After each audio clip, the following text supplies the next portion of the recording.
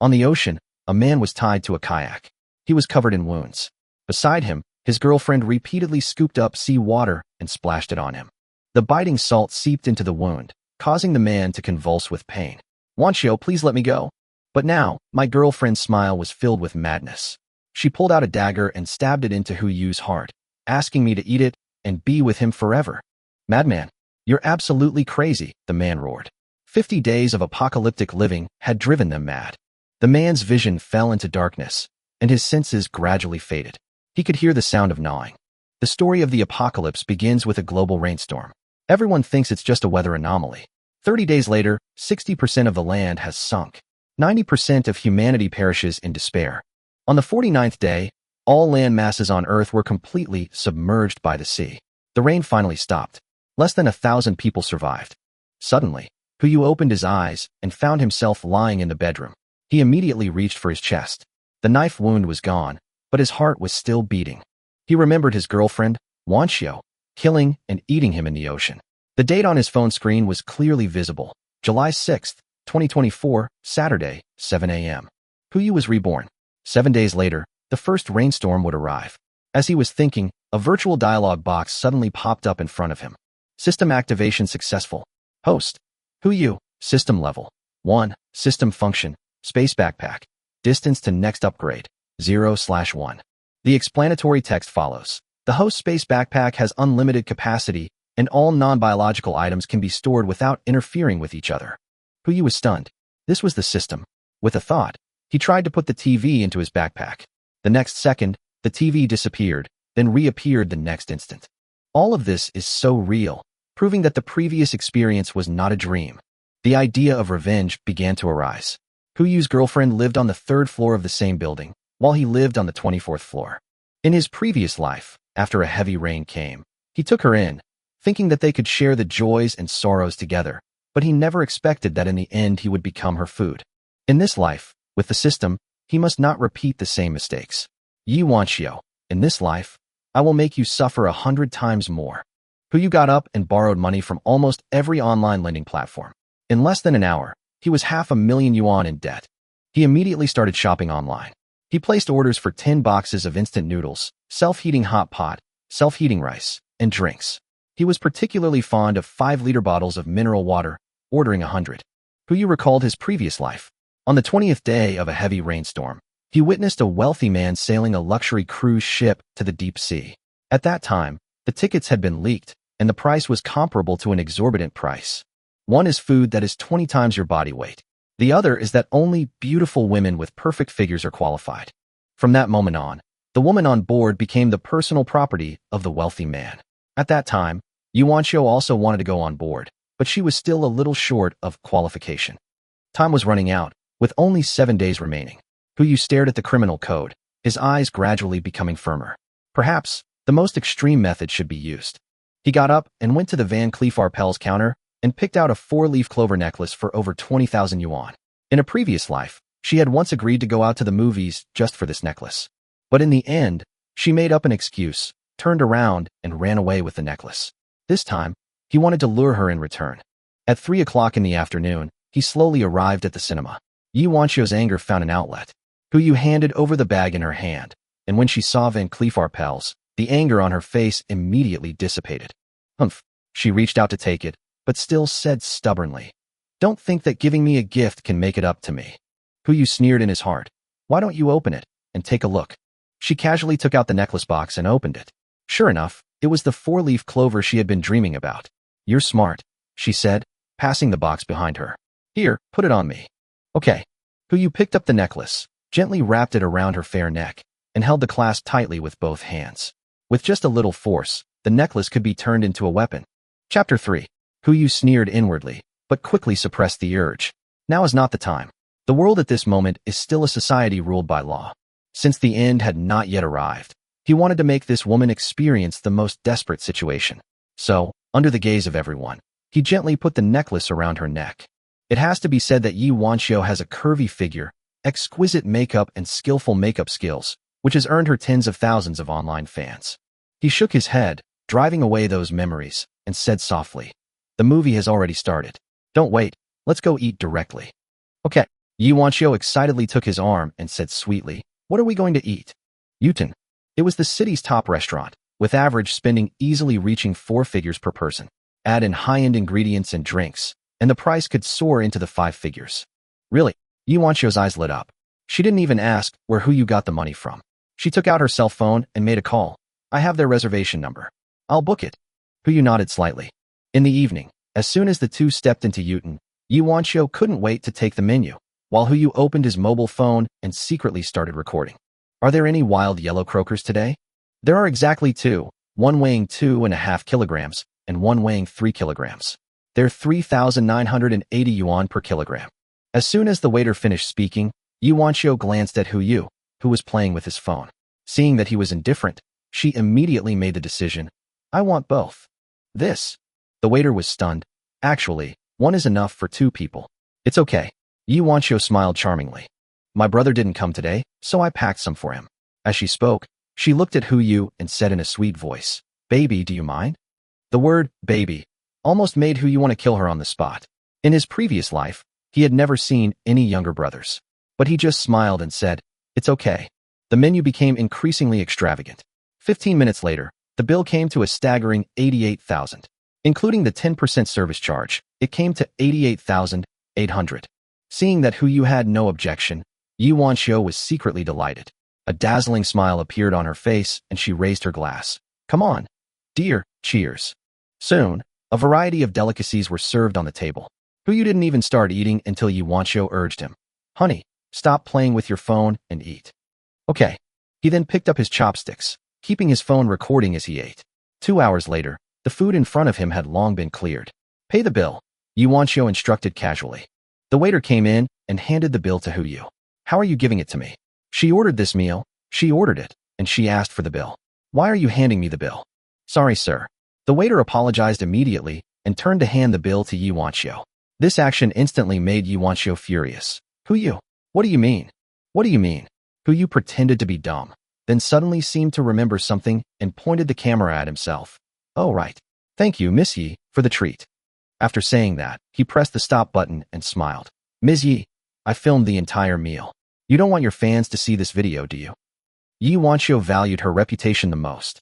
She gritted her teeth and sneered. "All right, we'll split the bill. Don't be impatient." Hu Yu opened the video again and pulled to the part where Yi Wanxiu urged him to eat. His smile became more sarcastic. "See, you're the one who made me pick up my chopsticks." Yi Wanxiu's face flushed crimson. She finally understood why Hu Yu hadn't touched his chopsticks yet. It turned out he had been waiting for her to jump in. "Thank you again, Miss Yi, for your hospitality."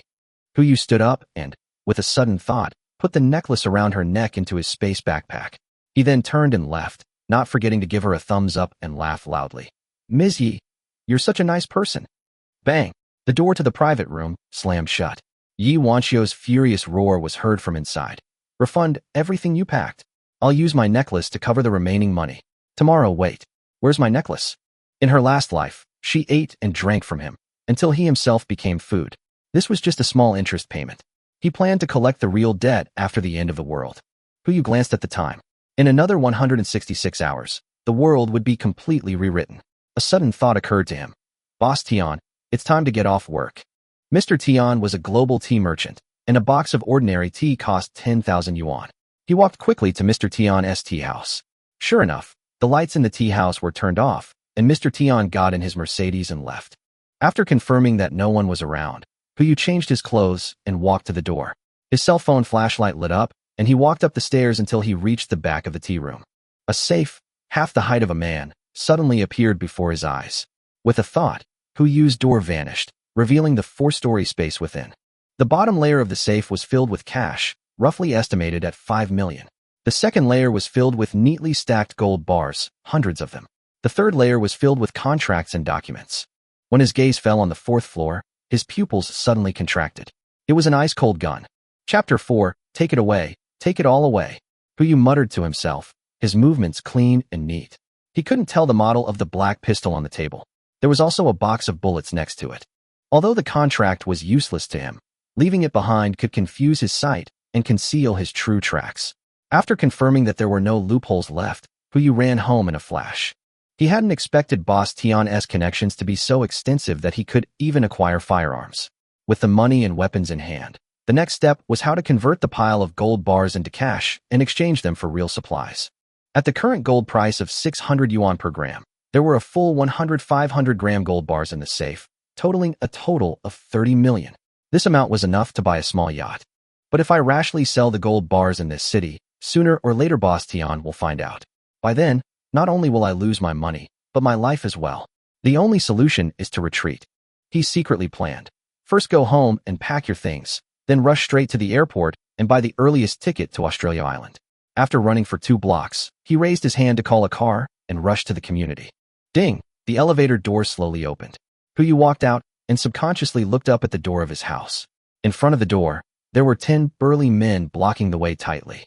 The leader was a bald man named Li Mang. In his previous life, he was one of Yi Wanqiu's loyal followers, and he was very successful in the city's underworld. Now that he is standing here, there is almost no need to guess who is behind him. It is undoubtedly Yi Wanqiu. Are you Huyu? Li Mang narrowed his eyes, confirming his identity. It's me. Huyu continued walking towards the door. It's good that it's you. Li Mang grinned and walked forward, followed closely by a group of younger brothers. He was about to say, Miss Yi asked me to tell you. At this moment, Huyu raised his wrist, and the muzzle of the gun was already pointed at Li Mang's forehead. What did she ask you to tell me?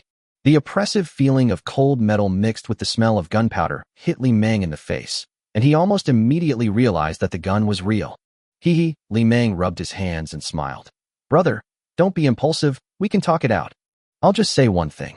Huyu didn't put away the gun, but hit his face with the muzzle of the gun. Several blows followed, each heavier than the last. Red marks immediately appeared on Li Mang's cheeks. Whatever she told you to do to me today, you go back and do it to her exactly the same way. I understand. I understand. Li Mang nodded repeatedly, not daring to say another word, and retreated to the elevator entrance in shame. As the elevator door closed, his expression changed instantly, and he cursed under his breath. Damn it. That crazy woman is really hurting people. She didn't even realize she was hitting a brick wall. A younger brother asked fearfully, Boss, is that a real gun? Nonsense. Boss Tian has an identical one. Li Mang was so angry that he kept cursing. Let's go and settle the score with that woman. Meanwhile, Huyu had already entered the house, packing all his daily necessities and valuables into his space backpack. He went downstairs under the cover of darkness. He walked straight out of the complex, got in his car, and headed straight for the airport. I had already contacted the airport and booked a business charter flight. When the car stopped, there were people waiting outside the airport. A flight attendant in uniform held up a sign with the 6 words, Welcome Mr. Huyu written on it. Huyu's eyes fell on her face, and the name Mu Lingxiu instantly emerged in his mind. She was a resident of the same building, having lived on the 27th floor, 1 floor below him, in her previous life. At the beginning of the rainstorm, she took in many residents and even took the initiative to distribute hot packs, bringing warmth to Huyu and Yi Wanqiu. But as the rain continued to fall day and night, people's hearts gradually broke. On the 15th day, she disappeared, replaced by the shameful transactions made by the residents she took in, using her body to exchange for food. Thinking of this, a complex feeling flashed through Huyu's heart. He remembered that he and Mu Lingxiu had exchanged a few words before. Mr. Huyu? Mu Lingxiu confirmed softly. Obviously, she didn't expect that the person who could spend 200,000 yuan to charter a plane would actually come alone in an online taxi. It's me, Huyu nodded in response. Huyu simply responded, followed her to the business lounge, took out 200,000 yuan in cash to pay, and then boarded the plane. In less than 20 minutes, he was already sitting on the leather sofa on the plane. Besides Mu Lingxiu, there was also a flight attendant serving him. Huyu drank only a glass of red wine and fell asleep. Ding! A notification sounded in his mind. Congratulations to the host for successfully surviving a day. System upgrade. Unlock new function, panel. Note, you can view panel information for anything, including but not limited to animals and plants.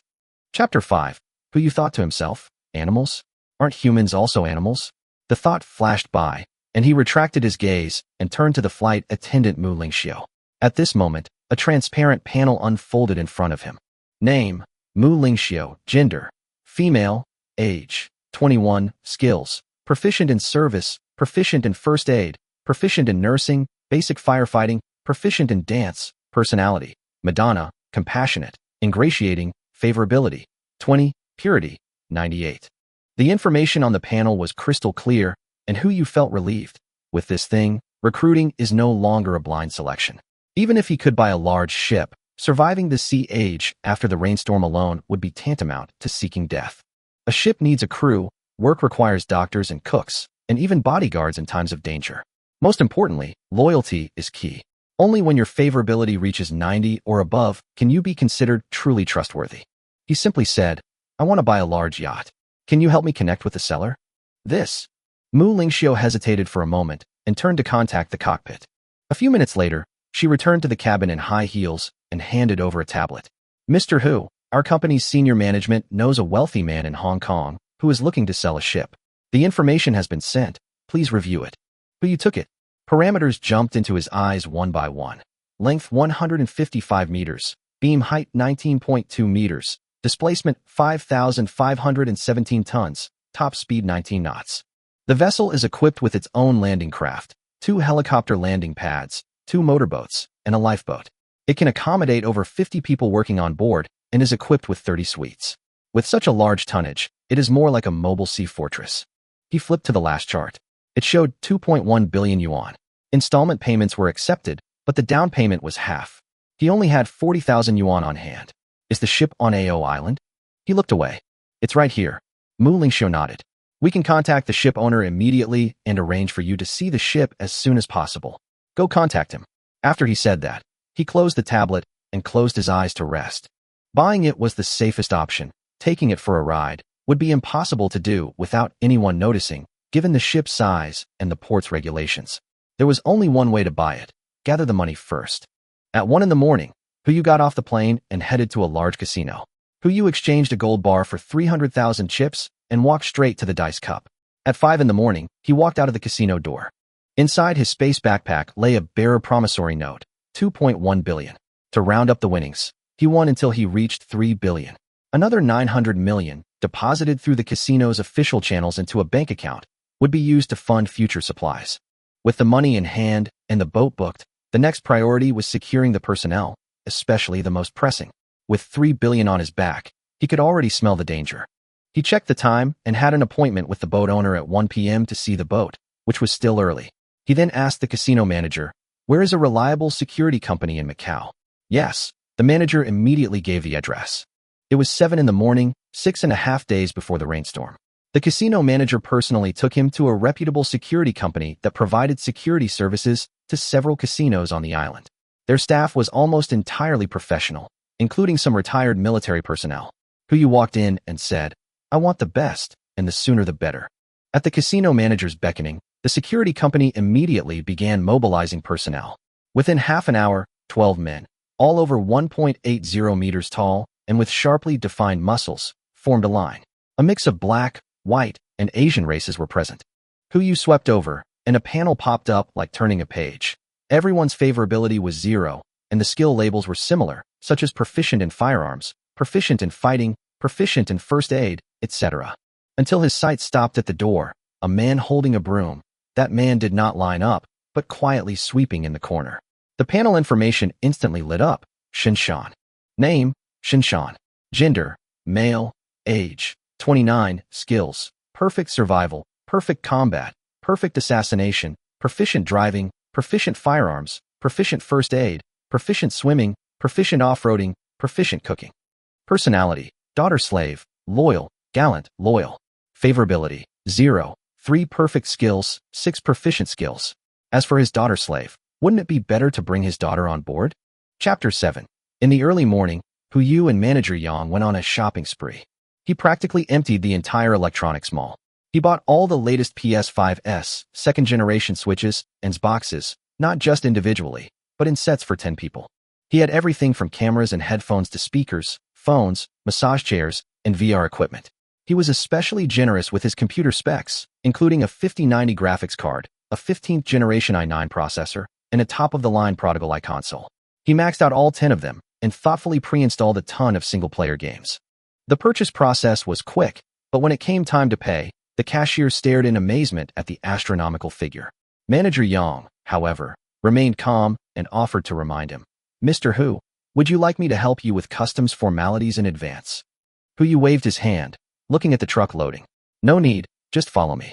He had no intention of using normal transportation. He would just put everything he got on the ship, and then the ship would be put into the space backpack. Everything would be done once and for all. By the time all the goods were loaded, it was almost 11 o'clock. Manager Yang was obviously very sociable and immediately invited Hu Yu to dine at Chongtian Restaurant, a Michelin 3-star restaurant owned by their family, free of charge of course. After getting in the car, he had just sat in the stretched Lincoln when the phone rang. The caller was Shinshan. "Boss, I finished my business. Where should I meet you?" Hu Yu thought for a moment and smiled calmly. "You know Chongtian Restaurant, right?" "Yes, I'll be there in half an hour." "Okay." After hanging up the phone, he casually instructed Manager Yang. "Prepare meals for 3 people." "No problem." Manager Yang presented a glass of champagne with both hands, extremely respectful. He secretly clenched his glass. Even if the world were to end, he would maintain this level of extravagance. "How much is this champagne?" he asked calmly. 18,000 a bottle. If you like, we can send you a case. Take the case, and make me some more." "How many do you want?" Hu Yu glanced at the truck full of electronic products behind the car and said casually, "Give me a truck." "A truck? You mean one of those small trucks?" "Well, is that not possible?" Manager Yang froze at first, then smiled again. "Of course, we'll have it ready for you this afternoon." Hu Yu smiled faintly. "Another truckload of red wine, another truckload of whiskey, and another truckload of white wine." Manager Yang's heart sank, but he still forced a smile. "We'll arrange it right away." At noon, the Lincoln slowly pulled up outside the casino. Hu Yu peered through the car window and saw Shinshan standing by the road, pushing a wheelchair. In the wheelchair sat a little girl, adorable as a doll, her face bathed in sunlight and her smile innocent. However, her legs were restrained, and she clearly couldn't walk. As soon as the car stopped, Manager Yang got out to greet him. "Boss." Shinshan stepped forward, his tone respectful, and even taught the little girl to call people. "Bubu, call me uncle." "Hello, brother." Bubu opened his eyes wide and said in a clear voice. Hu Yu was stunned for a moment, then squatted down to look her in the eye, smiled and asked, "Your name is Bubu? How old are you this year?" "I'm 7. How old is your brother?" "I'm 24. You have to call me uncle." "That's not right." Bubu retorted seriously. "Dad said that those without beards are called brothers." "Brother? You don't have a beard, and you're still so handsome, so of course I should be called brother." Hu Yu was at a loss for words. Then what kind of person is an uncle? Bubu raised his hand and pointed at Manager Yang without hesitation. "Him. The one with wrinkles on his face is an uncle." Hu Yu couldn't help but rub the little girl's head, his eyes soft. "Brother Shin, your daughter is so cute." Shinshan lowered his head, his eyes full of pity and heartache. "I'm glad the boss doesn't mind. Let's go and have dinner first." Hu Yu said to Bubu with a smile, "What do you want to eat? Brother will treat you." "Really?" Bubu's eyes sparkled as he counted on his fingers. Hu Yu patted her little hand, then looked at Manager Yang. "Bring a truckload of these snacks, you know the quality." Manager Yang almost lost his composure. "A truckload of egg tarts? That's inconvenient to store them." Hu Yu only snorted. "Huh, I'll arrange it right away." Manager Yang's forehead was covered with sweat. Shinshan's heart skipped a beat, thinking that cart was just a metaphor for the size of a shopping cart, and he quickly advised, "Boss, there's no need for that. A child can't eat that much. 1 portion is enough." Hu Yu smiled and didn't explain. Anyway, one day Shinshan would understand. After entering the restaurant's private room, Shinshan immediately resumed his professionalism. He carefully inspected each dish before it was served. According to the rules, he was supposed to take Bubu to dine alone, but Hu Yu had already picked up the knife and fork and handed the cut steak to Bubu. "Brother, I can eat by myself." The little girl refused seriously and raised her fork. "Bubu is very good." Hu Yu laughed and put down his knife and fork. "Bubu is the best." Then, he turned to Shinshan and said, "Brother Shun, you sit down too. A meal for 3 is not redundant. Let's eat together." Shinshan hesitated for a moment, but finally nodded and sat down with his daughter. At this moment, a message popped up in front of Hu Yu. Shinshan favorability +10, now 39. Shun Bubu favorability +11, now 30. Hu Yu smiled inwardly. Facts prove that as long as you knew the limits, relationships could always gradually warm up.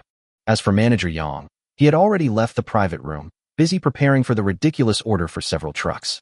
At exactly 12 noon, his phone vibrated. Hu Yu picked it up and saw it was Mu Lingxiu calling. "Mr. Hu, the ship owner has agreed to meet you. If your itinerary remains unchanged, we can send someone to pick you up at the dock." "No need." Hu Yu wiped his mouth with a napkin, his expression firm. "We'll be there right away." Chapter 8. It was the same stretched Lincoln, but this time, Shinshan and Bubu were in the car. The group of small trucks following behind had grown even larger. After the original truck full of electronic equipment, there were now 9 new trucks. When she learned that 5 of the trucks were filled with Bubu's favorite things, she was completely stunned, her eyes wide open, as if she couldn't believe it. Even Shin-chan was no exception. He only had one question in his mind. Do rich people really buy things by the truckload?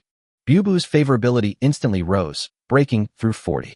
But Shin-chan was not so easy to accept.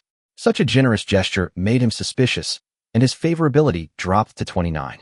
He wondered if Huyu had some other purpose behind it. Bubu was genuinely happy. After carefully seeking Shin-chan's permission, she ate an egg tart. She looked so adorable. Huyu was so tempted to pull a whole cart of them.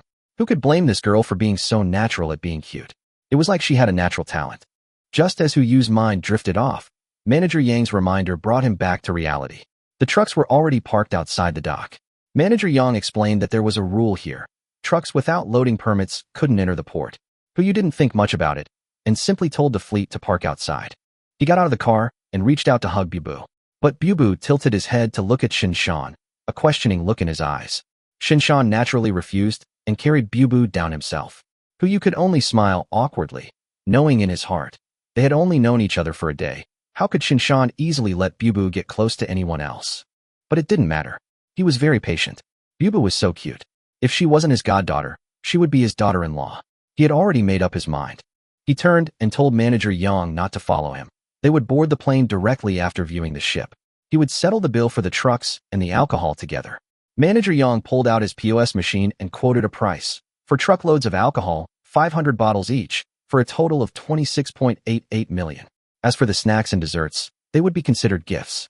Huyu simply swiped his card, easily paying for nearly 30 million worth of drinks. He waved Manager Yang off, ignoring the 10 trucks still parked outside the dock, and headed straight for the dock. After a few steps, Mu Lingxiu came up with a middle-aged man in a suit. Shin-chan subconsciously stood in front to protect Huyu and Bubu. Huyu waved his hand to indicate that it was okay, that he was an acquaintance. The middle-aged man introduced himself as Li Wei, the general manager of Wanji Airlines. After a polite handshake, Huyu asked directly whether the ship's seller had arrived. Li Wei, with a smile on his face, said he was already waiting inside. Following Li Wei into the dock, Huyu finally saw the legendary yacht. At first glance, it was simply too long. Photos and data couldn't capture its true magnitude. At 155 meters long and 19.2 meters high, it would be as tall as a 50-story building when erected and 6 stories wide. Huyu was stunned for a moment before muttering to himself. Could this photo be from the Strategic Research Institute? Seeing it in person, it was a truly enormous vessel. He then pulled up the system dashboard, revealing the detailed information. The St. Pius luxury yacht was fully equipped with a video room, concert hall, bar, restaurant, swimming pool, gym, and even a helipad, meditation room, and cigar room. Bubu's eyes lit up, and she whispered, "Wow, what a huge boat." Her eyes were filled with longing, but she refrained from asking to board, fearing to inconvenience others. Li Wei smiled and replied that while the boat wasn't as large as a cruise ship, it was still a top-tier yacht. Huyu walked up the electric gangway with a steady demeanor. As soon as he entered the ship, 2 stewards, each as charming as Mu Lingxiu, came up to him. With professional smiles and sweet voices, they said, "Welcome to the St. Pius. It's a pleasure to serve you." Huyu glanced at it, but he didn't show any interest at all. He just asked where the ship owner was. Li Wei replied awkwardly that the other party was waiting in the deck reception room. We made our way to the deck reception room, where only bodyguards and a few scantily clad crew members were present. The so-called owner was nowhere to be seen. It wasn't until splashing sounds were heard in the swimming pool that a shirtless, blonde, and overweight man emerged from the water. Shin-chan immediately covered Bubu's eyes with his hands, telling her not to look. Bubu nodded obediently. The blonde man laughed gruffly, addressed Li Wei by name in broken Chinese, and suggested a party that evening. Li Wei reluctantly reminded him. Didn't he have business to discuss? Then he turned to look at Huyu with a look of disdain. "It's you? You want to buy my St. Pius?" Huyu didn't waste any words and directly quoted one word, the price. The blonde fat man quoted a sky-high price, 2.1 billion. No bargaining. Unexpectedly, Huyu didn't even blink and threw out the promissory note. "Here you go. Now, take your people and get off my boat." At that moment, everyone was stunned. 21 billion, not 21 yuan. Some people would hesitate for ages before buying a 21 yuan milk tea, but he bought a ship with a flick of his wrist. James was obviously afraid that he would go back on his word, So he immediately took out the contract, quickly signed his name on it, and handed it to Huyu. Huyu also signed it, and the contract was concluded. The process was so swift that no one had time to react. James embraced the promissory note, kissed it, and excitedly called out, "Let's go." Casino. Turns out he was a gambler. Huyu secretly shook his head, internally complaining. If I had known earlier, I should have just gone to the gambling table and saved myself all this trouble. He glanced casually, and the four scantily clad flight attendants immediately understood and rushed over, shouting in a delicate voice, "Boss." Chapter 9. The four scantily clad flight attendants rushed forward simultaneously, creating a very awkward scene.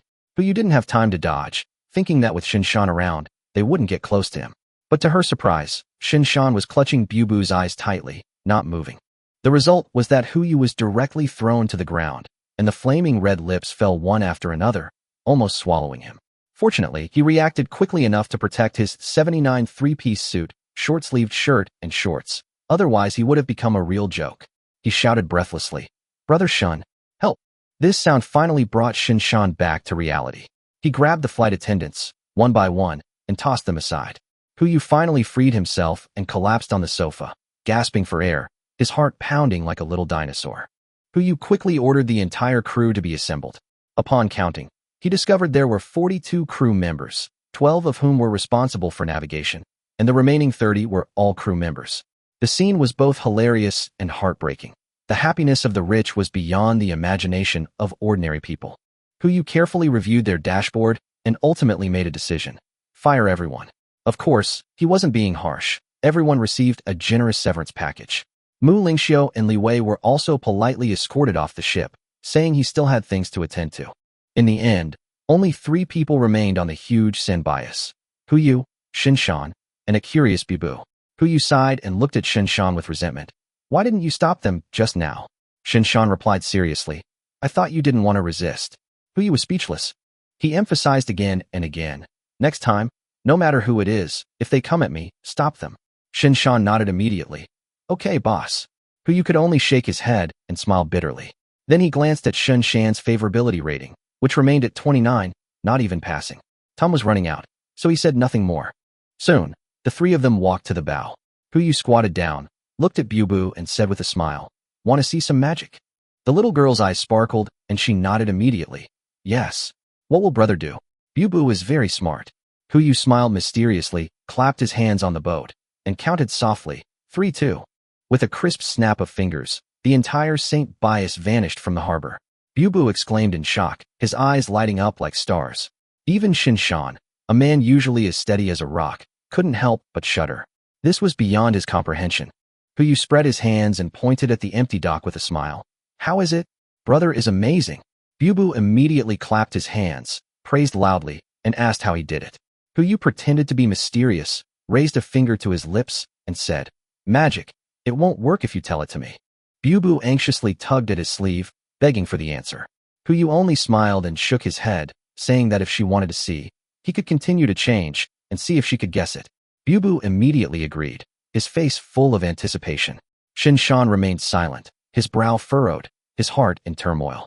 Before leaving the dock, Huyu used the same method to store the 10 trucks parked outside into his space backpack.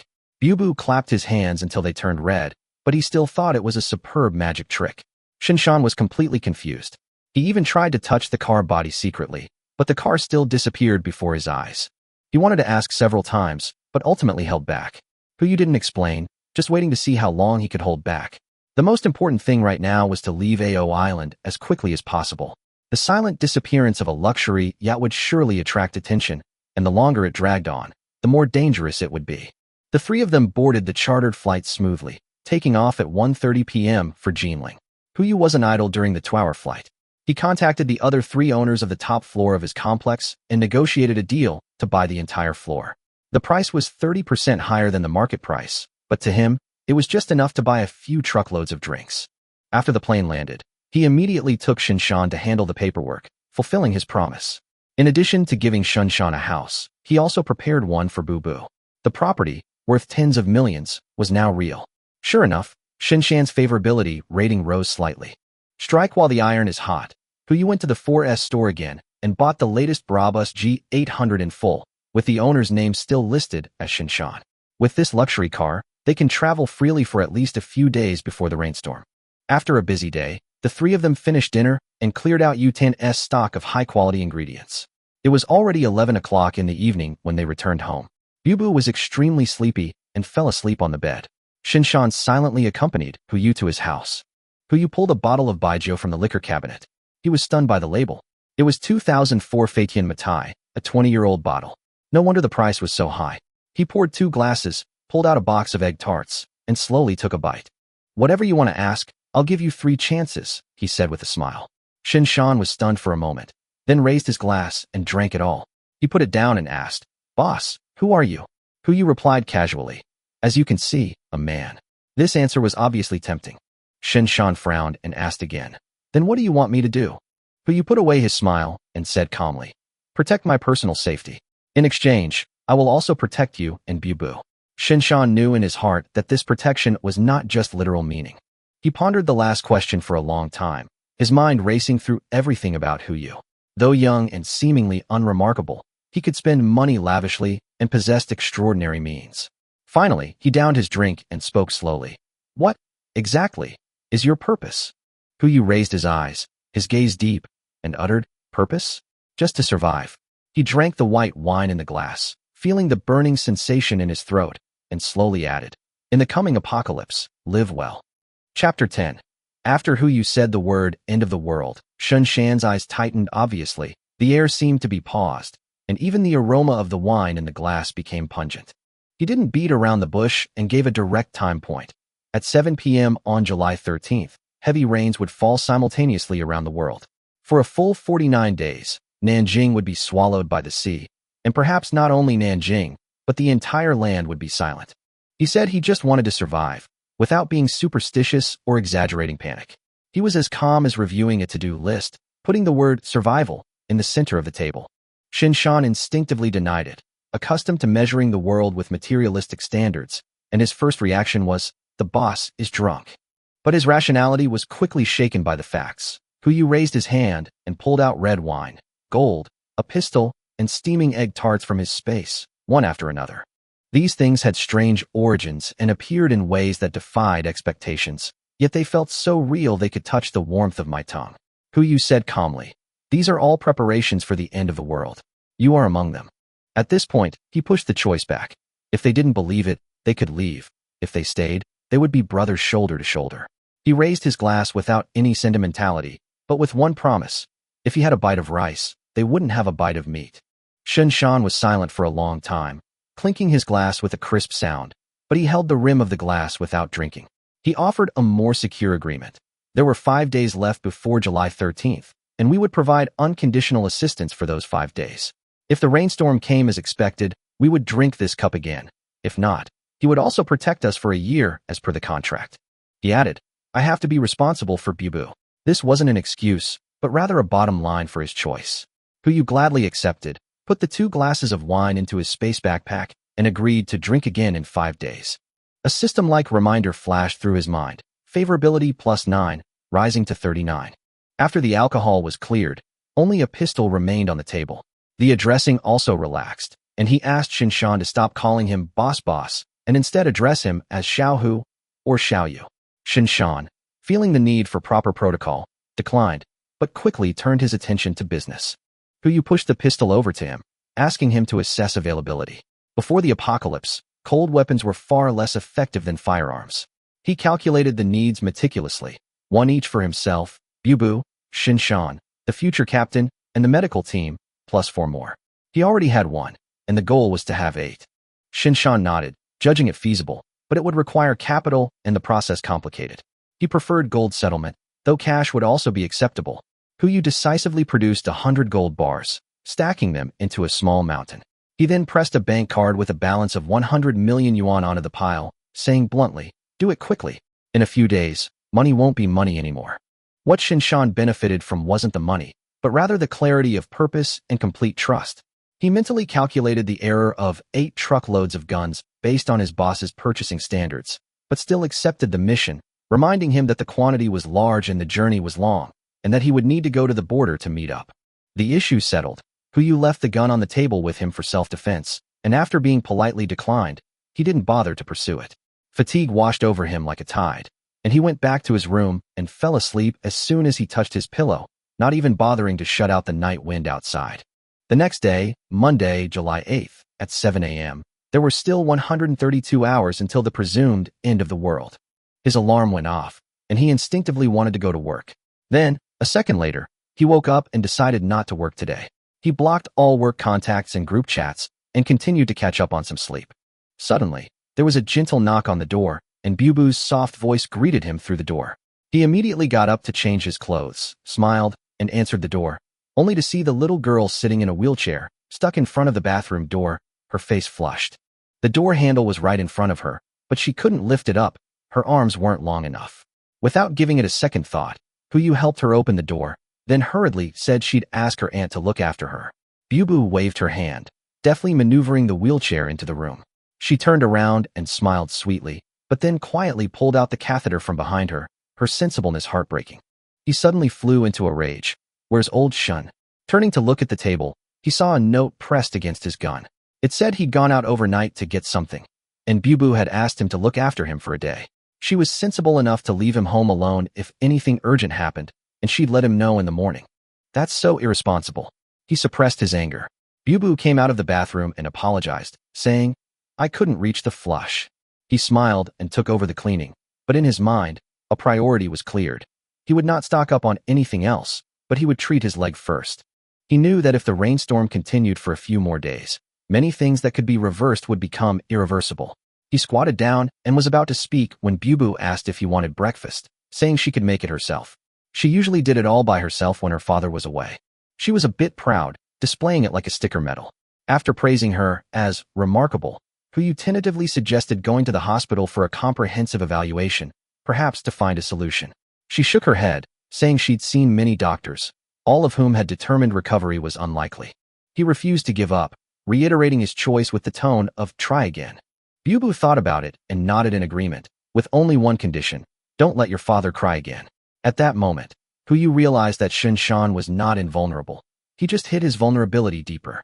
The plan was immediately implemented. Without delaying the local procedures in Jinling, fly directly to Yujing, combine hospital resources and doctor echelons, and form a private medical team when necessary, and include them in the shelter sequence before the end of the world. He picked up his phone and called the Wanji Airlines manager, requesting the fastest charter flight to Yujing. Cost wasn't an issue. The crucial window was to get there before the rainstorm.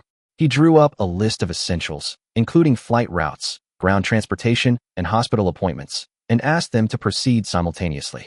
After doing all this, he replanned the traffic flow in the house. Temporary handrails and ramps were installed in the bathroom and bedroom, and backup nursing supplies were placed in convenient locations. The easy-to-reach area in the kitchen was reserved for light meals that Bubu could handle independently, and all dangerous equipment was locked. He also divided the high-end ingredients he'd stockpiled the night before into cold storage, labeling them as pre-apocalyptic nutritional supplements and energy-dense meals for the early apocalypse. Any seemingly trivial arrangement could be a lifeline in a storm.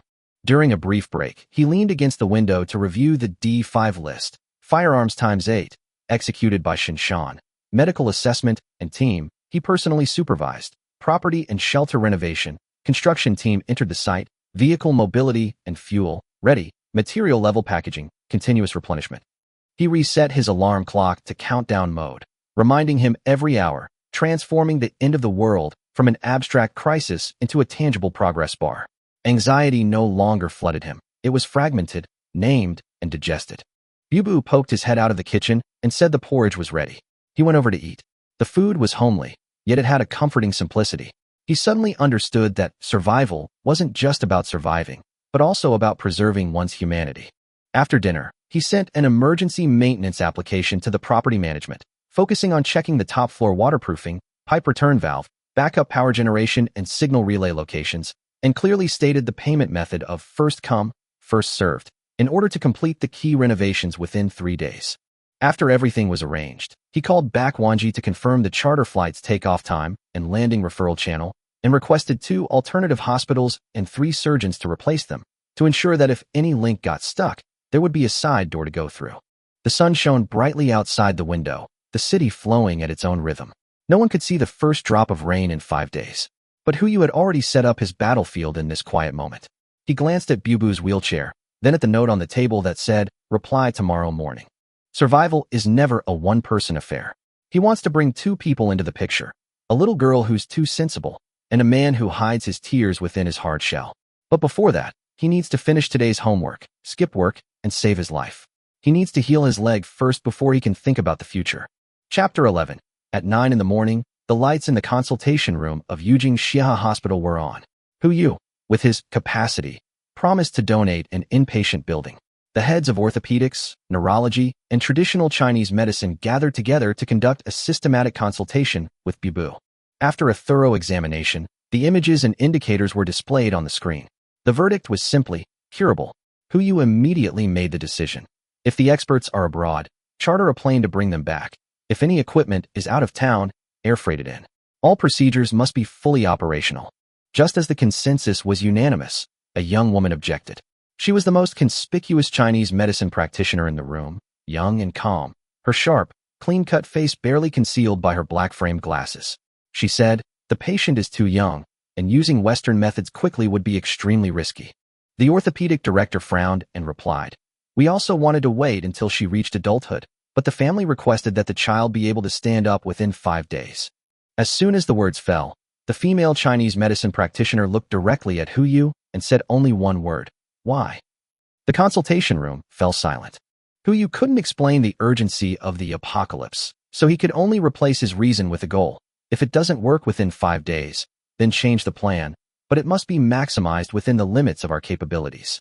The female Chinese medicine practitioner nodded calmly and proposed a slow recovery method of traditional prescriptions plus acupuncture plus plasters plus physical therapy. She summarized the cause, a bullet wound to the spine, causing nerve damage and paralysis of the lower limbs. Despite prompt treatment, the bones in both legs were still in the process of regeneration. She used Chinese medicine to slowly stimulate nerve regeneration, combined with acupuncture and plasters, in a gradual, unpredictable manner. The duration of this treatment was unknown. The unknown is key. 3 to 5 years at the least, even longer.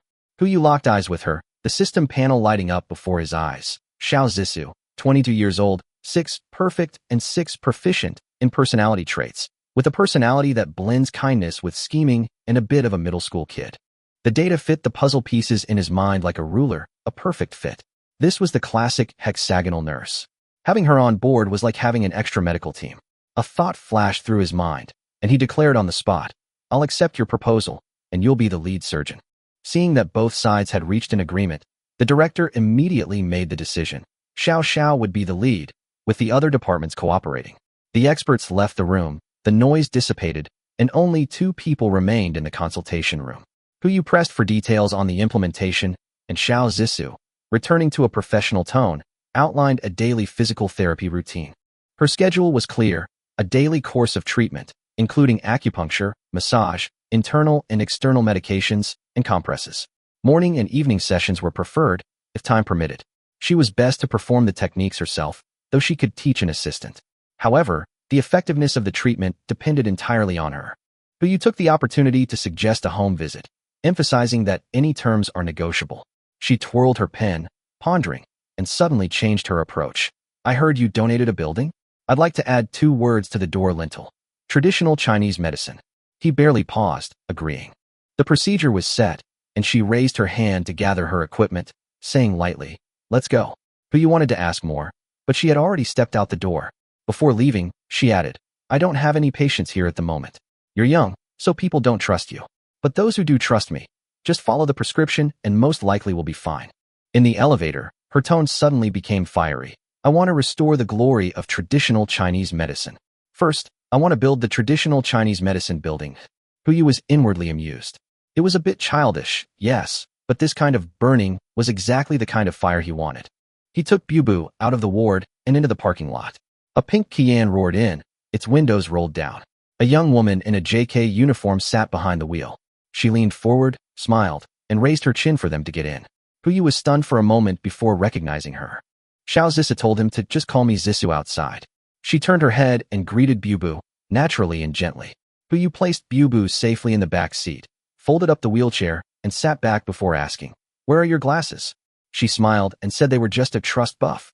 As the car pulled out of the garage, she began to lay out her conditions. She would be free to do whatever she wanted outside of treatment hours. The family and the patient must fully cooperate. She wasn't a live-in doctor, merely staying temporarily for convenience, and would not assume any obligations beyond Bubu's care. Huyu agreed to each one. She added, assign the little girl a full-time caregiver as soon as possible. Her body will undergo phase changes after treatment begins, and she needs to keep up with the details of her daily life. Huyu made a note of it on the spot and decided to do it upon returning to Jinling, making it a top priority. The car sped toward the outskirts, stopping in front of a modest warehouse. The rolling door opened, and the aroma of wood and medicine filled the air. 10 old wooden medicine cabinets stood side by side, their overflowing warehouse of Chinese medicinal herbs categorized by type.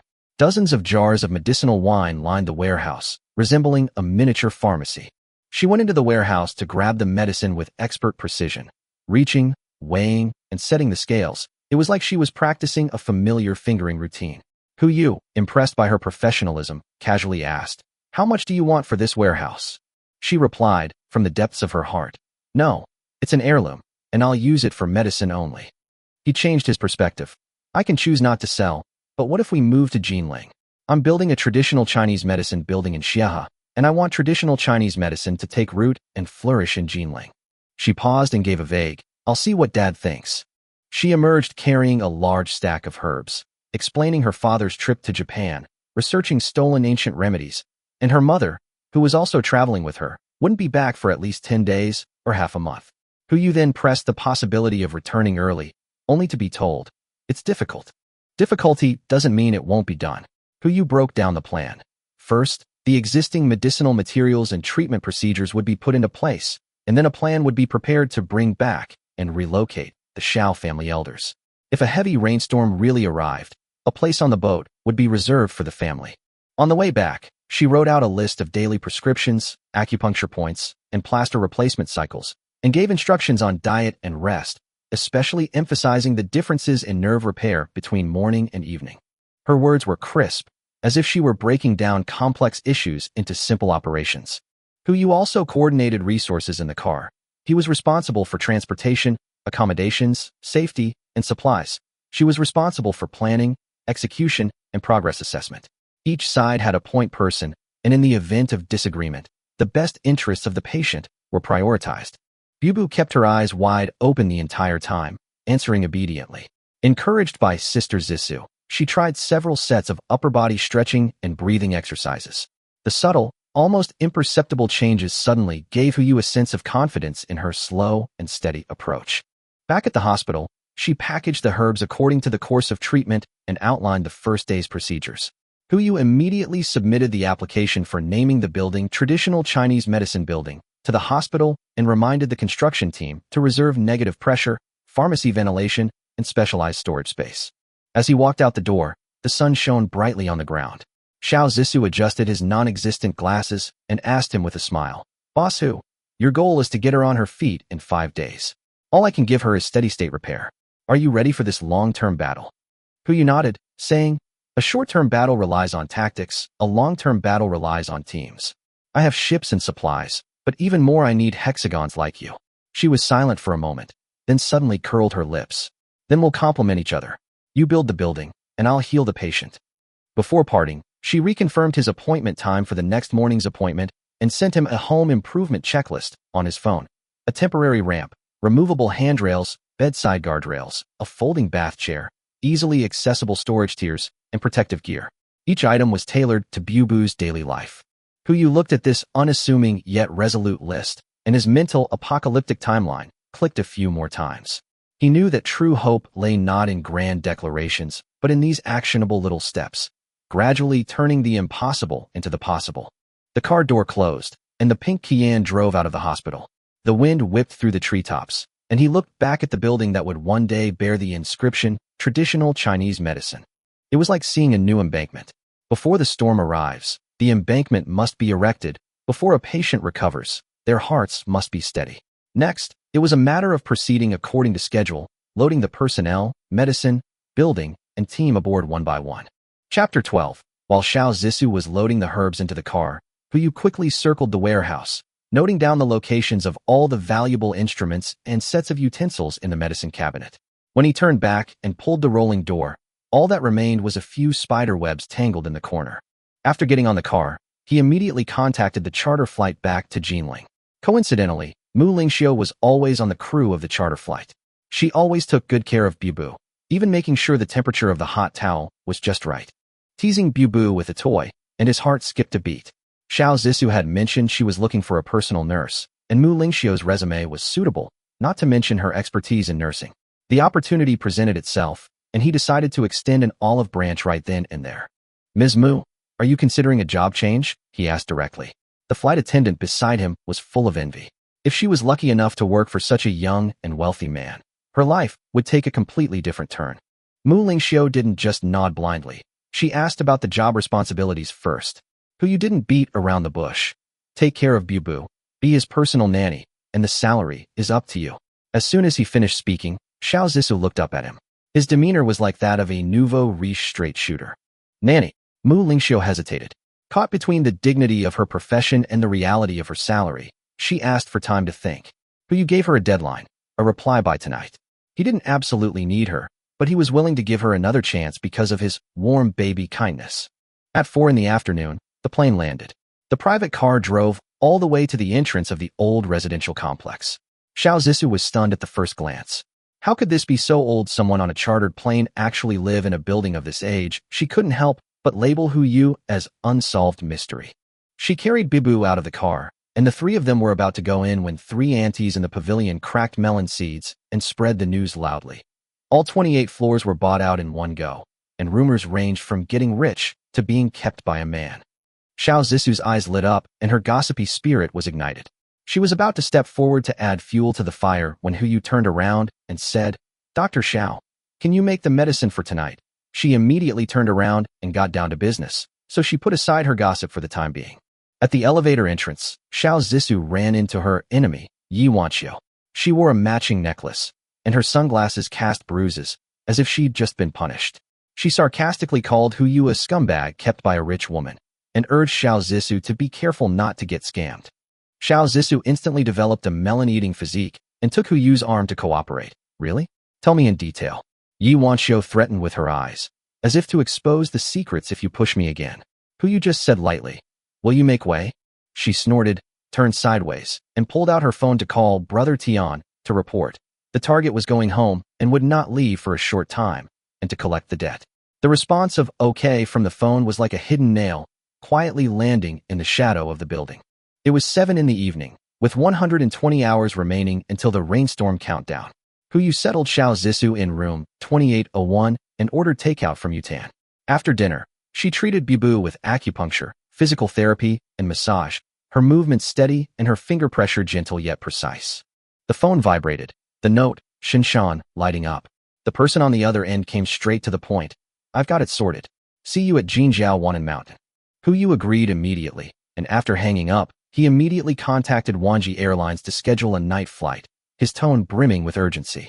He turned to Xiao Zissou and asked her to look after Bibu tonight, promising to find a personal nanny tomorrow. Her hands were still busy, but her mouth was serious. "I can do whatever I want outside of treatment time, unless you can answer 3 questions for me first." "Which 3?" he asked curiously. She kept him in suspense. "Don't you have something else to do? We'll talk when you get back."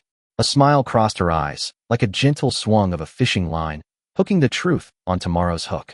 Hu Yu nodded, turned, and went downstairs to hail a taxi to the airport. As the taxi pulled out of the residential complex, a black Mercedes-Benz pulled up alongside.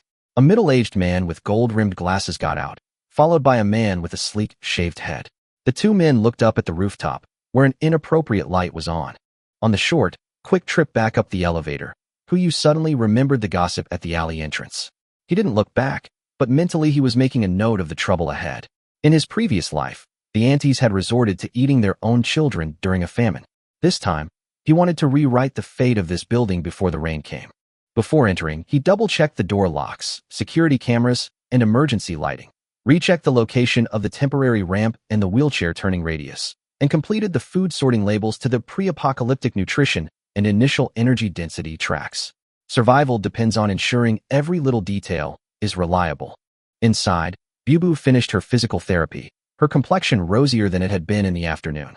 She waved toward the door, clutching a small toy, her voice soft. Brother, come back soon. Xiao Zissou divided the medicine bags by day, instructed her on dietary restrictions and bedtime stretching, like she was chopping her hopes into actionable checklists. Hu packed up his luggage, sealed up his backup communications, emergency funds, and multiple copies of his ID, and affixed a weapons handover label. On his phone, the flight's departure time and landing coordinates were locked, and the contact code was sent, and everything entered execution mode. Downstairs, the wind blew through the sycamore leaves, carrying the sticky heat of a summer night. He paused at the door, looking back at the old man and the young man in the room, a hexagonal nanny and an overly sensible little girl, before gently closing the door.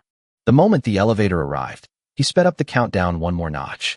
Weapons needed to be in place, the family needed to be stable, and the people needed to stay on a healthy track.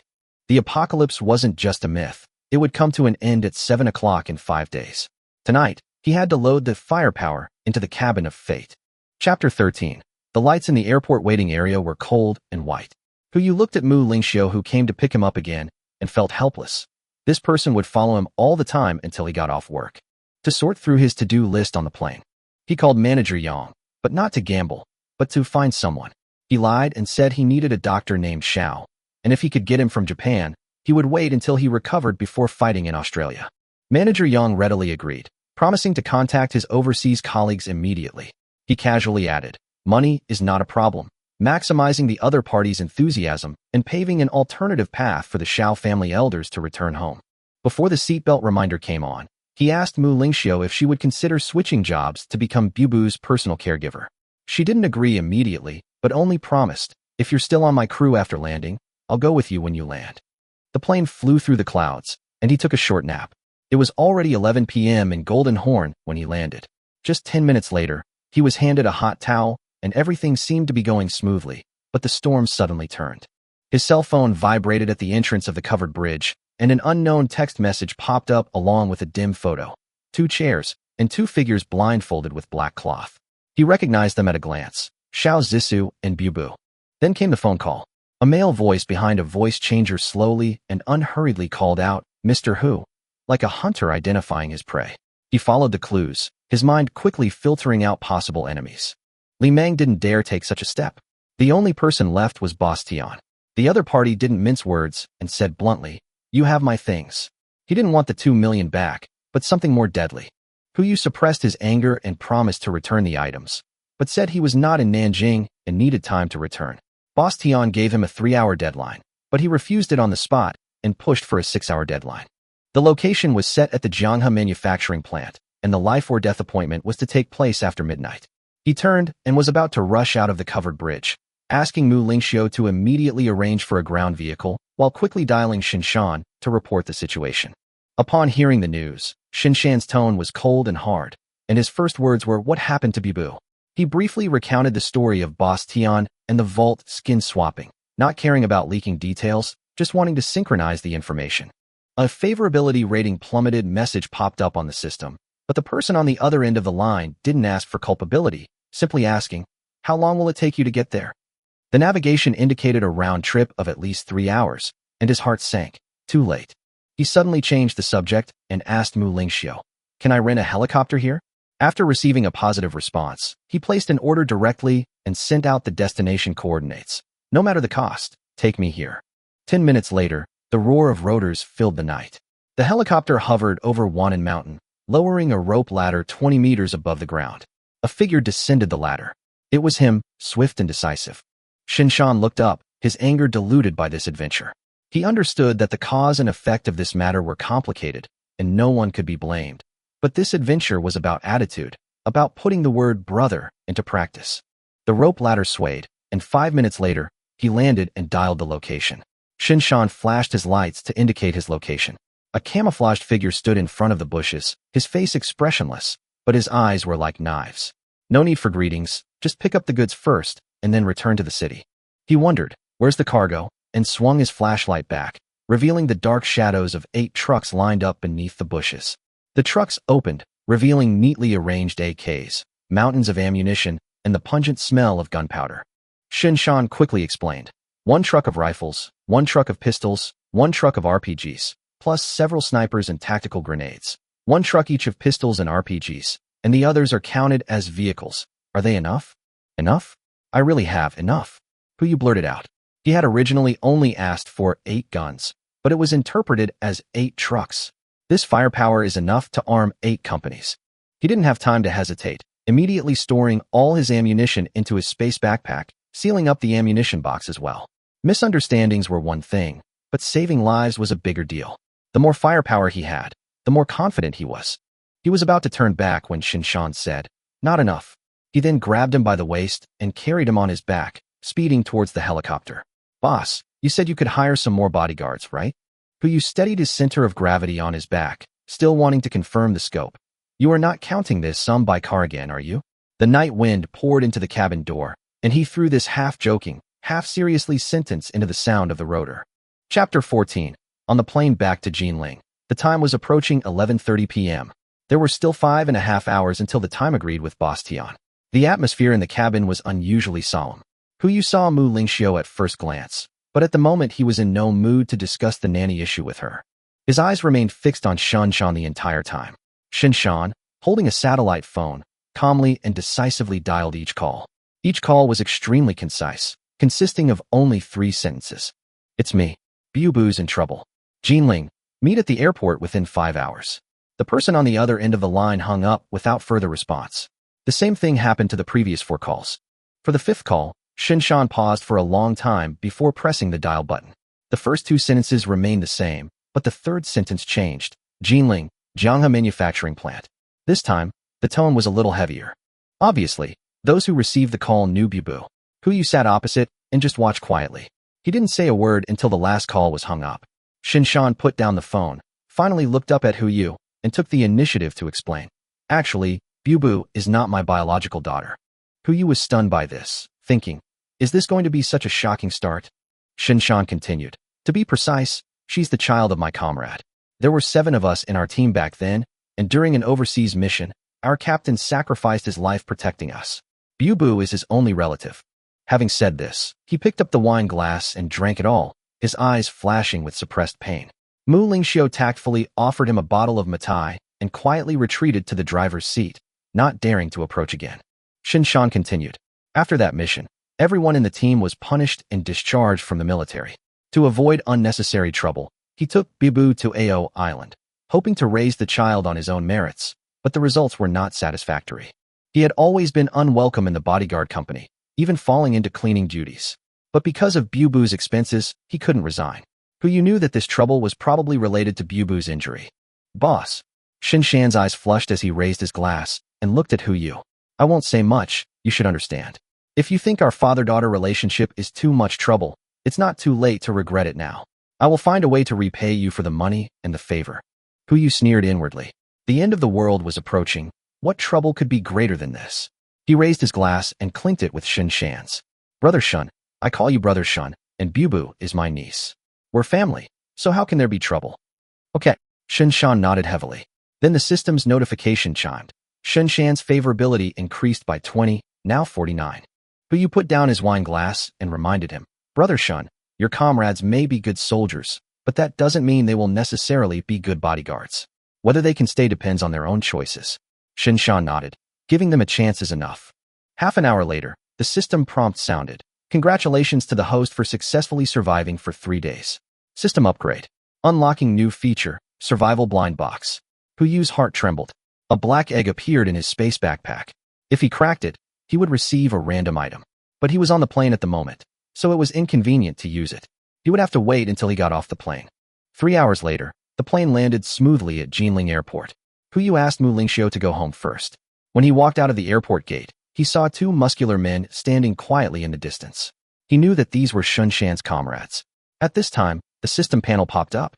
Name: Li Ji, 28 years old, skills: perfect driving, perfect cooking, survival expertise, first aid expertise, combat expertise, firearms expertise, off-road expertise, assassination expertise, swimming expertise. Personality: loyal, kind, stubborn, protective. Favorability: 0. Name: Su Zilong, 27 years old, skills: epic firearms, perfect combat, perfect assassination, survival expertise, off-road expertise, driving expertise, first aid expertise, electronics expertise, swimming expertise. Personality: loyal, impulsive, decisive, protective, tsundere. Favorability: 0. Huyu's eyes lit up when he saw Su Zilong's skills. Epic firearms. So there's a higher level above perfection. In other words, his marksmanship surpasses Shinshan's.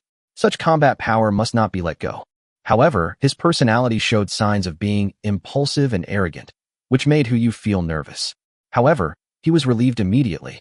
As long as he was loyal and righteous and followed orders, other shortcomings were nothing. The two met, but they didn't agree on a single word. Li Ji said coldly, "Why did you bring this guy here?" Su Zilong snorted, "If I don't come, do you guys have to save Bibu?" Obviously, there was a big conflict between the two. Shinshan immediately interrupted, introducing Huyu. "This is my boss, and I'm his bodyguard." Besides Bibu, a female friend of his was also kidnapped. Su Zilong's favorability -10, now -10. Su Zilong's eyes were sharp and he asked in a cold voice, "So, this kidnapping has something to do with you?" A chill came over him, and even Huyu couldn't help but shiver. At that moment, a new voice rang out from outside the airport. A pair of twins slowly approached, taunting Su Zilong, "Leaving Bibu to you. It's still unclear whether she'll live to adulthood." The system panel popped up again. Name: Zhao Zhong, 28 years old, skills: perfect first aid, perfect survival, proficient off-roading, proficient combat, proficient cooking, proficient firearms, proficient assassination, proficient swimming, proficient survival. Personality: loyal, gallant, protective, and chatterboxing. Favorability: 0. Name: Zhao Yi, 28 years old. Skills: perfect firearms, perfect combat, proficient assassination, proficient driving, proficient cooking, proficient first aid, proficient off-roading, proficient swimming, proficient survival. Personality: loyal, gallant, protective, superstitious. Favorability: 0. Like Shinshan, these 4 individuals possess 9 skills, though their areas of perfection vary. Li Ji excels in driving and cooking. Zhao Zhong excels in first aid and survival. Zhao Yi is even stronger in firearms and combat, and Su Zilong is at the top of the range. Huyu thought to himself, "If I can take these people in, plus 8 carts of ammunition, I will be able to move forward easily." Shinshan acted decisively and ordered, "Everyone is here. Let's carry out the mission first, and then we can talk about other things." The 4 of them immediately formed a team. Although they had conflicts in their hearts, they did not hesitate to act. He assigned tasks. Li Ji, Zhao Zhong, Zhao Yi, get in the same car with me. Zilong, you drive and follow behind. Several people responded at the same time. The convoy set off immediately. However, Huyu was unable to keep up and fell behind after a few steps. Li Ji simply carried him on his back and quickly caught up with the group. Huyu was filled with shame and could only curse himself inwardly for his poor physical condition. After getting in the car, Li Ji left Huyu in the passenger seat, stepped on the accelerator, and sped off in the G-force. The car's speed instantly soared to 130 kilometers per hour, with Su Zilong in the back following closely. Huyu's heart skipped a beat, suddenly remembering that Shinshan had made 5 calls, but only 4 people showed up. He couldn't help but ask, "Brother Shun, where's the other person?" This sentence instantly froze the atmosphere in the car. Zhao Zhong, Zhao Yi, and even Li Ji's expressions suddenly changed. Zhao Zhong's voice trembled. "Brother Shan, you found that person?" Shinshan sighed. "What else can we do?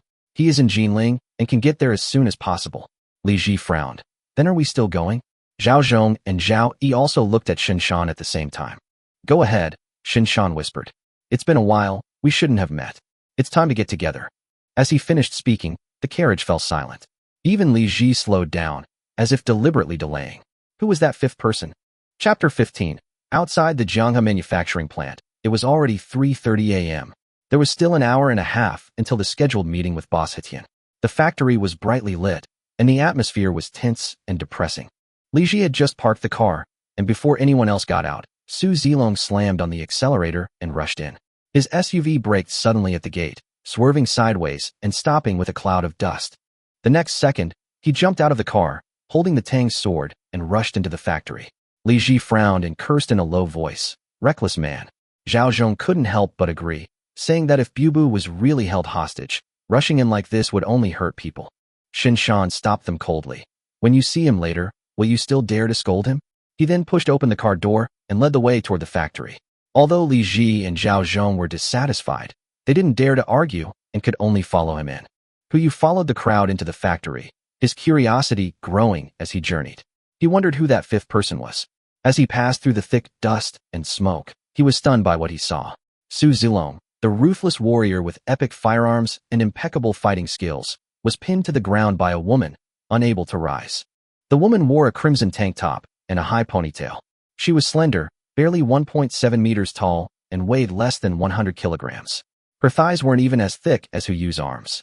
Yet, even this person was able to pin Su Zilong down, rendering him unable to move. Behind them, Boss Tian and the others were all tied up, their mouths, eyes, and ears sealed. Xiao Zissou and Bu Bu were among them.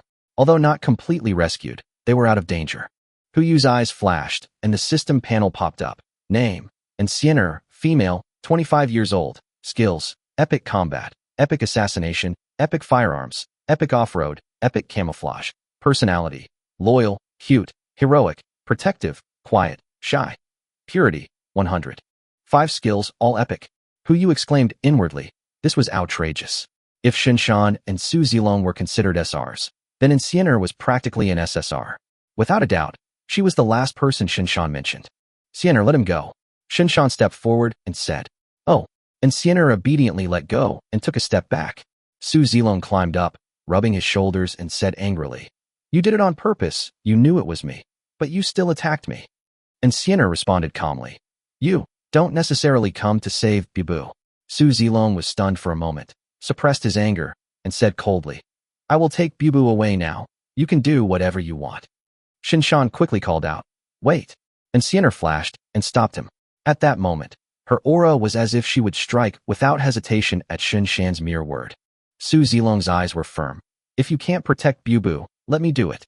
I will never let her suffer any injustice again. Shinshan was silent and could only turn to Hu Yu and say, Boss, you take care of Bu Bu first. I will talk to them. Hu Yu nodded, quickly walked over to Bu Bu, and gently removed her earplugs. Bu Bu shuddered, but when she recognized him, tears welled up in her eyes. Brother Hu Yu, hurry. Sister Zissou is also tied up, she said urgently. Don't be afraid. You are all safe. Hu Yu comforted her and helped her untie the gag and blindfold. Bu Bu's face was tearful, but she showed determination. I'm fine. Save Sister Zissou first. Hu Yu felt warm in his heart and praised her as the best.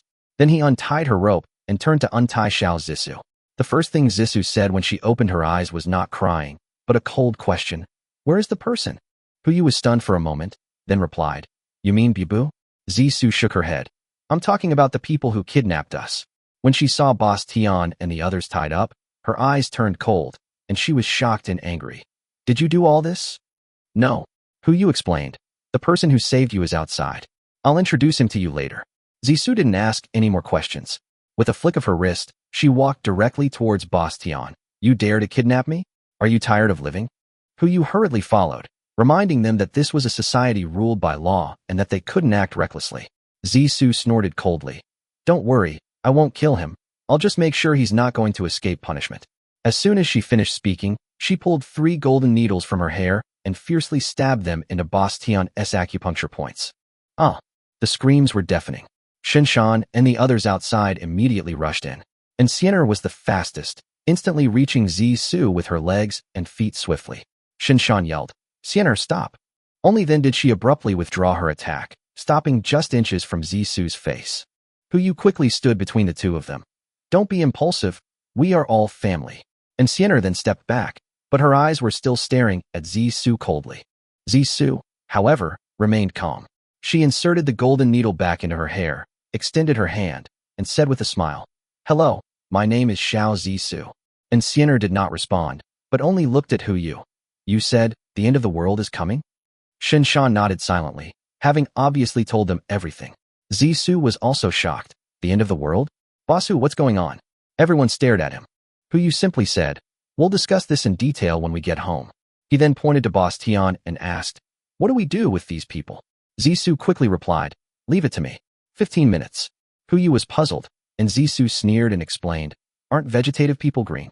Hu Yu and Zissou were the only ones left in the factory.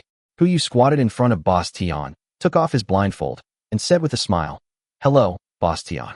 The other man screamed in fear, sweating profusely, his voice trembling. Mr. Hu. Hu Yu glanced at the time. There is still an hour before the agreed meeting time. You don't mind, right? Boss Tian wailed and shook his head. Hu casually pulled out an AK from his bag. Is this it?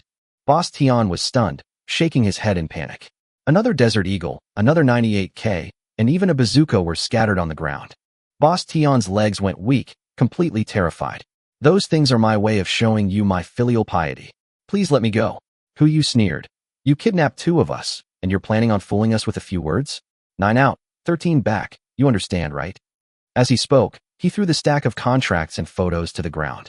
In the photos, women, scantily clad, clutching IOUs, were burdened with numerous loans, ranging from thousands to hundreds of thousands of yuan. This scene was more terrifying than death itself. Boss Tian was trembling all over and begging. I will do whatever I can, Hu said coldly. First, how did you know the things were with me? Boss Tian immediately revealed the truth, saying that it was Li Meng and Yi Wanqiu who revealed the information. Second, Hu lowered his voice. From today on, you move next to Yi Wanqiu's house. Keep a close eye on her, and don't let her leave the city. Boss Tian agreed immediately. Hu looked down at him and said coldly, if you behave yourself for a month, I might help you recover. Zissou, let's go. Zissou happily put away her needles and skipped along. On the way, she couldn't help but ask, Yi Wanqiu? Is that the woman from yesterday? Hu nodded. Zissou's eyes flashed with cruelty, and then he smiled again. Originally, I wanted to stab her until she was paralyzed, but now I don't want to do that. Hu raised an eyebrow. Why? Zissou stared at him as if he were a fellow. Because I believe you must have a better way. Chapter 16, 100 million. It was 5 in the morning. After returning home and putting Bu to sleep, everyone found an empty room for a meeting. Hu briefly recounted what he had said to Shin Shan, demonstrating the capabilities of the space backpack and stating his purpose. Then everyone introduced themselves to each other. After learning that Xiao Zissou was the doctor Hu had paid so much for, everyone, including Insienner, had their favorability ratings for him rise by 10 points. Oh no, Xiao Zissou exclaimed. I should have brought all the herbs. You believe it, Li Ji retorted. Don't you think that's ridiculous? What's that nonsense? Xiao Zissou retorted. Haven't you seen all those little posts on WeChat Mozilla? Existence is justified, and this kind of thing can happen. No. Boss Hu, you have to go home with me tomorrow. No thanks, Hu said helplessly, throwing up a Chinese medicine cabinet. I took it with me when I closed up the warehouse for you. What a convenient thing, Xiao Zissou said helplessly. I don't care, you have to pay for all this. Okay, Hu said, pulling out a pile of gold bars from his space. These were in used munitions purchased by Shin Shan, stored in the truck and discovered after he put them into his space backpack. About half of the gold bars were left, worth 15 million yuan. Everyone, Hu looked at the crowd. Hu never force anything. We're all friends once we meet. Whether you believe me or not, divide this gold among yourselves. I'm not trying to bribe you, but I admire you. Brother Shin told me a lot about you. It's not much, but I do know one thing. Our current peace and prosperity is inseparable from your efforts. If you believe me, use this money to stockpile supplies. If not, you can use it to improve your lives. Of course, if you can stay, that would be the best. As I said before, in the apocalypse, as long as I, Hu, have something to eat, I will never let you go hungry. The promise seemed cheesy, but everyone knew that if the apocalypse really came, these words would be worth 1,000 gold. Su Zilong glanced at the gold and left without saying a word, sneering. He was already doing Bu a favor by sitting here and listening to Hu's words. As for the others, I'm in. Xiao Zissou was the first to speak, yawning and heading towards 2801. I'm going to catch up on some sleep. It's really the end of the world, and I have to stock up tomorrow. Boss Hu, we'll settle the money tomorrow when we stock up. Okay. Hu hadn't expected Xiao Zissou to accept so easily. And rightly so, after all, she's a middle school otaku, so her acceptance must be quite strong. As for the others, Li Ji and the brothers Zhao Zhong and Zhao Yi all looked at Shinshan. Don't look at me, Shinshan said calmly. Boss Hu and I have a deal. If it rains at 7 p.m. on July 13th, I'll be in the same boat with him. If it doesn't, I'll continue to protect him for another year. Since Brother Shan said so, I'll be in too. Li Ji immediately volunteered. Everything will wait until July 13th to see if there's a rainstorm. Same for us too. Zhao Zhong and Zhao Yi exchanged glances, and Zhao Zhong spoke first. He looked at Hu. Boss Hu, right? This is for Bubu's sake. If the rainstorm hadn't come, we 2 brothers would have just turned around and left. Don't blame us for being disloyal. Of course, Hu replied, turning to look at Sienner. Sienner, what's your decision?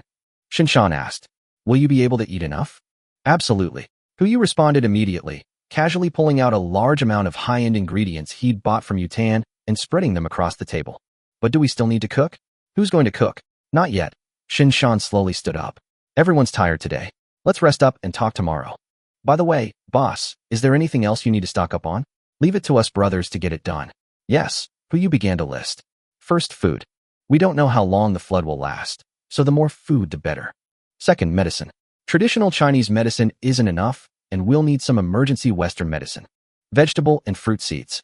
These will become extremely scarce in the apocalypse. And fuel oil and fresh water. The more of both, the better. Finally, power generation equipment. Solar or diesel will do. If you have anything else to add, please feel free to speak up. Everyone glanced at each other, hearing Hu's list of items, and they understood just how much he had prepared for that day. Leave the food to me. Shan spoke first. Li Ji followed closely behind. Then I'll get the fuel and fresh water. Leave the medicine to me, Zhao Zhong said, looking at Zhao Yi. Leave the vegetable and fruit seeds to Xiao Yi. And Sienna raised a hand and pointed at herself. Me? The power generation equipment? No, you take care of other more important things. Shan shook his head. I'll take care of the power generation equipment. Sienna, just keep boss and Bubu safe. Oh, and Sienna replied calmly. Boss. Shan looked at Hu. How much this time? A whole truck? No. Hu slammed his bank card on the table. 100 million. Everyone was startled at first, but before they could say anything, Hu's voice rang out again. 100 million per person. After arranging the tasks, Hu finally returned to his crib. It was now July 9th, 6 in the morning. There were still 109 hours until the apocalypse.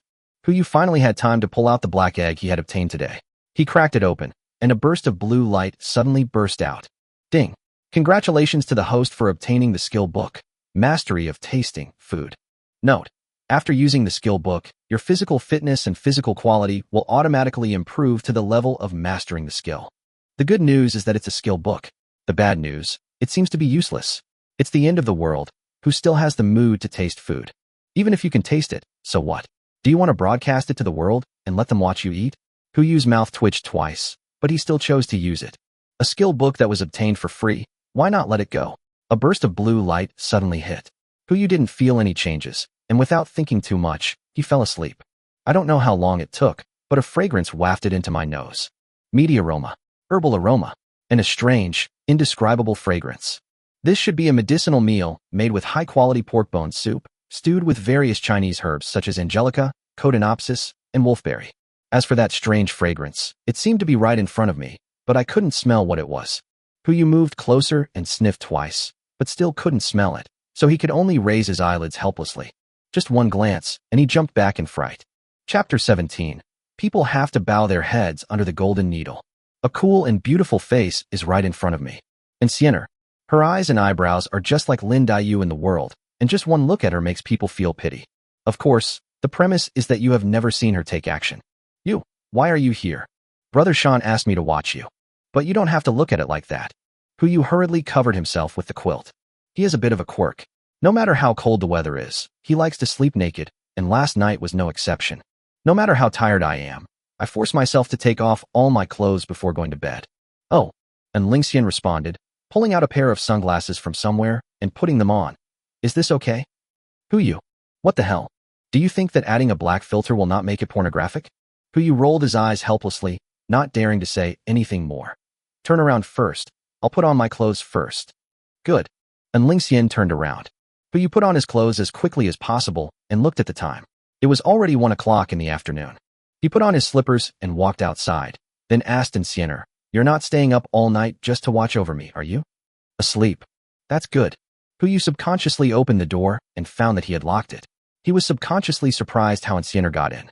But thinking about her epic assassination, it's just opening an ordinary wooden bedroom door, isn't that easy? He didn't think much about it, and said subconsciously, "Let's go and eat first." The two walked out of the bedroom. Bubu was the first to react and immediately greeted them. "Brother Hu, Sister Sienna, you're awake. Hey, are you awake?" Xiao Zissou was busy in the kitchen and looked at the two of them curiously. "How was your time last night? Did you have a good time? Don't make dirty jokes. The child is still here." Hu yawned and walked to the dining table and sat down. "And Sienna is here to protect us. Don't tease her." "I know." Xiao Zissou said as she placed a pot of broth on the table along with 4 sets of bowls and chopsticks. I've noticed before that this girl might be mentally impaired, but her bones are perfect. She's a natural-born martial artist. Aren't you a Chinese medicine practitioner? Huyu stood up and added more rice to Bubu's plate. Do you even know about martial arts? The ultimate goal of traditional Chinese medicine is to maintain health, and the ultimate goal of martial arts is also to maintain health. They are different paths to the same goal. Xiao Zissou also added a bowl of rice to Encienner's plate. But it seems that there's no cure for this disease. I only heard some of it from my grandfather. Grandfather? Huyu's eyes suddenly lit up. Is he still alive? Invite him to come to Jinling and play for a while. Don't think about it. My grandfather has passed away. Xiao Zissou said unhappily. Today I heard from my dad that a boss named Hu asked him to come to Jinling for medical treatment and wanted me to go see him. He was talking about you, right? Why doesn't this count? Huyu smiled helplessly and said, Isn't this also for your family reunion? Thank you. Xiao Zissou complained. So, may I ask, how are you going to explain to them the news of the apocalypse? Then we can't just leave them alone, right? It's simple. Xiao Zissou smiled and sat down. She added a piece of meat to Bubu's meal and also picked up a piece for Huyu. Boss who has so much money. Why don't you just build a hotel with a higher floor for them and wait for the end of the world to come and pick them up by boat? The room here is actually quite empty. How about? Ding. A golden needle fell on the table. Oops. Xiao Zissou picked up the golden needle and put it back into her hair. I accidentally dropped it. Boss Hu, please continue. What else do you want? Nothing. Huyu withdrew a message. He didn't know what Xiao Zissou's intention was, but when you are under the golden needle, you have to bow your head. We can't let Encienner take action, right? That's good. Xiao Zissou smiled brightly. Let's eat, and then come with me to stock up on some things. Good. Huyu looked at Encienner who was standing beside him. She had been standing behind him without moving. She didn't speak until Huyu made eye contact with her. Is it time to eat? Eat. Oh. Encienner sat down and began to eat with relish. After dinner, Huyu called Mu Lingxiu, confirmed the nanny arrangements, and asked her to come directly upstairs to find him.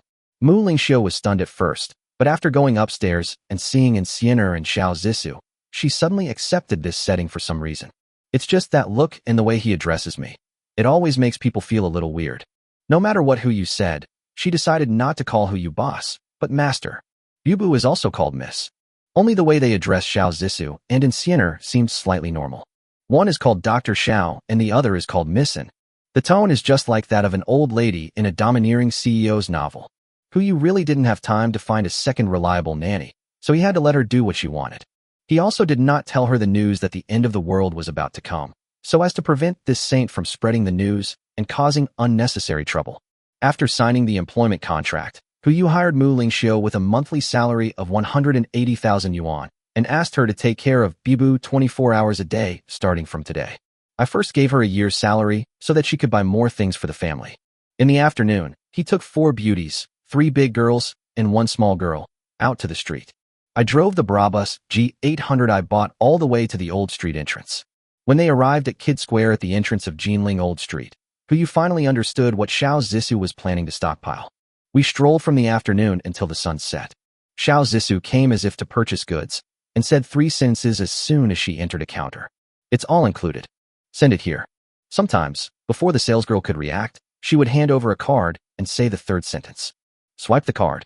Soon her bank card was maxed out, but luckily Huyu still had another card on her. It was a black card he applied for when he left the casino, commonly known as the Centurion Black Gold card. The credit card limit is 1 billion. 7 o'clock in the evening. There are still 96 hours until the end of the world. Everyone was sitting in the hot pot restaurant. Xiao Zissou took out a small notebook and crossed out the last line on the shopping list. The down jacket and quilt are also taken care of. Xiao Zissou looked at Huyu and patted him on the shoulder with satisfaction. Thank you for your hard work today, Boss Hu. Still alive, everything is fine. Huyu was so tired that he was almost in a trance. He slumped down on the table, not even wanting to lift his head. If he wasn't afraid of embarrassment, he might have let Encienner carry him around. Oh, I'm just prepared for any eventuality. Xiao Zissou smiled with satisfaction. The cosmetics, clothes, and bags she stocked up on today will probably be enough for her to use for the next 800 lifetimes. Don't say that we don't need to talk about these things because the end of the world is coming.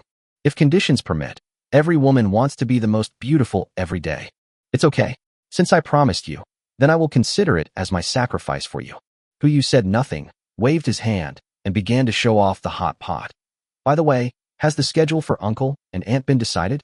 It's already been booked. We'll arrive early on the 13th. Do you need me to charter a plane? Don't bother. Xiao Zissou picked up a meatball and put it in her mouth, because they won't think I'm hooking up with some rich man. You don't have to go pick them up when they arrive. When the day finally arrives, you can go over and explain things. Well, could it be that they picked up this leaky little cotton jacket? Is this how you treat your own parents? Huyu was speechless for a moment. Okay, I'll listen to you. Mu Lingxiu was holding Bu and listening at the side, her face full of confusion. What day? Meet the parents? Or are these two planning to get married with a baby? What you are waiting for is not the physical examination report. So should I call you Dr. Xiao or Madam from now on? Chapter 18. Does a car with AB logo mean it is a Mercedes-Benz? 9 o'clock that night. After eating hot pot, everyone went home and had not received any news from Shinshan and others. Come to think of it, it's not easy to get supplies worth 100 million. However, all the items Xiao Zissou purchased today have arrived. One after another, small trucks responsible for transporting valuable goods stopped at the entrance of the community, and in front of each truck stood an extremely professional shopping guide. Her charming figure was in stark contrast to the massive truck. Many people in the community gathered together to watch the excitement, and guess what the cargo was in the truck. Since they were in the mainland, Huyu did not make it too public. Instead, he asked them to move the goods upstairs one by one and store them in the empty room, 2804. When the empty room was full, he put all the goods into the space backpack and asked another brand to continue moving the goods. But no matter how low-key he was, he still attracted a lot of people to watch in the underground parking lot. Did you hear? Someone in our neighborhood won a big prize. They shipped in several truckloads of all kinds of luxury goods. Hey, I know. Isn't he the guy on the 28th floor? I heard he's being kept by a rough guy. What do you mean by being kept? He's clearly keeping someone else. And those 3 people who look like actresses, I saw them all. Yes, people are coming, isn't that it? Huyu happened to be taking Xiao Zissou and Insienner downstairs, while Mu Lingxiu stayed upstairs to take care of Bu. These are the last 4 boxes left. Unlike other goods, these last 4 boxes contain various utensils and jewelry purchased from the jade shop. The utensils were what Huyu wanted to buy, and the jewelry was purchased as a side item. He had always liked jade and other things before, but unfortunately he didn't have the money, so the most he could do was buy a small piece of Hitian jade to wear. Now that I have the funds, I happened to see it while shopping and simply cleared out the stock of more than a dozen nearby stores. Of course, he doesn't want any garbage. Only high-quality items can catch his eye, with unit prices ranging from 6 figures upwards. He also bought a lot of jewelry. There are women on the boat too. They look good in them, and it's a treat for their eyes. Of the billion spent today, more than half was spent on this. The other goods were fine. They were just transported back by a small truck and moved upstairs. But there were a few things that the jade shop didn't dare to give away, so they were given directly to Huyu to carry with him. A set of imperial green jewelry, including a crown, necklace, earrings, pendant, and bracelet. A set of coxcomb red jadeite is also made into a 5-piece set. There is also a set of mutton fat white jade and a set of top-grade Hitian jasper. In addition to the same 5-piece sets, the 2 sets of jade also include bracelets and jade pendants, a total of 7 pieces. Each of these sets costs well into the 8 figures. Among them, the bracelet and jade pendant made of mutton fat white jade are already worn by Huyu. It is said that jade nourishes people. Since we want to live, we must also maintain our health. Huyu ignored the discussion of the crowd and took Xiao Zissou and the other person to the underground parking lot. Come on, I told you this car is theirs. Brabus G800, the G-Class Ultimate Edition. This thing is not cheap. What do you think was specially installed on this car? Seeing everyone discussing the car, a little boy rushed out of the crowd, raised his hand, pointed at the Brabus logo, and shouted to the crowd. Grandma, I want this car. Buy it for me. Buy it for me. My dear grandson. An old lady immediately exclaimed and squeezed out of the crowd. Okay, Grandma will buy it for you right away. Hey, Xiaohu, what kind of car is this? I want to buy one too. Where did you buy it? Huyu turned his head and glanced at the man, his eyes full of disgust. Aunt Wang, one of the 3 aunts who gossiped last time. Relying on the fact that his son works in a big company and earns nearly 1 million yuan a year, he always feels that he is superior to others. In addition, he works in the so-called neighborhood committee, so he has to get involved in everything. To put it nicely, this is called being warm-hearted, but to put it bluntly, this is called the Pacific Police. In her previous life, she was the one who took the lead in organizing everyone to give priority to providing food to the elderly and children. No one, including Huyu, expected the rainstorm to last so long, so they distributed some of the food. But unexpectedly, the elderly people in the building didn't get a single grain of rice, and all the food was given to the troublemakers of these 3 families. Not only did they eat the leftovers, some people even saw them throwing away a lot of leftovers.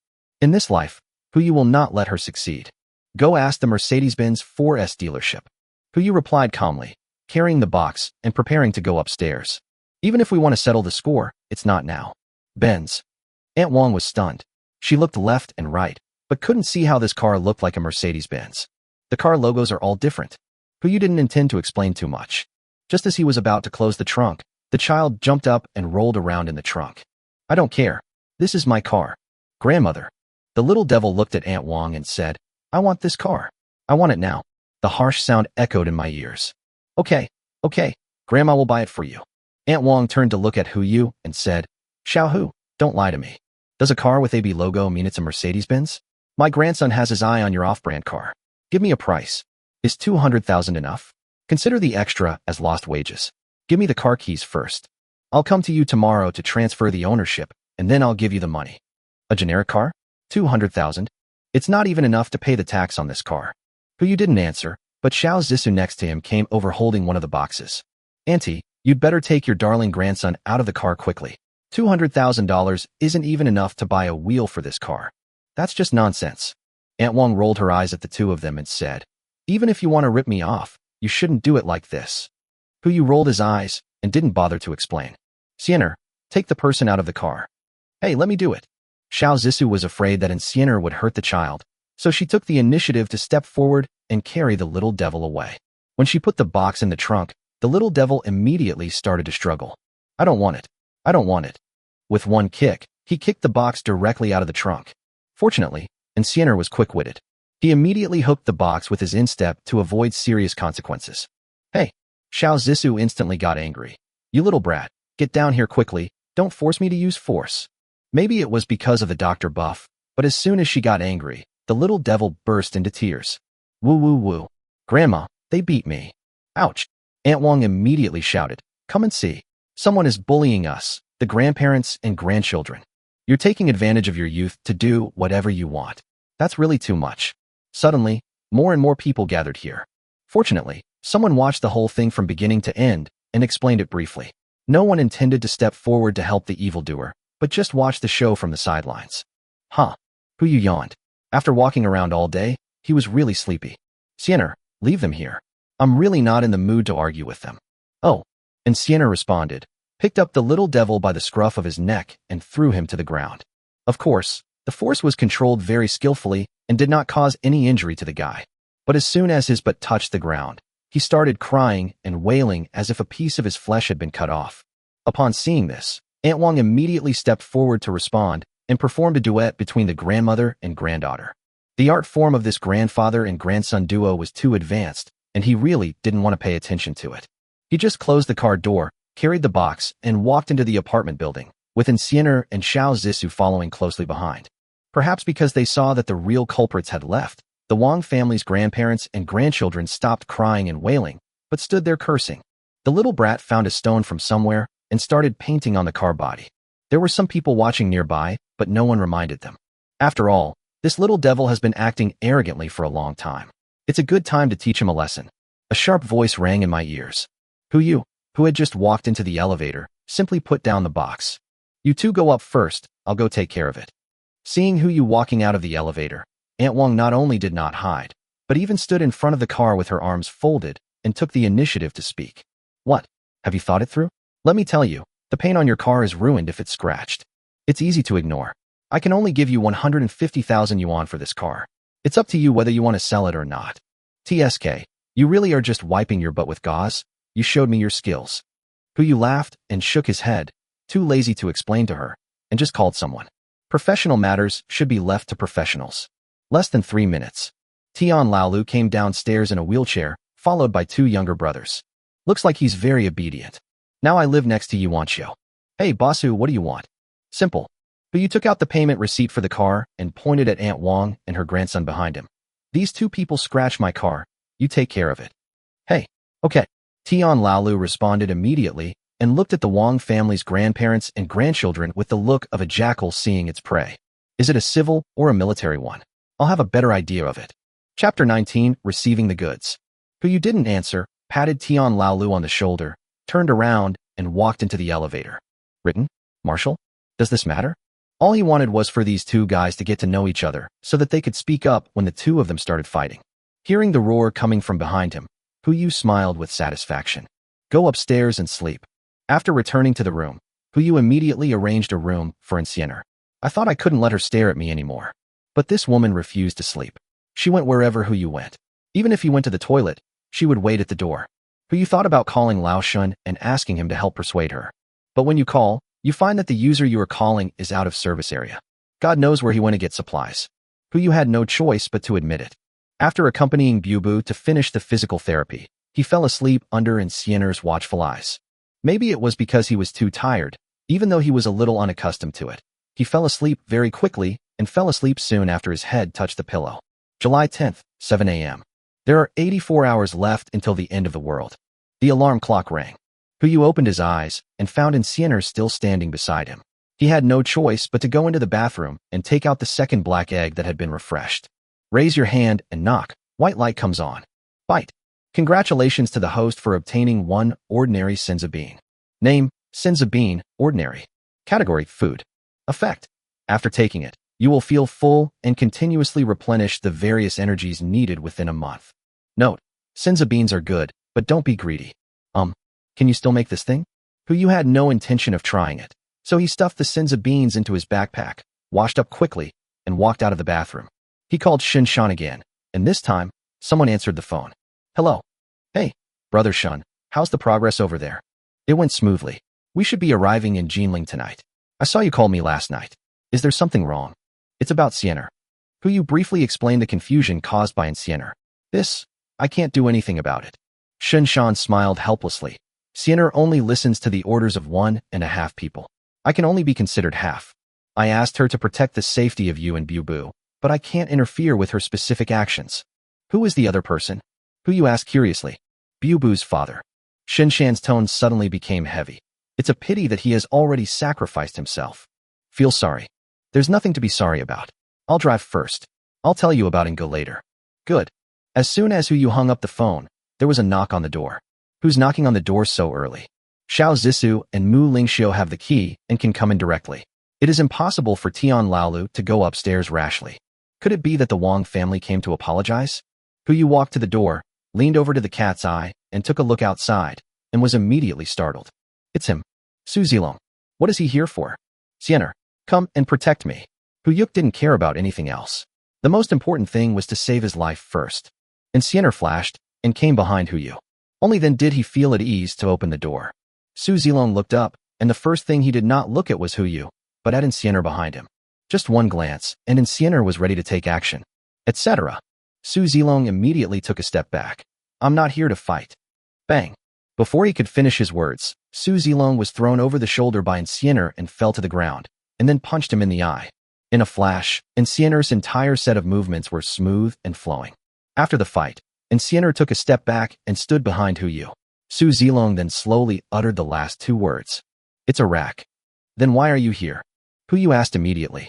A few questions for you. Su Zilong somersaulted to his feet, as if he was used to being greeted like this. He looked at Huyu and asked, how did you win so much money? You're investigating me? Huyu lowered his eyelids slightly. He could tell the secret of the space backpack, but the secret of the system, that was his trump card. Whether it was Shin Shan, Bubu, or anyone else, he would never reveal any information. That's right. Su Zilong did not deny it. Boss Hu, your identity is too mysterious. Before July 6th, you were just an ordinary office worker. Apart from working, my only hobby is being a dog licker. Hey, you can say whatever you want, but don't attack me personally. Huyu got furious on the spot. If he could control Enciender, he would definitely choose to convince her with reason. The principles of physics. But after July 6th, you acted like a completely different person. It's hard not to be suspicious. Su Zilong ignored Huyu's protest and continued. I need an explanation now. Explain shit. Huyu smiled and looked at Su Zilong. He knew that after investigation, this guy believed his previous doomsday remarks and wanted to join them. However, given his arrogant personality, it would be impossible for him to just ask to join, so he needs a step. Now, he was waiting for Huyu to pass the steps over. But It's not that easy to build stairs. Sorry, I can't explain it at all. Huyu looked at Su Zilong with a smile in his eyes. We are not related at all. Why should I explain to you? Siener, show the guest away. Etc. Seeing Siener about to step forward again, Su Zilong immediately shouted, if the apocalypse really comes, you are not safe here. Hearing this, Huyu immediately became interested. He stopped Siener, who was about to step forward, and asked, what do you mean? Monitor and protect. Su Zilong said calmly. The most difficult thing in the apocalypse is the human heart. You bought a ship but chose to return to Jinling, which means that before the apocalypse, or even before the apocalypse, you will live here. In this environment, it's easy to avoid an open attack but difficult to guard against a hidden one. If you want to ensure your own safety, you need to install surveillance throughout the building, or even the entire community. Knowing yourself and your enemy is the only way to be prepared for any eventuality. Also, your room is too simple.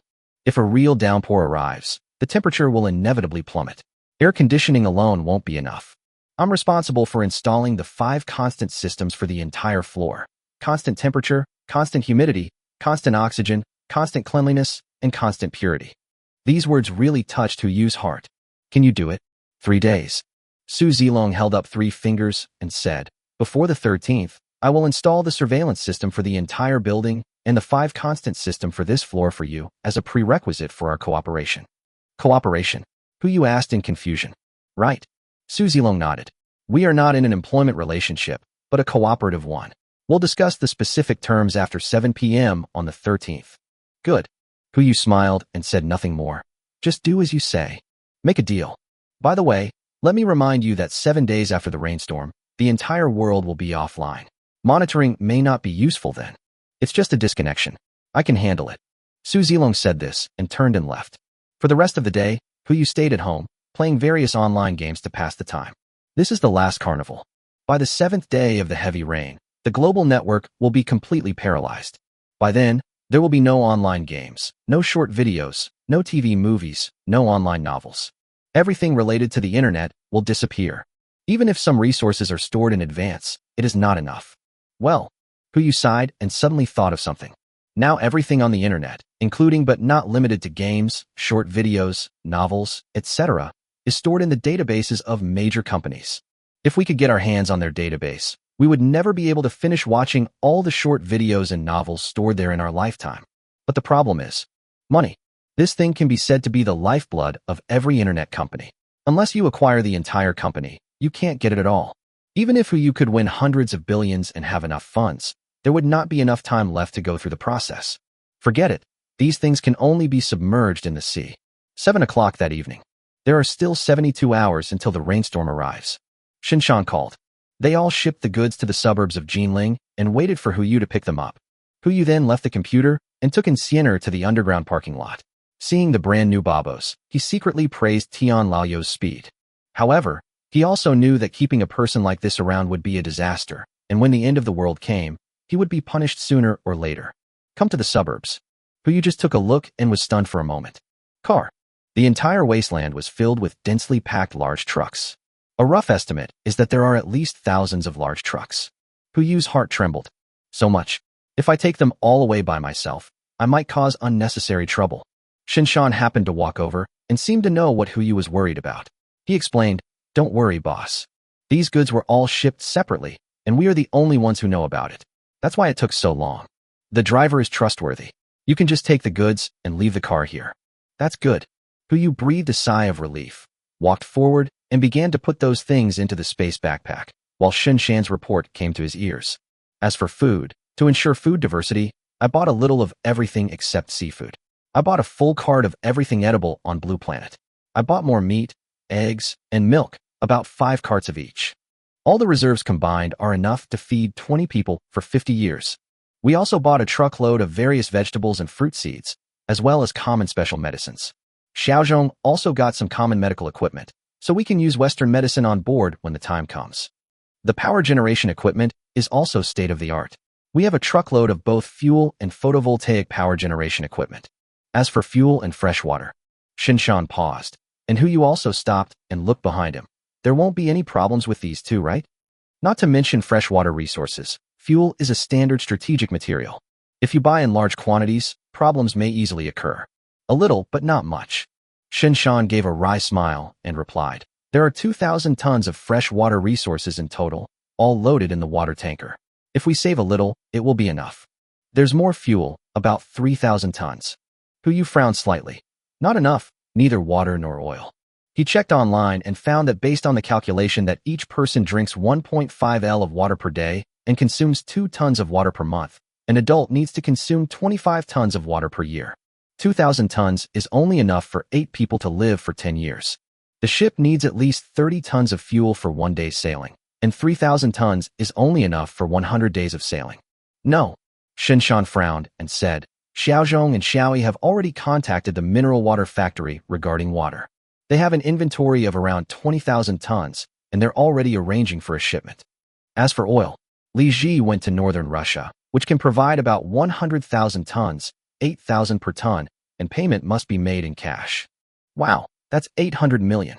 Yu only has about 500 million left now, which is only enough to buy 40,000 tons. If he drives it sparingly, it should be enough, right? Order 40,000 tons of goods, and I'll come over when the time comes. Good. Shinshan called Li Ji and told him the situation here. Yu has also been busy receiving the goods. He made his way to the last car and suddenly heard some movement inside. Yu turned to look at Shinshan. What's going on? Shinshan said as he stepped forward and opened the car door. Oh, some small things I bought. Just one glance, and Yu's eyes suddenly went dark. What the hell is this called a little thing? Chapter 20. Get out of the neighborhood, you beast. Pigs, cows, sheep, chickens, ducks. The small truck was packed with poultry and livestock except for fish. There are 8 heads of each type. Moreover, they are all alive. Brother, what are you doing with these things? Yu was speechless for a while and tried to collect it into the space backpack. Pity. The space backpack only collects trucks, and all the small things in the trucks run out. Yu immediately put the car out again. Of course it's farming. Fortunately, Shinshan was quick-witted. He casually replied while busy loading the guys back into the car. I've checked. There's still a lot of space on the boat, perfect for raising these. If we find land, we won't have to worry about running out of food. I have to say that Shinshan is quite forward-looking. No matter how much stuff you stockpile, there is only a fixed amount.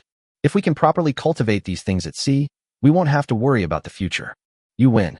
Yu gave a thumbs up helplessly. But before the end of the world comes, how do we deal with these things? It's simple. Shinshan seemed to have been prepared. 2801 is for Miss Xiao. You live in 2802, Bu, and I live in 2803. Isn't there another room available? Just take care of it for a few days, it will be fine. My goodness, where do Li Ji and the others live? Shinshan seemed to remember something, and his eyes turned. Someone has to feed these things, right, boss?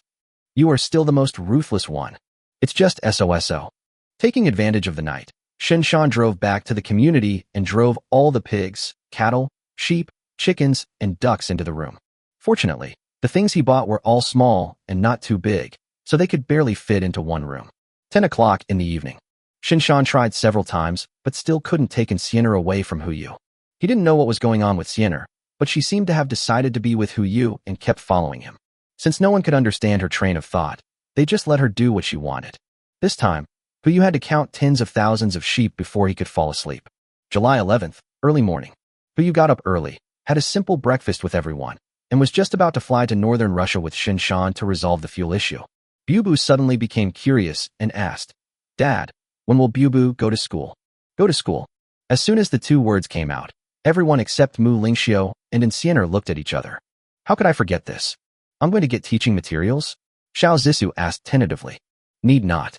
Yu took out his phone and called Manager Yang of the casino. He would soon receive a call from the manager of Jinling Huaxing bookstore. Purchase. All books, regardless of category or nationality, come and get one. As the saying goes, books are the ladder of human progress. There is such a big space here, the ladder must be moved in. If you encounter any technical difficulties, you can just look up the book, right? When the bookstore manager heard this, he was shocked. What a big customer. The price is 80 million, and the goods will be delivered to your door tomorrow. After finalizing the delivery location, Yu and Shinshan boarded the plane together, and Sienna followed. When we arrived in northern Russia, we paid for the goods. Yushan took 40,000 tons of fuel and fled in a hurry, fearing that the people in northern Russia would find out something. If he was caught and forced to plant potatoes in Siberia, he would be really helpless. When he came back, Zhao Zhong and Zhao Yi also came back with 20,000 tons of mineral water. What does 20,000 tons mean?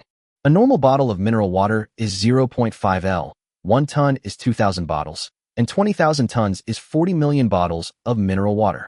Nearly 700 semi-trailers were parked outside Jinling City. The sight was even more shocking than the truck convoy yesterday. It was not until 7 o'clock in the evening that Hu Yu packed these goods into the space backpack. There are still 48 hours until the end of the world. Fuel, fresh water, all taken care of. Once I buy some books tomorrow, I'll have almost everything I need to stock up. Hu Yu collapsed on the bed, completely relaxed, and gradually got used to the feeling of Insianer watching him. Just when he was about to go and chat with Zhou Gong, a noise suddenly came from downstairs. Disturbing the residents is shameful. Oppose the city's pig pens. Get the beasts out of the neighborhood. It's shameful to disturb the public. We oppose urban pig pens. One noise after another rang out. Hu Yu frowned and moved to the windowsill to look down. I saw a group of old men and women gathered together, holding red banners, stopping square dancing, holding a big loudspeaker and shouting continuously downstairs. If it is really shameful to disturb the public, these guys must have a mouthful of dentures. Bang bang. There was a knock on the door, and Xun Shan's voice rang out from outside. Boss, it's me. Come in. Xun Shan pushed the door open and walked in, obviously having heard the commotion below. Boss, is there anything else we need to deal with? Need not. Hu Yu closed the window and turned on the air conditioner, enjoying the cool breeze of 23 degrees Celsius. It's so hot today, it's okay for the uncles and aunts to move around more. By the way, didn't you get some ham? Well, there are about 1,000 in total. What's wrong? Pick out 50. Hu Yu looked down at the rioting crowd below and said, Go down and tell them that at this time tomorrow, everyone can receive half a ham as our hush money. By the way, give the leader a whole lot, and tell them we'll be moving out in a few days. Hush money? This is ham. But it's not the kind of ham sold in supermarkets. Not only does it contain plenty of salt, it is also meat that can be stored for a long time. Once the end of the world comes, the price of 1 gram of ham can even be higher than 10 grams of gold. The boss, he is really kind-hearted. Xun Shan's favorability +1, now 50. Okay, boss, you're a really nice person. Xun Shan responded and turned around to make preparations. Hu Yu tilted his head, unable to understand. Good person? Does this word even apply to me? Yes, it is true that ham has a very high value. But the prerequisite is that they can use it. If the ham is sent privately, it can indeed help them survive in the apocalypse. But if it is done in a big way and everyone is given half a ham, once the end of the world comes, the first supplies everyone thinks of will be the ham in other people's hands. As long as you send the ham away, you can distract other people's attention and achieve the purpose of killing someone with a borrowed knife. Is it cruel? It's quite cruel. However, in the end times, if you are not cruel to others, you would be cruel to yourself. Hu Yu looked out the window again and vaguely saw a few familiar figures. Even though they were 28 floors apart, he could still recognize these guys. There are many acquaintances from the previous life here. The reason why he and Yu Wanxiu took a kayak to cross the rainstorm was because on the 22nd day of the rainstorm, a group of people jointly occupied the entire 28th floor, including Hu Yu's house and all the supplies in the house. Among them is Aunt Wang. It is called respecting the elderly and loving the young. They should be given priority to live in high-rise buildings. What? Rebellion? Hu Yu wanted to resist, but he couldn't resist the electric saw that the other party got from somewhere. That thing, once the sound is made, your sanity instantly increases by 300%, and all impulses are strangled in the cradle. Fortunately, Yu Wanxiu got a kayak from somewhere and took Hu Yuxian away from the 28th floor. Otherwise, there would be no need for the two of them to be connected with each other, and they might just become one in the pot. At that time, Hu Yu thought Yu Wanxiu was kind-hearted and was very touched. Later, he realized that she treated him as a reserve food. Thinking of this, Hu Yu couldn't help but shudder. Fortunately, I don't have to worry this time. Xun Shan was very efficient. In less than 10 minutes, all the noise from below died down. He took the list upstairs. A total of 40 hams needed to be prepared, including those for the elderly people in this building and other elderly people in the community. The leader was naturally the trio headed by Aunt Wang. Hu Yu happily took out the ham and asked Xun Shan to send it down tomorrow, and then fell into a deep sleep. When he woke up, it was already 10 o'clock the next day. A man skillfully entered the toilet, shook off Insianer, and took out the refreshed black egg from the space backpack. Just knock. Bite. Congratulations to the host for obtaining one exquisite sweet spring. Name: Li Chuan, fine. Category: food. Effect: it can heal some external injuries after taking it. The specific effect depends on the injury and will not conflict with any medicine. Note, it's a little cold when you drink it, so be careful not to get stuck in your teeth. Good stuff. Yu took out the Lichuan directly. It was a bottle of light blue liquid that had no smell, just like mineral water. He found an excuse to hand the Lichuan to Bubu and let her drink it as a drink. After breakfast, Yu and others went to the library first and put hundreds of thousands of books into the space backpack. It was already noon when I finished my work. Instead of eating out today, Li Ji cooked the meal himself using the ingredients in his space backpack. I have to say, this perfect cooking is different. The quality of the food made with the same ingredients is even better than that of Yutan. Everyone had a very satisfying meal and had just finished clearing away their dishes when there was a knock on the door. I'll go take a look. Shinshan took the initiative to step forward and open the door, and Su Zilong was standing at the door. Before the two of them could speak, and Xiener flashed to the door like a cat smelling fish. Su Zilong's pupils trembled. Wait, I came too. Bang. There was another muffled sound, and it was at the same location. Even the posture was exactly the same. Su Zilong was knocked down instantly, and Xiener punched him in the eye again. Finished, call it a day. She returned to her seat and drank her soup quietly. What a crazy woman. Su Zilong cursed under his breath and wiped off the dust on his body in an awkward manner. I'm here to hand over something. Where's the young boss? Something? What? Yu just stuffed an egg tart into his mouth, stood up, and walked to the door. Have you installed all the surveillance cameras? Su Zilong nodded and said, we will start installing the Wuhing system today. Workers will come to your site when the time comes. I need your cooperation and payment. Also, in case the internet goes down, I brought you something. With this, you can monitor the movements of the entire building even without internet. Oh, Yu suddenly became interested. What is it? You'll know when you go downstairs. Chapter 21, 50 minutes left. Yu followed Su Zilong downstairs. For some reason, Xiener didn't follow this time, but Shinshan accompanied her instead. The three of them walked all the way to the outside of the community, and another truck stopped at the door. I said. Yu raised his hand and pointed at the truck. The thing you want to show me is not in here, right? What else? Su Zilong asked as a matter of course.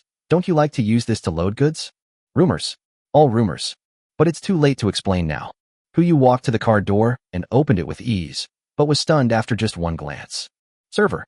A truckload of servers. The other half of the car is full of drones, of all models. Su Zilong grabbed a computer from the car and handed it to Yu.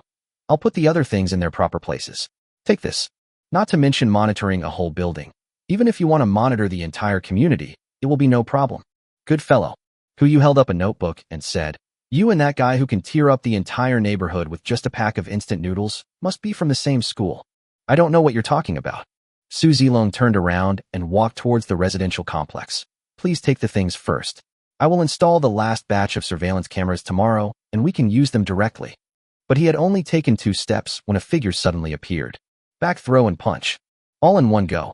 After the fight, Xiener slowly walked to Yu's side, as if nothing had happened. Su Zilong stood up and gave her a vicious look, but said nothing and continued to work. So, what's going on between them? Yu couldn't help but ask Shinshan, who was standing beside him. It's a historical issue. Shinshan replied helplessly. Do you remember the captain I told you about? What's wrong? In fact, in a sense, the captain's death is somewhat related to Zilong, and Xiener is the captain's adopted daughter. So after his death, Xiener made a vow. Every time I see Zilong, I will beat him up. Shinshan smiled bitterly. Fortunately, the captain said before that we are all relatives and cannot kill each other. Otherwise, Zilong would have gone down to see the captain long ago. I see. Yu finally understood. No wonder Xiener refused to follow me just now. It turned out that she wanted to beat Su Zilong one more time. Put away the server and drone. As everyone went upstairs, the construction team arrived. 20 construction teams, each with 5 people, each responsible for 5 square meters, started the renovation of the entire floor directly. It's 9 o'clock in the evening. There are 22 hours left until the end of the world. The Wuhing system has been completed, and the servers responsible for monitoring the entire building have also been set up. Including the Wuhing system, the total cost was 1.2 million. Yu confirmed Zhao's father and mother's itinerary with Wanji Airlines and confirmed that they could arrive in Jinling tonight. That night, he stayed awake all night and sat there under Xiener's gaze. If the heavy rain comes as expected tomorrow, then today will be the last Christmas Eve for mankind. 24 hours later, everything in the existing world will be turned upside down. Morality? Order? All of this will make way for survival. There are now 12 people on board. According to the existing resources in the space backpack, It is enough for them to live a life of abundance for at least 70 years. That ship is also large enough to support their living space above the vast ocean. But this is far from enough. The ocean is, after all, the ocean. No matter how good the ship is, it is still adrift for those who have always lived on land. What if you could hoard a piece of land? It is naturally difficult to hoard pure soil. Skyscrapers and the like are meaningless. But what if it's a mountain? If we accumulate enough mountains and find a suitable location, maybe we can actually build a city. But even if the space backpack is not online, there are more or less living creatures, or humans, on the mountain. It is simply impossible to collect the entire mountain. Unless it rains heavily. Most humans will go down the mountain. And as for animals, since I can take away the trucks carrying animals, can the mountain also be considered a larger truck? An idea suddenly popped up in Hu Yu's mind. Jinling seems to have quite a few mountains. However, this idea can only be implemented after the heavy rain actually falls. July 13th, 7 a.m. There are still 12 hours until the end of the world. The alarm clock rang, and Hu Yu got up on time. He opened the curtains and saw that Jinling was covered by thick clouds this morning, and there was no sunlight at all. In the hot July, the temperature dropped instead of rising, only a little over 20 degrees. This is exactly the same as the situation in the previous life. Hu Yu exhaled, turned around, and opened the door. There was no smell of medicinal food coming from the room. There was only the sound of Mu Lingxiu sitting at the dining table, teaching Bubu to read and recognize words. Where are the Shiso people? Master, Dr. Xiao went to pick me up at the airport. Mu Lingxiu replied. Breakfast for you, and Miss Bubu is ready. I'll just heat it up. A hot breakfast would be nice. Hu Yu said as he walked towards the door. I still have some things to prepare. Okay, sir. What about today's lunch? Leave it to Li Ji. Yes. Brother Hu Yu. Bubu suddenly spoke up, and before Hu Yu left, he shouted. The drink you gave me yesterday was delicious. Do you have any more? Not for now. When facing Bubu, Hu Yu's tone became strict. He walked over to Bubu and squatted down. Bubu, be good. If I find this kind of drink next time, I'll bring it to you again, okay? Okay. Thank you, Brother Hu Yu. You're welcome. Hu Yu rubbed Bubu's head. This time he didn't go out immediately, but turned and went into the bathroom. Open the eggs first. See what treasures are coming today. Hu Yu took out the black egg and knocked it with his hand. A hazy purple light suddenly lit up, and a square transparent solid appeared in his hand. Congratulations to the host for obtaining the perfect waterproof coating 1. Name, waterproof coating, perfect. Type, equipment. Effect. After use, it can be attached to any device, providing perfect waterproof performance, and cannot be removed or reset. Note, please use it on the correct item, and do not try to replace a certain rubber product. Perfect level. It was the first time that Hu Yu got a perfect level item. That's the note.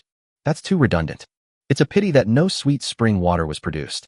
Hu Yu put away the waterproof coating and prepared to use it on Babos later. He walked out of the bathroom, said hello to Bubu and Mu Lingxiu, and pushed the door open. As soon as I opened the door, I saw Shin Shan and Su Zilong standing at the elevator entrance. A strong wind blew from behind. Before Hu Yu could react, Su Zilong was pushed down again. He didn't even resist this time. Zilong is here to hand in a mission. Shin Shan smiled bitterly but didn't stop him. He has already installed the surveillance. You can watch it by connecting your computer to the server. Hu Yu looked at Su Zilong with a hint of pity. I need to go out for a while. Zilong, would you like to come with me? Good. Although he was very unhappy, in order to avoid being beaten again, Su Zilong nodded on the spot. The four of them came to the underground parking lot. Shin Shan sat in the driver's seat. Boss, where are we going? Zijing Mountain. Shin Shan started the car and asked in confusion, what else can be stockpiled there? You'll find out when you get there. Hu Yu didn't explain much, but just took out his cell phone to check the latest news. There is no news of rain worldwide. 10 o'clock in the morning. There are still 9 hours until the end of the world. The four of them came to the foot of Zijing Mountain. Because it was Saturday, there were many citizens visiting Zijing Mountain, most of them with children or pets. There are too many people. Even if heavy rain falls, there are many places to shelter on the mountain, and they may not go down the mountain immediately. But there is a solution. Brother Shan, go buy some umbrellas. The more the better, the bigger the better. Umbrella? Shin Shan was stunned. Or should we buy it according to the old rules? Well, one car is enough. Hu Yu responded. Given this flow of people, a truckload of umbrellas would only be enough. 1 o'clock in the afternoon. Shin Shan then drove back in his truck and bought a parasol. Just right. Although the weather is not sunny, there is no sign of rain. A normal umbrella would be a problem. Yu immediately paid money to hire 30 college students passing by. Each person gets 500 yuan, and the only job is to sell umbrellas. You don't need to scan any QR code. You can buy an umbrella for only $1, provided you pick up a water bottle or a can on the road as a symbol of protecting the environment. Limit 1 purchase per person. These 30 college students had just arrived in Zhejiang Mountain when another 170 college students came later. These are all classmates of the group of college students just now. A high salary of 500 yuan is obviously a rare job for them. Yu gave the same orders. 200 college students, each carrying 100 umbrellas, went up the mountain. Yu and the others were also busy distributing umbrellas at the foot of the mountain. 4 o'clock in the afternoon, college students came down the mountain one after another, and including those distributed at the foot of the mountain, more than 30,000 umbrellas were distributed. That's only half the truck's load. There is still half a car. Brother Shun, when you go to Qixiao Mountain, distribute umbrellas in the same way. The sooner the better. Good. Shinshan responded and immediately drove to Qixiao Mountain. There are still 3 hours until the end of the world. Yu looked up at the sky, which was gradually becoming gloomy. Almost instantly, that line of poetry popped up in his mind. Dark clouds are pressing down on the city, threatening to destroy it. But this time it's not just the city that's being destroyed, it's the entire human race. Due to the weather, more and more people choose to go down the mountain. Yu was not idle either. He bought up all the duck blood vermicelli soup, Xilong bao, Xingjianbo, salted duck, and other things within a 2-kilometer radius. Although Shinshan collected a truckload of snacks from all over the country, Yu still felt it was not enough. If you can stock up as much as you can, just stock up as much as you can. There is no harm in doing so. 6 p.m. There is still 1 hour until the end of the world. The umbrellas at Qixiao Mountain have also been distributed. Yu finally had some free time, standing on land, enjoying the feeling of being on solid ground for the last time. The cell phone rang. He looked down and saw that it was Insianer calling. Hello. Hey, you're not home? Isn't it going to rain soon? What are you doing outside? There are still some things to stock up on. Yu helplessly explained. How are your parents doing? Everything has been settled. They have enough food and drink to last them for half a month. We also gave them guns. This was arranged by Yu. Last night, he specially found 2 pistols and asked Xiao Zissou to find time to give them to Zhao's father and mother. He didn't want the 2 elders to be killed by human nature before he could even pick them up. What didn't they ask? What can I ask? Xiao Zissou chuckled. I stuffed the gun into the innermost part of the suitcase. The instructions and explanations are also inside. They will only find it when the apocalypse comes and they finish eating the things in the suitcase. 6. Yu helplessly replied. Have you ever thought about the possibility that if the 2 elders are robbed, the gun will fall into the hands of others? Hey, that's right. Xiao Zissou suddenly realized. Let's not talk about it for now. I'll call them as soon as the rain starts to fall. Good. Yu hung up the phone and continued to look up at the sky. And 50 minutes more. Chapter 22 Survive. The streets were bustling with people. There are laughter and joy on the mountain. Yu stood quietly at the foot of the mountain, watching all this for the last time. 50 minutes is very long, long enough to last a class, but it is also very short, so short that time has passed without Yu noticing. 6:30. Shinshan rushed back. He did not disturb Yu, but stood quietly by the side, looking up at the sky from time to time. The alarm clock rang at 6:59. Yu didn't hesitate. He folded his umbrella and got in the car. Let's go. Get in the car. Shinshan and Insianer followed closely behind. Only Su Zilong did not get on the bus. He tilted his head back, as if waiting for the next step of proof. 30 seconds. Shinshan sat in the driver's seat and called Bubu. Hey, Bubu, did you take your medicine obediently? Yes. When will Dad be back? It's almost time for dinner. Right away. Dad and brother Yu have things to do, so they'll be back soon. 10 seconds. Yu sat in the car, rolled down the window, and looked out. Dark clouds gradually gathered. There were bursts of thunder, and the dull sound exploded in the air like the wrath of God. 5 seconds. It's thundering.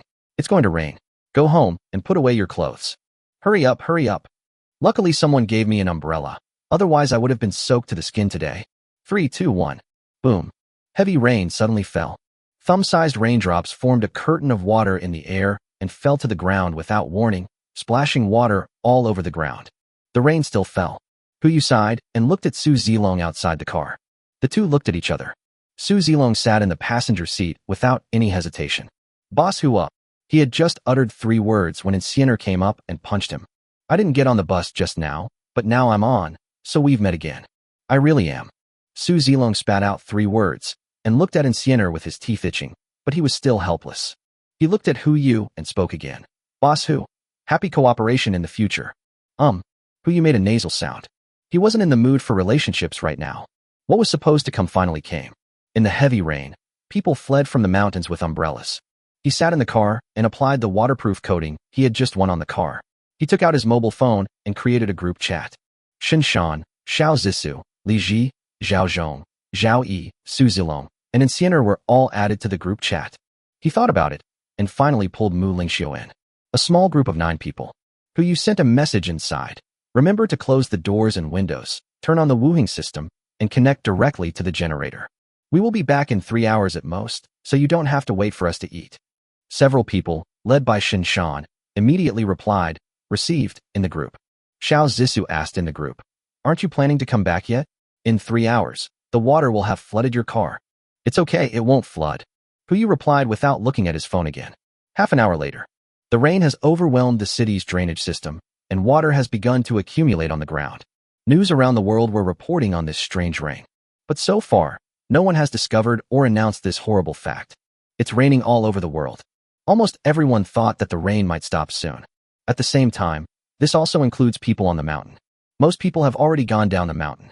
Only a very small number of people huddled on the mountain, holding umbrellas in their hands, and refused to go down the mountain.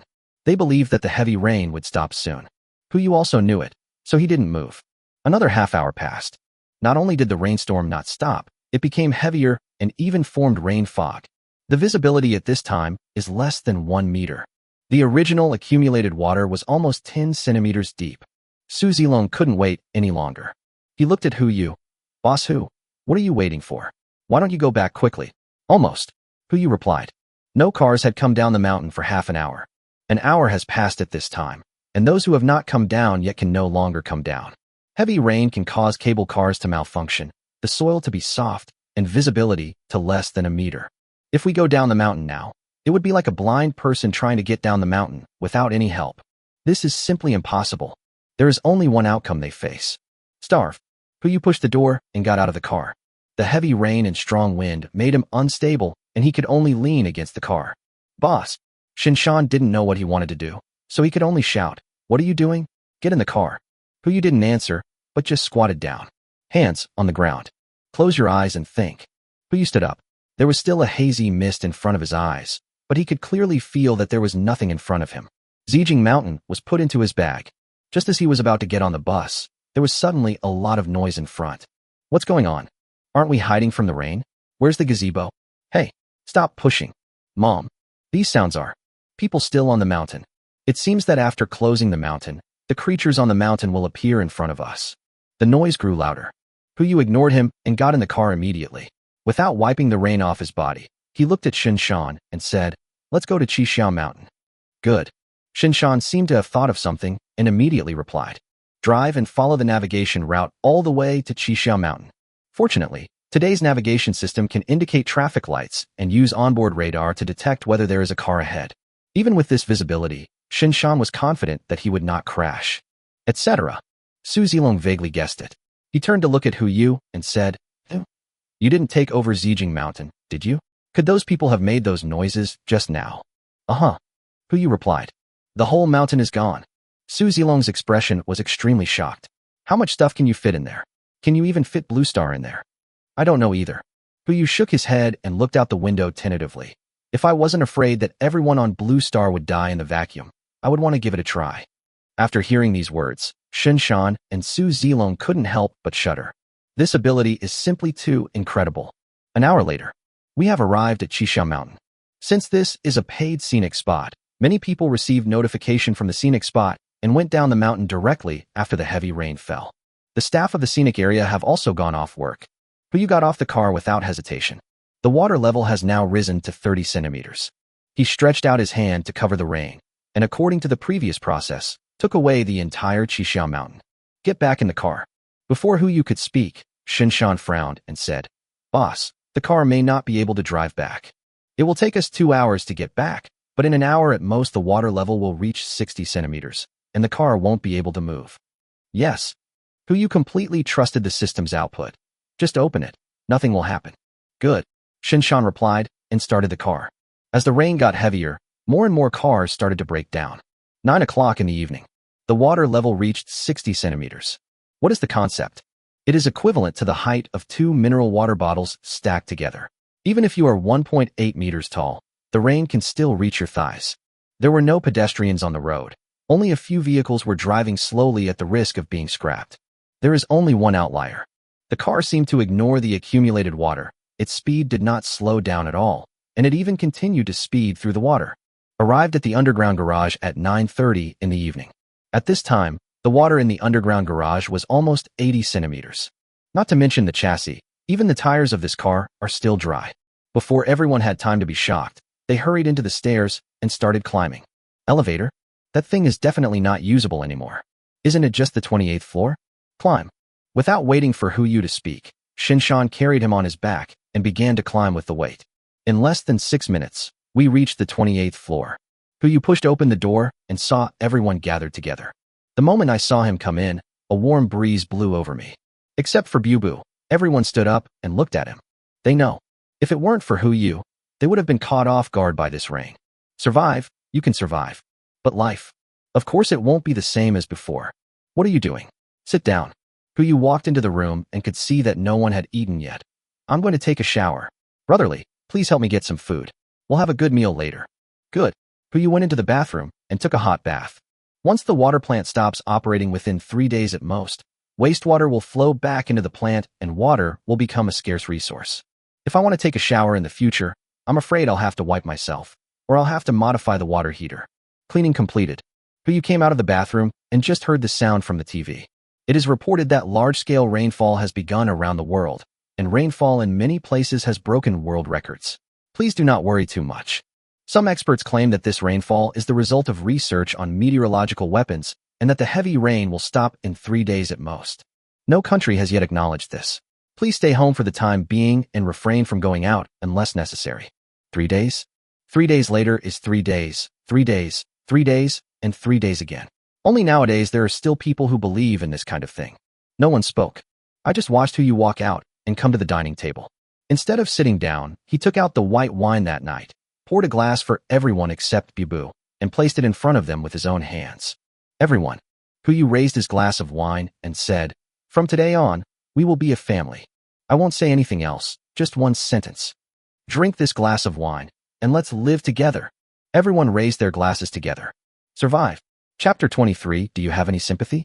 After 3 rounds of wine, the dishes have 5 flavors. Huyu was not idle either. He first asked Su Zilong to contact the operations of several large internet companies and quote prices. Prepared to use 20 boxes of instant noodles to acquire their database. Of course, at this moment, they will just think that the person who posted this message is a lunatic. Wait another half a month. They know the significance of the price. By the time we finished dinner, it was already 11 o'clock in the evening. The water level has risen to 1 meter and 1 meter. At this time, most people have already fallen asleep, ready to wake up tomorrow and enjoy the rare holiday. Except the people on the ground floor. At this time, the surveillance and residence groups were in chaos. Building 3, room 103. Is there anyone kind enough to take me in? My house is almost completely flooded. Building 3, room 104. My family is the same. We have 2 elderly people at home. We're willing to pay 1,000 yuan per room per day. Please help. In the surveillance. In the corridor from the first floor to the second floor. 2 families, 6 people standing together, all wearing short-sleeved shirts, their bags filled with gold, silver, and other valuables, nothing else. In July, even if there is a heavy rain, the temperature is above 20 degrees Celsius, so there is no need for any warm clothes. If I remember correctly, there are only 2 families living on this floor. Room 103 is occupied by a brother and sister who came to the city from other places to work. The sister is lame, and the brother usually works on a construction site. Room 104 is occupied by a family of 4, a couple and the man's parents. 104 was too troublesome, and no one took them in. The family ended up stranded in the stairwell, and only one man survived. As for the 2 siblings in 103, Huyu turned to look at Mu Lingxiu, who was also sitting at the table. In her previous life, she was the one who took in 2 siblings, and their ending was extremely tragic. "Master, why are you looking at me?" Mu Lingxiu asked with a blink. "Fine." Huyu asked curiously. "Those 2 siblings look so pitiful. Do you think we should save them?" "Everything is up to you, master. If you agree, you can put them in my room." Hu Yu exclaimed in surprise. It seems that Mu Lingxiu's Madonna syndrome can be cured. Then forget it. Hu Yu shook his head and tentatively took out the ice cream from the space. Just as he was about to put it in his mouth, he was discovered by Xiao Zisu beside him. Stop! As soon as she finished speaking, she flashed to Hu Yu's side and snatched the ice cream from his hand. Dashikin, what are you doing? You just got caught in the rain, and now you want something ice cold? Confiscated. As she said that, she took the ice cream away, sat next to Hu Yu and started licking it, looking completely natural. The corner of Hu Yu's mouth twitched. Before he could come to his senses, Mu Lingxiu added with an ant's smile. Young lady really cares about the master. A chill came over me. Hu Yu shuddered, looked at Mu Lingxiu and said earnestly, Chinibyu is also a disease. Don't give up on treatment. As soon as he finished speaking, there was movement in the group. Since Mu Lingxiu did not show any kindness this time, Aunt Wang spoke immediately. Building 3, room 2602. I remember Xiao who on the 28th floor bought quite a few houses. Let him free up one and let the neighbors take shelter first. Building 3, room 103. Is that really possible? Mr. Hu? Don't worry, we brothers and sisters will definitely not cause you any trouble. Building 3, room 104. Are there any extra rooms? We only need 2. Please excuse me, Mr. Hu. In an instant, all the pressure was on Hu Yu. Even though he didn't say anything, people in the group had already started at INGM. Hu Yu smiled and shook his head, then replied in the group. Building 3, room 2802. Oh, space is limited here. I remember there are only 2 of you in your family, Aunt Wang. How about you take in the siblings from room 103, and I'll take care of the neighbors from room 104. Building 3, room 2602. That won't work. My house doesn't like people coming over. Why don't you just take them in and let them live in the living room? Room 2802, Building 3. What about my pets? How about sending them to your house? Building 3, room 2602. It's already this late, and you're still caring about your little pet. Do you have any sympathy? Building 3, room 2802. No? Hu Yu simply replied, and found it funny to see Aunt Wang's angry expression on the surveillance video. Moral kidnapping? Sorry, as long as I have no morals, you can't kidnap me. Building 3, room 2602. Xiao Hu, you forced me to do this. I'm requisitioning your rooms, rooms 103 and 104, in the name of the neighborhood committee. Listen to me, go upstairs.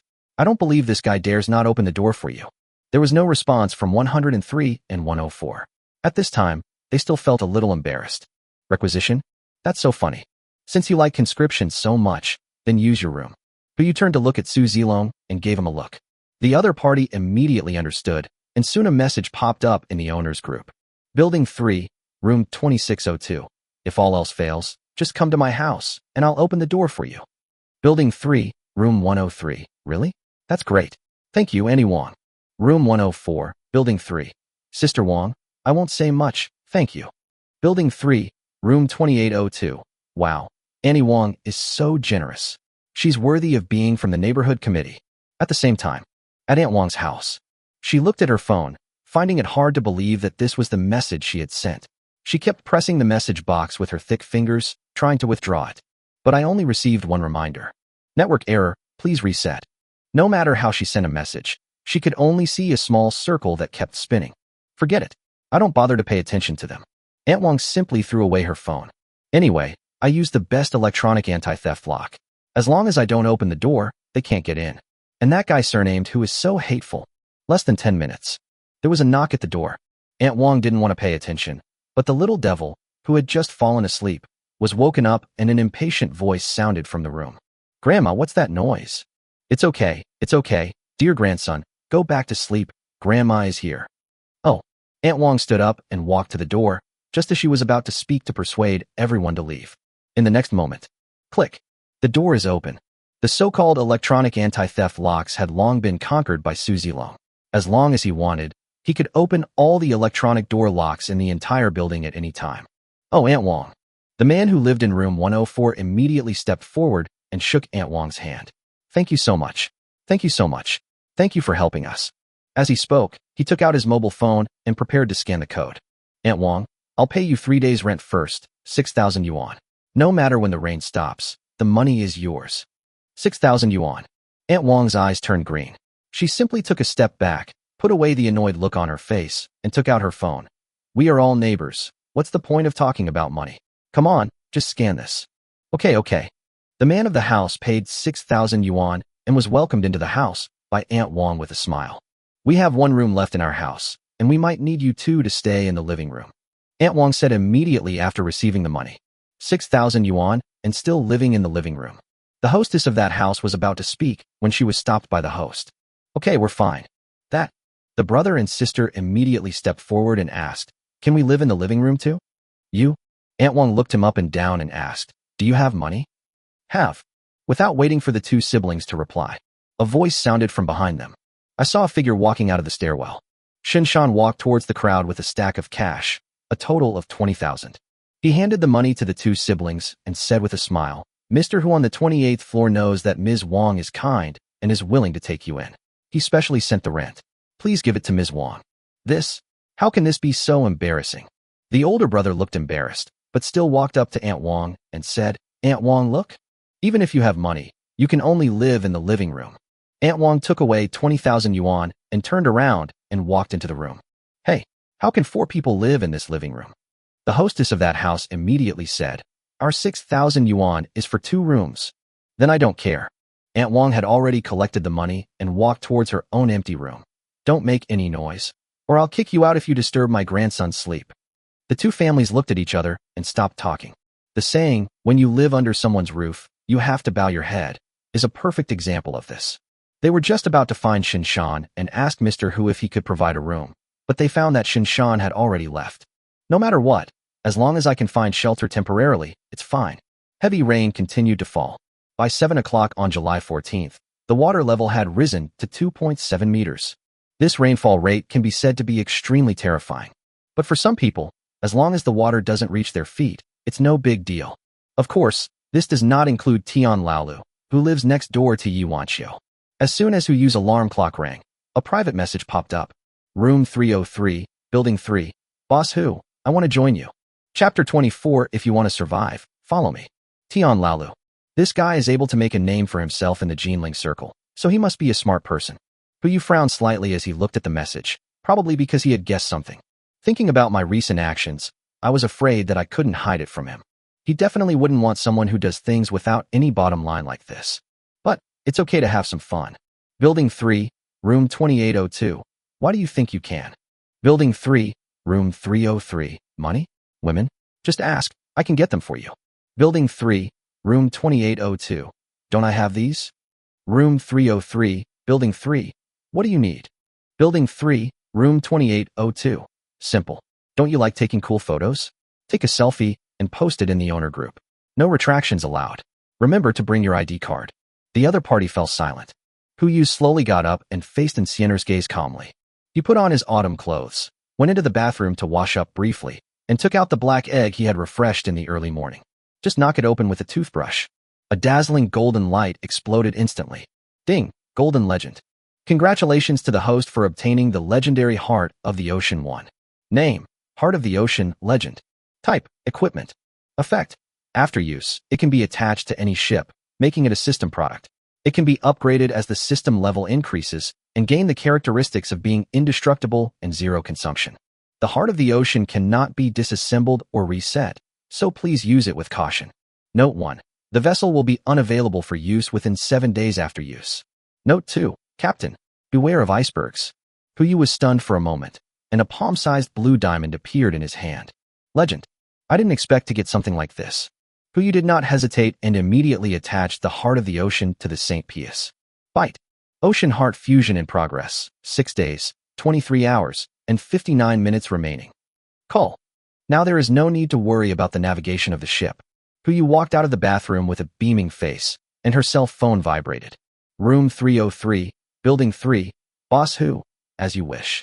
Building 3, Room 303, Pictures. Hey, Hu just took a glance and immediately clicked delete. This kind of thing is too disgusting. Room 2802, Building 3, Boss Tian, you're even more disgusting than I thought. Hu blocked Tian Lao's account and put it on the blacklist. As he stepped out of the door, he saw a group of people sitting around a table, each looking at the same computer screen. Yesterday, Su Zilong connected all the computers to the local area network so that he could view the surveillance footage of the entire building at the same time. Different people are responsible for monitoring abnormalities on each floor in shifts, So it is a bit strange that everyone is watching the same screen now. Yu walked forward and came behind Xiao Zissou. What are you looking at? Are you here? Just in time, let's go watch a show. Xiao Zissou pointed at the computer screen. I saw the surveillance footage of 2602 on the screen.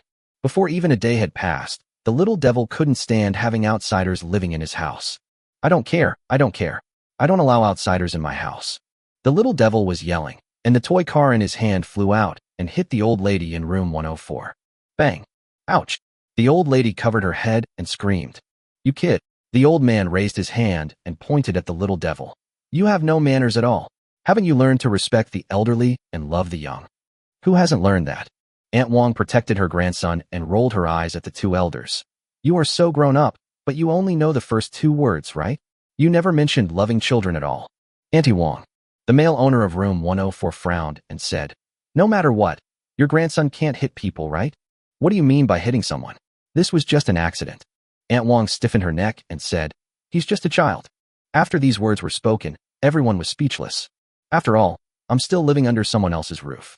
Now the first floor has been completely flooded and they don't even have a place to stay. They can only grit their teeth and accept it. The male owner of room 104 frowned and sighed, not knowing what to say, so he could only turn around to check his mother's injuries. Fortunately, there were only bruises and no wounds. Loyulu, the little devil made a face at everyone. He placed his hands on his hips and declared arrogantly, it's okay if you want to live here. As long as you become my slaves, I'll reluctantly agree. No one paid any attention. The two siblings in room 103 did the same, just sitting at the dining table and watching everything silently. Last night, one of them slept on the table and the other made do with chairs put together. What? Sofa? This position naturally belongs to the couple in room 104. How could it be their turn? Aunt Wong was very unhappy with everyone's silence. Hey, didn't you hear? My grandson has spoken. Is he deaf? My darling grandson wants you to play house with him. Hurry up. Aunt Wong put her hands on her hips and glared at them. Do you still want to stay here? Auntie Wong. The man in 104 frowned and stood up. We paid you a lot of money.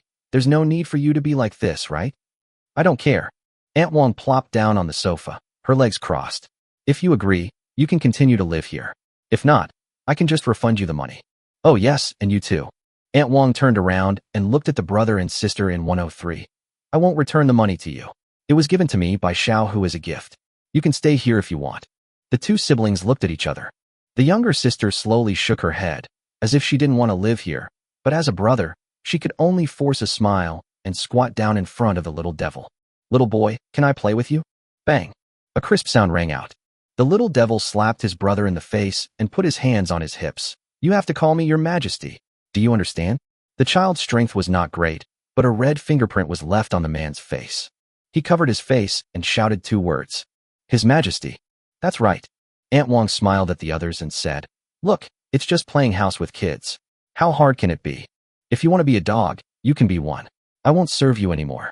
The woman in room 104 shouted and pulled her man away. Li Chong, let's go. Li Chong remained unmoved. He still had a smile on his face and looked at Aunt Wong servilely. Aunt Wong, you see, it's okay for us to play house with your grandson, but today's food. That's easy. Aunt Wong held her head high and said, the meat and vegetables are all in the refrigerator. If any one of you can cook, go and make some. You won't be left wanting. Hey, thank you, Aunt Wong. Li Chong smiled and walked up to the little devil. Your Majesty, what would you like to eat today? Pork ribs. I want to eat. No, I want to eat pork ribs. The little devil laughed happily, as if he hadn't had so much fun in a long time. He pointed at Li Chong's wife and said, you, come and be my horse. I want to ride a horse. Ride your mother. Li Chong's wife yelled angrily. Li Chong, are you going to leave or not? If you don't leave, I will leave. Li Chong ignored his wife and knelt on the ground. Your Majesty, what's so good about riding a woman? If we men want to ride, we should ride men. Come on, get on my back. Li Chong, you are crazy. Li Chong didn't say anything, but carried the little devil on his back and knelt on the ground, crawling continuously. Bang! Xiao Zissou slammed her hand on the table and looked at Hu Yu. These two are going too far. Do they really think they are the emperor? Don't worry, don't worry. Hu Yu narrowed his eyes slightly and watched the scene with a smile. Evil will be punished by evil. Just wait and see. The entire building has 28 floors, and excluding the two families who have been asked to leave, there are a total of 72 households. Among them, there are very few who are as saintly as Mu Siyue. When social order still existed, they all wore their own masks, using order to cover up the tyranny in their skin. Once order collapses, the tyranny that has been suppressed for decades will suddenly erupt. Aunt Wong. Among this group of people, she can only be regarded as a minion. Even the man who kidnapped Mu Siyue in the previous life in exchange for food was forced to do so by life. There's a real pervert here. Who you stared at the man in the family of four on the screen. Li Chong. A very ordinary name. He has a very ordinary appearance, a very ordinary family background, but it was such a person who sat in the position of the host. The resources of the entire building are under his control. Even when Hu Yu and Yi Wanxiu were escaping, they had already started building the ship. The materials, of course, are readily available: human skin and bones. This kind of man can no longer be described as terrifying. Hu Yu snorted lightly and suddenly noticed another scene. Third floor. A middle-aged man in a wheelchair came into the corridor. Wearing a mask and sunglasses, he began knocking on doors from house to house at the urging of Yi Wanxiu. Every time he knocked on a door, he would hand a note to the other party and then wait quietly at the door. Hu Yu moved closer to the screen and zoomed in on the surveillance camera. Only then could he see the words on the note clearly. There are only 8 words on it. If you want to survive, follow me. Chapter 25. The power is out. This Tian Laolu still has some brains. Hu Yu took out a cup of watermelon smoothie from his backpack, bit the straw, and enjoyed the freshness and coolness in his mouth. He looked at everyone and said, "What are you drinking? I'll find it for you." Strawberry smoothie. Bubu was the first to raise his hand. "You can't drink ice." Xiao Zissou hurriedly stopped him. "Bubu, you have to avoid eating now. After your leg is healed, we can drink slowly, okay?" "All right." Bubu immediately stopped crying and pouted, looking so cute. "Be good, Bubu." Hu Yu casually handed a cup of warm strawberry milkshake to Bubu. "Drink this first." "Thank you, brother Hu Yu." "It's okay." Hu Yu rubbed her head and gave each of the remaining people a cup of milk tea. Continue watching the surveillance footage. Only 15 minutes had passed. Tian Laolu had already gathered all the residents on the 2nd, 3rd, and 4th floors. Including him and Yi Wanxiu, there are 8 households in total, not counting the elderly and children, 10 men and 6 women. Everyone. Tian Laolu sat in a wheelchair, but his temperament was still upright. "I don't need to tell you about the situation outside. I believe you all know it. The rain is getting heavier. The water level is rising by 20 centimeters every hour, which means nearly 5 meters a day. Even if the official statement is that the rain will stop in 2 days, all of us residents below the 4th floor will be displaced. Where to live doesn't matter. We're young and can still hold our own against the stairs, but what about food and drink? What about our parents and children? We can hold on, but what about them? We can't let the children and the elderly starve with us, right? Cannot." A bald man raised his hands and shouted in the crowd. Everyone hesitated for a moment, then immediately responded in unison. Hu Yu took a closer look. "Well, isn't that Li Meng? Why is this guy here too? Wait, could he be with Yi Wanxiu? This is going to be fun." Under Li Meng's instigation, everyone quickly united and prepared to obey Tian Laoyu's orders. "Brother Tian." Li Meng stood in front of the crowd and asked Tian Laolu, "Just tell me, how can we avoid going hungry?" "It's very simple." As Tian Laolu spoke, he turned on the flashlight on his phone and shone it behind him. There were a few pieces of frozen meat, some vegetables, 2 bags of rice, and a bucket of peanut oil. "This is all the food we have at home. I am taking it out now and sharing it with everyone. I also hope that everyone will take out food from their homes and give priority to our elders and children so that we can get through this difficult time together." "That's true." A voice came from the crowd. "But the meat and vegetables we have stored are not enough to eat." "Yes, and there's also our living area. The 2nd floor is about to flood. What should we do then?" "Yeah, brother Tian, what should we do?" "It's simple." Tian Laolu raised his hand and pointed upstairs. "Don't they have food? Aren't the shelters right above our heads? We knock on their doors and use our money to buy the food we need. If they are willing to sell it, then we can all be happy. If they don't sell it, then we can stay in their house temporarily. This is also reasonable. Even if the heavy rain stops in 2 days, we can still make do with it. Of course, it would be even better if they were willing to join us. We share our food and shelter. Isn't this wonderful?" Everyone looked at each other. Some of them had already understood what Tian Laolu meant, but did not intend to say anything. Under order, they still have basic conscience. "This, brother Tian, this isn't good, right? We're all neighbors. What's wrong?" Li Meng immediately retorted. "Brother Tian, this is called courtesy before force. Are you willing to watch your elderly and children starve?" "Done," a young man shouted angrily. "Brother Tian, I'll fight you." As long as my parents have a place to live and food to eat. Good, Tian Laolu responded. Then let's gather the food from our respective homes together. If anyone doesn't want to join, they can withdraw now. I won't force them. A middle-aged man wearing black-framed glasses retreated. Brother Tian, we live on the 4th floor. There is no need to rush, you see. It's okay. I understand. Tian Laolu maneuvered his wheelchair forward and took out his phone from his pocket. Come on, scan the code. Oh, scan the code.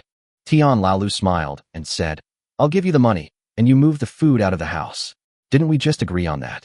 Is 10,000 enough? 20,000? Or why not just sell the house to me, and I'll give you 3 million? Since you don't join, then you are my target. Money for you, food for me. The middle-aged man shuddered and said with a smile, Brother Tian, I'm in. That's good. Tian Laolu patted the middle-aged man's shoulder and looked at everyone again. Money. I have plenty. As long as you help me get through this, I will give everyone a red envelope that will satisfy you. Good. Brother Tian, tell me, where's our first target? How about going to the 28th floor? Aren't they said the people there are stupid and rich?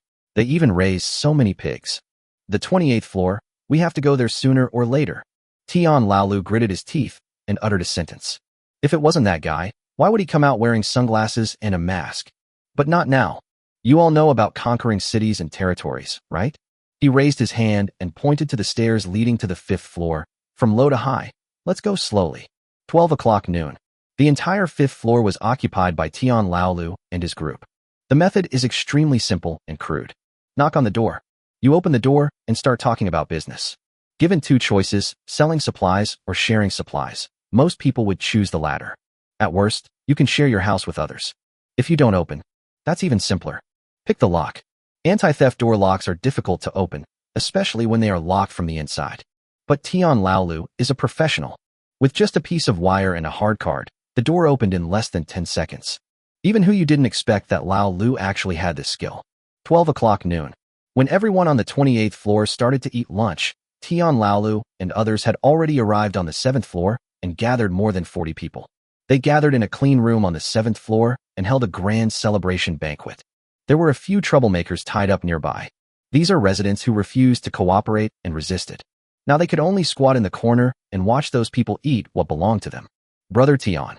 Li Meng came close to Tian Laolu and asked, What a commotion.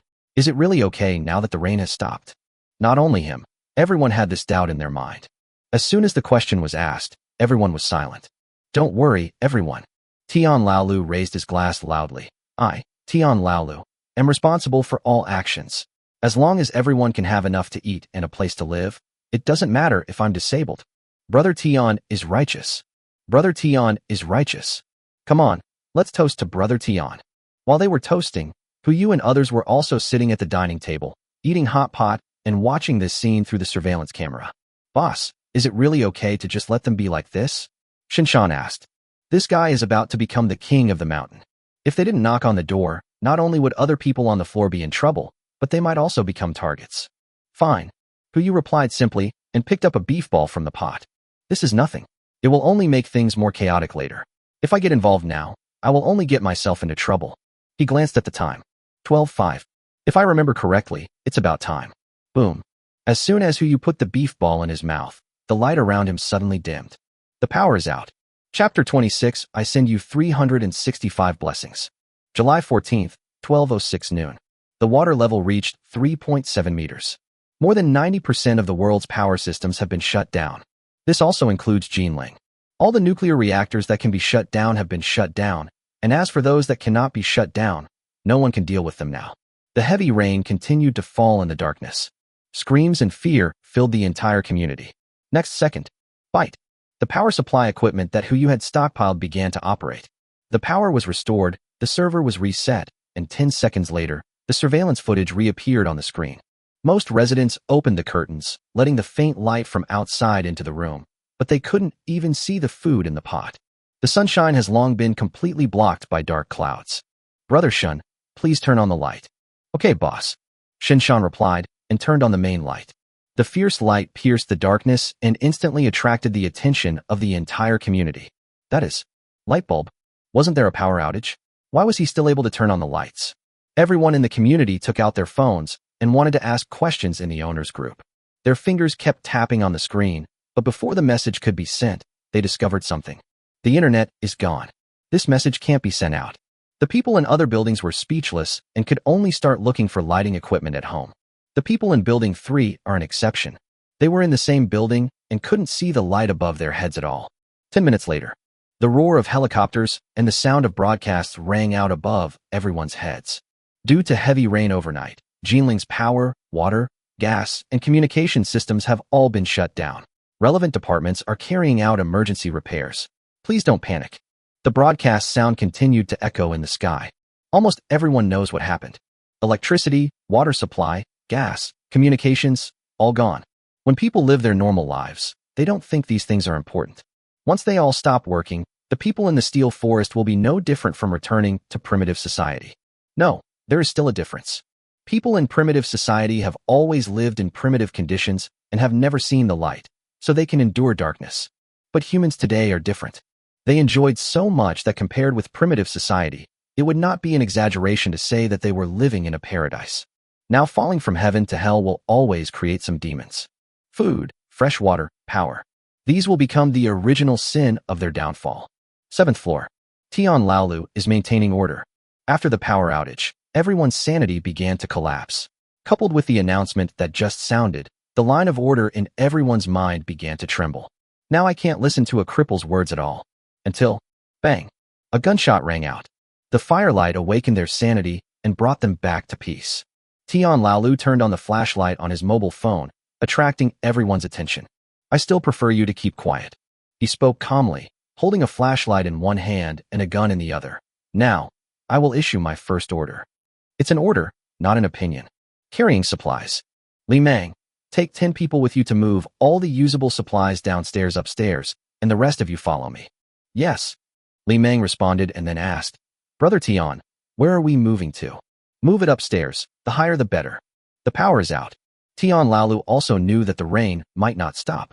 Even if it could be stopped, it would never happen after 2 days. What he has to do now is to seize the time. Seize the time when everyone has not yet reacted, gain absolute advantage first, and then slowly settle the score with Yu. I don't know how that kid knew about the rainstorm in advance, and I don't know how much supplies he stockpiled. As long as we can snatch him away, we can probably survive this rainstorm. At the same time, some people also realized this. Yu Wanqiu. She left the crowd in the dark and started running all the way to the 28th floor. 1 o'clock in the afternoon. Yu Wanqiu ignored the noise downstairs and finally reached the 28th floor. She raised the flashlight and was stunned on the spot. Alloy door. She had only seen this door in a bank vault. Forget about prying it open. Even using C4 to blow it up might not work. How much has this guy prepared? Who you? Yu Wanqiu rushed over and started knocking on the door. It's me. Open the door. The voice echoed in the stairwell, but there was no response. Who you? I know you can hear it. Yu Wanqiu kept shouting. You even installed a door like this. I don't believe you didn't install surveillance. I just want to talk to you. Can I even do that? Chat. The voice came from the door. A screen lights up. Yu was seen with half a cup of watermelon smoothie in his hand, curled up on the sofa, playing Happy Candy Crush on his tablet. He didn't even lift his eyelids. Do you want to talk about water margin or the 3 kingdoms? We're having afternoon tea. You start, and I'll chat about the 5-cent thing. Lamp. Yu Wanqiu suddenly exclaimed. You? How do you have electricity? That's a good question. If you've studied junior high physics, you should know there's something called a generator. Very good. Yu Wanqiu's face was full of joy. Hurry up and let me in. What's the reason? Yu reached out, picked up an egg tart from the table, and brought it to his mouth. There was a crackling sound as teeth cut through the puff pastry. This made Yu Wanqiu swallow her saliva. From the time the rainstorm started until now, she has only eaten a bowl of instant noodles. This is the reward I received after serving Tian Laolu. This guy actually had afternoon tea at home. Gulp. Yu Wanqiu swallowed her saliva. I'm telling you, Tian Laolu wants to deal with you. He's already brought his men to fight you. I'm here to tip you off. He can pick locks and has a gun. Let me in quickly. I have a way to help you stop them. Oh, I see. Just get it. Yu Wanqiu was stunned. She had never expected Yu to have this attitude. Yes, I should thank you for giving me the news. Yu stood up from the sofa, took the camera from someone, pointed the screen at the coffee table, and started to select. Egg tarts, scones, macarons, tiramisu, even pan-fried buns and shrimp dumplings are on the table. This afternoon tea is a fusion of Chinese and Western styles. What should I give you as a reward? Either way, anything is fine. Yi Wanxiu had no intention of going in. She just wanted to stuff everything on the table into her mouth. Never mind. The camera turns. Who you face the camera again. You are of a level that would definitely look down on our afternoon tea. I'd rather give you my blessing. Bubu, come sing a song for your sister. Here are 365 blessings. Okay, brother. Bubu replied, cleared his throat, and started singing on the spot. There are 365 sunrises in a year, and I send you 365 blessings. The childish, singing voice echoed in the stairwell. Yi Wanxiu's smile froze instantly. Who? You. What do you want me to do? The camera turns. Hu Yu's face appeared in the video again. Miss Yi, don't you like it? Then I can sing a song for you myself. No, thanks. Yi Wanxiu still wanted to struggle. Hu Yu, can you please let me in? I know you have many empty rooms at home. I just need a place to stay. That Tian Laolu is a complete pervert. Help me. Help me. No matter what, I can do it. Oh. Hu Yu raised his voice and said, anything, can you do it? Yes. Anything is fine. Yi Wanxiu lowered her head and pretended to be shy. Don't worry, I will definitely take good care of you. Then let's leapfrog. Frog, frog jump. Yi Wanxiu was stunned. Yes. Hu Yu pointed behind her and said, from here, frog jump all the way to the second floor, and then jump back from the second floor. As long as you can do it, I will let you in. Okay, wait for me. Chapter 27. I have never seen such a shameless person. Yi Wanxiu immediately squatted down, put her hands behind her back, and began to leap towards the 27th floor. He seems to be quite honest. But in the surveillance footage, she had just jumped to the 27th floor when she stood up straight and spat towards the 28th floor with a look of disdain. Oh, Hu Yu sneered. He knew that this woman would not be so stupid as to say this. Her gesture of weakness just now was just a disguise. If she were really let in, there would be only one outcome. This snake will find the perfect moment to bite him. Zilong. Hu Yu looked at Su Zilong.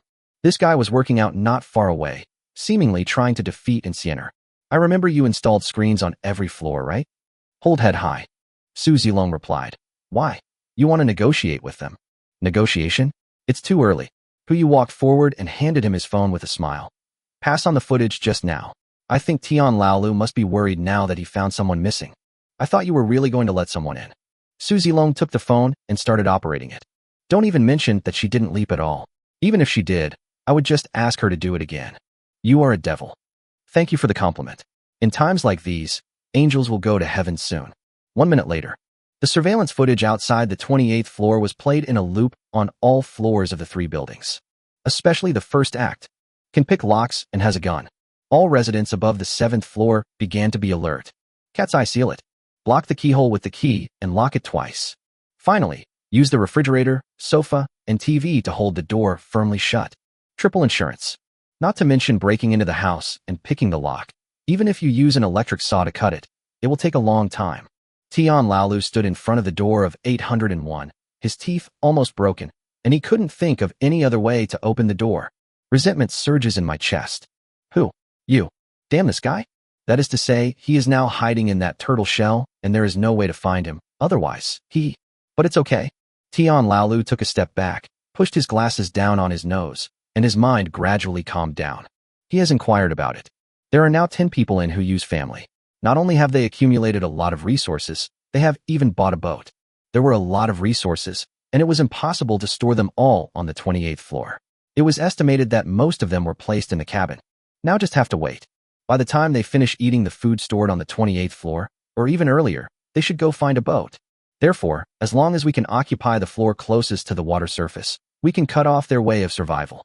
Now the resources on the 6 floors combined are enough to feed 20 people for 10 days. Even if no one else opens the door, it will be enough. Now the crux of the matter is, if you reduce the number of people, it is actually very simple to reduce the number of 40 people to 20. Afternoon. Under the cover of Li Meng, Tian Laolu convened a small meeting with 20 people. These 20 people were the most obedient in the crowd. The content of the meeting was simple. Increase revenue and reduce expenditure. The source cannot be opened now. To ensure food supply for everyone, we have no choice but to cut costs. They didn't kill anyone. They just tied up the remaining 20 people and let them stay on the 4th floor where they couldn't be flooded and starve. Everyone hit it off and started working that night. It's just 2 days of hunger. It's not a big deal. As for Yi Wanxiu, she knew she couldn't go back, so she had no choice but to start from the 27th floor and knock on every door. hoping someone would take her in. When she knocked all the way to the 24th floor, unexpectedly someone actually opened the door. A fat guy wearing glasses. He eagerly welcomed Yuanxiu in and served her delicious food and drinks. As for what happened that night, Puyu was too lazy to look. After eating and drinking, he fell into a deep sleep. Nothing happened on the third day. Everyone was waiting until 7 o'clock in the evening of the fourth day to see if the rain would stop. July 16th, 7 a.m. The water level reached 12 meters. The third floor has been completely flooded, and rainwater is still pouring towards the fourth floor. The rain showed no sign of stopping. People living on high floors are still enjoying their rare vacation, including those living on the 8th floor. In their minds, the rainstorm will stop completely in 12 hours at most. There's no need to panic, they won't be drowned anyway. Tian Laolu was equally calm. He knew very well that what was needed now was to conserve his energy, not useless frenzy. He spread 20 people at all the windows from the 4th to the 7th floors. Anyone who jumped into the water or was about to jump would be discovered immediately. Puyu was naturally even less anxious. After getting up, he habitually went into the bathroom and raised his hand to crack his eggs. Bite. Congratulations to the host for obtaining the skill book, Fishing Mastery. Note: after using the skill book, your physical fitness and physical quality will automatically improve to the level of mastering the skill.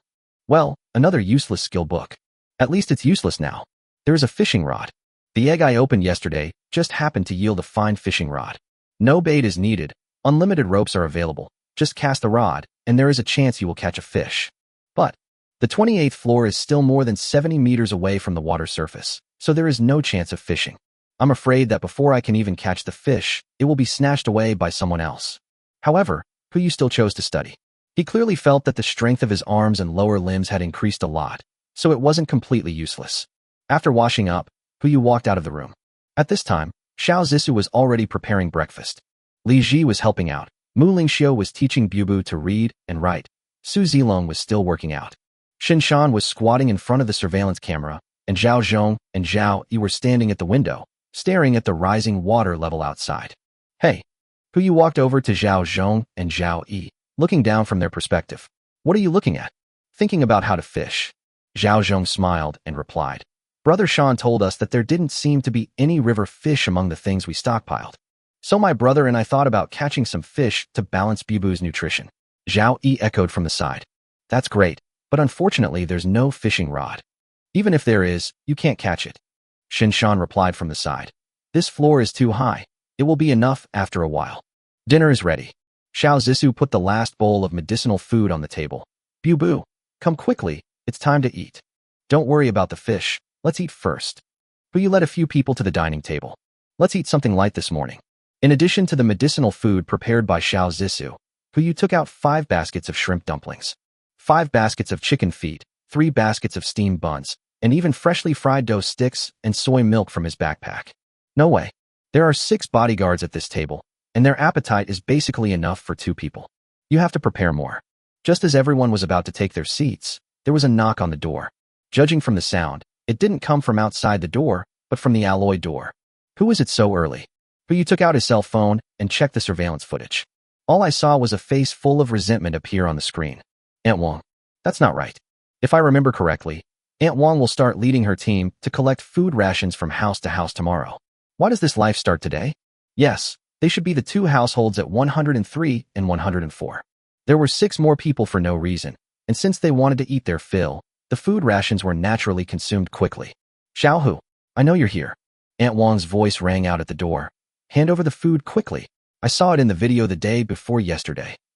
You've stuffed so many people into my house. Don't think you'll just do nothing. Hurry up, don't make me wait impatiently. Hee hee. Puyu sneered. Are you still impatient? Do you think you are the second cousin of the Jade Emperor? He simply turned on the video and pointed the camera at the desktop. After the other party saw clearly what was on the table, he pretended to have taken the wrong shot and apologized repeatedly. Oh, is that Aunt Wang? What do you want from me? You. Aunt Wang uttered a word, and without any hesitation, she put her hands on her hips and repeated her request.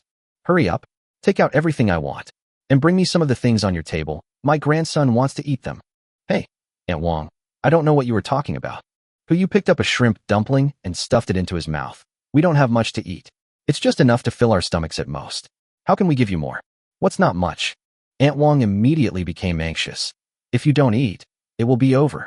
They are just young people. They are not starving. My grandson is growing up. At worst, I can return it to you when the time comes. Look at what you said. Kuyu patted his chest and said, as the saying goes, a man grows taller at the age of 23. I am also growing taller. You. I have never seen such a shameless person. Hey, you'll see it today. Kuyu held a steamed bun in his mouth and blew hot air out of it. Andy Wong, please don't be angry. If you get high blood pressure, there won't be any medicine to treat it for you. After that, the video was hung up. Kuyu was enjoying his delicious breakfast when he could hear Aunt Wong's impatient knocking on the door. It's already the 16th, and their food must have been exhausted. In addition to the video I played the day before yesterday, I think no one, no matter which floor they are on, will open the door rashly. It won't be long before those people living in 2602 show their fangs. Chapter 28, I Had a Dream. Noon, 12 o'clock. A riot broke out on the 26th floor. Get out. Get out. You are a bunch of losers who only know how to eat and don't know how to find food. Either bring me some food, or I will let you continue to live here. Or get out of here now. Aunt Wong held a kitchen knife and forced the 6 people in rooms 103 and 104 to leave. This scene should have appeared in a day. However, because of the appearance of Tian Laolu, everyone felt the crisis. Not to mention making excuses for food. Even opening the door to a stranger is impossible. This led to Aunt Wong's emotional breakdown. Auntie Wong, calm down. Li Chong stood in front of his parents and wife and said, we can skip a meal. It's okay. The rain will stop soon. Don't get excited.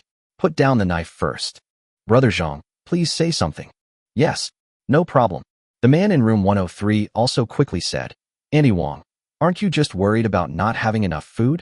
We can go without food, as long as you don't kick us out. Really? Real. Li Chong and the man in 103 responded at the same time. Just eat a few less meals. As long as the rain stops tomorrow night, everything will be fine. Okay then. Aunt Wong said this, but she still held the knife in her hand. You too, and that old man. The 3 of you leave my house now. I will let your sister and your family live here. You two go to the stairs and wait until the rain stops. If someone comes upstairs on the way, I won't be too late to open the door for you. This. Li Chong hesitated. No bargaining. Aunt Wong immediately made a decision. You 3 men, if you threaten me, what should I do? I'm doing this to protect myself. I can go out. Li Chong thought for a moment and said, but my father is already over 70 years old and has difficulty walking. Aunt Wong, please let him stay. No need, son. Father Li shook his head. I'll go out with you. The 3 of them left the house without thinking too much. Bang. The door to 2602 is closed. Aunt Wong started cooking for herself and her grandson. I really only cooked for 2 people and didn't cook anything for the old lady in room 104 and the lame woman in room 103. As for those 3 people, they are now squatting in the corner of the 27th floor. Once they detect any movement, they will knock on the door and go into 2602. You said. Zhang Si looked at the heavy rain outside the window and said, if the rain doesn't stop, what should we do? No. Father Li frowned and said, it said above that it can be stopped in 3 days, so it will definitely be stopped. We just need to wait. Dad, you can't say that. Li Chong frowned and said, we are young people. It's okay to skip a couple of meals, but you can't starve. If this rain really doesn't stop, we'll have no choice but to follow the example of that so-called Mr. Tian downstairs. It's no use learning it. Zhang Si shook his head. No one is opening the door now. If the rain doesn't stop, I'm afraid Aunt Wong won't open the door for us.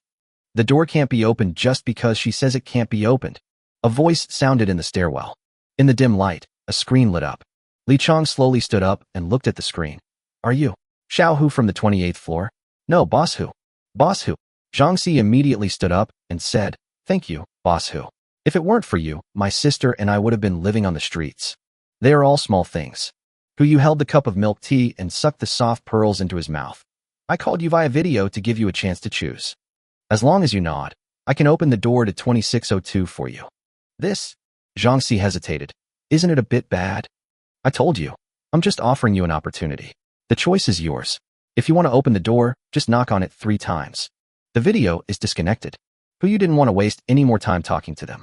If it weren't for making the building more lively, he wouldn't have made the call. Li Chong, Zhang Si. In the previous life, these 2 people were in cahoots with Aunt Wong, a nest of snakes and rats. Not only did they occupy his house, but they also tied him up in a dark room like a 2-legged sheep. If it weren't for that person, he might have been stewed by this group of people. Now, he wanted to see what the scene would be like when they became 2-legged sheep. In the dark, Li Chang was silent for a few breaths before speaking. Brother Zhang, do you like watching movies? Hong Kong movies. Hong Kong movie? Which one? 8 Immortals Restaurant. You may not be familiar with this name, but you must have heard of another name, Human Meat Bun Shop. Li Chang looked inside the door and said, to be honest, I also want to try what human flesh tastes like. Father Li was stunned on the spot. Zhang Si was stunned for a moment, then swallowed his saliva and said, Brother Li, I'll listen to you. They haven't eaten anything all day. Starting from yesterday noon, Aunt Wang used the excuse that there were not many dishes and only cooked a large pot of rice for everyone. Let your grandson feast on it. That night, there wasn't even any white rice. So much so that they haven't even had a sip of water from yesterday until now. I'm getting starving now. Time passes quickly. 7 o'clock in the evening. The water level rose to 13 meters. The heavy rain outside the window continued. The broadcast did not sound. Those who looked up at the sky saw their hopes gradually fade away. The desires suppressed deep in my heart began to expand. Li Chang, who was sitting on the stairs on the 26th floor, stood up. He patted his father's shoulder, walked towards 2602, and raised his hand to knock on the door. Auntie Wang, the rain doesn't look like it's going to stop. Please open the door for us and let us in. There was no sound from inside the door. After a while, Aunt Wang's voice came from inside the door. You can come in if you want. Go find some food. If you find some food, I'll let you in.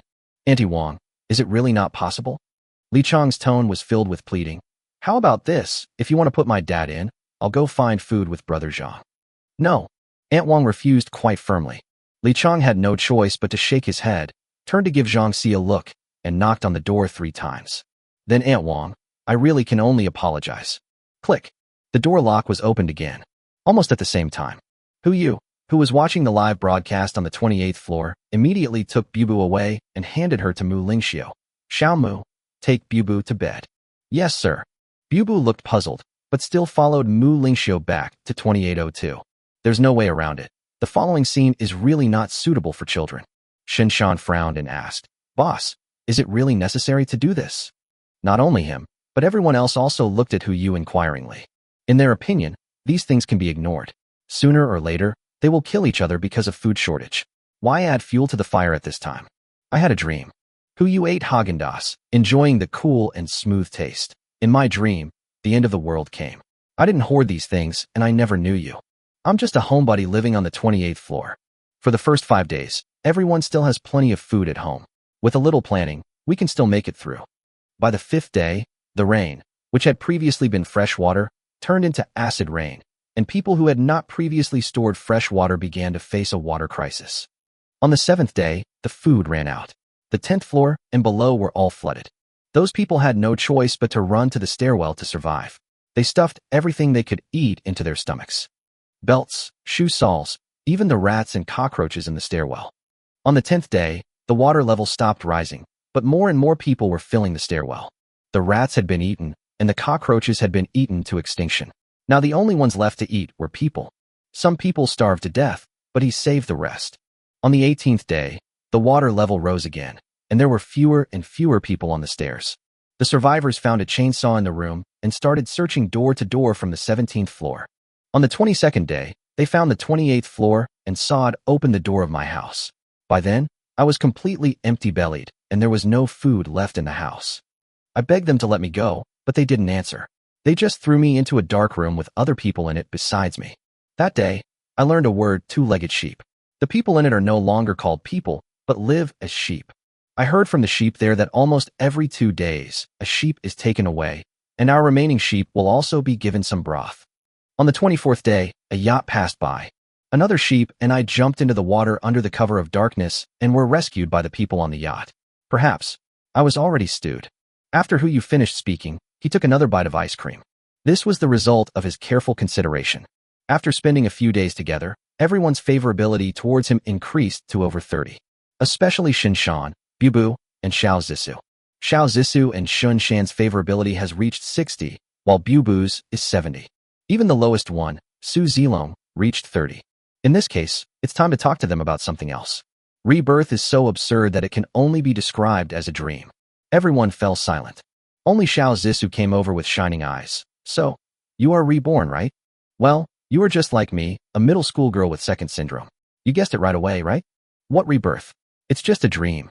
Yu immediately changed the subject and looked at Shin Shan. So, now I will answer you. It's necessary. Very necessary. Even if it's just a dream, I will never let go of those who treat me like a sheep. I want to survive, but I will never let them live well. Everyone stopped talking. Can you relate? Not really. But if you put yourself in their shoes, if they were in the same situation and had the chance to do it again, they would probably do something even more extreme. After all, what they lack the least is power. When Yu saw that everyone stopped talking, he knew that he had achieved his goal. He lowered his head and looked at the surveillance screen again. Just one glance and the corners of his mouth rose slightly. Chapter 29. Go to the rooftop. After Li Chong opened the door, he subdued Aunt Wang and the little devil while Yu was talking.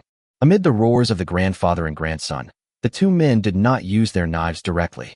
Instead, they tied them up and threw them into the room and began to reorganize the food in the room. Soon, they found the ham that Aunt Wang had hidden in the room. Thanks to this ham, the grandfather and grandson temporarily escaped the fate of being put into the pot. Everyone cooked a pot of rice with rainwater and had a simple dinner. Human flesh? Emergency food like this, which is easy to store and not prone to spoilage, should naturally be saved for last. The most urgent thing now is to find enough food. If I remember correctly, in addition to Aunt Wang's family, other families also received ham. Li Chong looked out the window, as if he had made a decision. Brother Zhang, do you want to live? Brother Chong. Zhang Si swallowed a mouthful of broth and said, You tell me. I'll listen to you. Good. Li Chong walked into the room and pulled off the sheets and quilts covering the little devil. Rope, can you do it? Brother Chong, you want to get down through the window. Li Chong's eyes were filled with madness as he began tearing the cloth and making ropes. It's raining so hard right now. It's almost impossible to climb up from the bottom, but it would be much easier if we could just climb down. Tie a rope and go in through the window. Even if you fall, the water below is too deep to kill you. Only in this way can we store enough food. But, Zhang Si hesitated. Brother Chong, I'm afraid of heights. For you. Li Chong handed one end of the sheet to Zhang Si. I'll go down, and you'll be my stake on top. Good. At the same time. 5th floor. I believe you all have seen it. Tian Laolu stood above the crowd, looking down at the 20 people in front of him. The rain hasn't stopped. We don't know the reason yet, but we have to admit that we must be prepared for a long battle. There are more than 20 people downstairs. They need to eat, and we need to eat too. Only by getting more food can we survive better.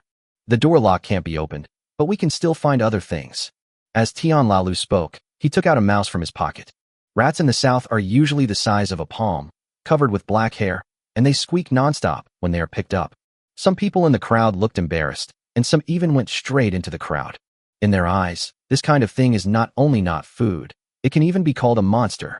Tian, Brother Tian, do we really have to eat this? Not right now, Tian Laolu replied.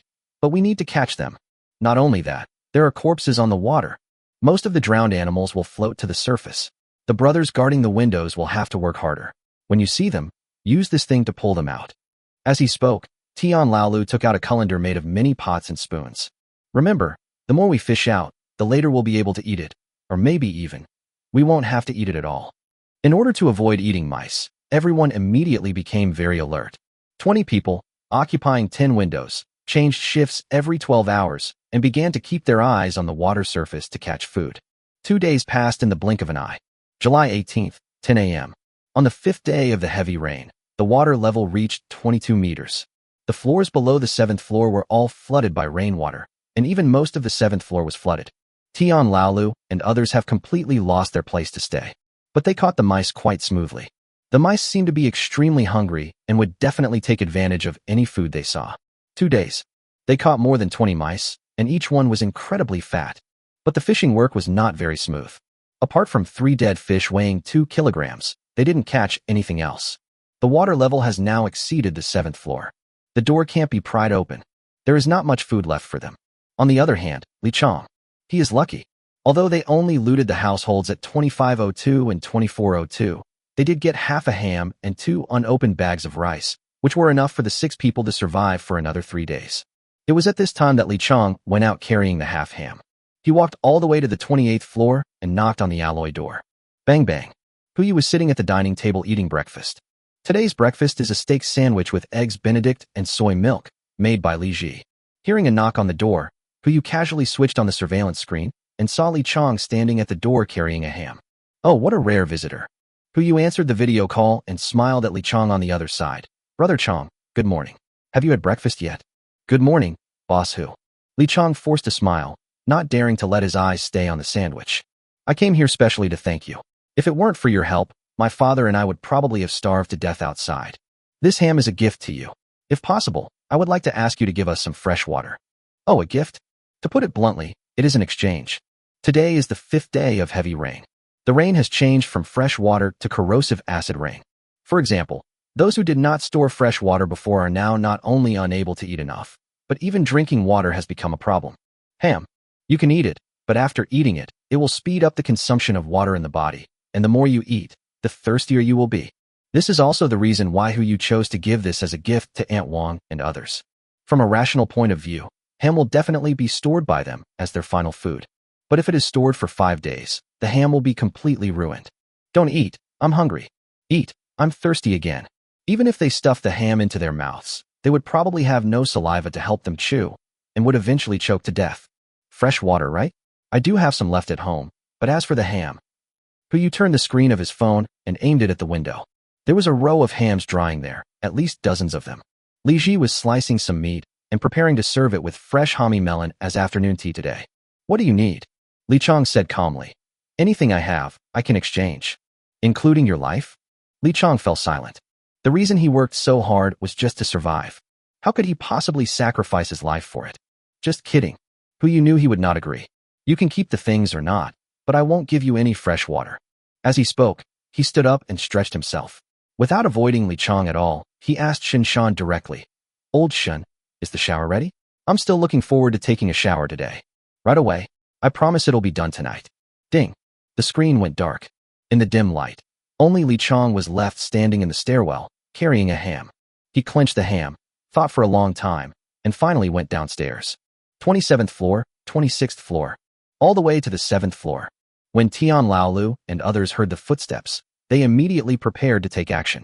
The moment they saw Li Chong carrying the ham downstairs alone, everyone's eyes turned green. Who is Boss Tian? Li Chong stood on the stairs with a smile on his face. A wheelchair was pushed out from the crowd. I am. Are you looking for me? I'm here to give you a gift. Li Chong presented the ham with both hands. In the dim space, the sound of swallowing saliva continued to be heard. Tian Laolu thought for a moment and finally held the ham in his arms. What's this brother's name? Li Chong. Boss Tian, just call me Shaoli. Brotherly. Boss Tian narrowed his eyes slightly. You are not here just to give gifts, are you? Boss Tian is smart. I'm here to cooperate with you. Oh, how do we cooperate? Food, fresh water. Li Chong got straight to the point. Boss Hu from the 28th floor once gave away some ham to people in our neighborhood. Most of it came from our building. We still have at least 20 hams like this. Now that they have no fresh water, the ham has become their food reserve. We will split the looted ham 50 to 50. That's true, but brotherly, this door, we can't open it. Door, I have a solution. Fresh water and ham. I want a quarter. Tian Laolu frowned. How do you know I have fresh water? First of all, none of your lips are chapped, and if there's no fresh water, you've already thrown this ham in my face, right? Really? Tian Laolu didn't know how long the rain would last, so just in case, he collected enough fresh water. Ha ha ha, I like working with smart people. Tian Laolu immediately extended his right hand. Deal. July 18th, 12 noon. The water level was close to 23 meters, and half of the 8th floor was submerged.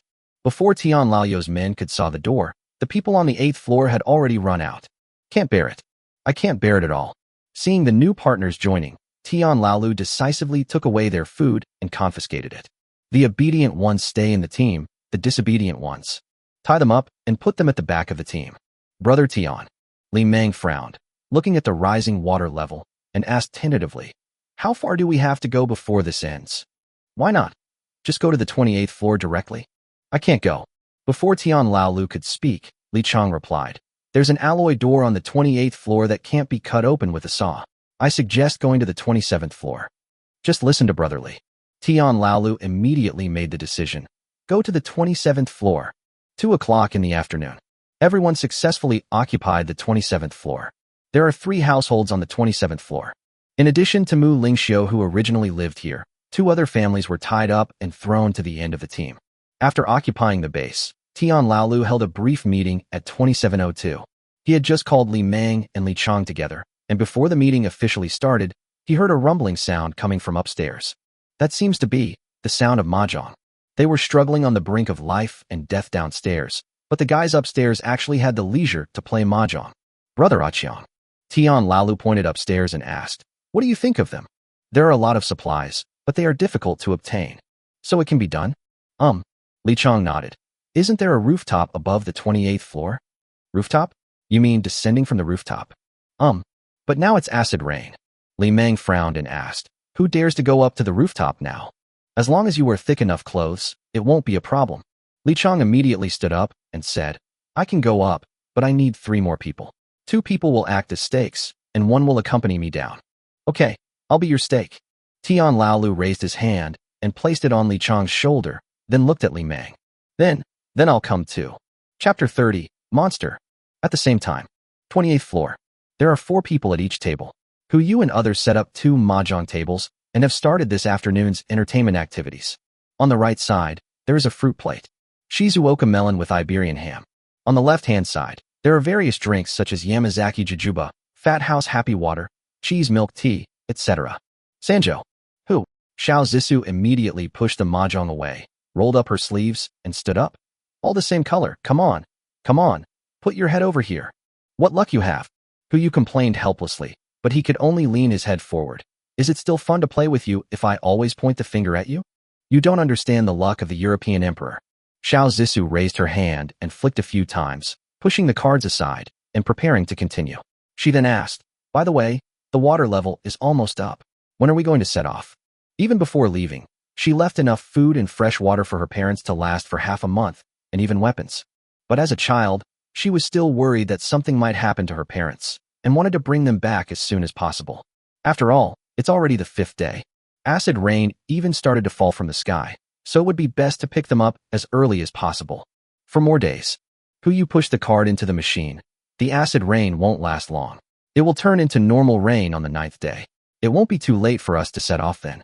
By that time, the heart of the ocean had also been integrated. Not to mention picking up Zhao's father and mother. Even sailing to the Sea of Stars would not be a problem. Come on, keep going. I don't believe I can't beat you. July 18th, 7 p.m.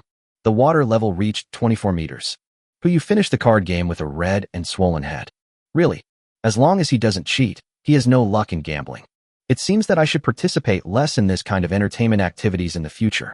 It has no benefits other than wasting my brain. After dinner, everyone started watching the surveillance video, which was a popular activity today.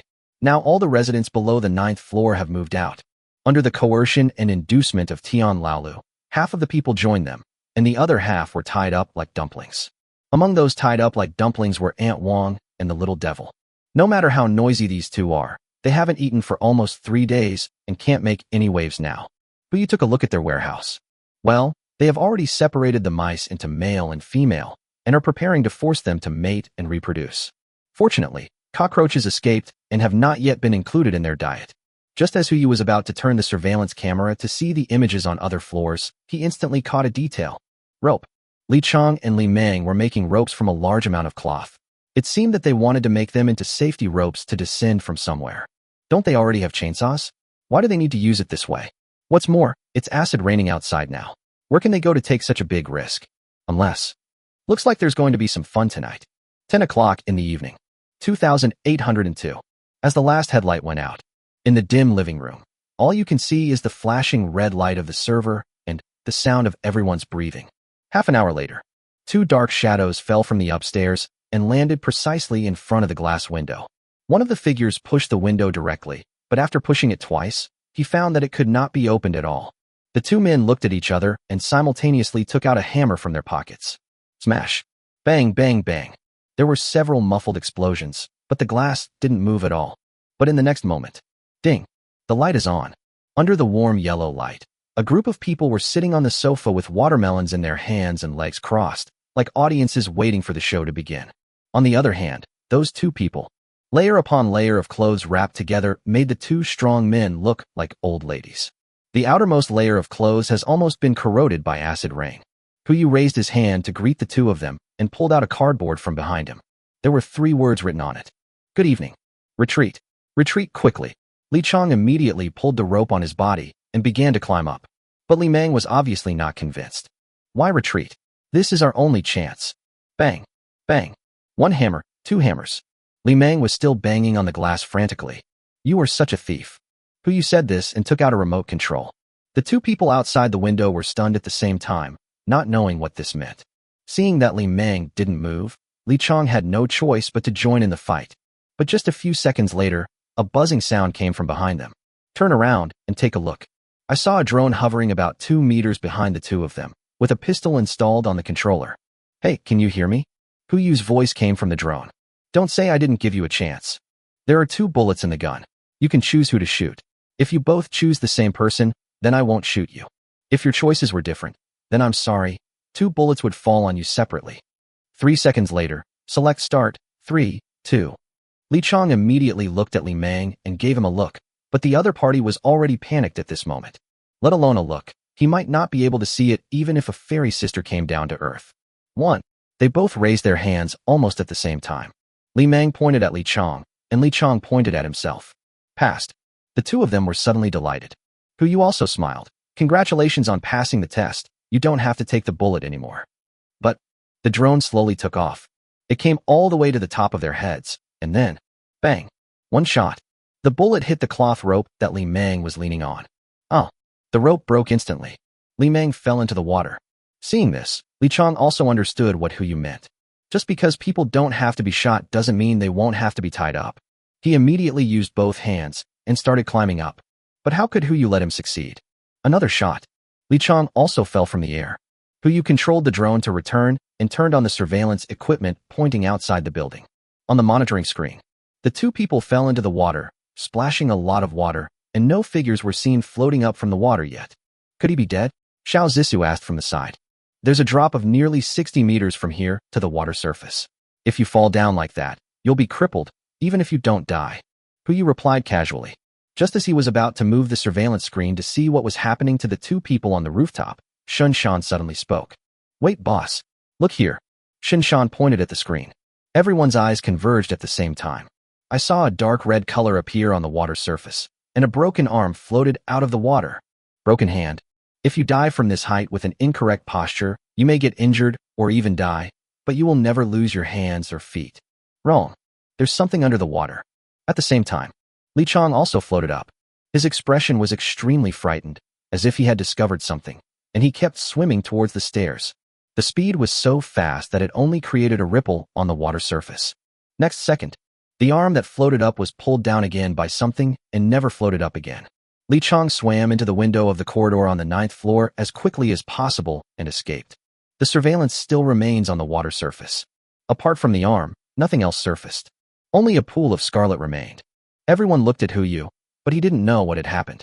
Is there something else beneath the surface? He has never met one either.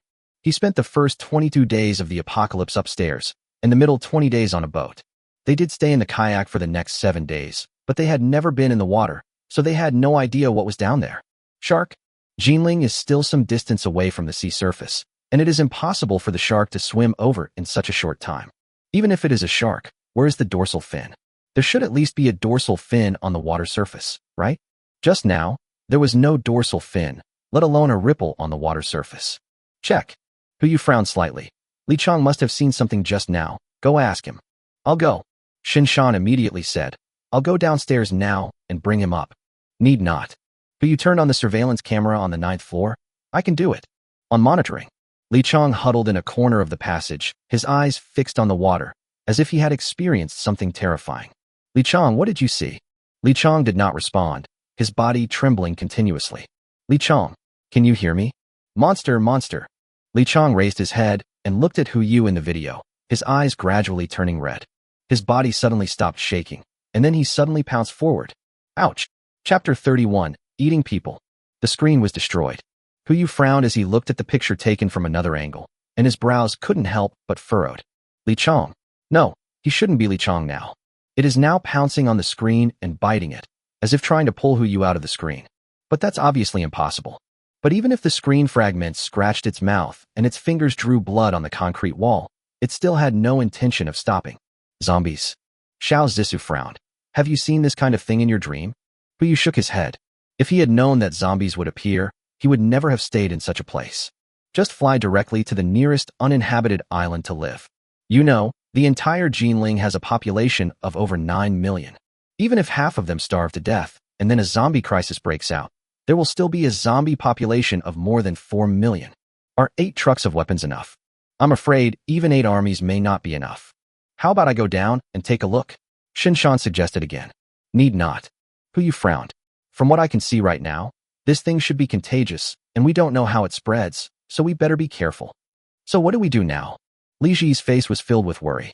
We can't just let it stay down there like this, right? What if it infects other people? Will the alloy door outside be able to hold it back? Snort. Su Zilong snorted coldly. That's a bank-grade blast-proof door. Not to mention zombies. Even 10 RPG rounds wouldn't be enough to destroy it. Hey, what about the 100 rounds? Zhao Zhong said sarcastically. There are about 100 people down there. If some monster comes out, can your alloy door really stop it? Okay, stop arguing and see what happens. Huyu interrupted everyone. When the monster found that it could not get any food out of the wall, it stopped trying and instead hunched over and walked up the stairs. 10th floor. There are 10 people on guard there to prevent people from the 9th floor from coming out and being unable to suppress them in time. When Li Chang came up the stairs, the flashlight immediately shone on its face. Who? The monster didn't answer, but subconsciously raised its arms to cover itself. Yeah, it's brotherly. The man immediately turned off his flashlight and took the initiative to greet him. Why are you coming up from downstairs? Ah. Without waiting for the man to finish his words, Li Chang pounced on him. Take a bite. Blood splattered all over the floor. Eat, people. Seeing this, the other 9 people didn't dare to delay at all and ran upstairs immediately. Li Monster Chang did not chase after it, but just squatted on the ground, enjoying the delicious food he had just captured. Case solved. This thing must be a zombie. Xiao Zissou was very excited and didn't show any fear or alarm at all. Instead, her tone was filled with curiosity. Boss Hu, can you do me a small favor? Huyu vaguely guessed something. Tell me first. After determining the transmission route, I want to catch one to study. Look, when everyone heard this, they looked at Xiao Zissou with a different look. Why no? Xiao Zissou raised her head and asked. I'm contributing to the development of traditional Chinese medicine. This is a brand new topic. Okay, research is fine, but not right now. Since there are new friends joining the building, we can't just keep the news to ourselves. Huyu controlled the surveillance screen and broadcast the surveillance of the floor where Li Chang was to other floors. For a moment, the sound of gnawing on large bones spread throughout the building. People's hearts were instantly in panic. Those who had not left the room began to strengthen their protection. Those who have already left the room kept running upstairs. Who cares whether you hold on or not? There is a man-eating monster down there. Only then did Tian Laolu bring Zhang Si down from the rooftop. Originally, he planned to find someone to rescue Li Chang and Li Meng immediately. But when he arrived at the 28th floor, he saw the scene that Huyu was broadcasting to everyone in the building. That thing is Li Chang. It's just a fall into the water. How did it become like this? Tian Lao's eyes were full of disbelief. If 9 people had not come upstairs to report it quickly, he might have really suspected that this was a fake picture. Pity. This is all real. He immediately rushed to the 28th floor and knocked on the alloy door for the first time. Boss Hu, help. Huyu switched to the video call function of the alloy door, glanced at Tian Laolu who had not had time to change his clothes, and laughed out loud. This guy clearly has signs of being corroded by acid rain. Obviously, he was on the rooftop just now. Hey, isn't this Boss Tian? Huyu yawned and pretended to fall asleep. What do you want from me so late? Or are you planning to come and clean my windows too? Bang. Tian Laolu fell from the wheelchair and knelt on the ground. Boss Hu, I know I was wrong. I shouldn't have had such evil intentions. You saw what happened down there. Please help me. Anyway, you don't want a monster like this in our building, right? Please help me. Help the other innocent people in the building. He is gambling. He bet that Huyu would use him as a gun, so he had to kill the monster first. After all, no matter what, he had to go downstairs. That ship that cost 2.1 billion to buy must be used eventually. As long as you bet right, at least you can get some assistance. Oh, innocent. Huyu sneered. Who isn't innocent? You want to steal my things, and now you want me to help you. Am I not innocent? Yes, it's my fault. Tian Laolu knelt on the ground and began to kowtow. I kowtow to you to apologize. You draw a line. As long as it is something I, Tian Laolu, can do, I will do it. Simple, don't you have a gun? Huyu immediately said, go downstairs and shoot at that monster until all the bullets are gone. As long as you can do it, no matter whether the monster is dead or alive, I will give you a chance to come in. Really? Tian Laolu looked up and asked tentatively. After all, he had been tricked into posting a nude photo, so he had to be careful. Believe it or not, Yu hung up the video and continued to observe Lee Monster Chang's movements through the surveillance. This guy seems to be full. After eating the unlucky guy's upper body, he did not continue eating, but sat next to the unlucky guy's lower body, with his head hanging down and shaking constantly. It seems like he is sleeping? Sleeping after eating? Could this be a pig spirit possessing him? No matter what, this is also an opportunity. It depends on whether Tian Laolu can seize it. Soon, with the help of Zhang Si, Tian Laolu got back into the wheelchair. He had 4 people carry him down the stairs all the way to the stairwell on the 11th floor. Now, he was less than 3 meters away from Lee Monster Chang. As long as he fired, with his marksmanship, he would be able to hit the opponent. Of course, the premise is in a bright environment. It's dark now. Tian Laolu had no choice but to bite the bullet and take out his pistol, using the faint light from the screen in the corridor to aim at the other person's head. Bang! One shot, hit the monster. Chapter 32: Saving a life is better than building a 7-story pagoda. Gunpowder, flashes of light in the darkness. Lee Monster Chang's body trembled suddenly, and he turned his head, as if he had discovered something. Tian Laolu's hands trembled slightly, but he didn't have time to think and immediately emptied the magazine. 3 shots in a row, all hitting the opponent. Ouch! A roar sounded. Lee Monster Chang rushed straight forward. Quick, take me away. Tian Laolu panicked. But 3 of them were already running upstairs, tumbling and crawling, without paying any attention to him at all. Only Zhang Si. He gritted his teeth and thought for a moment, then immediately carried Tian Laolu on his back and rushed upstairs. 1 floor, 2 floors. They climbed 3 floors, but saw from the video that Lee Monster Chang was still there, guarding his half ration. What is going on? Could it be that in its rules of action, food is more important than counterattack? That's easy. Even if we can't kill it, as long as we feed it, everyone will be safe. Tian Laolu immediately patted Zhang Si on the shoulder. Brother Zhang, do you dare to go down and help me get the wheelchair up? Dare. Zhang Si didn't think much about it, and just carried him down. Tian Laolu tilted his head. Are you a tiger? I asked you to go down and help me get it, not to carry me down with you. Hey. However, they were already halfway there, and Tian Laolu didn't feel comfortable saying anything, so he could only stay on Zhang Si's back silently without saying a word. At the same time, 28th floor. Yu frowned and looked at the surveillance camera. Naturally, everyone saw what happened just now. He looked at the people behind him. What do you think? 4 shots in total, hitting the neck, arm, abdomen, and chest. Shinshan frowned and said, although these 4 places are not fatal, they are not serious enough to allow us to move. Xiao Zissou also added, there is blood flowing out of the wound. The color is dark red. The bullet has obviously penetrated the internal organs. Unless this creature doesn't need its internal organs to provide energy, it will die in half an hour at most. Click, click. While everyone was talking, the crisp sound rang out again from the stairwell. Lee Monster Chang started eating again. Quick, drone. Shine a strong light on it, and see what it is doing. Xiao Zissou said hurriedly. Good. Su Zilong walked to the window, controlled the drone to start landing, and arrived outside the window of the stairwell on the 9th floor. Strong light illuminates the entire stairwell. I saw Lee Monster Chang gnawing on the food in front of him frantically. Even bones would be chewed into pieces by him and swallowed down his throat. Look! Xiao Zissou raised her hand and pointed at the surveillance screen. Bullet holes. The bullet holes on its body are being repaired. Really? Yu frowned slightly. Things like this clearly go beyond the scope of biology. I don't know if it's because of the acid rain or the heavy rain in the past few days. In short, there is no way that Li Chang is the only monster like this. Fine. After Lee Monster Chang ate another large portion of the corpse, it fell silent again. Obviously, food is the most important thing in its eyes. When they are full, they will stay still. Okay, go get some rest first. Yu stood up and turned off the surveillance. At the moment, it seems that this kind of thing will not affect us. If there is anything, let's talk about it tomorrow. But, just as Zhao Yi was about to say something, Zhao Zhong pulled him back. The two looked at each other and said nothing. At night. 2804. Brother, why are you pulling me? Can't you see that boss who has no humanity at all? Zhao Yi frowned and roared at Zhao Zhong. It's bad enough that they don't let anyone go upstairs because of the lack of food, but now there's a monster down there, and he doesn't care? It's not that I don't care, but I can't care. Zhao Zhong raised his hand and placed it on Zhao Yi's shoulder.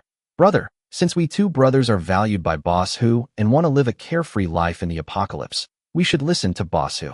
Just listen carefully to whatever he tells us to do and don't try to meddle in other people's business. Bullshit. It's all bullshit. Zhao Yi raised his hand and said, there are so many innocent people down there. I can't watch them starve to death because the food isn't mine. But I can't bear to see them being killed by monsters, because I clearly have the ability to save them. Brother, saving a life is better than building a 7-story pagoda. So what do you want? Another voice sounded. The two brothers turned their heads at the same time and looked outside the door. Su Zilong leaned against the door, his tone slightly provocative. Go out? If you want, I can let you go downstairs now. Okay. Zhao Yi's neck stiffened. If you let me go now, I will go down to rescue people, and you will stay here like turtles.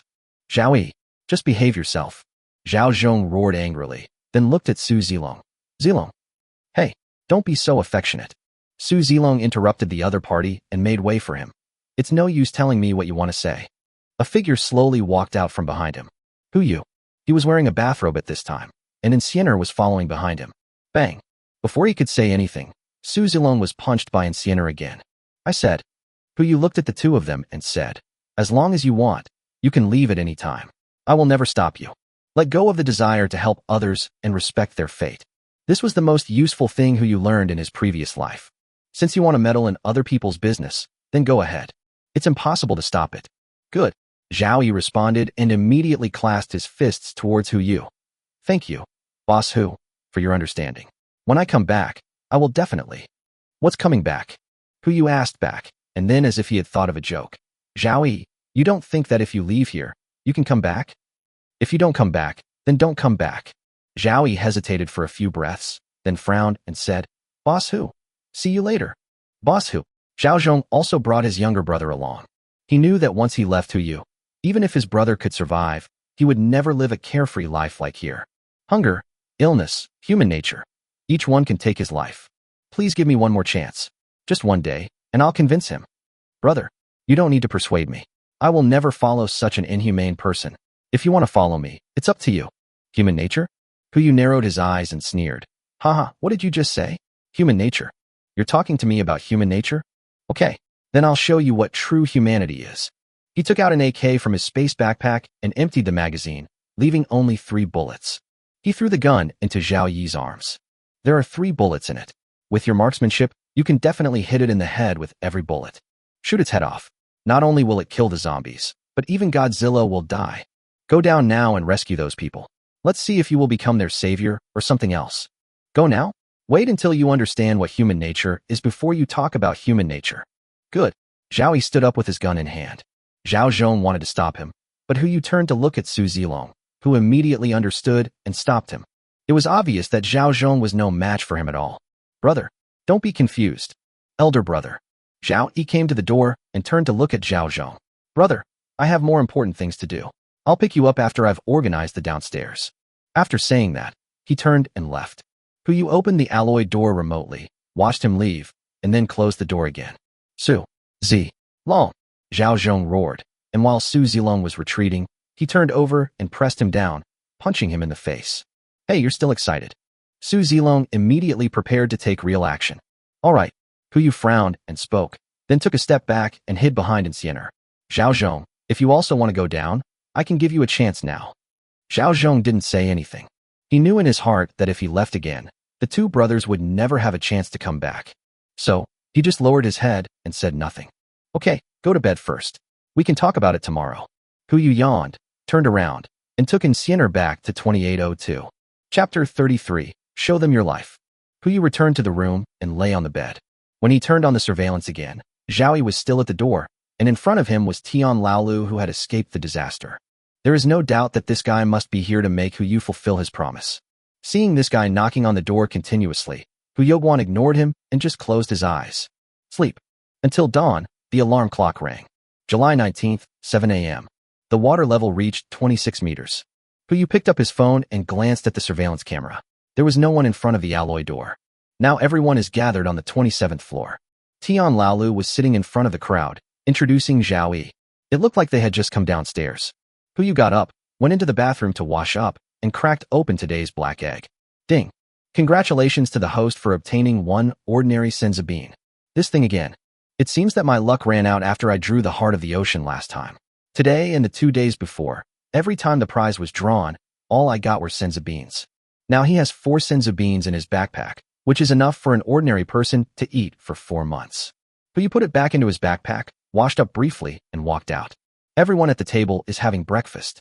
Except for Xiao Zisu, Mu Lingxiu, and Su Zilong, who looked normal, everyone else was a little depressed.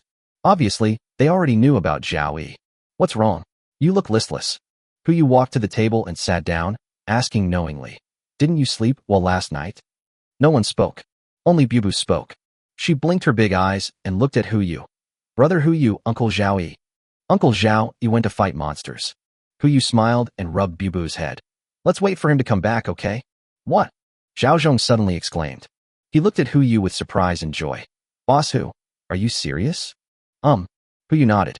He knew Zhao Yi's position in other people's hearts. As the saying goes, there are 3 irons in life: carrying guns together, going to jail together, and buying seafood together.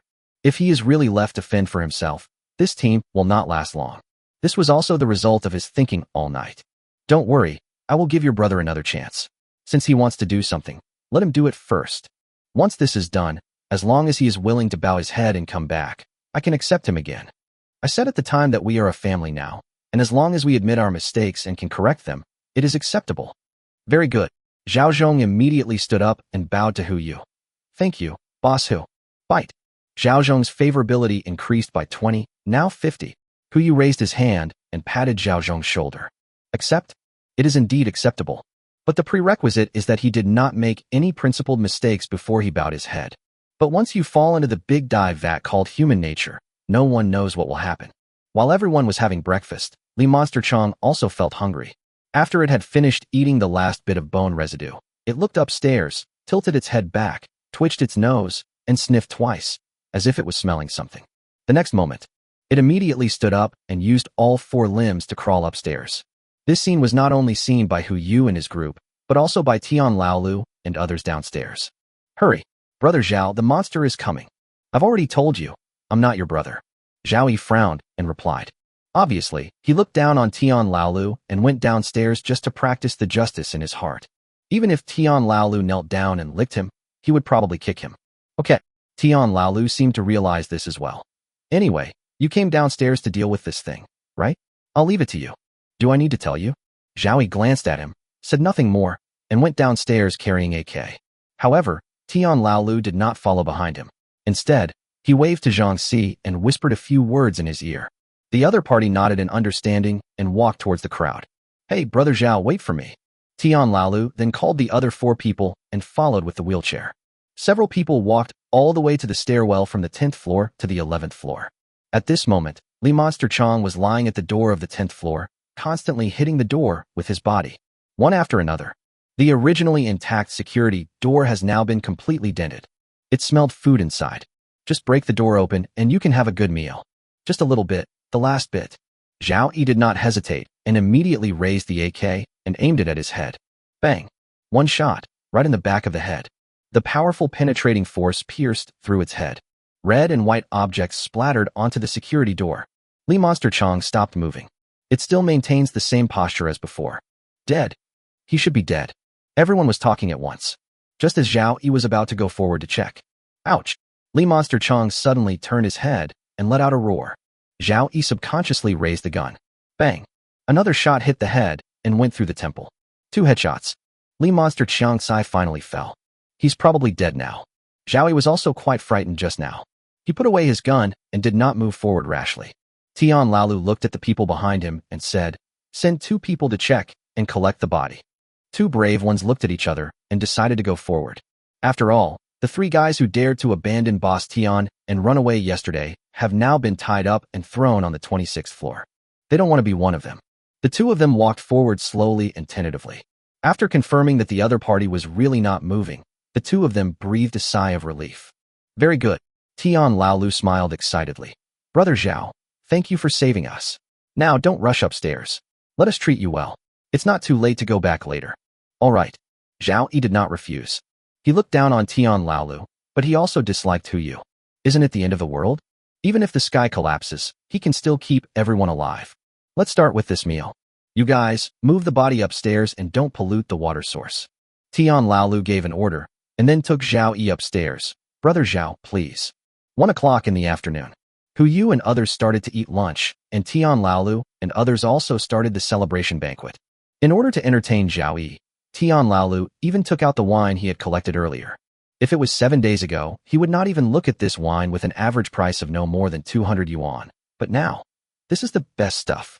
After 3 rounds of drinking, before Zhao Yi could express his opinion, Tian Laolu patted him on the shoulder and said, "Brother, I know you look down on me, and I look down on myself too. So, from now on, these people, including me, will be under your control. As long as you can keep us fed, warm, and alive, I'll listen to you no matter what you say." "Really?" Zhao Yi raised his eyebrows and asked back. "Real?"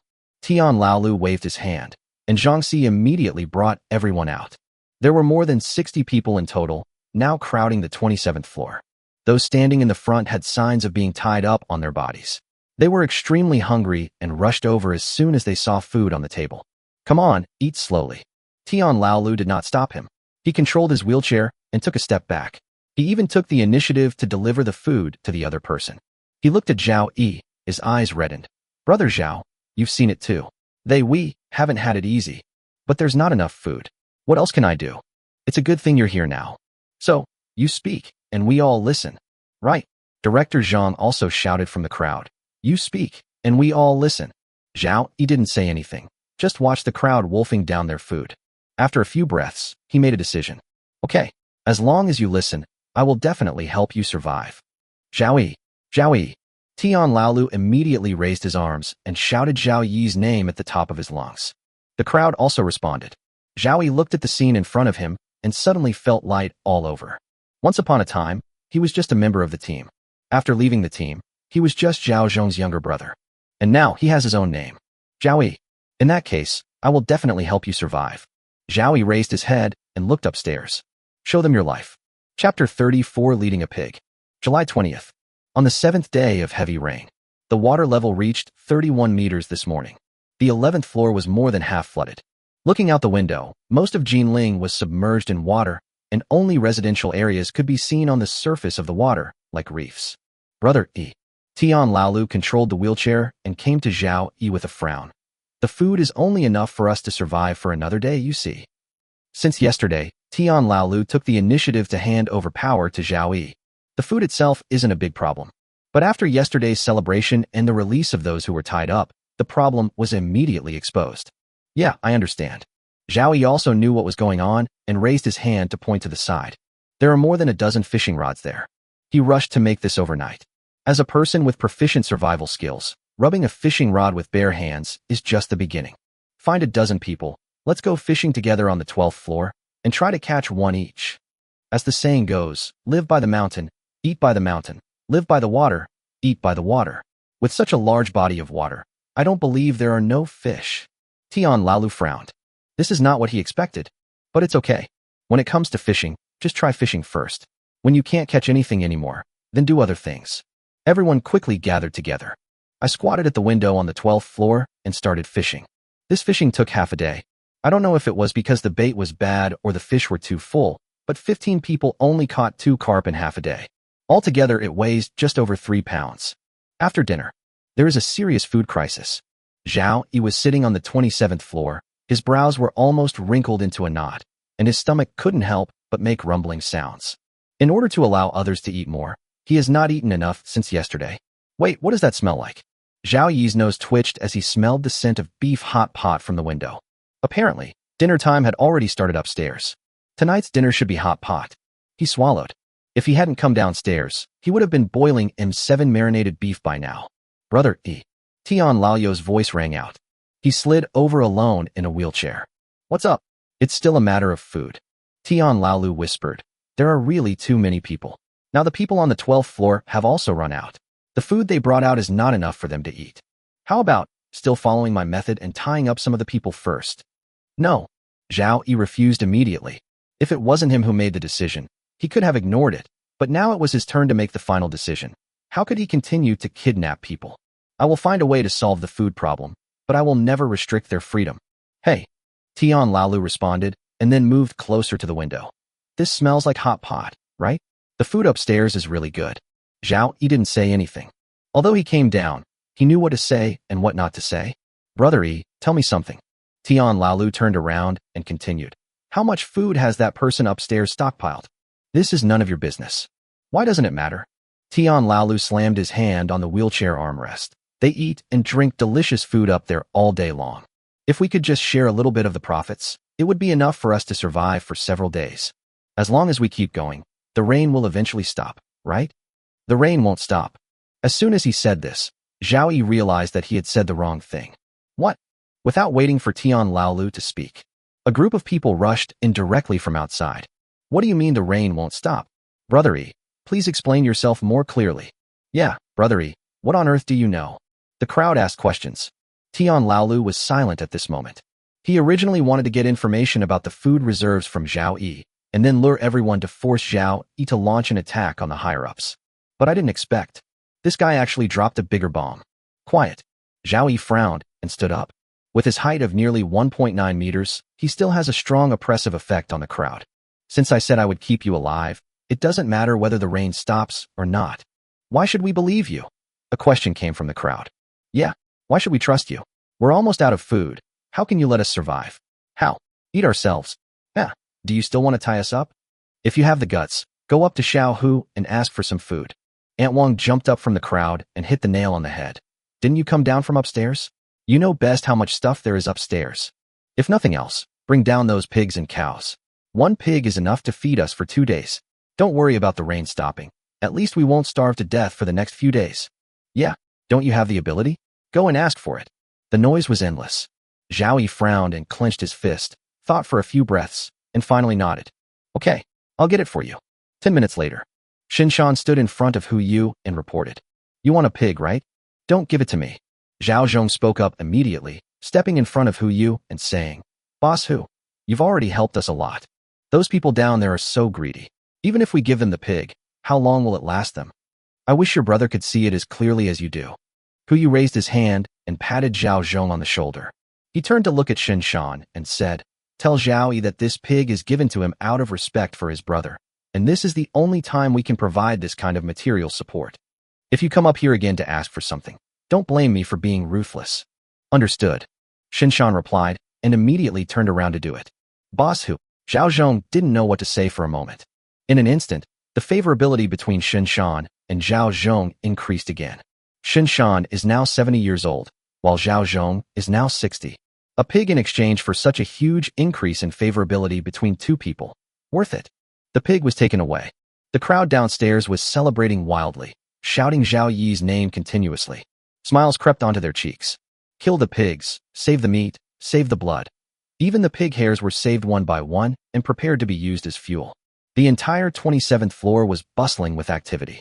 But Zhao Yi knew that this kind of excitement was only temporary. Once the pork was eaten up, they would face new difficulties. Unless... Zhao Yi looked at the water in front of him, and an idea came to his mind. Shipbuilding. Food in residential areas is always limited. So if you have a boat, you can expand your search area and get more food. But the next day, when Zhao Yi was about to gather everyone to start work, another piece of bad news arrived. Fresh water gone. Why is there no fresh water? Zhao Yi questioned. When I checked yesterday, wasn't there enough for 3 days? Yesterday was yesterday. Tian Lao's tone was also full of helplessness. You know, everyone was busy slaughtering pigs yesterday, and that alone used a lot of fresh water. After all, we smelled like pigs, and it was hard for us to sleep, so we just washed up. Today, I saw that there were less than 30 liters of fresh water left. 30 liters. Only enough for everyone for 1 day. This is only counting the drinking situation. Or, seeing that Zhao Yi was silent, Tian Laolu asked tentatively, should we ask upstairs for some more? No. Oh. Just as Zhao Yi was about to refuse, a sharp scream suddenly came from the door. He and Tian Laolu looked at each other and immediately rushed out. As soon as they reached the door, they saw 2 monsters lying on the ground, gnawing on something frantically. Aren't those 2 the ones who dealt with Li Chang's body at that time? They all wore gloves and masks before handling the body. Could it be that the virus can be transmitted by bypassing gloves and masks? Get out of the way. Move back. Zhao Yi shouted and took out the AK again. But before he could shoot, Tian Laolu stopped him. Etc. Everyone turned their eyes to him, their eyes full of confusion. 1 bullet can't kill 2 monsters. Tian Laolu looked at Zhao Yi and said, Brother Yi, I only have one question for you now. Do you really want to take us alive, or just to prove your usefulness? Of course I want to keep you alive. Okay then. Tian Laolu raised his hand and pointed forward. Then let me take care of these two things. Chapter 35 Brother, Yi will definitely save us. July 21st. 6:50 in the morning. The alarm clock didn't ring, but there were some noises coming from outside the house. Puyu yawned and frowned slightly. Judging from the sound, it doesn't sound like it's coming from the living room, but rather from somewhere farther away. It should be an alloy door. He opened his phone and was stunned. In the surveillance video, two monsters similar to Li Chang were hitting the alloy door. Although it looks unshakable on the surface, every time they hit it, the alloy door will make a sound. Right on them was a piece of paper with only 2 words written on it. Freshwater. It's really earth-shattering. Puyu got up immediately, without even opening the black egg for today, and walked out of the bedroom directly. As soon as the door is opened, Shinshan and others were already sitting at the table waiting for him. Bubu was taken to another room and was not in 2802. Boss. Shinshan stood up immediately. Everyone else also stood up. Only Xiao Zissou was still sitting. She seemed to be mixing something. Everyone sit down. Puyu came to the main seat and sat down, looking at Shinshan. What's going on outside? Since 6 in the morning, these two creatures have been placed at the door. They smeared meat on the alloy door to lure them into ramming it. At the moment, the alloy door won't have any problems, but the force of the impact is increasing. As for the future, I can't guarantee it. Where is Zhao Yi? Puyu looked at Zhao Zhong. It's not him. Zhao Zhong immediately spoke up. It was Tian Laolu. He was the one who decided to put these two monsters at the door. I'm asking about Zhao Yi. What did he do? He neither agreed nor refused.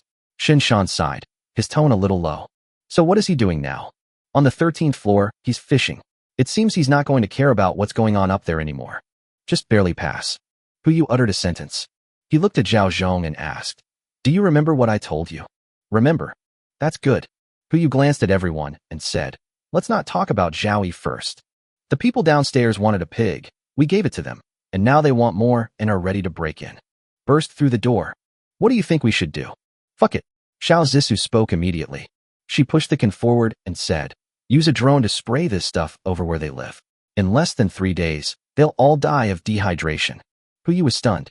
He didn't expect Xiao Zissou to react so strongly, and subconsciously asked, What is this? High-strength laxative. Xiao Zissou raised her head and said, Now they have no fresh water and no way to replenish their water. With this thing they're the only ones who want to eat our pigs. If you eat them, you have to poop them out. 6. Puyu gave a thumbs up, then looked at Shinshan and others. What about you? What do you think? I won't offend anyone unless they offend me. Su Zilong was the first to speak. Boss Hu, we all support your decision. That's right. Shinshan and others also nodded one after another. The moment the two monsters were placed in front of the alloy door, the people downstairs had become their enemies. Good. Puyu responded, then asked, So, Zhao Yi, what do you think? As soon as this sentence was thrown out, everyone was speechless. Xiao Zissou also sat back and stopped talking. Since no one is talking, then just ignore it for now. Puyu knew. After all, Zhao Yi and they have a comradeship and brotherhood, and with himself, it's only been a few days. It is obviously unrealistic to expect them to express their opinions under such circumstances. Deal with the matter outside the door first. I'll go. Zhao Zhong immediately stood up and said, Boss, give me the gun and I'll take care of it. Need not. Puyu said calmly. Those two people moved Li Chang's body and ended up like this themselves. This means that the thing is contagious. Our people can't go out. But we can't just let them keep bumping into each other, right? Xiao Zissou asked back. Isn't there a drone? Puyu raised the corner of his mouth slightly. If they can lure these things up with food, we can naturally lure them down. That's right. Everyone suddenly understood. Puyu fished a piece of sausage on the drone and went around from the outside of the 28th floor to the outside of the alloy door.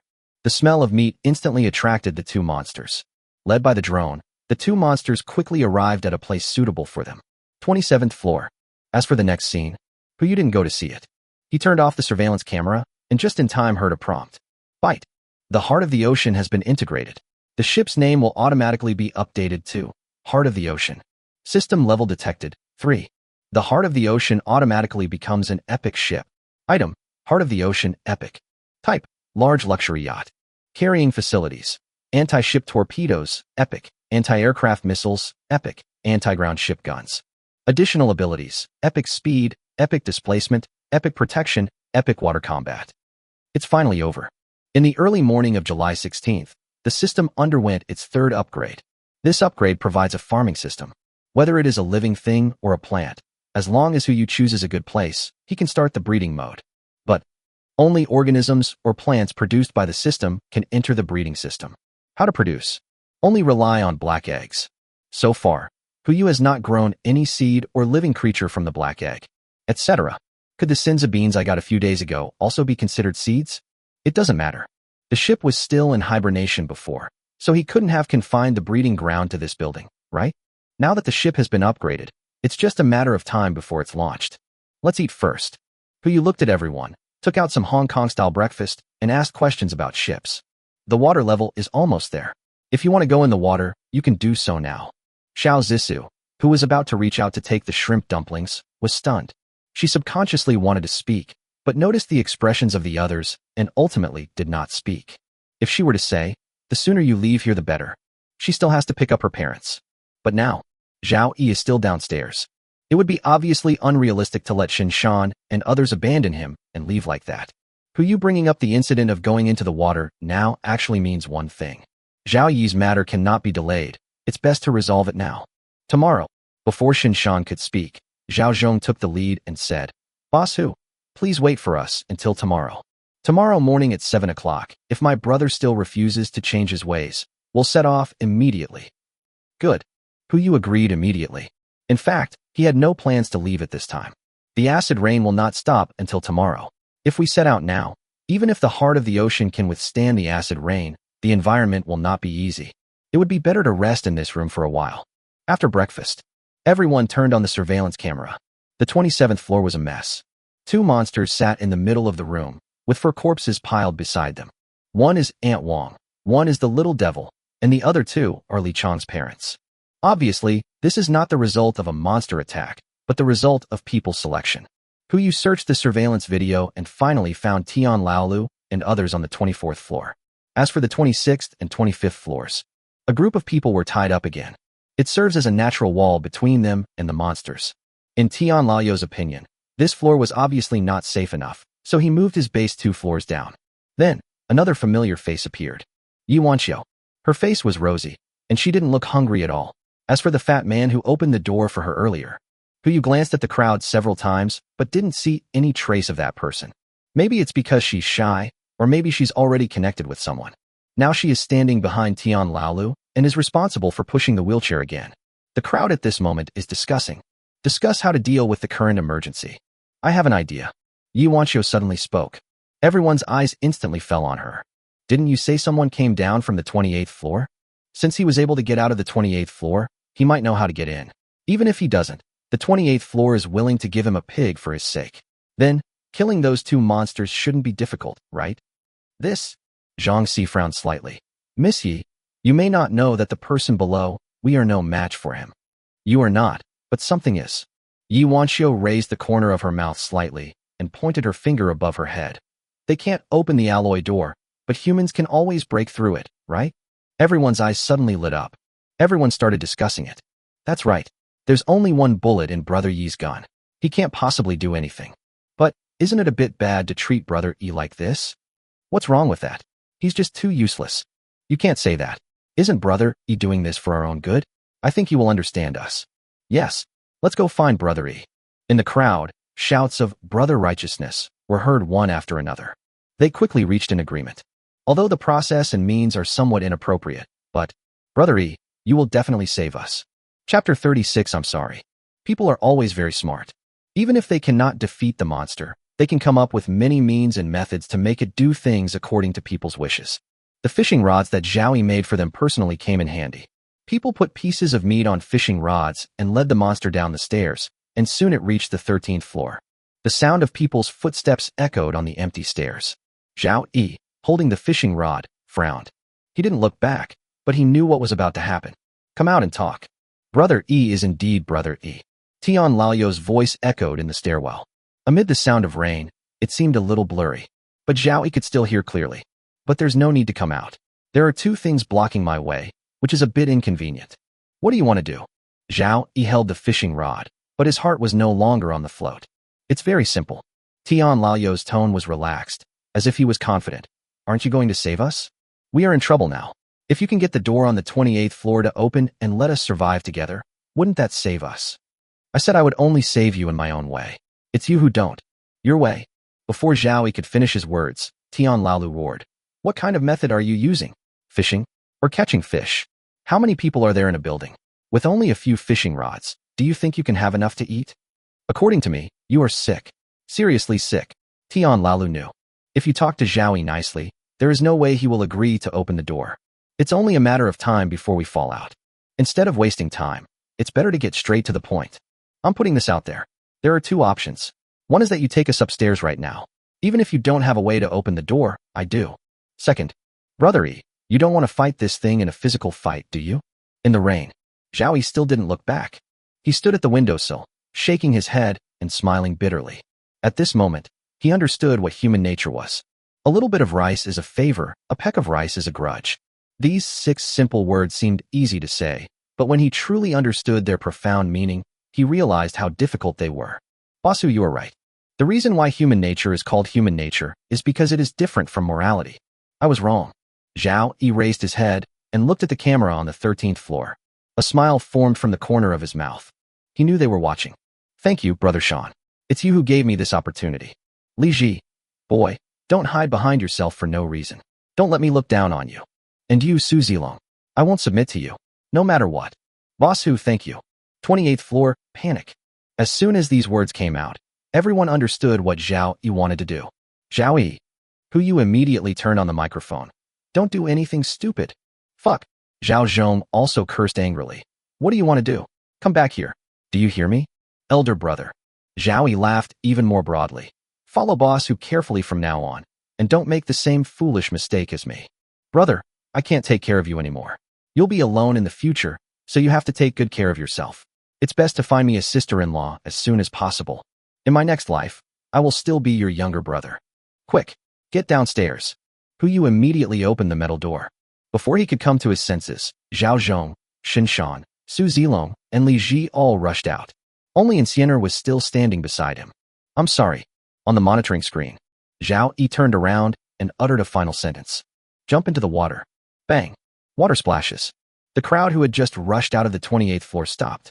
They stood at the stairs and looked at the surveillance video playing in the corridor. Beneath the water, a dark shadow floated. Younger brother. Zhao Zhong roared. Judging from what happened before, even if he didn't die after falling into the water, the things under the water would make Zhao Yi look like neither a human nor a ghost. This is no different from being dead. But in the next moment, a human head emerged. Zhao Yi's expression was full of horror. He kept swimming towards other buildings. There seems to be something terrifying below. Hu Yu frowned, and then continued to zoom in on the surveillance footage. The last time was in the dark and it was raining heavily, so we couldn't see clearly what was happening under the water. Although it was also raining heavily this time, it was during the day at least. That is, black shadow.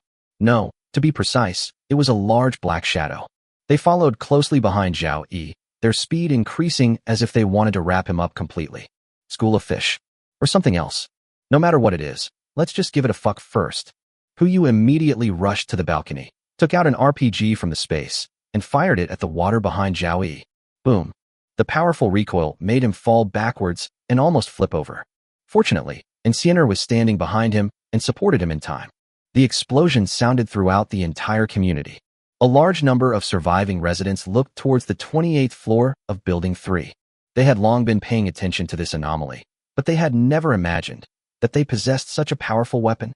As for the others on the 13th floor, my neck suddenly tightened. Flames exploded on the water, shattering the last bit of hope in their hearts. There's even a bazooka. How the hell are you even going to get to the 28th floor? One shot can send everyone to heaven. The smoke cleared. A dark shadow under the water surface suddenly disappeared, but no fish corpse floated up. I don't know what's down there. But one thing can be confirmed. The black shadow slowed down. Boss, Shinshan, and others rushed back when they heard the noise. Hu Yu immediately took out 5 rocket launchers and gave one to each of them. No need to say anything. Everyone understood immediately. Explosions sounded one after another. The dark shadow under the water finally stopped. As for Zhao Yi, he had already swam to the location of other buildings. But he didn't seem to want to stay here. Perhaps he knew that if he returned to the 28th floor, it would make things difficult for Zhao Zhong, so he simply swam farther away. Zhao Yi. Zhao Zhong's voice rang out. Come back here. Zhao Yi obviously heard it. He continued to swim forward and raised his hand to gesture to everyone. Goodbye? There is no meaning of not seeing in the gesture.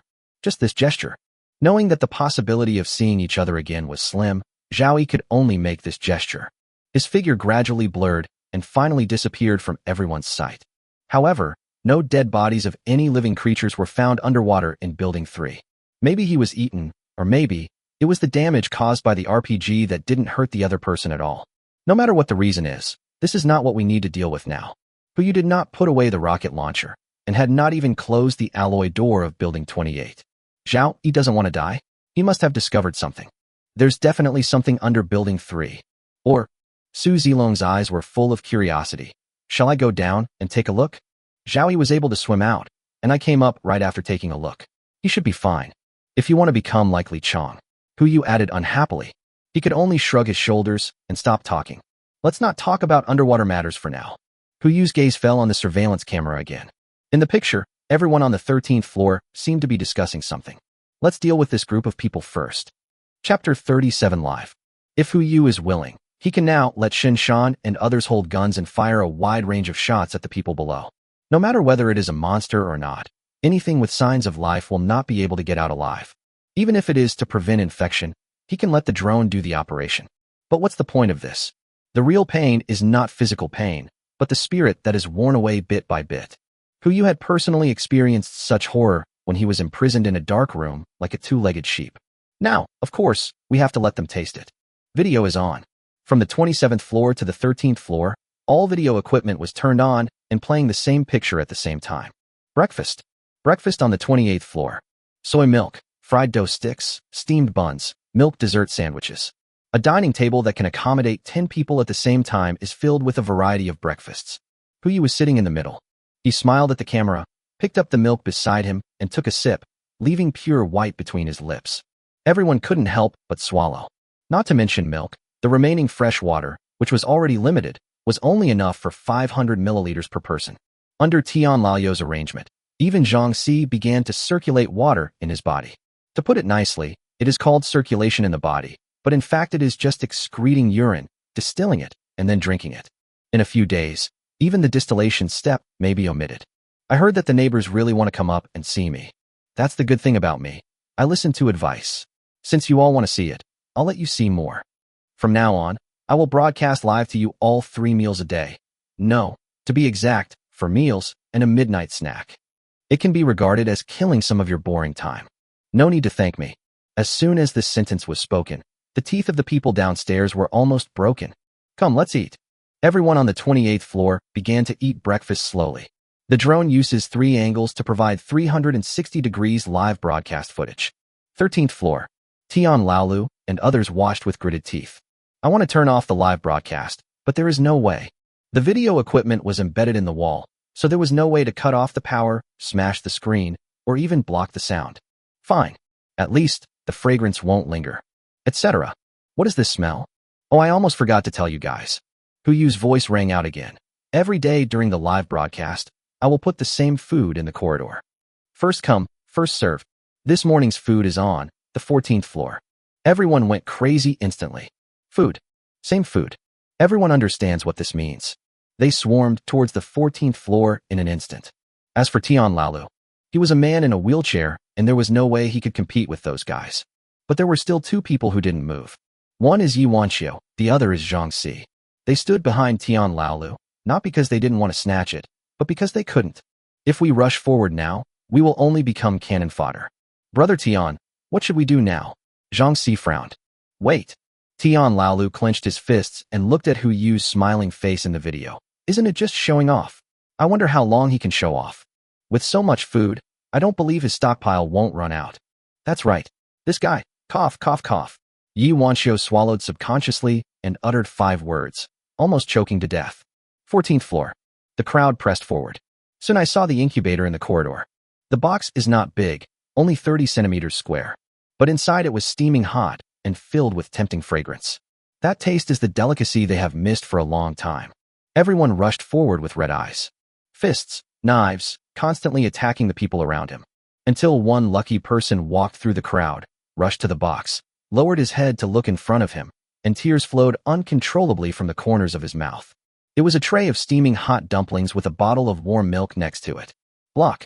Without thinking, he stuffed a bun into his mouth. Just as he picked up the milk and was about to pour it into his mouth, another person rushed over. Milk spilled all over the floor. What the fuck? No thought.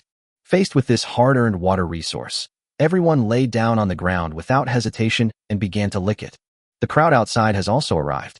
People kick them one after another, just to kick them away and have a sip of milk.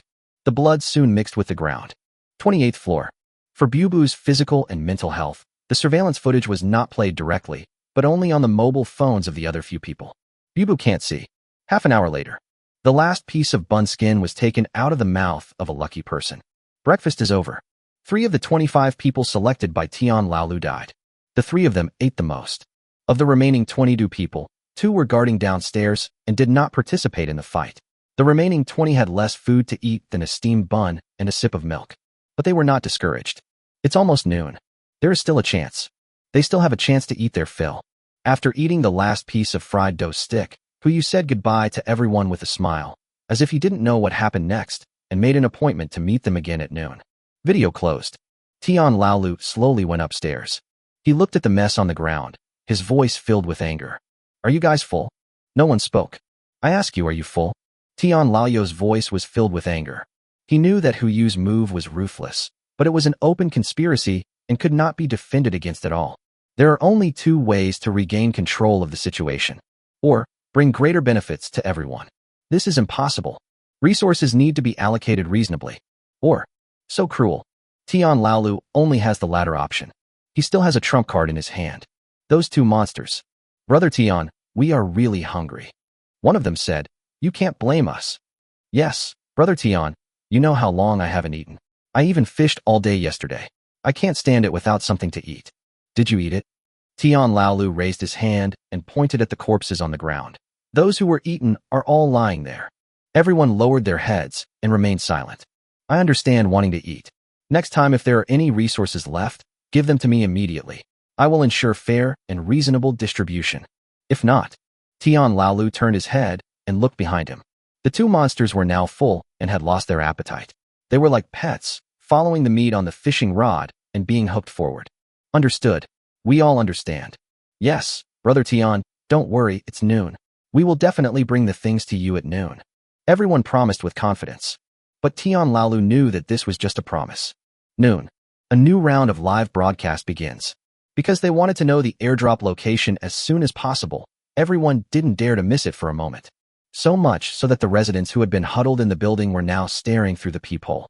I kept praying in my heart, hoping that the airdrop would refresh in front of their door.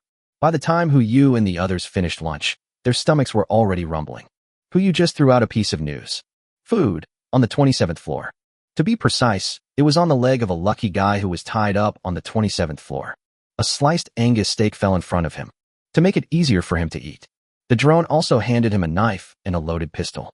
There was a note in the lunchbox. Chapter 38, get ready to go. 27th floor. By the time Tian Laolu and others arrived, dozens of people had already stood up. The crowd blocked the area between the 26th and 27th floors. The sound of the blade cutting the rope continued to ring out. Almost every second, another person joins the crowd. There was no hatred in their eyes, only one emotion. Hunger. To them, the person in front of them is no longer a human being. Oh, it is unknown who roared first. The crowd starts to attack. Stop them. Quick, Tian Laolu roared. If we let them rush over, none of us will survive. Beat them all to death. Let them know who is the master of this building. The crowd started fighting each other, until a gunshot rang out. Everyone stopped at the same time. Those who had been tied up began to move back. I saw a young man walking out of the crowd. There was still some black pepper sauce left at the corner of his mouth, and his eyes were fixed on Tian Laolu. Just an hour ago, the 2 monsters were hungry again. This time, the tribute that Tian Laolu handed over was his mother. Tian Laolu panicked. He felt a clear murderous intent boiling before his eyes. Brother, let's talk. Bang. The words haven't been finished yet. A bullet pierced Tian Laolu's abdomen. The wheelchair was soaked with blood. Tian Laolu looked down at the wound and hurriedly covered it with his hand, still trying to find a way to save himself. But the young man didn't care about that. Raise your hand and fire one shot after another. No matter who it is, no matter who it is. Anyone standing opposite him will become his target. More than 10 seconds later, the last bullet left the chamber. The young man's arms kept shaking, and there was no one standing in front of him. Only one wailing remained. Snap! The gun fell to the ground. The young man's body went limp, and he collapsed to the ground, sobbing and roaring. The sound echoed throughout Building 3. Make the silence even quieter. Gulp. A gulp was heard in the silence. Someone is hungry. No, to be precise, a lot of people are hungry. Coincidentally, there were a lot of foods lying all over the place in front of me. A middle-aged man picked up the knife beside the young man and walked towards the group of food. An old woman turned and began looking for pots and pans. Several middle-aged women walked through the crowd and headed downstairs, looking for suitable dismemberment tools. More and more people are taking spontaneous action. They are all hungry. Only the young man was still squatting there, with the steak he had just eaten still in his stomach. Etc. He seemed to remember something and immediately stood up to stop everyone's behavior. Everyone turned to look at him, and he took out a piece of paper. This was given to me on the 28th floor. Would you like to take a look? Everyone was stunned and gathered together. There are 2 words and a sentence on it. Boat ticket. The young man's tone was full of disbelief. With this ticket, you can bring as many people as you want to join the fleet, enjoy free food and lodging, but cannibals are not allowed. Do you think this could be true? People laughed. No one took this matter to heart. Don't eat meat? Fart. Who can survive without eating meat nowadays? July 21st, 2 p.m. On the 8th day after the apocalypse, the water level reached 37 meters.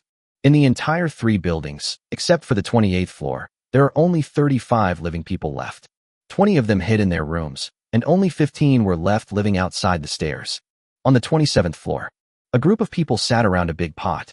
Various curtains, sofas, and chopsticks were thrown into the fire.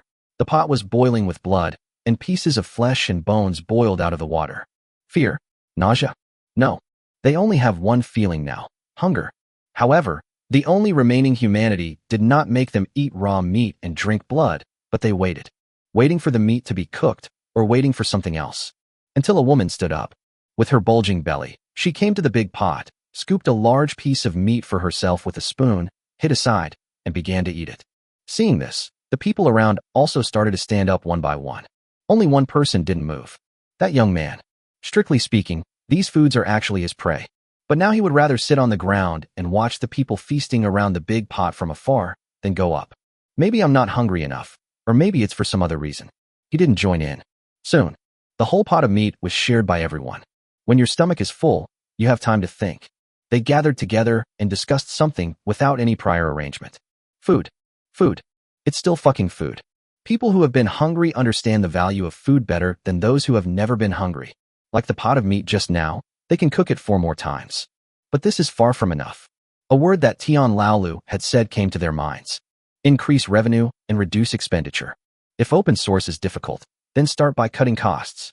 A new small group formed, consisting of only 5 people, one of whom was the middle-aged man who picked up the knife. He took the knife and swung it at the young man first. The reason was simple. He was the only one who didn't sit next to the big pot. They still had a glimmer of hope in their hearts. Wait until the heavy rain stops and return to society as a human being. People like the young man who have not become a ghost, but know the identity of a ghost, obviously cannot survive. Next are the elderly and the weak. The screening mechanism is exactly the same as that of Tian Laolu and others. 7 o'clock in the evening. The 27th floor was full again. 10 people were tied up in the stairwell, while the other 5 began preparing dinner for the night. Until a sudden voice sounded. Everyone turned around and saw a dark shadow reflected in the stairwell. Everyone's attention is attracted. A group of figures walked out slowly and looked at the people in front of them. It's someone on the 28th floor. They are coming down.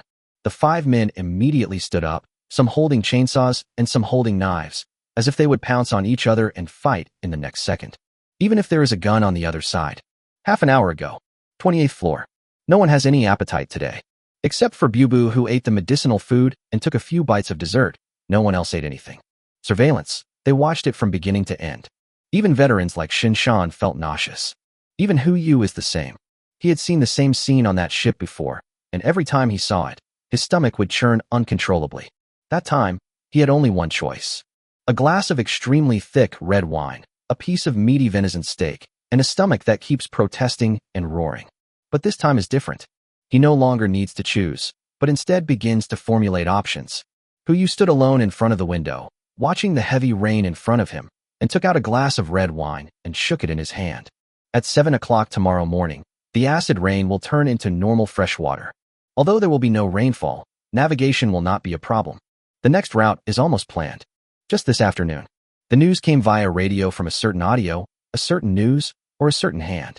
They are willing to sell the database. As for the price, the three parties have surprisingly consistent opinions. Negotiate in person. 3 coordinates were sent over. As long as you can come to them, the price of the database can be negotiated. The nearest coordinate is in Pengcheng. According to Li Ji's calculations, the entire route is 635 nautical miles, and the heart of the ocean can reach a maximum speed of 20. If nothing unexpected happens, it will take at least 32 hours of full-speed sailing. We also need to pick up Xiao Zisu's parents on the way. 9 days have passed, and I still don't know whether the 2 elders are doing well. Bang bang. There was a knock on the door. Who is it? It's Xiao Zisu. Hu turned around, walked around and Sienner, who was standing not far behind him, walked forward and opened the door. Xiao Zisu's eyes were red.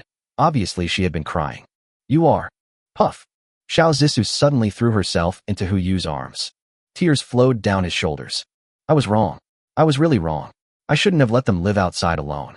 Hu. Xiao Zisu raised her head, tears streaming down her cheeks. Please help me. Let's set off tonight, okay? I don't dare to leave them outside. Shall we leave early? To be honest, Hu could understand Xiao Zisu. If his parents were still alive and not around at a time like this, it would be strange if they were not worried after witnessing the horror of human nature. It's still acid raining outside. What's underwater is also still unclear. He had originally planned to clear the way with a bazooka early tomorrow morning, bomb it for 2 hours before sailing. Hu. Xiao Zisu tilted her head back. Her eyebrows slightly drooped, her eyes full of desire. Please. Wake them up and set off once they're ready. Very good. Chapter 39. Go downstairs. 7 o'clock in the evening. Everyone gathered on the 28th floor. Everything that needed to be packed has been packed. However, since the water level is too far away from the 28th floor, if the boat is lowered now, I am afraid that except Shinshan and others, no one would dare to jump directly down. If you want to get on board, it is best to go to the 14th floor first. So, they have to go downstairs. In fact, Tian Lalio's estimation was correct. If they really followed his deployment and strictly guarded the upstairs, it would be difficult for Hu and others to go downstairs now. But now, on the 27th floor, there was only a mob left.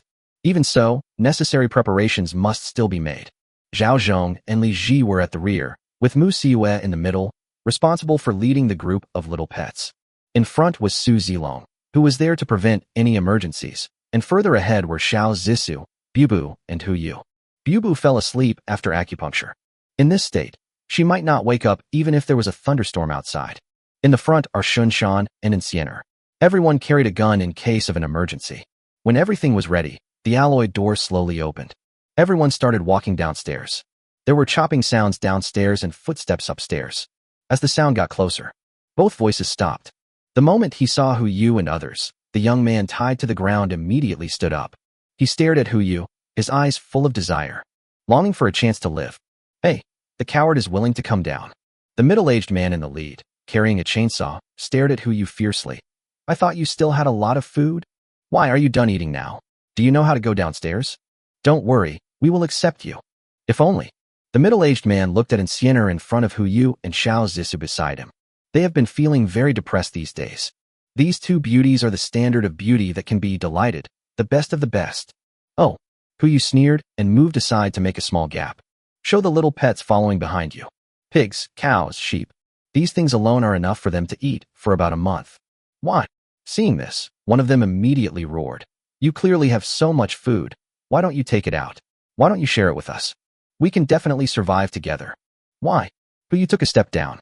He crossed Shinshan and came to the front of the team, looking at the other party. Zhao Yi, you all still remember it, right? He gave up his chance to live and chose to go downstairs just to save you. And you? What did you do? Monster, I'll kill you, pig, and let you eat it. But you're not satisfied and want more. More. Why? The middle-aged man holding the knife rushed forward and asked Hu. Then what makes you think you can do that? We just want to survive. We did these things because we had no choice. Who are you to blame us? Don't you dare say you wouldn't do the same thing if you were in our situation. Oh, the same thing. Hu sneered and turned on the video play button. The screen on the 27th floor lit up, showing the afternoon feast. Every person, every face, and the way they wolfed down their food were all clearly recorded on camera. Is this what you're talking about? Everyone fell into dead silence. Some of the people who were tied to the ground saw this and immediately leaned over and vomited. Even if the others didn't vomit, their faces were pale at this moment. Everything that fate has given me has a price already secretly marked on it. Who you said calmly. I gave you the opportunity, but you didn't cherish it. Some people are confused and have not yet figured out what opportunity is. But someone thought of it. That note. Bullshit, returning the boat ticket? If there's a boat down there, we won't be able to see it. That's right. What do you mean by free food and lodging? I think you just don't want us to eat the meat and plan to eat it yourselves. What nonsense. I think they are just starving. That is. The crowd was noisy and noisy. Puyu doesn't like to talk much. He just looked at everyone and said something. Whether there's a boat or not, you'll find out if you follow me downstairs. After saying that, Puyu walked in front and started to go downstairs. Everyone looked at each other. To be precise, the 5 people standing there looked at each other and nodded at the same time. Go check it out. Everything has an answer. Me? I want to go too. The young man on the ground immediately shouted. I'm the only one who doesn't eat human flesh. You should take me on board. Still getting on the boat? I think you're having trouble even getting on the bed. The middle-aged man kicked him, obviously not taking his words seriously. Puyu just glanced at him, without saying a word, and walked towards the 26th floor. This was his plan. Curiosity is also a part of human nature. If he wanted to, he could let Shinshan and others fight their way out. There are only 5 people.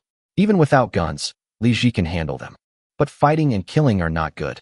Puyu didn't want to see blood on the way downstairs, not only for Bubu's physical and mental health, but also to prevent certain infectious diseases. It's always better to be careful. That's why I designed this little note. Whether they ate human flesh or not, they would think of going downstairs to see the boat. Everyone went all the way to the 15th floor. Further down are the 2 monsters. Everyone hid in the corner. Su Zilong immediately controlled the drone and led the 2 monsters upstairs before setting off again. Oh, the middle-aged man sneered, and a guess emerged in his mind. I'm afraid these people have no bullets left in their guns. In this day and age, who can get so many guns and bullets? If they still had bullets in their guns, why make things so complicated? Wouldn't it be better to just fire a few shots at the 2 monsters and be done with it? He turned to look at the people behind him and gave a look whose meaning was very clear. As long as you don't see the boat later, take action immediately. The other 4 responded with similar looks. Pity. If they had not been tied up on the 27th floor, they might have been able to see the sound of RPG bombardments hitting the water. Because of this, they did not understand the strength of Yu and others. Soon, everyone arrived at the 14th floor, walked through the corridor, and stopped at the window. In front of me is a wall. Why don't you leave? The middle-aged man questioned, beckoned, and took the chainsaw from the man behind him. He is ready to take action. But the answer he got was a loud explosion. Boom. The flames illuminated the entire 14th floor. The middle-aged man was stunned, and everyone behind him was also stunned. What the hell is that? At the same time, the wall on the 14th floor was completely blown open. The water was not far below them. Shinshan picked up the headlight and illuminated the water surface.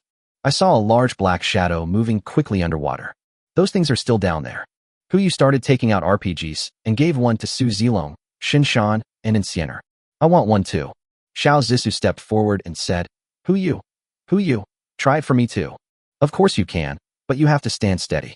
This thing has quite a bit of recoil. No. 5 people carried rocket launchers and began to bombard the water surface. For the middle-aged man, every explosion was like an explosion deep in his heart. What on earth is that? What? You seem shocked. Li Ji stood in front of the 5 people and said, Didn't you sneer just now? Do you think I don't know what you were thinking? The middle-aged man didn't say anything, his face as pale as paper. But his hand still held the chainsaw tightly.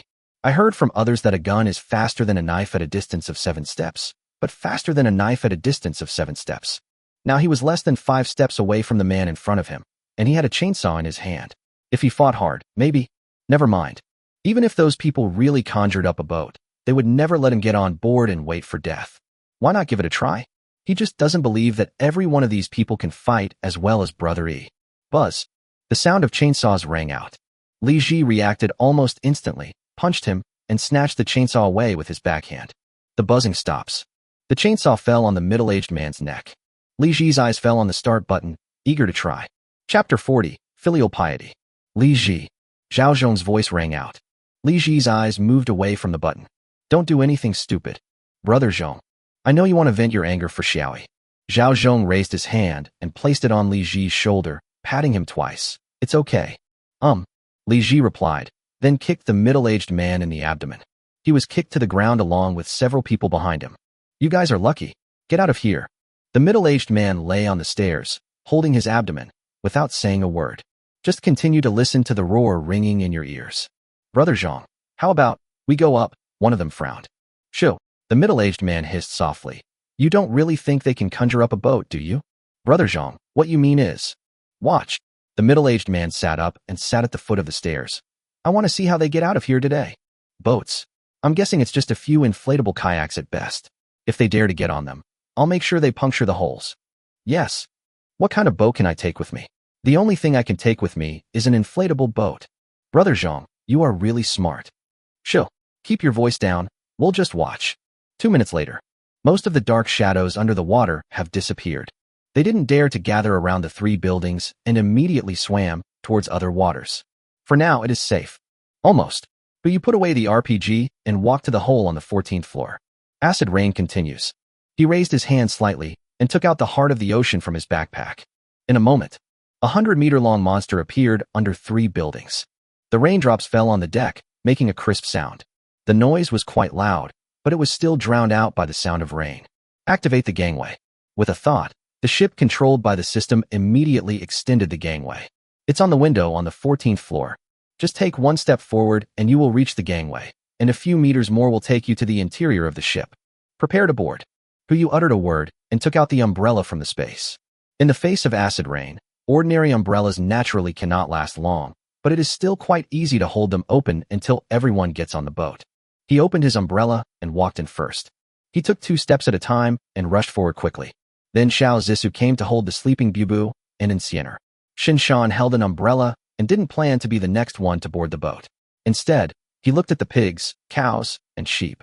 This person can use an umbrella to avoid acid rain, but these animals can't. Let me do it. Su Zilong replied, carrying the pig in one hand and holding an umbrella in the other, and walked over the gangway. Fortunately, these pigs, cattle, and sheep are not too big, otherwise even Su Zilong would not dare to use this method. About 10 minutes later, all the livestock were then transported onto the ship. Su Zilong had already taken them to the ship to find a room, while Hu Yu and others were still waiting at the gangway. Next came Mu Siyue. She had also learned about her master's magical abilities in the past few days, but she never expected that he could even take out this thing. That's a yacht. Li Ji, Zhao Zhong, Shin Shan shouted to the back. You can get on the boat. Okay, Li Ji replied. After thinking about it, he threw the chainsaw away and walked towards the stairs with Zhao Zhong. Follow me. The middle-aged man immediately became alert. He rushed forward, picked up the chainsaw, and followed him. When he rushed to the aisle, Shin Shan had already followed Li Ji and Zhao Zhong up the gangway. A huge ship suddenly came into view. Kayak. What kind of kayak comes with a gangway? That's clearly a yacht. Large yacht. Take me one. Take me one. Before the middle-aged man could react, someone rushed over. I don't eat much meat. Can you take me with you? Bullshit. You're the one who eats the most. Take me with you. I can work like a slave for you. I can do anything for you. Unfortunately, the gangway was retracted. They could only lean against the window and watch the ship gradually go away. That's right. The middle-aged man exclaimed. The 28th floor. Now that they're gone, is the 28th floor empty? The food. Yes. The others also came to their senses. They immediately rushed to the 28th floor. But just as they passed the 16th floor, the 2 monsters smelled the food and immediately pounced on them. The middle-aged man took the chainsaw and swung it wildly, actually dismembering the 2 monsters. The 5 of them rushed to the 28th floor, stepping on the corpses of the 2 monsters. But the moment they went upstairs, they were all stunned. The alloy door is gone. There was only a hollowed-out wall.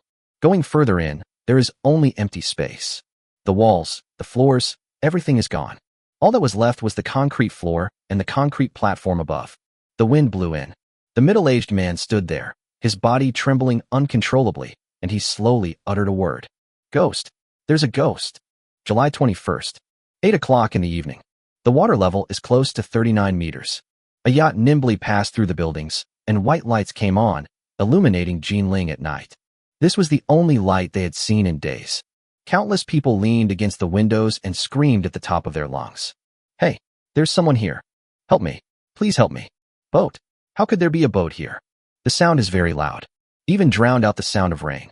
But the sound is also very small. It was so quiet that the people in the boat couldn't hear it at all.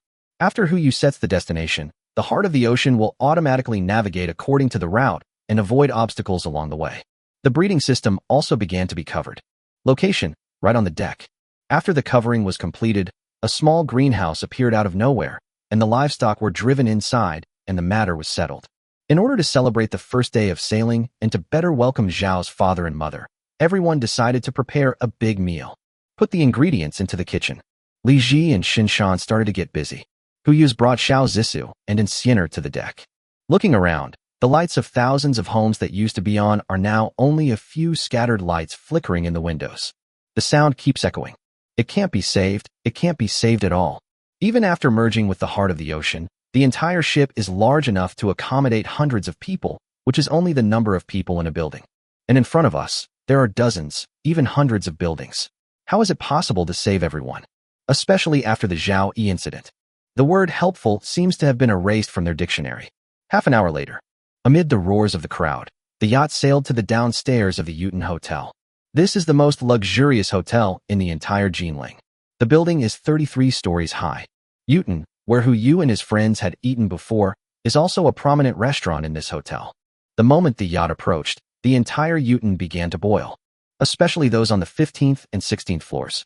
They were all dressed as waiters, waitresses, or chefs. Some of them who were on the 16th floor even broke the window and jumped out, wanting to jump directly onto the boat. What a pity. The ship hasn't come close yet. The man fell directly into the water. It didn't float up again. It looks like there's something beneath the waters here too. Hu Yu frowned. He didn't expect there were still so many people in the hotel. Which floor did you book for your uncle and aunt? Xiao Zissou's mouth twitched, and she looked up. Top floor. You are really a big show of filial piety now.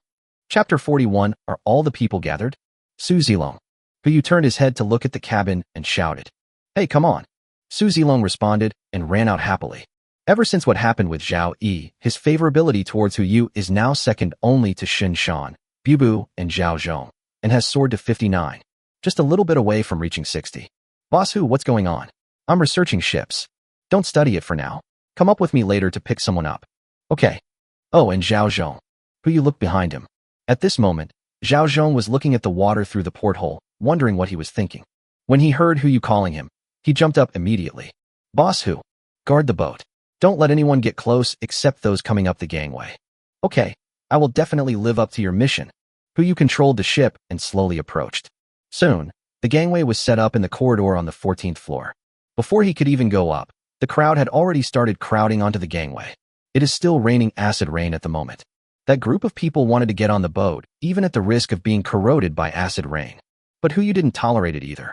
He casually picked up a shotgun, raised his hand, and fired a shot into the air. Boom. Everyone was stunned. After a moment, the crowd immediately retreated. Rush? If it were in the past, when they had no hope, they might still give it a try. But now, hope is right in front of us. How can I rush? Seeing that everyone had made way for them, Hu Yu took Xiao Zissou and walked out. In addition to the two of them, Su Zilong and Insianer also followed behind them. Since we don't know the specific situation in the Webtoon Hotel, it is safest to bring both of our highest fighting strength. The four of them walked all the way to the 14th floor and entered the hotel through the window. Hu Yu glanced at everyone. Although none of them spoke, one could clearly see an emotion in their eyes, desire. This is the bottom layer. If the gate of the Webtoon Hotel had not been high enough, the water would have flooded in long ago. But they still stay here, and there is probably only one reason. Oppression. Oppression from above. In other words, there was enough food in the hotel, otherwise, they would have been tied up upstairs and treated like slaves. Hu Yu glanced at everyone and said calmly, Do you want to live? Think. The roars suddenly resounded throughout the entire 14th floor. Well, I can give you a chance. Everyone's eyes widened, waiting for his next words. Now, bring all the living people here. Whoever brings the most people will get a ticket. Remember the rules. No hurting or snatching allowed. People must come willingly. Anyone who breaks the rules will be disqualified. You guys, do you understand? Boat ticket. That's a boat ticket. For a moment, everyone went crazy. Countless people rushed up the stairs and began to search. Will your method work? Xiao Zissou roughly knew Hu Yu's intention, but was also a little worried. Don't worry. Yu took out 4 single sofas from his space backpack and sat on one of them. Sit down. We'll know whether it works or not later. When it comes to enjoyment, you'll enjoy it more. Xiao Zisa sank into another sofa and looked behind her. You guys should sit down too. Why are you just standing there? Need not. Neither do I. Su Zilong and Enciener spoke one after another. Sitting will only slow down their attack speed. This place is not absolutely safe. Yu shrugged, said nothing, and casually put away the other 2 sofas. Soon, one after another, people began to come to the 14th floor. Everyone had an expression of almost excitement on their face. Obviously, they resorted to some tricks. Boat ticket. No, there is only one. Only when they reach the 14th floor will they have the chance to get on board. Gentlemen. A pretty girl came up. Her face was haggard, yet her delicate features could not be concealed. She lowered her head and whispered, "Excuse me, how can I get on your ship?" Yu glanced at the other party, and a panel popped up. All other attributes were average, except for one, which was the most outrageous number he had ever seen. Purity, -1. Wow, this thing can actually bear the weight. It turned out that 100 people were beheaded in front of him. How disrespectful. Yu shook his head. Everyone is not here yet. With just one word, the woman retreated wisely, but she still stood at the front with her head held high, as if she believed that she would definitely be chosen. There are more and more people, whether it is a woman or a man. The first thing he did when he arrived on the 14th floor was to rush up and make all kinds of promises to Yu. Some are prepared to sacrifice their bodies, others their money. Yu was not interested in any of these. But there was one person who caught his attention. A cook. To be precise, he should be called a pastry chef. Even at this time, she was wearing a neat professional suit without a speck of dirt on her body. Although her face looked bad, her eyes were very determined. She was one of the few people who didn't come up to ask about the boat tickets. Because of this, Yu looked at her panel. Name, Zhang Sirui. Gender, female. Age, 23. Skills, perfect pastries, perfect baking, perfect bartending, perfect tea art, proficient in Western cuisine, proficient in service, proficient in waiting, and proficient in management. Personality, rigorous, misophobic, and meticulous. Favorability, 0. Purity, 100. There was a Chinese chef on the ship, and Li Ji could also cook some Western food, but no one could make this dessert. That's the name. Zhang Sirui. Isn't she just the advanced international version of Zhang San? Yumo wrote down the name and continued to sit on the sofa waiting. Half an hour passed. People are still coming down one after another. But there has been no sign of Zhao's parents. Xiao Zisa was anxious. She didn't sit down anymore, but looked outside from time to time to see if anyone else hadn't arrived. Another half hour passed. There hasn't been a new person coming down for 10 minutes. Everyone's eyes were fixed on Yu, waiting for his next move. Zhao's father and mother still haven't shown up. Yu also frowned. He couldn't help but stand up, looked at everyone and asked, "Is everyone here?" Already? No. The voices of the crowd were not in unison. Very good, not in sync at all. Yu stepped forward and said, "Let me ask again, are all the people gathered?" Some people didn't speak. Some people lowered their heads and muttered softly, but it was unclear what they were saying. They are all service staff of the hotel. Louder. Not all the people are here yet. Zhang Sirui spoke from the corner. There's another group of people on the top floor. They've taken most of the hotel's resources up there and blocked the top floor. Right now, I guess they don't even know someone's coming. Well, the case is solved. It seems that no matter where it is, after something like this happens, everyone wants to stockpile things and occupy the high ground first. I just don't know how Zhao's father and mother are doing. Very good. Yu looked at Zhang Sirui and asked knowingly, "What's your name?" Zhang Sirui. Well, do you have any idea how to get them down? Have. Zhang Sirui uttered a single word, and after a few breaths, she slowly spoke. But why should I help you? Chapter 42. Do you want to try it? A chance to get a ticket. Yu gave his own conditions. Even if it is just an opportunity and not a real ticket, it is enough to make everyone fight for it. Good. Zhang Sirui agreed immediately. She raised her hand and pointed at a man with Mediterranean hair in the crowd. He has a communicator on him. This is the only thing that can contact the upstairs via radio. As soon as these words were spoken, everyone immediately turned to look at the Mediterranean Sea, their eyes filled with anger. Without waiting for Yu to speak, a group of people rushed up and beat him up. It seems that this guy has used this communicator a lot. Zilong. Okay. Su Zilong responded and immediately walked through the crowd. Less than 10 seconds. He tore a hole in the crowd, and then he came to Yu holding the Mediterranean. Mr. Mediterranean hid the communicator and looked at Yu with eager eyes. I can give you the communicator, but I want a boat ticket. Oh, Hu Yu sneered. Su Zilong raised his hand and hit the other person on the back of the head. Mediterranean fainted directly, and the communicator was easily obtained. Just as the communicator was taken out, Zhang Sirui spoke again. Let me do it. I'll make sure everyone on the top floor gets down. Interesting. Hu Yu held the communicator and handed it to Zhang Sirui. Congratulations, you are one step closer to your ticket. Thank you, sir. Zhang Sirui bowed in response, then pressed the communication button and said only one sentence. Rescue workers are coming. Come down quickly. Just one sentence. There was a pause on the other end of the communicator, and then a response came immediately. Right away. Wait for us. If this kind of lie happened normally, it would definitely not fool those cunning people on the top floor. But now, the boat was parked right under the Webtoon building. There are lights on the boat as bright as day, so no one is blind. How could they not believe it when hope appeared before them? 15 minutes passed. A group of people came down from upstairs. Unlike the group of people just now, this group of people had rosy faces and didn't look hungry at all. It seems that there are a lot of supplies stored on the top floor, and they are fat and bloated. But when they arrived at the 14th floor and saw a group of people crowded there, they understood what had happened. Got cheated. But there was indeed a ship outside. It just didn't belong to the rescue team. Who owns the ship? A dull sound penetrated the crowd. A man in an expensive suit came out. His eyes instantly fell on Hu Yu, and he immediately asked, "Are you the ship owner?" A show-off. Hu Yu's eyes continued to search the crowd. Pity. I still couldn't see the figures of Zhao's father and mother. Could something have happened? Hu Yu and Xiao Zissou looked at each other and were about to go upstairs themselves when the pretentious guy took a step forward, walked through the crowd, and stood at the front. Friend, ignoring people is not a good habit. Hu Yu didn't want to pay attention to it at first, but in the next second, the guy took out a pistol from his pocket, but didn't point it at Hu Yu. Instead, he kept playing with it in his hand. Or do you want to talk to this thing first? Gun. Hu Yu frowned. If I'm not mistaken, the model of this gun is exactly the same as the one purchased by Shinshan. Even the gun fell into someone else's hands. Elders, could something have really happened? You. Xiao Zissou also recognized it. Just as she was about to step forward, Hu Yu immediately grabbed her. We are all mortal, and it's hard to say what to do when we encounter this thing. So, it's better to outsmart them. My friend, it's my problem. Hu Yu smiled respectfully and said, Tell me, how do you want to discuss this? I want to get on board. Good. My brothers have to come too. No problem. Ha ha ha. Brother, you're such a nice person. The pretentious guy laughed wildly a few times.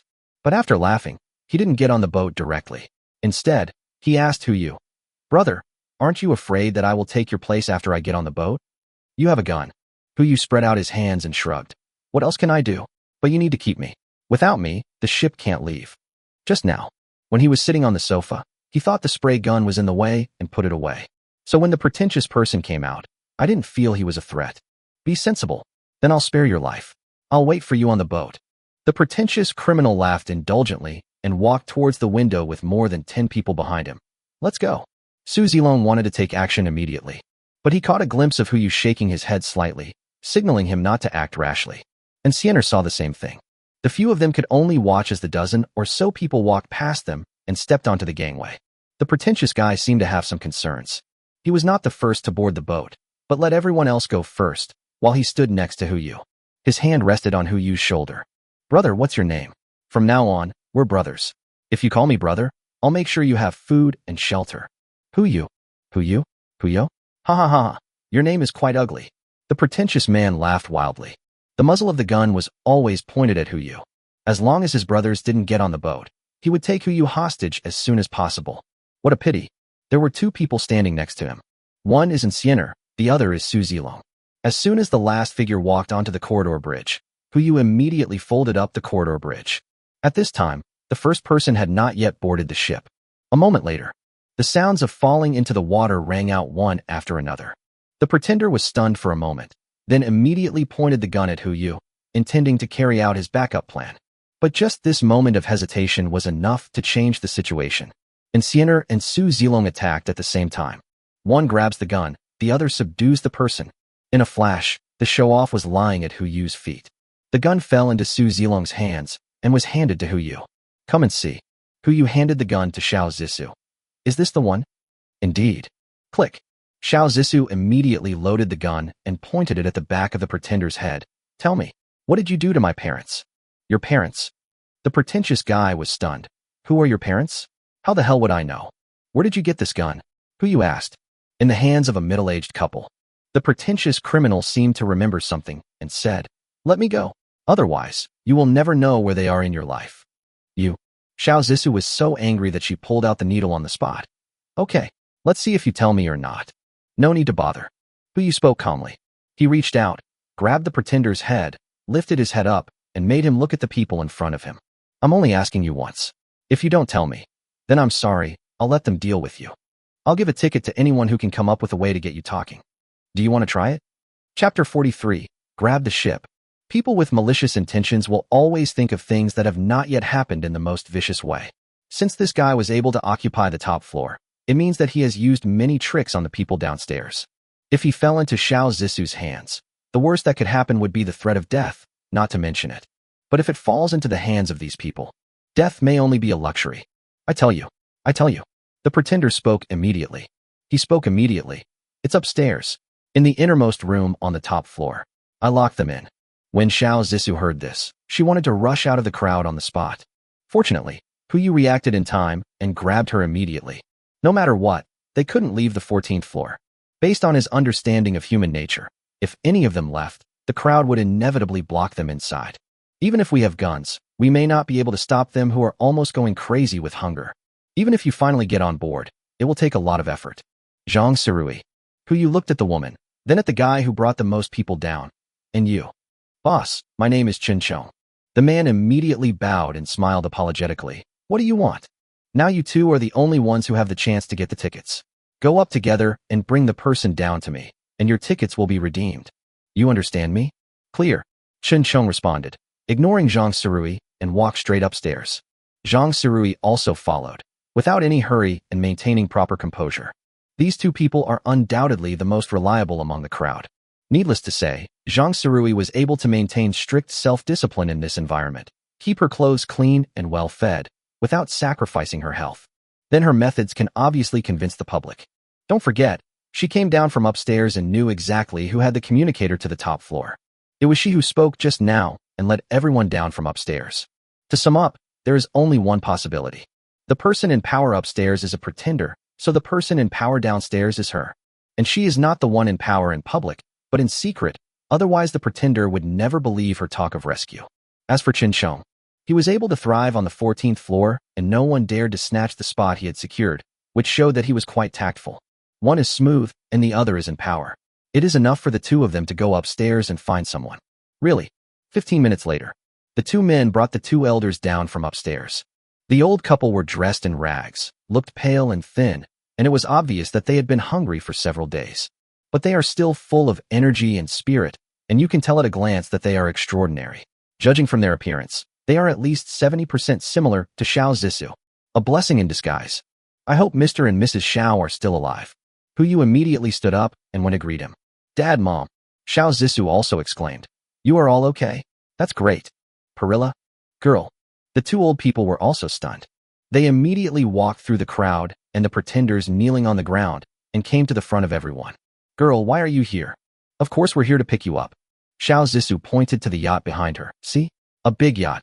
As she spoke, she immediately pulled Yu over. "This is the ship owner, Boss Hu. Dad, you should know." "Uncle, Aunt." Yu bowed respectfully, greeted them, and took a look at the two elders' panels. Really, as long as the skills are related to traditional Chinese medicine, the two elders are epic.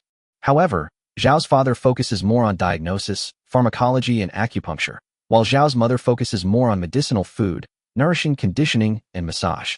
It can be said that the two complement each other and are completely the ultimate plus version of Xiao Zissou. "Boss Hu." Father Xiao was stunned for a moment, as if remembering something.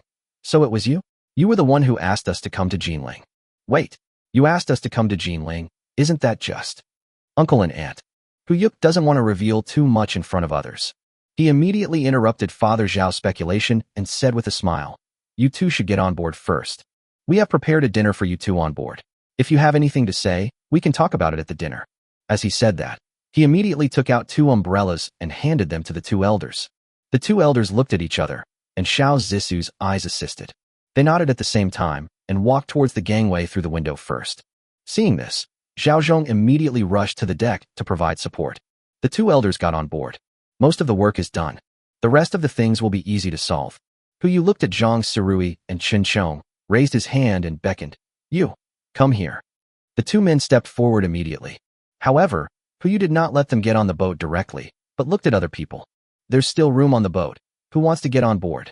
The crowd was instantly boiling with excitement. Quiet. Yu only uttered 2 words. The excitement just now disappeared in an instant, as if it had never appeared. I don't keep useless people on my ship. Anyone who has the ability, please step forward. The woman who had just come to see Yu first stood up and threw him a seductive glance, not hiding her intentions at all. Yu didn't even look at her, but looked at Chen Chong. Do you think she is suitable? Chen Chong's eyes turned. With his intelligence, he naturally understood that Yu didn't want the other party to get on the boat, but he had to be the bad guy. Not suitable. Then you are not suitable either. Yu spat out a sentence and shook his head. Your ticket is gone. What? Chen Chong roared, but the outcome was already decided. Clever? Smart people are good, but they are not suitable for boarding a ship. What Yu needs is an obedient, capable, and smart person, not just a smart person. This tactfulness may allow him to survive in the apocalypse, but he will never be allowed to appear on Yu's boat. Why? I want an answer. Chen Chong wanted to rush forward, but was grabbed by Su Zilong and thrown into the crowd. The woman's eyes suddenly lit up. Just as she was about to step forward, Yu looked at Zhang Sirui again. Do you think she is fit to go on board? Not appropriate. Zhang Sirui gave the same answer. But Yu smiled. Very good. Yu pointed to the gangway behind him and said, let's get on board. Thanks. Zhang Sirui was stunned for a moment, then took the umbrella from Su Zilong and walked towards the gangway. Every step she took was like walking on thin ice. But in the end, he still made it to the boat and did not fall into the water like the group of people just now. Why? Chen Chong roared.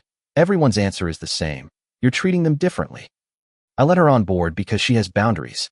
Yu looked down at Chen Chong and said, as for you, you are too smart, so you should just try to survive on your own. After saying that, he held an umbrella and walked towards the gangway with Xiao Zissou. Fuck, how clever. Chen Chong roared, then shouted, brothers, follow me. Let's take the boat away from him. Let's see if he dares to be so arrogant. Bang. A gunshot rang out. Although it didn't hit them, it was enough to help them regain their sanity. There is a 99% chance of dying if you rush forward, leaving a 0.1% chance of successfully seizing the ship. Don't rush forward. I won't die? At least not now. As long as you wait, there is still hope. Everyone stopped, especially Chen Chong. He clenched his fists and stared at Yu's departing back. The crisis is over. Seeing this, Su Zilong turned around and prepared to leave. But Insianer took out a pistol and shot Chen Chong in the middle of his eyebrows. Bang! The bullet went through the head. Yu and Xiao Zissou turned their heads at the same time, their eyes full of shock. First, this was the first time that Insianer took the initiative to act beyond orders. Chapter 44 Black Egg Trio. Yu was stunned for a moment, but he soon came to his senses. Although he didn't understand why Insianer shot, he didn't feel sorry for someone who dared to point a gun at him. Just surprised. After being surprised, it was time to go to their dinner party. Yu held an umbrella and walked towards the yacht with Xiao Zissou. And this time, no one stopped them. Su Zilong then looked at Insianer, his eyes full of confusion. But he didn't dare to ask the reason. As far as he could remember, including this time, Insianer had only disobeyed orders twice.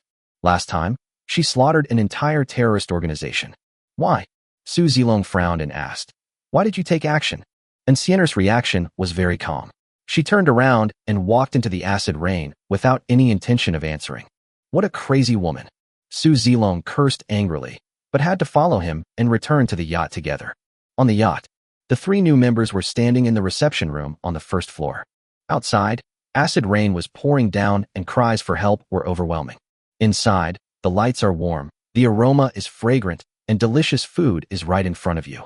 The contrast between the two divides the world into 2. One heaven, one hell. And the master of heaven was walking towards them with an umbrella. Welcome everyone to the heart of the ocean. Yu smiled at everyone and folded up his umbrella. My name is Yu, and I'm the owner of this ship. You can call me by my first name. As long as we are on this ship, we are a community with a shared future. We have only one goal, to survive. To survive in a better way. Seeing this, Zhao's father and mother did not react. Although the 2 elders have maxed out their skills, they still find it difficult to accept this sudden event. I have so many questions, but I don't know who to ask. Instead, it was Zhang Sirui who was standing aside. She started clapping the moment Yu finished speaking. Crisp applause rang out. Mu Lingxiu, who had just taken care of Bu Bu, immediately agreed. More and more applause broke out. Huyu smiled and nodded, then pointed to the restaurant behind everyone. Dinner is ready. Please take your seats. Let's eat and talk. Everyone took their seats. At the dinner table, Huyu introduced everyone to each other. Include everyone's names and their responsibilities on board. As for other more detailed matters, Huyu did not finalize them at the dinner table, but arranged rooms for them after everyone had eaten and drunk their fill. We'll talk about everything tomorrow morning. That night, Enciender did not follow Huyu, but found a room closest to him to stay in. First time. This is the first time Huyu has enjoyed sleeping alone since the end of the world. It seems like I sleep better. Su Zilong told Shinshan what happened tonight and asked the reason. Shinshan only gave an ambiguous answer. Perhaps she wanted to nip the thread in the bud. Su Zilong said nothing more after hearing this. July 22nd, 7 a.m. The 9th day of the apocalypse. The water level reached 43 meters. Only a few buildings can be seen scattered above the water surface. The rest of the residential buildings, shopping malls, supermarkets, and even some overpasses are completely submerged. Huyu got up early and subconsciously turned his head to look at the side of the boat, looking for Enciender, but he did not see her. Thinking about what happened last night, he always had a bad feeling in his heart. Never mind it for now. The first draw after getting on board, you have to see if there will be anything good. For this day, he specially saved the black eggs he had stored on the 20th and 21st, just so that he could have a triple draw. I don't ask for anything else, as long as there are some things that can be bred and raised. We can't just leave the breeding system empty. Open the curtains and look out the window. The heart of the ocean still sails through the city. The sunlight was so weak that it could be ignored, and I could vaguely see people around me calling for help. Huyu lined up the 3 black eggs in a row and made a decision secretly. If the goods are shipped today, we will issue another ticket. Of course, the prerequisite is to meet sufficiently outstanding talents. If it doesn't ship, forget it. Everyone, if you want to get on board, please bless me to ship the goods. Huyu raised his hand and knocked. The first black egg shattered, and purple light burst out. Bite. Congratulations to the host for obtaining a perfect Senzu Bean 1. Name, Senzu Bean, perfect. Type, food, seeds. Effect. After taking it, you will feel full and continuously replenish the various energies needed within 3 months. It can also be planted in the soil to cultivate ordinary, fine, and perfect beans. Note, only perfect quality Senzu beans can be cultivated as seeds. It's out. Huyu's eyes suddenly lit up. Senzu beans that can be used for cultivation. If this thing is mass-produced, not only the people on a ship, but even the people in a city or a country will be able to have enough food to eat. Potato? Compared to this thing, it's so weak. Of course, the prerequisite is to find a large enough breeding base. Huyu carefully placed the perfect magic beans into the space, fearing that they would be crushed. Boat ticket +1. He looked out the window and made another promise in his heart. There is no upper limit on the number of shipping tickets. If you can ship more goods later, we will issue as many shipping tickets as you can. Huyu cracked the second black egg with his backhand. Another burst of purple light exploded. Bite. Congratulations to the host for obtaining the Source of Sweet Spring 1. Name, Source of Sweet Spring, perfect. Types, food, water source. Effect, it can heal some external injuries after taking it. The specific effect depends on the injury. It will not conflict with any medicine. It produces 1 L of sweet spring water, fine quality, per hour, which can be used for consumption and irrigation. Note, although the sweet spring water is delicious, please don't drink too much. It's the best. Although this thing looks like Senzu beans and is a producible item, the former is large and comprehensive, while the latter is small and exquisite. Senzu beans can fill the stomachs of many people.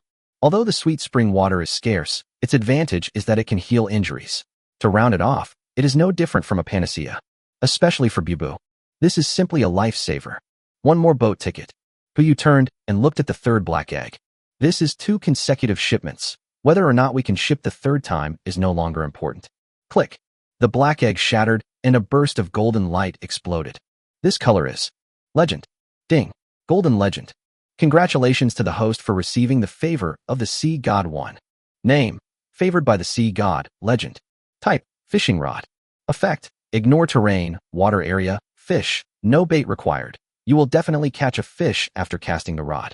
Every time you catch a fish, you can accumulate a little experience, and there is a certain probability of obtaining a skill book. Note 1. Experience can be used to upgrade Poseidon Series products. Note 2. Collect 3 Poseidon Series products and receive an extra surprise. Note 3. Follow the will of the Sea God. The favor of the Sea God? So it's something with the Poseidon prefix, or a series. According to Note 1, as long as the experience gained through this fishing rod is used, not only can the fishing rod itself be upgraded, but also the ship. Ships are now epic tier. According to the rules, the next upgrade should be for the system to be upgraded to level 5, which is 84 days later. With this rod, you only need to catch 84 fish to complete the upgrade and elevate the heart of the ocean to legendary. But you put the golden fishing rod back into the space and was not in a hurry to go out fishing. God knows what's hiding beneath the surface. 100% hook. What if we catch a monster? Will the safety of the boat be a concern? If you want to fish, you have to make sure it is safe first. Let's go out and have breakfast first. Should we have Western food or Chinese food today? You thought about it and walked to the door, but before he pushed the door open, a force came from the door. Bang! Shinshan opened the door, looking flustered. No, something happened. What's up? Yu frowned slightly and asked hurriedly. Shinshan is the most stable person, and even he is so panicked. Could it be that Godzilla emerged from under the water? Chapter 45 Fishing. What's going on? Yu was also a little unsure and asked hurriedly. Yes, you'll know when you come out and see it. As Shinshan spoke, he walked towards the deck, and Yu hurriedly followed. The two came to the first deck. It was raining heavily at this moment. Although what was falling was no longer acid rain, the raindrops still made a thud as they hit the deck. But even so, the shed on one side of the deck was still crowded with people. Except for Bubu and Mu Lingxiu, who was responsible for taking care of her, everyone on the boat gathered outside the shed, even including Zhao's father and mother, and Zhang Surui, who had just boarded the ship. Could something have happened to those animals? Make way, boss Hu is here. Shinshan held an umbrella and walked into the crowd with Yu. The crowd immediately made way, exposing the shed. Just one glance, and Yu also froze in place. Livestock, still those same livestock. The only difference is the quantity. A baby is born. Except for 3 pairs of pigs, the other 4 pairs of livestock all gave birth to piglets. And each one is ready to be slaughtered. Even if it is a coincidence, it can't be such a coincidence. Did every kind of livestock give birth to young? This can no longer be described as outrageous. Yu immediately checked the panel and discovered the problem. Breeding system. After getting on the ship yesterday, he was busy picking up Zhao's father and mother. So he didn't check the panel carefully. When he saw it today, he was stunned. All livestock growth efficiency plus 100%, reproduction efficiency plus 100%, mutation rate plus 10%. All plant growth efficiency plus 100%, survival rate plus 100%, mutation rate plus 10%. Fear. So scary. The slaughter cycle of a pig is between 8 and 12 months. But according to the current growth efficiency, it only takes 4 to 6 months to be marketed. As long as the breeding space is large enough, even if you don't grow senza beans, eating meat alone is enough to feed the people of a city. The growth rate of the breeding system will also increase with the improvement of the system level. Yu was delighted, but he couldn't show his surprise in front of everyone, so he could only cough twice. Ahem, this is normal, don't be surprised. Let's go back and have breakfast first. You still have things to think about on the ship. When everyone heard this, they knew it was not a coincidence, nor was it a bad thing. So they said nothing more and immediately returned to the cabin to prepare breakfast. Except Xiao Zissou. Boss Hu, just promise me. Breakfast time. Xiao Zissou kept pestering Yu. I'll just dissect one. Even if it's a chicken. Miss, aren't you a Chinese medicine practitioner? Yu smiled bitterly. Why are you doing dissection? It's really unnecessary. I'm a medical student, so I understand biology too. Xiao Zissou immediately explained. This is a biological miracle. Have one dissected and wait for the rainstorm to end. This is humanity's hope for the continuation of civilization. Hope. If Xiao Zissou really performed an autopsy and she couldn't find the cause, she would definitely do a comparison. Over time, it is only a matter of time before the existence of breeding space is discovered. Not to mention whether there will be land after the rainstorm ends. Even if land will reappear, he will not let others know about this breeding space. Once it is exposed, I don't know how many people will scramble for it. For those ambitious people, anything that can shorten the growth time of livestock by at least half is like a magic weapon. However, Yu was not worried about Xiao Zissou, whose favorability level was already 50. Let's do this. Yu took out the perfect fairy bean. Plant this seed. When it blooms and bears fruit, I will let you dissect one of the chickens. This is... Xiao Zissou took the magic bean and examined it carefully. Beans. I've never seen beans that look like this. Are you sure it can take root and sprout? Certainly. Yu immediately spat out 2 words. You will know after you plant it. All right. Xiao Zissou nodded in agreement and held out her pinky finger. Pink. Okay, pinky promise. After breakfast, Puyu was not in a hurry to go fishing, but chatted with Zhao's father and mother alone for a while. I answered some of the two elders' questions and improved their favorability at the same time. Because we brought their entire family on board, the two elders' favorability quickly reached 30. By the way, Puyu also talked about Insiener's situation. Let the two elders have a good rest, and then help out when you have time. Her condition yesterday was obviously not right. The way the two elders looked at him was the same as the way they looked at their son-in-law, and they almost took out the red envelopes for changing their names. Puyu quickly ended the topic and called Zhang Sirui over. Since letting her on board yesterday, her favorability has only fluctuated once. That time, it only rose by 10 points. After the conversation, Puyu briefly introduced the rules on the ship and assigned her the task of preparing breakfast and afternoon tea every day. As for lunch and dinner, she and Li Ji took turns.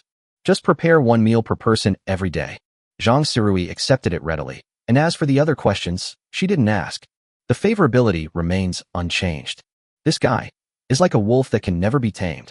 Puyu did not drive her off the boat, but planned to take another look. After all, the ship was indeed lacking a cook and a steward in charge of the ship. If it can make her change her mind, it is indeed a good choice. Shinshan can indeed serve as a steward, but he is more suitable for managing personnel rather than managing ship chores. The heart of the ocean will always need to expand. Shinshan alone is obviously not enough. By the time the conversation ended, it was almost noon. Just right. After some fishing, it's time for lunch. Puyu came to the first deck, pushed open the floor-to-ceiling window, took out the favor of the sea god, and cast the first shot towards the water. The fishing rod enters the water. Before the fish took the bait, Li Ji came over. Hey, boss, who are you fishing? Puyu nodded. I remember you guys wanted to go fishing last time, right? Now is the perfect time. Hi, that's the Zhao Zhong brothers. Li Ji folded his arms, picked up a stool, and sat down. I don't like fishing, I only like eating fish. Okay, I'll catch it and wait for you to cook it for us to eat. Okay. Li Ji looked at the water and changed the subject. But boss, who? Aren't you worried about catching something strange? This water isn't like the water it used to be. The fishing line is instantly tightened. Puyu felt a strong pulling force in his hand. There's a fish, it's hooked. If it's something strange, you'll know when you pull it up. Puyu began to reel in the line. Every time he turned the line, he needed great strength. 1 lap, 2 laps. Soon, a dark shadow appeared on the water surface. Puyu just took a look and subconsciously wanted to throw the fishing rod into the water. Chapter 46, The Dead Man's Words. Unlucky. What bad luck. As soon as the black shadow surfaced, Puyu recognized what it was. A corpse. A human corpse. The fish hook was stuck in his mouth. The moment the black shadow emerged from the water, Puyu seemed to hear a reminder ringing in his ears. Congratulations on your achievement, dead man's mouth. If other people saw this, they would have turned their heads away and not even bothered to look at it again. But who is Li Ji? They were all veterans of the battlefield, and instead of being afraid of the dead, they started to make fun of them. Boss Who is indeed Boss Who. He can even catch the legendary dead man's mouth. Come on. Puyu rolled his eyes. Find a way to get him down. I don't want to fish this thing out. It's easy, just cut the line. As Li Ji spoke, he took out a knife and prepared to start cutting. But after cutting it twice, he realized that this fishing line could not be cut. Boss Who, what kind of thread is this? Can't you cut it? It seems so. Although the system's products must be top-notch, you are not that high quality. The fishing line can't be cut. I can't really throw the rod down. That can't be helped. Li Ji put away his knife and sighed helplessly. Either you find a way to get this thing off the hook, or you can only throw the rod away. It is impossible to lose a club, never in this lifetime. Oh, that's right. The fishing rod rules say that you don't need bait to fish, just cast the rod and something will be caught. I didn't say anything about putting up the bait, so nothing will be caught. As long as you have enough strength to cast the rod and throw this thing back into the water as bait, will the next thing to take the bait be it? Give it a try? Puyu glanced at Li Ji and handed him the fishing rod. Here, let me pull it up. Boss Who, are you sure you want to catch this thing? I don't mean to catch it. I mean, cast the rod again. Just let it leave the water and fall back down. Cast the rod. Li Ji was puzzled. Trust me, just do it. All right. Li Ji held the fishing rod with both hands, lifted it up with force, and then threw it out with all his strength, and actually threw the guy back into the water. Bang! The sound of falling into the water alarmed the other people in the cabin. Xiao Zissou was busy formulating a treatment plan for Bubu with Zhao's father and mother. Mu Lingxiu and Bubu were waiting by the side, as was Shinshan. Except for these 6 people, everyone else was alarmed. Even Zhang Sirui, who has always been a loner, did the same and moved over here. When they came over, Hu had already taken the fishing rod and was waiting quietly for the fish to take the bait. Boss Hu, are you fishing? Zhao Zhong asked from the side. Li Ji nodded and smiled as he recounted what had just happened.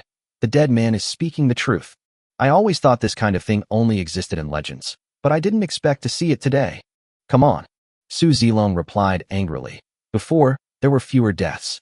Now, who knows how many people are dead under the water? Plus, the water flow is complicated when it rains, so this situation is not impossible. Indeed, but Zhao Zhong looked at Hu Yu with a wry smile on his face. Boss Hu, if you don't lift the rod, are you planning to use the corpse as bait and continue fishing? What? Li Ji exclaimed. He hadn't thought of this when he cast the rod to Hu Yu just now. Let's try it.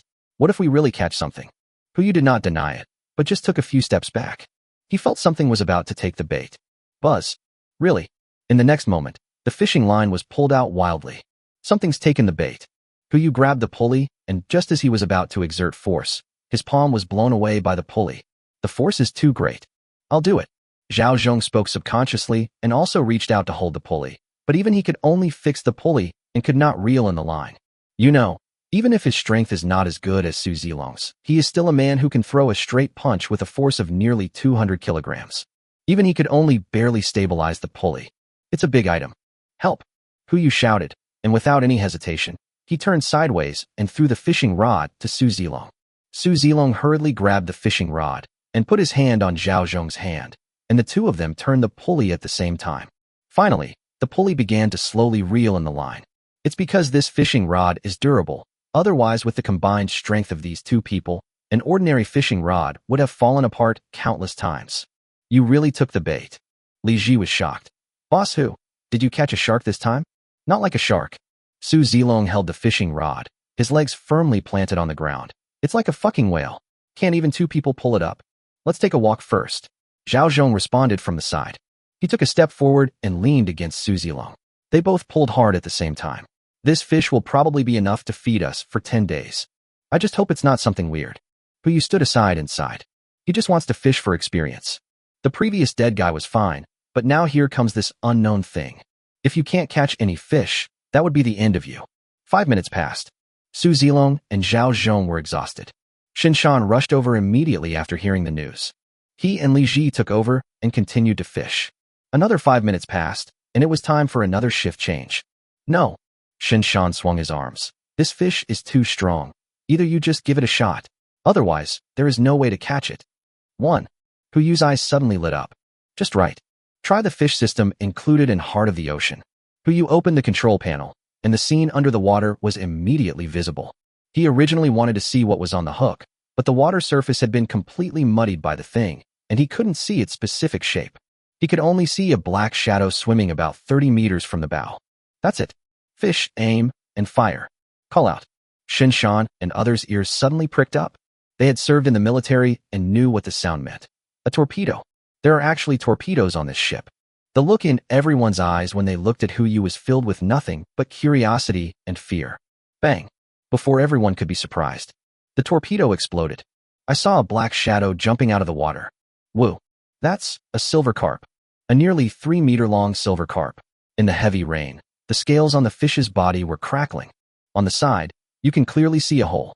This should be the damage caused by the torpedo just now.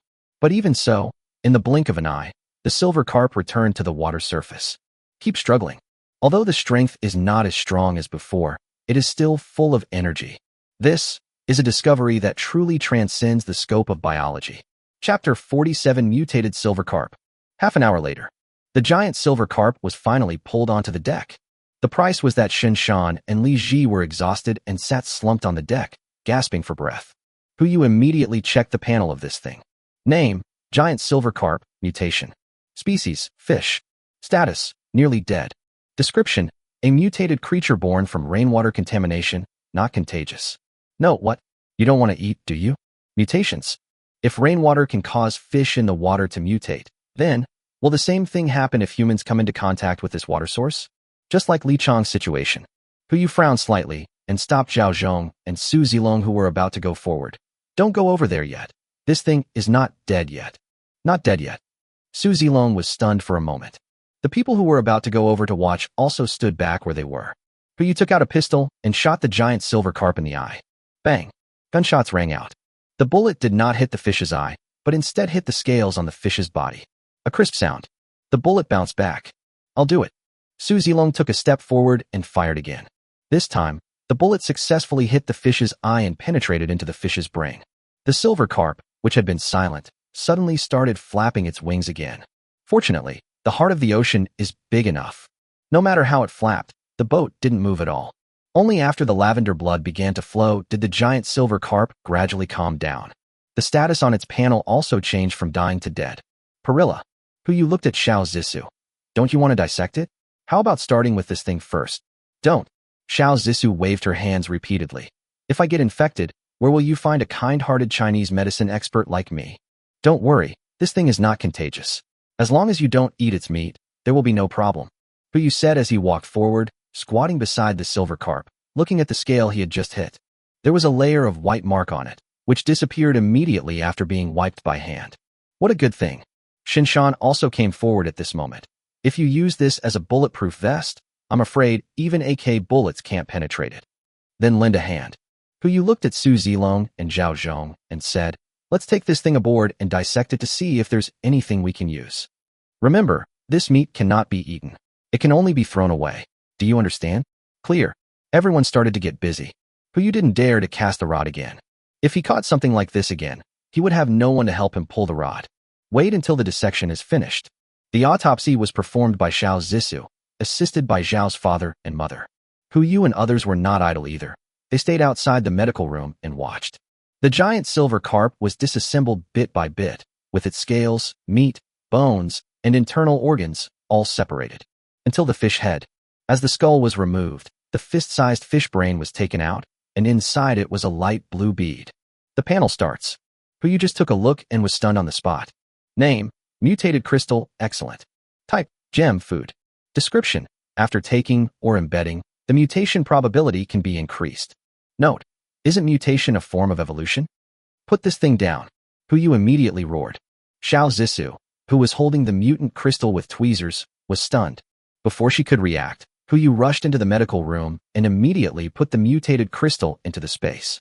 Whether it was mutation or evolution, he didn't want anyone on the ship to try it. No matter who becomes the next Li Chong, it will be a huge loss for everyone on the ship. Hu Yu immediately looked at the panels of the three people, and only after confirming that none of them had mutated did he feel relieved. It's okay, nothing happened. Go on. The dissection continues. In order to prevent other mutated crystals from appearing, Hu Yu stood where he was and did not leave. Fine. At the end of the dissection, only that one mutated crystal appeared. In addition to the bulletproof scales, the bones of this giant silver carp are also a treasure. Needless to say, its toughness is comparable to that of bamboo, and its hardness is comparable to that of Hitian jade. It is perfect for making weapons. All the fish scales and bones were handed over to Zhao Zhong for disposal. After a busy morning, it's time for lunch. After everyone had a simple meal, they urged Hu Yu to continue fishing. He didn't refuse either. No matter what kind of fish you catch, the best way is to upgrade the heart of the ocean as soon as possible. If the upgrade speed cannot keep up with the evolution speed of these fish, once a wave comes, everyone will be used as bait for fishing. Not to mention, the scales of that giant silver carp are only enough to make 2 sets of bulletproof vests. It would be a good idea to catch a few more to be prepared. After all, in a situation like this, they are not the only ones who can get guns. Just as everyone went on deck and Hu Yu was about to cast his fishing rod, a whistle sounded from afar. It's a boat. A boat is coming. Hu Yu immediately took out a telescope and looked forward. Just 5 nautical miles away from here, there is a passenger ship on the waterway, sailing towards the residential area. Although it is called a passenger ship, in terms of volume, it is not even 2/3 the size of the heart of the ocean. This was supposed to be a sightseeing boat for a short voyage. When Hu Yu looked at them, they naturally discovered Hu Yu. At the same time, Li Ji, who was in the captain's room controlling the route, also sent a broadcast. Boss Hu, the ship ahead has radioed inquiring about our remaining supplies and wants to trade our catch for some of the goods. Catch. Hu Yu immediately became interested. Asked them how many fish they have. The fish today are different from the fish in the past. If the fish caught by these guys are the same as the mutant silver carp, then the fish scales and bones can be used as materials. By exchanging them for some food, they can only make money. Soon, Li Ji gave an answer. 500 kilograms of fish. They want to exchange it for 70% of the weight of meat or 50% of the weight of grain. Can. Hu nodded in agreement. Let them come over. I want to see the catch first and then decide the specific price. Exchange fish for supplies? This is understandable, but this statement sounds familiar. He seemed to have heard it in his previous life. Okay. Li Ji responded and started sending a radio message to the ship and then gave a response. The other party asked us to stop the boat first, and they came over. Good. Hu also put away his fishing rod and looked at Shinshan. Hide the things that shouldn't be there. Good. Shinshan nodded, naturally understanding what he meant. Everything else is easy. At worst, you can just put them in the cabin. If that doesn't work, just put them back into the space backpack. There's only one thing that's hard to figure out. Greenhouse. This thing is built on the deck, and the enemy will definitely find it as long as they sail over. The only way is to put up a curtain first. He, Su Zilong, and two others immediately took action, temporarily removing a large amount of umbrella cloth to cover the greenhouse. Soon, the ship came towards them. As the other party got closer, the appearance of the people on the boat became clearer and clearer. Hu took a look and frowned slightly. This ship doesn't look familiar, but the people on this ship look somewhat familiar. Chapter 48 Robbery? In the heavy rain. The ship is getting closer. 100 meters, 80 meters. It seemed to have no intention of stopping and kept heading towards the yacht. This doesn't look like a deal. Instead, it seems like he wants to get on board. Boss Hu, something's not right. Shinshan frowned slightly and reminded him. I know. Hu frowned, hatred in his eyes. He recognized it. In his previous life, he had seen this group of people on the boat. At that time, he and Yuanqiu were rescued by a yacht. By working as waiters on the boat, each of them could get a fish to eat every day. But on the 40th day, the yacht encountered a fleet. The other party also used the excuse of exchanging supplies to make them stop the ship and start to approach. When the ship owner heard this, he was attracted by the conditions proposed by the other party. The price was that the yacht was seized. Hu Yu and Yi Wanqiu took advantage of the chaos to lower their kayaks and escape in the heavy rain. Unexpectedly, these guys actually started this kind of business now, and they were encountered by them. Hu Yu waved his hand casually, and 5 AKs and 5 RPGs appeared on the deck. Non-combatants, evacuate. The rest of you, grab your weapons. When everyone heard this, except Shinshan and his 4 companions, everyone ran into the cabin. There were only 6 people left on the deck, including Hu Yu. Boss, why don't you go in too? Shinshan asked with concern. Need not. Hu Yu shook his head. If I go in, who will they talk business with? Shinshan nodded and said nothing more. 50 meters. The ship's engine finally stopped. Relying on the inertia of the water flow, it began to slowly approach the yacht until it was less than 5 meters outside the heart of the ocean. Cables were thrown from below and hooked on the side of the heart of the ocean. Bite. Warning. Warning. The ship is under attack. Do you want to activate the protection system? There is also this thing. Hu Yu had no choice but to wait and see. He casually took out a sofa and lay back. Just looking at those cables. That group of people are still useful to him. What if this protection system is too powerful and they are all killed? Wouldn't that be a waste? Get aboard. Amidst the sound of rain, there was a heavy sound. The cable was straightened instantly. Something is obviously climbing up. Click. At the same time, a crisp sound rang in Hu Yu's ears. That was the sound of bullets being loaded, the muzzle of the gun pointed at the cables. Less than 10 seconds. The first figure climbed up. The other person was wearing a raincoat and climbed onto the deck. When he turned around, before he could say anything, he saw 5 black gun muzzles pointing at him. The corners of his stiff mouth twitched slightly. He immediately fell to his knees, raised his hands, and said nothing. Hey, Xiao Lu, how's the situation up there? The voice that had just called board the ship rang out again. The person called Xiao Luer didn't dare to speak, but just knelt there and smiled foolishly. A few more seconds passed. Another person also climbed up. Although the movements are not as smooth as Xiao Luer's, they are exactly the same. Reply, what's going on up there? The owner of the voice began to get anxious. But the 2 people on the deck didn't say anything, just stayed quiet. Damn, get up there. I want to see what's up there. Yes. A unison of voices rang out. Several more cables were thrown up. 1 minute later, 7 strong men knelt in a row on the deck, allowing the heavy rain to wash over them. Is everyone here? Hu Yu sat on the sofa, took out a loudspeaker, and asked in front of him. Who said he wanted to do business with me just now? The other 6 people knelt back in unison. Only a strong man with a beard was left kneeling in the front.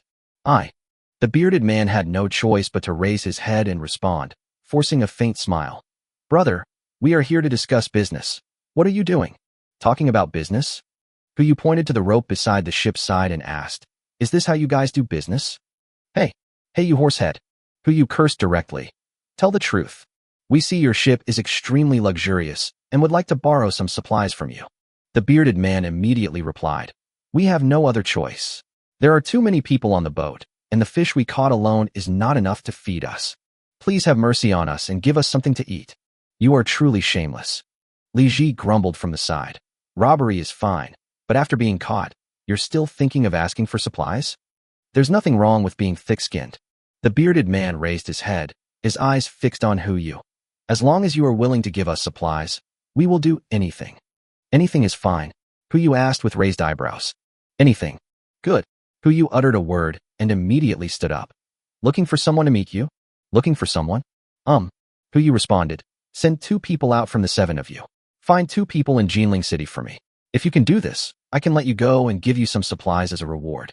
If you can't find it, sorry, I need to borrow your boat. What is the most precious thing in the end times? Supplies? If you are alone, then supplies are indeed the most precious. But for Hu now, the most precious thing is not materials, but talents. Food. He has a lot. Even if you can't draw other seeds, just planting senzu beans and breeding livestock is enough to feed the people of a city. Nowadays, there is no need to worry about security. The diet is diverse enough. Not to mention the medical level, the attributes of traditional Chinese medicine are at their best. The only thing we lack now is talents in scientific research, construction, education, and breeding. Especially construction and farming. They can't stay on the boat forever. After the rainstorm stops, if you are lucky enough to find a place to stay, you will naturally need professionals to build a house. There is also breeding. Although there are magical tools like greenhouses, having an extra professional person will only bring benefits and no harm. In the past, there were many people like this. Just go to any recruitment website and you'll find them all. But in today's era, when communication basically relies on shouting, finding such a talent is like looking for a needle in a haystack. Especially for a target as big as theirs. The heart of the ocean had already attracted enough attention before it even got close to those buildings.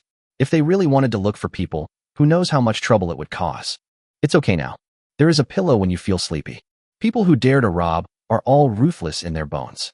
If they go looking for someone, they will naturally get twice the result with half the effort. Hu was not worried that they would run away on the motorboat. Anyone who has survived to this day is not stupid. Choose between riding a motorboat and starving to death on the water, or coming back to continue controlling your own ship. Anyone would choose the latter. Good. The bearded man immediately agreed. Just tell me who you're looking for. We'll definitely get it for you. Construction and farming. Hu uttered 2 words. I need people who are familiar with these 2 technologies. Find them and interview them for me. If they pass, I can give them appropriate quotas to join the ship. This? The bearded man looked embarrassed. Boss, if you're looking for a specific person, it's fine. Just give me 2 characteristics. I can't just shout at the top of my lungs. You don't have to raise your voice. Hu casually threw 2 loudspeakers in front of them. Remember, you only have 3 hours. If you don't find it after 3 hours, then I'm sorry. Good. The bearded man responded, stood up, picked up the loudspeaker, and turned to look at one of them. Xiao Luer, come with me. Li Ji, take them to ride a jet ski. Yes. Li Ji responded, then looked at the 2 of them and said, follow me. The 2 bearded men looked at each other, hurriedly followed, and walked into the cabin. When they passed by Hu, they did not forget to nod. As for the other 5, after the bearded man left, Hu looked at Shun Shan and said, tie them up first, or they'll get soaked to death in the rain. Yes. Shin Shan glanced at Zhao Zhong, and the 2 of them walked to the deck in the rain and started working. Hu looked at the ship floating next to the yacht, and curiosity arose in his heart. Zilong, come with me. Huh? Where are you going? Su Zilong asked in confusion. Ship. Hu stood up, put on his raincoat, and walked towards the cable. According to the bearded man, there were too many people on the boat, and he had no choice but to resort to this last resort. He wanted to see how many people were on the boat. Chapter 49, The Little Captain. If it were an ordinary place, Sienna alone would be enough to protect us. But this is going to someone else's base. It's better to be vigilant. Su Zilong took the lead, sliding along the cable to the deck of the ship. He raised his gun and took a quick look. After confirming that there was no danger, he gestured upwards. Hu then started to move and slid down the cable. Next up is Sienna. 3 people boarded the ship. There was no one on deck. There were only some fishing rods and some simple fishing nets. The catch is stored in the fish barrel next to it. Those fish are small in size, but there are many of them. Each bucket of fish weighs at least 10 pounds. If there were only 7 people on board, that would be more than enough food. Bang! There was a muffled sound from the cabin, as if something had fallen to the ground. The three of them turned to look at the cabin at the same time. Yu turned his head and gave a look, indicating that Su Zilong should take the lead. Su Zilong nodded in understanding and trotted over with his gun. Came to the cabin door. One kick. Bang! The cabin door was kicked open. The wind and rain are pouring back. Su Zilong took advantage of the situation and walked in, pointing the gun forward, but there was no other movement. After counting the breaths, he walked out, lowered his gun, and looked somewhat helpless. What's going on? Yu asked with a frown. Su Zilong shook his head slightly. Boss Hu, you should come and see it yourself. Yu stepped forward quickly. When he came out of the cabin, his expression was even more interesting than Su Zilong's. Helplessness, speechlessness, and hopelessness were written all over his face. Child. All children. A group of mostly elementary school students were gathered in a circle at this moment, with the older boys guarding the outside and the younger ones and some girls surrounded inside. There are dozens of people. Yu's paws suddenly became numb. As the saying goes, the little brats eat the father out of his wits. No wonder the bearded man and his friends catch so many fish but still can't eat enough. Boss Hu, what should we do? Su Zilong asked. Fuck it. If I had known, I would not have boarded this ship. If I hadn't seen it, it would have been fine. But now that I've seen it, I can't just ignore it. Among this group of children, the oldest is no more than 10 years old. The youngest is only 7 years old. This is just the age of elementary school. Close the door first, don't scare the child. Good. Su Zilong closed the door. But because of his big movement just now, the door was kicked in and could only be barely covered. Boss Hu, what should we do? Don't talk yet. Yu rolled his eyes. This guy always has his own ideas and never listens to other people's opinions. Now that I'm faced with this hot potato, I know to throw the problem away. Originally, he wanted to completely eliminate the group headed by the bearded man to prevent future troubles. But now the cabin is full of children. If we really wipe out the entire clan, what will happen to these children? Also beheaded? That's definitely impossible. Or stay? Urban construction also needs fresh blood, otherwise what they build with just a few people is not called a city, but a village. But he was also afraid that there might be someone like the devil in there. It is not uncommon for a single piece of rat shit to spoil the whole barrel. Yu pondered for a few breaths, and suddenly an idea flashed in his mind. Got it. Even though I just took a quick glance, I could tell that the children had lost a lot of weight due to hunger, and their clothes looked extremely loose. He took out a box of egg tarts, opened the door, flipped open the box, and pushed it inside. At this time, the egg tarts were still freshly out of the pan, and the aroma of eggs filled the cabin. Boss Hu, aren't you a little too stingy? Su Zilong couldn't help but complain. Just one box? It would be nice to give more. You know nothing, just watch quietly. Yu replied unhappily. There are only 4 egg tarts in this box. There are definitely not enough points. He just wanted to see what choices these guys would make when faced with temptation. If a fight breaks out, he won't care about these people. If they did not fight but chose to leave the egg tarts to the weak, he would keep his promise to the bearded man and leave them some supplies. As for other things, he won't care anymore. But what happened next was beyond his expectations. Through the crack in the door, Yu could clearly see a child walking towards him. He remembered this child, the boy who was standing at the front of the crowd. He also had a dagger in his hand. I guess he is the leader among this group of kids. The child groped his way to the door. He glanced at the egg tart, but didn't eat it or take it back. Instead, he asked towards the door, "Where's our captain?" Although the voice is childish, one can hear the tenacity in it. He still has his own things to do and won't be back in the short term. Yu replied, "We are his friends, you can trust us." Wrong. The child immediately retorted, "You are the people on that yacht. He didn't come back, but you guys came down. That proves one thing. They fell into your hands. Just now, that uncle opened the door with a gun. You originally wanted to kill us, but then you realized we were children, so you didn't do it. This box of egg tarts is probably what you're using to test us, right?" Yu and Su Zilong looked at each other and saw surprise in each other's eyes. Such a small child. He is not much older than Bu, but his logic is so meticulous. Just through these actions, we can actually infer their intentions. You didn't answer, which means I guessed right. The child continued, "Now, I am the captain of this ship. If you have any needs, you can negotiate with me directly. No need to test it." Good. Yu smiled. He pushed the door open again and was startled when the child's panel popped up in front of him. Name, Guanli. Gender, male. Age, 9. Skills, mastery of leadership, mastery of speech, Mastery of debate, basic combat. Personality, meticulous, suspicious, leading, benevolent, grateful. Favorability, -20. This man is simply a natural-born leader. 3 masteries, 1 foundation. They are all leadership-related skills. How could such skills appear in a little kid?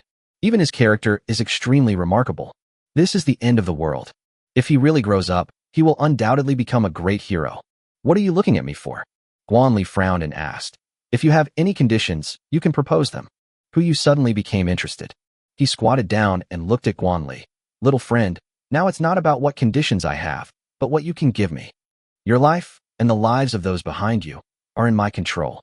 As long as I want, there will only be one end for you.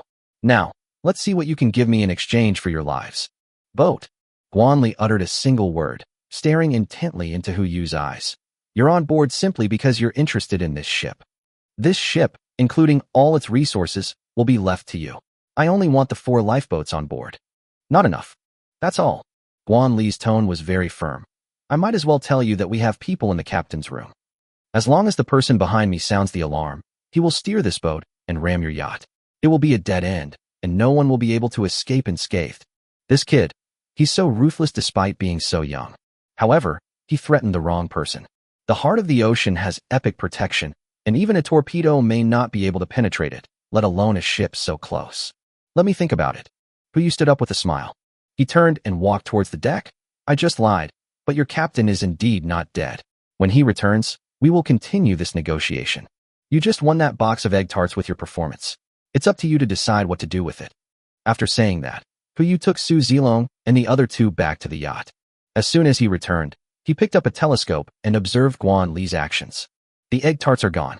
Under his command, the children have begun repairing the cabin door. He is truly a natural-born leader. Boss Hu. Su Zilong stood beside Hu Yu, leaning against the side of the boat, and asked, why don't you stay with these kids? Let's take another look. Chapter 50 Talent in the True Sense. July 22nd, 6 p.m. The heavy rain continues. The water level never stops rising. The deadline that Hu Yu set for Luo Bei Hu to deliver the task is approaching. He was not in a hurry, but kept observing the situation on the ship through the telescope. 3 hours. In those 3 hours, those kids did a lot. In the first half hour, they fixed the hatch. Although it was not as tight as before, it was still enough to keep out the rain. Over the next hour, they brought in the fish barrels from the side of the boat, cooked some simple food, and had lunch. There was no crying or complaining during the whole process. By 5 o'clock in the afternoon, Guanli was already sitting in the cockpit, staring at the yacht, as if waiting for some news. Meanwhile, the group of children had already run to the lifeboat.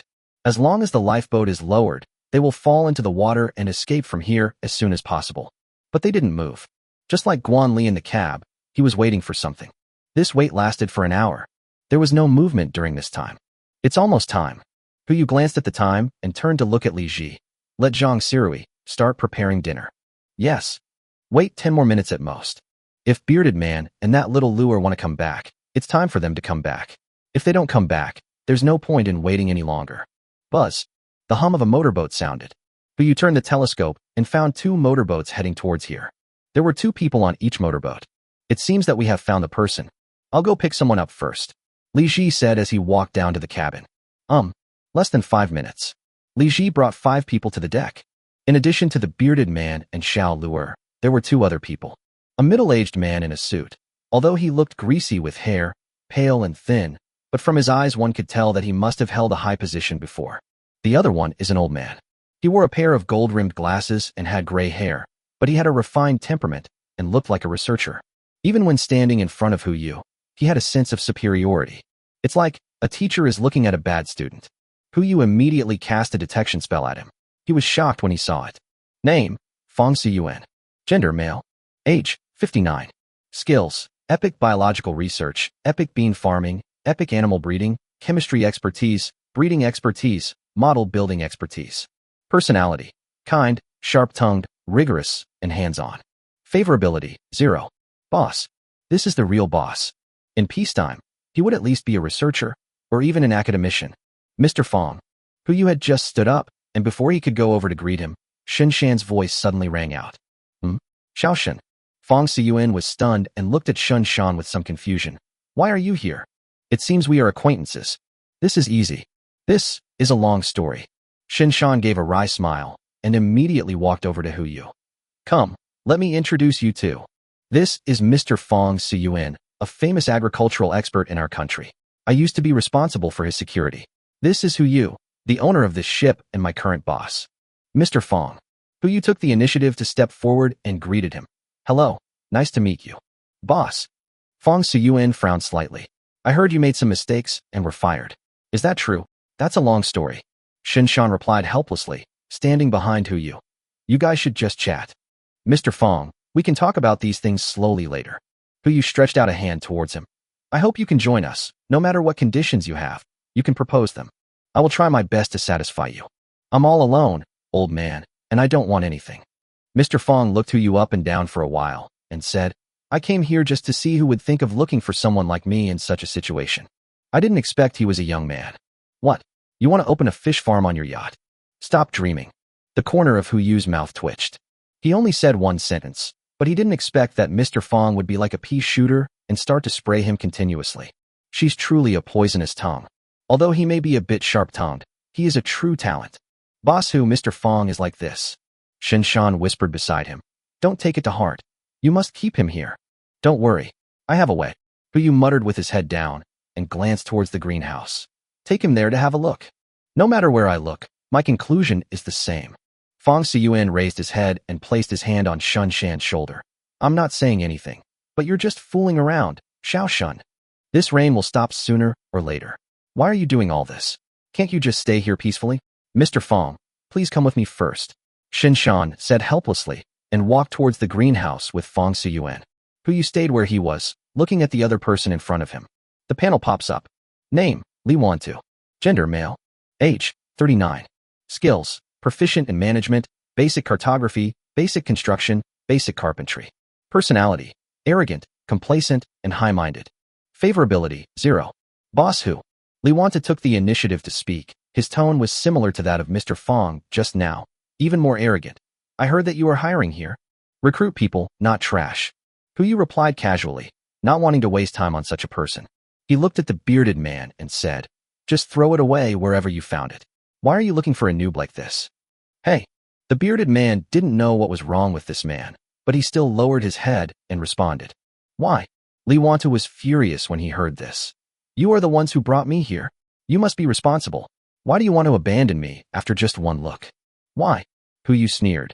Just because I'm the ship owner. Li Ji, show the guest out. Don't bother, I'll do it. The bearded man smiled and stepped forward, restraining Li Wantu with his backhand. Brotherly, take us downstairs. I'll throw this man back. You're sensible. Li Ji praised with a smile. Let's go. You don't have to go.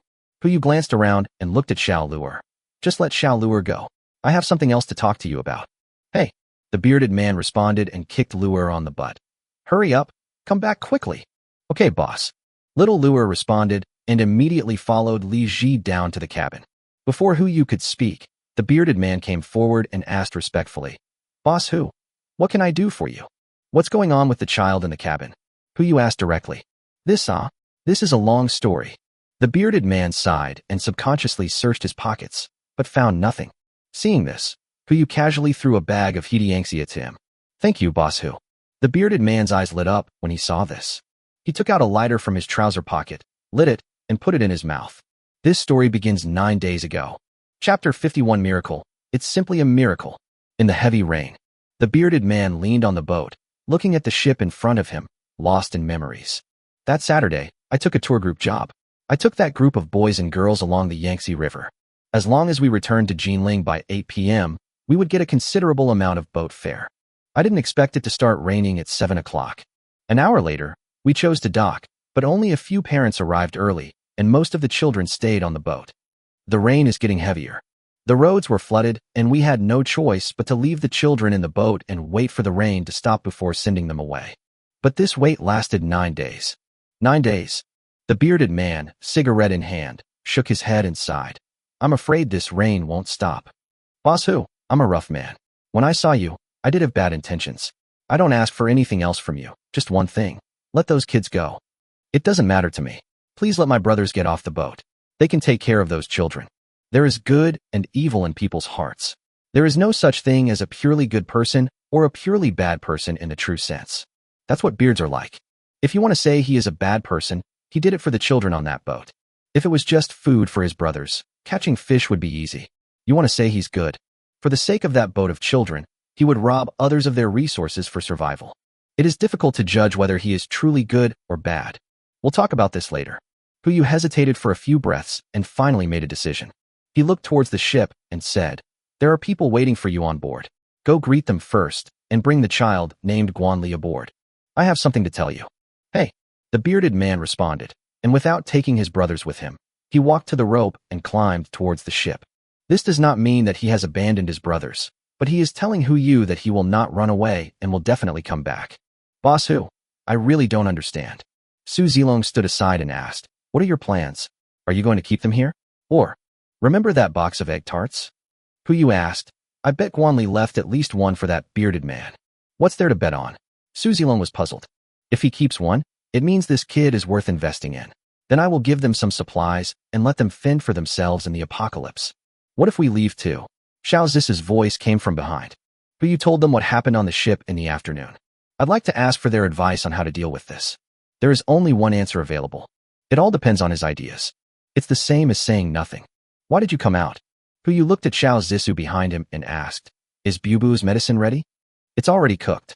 Xiao Zisu stood aside and said, "I heard that an old man was going to board the ship. I came over to take a look and happened to hear you talking. Tell me, what would you do if there were 2 egg tarts left?" "Leave 2. Yu looked at the talk cable and said, "There are only 4 egg tarts in a box. According to normal children's logic, they would probably share them equally among everyone. That child is very thoughtful. He might eat some first to test whether it's poisonous before distributing it. He left one behind to prove his gratitude. It might be a good idea to invest in it. Leaving 2 means he knows his place clearly and can win people's hearts. 2 are not only for the bearded man, but also for the 7 adults, representing half of each group. If he's really that sensible, there's definitely a place for him on the ship." The bearded man poked his head over the side of the boat. He was holding Guanli in his arms, and Guanli was holding a box in his arms. "Egg tart box." A hint of surprise flashed in the eyes of Yu and others. A guess came to my mind. Under what circumstances would Guanli come up with the egg tart box? "Boss Hu." The bearded man came over with Guanli. "We are here." "Boss Hu."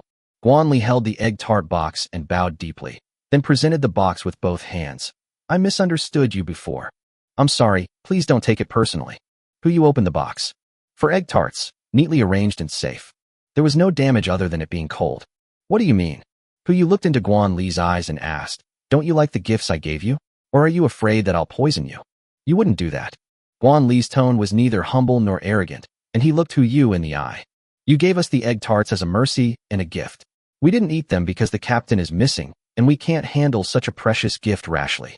I'm giving it back to you now as a token of my gratitude. This is the best food on our ship and the best gift I can give. Thanks. Thank you for giving us a chance to survive."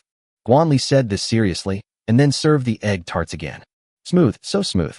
Yu thought of several possibilities, but he never expected that this kid would not eat a single bite and could even control the other children to stay still. This is really rare. Then I'll take it. Yu took the egg tart and put it aside. He looked at Guanli and asked solemnly, "I'll give you a chance now. You can board this ship and work for me. From now on, this ship will be your home. You won't have to worry about food and drink anymore. Are you willing?" "No." "Why?" Guanli raised his head and stared at Yu. "My coming here will be of little benefit to you. My leaving will be a disaster for them." It's hard to imagine. These words actually came out of the mouth of a 9-year-old child. Yu raised his hand, placed it on his head, and rubbed it gently. If it were Bubu, she would squint her eyes in enjoyment. But Guanli didn't move. His eyes continued to stare at Yu, as if he wanted to imprint him in his mind. His eyes were like a wolf. If such a person is not recruited, he will become a serious threat when he meets him in the future. He should know. When he stood in front of Yu and said those words, there were only 2 possible outcomes for him. One is to stay on the boat, the other is to leave your life on the boat. But even so, he still chose to refuse. There is only one reason. Force. He wanted to force Yu to keep more people. They can all stay. Yu gave in. First of all, he really does have a love for talent, and secondly, if a city is really built in the future, it will indeed need new forces. Children are far more loyal than those adults. "Real?" Guanli exclaimed, "including the captain? They can come together. Since we have already accepted dozens of people, we don't mind having a few more." However, there are conditions. Hu looked at the bearded man and said, "First of all, let me be clear. I will take you in and provide you with food and resources. But the premise is that you are not allowed to board the ship. Aside from those kids, you can only operate the boat as a frigate following the yacht. Is that acceptable?" "Accept. Absolutely accept." The bearded man nodded repeatedly. "What kind of condition is this?" "At this time, it would be good enough to be able to keep your life, not to mention that he will provide food and resources, which is a great thing." "That's good." Hu looked at the bearded man and said, "Bring the people up first. I'll distribute the supplies to you later." "Hey." The bearded man responded, but was interrupted by Guanli just as he was about to turn around. "I'll go." Guanli took the initiative to speak. "If Captain Wang goes, he won't be able to bring anyone with him." "Huh?" The bearded man was stunned. "What's going on?" Guanli did not answer, but just smiled, then walked to the side of the ship and climbed towards the rope in the heavy rain. "I guess he doesn't believe you either." "Boss Hu, what do you mean?" asked the bearded man in confusion. Hu smiled and joked, handing him the telescope. "Look in the cab." The bearded man took a look and was still confused. "Aren't they a few kids? What's wrong?" "This is Guan Li's emergency measure." Hu Yuxiao looked at the thin figure in the rain and said, "If they find out that you are cooperating with me and are planning to use them as bargaining chips or something else, they will immediately set sail. Either leave here or crash into the yacht and die. These brats." The bearded man cursed inwardly, but his expression was full of relief. "Tell me." Suddenly, a roar came from the greenhouse. I saw Mr. Fong running straight towards me, with Shun Shan chasing after him, but he almost failed to catch up with him. Mr. Fong came up to Hu, his face full of excitement. "Tell me, where did you find these things?" "It's a miracle. It's simply a miracle." Chapter 52 Fresh Blood. Hu was not surprised by Mr. Fong's excitement. Even Xiao Zisu, a layman, reacted extremely strongly when he saw these things and wanted to dissect them himself. Not to mention this one. He is an expert in this field, so naturally he knows what those things mean better than Xiao Zisu. "Hurry up and tell me." Fong Siyuan asked excitedly. "Where did you get these things?" "Don't worry about it, old man." Hu smiled and stretched out his right hand. "I still have the same condition. As long as you can stay, I will hand over the cultivation of these livestock and plants to you. I will give you absolute freedom to do whatever you want, and every once in a while, I'll give you some unexpected surprises. The system can produce more than just Sinza beans. It may even produce other animals that can be raised." This is his confidence. "Surprise?" Fong Siyuan asked in confusion. "What surprise?" "Like this." Hu said as he took out an ordinary Sinza bean. "Would you like to take a look first, Master Fong?" Fong Siyuan took the magic beans and looked at them carefully in front of him. He looked left and right, and even put it to his nose and sniffed it twice. Finally came to a conclusion. "Isn't it just an ordinary bean? Mr. Fong, you can have a taste," Hu said with a smile, pretending to be mysterious. Old Fong whispered 4 words, but still put the magic bean into his mouth. The Sinzu beans melt in your mouth. In just a moment, it turned into a warm current that penetrated into Fong Lao's throat and flowed into his abdomen. A feeling of fullness comes instantly. Fong Siyuan's eyes suddenly widened. He hasn't eaten for 2 days. The feeling of hunger has already begun to gnaw at my heart and liver, as if I can eat a cow alive. But as soon as the bean entered my stomach, that feeling disappeared in an instant. What the hell is this? Sinza beans. Hu didn't hide it and said in front of the bearded man. 1 pill can meet the consumption of an adult for a month, and it will also provide a proper sense of fullness. What? As soon as this sentence was spoken, everyone present was stunned. This also includes Shinshan. Before this, he didn't even know about the existence of Sinza beans. God knows how much this boss who has hidden. Are you serious? Fong Siyuan's lips trembled slightly. If this is true, this bean is enough to change the world at any time. Mr. Fong can slowly experience it. Hu smiled and replied, "This is just the inferior product. The superior product can provide energy for 3 months. It has been used as seeds and planted in the greenhouse. I agree to join." Fong Siyuan just replied and then rushed towards the greenhouse without looking back. No, not a greenhouse. It's the temple. That place is a holy temple for every agricultural science student. Boss Hu. Seeing this, Shinshan didn't chase after him. Instead, he leaned against Hu and asked, "You didn't fool him, did you?" "What are you talking about?" Hu was so angry that he could only smile helplessly. "Am I the kind of person who would fool people?" Shinshan did not answer, but the answer was self-evident. "I don't know who tricked Boss Tian into being like that when he was in that building." Boss Hu. The bearded man swallowed hard and said, "Do you have any more beans? We brothers haven't eaten in several days. Yes, but you can't eat it today. Huyu looked at the children who gradually boarded the boat and said, as the saying goes, since you are all here, why don't you stay and have dinner before going back? Just consider it a celebration of our cooperation. He turned around and shouted towards the kitchen. Li Ji, go help prepare dinner.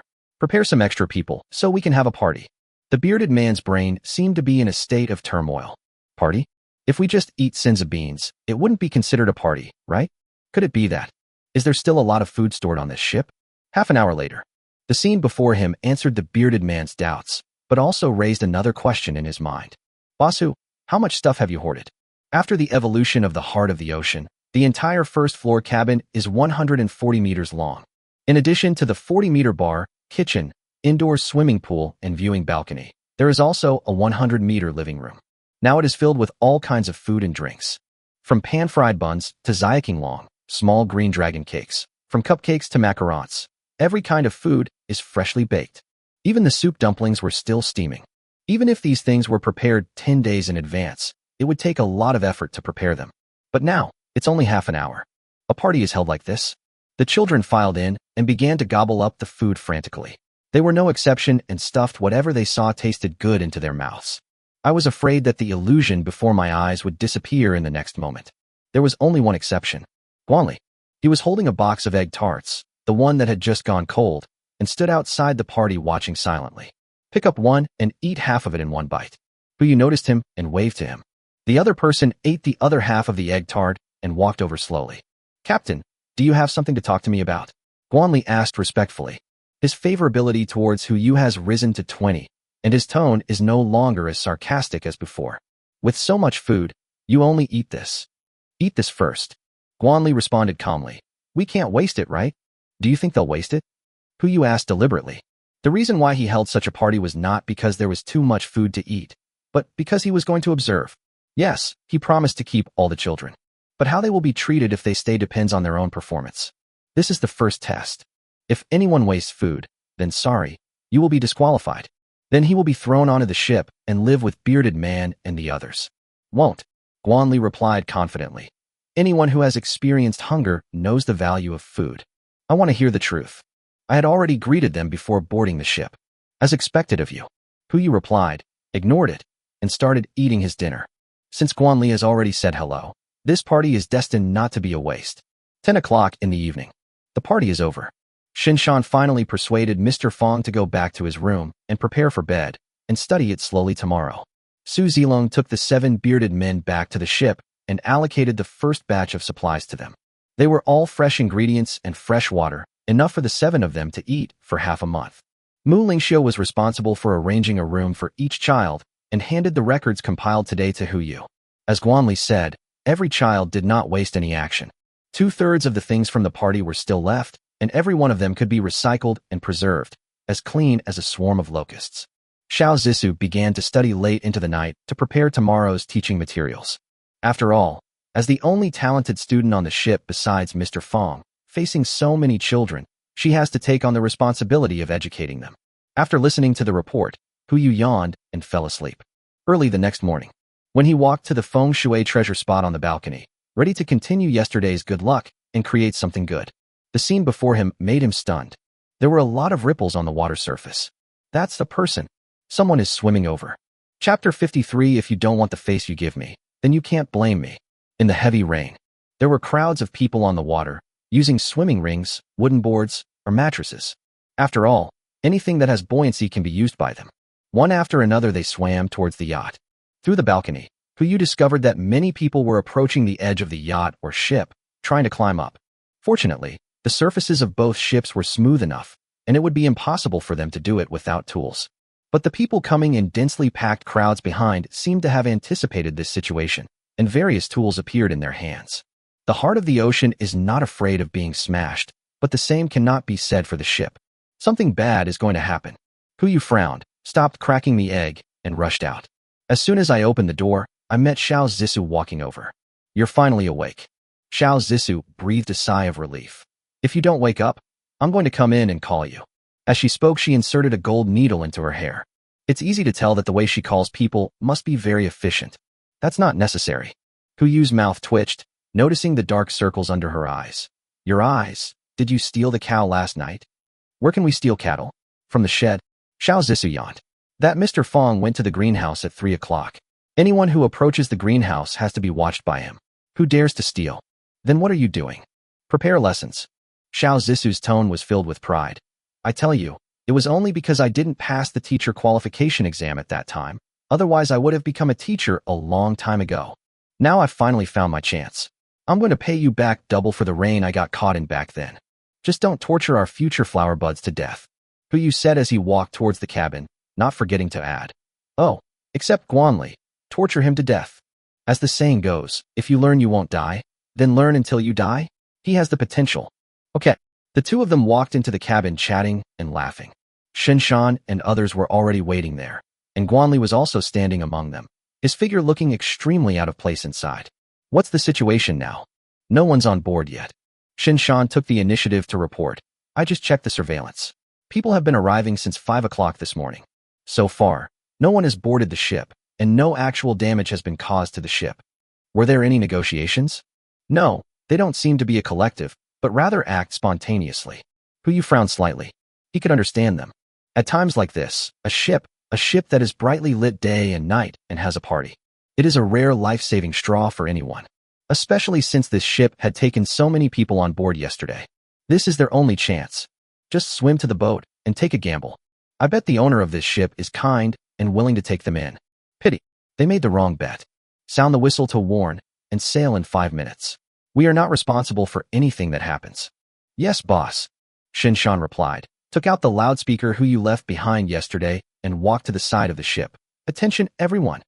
The boat will depart in 5 minutes. Please leave as soon as possible. Otherwise, you will be responsible for all consequences. He said the same thing 3 times in total. The purpose is to remind them as much as possible. That's strange.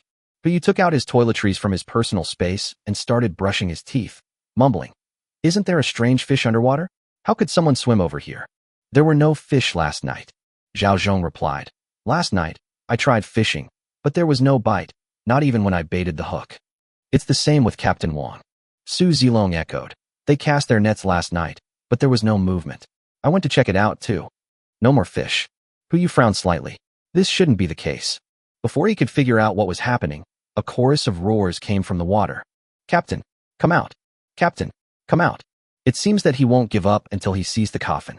Hu Yu took out a towel and wiped his face briefly, then looked at Li Ji. Is breakfast ready? Not yet. Li Ji replied and immediately set off. I'll go now. Remember to enrich it. Hu Yu instructed, wake those guys up at 7:30 and start the class. Okay. Guanli also responded. I'll go wake them up. Brother Shin, please accompany me for a walk. Hu Yu took out 3 umbrellas and handed one to Shinshan and Insiener behind him. Good.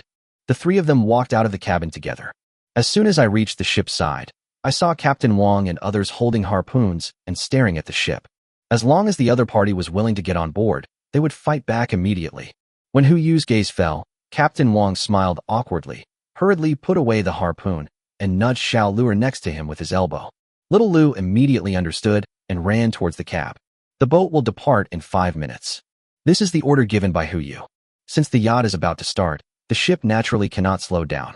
Captain, come out. The noise continues. Hu Yu walked to the side of the ship, looked down at the people below, and took out a loudspeaker. I'm out. What are you guys going to do? The chaotic sounds were instantly drowned out by the sound of rain. But before long, a uniform sound was heard on the water surface. Let us get on board. Let us get on board. It's not impossible to get on board. Hu Yu glanced down and said calmly, who among you knows architecture? Those who can plan buildings and are proficient in composition, raise your hands. After a few breaths, more than 70% of the people raised their arms. Well, he has really gotten into trouble with the School of Architecture, right? You don't even need to look at the panel to see that more than 90% of the people here are lying. That's human nature. Hu Yu took out his AK and fired a shot at the water. The bullet hit no one, but it was enough to quiet the crowd. I'll say it again. If you have it, raise your hand. If you don't, put your hand down. Otherwise, you don't want to get shot in the water, do you? Sure enough, after an instant, more than 99% of the people put their hands down. Only 2 people were still in the water with their hands raised. Hu Yu scanned their panel and found that they were not lying.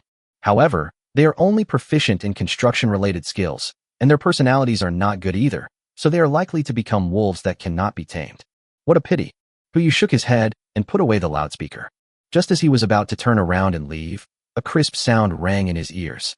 A prompt popped up in front of me. Warning, warning, the ship is under attack. Do you want to activate the protection system? He leaned back against the side of the ship and used the telescope to look towards the location where the sound came from. I saw several people leaning against the ship, holding medium-sized impact drills in their hands, attacking the deck of the heart of the ocean. They knew that they couldn't get on the ship just by talking, unless they risked their lives. Puyu narrowed his eyes slightly. He gave the group 5 minutes to leave instead of sailing away directly, just to give them a chance to survive. But now, take the opportunity he gave you and get on his boat. You guys are really capable. If you don't want the face you give me, then you can't blame me. Chapter 54. Searching for the Mountain. Puyu hated one type of people the most in his life. He is not a ruthless person like Tian Laolu, nor a fool who does not understand the situation like Aunt Wong, but a beast who knows how to be grateful but does not expect to repay it. Seeing that Huyu didn't move, the people underwater started to make a fuss again. Get on board. Get on board. They seemed certain that Huyu was afraid. As the saying goes, those who go barefoot are not afraid of those who wear shoes, but people like them who wear a pair of bright leather shoes are most afraid of their shoes rotting. As long as they threaten to fight to the death, they will definitely get what they want. Pity. They found the wrong person. Shot. That's too cheap for them. No need to sail. Huyu turned and walked towards the cabin, heading towards the place where he fished yesterday. Shinshan was puzzled. Boss, are you just going to let them get on the boat like this? Don't worry, the ship will be fine. Huyu replied. He could see the panel of the heart of the ocean. Even after such a long time of impact drilling, the durability of the heart of the ocean was still maintained at 100%. In other words, those guys couldn't see the prompt. Otherwise, they would have been flooded with a message on their screen right now. Failed to penetrate the enemy's defense. Don't they like drilling? Huyu casually took out his fishing rod and said, it depends on how long they can get in. Cast the rod. The fishhook turned into a parabola and fell into the water. Suddenly, there was a burst of laughter from the water. It is a well-known fact that there are no fish underwater. This guy is actually fishing? I'm afraid I'm being stupid. Just right. Then teach him another lesson. Seeing this, several people immediately swam towards the place where the fishhook fell. Don't you like fishing? Then put away your rod. Everyone has gone crazy. A few people who were good at swimming dived over first and found the fishing line. Just as they were about to lift it out of the water, something strange happened. A pulling force came from the water surface. There are fish. A fish is caught. Everyone was shocked, but didn't take it seriously. Until, a scream rang out. The man who had just held the fishing line had been dragged underwater, and a crimson wave gradually spread. Dead, someone's dead. Run. We can't go back. Get on board. There's only one way. Fuck, the boat hasn't been broken yet. What are the people in the front doing? The crowd suddenly panicked. Huyu stuck the fishing rod onto the deck. This was made by Zhao Zhong overnight yesterday. It is a hole specifically for inserting a fishing rod. The hole runs through the entire first deck. As long as you put the fishing rod in, you can borrow the force of the entire yacht. Unless the fishing rod breaks, the deck is lifted and the fishing line is pulled dry. Once the fish is hooked, it will not escape. But these three situations are impossible to happen. At least in freshwater basins, no fish can do this. Holy crap, he took the bait? So quickly, Zhao Zhong exclaimed, his face full of surprise. For a veteran angler, this is equivalent to scratching out $1 million jackpot ticket in front of an old lottery player who has only won $5 at most. Didn't there was no fish yesterday? Who knows? Huyu chuckled. Maybe it just happened to swim over here. Zhao Zhong didn't say anything, but just looked at Huyu with some suspicion. He doesn't believe this nonsense at all. What does just swam over mean? That thing down there can eat people. If they happened to swim over, the people in the water in front would have been eaten long ago. Why would they still be allowed to swim over? There must be something fishy going on here. But he didn't intend to ask, but stood silently beside Huyu, overlooking the side of the ship. On the water surface, the crowd fell into panic. Those who have just swum out of the water still have a chance. They can swim back to their previous base. But those who come near yachts and ships have no chance. A dark shadow swam quickly under the water. Every once in a while, someone would be dragged in, turning into a pool of scarlet that stained the water. If they want to survive, there is only one way. Get on board. What the hell? Why can't we get out of this boat? Stop drilling. If you break the boat, we'll all be dead. No, drill. Only by breaking through this ship can we have a chance to survive. The crowd erupted into two opinions. Seeing that the people holding the impact drills were still continuing, Another group of people who were unwilling to drill the boat went completely crazy. Go ahead, grab the drill. As long as we save this ship, the owner will definitely let us on board. Yes, he already has so many children, he definitely wouldn't mind having one more of us. Charge.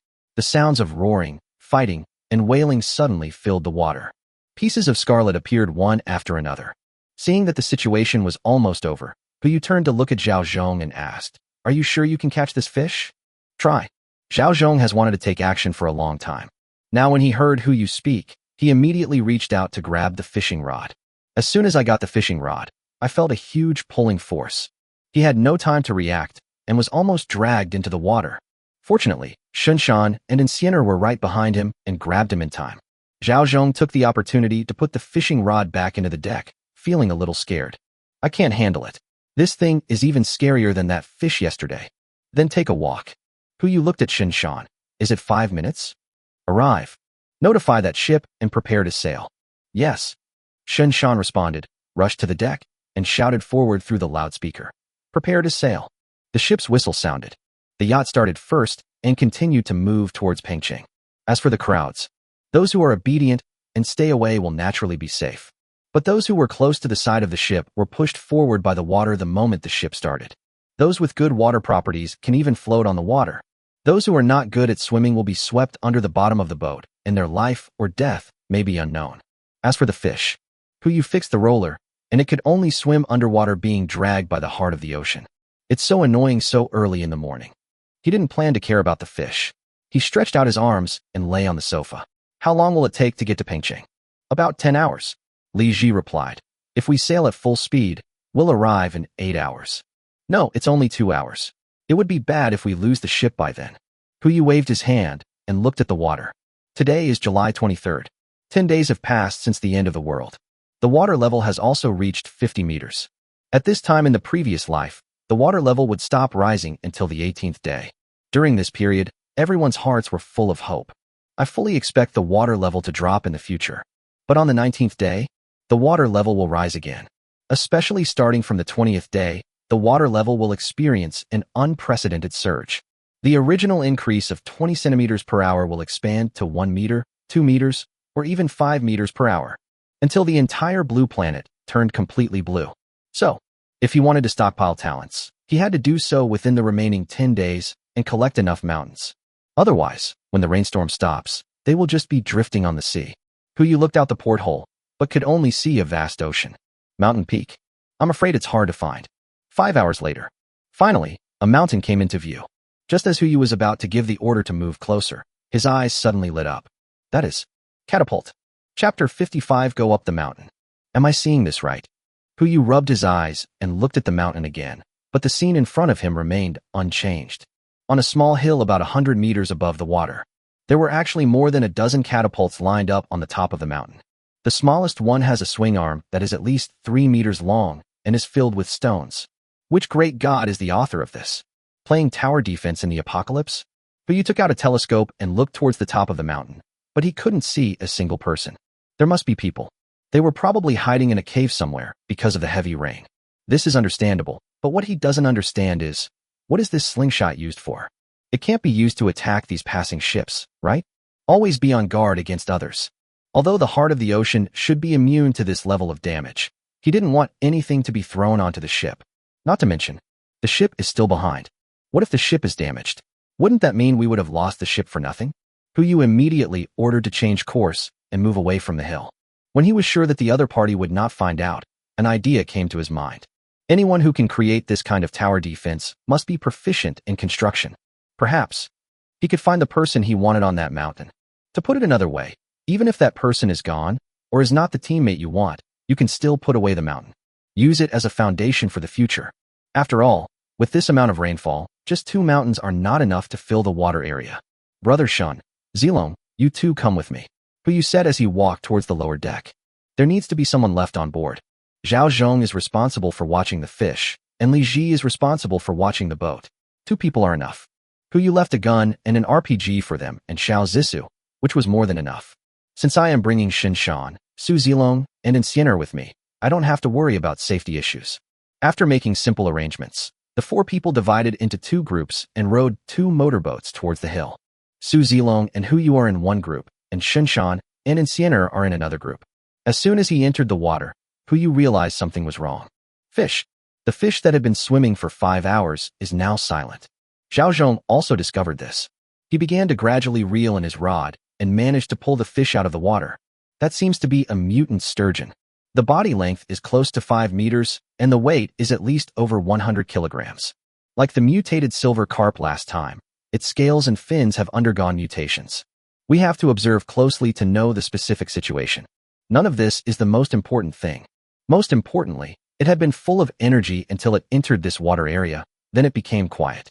Hu Yu initially thought it had lost its strength and planned to keep fishing for a while before reeling in the rod, but now he saw? Obviously not. It has injuries on its body. There was a bite wound about 1/2 meter long on its abdomen, which was not fatal. But it proves one thing. I'm afraid there are even more terrifying things under the water. Everyone be careful.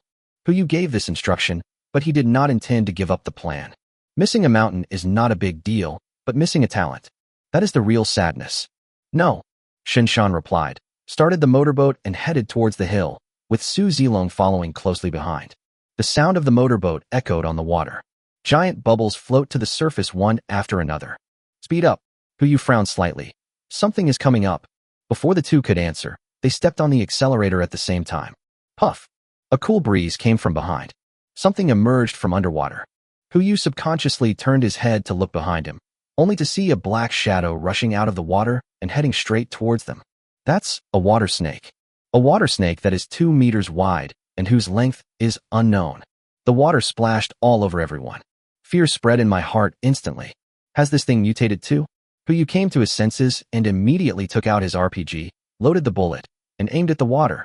As long as it dares to show up, it will definitely be fired at. What a pity. It had no intention of showing up, but followed closely behind the motorboat, ready to attack again from underwater. Hu Yu frowned and didn't care about being exposed or not, and pulled the trigger. The shell hit the water and successfully hit the opponent. With a muffled sound, many bubbles emerged from the water, but no blood spilled out. Fortunately, it slowed down. At least the shells work on it.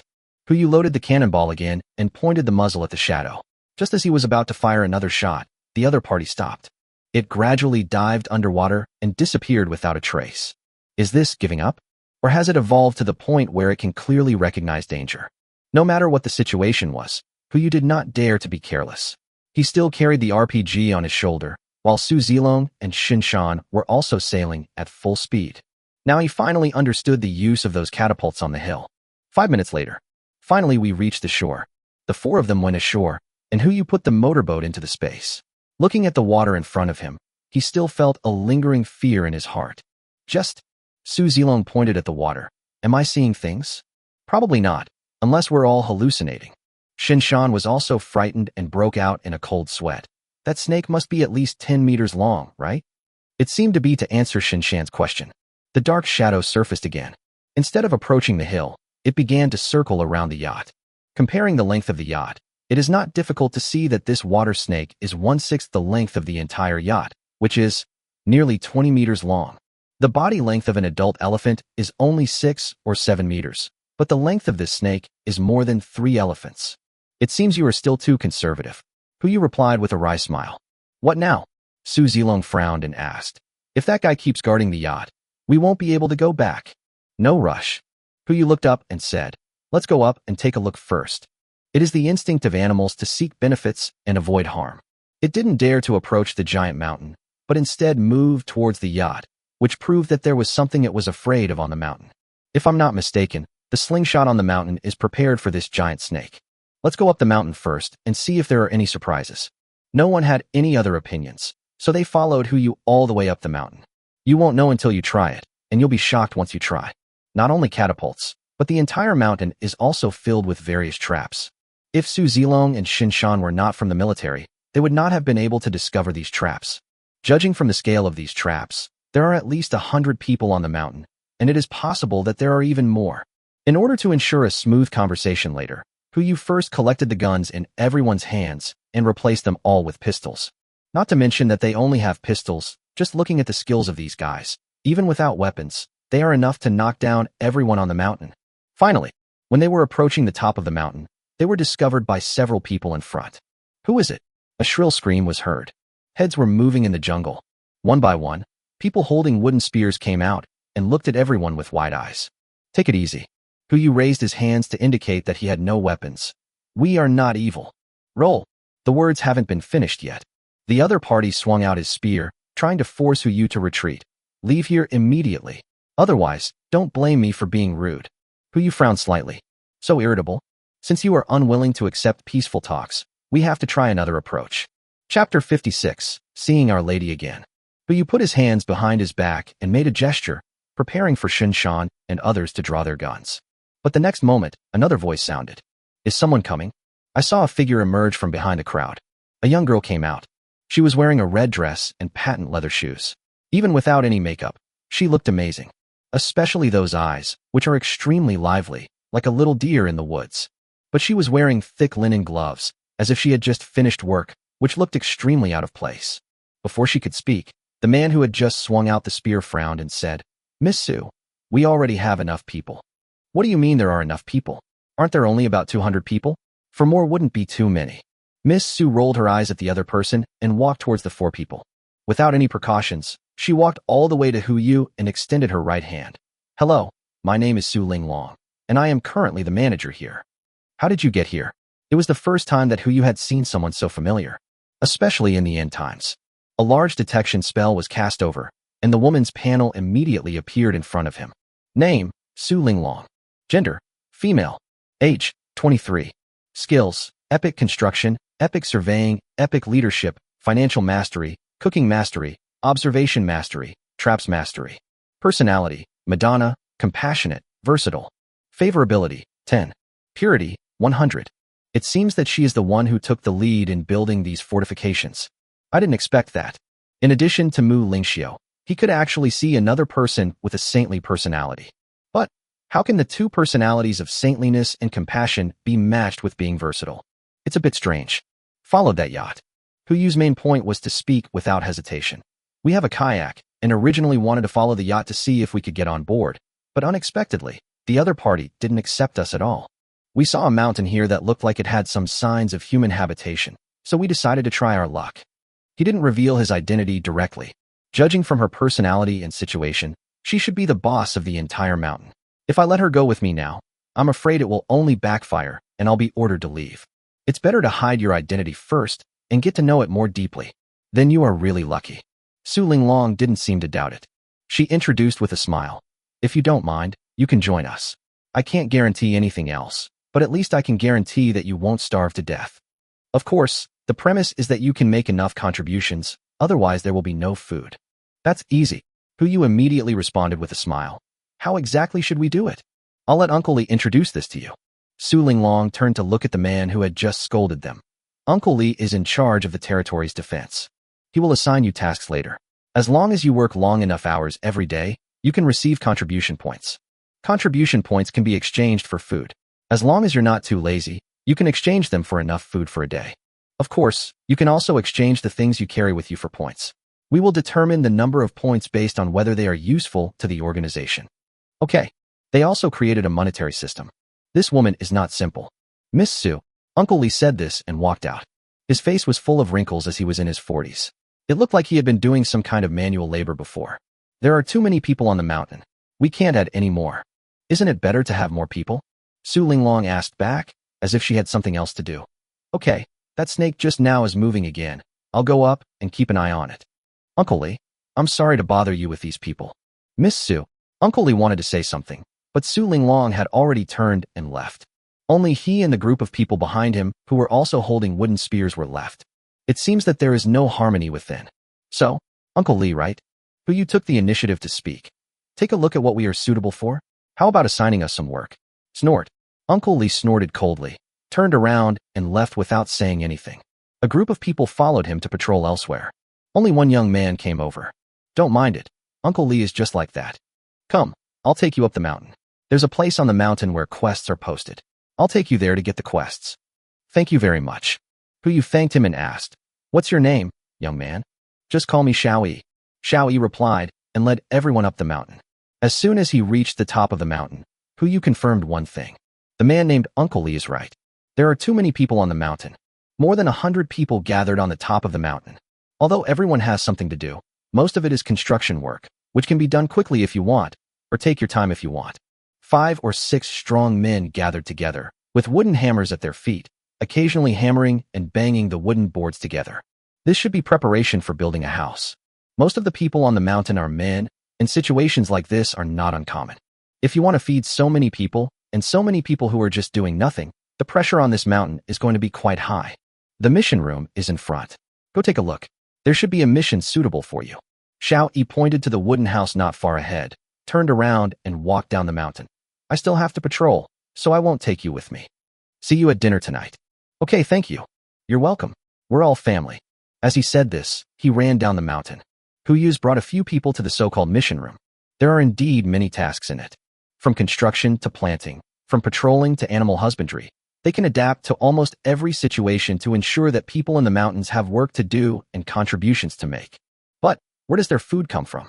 It's impossible that Su Linglong also has a system like me. Huyu was full of doubts, but he still accepted the task with everyone else and started working. Until noon. Lunchtime. Huyu finally understood where their food came from. Tree bark, grass roots, and slightly better things are mushrooms and fish. The so-called fish were just 5 small fish weighing 1 or 2 pounds. After being processed, they were thrown into the pot and boiled. Finally, a large pot of fish soup was cooked, and tree bark, grass roots, and mushrooms were thrown into it. Then everyone divides it equally. Whether it was Su Linglong or those who had just joined the team, they all received the same amount of food. Even so, this is the only meal a day. This is their food for the day. Huyu really couldn't stand it. After taking a few sips, he quietly went to the side with a few people to cook for himself. At worst, eat a few hamburgers to fill your stomach. But just as everyone hid in the woods and prepared to start eating, a voice came from not far away. That stupid woman actually hired people in. We don't even have enough food to eat. She's really crazy. Luckily, Brotherly had the foresight to seize some of the fish. Otherwise, how would we patrolmen have the energy to protect them? That's right, Brotherly, the fortifications are almost complete. When do you think we're going to confront that woman? Today. The voice of Uncle Lee just now sounded. Doesn't she like to recruit people? Tonight, let her entertain us. Brotherly is awesome. Chapter 57. Miss Su, wake up. Several people looked at each other. Su Zilong raised his chin and asked Huyu whether he should take action directly. If he took action now, he was confident that he could capture all the other parties alive. Then he could throw them in front of Su Linglong so that she could recognize the identities of this group of people, and maybe he could take her away. Huyu shook his head. This is indeed an opportunity, but not the best time. That woman has the same personality as Mu Lingxiu, a saint. If she were to throw this group of people in front of her now, she might just get a response like, let them go, they already know they're wrong. To avoid this embarrassing situation, it is best to wait a little longer. Wait until they actually take action. Wait until Su Linglong sees the true face of this group of people for herself. Huyu made a gesture, indicating that everyone should leave first. But just as they turned around, the voices of the group came again. By the way, Brotherly, forget about the others. There's a woman among the newcomers today. This is talking about Insienner. Although her appearance is not stunningly beautiful, in the eyes of ordinary people, she is already a rare beauty. Especially since she had been following behind Huyu without saying a word, combined with her temperament, she gave off the feeling of an icy beauty. Here you go. Uncle Lee made the decision on the spot. Don't let me down when the time comes. If you want to survive in this apocalypse, finding the right team and the right position is the most important thing. Don't worry, Brotherly. Brotherly, we all listen to you. A few people laughed wildly. After the discussion, they walked outside, intending to meet up with the others first. Huyu and the others immediately turned to look at Insienner, wanting to know her opinion, but they could not see any emotion on her face. She was still silently chewing the burger in her hand. It was as if they weren't talking about her just now. No matter what, Insienner can be without emotions, but they can't. Huyu and Shinshan both regarded Insienner as their own family member. Even Su Zilong, who had the worst relationship with her, regarded her as a comrade in arms. They must not tolerate such scumbag insulting her. Su Zilong and Shinshan looked at Huyu at the same time, asking for his opinion. Just don't kill him then. Clear. Simple. The two spoke at the same time, obviously having a thorough plan in mind. Everyone ate a few more bites of food to replenish their energy and return to the top of the mountain. At this moment, the sky was getting dark. Except for the patrol team members on duty, everyone else returned to the cave to rest. Under Su Linglong's arrangement, Men and women lived in two separate caves. This can also avoid some embarrassing and vicious incidents. But just when she was about to take Insienna away, she didn't move at all and just followed Huyu silently. Huyu had no choice but to explain, well, Miss Su, my sister suffers from severe autism. She will only get better if she stays with me. You should go back first. No. Su Linglong frowned slightly. If it was one of your own people, it would be fine, but now everyone lives in a cave. If anything happens to your sister, you will regret it for the rest of your life. It seems that Miss Su is a saint, and she understands that human nature is evil. In other words, he couldn't just take care of Insienna, otherwise it would not be impossible to let her stay with Su Linglong. Firstly, it can protect her safety, and secondly, it can also improve her favorability as soon as possible. Huyu looked at Insienna tentatively. Sienna, why don't you stay by Miss Su's side tonight? I have brother Shun and Zilong here, so it's no problem. And Sienna didn't answer, but just stood there motionless. Shinshan also stepped forward to persuade. Yes, Sienna, I'm here, old. Your brother will be fine. And Sienna remained motionless. It seems that I have no choice but to use my ultimate move. Huyu came forward and whispered in Sienna's ear. Go over now and beat Zilong up later. Tomorrow morning, when we gather and set out, we can beat him up again. You can have 2 more meals. And Sienna's eyes lit up and she looked at Su Linglong. Let's go. Good. Although Su Linglong didn't know what happened, she finally achieved her goal. She took Insienna and walked towards another cave. Beds are tight, so I'll have to let you sleep next to me tonight. And Sienna didn't answer, but just followed silently. After the two walked away, Shinshan couldn't help laughing out loud. Su Zilong's face was filled with black lines. Boss, you are selling out your teammates. There's nothing I can do. Huyu helplessly spread his hands and patted Su Zilong on the shoulder twice. I'm sorry for putting you in such a difficult position, Zilong. Just hold on. At night, several of the boys in the cave began to stand up. Huyu was about to fall asleep when he was woken up by Shinshan beside him. Boss, they're taking action. Huyu forced his eyes open and rubbed them. I know. What's going on now? About 20 people just left the house. Should we follow them? Let's go and take a look.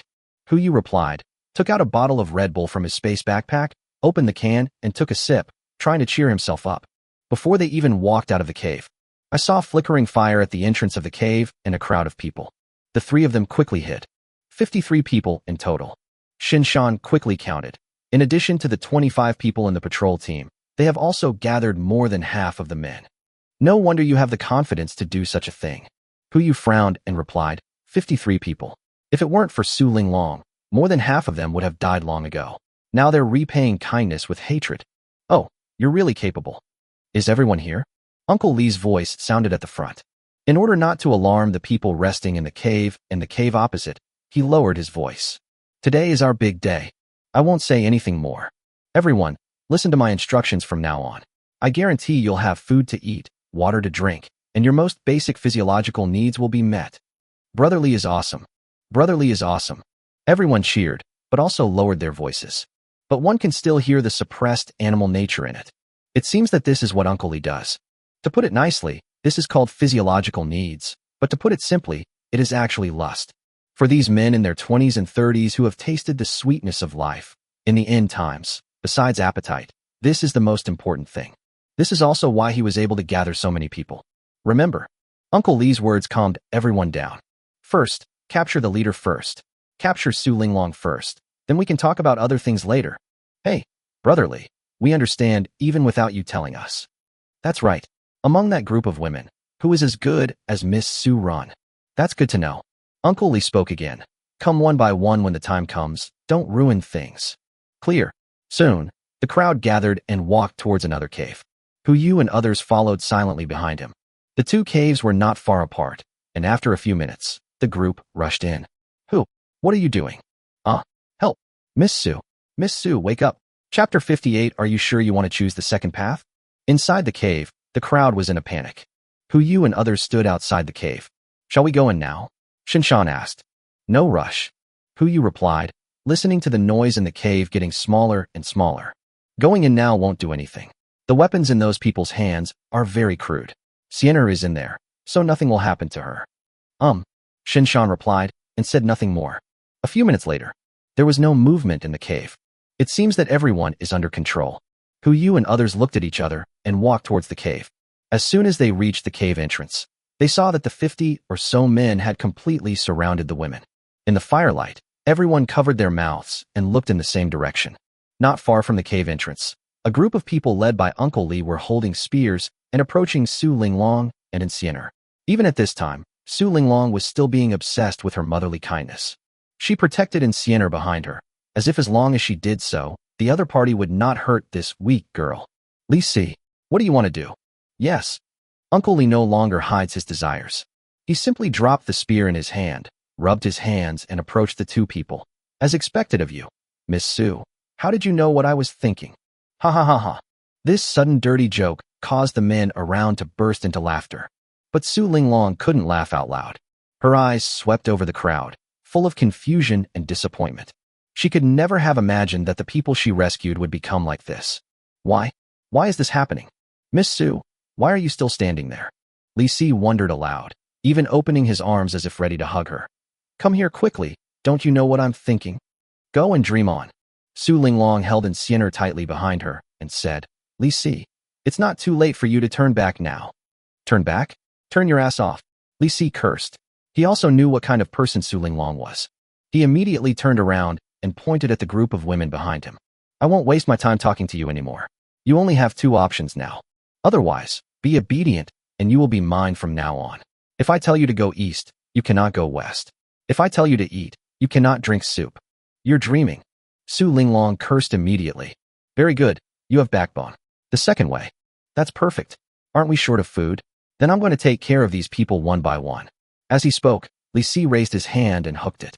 One of the men, holding a spear, brought out a middle-aged woman and stood next to Li Si. He looked at Su Linglong and asked, Are you sure you want to choose the second path? Su Linglong did not answer. Li Si took out a dagger and stabbed it into the opponent's abdomen with his backhand. Oh, murder! Help! The screams echoed throughout the cave again. Shut up! Li Si roared angrily, and dozens of spears fell at the same time. The group of women dared not scream anymore. As he looked at the blood on his hands, his emotions became more and more agitated. His eyes swept over Su Linglong, but he didn't say anything. Instead, he gave a look to the person next to him. Another woman was brought out. Second time. Li Si looked at Su Linglong and asked, Are you sure you want to choose the second path? Without waiting for Su Linglong to answer, the woman fell to her knees. She lay on the ground, her body trembling, looking at Su Linglong and pleading, Miss Su, save me, please save me. As long as you nod, I won't have to die. As if they had found the only way to survive, most of the women knelt on the ground and made the same prayer in different words. Only one person was still standing there, unwilling to kneel. Su Linglong stood there, her nails deeply embedded in her palms. Why? She still couldn't understand why this happened. Wasn't it she who pulled these people out of the abyss? Why are they stepping into the abyss now? Why? Su Linglong fell into deep thought and did not answer Li Si's words. Puff! Another knife. Li Si killed the second person. He hooked his hand again, and a third woman was pushed out of the crowd. She was also the only woman who didn't fall to her knees and beg her. Third time. Li Si placed the dagger on the woman's neck. Are you sure you want to choose the second path? Miss Su, the woman did not kneel. Even when looking at the two corpses beside her, she did not show any fear, but stood there motionless. We can't go on with you anymore. You must persevere. As she spoke, the woman took the initiative to move forward and slashed her neck with the dagger. Scarlet flows. She collapsed to the ground, her body twitching. Xiaowei, Su Linglong roared. Apparently, she had a good relationship with this woman. Come on, next one. Li Si has become bloodthirsty. What he wants is not only Su Linglong, but also her submission. Another person was pushed up. The same question, asked again. Are you sure you want to choose the second path? This time, Su Linglong gave an answer. Her gaze slowly moved upwards, and when it fell on Li Si, she looked almost crazy. Yes. I choose the second one. Kill everyone if you can. Or just kill me. You want me to surrender? Impossible. Outside the cave, who you watched as the words, Holy Mother, were erased from Su Linglong's panel. He nodded and gave the order. It's time to act. At the same time. Okay, then I'll kill you. Li Si also roared angrily, but just as he was about to get a quad kill, a flash of fire exploded. Bang! The gun went off and the dagger was bounced away. Almost at the same time, and Insianer, who was stopped by Su Linglong behind, also took out a pistol and shot at Li Si and others as if she was playing a shooting game. Bang! Bang! The sound of gunfire never stopped. It rang 52 times in a row. All those holding spears fell in a pool of blood, except for one. Li Si. Before everyone could react, a figure walked out. He passed by Su Linglong and came to the woman named Xiao Wei lying in a pool of blood and poured a bottle of fine lichuan into her. The opponent's wounds began to heal at a speed visible to the naked eye. Since she took the initiative to move forward and wipe the patient's neck, the wound was not deep and did not cut the artery, so she could still be saved. As for the others, it's almost cold. After feeding Li Chuan, Yu stood up and looked at Li Si not far away. Do you know why I kept you here? You, who are you? Li Si answered the question irrelevantly. His mind was filled with only one emotion, so he couldn't listen to such a question. Yu made a gesture. Su Zilong behind him immediately stepped forward and tied the guy up. Xiao Wei. Su Linglong screamed and ran over. Stepping over the pool of blood, she came to Xiao Wei and asked, How are you? Are you okay? I'm fine, Miss Su. Xiao Wei replied, and also looked at Yu who saved her. Thank you. You're welcome. Yu stood up and looked at Su Linglong. Miss Su, do you have time? I have something I need to discuss with you. You. Su Linglong looked up at Yu with shock in her eyes. Who is that person? Come with me, and you'll find out. Yu did not explain too much, but took Shinshan and others out of the cave. By the way, your friend can come too. Anyone else? I'm not welcome. Chapter 59. That's just glass, not fucking titanium alloy. Walk out of the cave. Yu glanced at the top of the mountain and thought about it. He didn't want to go back to the cave where the boys lived, and he didn't want to go to the place full of blood. He had no choice but to move out of the 28th floor as a whole. On the huge mountaintop, a building suddenly appeared out of thin air. Cement load-bearing, glass windows, metal security doors. Everything that was on the 28th floor now appeared before our eyes. Except for the cement floor and cement roof. Of course, none of this matters. The cement floor is replaced by the Wuhing System's floor heating floor, and the cement ceiling is replaced by a special bulletproof alloy metal. This is also the reason why Yu did not move the cement sealant with him when he moved the building. These two things had already been replaced by Su Zilong during installation. It can be said that no matter where this floor is placed, it can cope with any emergency. Ghost! Li Si roared. If he hadn't been controlled by Su Zilong, he would have gone crazy and jumped off the mountain. Leave him alone. Okay.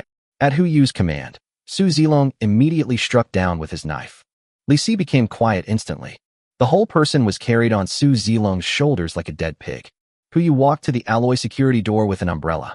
He did not rush in, but chose to wait at the door. After all this was too shocking.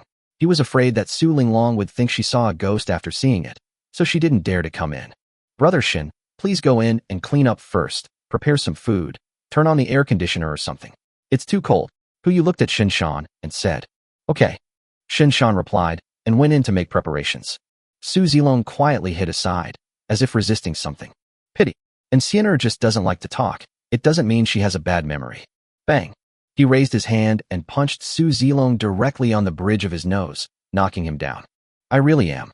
Su Zilong slowly got up from the ground and carried Li Si on his shoulders. He knew it was useless to look for this woman, so he looked at Yu. Boss Hu, you have to consider this as my work injury. Okay, it's a work-related injury. Tell me, what compensation do you want? That fishing rod. Su Zilong rubbed his hands. Give me 2 days to play. 3 days, as long as you can catch some fish. Make a deal.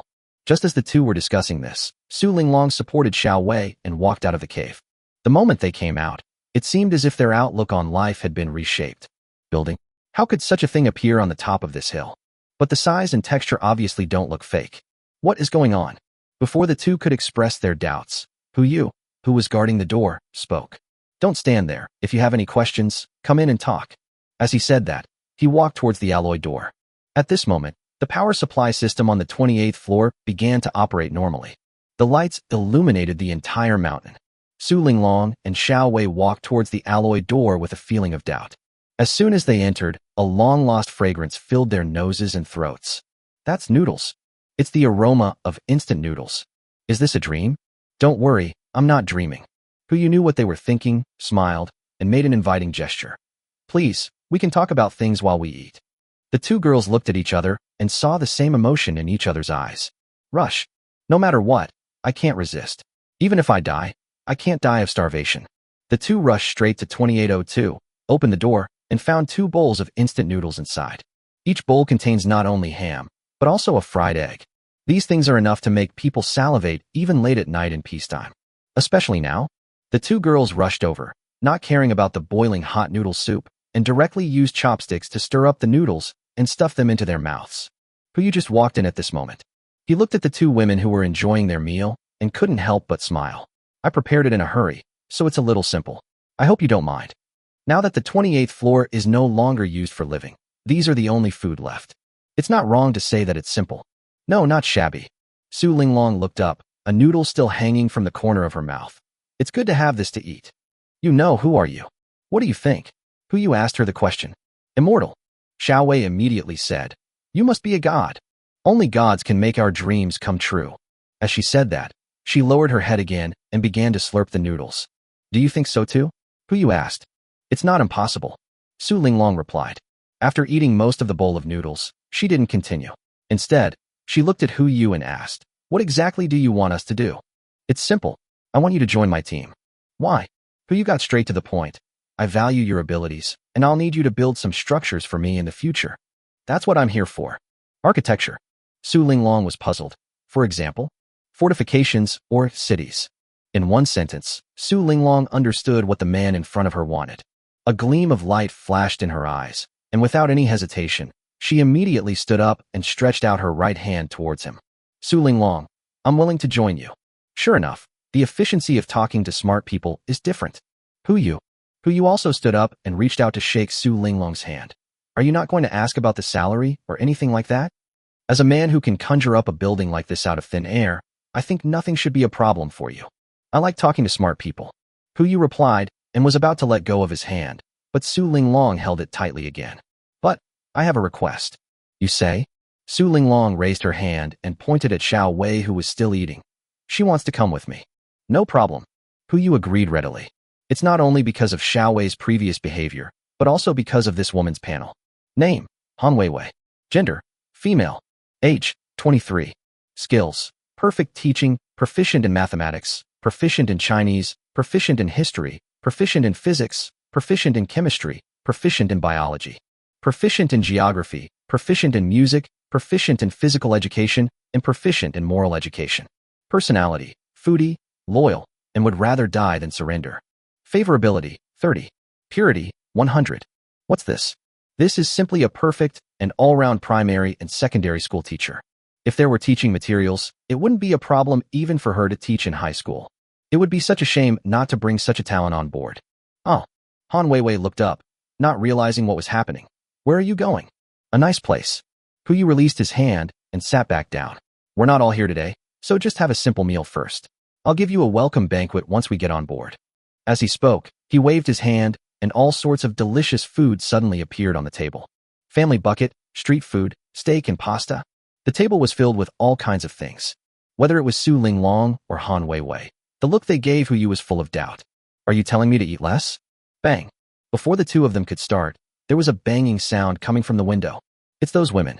Seeing Su Linglong and Han Weiwei leaving with Huyu and the others, they also became curious. I followed him all the way out. You won't know until you see it, and you'll be shocked when you see it. They were no less shocked than Su Linglong and the others about this floor that appeared out of nowhere. Unfortunately, the alloy security door was closed, preventing them from getting in. I had no choice but to brave the heavy rain and go around to the lighted window. When I looked up, I saw the table full of food. They couldn't restrain themselves any longer and started knocking on the windows of room 2802. Food. They want food. The ferocious expressions make them look like zombies. Some people even ran back, probably to look for tools. This scene was also seen by Su Linglong, who was having dinner. How do you say that? Huyu did not comment, but asked, what are you going to do with this group of people? They have nothing to do with me anymore. Su Linglong lowered her head and continued to eat her instant noodles. What about Li Si? I've never killed anyone. If possible, please help me deal with this. Understood. Huyu replied with satisfaction. He stood up and looked out the window, but before he could say anything, several women had already taken out spears from the cave and started poking the glass. Fortunately, this is special bulletproof glass. Not to mention spears, even RPGs may not be able to destroy it. Unless... Huyu glanced out of the corner of his eye and suddenly saw the catapult in the corner. He suddenly felt unsure and looked at Su Zilong. Zilong, is this bulletproof glass you made safe from catapults? Boss, that's just glass, not fucking titanium alloy. I understand. Chapter 60, you want me dead? Then you won't live well either. I don't know if it was guided by Hu Yu's eyes. Seeing that the spears could not break the glass, the women turned their attention to the catapults. As they were about to turn the trebuchets around and load them with stones, Hu Yu come out. He didn't want the house he had built with so much effort to be destroyed by stones. He's out. That guy's out. Seeing this, everyone immediately gathered around. Except for those women, the remaining men in the cave also ran out. They stood on the same front, like brave warriors who had defeated a dragon, just waiting for Hu Yu to negotiate with them. But Hu Yu didn't come out to negotiate. In addition to Shun Shan and his companions, he was followed by Su Linglong, whose eyes were red, and Han Weiwei, who was still not full. Immortal. A living god. With a scream, most people fell to their knees. In their eyes, someone who could move a house out of thin air was undoubtedly no different from a god. As long as you sincerely kneel down and worship this kind of existence, you will definitely be saved. Please, save us. We need food too. We need shelter. But some people don't think so. They thought that the reason Hu Yu came out was just because he was scared. Fuck gods. That small group of people still acted arrogantly. Whatever you conjured up this food from, conjure it up for us again. Yes, we want food. If you don't give it, watch out for your house. Bull. Before Hu Yu could even speak, the other people who were kneeling on the ground in worship had already started arguing with them. How can you talk to a god? Kneel down now and beg for mercy. Maybe the gods will spare you. Immortals, please don't be offended. These people are troublemakers. We will deal with them. That's what I mean. But both sides just talked and did not reach the stage of physical action. After all, those who were selected to join the patrol team and were brave enough are now lying in the cave, dead. The remaining people are either physically weak or mentally disabled. No one dared to lead the resistance. Hu Yu also smiled when he saw this. If it wasn't difficult to go down the mountain at night, he might have gone back to the yacht to take a nap. Why would he stay here to watch the show? But it's always good to have a show to watch. Quiet. Hu Yu uttered 2 words calmly. He took out a box of instant noodles and placed it at his feet. Without him saying a word, the group of people who worshipped him as a god had already started cheering. The others also quieted down at the same time, looking at the box of instant noodles in front of them as if they were looking at a rare treasure. I have plenty of food, but I need you to exchange it for something. What the hell? Yes, you say. As long as we have it, we can exchange it with you. Now both teams have entered a state of near madness. No matter whether it's a god or not, getting instant noodles is the most important thing. Simple. Hu Yu stood up and left, leaving the instant noodles at his feet. Endure. As long as all of you can wait until tomorrow morning without touching anything here, you will each receive a box of instant noodles. It would be a shame if any of you broke the rules. Not only will you not get food, you will also face punishment. Hu Yu said this and led everyone into the alloy security door and back to 2802. As for Li Si, he threw it next to the box of instant noodles. If he just killed this thing, it would be too easy for him. The curtains are drawn. The surveillance outside the house started running. The light shines through the curtains and onto the mountaintop. Everyone looked at each other, and instead of rushing forward, they hesitated. They can still tell which is more important, a box of instant noodles or a box of instant noodles for each person. But not everyone's reason can overcome desire. Do you really believe him? A voice came from the crowd. 1 box per person. How is this possible? Who said it's impossible? He can conjure up a whole building. So what if he can conjure up hundreds of boxes of instant noodles? That's instant noodles. Another person asked doubtfully. Even if he really had that much, why would he give it to us? Just because we don't take a shower? Okay, shut up. A big man came out. He looked at the box of instant noodles in front of him and asked, do you really think that whatever he says is true? We'll eat this box of instant noodles, then smash his house with a catapult and tie him up. I don't believe he won't come out with something to redeem himself. Who said that we must follow his rules? When everyone heard, it seems to make sense. Of course, this is only a small part. There is also a large number of people who firmly believe that Hu Yu is a god and that they cannot do anything that would offend the gods. Whatever. Don't touch the instant noodles now. I just touched it. So what? The sturdy man asked back and walked straight towards the box of instant noodles. Someone stopped us. Others stood there and watched. Bang. The burly man knocked down the person who was blocking his way with 1 punch, then turned and looked behind him. Who else wants to eat noodles? Come with me. A sound fell.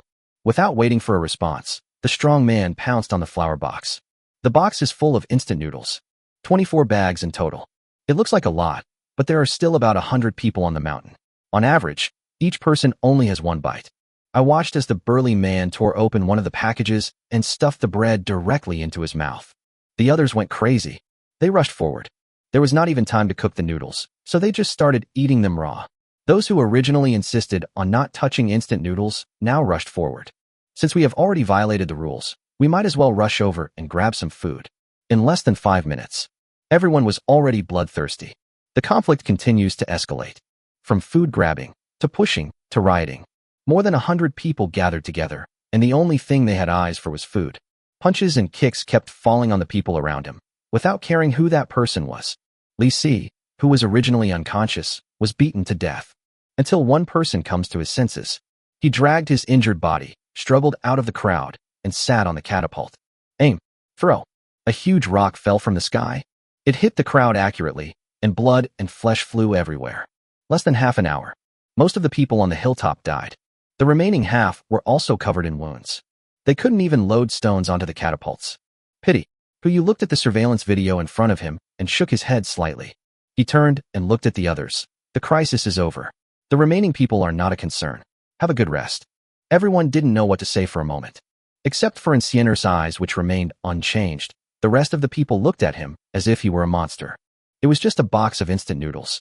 He said a few words, and the hundreds of people outside were in chaos, and the enemy was defeated without any attack. Even if this person is not the god they are talking about, he is still a monster. A complete monster.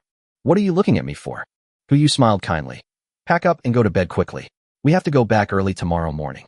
When everyone heard this, Shinshan immediately took Su Linglong and Han Weiwei to find a room. He stayed where he was and looked down at the surveillance camera.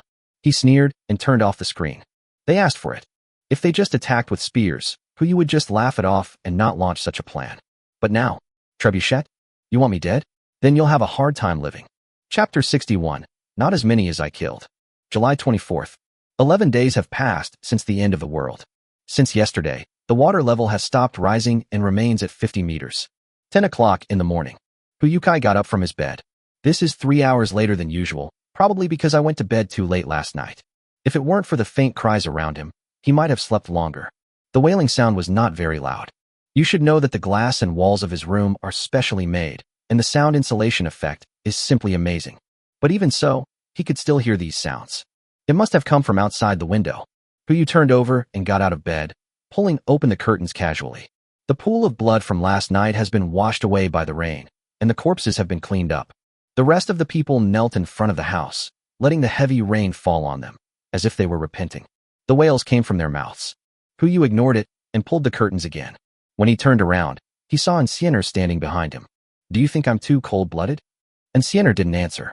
She just stood there silently, and as usual, she looked up at Hu. Not as many as I have killed. Hu was stunned on the spot. I couldn't utter a word, so I pushed the door open and walked out of the bedroom. As soon as he opened the door, he saw Shinshan and others waiting for him in the living room. Boss. Hu looked around and his eyes fell on Su Linglong and Han Weiwei beside him.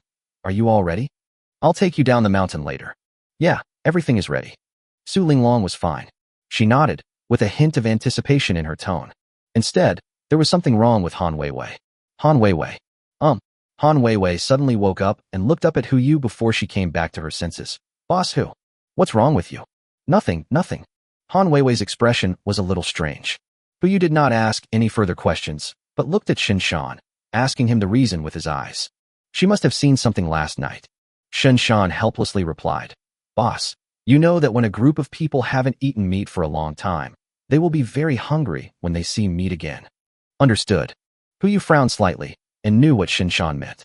No wonder all the corpses outside are gone. So it was saved. Originally under Su Linglong's management, even if they only had one meal a day, at least they could eat something normal. But now once the management is lost, animal desires will take over human nature. Who cares whether it's a corpse or not? It's just meat. Those who didn't get instant noodles last night had their appetites aroused, and seeing the meat, they naturally took action. Han Weiwei must have seen those things. This is not a big deal. It just needs to be slowed down a bit, so that she can realize the evil of human nature and teach those children better. Go out first. Hu said as he walked towards the door. It's really annoying to see these people crying. He led everyone to the alloy door. As soon as I opened the door, a strong pulling force came from the door. Someone is guarding the door. Hu did not resist and let the man open the alloy door. Almost the next moment, a long spear stabbed in. Bang! Bang bang bang. Several gunshots rang out at the same time. Shinshan, Su Zilong, and Insienner attacked at the same time. The spear had penetrated less than 20 centimeters into the door when corpses fell to the ground outside the alloy door. 5 or 6 adult men lay in a pool of blood, no longer breathing. Tisk, why bother with this? Puyu shook his head and clicked his tongue. To be honest, I was still shocked just now. I forgot to check the surveillance when I opened the door. I must be careful next time. Shinshan and the others saved my life this time, and I can't explain it clearly in the future. He walked out of the alloy door with a few people and casually put the 28th floor back into his backpack. At this moment, the group of people kneeling outside the window and praying also looked over. To be precise, their eyes fell on the bodies of that group of people. If I'm not mistaken, these two groups of people should be in the same group. One team was responsible for praying at the window to attract the attention of Yu and others, and the other team was in ambush at the door. As long as we kill them, we can take over their place. Even without food, a building with electricity can allow them to survive for a long time in the apocalypse. What a pity. They underestimated the fighting power of Yu and others. It failed immediately. Yu glanced at them without any pity in his eyes. Without saying a word, he turned and walked down the mountain. Su Zilong walked silently in front, responsible for exploring the way and removing traps, while Insienner and Shinshan followed behind to be responsible for protection. Su Linglong and Han Weiwei followed Yu, afraid of being left behind. After they walked away, Su Linglong asked curiously, "Boss who? Those people. Are you not going to deal with them?" Yu was stunned. He never expected to hear such words from a former Saint Mary. Is this still the same Su Linglong from before? Deal with? Yu stopped, looked at Su Linglong and asked, "How do you want to deal with this?" "Let them be quiet forever." Su Linglong uttered a word, then realized something was wrong and quickly changed her words. I'm just offering a suggestion. Boss who? You can consider it or ignore it. Your opinion is important, but there's no need to waste bullets against people like them. There's no need to waste bullets? Su Linglong was puzzled. Then how can we calm them down? Yu raised his hand and patted Su Linglong on the shoulder. Go down the mountain first. You will understand later. Su Linglong and Han Weiwei looked at each other and saw confusion in each other's eyes. We are almost down the mountain. How can we calm them down without bullets? You can't just bring out a missile and flatten the mountain, right? With doubts, everyone walked down the mountain. To ensure that nothing goes wrong, Yu first took out a telescope and looked at the water surface. After confirming that the water snake was not underwater, he took out 2 motorboats. Shinshan and Su Zilong were still in charge of driving. He and Insienner sat behind Shinshan, while Su Linglong and Han Weiwei sat behind Su Zilong. Everything is ready. Yu raised his hand and touched the mountain. Receive. The entire hill was put into the space backpack. Corpses and living people. At this moment, they all appeared in front of him out of thin air. After they met each other, the group fell into the water, splashing countless water. Help! Where's the mountain? We have such a big mountain. It's him. I said he's God. God, save us. The noise spread across the water. The 2 women behind Su Zilong turned around at the same time, looking at the hill disappearing before their eyes full of shock and confusion. This person, could he really be a god? Listening to the noise echoing in his ears, Yu didn't intend to pay any attention. But it seemed that they were making too much noise. A dark shadow slowly emerged from beneath the water. Screams rang out. A living person was dragged into the water. It's that snake. Go. Chapter 62, Snake Attack. The motorboat sped across the water. I don't know if there was something wrong with the snake. It ignored the pile of baits in front of it and chased after the 2 motorboats. Of course, it's also possible that this guy recognized the motorboat. Who told them to attack it with RPG last time? Insienner. Yu exclaimed, immediately took out the RPG from his space backpack and threw it to Insienner, who was sitting behind him. The opponent caught it as quickly as possible and served it backhand. Boom. A splash of water nearly 2 meters high burst out. The shells hit the water snake, but could only slightly interfere with its speed and could not stop it. If it were yesterday, they could have easily escaped using this method. But now, there's one more on every motorboat. The speed has also slowed down a lot. Now we are about 2 kilometers away from the yacht. The water snake was less than 200 meters away from them. This is not a good way to go. In a minute at most, the water snake will catch up with them. Unless. Fishing. Yu took out the favor of the sea god from his space backpack, aimed at the back of the water snake, and cast the rod with all his strength. This scene made everyone stunned. What time is it? Still fishing here. It won't help even if you fish out Godzilla. This time, not only Su Linglong and Han Weiwei, but even Shinshan and Su Zilong showed confusion in their eyes. They looked at each other and were ready to jump off the boat and fight the water snake to the death, especially from a distance. Seeing this, those who were still in shock couldn't help but burst into laughter. Ha ha ha. Look, this is the deity you worship? Still fishing at this hour? Do you really think you're Jiang Taigong? That's hilarious. Even Jiang Taigong can't catch a snake. What a shame. I didn't expect to die with such an idiot. The noise and laughter piled up together. There were still suspicious eyes behind me. But Huyu was extremely determined. The water snake is also a kind of aquatic creature. Currently, it is the only creature left in the entire water. As long as you cast the fishing rod, this thing will definitely take the bait. In the next moment, the water snake that was about to catch up with them suddenly turned around and swam towards the direction where the fishhook fell. What is going on? Everyone was stunned. Whether it was the people on the motorboat or the guys in the water, they were all stunned at this moment. What on earth was on that fishhook that could attract water snakes to such an extent? For a moment, even Shinshan and Su Zilong were stunned. What are you standing there for? Turn the accelerator. Huyu shouted, and the two men reacted and gave up their plan of jumping off the boat to fight the water snake. They continued to ride the motorboat towards the yacht. What's going on? The crowd also noticed this scene. There was an endless stream of exclamations of surprise. Did the snake really turn around? Could it really be Jiang Taigong? Bullshit, Jiang Taigong. If he were Jiang Taigong, why would he run away? He could crush the snake to death with just his little finger, right? That's true. How do you explain this scene? Why do you care so much?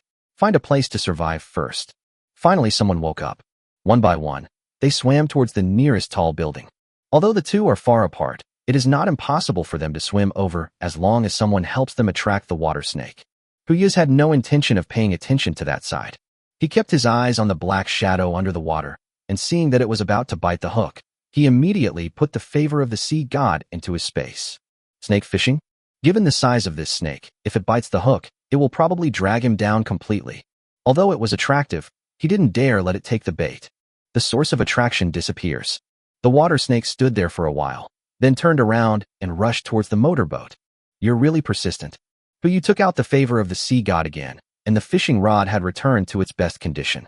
He only needed to determine the direction and position to make the next cast. He looked at the group of people who had just laughed at him and threw them away without hesitation. Plop! The fishhook entered the water and landed right among the crowd. The water snake that had just caught up changed direction again. The crowd who had originally planned to pick up the fishhook to see what was going on were suddenly thrown into chaos. The snake is coming. Run! Help! The water snake swam over, seemingly hungry or wanting to vent its anger, and swallowed a person alive on the way. Just as it was about to touch the hook, the favor of the sea god disappeared again. The water snake has penetrated deep into the crowd. After learning from the previous lessons, it simply stopped turning around and rushed towards the motorboat, and instead started to feast on the food right there. The crisis is over. Huyu also breathed a sigh of relief. At least in the short term, the water snake will not chase us again. Full throttle. Less than 15 minutes. Everyone returned to the yacht. Seeing such a large luxury yacht, Su Linglong and Han Weiwei were not shocked at all. After all, compared with the magical skills he just used, such a yacht is indeed not very impressive. Finally, I'm back. Huyu breathed a sigh of relief and wiped the sweat from his head. Brother Shin, take them to find a room to stay. I'll take a rest. Let's prepare lunch as a welcome banquet. Okay. Shin Shan replied and walked towards the residential area with Su Linglong and Han Weiwei. Huyuz walked all the way to the first deck. I just happened to see a figure sitting at the dining table, showing off his food like crazy. He was slightly stunned and really couldn't tell who this person was. It wasn't until he sat down opposite this person that he realized. Fong Siyuan, Mr. Fong. Mr. Fong. Huyu was startled and looked at him frantically, showing off his fans with a bit of surprise. What are you doing? Is anything wrong? Fong Siyuan raised his head and asked directly. No, nothing. Huyu was stunned by the question. Are there any seeds? Which one do you want? Huyu immediately took out his computer. I'll find it for you. Plant seeds. Fong Siyuan rolled his eyes and asked, are there any new plant seeds? Well, no. Useless thing. Fong Siyuan stuffed another piece of meat into his mouth and turned to walk towards the greenhouse. Only Huyu was left sitting at the dining table in a daze. A little boy came over silently, cleaned up the place where Fong Siyuan had finished eating, bowed to Huyu, and then ran back to the kitchen to wash the dishes and clean up. Are you back? Xiao Zis's voice sounded from behind. She stretched herself and walked over to sit next to Huyu. I heard you brought back 2 more women. Well, an architect and a teacher. Hu Yu replied, then looked towards the shed on the deck. Master Fong, what is this? He's almost going crazy. Xiao Zissou smiled helplessly. Since he got on board until now, he has only come out to eat. The rest of the time he stays in the greenhouse. Can you bear it, pull it out, and rest quickly?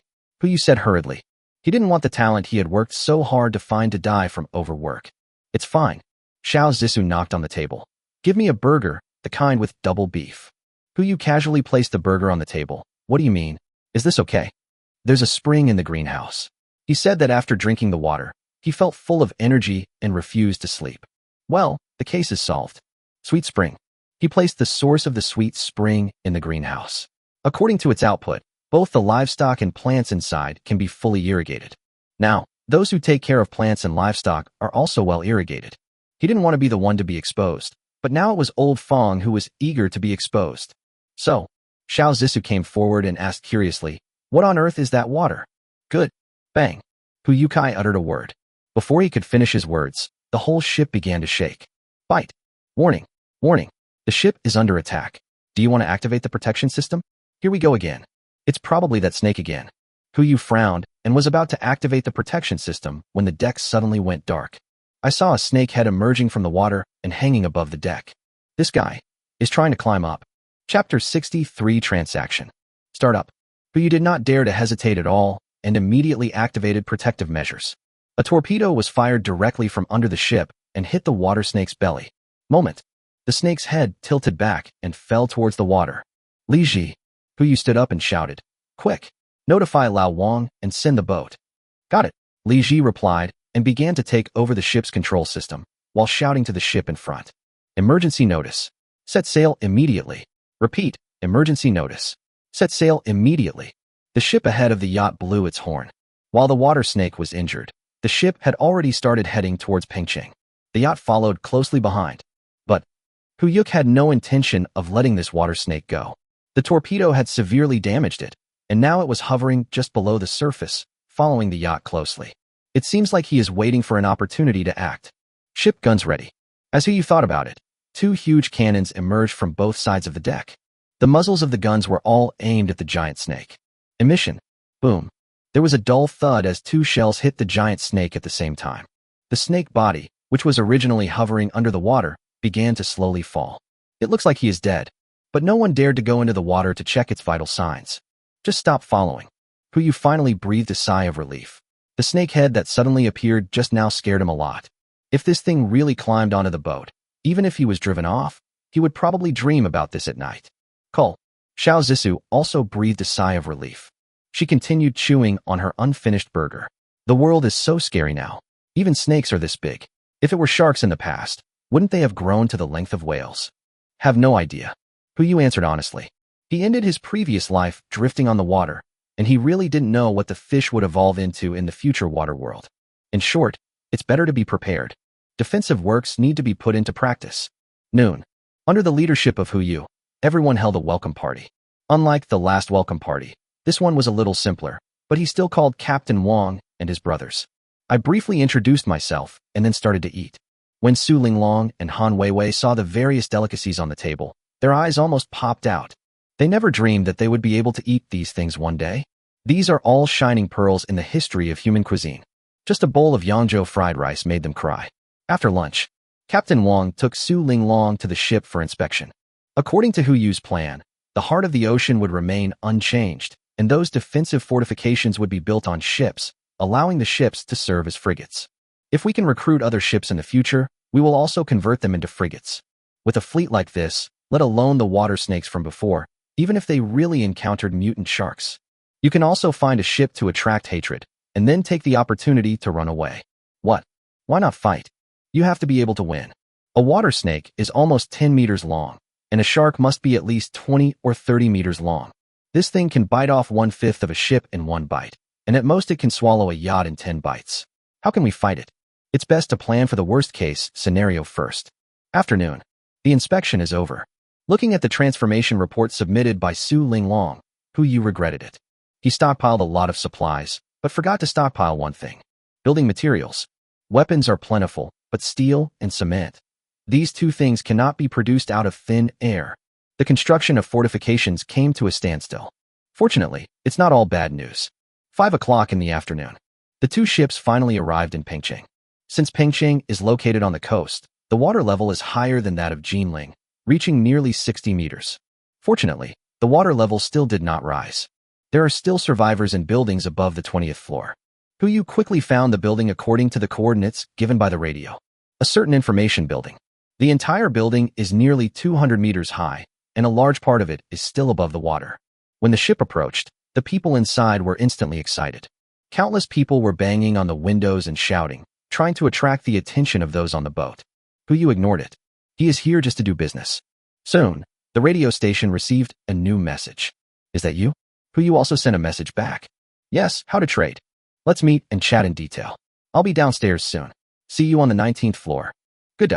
The building's floor height is higher than the average, especially the first floor, so the water level is close to 60 meters now, but it has only flooded the 18th floor. It's normal that the man made an appointment on the 19th floor. The yacht began to approach. Just like the last time I went to the Webtoon Hotel, the yacht was directly attached to the facade of the building. But this time, no one jumped from the building. They seemed sensible and restrained.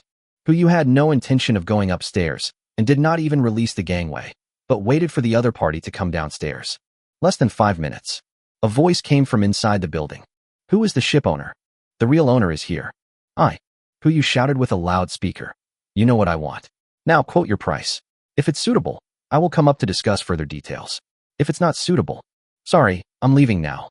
This is a way to lower prices. It's like what parents always like to say when bargaining. That's the price. If you don't sell it, I'll leave. I want to be on board. At least 50 people. I can give you anything you want, except the server information. Get on board? You wish. Huyu gave Li Ji a look, and the latter immediately understood and started to turn around. This is the sign of a breakdown in negotiations. You don't have to get on the boat. The other party quickly said, I want supplies. The ship stopped. Huyu also took out a megaphone and shouted to the other side. How much? Instant noodles, instant rice, 1 box each. So easy to negotiate. Huyu was stunned for a moment. Just as he was about to go out to discuss how to deliver the goods, the other party's voice sounded again. 40-foot container. Huyu. What the hell? A 40-foot container is nearly 3 meters high and wide, and nearly 13 meters long. It is equivalent to the loading capacity of a semi-trailer. Not to mention that Huyu doesn't have so many instant noodles and instant rice in his storage space. Even if he did, it would be impossible for him to take them out to exchange. Sail. Seeing the boat moving again, the other party became anxious. The quantity is half off. Or if you have something else, you can exchange it. It doesn't have to be this. Stop. Huyu spoke again.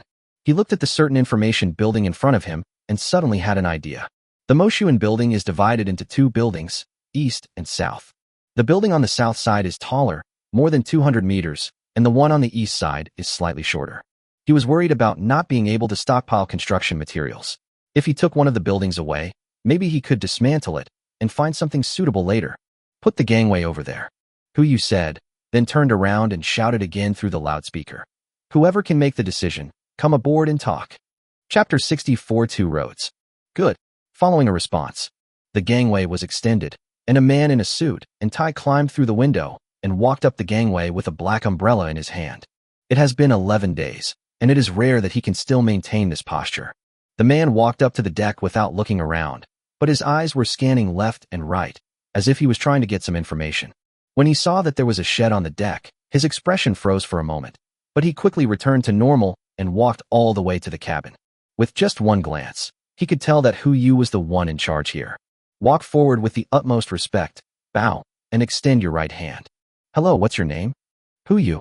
Huyu stretched out his right hand and shook hands with him.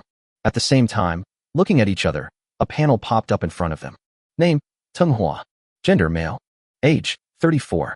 Skills, perfect programming, perfect management, perfect planning, perfect persuasion, proficient in assistance, proficient in foreign languages.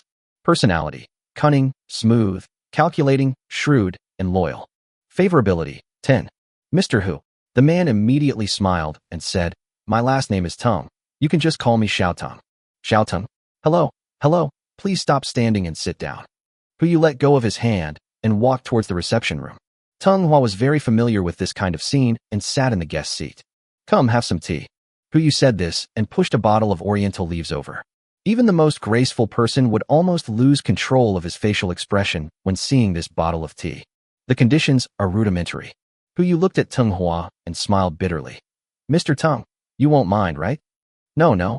It's great as long as there's something to drink. As Tung Hua said this, he unscrewed the bottle cap and took a sip. Let me first tell you about my situation. The database is in the computer room on the top floor. There are 24 storage units in total. We can move them down to you right now. I wonder how Mr. Hu plans to trade. I'm planning on getting something else besides the database. What? Tung Hua's eyes suddenly lit up. Mr. Hu, please feel free to speak. Building. Tung Hua was stunned for a moment. Mr. Hu means. Yu raised his hand and pointed to the building to the east. Well, I want to move out. Ha. Mr. Hu really knows how to joke. I acted like I was joking. There was a moment of silence in the cabin. The smile on Tung Hua's face gradually disappeared from the stiff one and was replaced by an extremely solemn expression. He didn't know why this man would say such fantastic things, but based on his many years of negotiation experience, he didn't seem to be joking. After a long moment, Tung Hua took a deep breath and asked slowly, I wonder how Mr. Hu plans to move out. Don't worry about that. I don't intend to accept the conditions you offer. Yu didn't intend to answer him, and then put forward his own conditions. I will only give you 2 choices. First, I don't care what you do. Bring the database down to me, and I'll let you on board. Second, give me the things, and I'll show you a way. A clear path.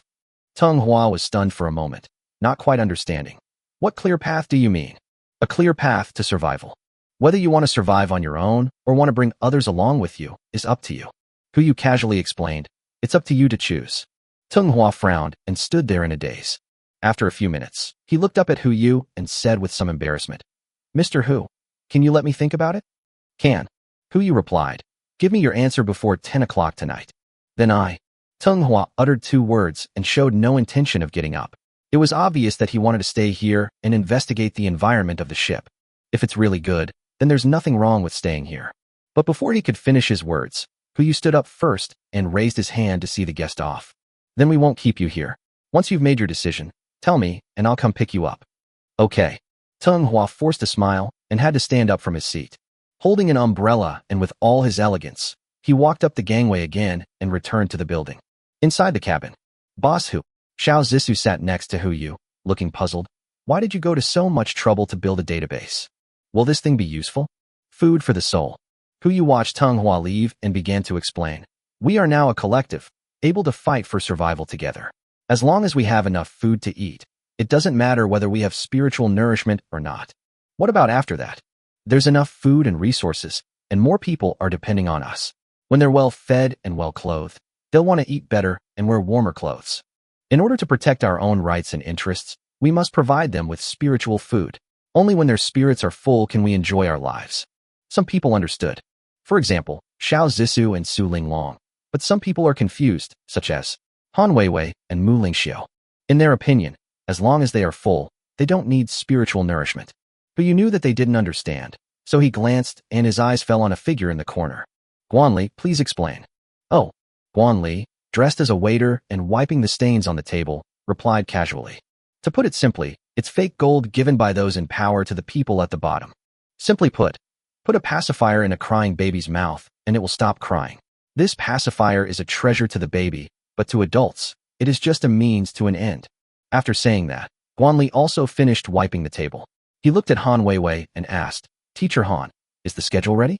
What will we learn in the first class tomorrow? Not yet. Wait for me. Han Weiwei screamed and immediately ran back to her room. Her professional skills are good, but unfortunately, she is still a trainee teacher and has never officially worked. If Guanli hadn't reminded me, I would have probably forgotten about this matter. Everyone watched Han Weiwei run back to the room to prepare and just chuckled and said nothing. Xiao Zissou watched and went to help. She had prepared a ready-made class schedule last time, but it was based on what she knew and was not perfect. Now that professionals have joined, it will naturally be more appropriate to reorganize it. Boss. Shinshan walked up to Yu and asked, which path will he choose? If I were him, I would not choose either path, but the third one. Chapter 65, The Third Way. Shinshan was puzzled and uttered a sound of doubt. It's not his fault. He is a good bodyguard, but not a qualified conspirator. Yu looked up at the Sun building and said, there are at least 1,000 people in here. Even at this time, they can still maintain their original social classes and live in an orderly manner. That in itself is an extremely horrific thing. Or, there is enough food and survival supplies here to allow them to maintain their original civilized state and continue living. Or, the rules inside have completely changed. Even after the apocalypse, the people inside fully agree and enforce these rules. If it's the former, then it's fine, but if it's the latter, a hint of fear appeared in Hu Yu's eyes. That little tongue might be even scarier than I thought. Boss, are you saying that they are likely to counterattack us? Su Zilong asked in confusion. As the saying goes, a bicycle turns into a motorcycle after a gamble, and everyone is happy. Even if they fail, we can still help them reduce their losses. Why not do it? Shinshan frowned, said nothing more, turned around and glanced at Su Zilong. The two of them understood each other's meaning instantly. Prepare a backup plan just in case. Hu Yu continued to lie on the sofa, enjoying his exquisite afternoon tea. I have to say that Zhang Sirui's name is a bit common, but her skill in making small desserts is indeed unique. In just 2 days, they were able to make snacks with different flavors for everyone on the ship. He picked up the teacup, took a sip of black tea, and continued to enjoy life. At the same time, inside a certain Sun building, when Tang Hua walked back to the building, a group of people had already surrounded him. Without saying a word, they looked at each other, asking for information. Farther away, a group of office workers watched from afar, but dared not take a step beyond the line and could only stand where they were and peek around. Just as Hu Yu guessed, this place is shrouded in a new rule. Faced with everyone's puzzled eyes, Tang Hua shook his head helplessly, and everyone frowned at the same time. Why not? Get him a vote. A burly man in the crowd said, I'm gathering the security team now. Let's sneak down under the cover of darkness. We're confident we can storm the ship. They must have plenty of supplies on board. It's too late. Tang Hua frowned and said, the deadline they gave is 10 p.m. What about the other stuff? A female office worker in a small suit asked, women? Or gold? No. Tang Hua uttered 3 words helplessly, frowned and thought for a few breaths, and finally uttered a sentence. I guess that's the only solution we can use. Everyone fell silent. After a long moment, a bald man wearing glasses finally spoke up. Are you sure? That plan can only be used once, and after that, we'll have to give up floors 20 to 22. Sure, Tang Hua finally uttered. That ship is worth the risk. Even if there aren't any supplies up there, it will be our last resort. After all, the rain hasn't stopped yet, and no one knows what will happen next. Now let's vote. Tang Hua glanced at the 6 people in front of him and said, if more than half of them agree, then we'll implement that plan. 7 people, including Tang Hua. 6 arms were raised instantly. There was still 1 arm that was not raised because someone had already prepared it. The plan has been approved. Tang Hua walked into the building and said, everyone, get ready. Tentatively, we'll execute the plan at 9:30 p.m. Yes. Evening. After everyone had a simple dinner, the children began their evening self-study. Hu Yu originally wanted to grab a few people to play games with him, but the others were busy with their own things. Shinshan was busy arranging defense and counterattack plans, and maintaining weapons at the same time. Su Zilong was playing with the sea god's favor by the side of the boat, and Zhao Zhong was watching from the side, fearing that if a big fish was caught, he would not have the chance to participate. Li Ji and Zhang Sirui have already started preparing breakfast for tomorrow. There are so many children now, and I have to prepare breakfast for nearly 30 people, and I also have to take into account the supplementation of various nutrients. It is not an easy task. Xiao Zissou and Han Weiwei discussed the class schedule together and worked out how to arrange the daily schedule.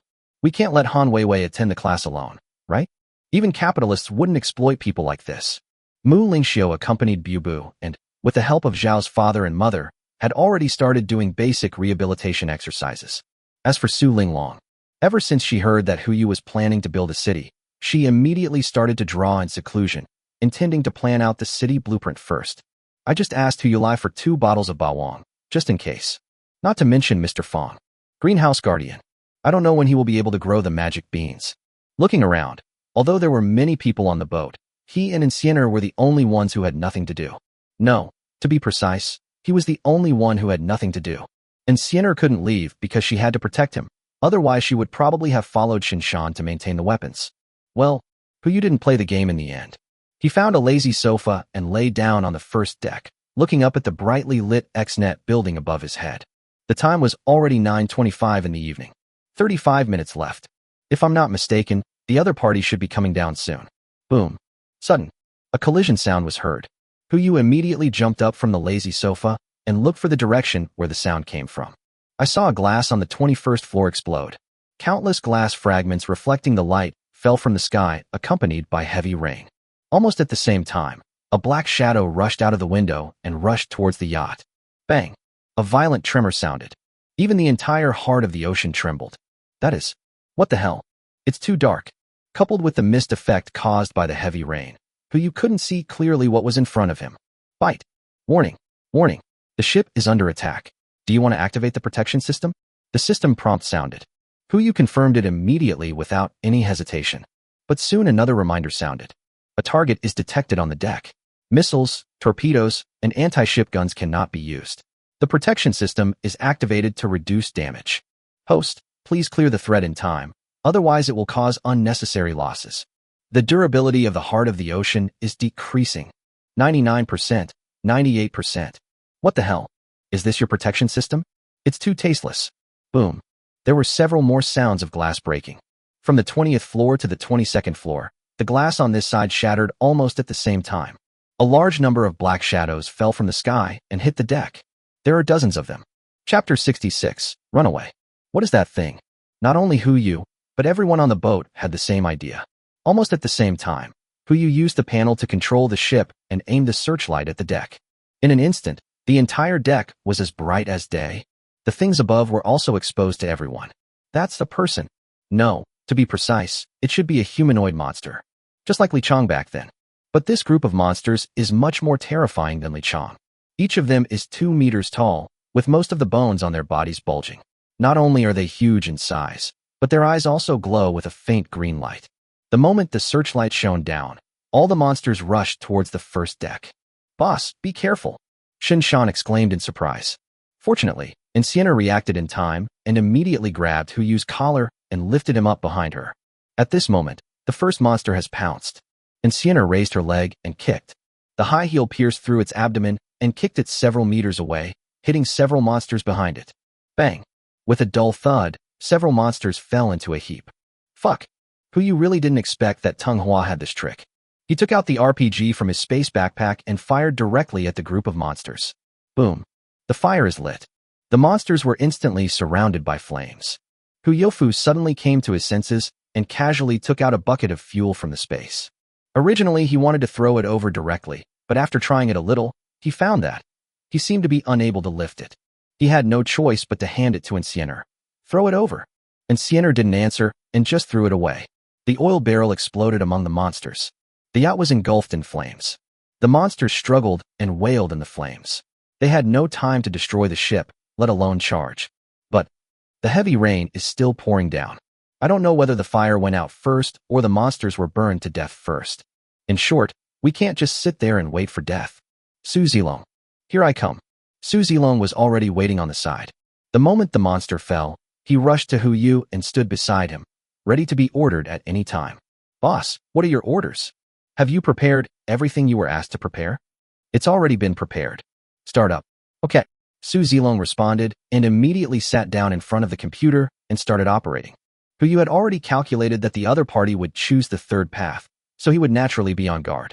Do you really think you are the only ones who have a backup plan?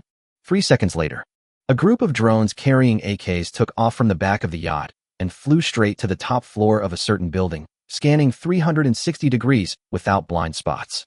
As long as they found anyone, they would open fire. Boss, Shinshan also rushed over at this moment. He looked at the fire burning on the deck, frowned and asked, how about I go over and finish them off? No rush. What Huyu is most worried about is not the heart of the ocean. As long as the group of monsters do not actively attack, these flames alone are not enough to burn through their defenses. What he was worried about was what would happen if these monsters could also mutate through some infectious route and infect other people on the ship. So if you can avoid getting close, it's better not to get close.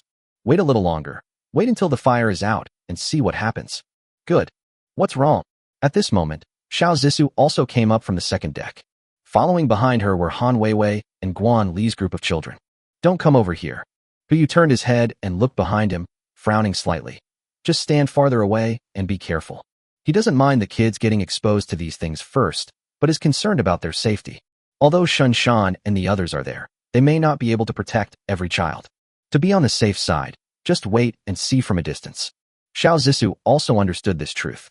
Even though she was very scared and her body was trembling slightly when she saw the monster figures in the firelight, she still protected the group of children. The same is true for Han Weiwei. Under the heavy rain, the fire was quickly extinguished. Of the dozens of monsters originally, only 3 are left standing. That was because they were following behind, and the RPG and fuel did not hurt them. The monsters in front had already become barbecued meat, and they could not move forward outside the firelight. Not to mention, it even smells like a faint fragrance. That's what the people on the boat thought, and the group of monsters were no exception. They rushed to their own kind, squatted down, and immediately started to feast on them.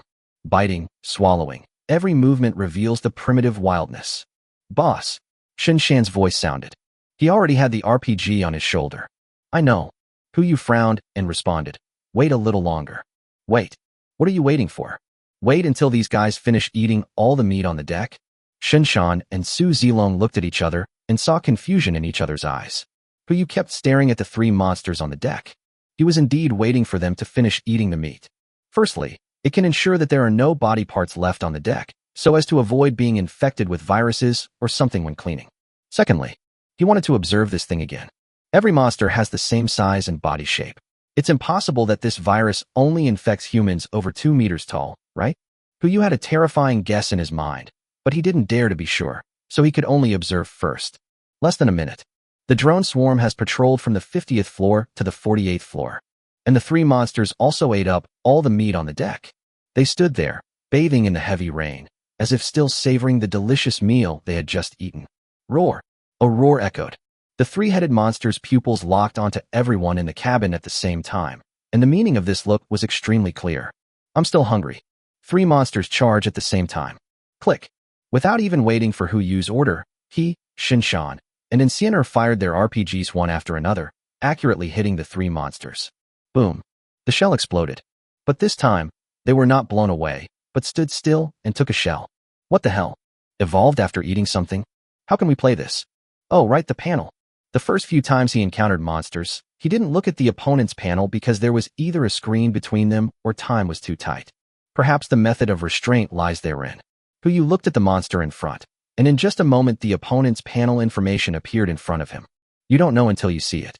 Once he saw it, he was completely stunned. Name, Rampage, Mutation 2. Species, Human. Status, Injured. Description, a second-stage deformed creature mutated from humans. Scientifically speaking, it can no longer be called human and is more appropriately called subhuman. No, what? Is there reproductive isolation between it and humans? Why don't you try it? Phase 2. In other words, there may be 3 more stages. Oh no. This guy has eaten so much of his own kind. Will he? Roar. Another roar was heard. The monster that ate the most among the 3 heads suddenly crawled down, and the various muscles and bones in its body began to combine in a strange way, making bursts of noise. Quick, kill it. Chapter 67 now. Who can make the decision? The moment Hu Yu shouted, the monster called Rampage turned around and pounced on the other 2 rampages behind it. Start chewing. Shen Shan and Invincible also raised their RPGs at the same time, aimed at it, and pulled the trigger. The explosions came one after another. The runaway was originally suppressing the other 2, but because of the explosion of the RPG, it was gradually suppressed by the other 2 runaways.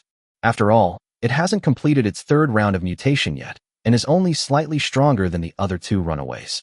The 2 runaways counterattacked it, pinned it under their bodies, and kept biting it. Hu Yu and others also took this opportunity to fire multiple RPGs in succession, killing the 3 runaways together. After a few minutes, the deck finally became quiet. But it became lively upstairs. More and more people are discovering the existence of drones. They rushed from upstairs to downstairs. Panic and screams instantly swept through the entire Sun building. Hu Yu looked up at the building, and a smile appeared on his lips. Now, they are the ones who should be panicking. I just don't know if Manhwa is still there. Maybe it will be another person who comes to negotiate with him later. A few more minutes passed. The screams and roars finally reached the 24th floor. Boss Hu? Boss Hu? It's a misunderstanding. It's all a misunderstanding. Tisk. Hu Yu uttered a sound of clicking his tongue. He was not very happy. After all, the person who just spoke was Manhwa. This guy is not dead. Misunderstand? Farting misunderstanding. Hu Yu ignored this guy, and the drone swarm continued its sweep. Boss Hu? We were wrong. The deal can continue. Whatever you want, just ask. Trade? Hee hee. Is it still a transaction issue now? Hu Yu still smiled. Looking at the light on the 24th floor of a certain news building, he smiled. He knew that even if something like a telescope was not readily available, it could be easily manufactured with the resources of the Soon building. The other party could obviously see him. So he did one thing. He lay back on the lazy sofa, crossed his legs, looked at it with an expression as if he was looking at a pet, and mouthed a word. Get down on your knees and beg me. The words fell. There was indeed a figure on the 24th floor who knelt down and began to kowtow frantically towards the people below. Please stop right now. Please. The sound of kowtows was drowned out by the sound of rain and gunfire. Hu Yu turned his head and glanced at Su Zilong, who immediately understood and stopped the drone sweep. The wailing finally stopped. Tung Hua's voice rang out again. Thank you, Boss Hu. Boss Hu is righteous. Zilong. Hu Yu didn't reply, nor did he open the hatch and walk out. Instead, he turned to look at Su Zilong and said, Control a drone to go to the greenhouse and tell Mr. Fong not to come out for the time being. There was so much noise outside. He was afraid that if Mr. Fong came out, he would be infected for no apparent reason. Okay. Su Zilong replied and immediately controlled the communication drone to report the news. Hu Yu's turned on the ship's communication system and spoke directly to the entire communication building. The transaction can continue. As soon as the words were spoken, the voice was transmitted through the loudspeaker to the entire building. Everyone suddenly became excited, especially Tung Hua. Only now did he realize what he had missed. If he could board this ship, he would no longer have to worry about his livelihood, let alone spend so much time trying to control power. In the face of life, power is totally insignificant. These words instantly aroused his desire to survive. As long as he can get on this ship, he will not hesitate to sell everything in the entire building, including everything he owns or doesn't own. But a trailing sound. Obviously, there is a prerequisite for the transaction to continue. You have to clean up this mess. Everyone knows who this you refers to. Inside the Soon building, everyone's eyes were on Tung Hua. He quickly knelt on the ground and kowtowed several times. Thank you, Mr. Hu. Thank you, Mr. Hu. Don't worry, I'll take care of it right away. After saying that, Tung Hua stood up and turned to look behind him. His eyes fell on several strong young men, and his expression had become completely different from just now. You, and you, both groups of you, get on the boat now and throw all those things into the water. 20 merits each. The two groups looked at each other without answering. If it were in the past, they would have been vying for these 20 merits. 10 points of merit can be exchanged for a full meal, and 20 points of merit are enough for their food for 2 days. But now, they dared not move, nor were they willing to move. I don't dare because my target is a mutant, but I don't want to. It was because of Tung Hua's previous wrong decision. A mistake of this magnitude could be fatal. There is no fool here, so everyone understands what might happen next.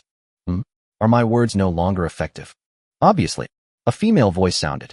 This is the female white-collar worker who participated in the vote. She was also the only woman involved in the decision-making process. You are clearly unqualified as a leader. Lin Su, what do you mean? Tung Hua frowned and pointed at the others. We voted together. You also participated in the decision-making. This was not just my decision, but this was your suggestion. Lin Su's voice rang out again, and he raised his right hand. Now, I propose to change the host, kick Tung Hua out of the decision-making group, and select another person from the leadership. Above the leadership, raise your hands if you agree. In an instant, 32 people around raised their hands at the same time. The only one who didn't raise his hand was Tung Hua. Unanimous approval. Lin Su announced the results and raised his hand to push his glasses down. Tung Hua, according to the rules, you have been kicked out of the decision-making group and leadership. Now it's up to you to appease that person's anger. You guys good? Very good. Tung Hua's expression gradually became ferocious. However, he had thought of such a situation before. Isn't it just forcing the emperor to abdicate? It depends on whether you have the courage to bear the consequences of forcing the emperor to abdicate. He pulled out a tube of green reagent from his pocket. Before he could say anything, the moment the reagent was exposed to everyone took a step back. Tung Hua, what are you doing? What? Tung Hua countered. If I'm not in the decision-making group, then the decision-making group and leadership have no meaning. Come on, let's see who dares to kick me out of the decision-making group. Speak. Bang. Before Tung Hua could finish his words, a bullet shot out from the window and pierced his forehead. You said. After Tung Hua fell, a drone mounted on an AK appeared in front of everyone. There was also a small screen above, and the man in it was sitting on a lazy sofa, looking up at everyone. The sound rang out amidst the sound of rain. Now, who gets to make the decision? Chapter 68, A Promise. I. Lin Su took a step forward very naturally. Her position in the decision-making group was only one level lower than Tenghua's. Now that she was in power, naturally no one would object. Yu looked through the screen and saw that no one objected, so he nodded slightly, which was considered as approval. He said calmly, "Database.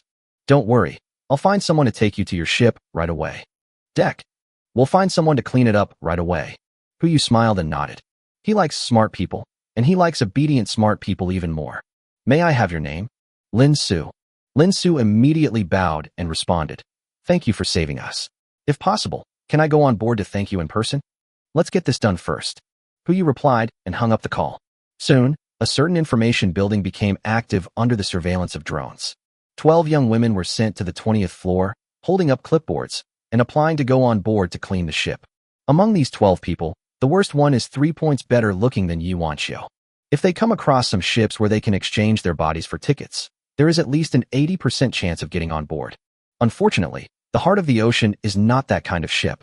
Yu lowered the gangway and used a drone to supervise them in cleaning the deck, and immediately ordered them to leave. Regardless of the skills of these women and whether they are qualified to board the ship, after they came into contact with the corpses of those runaways, Yu would never let them stay on the ship. After they cleaned up and threw the bodies into the water, Yu directly ordered them to leave.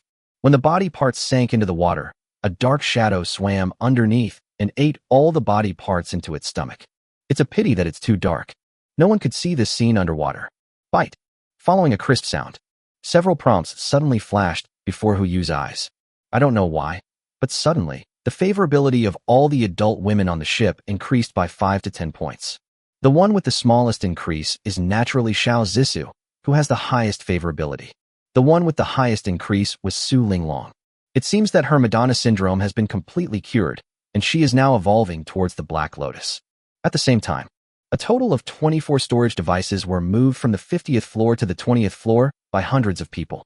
During this period, hundreds of people were responsible for relaying and moving the items downstairs as quickly as possible. But even so, it took nearly an hour to move these storage devices to the 20th floor. There's no way, these things can't get wet, so there's no way to move them directly to the deck. Yu knew this, but he didn't rush over to take the things away. Instead, he opened the cabin door and signaled Lin Su that she could come over. In less than a minute, Lin Su came over from the gangway wearing a pair of patent leather high heels and an OL suit. Yu subconsciously looked up at her panel. Both his skills and personality are average, and it seems that he was a former employee of a certain company. The only thing worth mentioning is her personality. Thick-skinned and cunning. People who are thick-skinned but black-hearted are willing to give up all their dignity and stature and do superficial work to the extreme. Once she seizes the opportunity, she will be extremely ruthless and will not stop until the enemy is dead.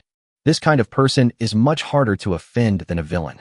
Coupled with her thunderous move just now, it seems that this matter is not easy to handle. "Mr. Hu." Lin Su walked into the cabin, and the first thing she did was to bow and apologize. "I'm sorry for causing you trouble. It was our fault before. To express our apologies, we can provide you with anything you need free of charge, except for the database. We can accept any conditions." "Interesting." Yu, still lying on his lazy sofa, asked, "Do you know the terms I negotiated with Tenghua? Please advise me. In addition to the database, I also want another certain information building. For this, I gave him 2 paths, but he chose the third one." Lin Su lowered her head and said nothing. Even when she heard something horrifying, she did not ask. In this respect, he is much more obedient than Tenghua.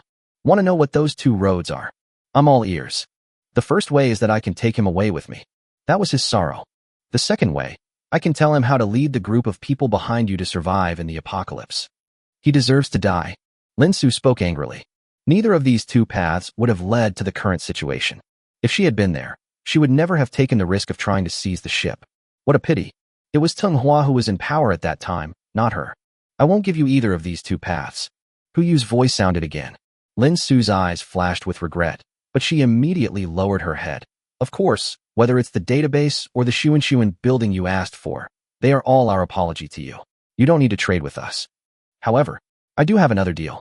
I wonder if Ms. Lin is interested." "You say?" Lin Su immediately looked up, with a glimmer of anticipation in his eyes. "A promise."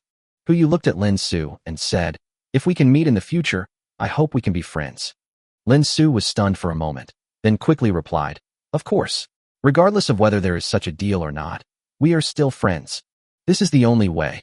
The database is still in the building. To ensure that it is not exposed to the rain, Huyu has to go there himself. To ensure everything goes well, he cannot kill Lin Su. Therefore, the only way to get the database is to trade with them and show some goodwill. Even if it means paying for something insignificant, it doesn't matter. But there was no way he would bring such a hidden danger on board. Therefore, making a deal with her is naturally the most cost-effective option. Okay then, Huyu said as he stood up from the lazy sofa. Please clear out the people on the 20th floor, and I'll bring some people with you. You'll know what the deal is in a moment. The 20th floor has been cleared, Lin Su said as she walked out of the cabin door, holding an umbrella in her hand, and waited quietly at the door. Mr. Hu, if you don't mind, I will hold the umbrella for you. This is testing him. There are many kinds of friends. Some are friends called verbally, while others are real friends. If he wants to be the latter, Huyu must also show some other values. Okay. Huyu responded, turned his head to look at Shun Shan behind him, and then walked towards Lin Su. She held the umbrella, with most of the umbrella covering Huyu's head, and only a small part of herself was covered, allowing the rain to soak her shoulders. Shinshan and Insiener hurriedly followed behind. The four of them walked all the way to the interior of a certain Sun building. In front of me are 24 storage devices, nothing else. There is indeed no one. Lin Su put away her umbrella and stood aside, still showing no intention of asking questions. If it were Manhwa, he would have come up to him and asked if he needed help, and then found out how he was going to move his things. Huyu didn't say anything either. He also wanted to see how long Lin Su could endure. So he stepped forward and placed his hand on one of the storage devices. Chapter 69 Zilong, come and fish. Receive. The storage device fell into the space backpack. In an instant, Lin Su's pupils widened. It's not like she hasn't seen magic before. But she also knew that no matter how sophisticated the magic was, it was all a trick done by mechanisms and visual errors. But now, that's a storage device that's nearly 2 meters high. Organ. It's impossible. Visual error? Impossible. Was it just a hallucination? Was he hypnotized or drugged? Lin Su was puzzled and could only watch the 24 storage devices disappear one by one before her eyes. No matter how hard she looked, she couldn't figure out the reason for the disappearance. But at this time, she would never ask why the memory disappeared. When the last memory device disappeared, Lin Sudu stood there without making any movement. Huyu turned to look at her with a smile on his face. Don't you want to know how they disappeared? Will you tell me? Won't. So I won't ask. Lin Su responded with a smile. You are smarter than Manhwa. Thank you, Mr. Hu, for the compliment. Huyu walked towards the gangway without ever mentioning the transaction. It was not until he walked up the gangway that he turned to look at Lin Su, who remained there. It's the 11th day now. By the 18th day, the water level will continue to rise at a speed you won't believe. It will continue until the 49th day, when the rainstorm stops. Then Blue Planet will become a true blue planet. This is the path he pointed to. Lin Su was a smart person. After she finished listening, her pupils, which had just returned to normal, widened again. She had originally prepared for heavy rain to submerge the entire building, but she didn't expect the rain would be so severe. That was the worst outcome she could think of, but now it seems that there is no worst. Thank you. Lin Su immediately bowed his head and said, Mr. Hu, thank you for your guidance. This is very important to me. This is a deal, you don't have to thank me. After all, we are friends. Huyu replied with a smile. Yes, friend. Lin Su took the initiative to stretch out her hands. Goodbye, Mr. Hu. Huyu stretched out his hand and shook her hand. Goodbye. Then he walked up the gangway and returned to the deck. Heart of the Ocean is activated. Under the gaze of Lin Su and other people in the Sun building, they drove all the way to another building. Raise your hand, and the entire building disappears instantly. Instead, there are thousands of people struggling to survive on the water. Look, what is that? The building is gone. A miracle. It's a miracle. Everyone inside the Sun building exclaimed. Even some atheists began to think about their past thoughts. Lin Su is no exception. She stood at the window on the 20th floor and could clearly see everything happening in front of her. A feeling of surviving a disaster came over me. Fine. Fortunately, she did not choose the same path as Manhwa, but instead admitted defeat with a very humble attitude. Otherwise, just because someone can take away one building doesn't mean he can't take away the second one. Maybe she is among the people struggling in the water now. Call. Lin Su exhaled, and without thinking too much, she immediately recalled what Huyu had said before. Some things should be prepared. She immediately took out the intercom and said, call the decision-making group to a meeting. Yes, those people below. Those who can swim over will be rescued. and those who can't will be left alone. Clear. Lin Su turned around and looked behind her for the last time. Just as she was about to go upstairs, she saw a long and narrow black shadow swimming towards the crowd. What is that? Before she could come to her senses, dozens of people were dragged into the water. In the dim light, I could only see one. Snakehead. Emergency warning. Emergency warning. Lin Su immediately picked up the intercom. Everyone, move to the 25th. No, 35th floor and above. Quick. Everyone in the Soon building immediately took action. But the giant snake didn't seem interested in them. It swallowed most of the humans swimming on the water and then swam in the direction where the yacht left. The target seems to be that yacht. Lin Su had already reached the 35th floor. She frowned as she looked at the dark shadow behind the yacht. After thinking for a while, she took out the radio equipment and sent a message. At the same time, on the yacht, Su Zilong, who was busy organizing data, was stunned when he heard the voice coming from the radio station and immediately picked up the headphones. A message was quickly compiled. Without hesitation, he put down his work and went straight to the cabin on the first floor to find Hu Yu. Oh no, Boss Hu, take a look at this. Hu Yu frowned slightly and stopped showing off his midnight snack. The message was simple, just 8 words. There is a snake following you. Snake. It can't be the same one. Brother Ji, searchlight. Quick. Hu Yu put down his midnight snack and headed straight for the stern of the ship. Shen Shan and Su Zilong followed behind him, while Li Ji went straight to the cockpit and aimed the searchlight at the stern. Strong lights hit the water surface, but all he could see was a dark shadow vaguely swimming beneath the water's surface. The moment the light shone on it, it immediately sank, as if deliberately avoiding something, and instantly disappeared under the water. He's really following behind. But you didn't expect that this guy would follow him from such a far distance. You like to follow me, right? Good. It depends on whether you can keep up. He picked up the intercom and said, Brother Ji, ask Lao Wang what the maximum speed of the boat can reach. I've asked, and the maximum speed is 12 knots, but because they are an old passenger ship, they can't last long. Li Ji responded immediately. 12 sections? The current speed is only 10 knots. If it is increased by 20%, the snake will most likely catch up. How about? Just fill it up. Let them get on the yacht. Hu Yu immediately walked towards the deck. Yes. Hu Yu walked all the way to the bottom of the yacht. As soon as he reached the deck, he saw Lao Wang and his 7 companions walking towards him. He nodded as a greeting, and then immediately put the passenger ship into his space backpack. Everything is done. Hu Yu returned to the cabin and said to Li Ji, full speed. Charge. 10 sections. Not even half of the performance of the heart of the ocean has been utilized. Now you don't have to worry about the ship. Just increase the speed to 20 knots and see if you can keep up. Yes. But, boss, where are we going? Yujing. Hu Yu uttered the 2 words without hesitation. There are not only the headquarters of TikTok and Kuaishou, but also a legendary place. If you can stock up there, that would be a real enjoyment. Yes. Li Ji responded and immediately started navigating, heading towards Yujing at full speed. The heart of the ocean instantly created a ripple on the water, but the people sitting on the boat seemed to feel nothing, as if everything was normal. Hu Yu took the opportunity to stuff the favor of the sea god into Su Zilong's arms. Not only did he want to shake off the snake, he also wanted to walk the snake. See if it follows. Zilong, come and fish. Su Zilong. Chapter 70 Last Night's Harvest. July 25th. 12 days have passed since the end of the world. The water level remains at 50 meters. Everyone got together to discuss it last night, and they guessed that it was water from areas with slightly higher altitudes flowing to areas with lower altitudes. The entire low-altitude area becomes a drainage outlet for the high-altitude area, which causes this phenomenon. Once the water levels in low and high-altitude areas are equal, the water level will continue to rise at a faster rate. Hu Yu listened for a while, then turned around and went back to sleep. In his view, everything is a fixed number. Instead of discussing this, let's think about what happens after the rainstorm. If he remembered correctly, he vaguely saw the sun before he died in his previous life. But he was tortured so badly at that time that he was not sure whether it was his hallucination. But Hu Yu did not tell them about this, in order to avoid giving them a hope that did not exist. If hope is ultimately dashed, it's better to have no hope at all. 8 o'clock in the morning. Hu Yu opened his eyes in bed, turned his head to look at the scene passing quickly outside the porthole, and stretched silently.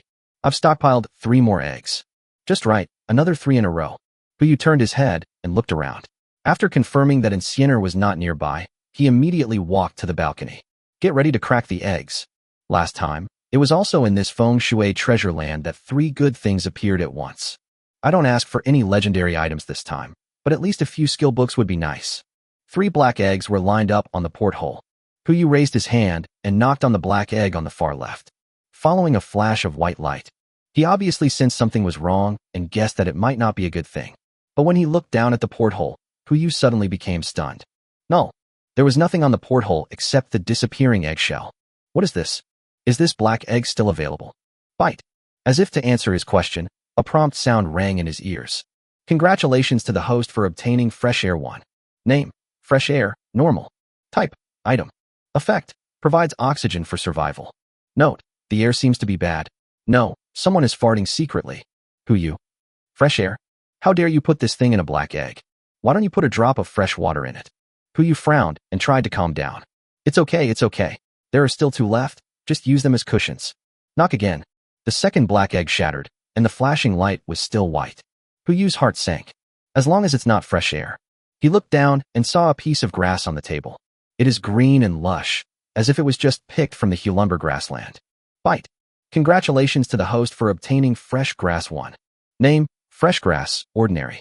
Type: Plant. Effect: Can provide nutrients for herbivorous organisms. Note: If you want to use this as chewing gum, I can't stop you. Okay. I've been upset twice in a row.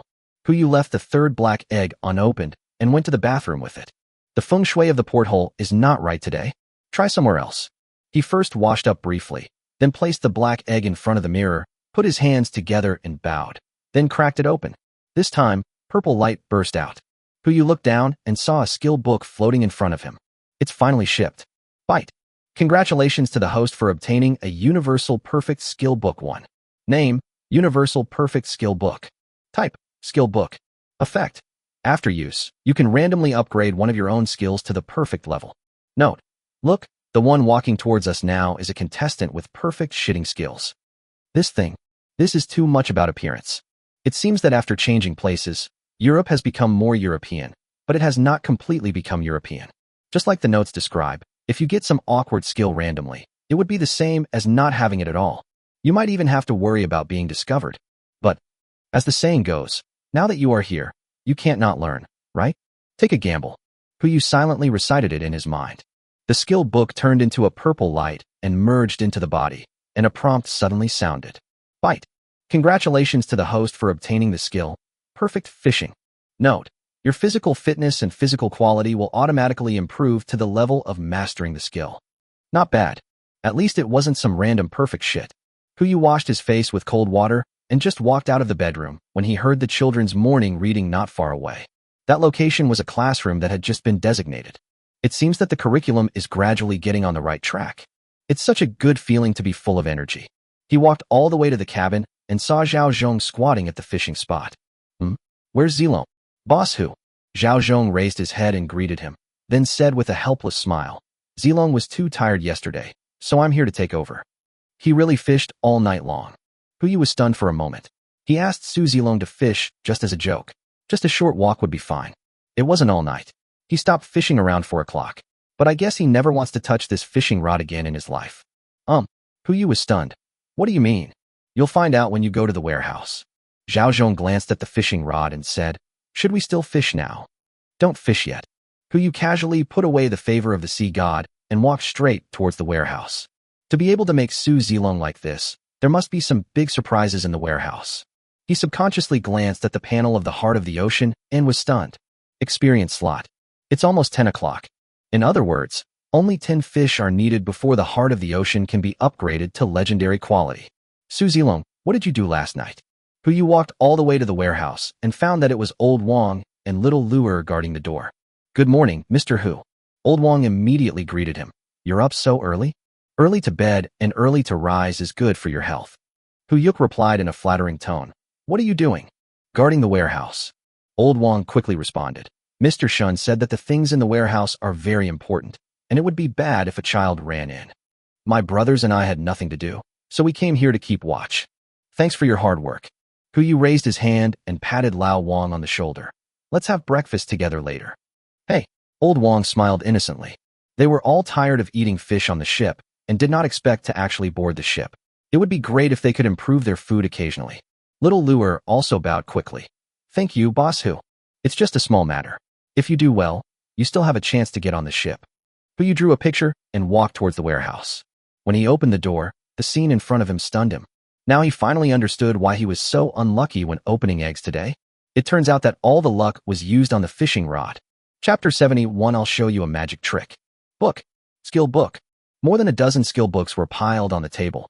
Although he couldn't tell the quality, Puyu could be sure that it was a skill book. I didn't expect that I could catch these things even though I didn't catch the fish myself. He immediately stepped forward and walked into the warehouse with Zhao Zhong, closed the door, and locked Lao Wang and the other man outside the warehouse. Just to be safe. Right now, the favorability between Old Wang and Xiao Luer is only around 20, so we can't let them know about the skill book. After making sure the warehouse door was securely closed, Puyu immediately turned to look at Zhao Zhong. Are these all caught by Zilong? Zhao Zhong nodded in response, his expression slightly strange. Boss, do you recognize these books? This is not difficult to judge from Huyu's reaction.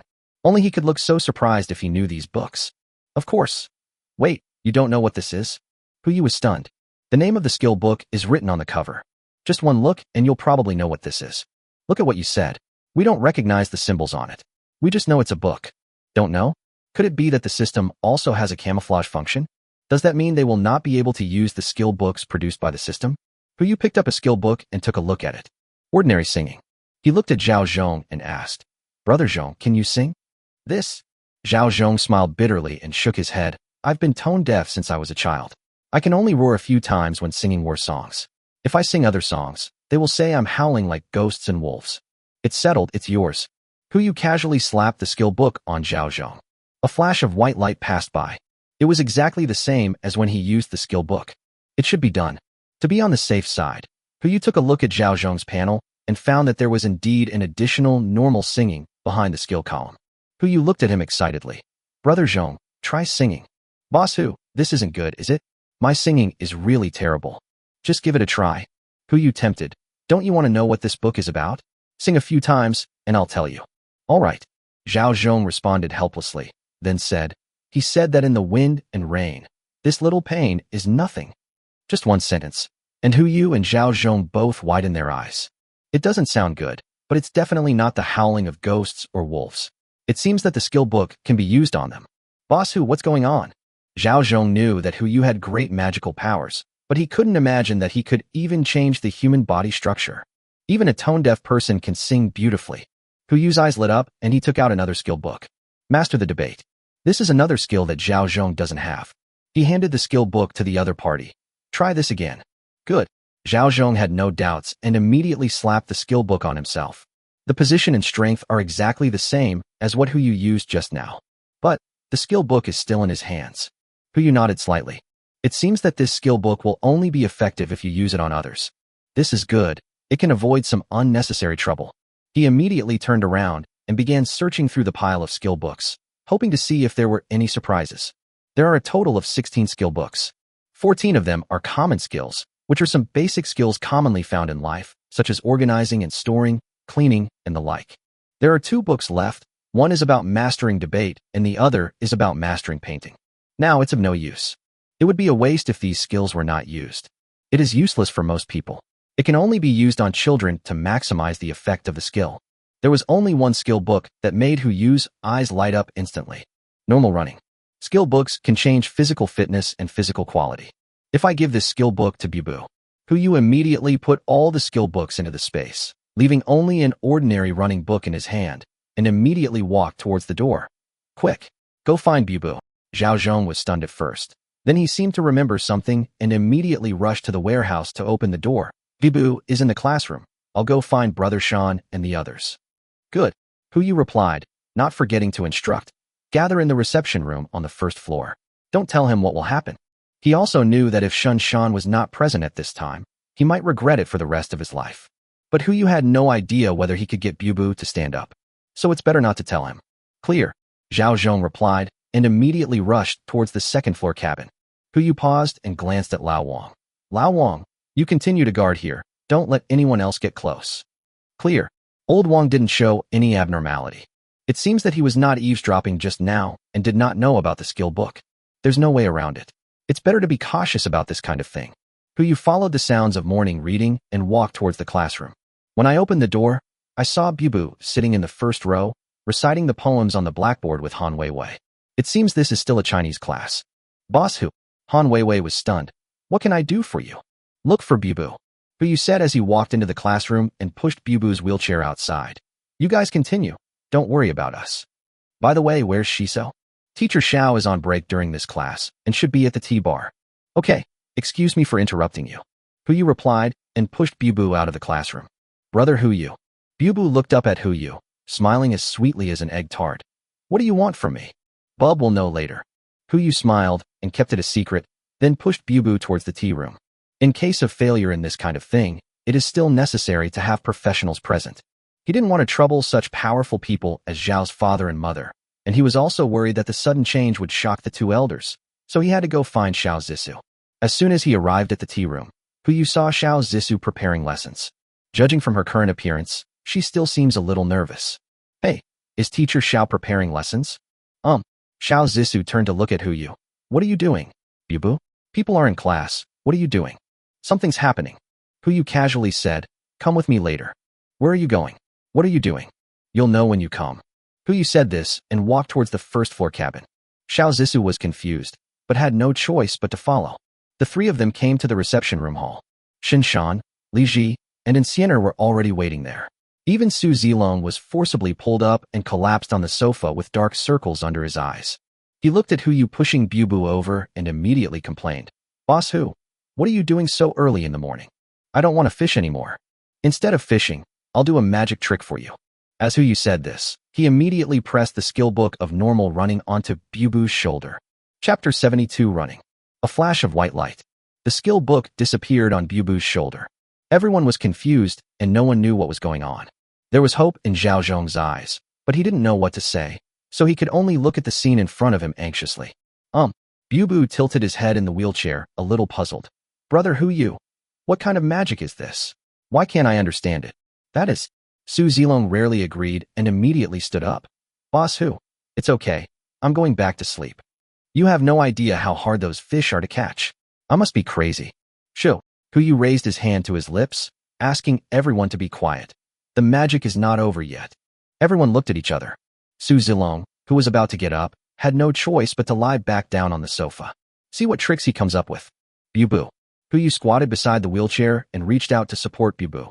Bubu, try to see if you can get up. As soon as those words were spoken, everyone's eyes suddenly widened like lanterns.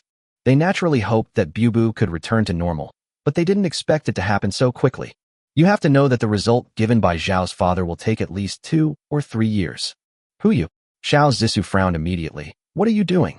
Bubu is still in the recovery stage. How could it be possible? The words haven't been finished yet. Bubu had already stood up from the wheelchair, supporting himself with the armrests. Even she herself could hardly believe it, let alone the people watching beside her. Bubu, Shinshan exclaimed, and immediately went forward to hug Bubu. Seeing this, the others immediately gathered around. Xiao Zissou immediately came to her senses, stepped forward, and raised her hand to stop everyone. Don't move. Don't move. With the doctor's identity in mind, everyone was stunned and could only stand there and watch. Xiao Zissou immediately squatted down and looked at Bubu. Bubu, do you feel uncomfortable now? Uncomfortable. Bubu puffed out his cheeks and thought about it. Then his face immediately turned red. He leaned close to Xiao Zissou's ear and spoke in a voice that only the two of them could hear. Sister, I want to go to the bathroom. Come, sit back first, I'll take you there. Xiao Zissou said as she was about to push the wheelchair. Don't. Huyu immediately spoke up to stop him. Since Bubu can stand up, it means that the skill has been learned successfully. Her body had indeed changed. What we need to do now is to see to what extent it has changed. He protected Bubu and continued.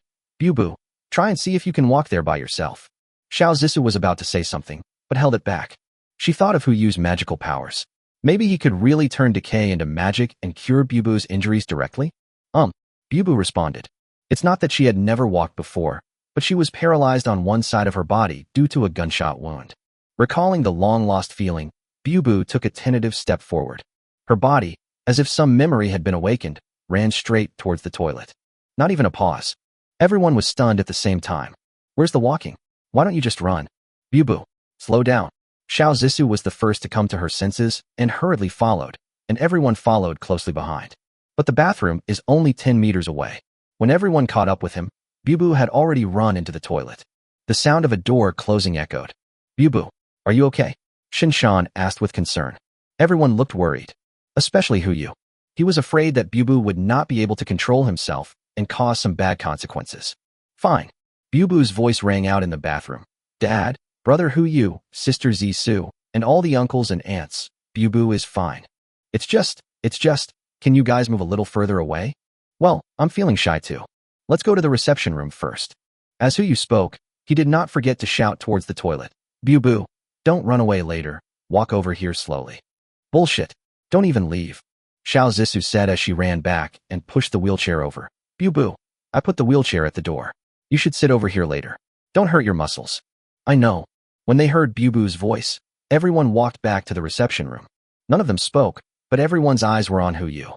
Silence is better than words at this time. Although no one asked, it seemed as if the questions were ringing around his ears. Come one by one. Huyu sat helplessly on the sofa. Ask whatever you want to know. Shinshan was the first to speak and hurriedly asked, Boss, what's going on? Why did Bubu run away so quickly? Will it cause any harm to her body? For the first question, you have to thank Su Zilong. Oh. Su Zilong was stunned for a moment, then raised his finger and pointed at the tip of his nose. Me? Yeah, that's you. But you took out the pile of skill books from the space. These are what he gained last night. Although you can't understand the words in these books, they can bring about physical changes in us and help us master some skills that we didn't know before. Skill book, Xiao Zisu immediately exclaimed. There is this thing too? She rushed forward and looked at Huyu curiously. Is there anything suitable for me? Let me try it. Have. Huyu smiled helplessly and actually found 2 skill books. Do you want ordinary cleaning or ordinary storage? These 2 are quite suitable for you. Goodbye. Xiao Zisu took a step back. Is this all you have? This is a matter of probability. We'll talk about it later. Huyu looked at everyone and continued to answer. As for the second question, why did you run away? I just taught Bubu normal running. Now that she has mastered this skill, her stamina and physical fitness have improved to the point where she can use it. So, she was able to start running, but what? Shinshan asked hurriedly. I can't answer the third question either.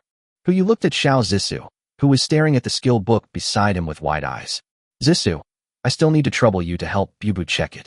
Okay, Xiao Zisu responded. Just then, the sound of flushing came from the toilet. Everyone turned to look at Bubu, only to see the toilet door slowly open, and then, a figure rushed out from inside. The speed was not fast, but it shocked everyone.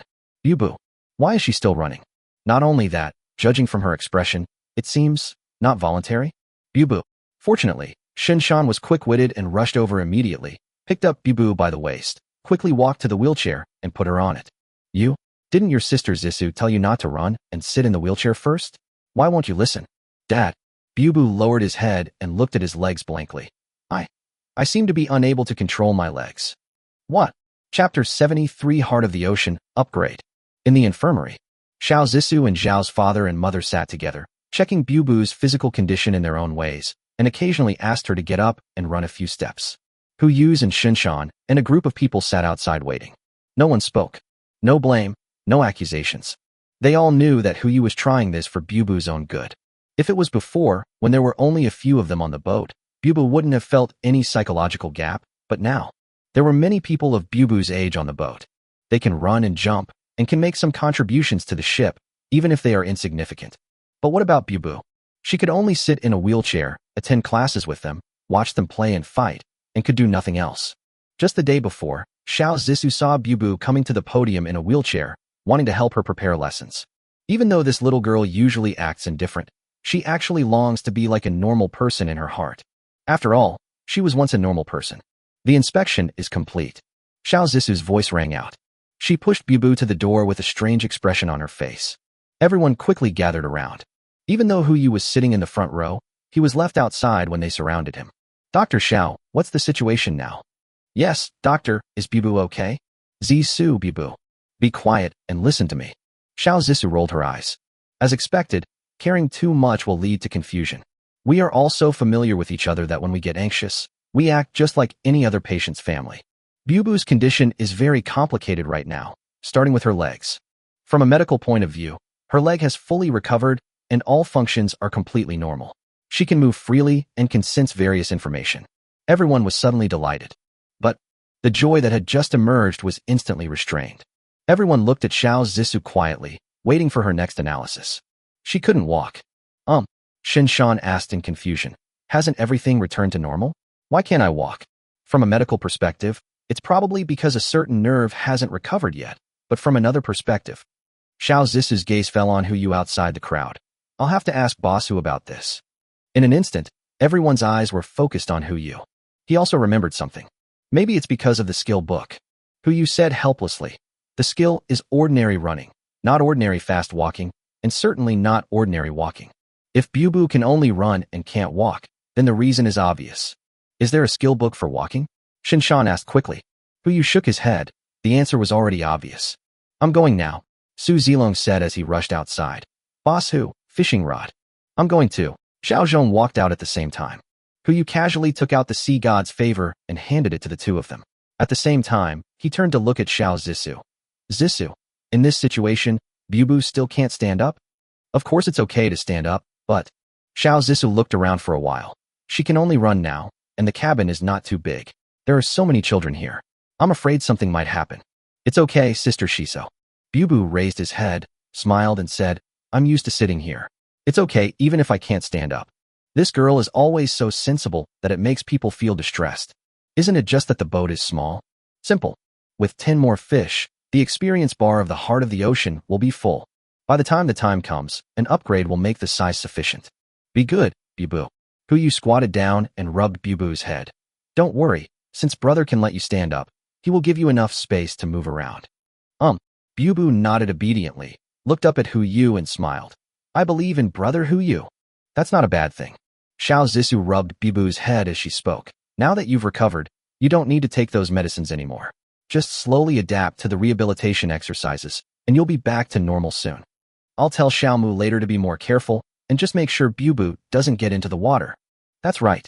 Hu Yu said as he quickly found a skill book. Here is a normal breaststroke. Learn it first, just in case. After dealing with Bubu's affairs, the busiest place was undoubtedly the fishing window. Shen Shan and Li Ji, who were originally not interested in fishing, came to the fishing rod and took turns fishing. I wish I could grow onto that fishing rod. In other words, only the favor of the sea god can fish out the skill book, otherwise the entire cabin would be full of fishing rods. Hu Yu has also been standing behind the window, like an NPC old man, waiting there to check whether the skill book is useful. But an hour passed, and I didn't catch a single skill book. But the 10th fish finally took the bait. Bite. It has been detected that the heart of the ocean has reached the evolutionary level. Should it start evolving now? Note: during evolution, the ship will be grounded for 72 hours. Please be prepared. 72 hours. 3 days. Hu Yu frowned slightly. Who would have thought that it would take time for this thing to evolve? Fine. In addition to the heart of the ocean, there is also a ship available. Although the facilities above are not as good as those in the heart of the ocean, this is the only way. Not to mention that Bubu needs a larger space to move around. Just looking at the current situation under the water, no one knows to what extent those fish will evolve. If a water snake couldn't overturn the heart of the ocean, what about a sea snake? What about a sea python? God knows how long the global flooding will last. The sooner we evolve within these 72 hours, the better. After thinking for a moment, Hu Yu made the decision immediately. Convener meeting. Lunchtime. Hu Yu finalized the ship change plan, which would last for 3 days. For 3 days, everyone will live on the ship. Although everyone had doubts, no one raised them. After all, this one hasn't missed it so far. Except for Mr. Fong. He was worried about the treasures in the greenhouse. After getting Hu Yu's assurance and De Bing's promise that he would find him new seeds soon, he still left the greenhouse. Afternoon. The heart of the ocean came to a stop on the water's surface. Hu Yu released the ship again and was the first to board it. Everyone simply packed up their belongings and followed. After Shinshan confirmed that there was no one on the boat, he was the last one to board the ship. Hu Yu immediately clicked confirm. The heart of the ocean was instantly put back into the space backpack and began to evolve. A countdown also appeared in front of him. Boss. Su Zilong held the fishing rod, approached Hu Yu and asked, shall we continue fishing? This little broken ship is no match for the heart of the ocean. Not to mention catching a water snake or something. Even if you catch a slightly larger mutant fish, the entire ship may be blown away. Let's just forget it. Don't let it backfire. It's only 3 days. You should rest up and recharge your batteries. Okay.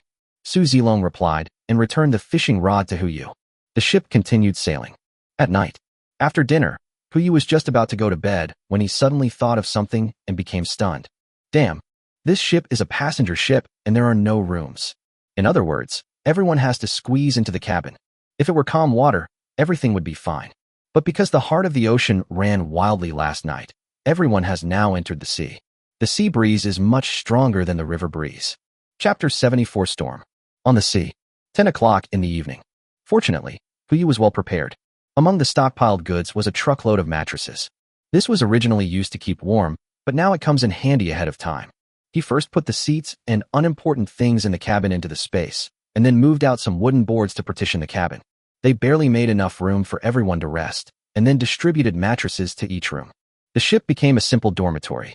It certainly couldn't compare with the luxurious room in the heart of the ocean, but it was much more comfortable than before.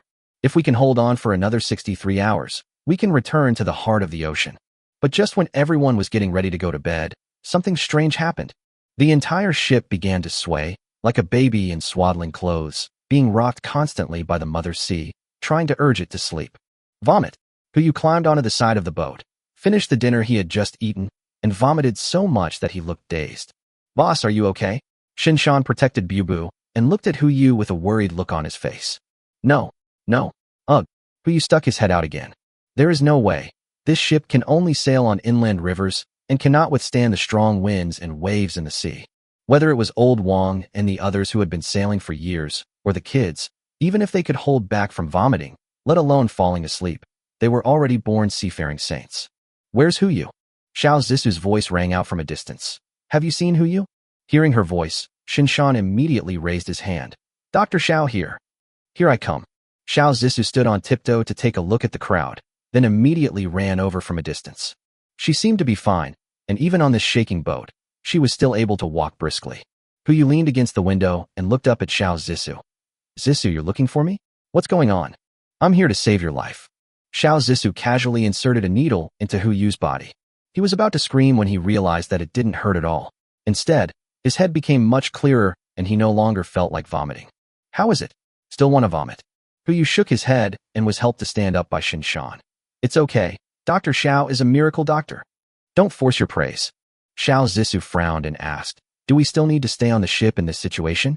Or should we go back to the heart of the ocean first? Yeah. Shinshan frowned and said, we can hold on, but the children. There's nothing I can do. Huyu helplessly explained, the heart of the ocean has evolved. We have to wait another 63 hours before we can resume sailing. They had not previously asked the reason for the change of ship, so they did not know the specific circumstances. What? Evolution? Shinshan was stunned, his expression full of confusion. It can evolve? Absolutely amazing. Why didn't you tell me that earlier? Xiao Zisu could understand, so she turned around and walked towards the crowd. Hey, what are you doing? Get an injection. If you keep vomiting like this, you'll all get dehydrated. Xiao Zisu shouted at the top of her lungs. Dad. Mom. Stop vomiting first. We can't change boats yet. At this moment, Huyu felt the correctness of his decision. It turns out that there must be a doctor on board. Less than 10 minutes. A total of 48 children recovered to normal. Although they were still shaky and unable to stand steadily, at least they stopped vomiting. But this is not a solution. No one knows when the storm will stop. Unless. An idea suddenly occurred to Huyu, and he immediately looked at Shinshan. Brother Shan, who has the sea chart? Li Ji, he's watching from the cab. What's going on? It's okay. Just look after Bubu. I'll go to the cab. Huyu said this and walked towards the other end of the cabin.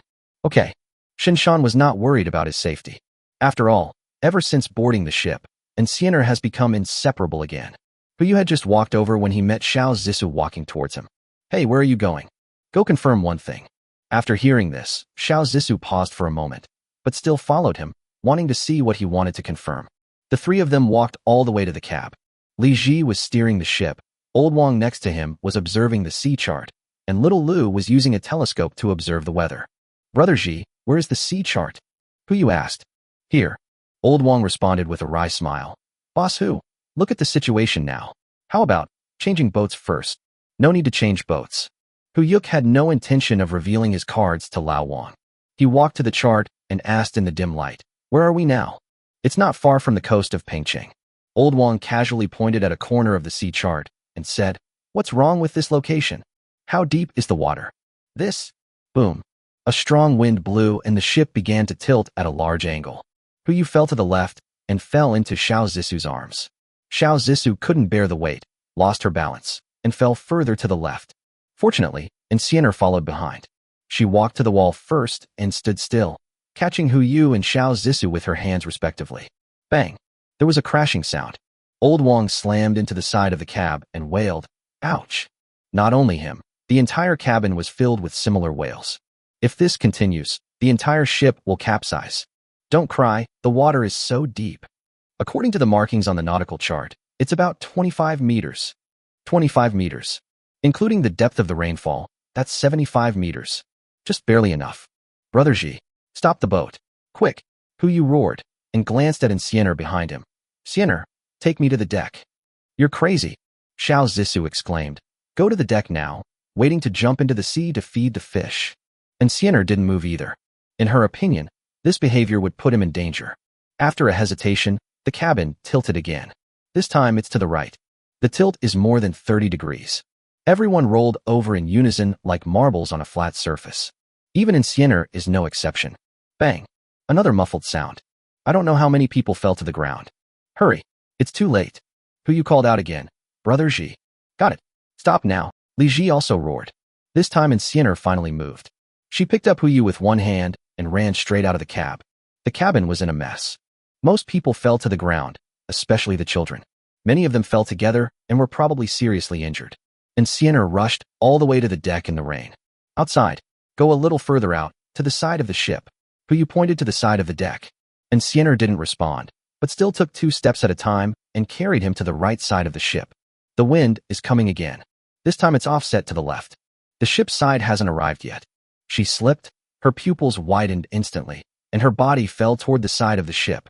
Chapter 75. Wait a minute. How many mountains did you just mention? This isn't the driver's seat. If you slip, you may fall into the water. Fortunately, Yu was quick-eyed and quick-handed. He grabbed the fence with his left hand, and at the same time put his right arm around Xian'er's waist, barely holding her.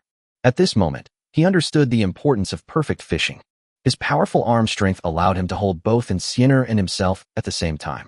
Otherwise, at this angle, I'm afraid both of them will have to go take a bath in the sea. This time the tilt angle is larger than last time. Fortunately, the ship has not yet reached the point where it will capsize, and they still have a chance. Yu held the railing tightly, waiting for the ship to shift to the right. The ship soon righted itself. As he released the railing, he released a mountain. Bauhinia Mountain. I originally planned to keep it as a foundation, but now it comes in handy ahead of time. The entire Zijing Mountain was submerged in water in an instant. A mountain that was more than 360 meters high fell into the water, with more than half of the mountain floating on the water. This is his way. The boat can't sail in heavy rain, but the mountain can always stand up. Although there is no equipment to shelter from wind and rain on the mountain, as long as the 28th floor is placed on the mountain, at least it will not be as precarious as on the boat. Bang! Due to the appearance of Zijing Mountain, the ship was instantly stranded halfway up the mountain. Finally out of the water. Take me out. Yu looked at Xian'er and said. She rolled over, holding Yu in her arms, and jumped off the ship, landing in a complex of buildings. There happened to be a building there. Yu didn't have time to take a closer look and directly put the entire ship into his space backpack. Everyone on the ship came to him in an instant. Quick, find a place to hide from the rain. Everyone was stunned at first. Even after experiencing so many fantastic things, it is still difficult to react to what happened in the first place. Weren't we just at sea? How did we get to land? Never mind. The best way is to hide from the rain first. Those who were still able to stand up supported the injured and walked towards the nearest buildings. Before they entered, just when they got closer and saw what kind of building it was, Yu's heart trembled. A hotel. A large hotel. An idea suddenly popped up in Yu's mind, but before he could confirm it, Guan Li, who had come up from the side out of nowhere, suddenly spoke. Jinling Conference Hotel. Do you know this place? Yu turned and looked at Guan Li. No need to know. Guan Li raised his hand and pointed at a banner on the ground. Although the text above is blurred, the 6 words Jinling Conference Hotel can still be seen clearly. Isn't it written here? Have to. It really is here. Yu took a deep breath, but kept rushing towards the hotel. At that time, he and Shinshan and others stopped near the Zijing Mountain cableway. I originally thought that taking away the mountain would only mean taking away part of the peak, but I didn't expect. Now I can actually see the Jinling Conference Hotel. This hotel is halfway up the mountain, but it's a few kilometers away. This means that he didn't just take away a mountain, but took away the entire Zijing Mountain. That's more than 2,000 square kilometers of land. There are not only hotels, but also hospitals and even several mausoleums. It's more than enough to build a city here, although it's small. Everyone walked into the hotel, and now not only Guan Li, but everyone else also noticed that something was wrong here. But Hu Yu had no intention of answering.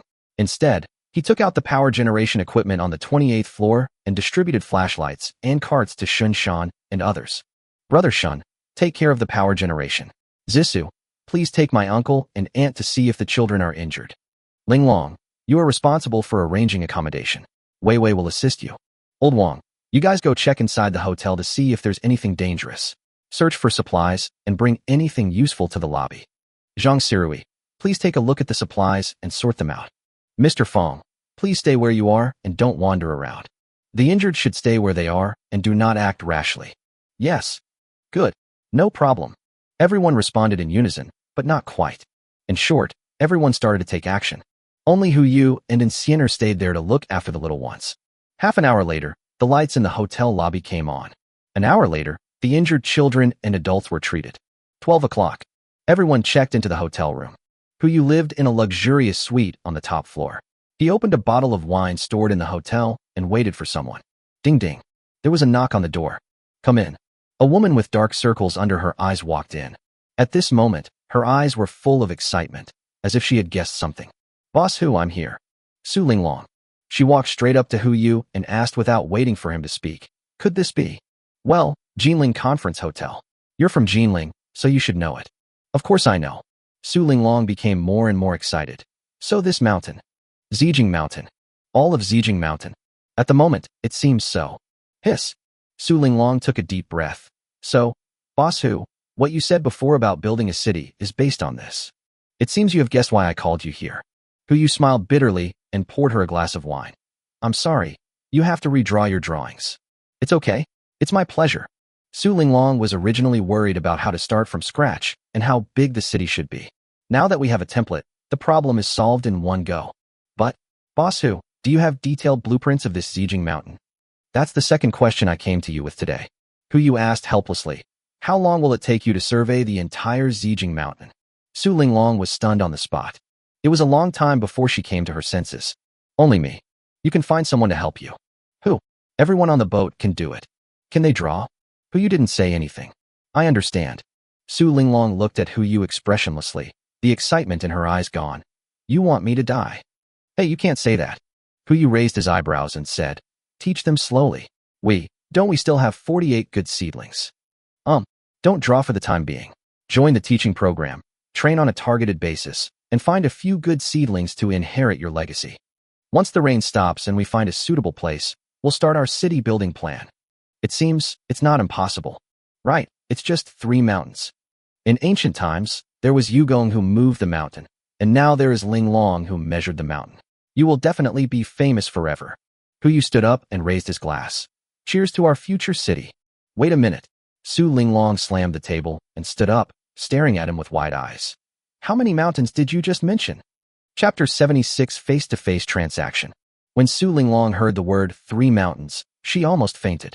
Especially when she knew that among these 3 mountains, in addition to Zijing Mountain and the mountain she had visited before, there was also Qixiao Mountain. She almost went on strike. Fine. He was stabilized by the big promise painted by Hu Yu. He promised that once the city was built, she would name it. No one can refuse this kind of cake. At least no architect who loves architecture can refuse. Only after this matter was settled did Hu Yu finally sleep peacefully. In his dream, he seemed to see the city that would belong to him in the future. July 26th, the 13th day of the end of the world. Hu Yu slept until he woke up naturally. When I woke up, it was already 10 o'clock in the morning. The storm finally stopped. To be precise, the wind stopped, but the rain didn't stop. Hu Yu frowned slightly, got up from the bed, and walked all the way to the hotel restaurant. Everyone had gathered there for breakfast.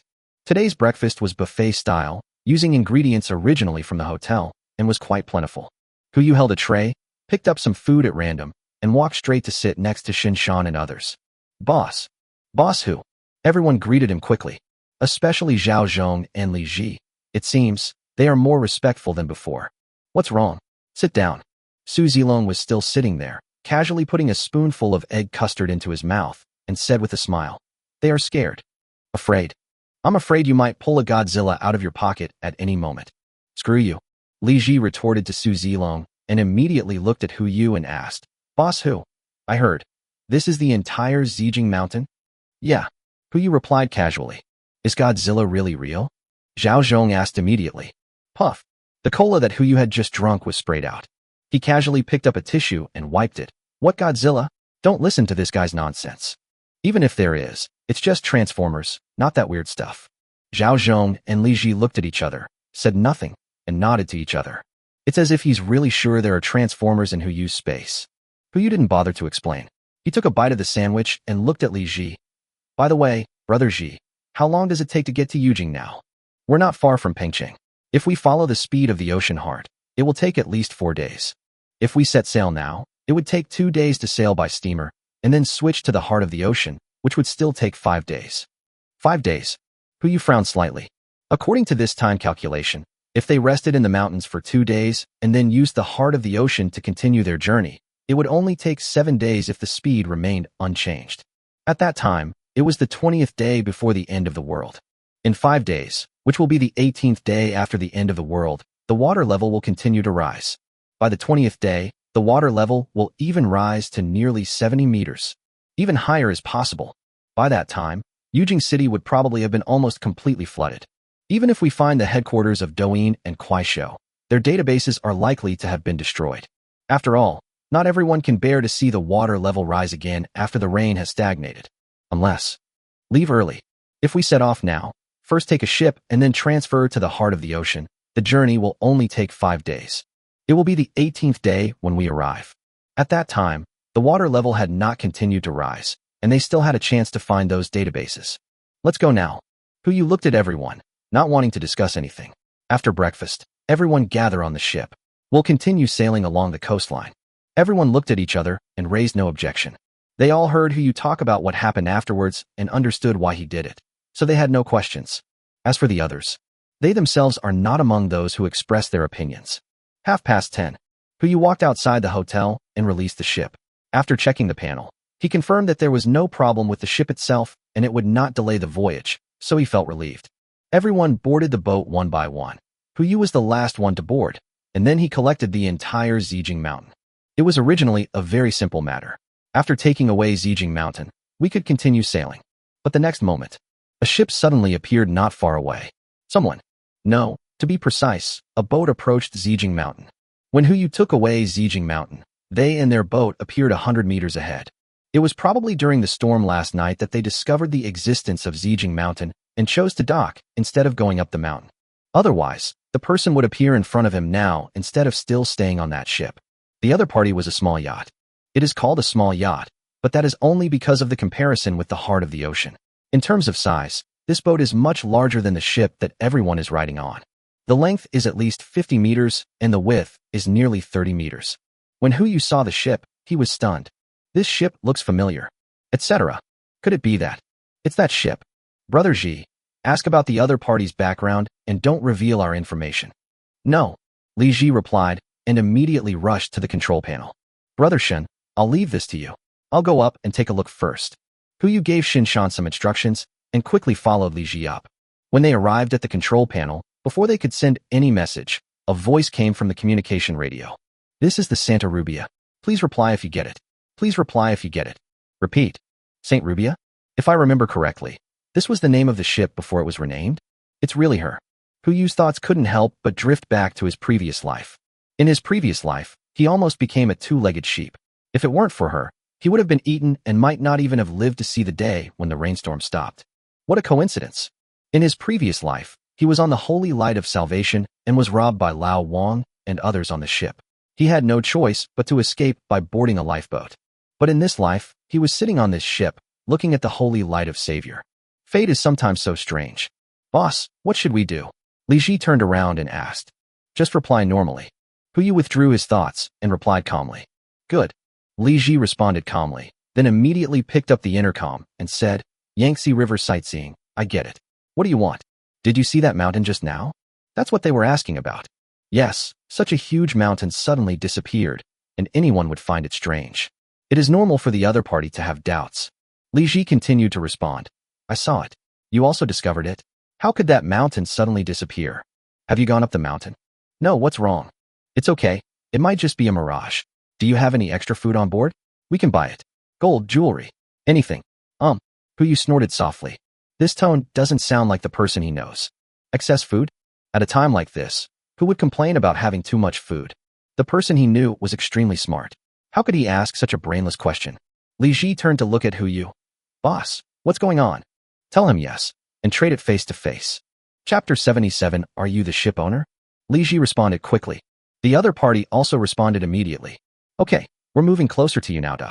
Hu immediately walked to the cabin and put the mattress and some other unusual things into the space backpack. Seeing this, Shinshan couldn't help but come up and ask, Boss, what's wrong? Someone will come over to trade later. You will pretend to be the parents and follow their instructions. Oh right, Old Wang. Hu said as he looked at Old Wang who was standing beside him. Come here for a moment. Come on. Old Wang smiled and rubbed his hands. Boss Hu, what are your instructions? Someone will come aboard later. Use your identity as the captain to discuss the deal with him. Trade. Food. Hu said quickly. The two ships were not far apart, and the yacht would soon approach them at this speed. He didn't have time to elaborate. Anyway, you should hold the other party back and communicate with him more. If you can find a way to get on their ship, that would be great. No problem, Lao Wang replied, then whispered. Boss, are you going to seize the ship? I'll have the brothers prepare. Fuck off. Hu rolled his eyes. Just do as you are told. Don't do anything unnecessary. Okay. Buzz. The next moment, the ship's whistle sounded outside. Old Wang immediately rushed out with little Lu and immediately took on the role of captain. Hu looked at the group of ignorant children and was about to give them some advice when Guanli appeared. Don't worry, they won't talk nonsense. I've already been trained. Oh, I almost forgot about this monster. Hu gave him a thumbs up, then glanced at Shinshan. The two men walked towards the deck at the same time, hid behind the wall between the cabin and the deck, and explored the situation outside. I saw a wooden board placed between the ship and the yacht, and a young man in a pure white suit walked over from the yacht, followed by a woman. The woman walked on the wooden planks with her head down and trembling, not forgetting to hold an umbrella for the man in front of her. It's her. Hu was delighted, but soon frowned. Something's wrong. Isn't she the owner of that boat? Why is she holding an umbrella? Is there something here that I don't know? A large detection spell was thrown over. The two people's panels appeared in front of Hu at the same time. Name, Miss Susu. Gender, female. Age, 27. Skills, perfect coordination, perfect planning, perfect acting, perfect organization and operation, proficient in disguise, and proficient in communication. Personality, dark, tolerant, hypocritical, cruel. Favorability, 0. Purity, 78.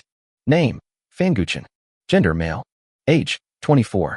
Skills, proficient in horse riding, music theory, piano, art, gambling, and appreciation. Personality, playful, misophobic, lustful, arrogant, and presumptuous. Favorability, 0. As soon as the panel appeared, Hu instantly understood. If I'm not mistaken, it won't be long before Misusu becomes the master and replaces the ship owner who only knows how to eat, drink, and have fun. He became the ship owner he met later. Previous life. After Misusu brought him and Yi Wanxiu on board, she did not deprive them of a single day's food rations, nor did she ever restrict their personal freedom.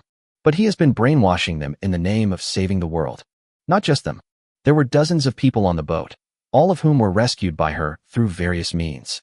Most of them have become her loyal believers, and even if the rest have not been brainwashed, they still talk nonsense every day. In other words, Hu boarded the ship late, and soon the ship was robbed by Lao Wang and his men.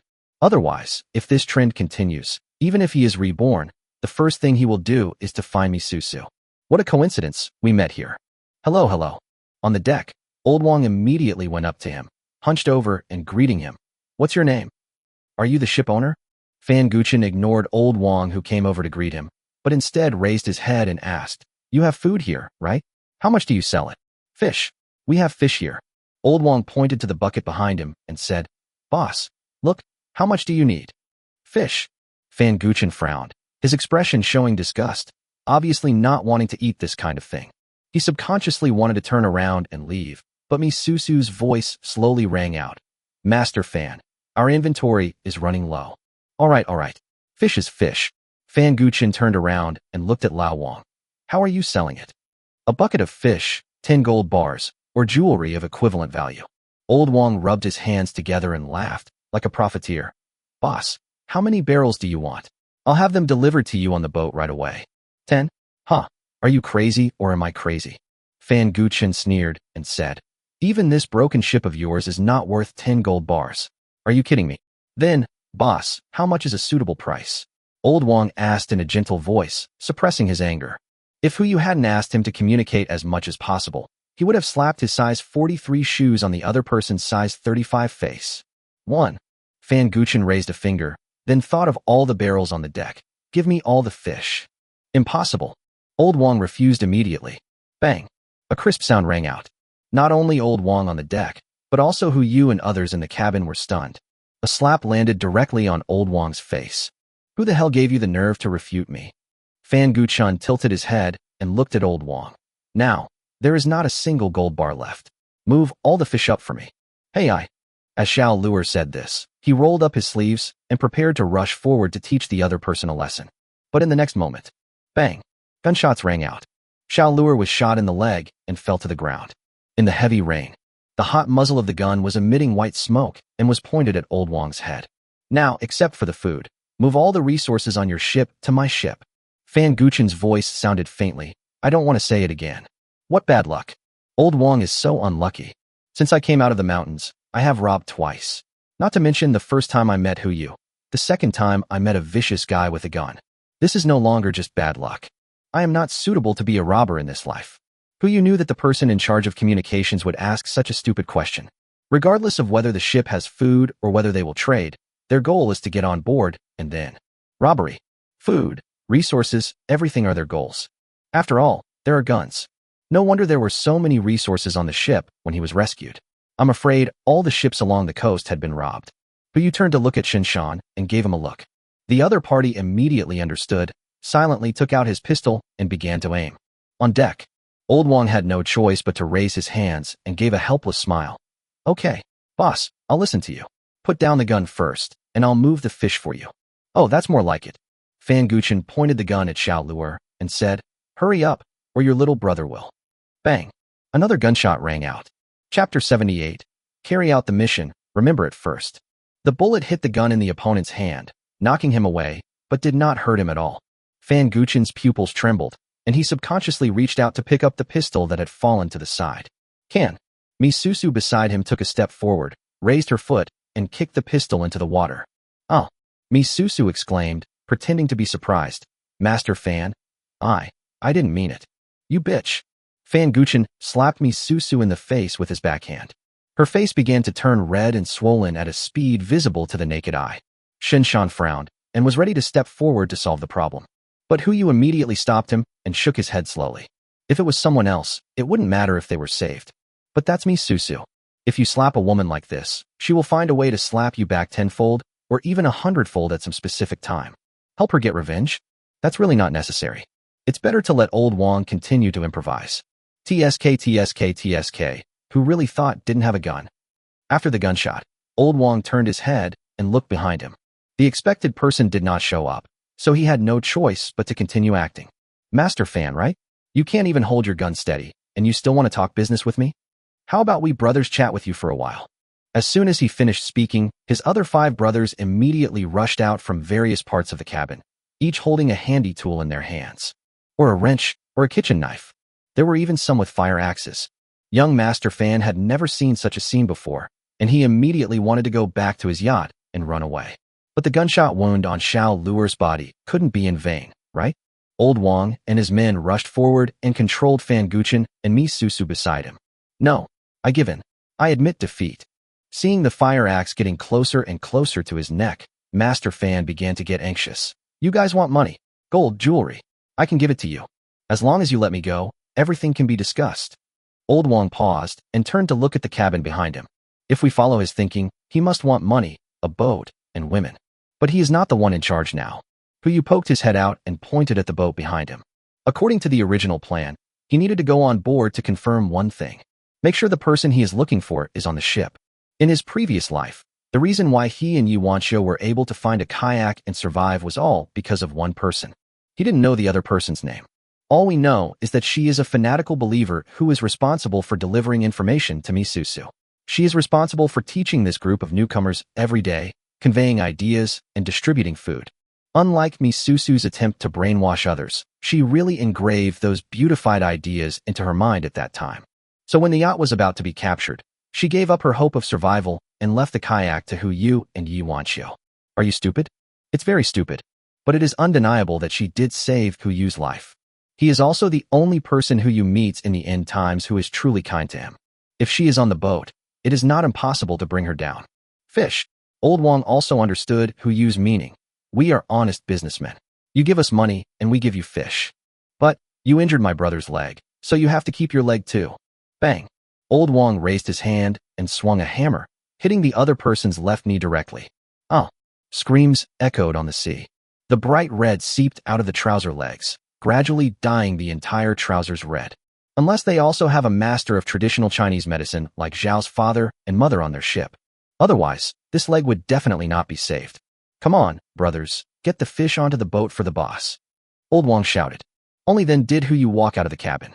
Shen Shan and Xiener and Su Zilong followed him, while Zhao Zhong and Li Ji stayed on the boat. He walked to the fish barrel, opened it, and took a look, frowning slightly. Turning to look at Shen Shan next to him, he found that he had the same expression. Okay, what do you mean by honest businessmen? If you were honest, there would be no unscrupulous businessmen in the world. The entire row of fish barrels is full of water. There is not a single fish.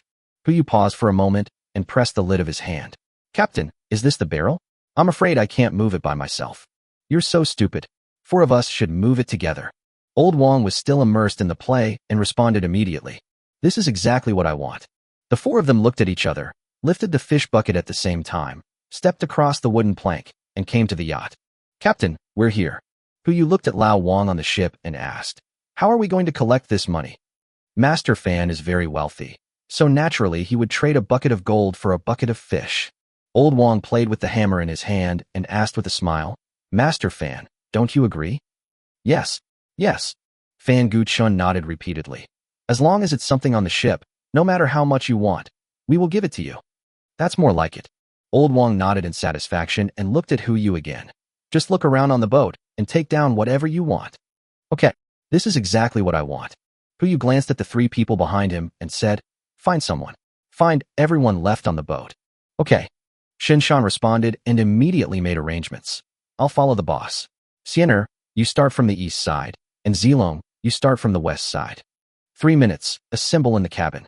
Yes. And Xiener and Su Zilong responded at the same time, immediately entered the mission state, and began searching on both sides of the yacht.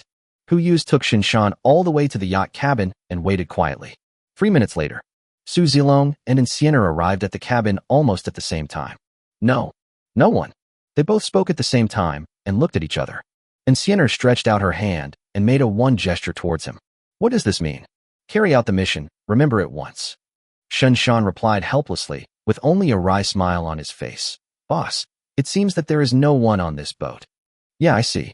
Hu Yu frowned slightly. Although this yacht is not as big as the heart of the ocean, it is still a medium-sized yacht and can easily accommodate 20 or 30 people. But there was no one on the ship. Could it be that those people he had met before were all recruited and taken in by Misusu? This also explains why they are so loyal to Misusu. If he were to get rid of Misusu and the other person now, wouldn't his savior never get on this ship again, and the trajectory of his fate would be changed? It's really troublesome. Never mind, it's just a little troublesome. Anyway, you don't have to pay anything yourself. But you put the bucket of water into the space, stepped on the wooden board, and returned to the ship. His gaze fell directly on Misusu. Your name is Misusu, right? Chapter 79 Fleet. Who are you? Misusu was stunned. I searched my brain for memories of Hu Yu, but couldn't find any clues. Fan Guchen next to him was so angry that he didn't know where to vent his anger. As soon as he heard Hu Yu approaching, he immediately roared at Misusu. You bitch, it turns out you're the one who betrays your own people. As he said this, he wanted to slap her again, but this time, before he could do anything, his whole body went limp and he fell to the ground. His legs were no longer strong enough to support him in doing this movement. Hu Yu glanced at him and didn't want to say anything to such a clown. Hu Yu said his name and looked at Master Fan at his feet. Hey, what are you going to do? Don't pretend. Hu Yu immediately revealed her thoughts. Did you kick his gun down on purpose just now? You should have already figured out how to turn things around and become the boss. You're just waiting for an opportunity. Now that the opportunity has come, what do you want to do? Kill him and throw him into the water. Misusu spoke calmly. The moment she answered, the tone of her voice, which was originally gentle and gentle, instantly turned cold. Like a black lotus blooming. You. Before who you could speak, Fanguchen raised his hand and shouted angrily. Okay, Misusu, don't forget, who was it in the beginning? It's noisy. Who you frowned slightly and interrupted the other person. He looked at Old Wang and said, You should have heard what Miss Me wants to do. Understand? Old Wang replied, then turned to look at Little Luer. Little Luer, come, send young Master Fan off. Huyu is a very protective person. Since Old Wang and Little Luer have already boarded the boat and eaten his food, they are already his people. Even if I can't gain his trust now, I will never be bullied by others. Therefore, no matter what Misusu's answer is today, Fanguchen will have only one ending. Die. Don't. Fanguchen immediately panicked. He stretched out his hand and tried to pull Huyu's sleeve, as if he wanted to say something. But he no longer had the chance. Come on. Little Luer crawled over from the side of the ship and stabbed Fanguchen's chest with a dagger. Looking at the blood fountain gushing out, he was not afraid at all, but there was excitement in his eyes. Joining hands with Old Wang, they worked together to send Fanguchen underwater. Huyu looked at Xiao Luer's back with his eyes slightly lowered. This guy is so cruel. Ordinary people would need several days to recover from even seeing a corpse, let alone killing someone. He actually crawled over and killed the man directly with such a strange look in his eyes. But judging from the panel, he is just an ordinary crew member. Could it be that the end of the world has really come and people's hearts have changed? Let's deal with the matter at hand first. Nailed it. Huyu looked at Misusu. Miss Me, what are your plans from now on? Everything is at your command. Misusu lowered her head again as she spoke, her tone being obedient and gentle, like a harmless kitten. If Huyu couldn't see her panel, he would probably be confused by her appearance. Both the ship and me. Misusu looked up, her eyes full of cuteness. It's all yours.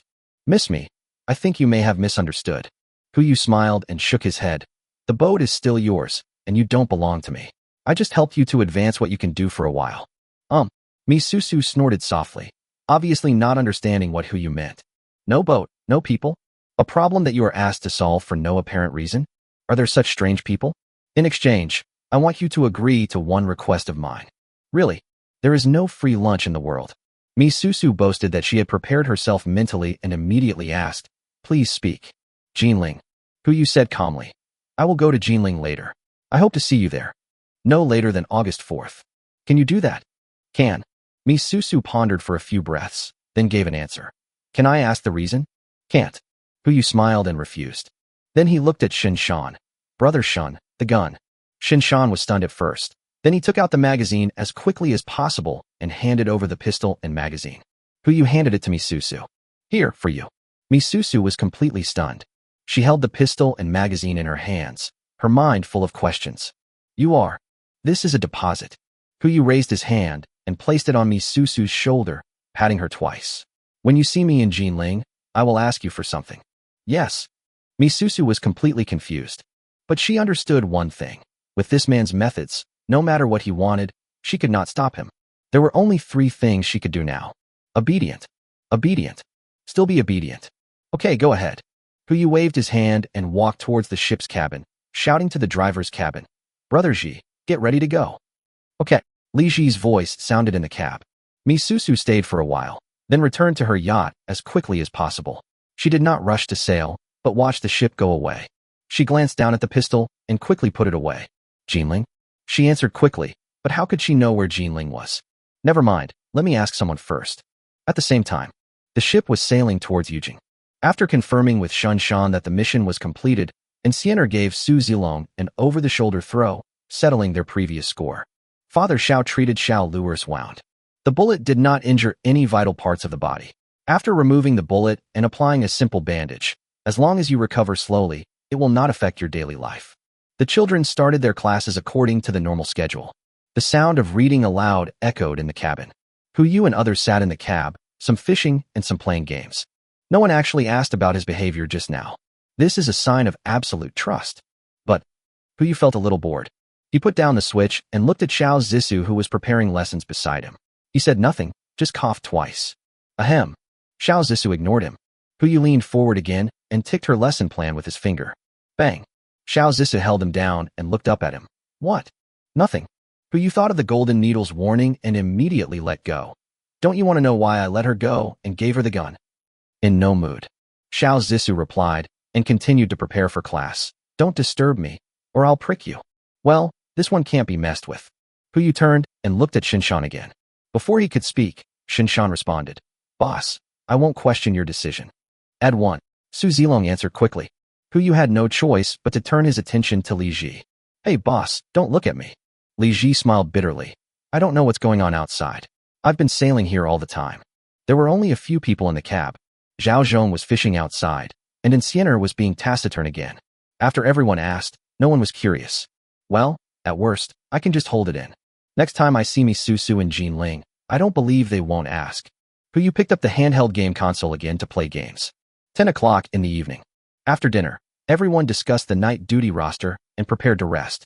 Suddenly, a strong light came from the distance. Call the boss. Call the boss. Yudu was about to go to bed when Li Ji's voice suddenly came from the intercom on his waist. He pressed the button and responded. I'm here, what's up? Ship fleet. There's a whole fleet out there. Chapter 80, Sea Kingdom. Fleet. Yu's pupils trembled, and his heart was full of surprise. Being called a fleet by Li Ji meant that the other party had at least 3 ships, or even more. Now it's at the seaside. In this situation, there are still groups of ships appearing, so there is only one possibility. Cargo ship. Container cargo ship. This is the coastal area, and there must be many ships outside the port preparing to leave or enter the port. Each ship carries cargo worth billions. If I could get my hands on it. What fleet? Yu asked immediately. I don't know. They haven't entered the radar detection area yet. I guess they are most likely container ships, at least 10 of them. Really? Yu was delighted. It looks like today will be a sleepless night. He walked out of the room, pressed the intercom button at the same time, and shouted into the channel. Brother Shan, Zilong, Brother Zhong, meeting in the conference room. Okay, boss. Everyone responded in unison and walked towards the cab. Xiao Zissou was originally planning to go to sleep, but when she heard Yu mention the meeting, she jumped up with a somersault. Her room was right next to Yu's. When she opened the door, they looked into each other's eyes. She blinked her big, Caroline eyes but said nothing.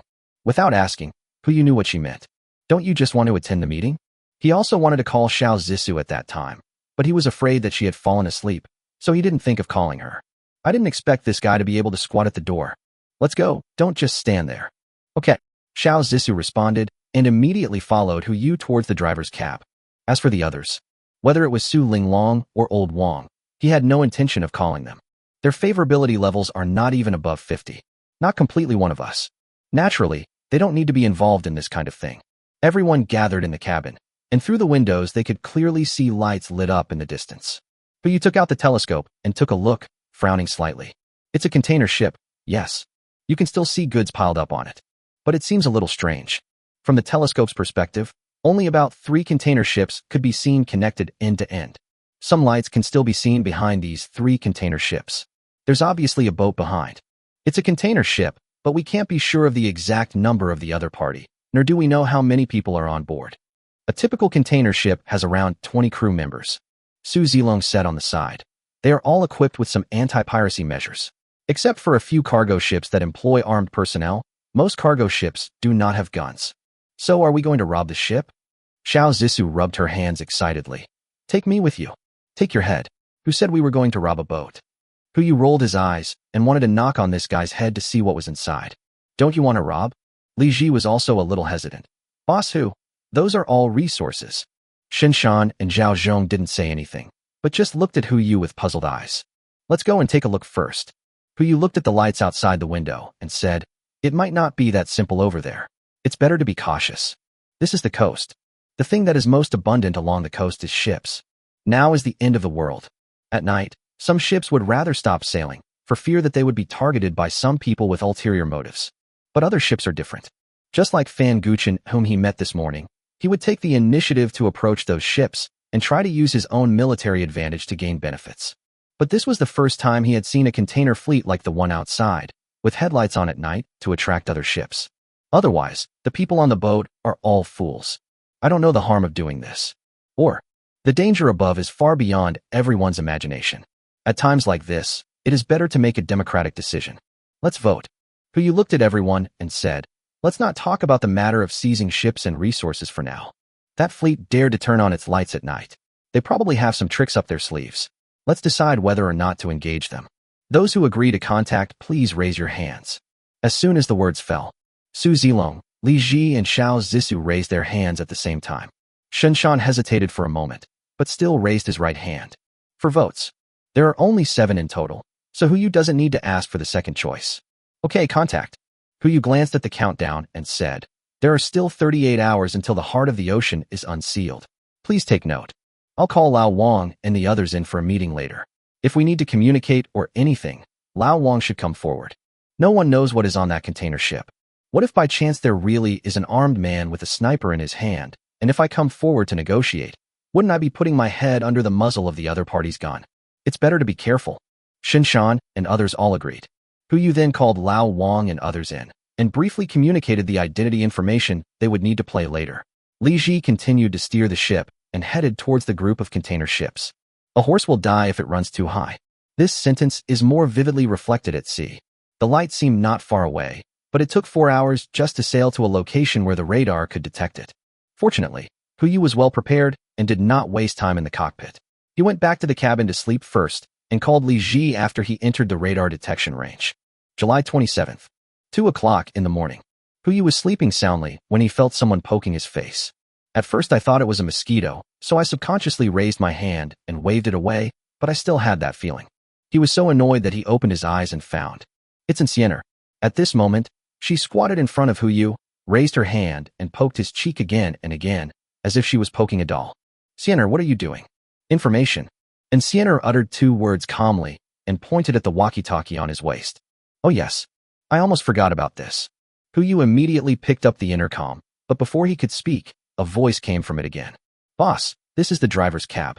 Please reply if you receive any." "Receive." Yu pressed the enter key and replied, "What's the situation now?" "The other side has sent a message. You'd better come to the bridge to take a look." "Good. What news can't be said on the intercom?" Yu frowned slightly, immediately put on his coat, and walked towards the cab. After more than 10 days of heavy rain, the average temperature has dropped to more than 10 degrees. If you don't wear a coat, it will be unbearable at night. He took Insienner all the way to the driver's cab. Looking out from the window of the cab at this moment, you can vaguely see the container ship under the lights. But the distance is still very far. "Brother Ji, what's the news? Can't you tell it on the intercom?" Yu walked forward and joked. Everyone's expression was solemn. "Boss, you'll know once you see it," Shinshan said as he handed over a piece of paper with only 2 short lines of words on it. "Welcome to the Sea Kingdom. If they are friends, we have delicious food. If they are enemies, we have hunting rifles." Chapter 81. Welcome. Maritime Kingdom? Okay. Our city hasn't even been built yet, but some people have already built a kingdom. Yu immediately became interested. It wasn't just because of the other person's tone, but more because I wanted to see who on earth could survive in 14 days under such circumstances. No, to be precise, it should be 13 days. What would a country that was established in 13 days look like? "Boss, what do you say now?" Shinshan asked from the side. "I think it's just as you predicted. That group of people is probably not simple. Should we wait a little longer?" Although he didn't say what he was waiting for, but Yu also knew what he meant. It would naturally be better to wait until the heart of the ocean finishes evolving before getting closer to them. But there is not enough time. Going there to explore now is already a detour, and if we stop for another day, we will have even less time. "It's not a big deal," Yu said calmly. "Proceed as planned. Brother Shun, answer the other party and tell them that there are many children on the ship and they want to seek help. See how they respond. This is a way to show weakness while lowering the other party's defenses, in order to better find out the news." "Okay, boss." Shinshan immediately turned on the radio and started operating. After a while, the message was sent. The other party also sent a telegram immediately. The message was short, just 2 words. "Welcome. Brother Ji, sail at full speed." "Okay." "Old Wang." "Hey." Old Wang responded immediately and came forward with a smile. "Boss, what do you want?" "As for the acting, I won't tell you much. Just remember to act according to circumstances and prioritize the lives of everyone on board." "Don't worry, boss." Old Wang smiled and replied, "I'll take care of it, don't worry." "Well, I leave it to you." Yu didn't go back to sleep, but simply sat in the cabin and watched the ship approach the container ships little by little. Another 3 hours passed. It was already dawn. Yu took out a telescope and looked, and was shocked. The sun shines through the rain. It allowed him to see clearly the huge monsters in front of him. The length of each ship is nearly 200 meters, even 50 meters longer than the heart of the ocean. What is the concept?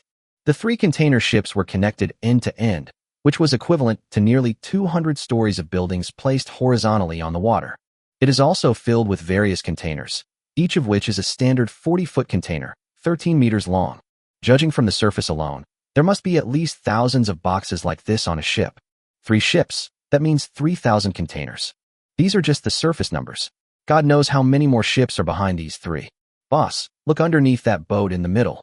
Who lowered the telescope and was able to see the situation clearly.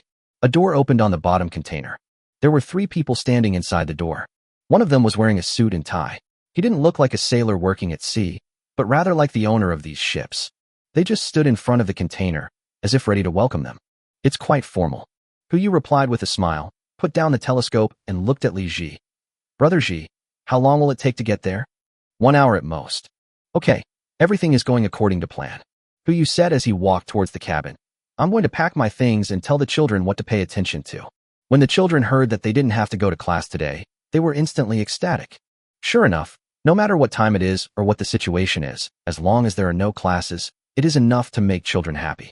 The ship quickly approached the 3 container ships. Before the ship stopped, a man's voice sounded not far away. I thought they were some kind of people, but they turned out to be just some guys driving a shabby ship. The man's tone was full of disdain. It seems like he is not very happy to be sent here. He looked down at the people on the ship from a high position and ordered like a superior. Hey, how many people are on your ship? How much food is available? How much resources are available? Report everything. If you meet the requirements, you can join the Sea Nation. Everyone looked at each other, and a question popped up in their minds at the same time. Is this guy okay with his brain? Who said we want to join this maritime kingdom? They come right up and ask for numbers, food, and resource information. Are you kidding me? Old Wong was at a loss as to what to do, so he turned to look at Hu Yu, his eyes clearly showing his meaning. Why don't you show off your magical powers and take these ships? Not only him, but everyone else looked at Hu Yu with almost the same eyes. What are you looking at me for? Hu Yu said helplessly. I've said it so many times. What's the most important thing now? He's a talent. Let's go up and see what the situation is like in this so-called maritime kingdom. If we miss any talented people, you have to compensate me. That's true. After all, if it weren't for Old Wong, they would have missed Old Fong. As long as he is given certain resources, he will become the god of food for millions of people in the apocalypse. Then what should I do? Old Wong asked puzzledly. As usual, as for food, they said they caught a lot of fish. Hu Yu said as he walked towards the warehouse. I'm going to put some fish in there to avoid being discovered. Okay. As Lao Wang spoke, he picked up the megaphone and shouted upwards. There are 69 of us on board. We have plenty of food, and our only resource is fish. I don't know if I can join you. TSK, another bunch of poor people. The man made no secret of his disgust. If it were in another place, a ship that dared to say that it had plenty of food would never be associated with the word poor, whether it is before or after the end of the world. That's a ship. It was worth at least tens of millions before the end of the world, and its value after the end of the world is even more immeasurable. But, in front of such a whole fleet of container ships, it is indeed poor. If we salvage any 2 containers, we might find more supplies than what's on the ship. Okay, as long as you have enough food, come in. As he spoke, the container ship in front started moving. It gradually moved away from the fleet, revealing the scene behind the 3 ships. Behind that container ship are all kinds of small boats. Small ones are like this ship, about 20 to 30 meters long. There are at least 3 large, 10,000-ton container ships parked inside. This is just a small boat docked behind the container ship. God knows what the scene is like inside the 3 ships. Perhaps, even the resources that someone has painstakingly stockpiled are not as abundant as what is before their eyes. Fuyukai just came back from the storage room and came to the driver's cab. Just one glance, and I was stunned by the scene before me. This is so. Could it really be a country? Chapter 82. Brother, you smell so good. Dumbfounded. I'm afraid that the word stunned is not enough to describe everyone's current expressions. I originally thought that behind these 3 ships, there would be at most 3 more large ships. But now I see. 3. There are at least nearly 300 ships of various sizes, and there may be even more. Fortunately, Puyu did not choose to collect the ships directly at that time. Otherwise, if he collected the ships one by one, they would have enough time to find ways to kill him by various means. Front. The man in charge of the meeting spoke again. Go in and dock. Be careful not to hit other boats. I'll be right there. After that, the door closed. The man disappeared, without even waiting for their answer as to whether they were going in or not. It seemed that if they didn't go in, the only ones who would suffer losses would be Hu Yu and the others, which showed their arrogance to the fullest. Old Wang subconsciously turned his head to look at Hu Yu and knew what he was thinking without him saying anything. Go in or not go in. Sometimes, when you ask something, it means you already know your choice. It's like flipping a coin. You don't need to look at the result. The moment the coin leaves your palm, you have already chosen a side. Go. Hu Yu gave an answer that was the same as everyone else's, even if it is not for resources or talents. Out of curiosity, he wanted to know how so many ships were gathered together and how they could remain in their current state. Okay, Old Wang replied, and at the same time took out the walkie-talkie to report the route and direction to the group of people outside. The ship sailed all the way to the interface between the two container ships and turned in. The scene inside was finally visible. A total of 10 large container ships. In addition to the 3 large container ships outside, there are 5 more container ships parked behind, arranged in 3s, 2s, 2s, 3s. Each ship is closely packed together. The 6 container ships in front and back are full of containers, while the 4 in the middle have only a dozen or so containers. Floating in the middle, it looks like a small island. Although there are only 4 ships in the middle, the area is more than 20,000 square meters. Those containers don't look like they are used to load goods, but rather people. Of course, compared with the Zijing Mountain in Hu Yu's space, the difference is huge, but for normal people living in the end times, this is a country that will never sink. No wonder the man's tone was so arrogant just now. It turned out that he had the confidence to support him. The ship turned into the sea and successfully merged with the small boats, just as the man said. He quickly rode over on a small electric donkey called Vivi, holding a tablet in his hands, and instructed with an unhappy look on his face, "Bring all the food and supplies up here, and I'll convert them into points for you. These points can be exchanged for any supplies here. As long as you have enough points, exchanging for a ship won't be a big problem." "Hey, thank you so much." As the captain, Lao Wang immediately rushed out of the bridge and started chatting with the man. Soon, a plank was placed between the ship and the container ship. Led by Guan Li, the children went up one by one. Seeing that they were all children, the man's face suddenly changed. Why are they all children? He frowned and looked at Old Wang beside him. Don't tell me that the more than 60 people on your boat are all these children. Not entirely. Old Wang chuckled and said, there are still a few adults, but the majority are children. Most? How many? 48. What? The man exclaimed. He frowned, wondering whether to chase them away. The Sea Kingdom is very busy right now. Who has time to take care of these kids? To put it nicely, these are investments in the future, but who knows whether this world still has a future. They need people now, but they only need adults. But the man turned to look at the group of children and asked Old Wang, how many girls are there among these children? Old Wang was stunned, as if he had guessed something, but he still had no choice but to answer, 25. Girls have 2 more than boys. When the man heard this, he reluctantly nodded. Okay, come up. The crowd walked along the wooden plank and onto the container ship little by little. This boat is even bigger than a yacht and naturally more stable.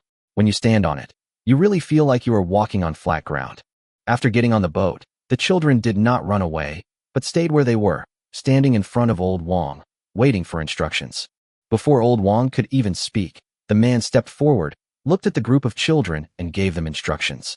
Everyone, men stand on the left, women stand on the right, quickly stand in place.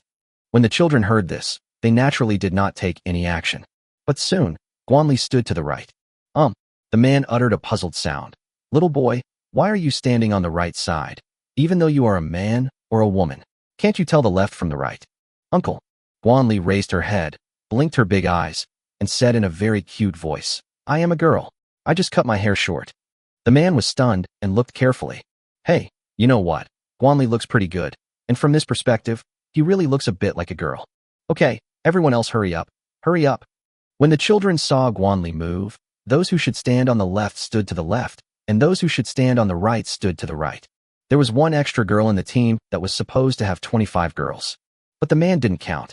He just glanced over and thought that as long as there were more people than boys, he didn't care about anything else. The children all came up. The rest of the people were moving things on the boat. 1 fish barrel after another was carried to the deck. When the man saw the women among the people carrying the fish, his eyes widened. It's not the man's fault. You have to know that no matter whether it is Xiao Zissou, Mu Lingxiu, Su Linglong, Han Weiwei, or even the most serious Zhang Sirui, they can be called beauties wherever they are. Especially in the end times, they did not experience too many hardships. Most of the time they had enough food and drink, and they could take care of themselves, take a bath, etc. when they had nothing to do. When she appeared like this, she looked like a fairy descending from heaven. It's normal to attract these kinds of attention. The next moment, his attitude immediately changed 180 degrees. He looked at the men following behind him and shouted, "What are you all standing there for? Hurry up and help our family move their things." After saying this, he even walked onto the plank himself and headed towards the ship. Everyone's eyes wandered over the women, wanting to see which one he would ultimately prefer. But I didn't expect. This man actually walked all the way to Shan and grinned. "Brother, you smell so good. Are you tired of carrying things? How about I help you?" Chapter 83, Exchange of Feelings. At this moment, everyone was stunned, especially Zhao Zhong and the other brothers who had been through thick and thin with Shan. At this moment, their expressions when they looked at Shan completely changed. No one expected that this thing was actually curved. No need, right? Shan always had an expression that said, "I've seen all kinds of scenes before," but now when he encountered something like this, the expression on his face instantly changed. "I have never seen such a scene before. Hey, now that we're in the Sea Kingdom, we're family. Why bother with all that? I'll take care of you if anything happens." The man said this and clung to Shan. The seductive look in her eyes was probably even better than Yuanqiu's. Sure enough, when men get angry, women have nothing to do. "Brother Shen, it's a good thing to make more friends." Hu suppressed his laughter and walked towards the container deck. If you want to understand the situation in this so-called maritime kingdom, the easiest and quickest way is to infiltrate the enemy. A friend like this who comes to you, it would be a shame not to accept it. Hu. Shan just uttered a word, but then seemed to think of something and forced himself to hold the words back. What the hell is going on? He is here to be a bodyguard, not a duck. Yeah, Brother Shan. Su Zilong passed by and patted Shan on the shoulder, his face flushed from trying to hold back his laughter. "You guys chat slowly. Leave the things here to us to move." "You." Before Shan could finish his words, Zhao Zhong passed by from the other side. "Brother Shan, come on." Li Ji didn't say anything when he saw this, but he held a bucket and slipped away from the ship towards the container. Obviously, he has no intention of helping Shan. "You." Shan was completely speechless. He even cast his gaze at Insienner behind Hu, expecting her to say a few words for him. But even Insienner pretended not to see anything and silently helped Hu move the goods. "Brother Shan?" "Brother Shan." The man stepped closer and asked, "Is your name Shan?" "What a majestic name." "My name is Wang Hai. It suits your name very well." "I can't help it." The remaining few people on the ship also boarded the container ship as quickly as possible. If they stayed here any longer, they would probably be laughed at. It's better to leave this joy to Brother Shan alone. Soon, Shan boarded the container ship with Wang Hai's help. After a simple calculation of the value of the ship and the cargo, everyone headed towards the 4 container ships in the middle. Come to the container ship area numbered 4. Wang Hai arranged 2 containers for everyone to shelter from the rain and use as temporary residence. He handed a stack of exquisite casino chips to Lao Wang and left. "These chips are points. A total of 345 points. According to Wang Hai, as long as you enter the maritime kingdom, both the resources on the ship and the ship itself will be converted into points. Whether you want to leave or stay, it is your freedom. If you want to stay, these points can be exchanged for everything on the ship. If you want to leave, you just need to pay back enough points and you can leave with your ship and the things on it. Certainly, if you want to buy a new boat, you can also use points to buy it. This is similar to the mountain that Su Linglong originally established. These points can be redeemed for anything, even the ship itself. As long as you have enough points, you can even exchange for an entire container ship as your own territory. But it's different from that mountain. There are very few channels to obtain these points. The official of this so-called maritime country has almost no other channels for earning points except exchanging materials. Apart from being an employee of the maritime kingdom and receiving a salary like Wang Hai, the only other channel is from other people, by bartering, selling one's own labor, or something else. As long as the other party agrees and the number of points is agreed upon, one can obtain points under official witness. For every 100 points you get, you have to hand over 1 point to the official. Even this is euphemistically called protecting everyone's right to freedom. Free trade, free purchase, free life. Sounds great, right? But everything on the ship, plus the ship itself, was only exchanged for 345 points in total. If distributed equally to each person, the average point is only 5. According to Wang Hai's introduction, The point system here is similar. 1 point can only be exchanged for enough food for one person for 1 day. These 345 points are only enough for everyone to eat safely for 5 days. If you still want to eat on the 6th day, you have to find a way yourself. Outrageous pricing system and harsh income environment. But to put it bluntly, everyone is working for the owners of these 10 container ships. The value of the ship, the value of the cargo, and even the value of the things exchanged are all anchored to him. The so-called points are just a string of numbers in his account book. If he wanted, he could even clear the points of anyone who tried to buy a container ship. Country? What a civilized word. This is clearly a dynasty. A feudal dynasty that belongs to him alone. What's so-called freedom? You need points to eat, drink, live, and travel here. Just renting these 2 containers costs 5 points a day, not to mention food and drink. In other words, once you board this ship for 1 day, no matter who you are, it will be impossible for you to return to your own ship. He's a talented person. After hearing what Shin Shan and Old Wang had learned, Hu Yu immediately spoke up. If this trend continues, as long as the owner of this maritime kingdom has sufficient food resources, they will be able to control sufficient manpower. It seems possible that by the time the rainstorm ends, it will become a real country. But there is still a fatal problem here. Everyone pricked up their ears, ready to listen to Hu Yu's analysis. But the next moment, there was a knock on the door outside the container. Everyone immediately fell silent. Wang Hai pushed open the container door, poked his head out, and whispered to Old Wang, "Captain Wang, come out for a moment." "Hey." Old Wang responded and immediately acted like a captain. "You guys, hurry up and clean up, separate the rooms, and make sure it's not too messy. Xiao Hu, Xiao Long, come out with me." "Good." Hu Yu and Su Zilong responded at the same time, and the two followed Lao Wang and walked out of the container at the same time. Just outside the container, Hu Yu couldn't help but frown. People. Hundreds of people gathered outside the container. Judging from his appearance and dress, he doesn't look like the master of a maritime kingdom, but more like the owner of those small boats. "Come, Captain Wang, let me introduce you." Wang Hai stepped forward and introduced the people behind him. "These are the owners of those ships. They came here today just to say hello to you. They'll come over to chat with you later. Once you've arranged your accommodation, remember to let us know." Exchange of feelings? Old Wang was stunned, clearly not knowing what Wang Hai meant. "Brother Wang, what do you mean by that? Why don't you explain it more clearly and give me some pointers? Don't you understand?" Wang Hai frowned and pointed to the 2 containers on the left and right. "Wait a minute. Let the woman live in this container, and let the man live in this container.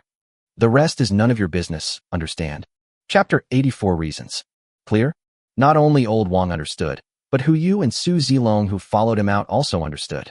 What about men and women living separately? Don't they know this?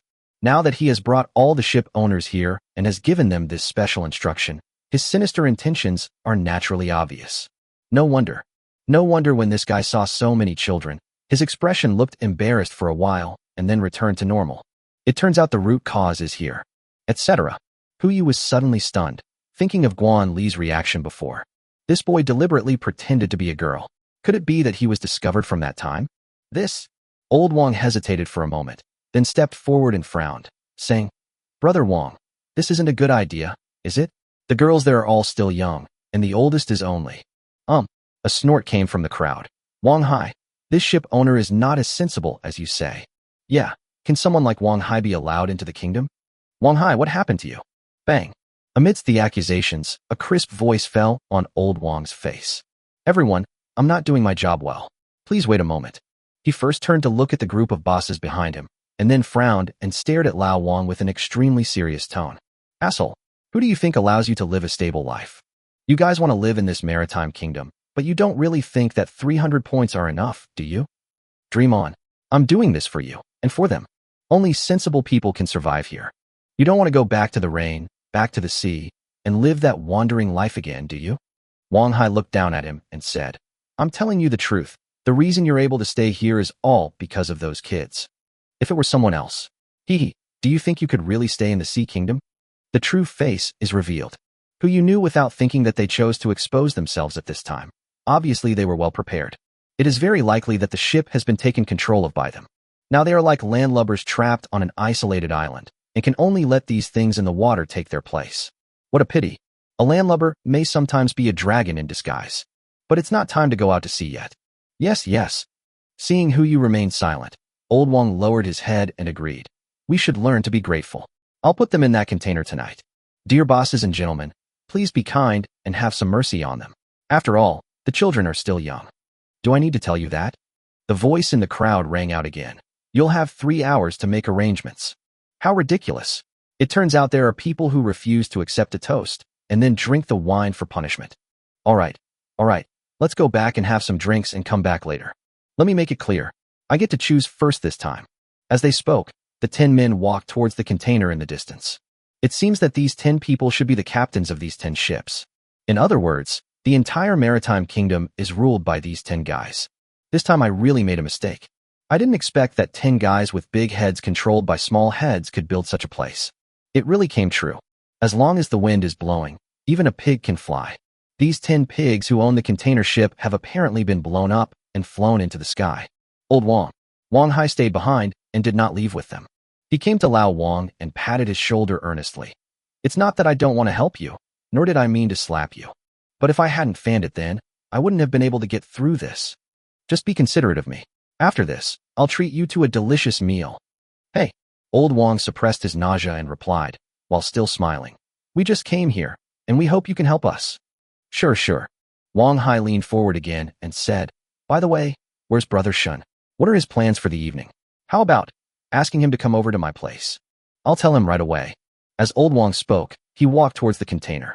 It looked like he was going to rule Shinshan, but in fact he just wanted to leave this place as soon as possible. Wang Hai didn't stop him, just watched. Apparently, he thought he had done enough. Just a bunch of people with a lousy ship. If they were not a maritime nation, how long would they have stayed afloat? How long could they have survived? It was the Sea Kingdom that saved them. It was Wang Hai who saved them and gave them the right to survive in the apocalypse. They should be grateful. Give up your insignificant dignity in exchange for their pleasure.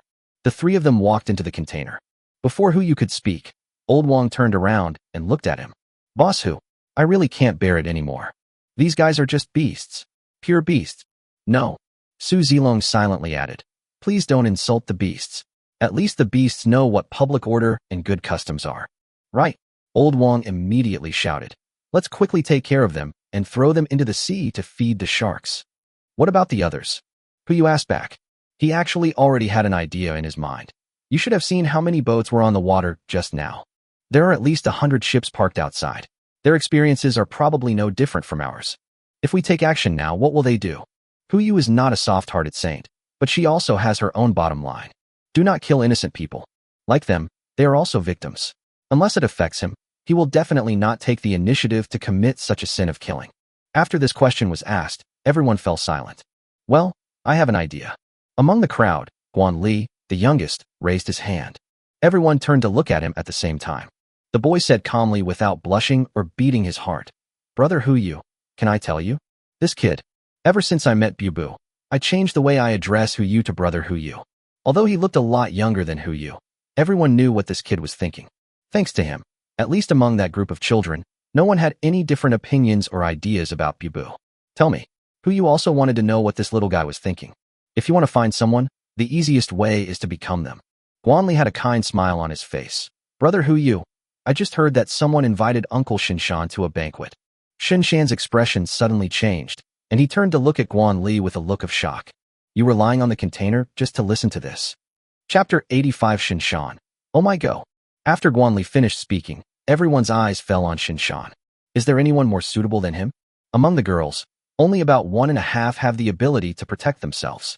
And Xiener counts as 1, and Xiao Zissou can only count as half. Other men are not qualified to be bait. Now there is only one person who can be a bait and has the ability to protect himself. Shinshan.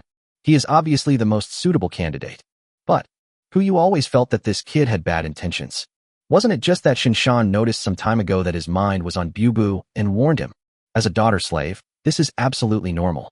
If Hu Yu had a lovely daughter like Bu, forget about the customs and etiquette. Any male creature within a radius of 500 miles must be inspected if it approaches. Otherwise But Guan Li silently made a note of this warning in his little black notebook. If you catch him, he will stab you in the back. An innocent little boy? It's clearly black. It's black from beginning to end. But no matter how bad it is, the method is indeed good.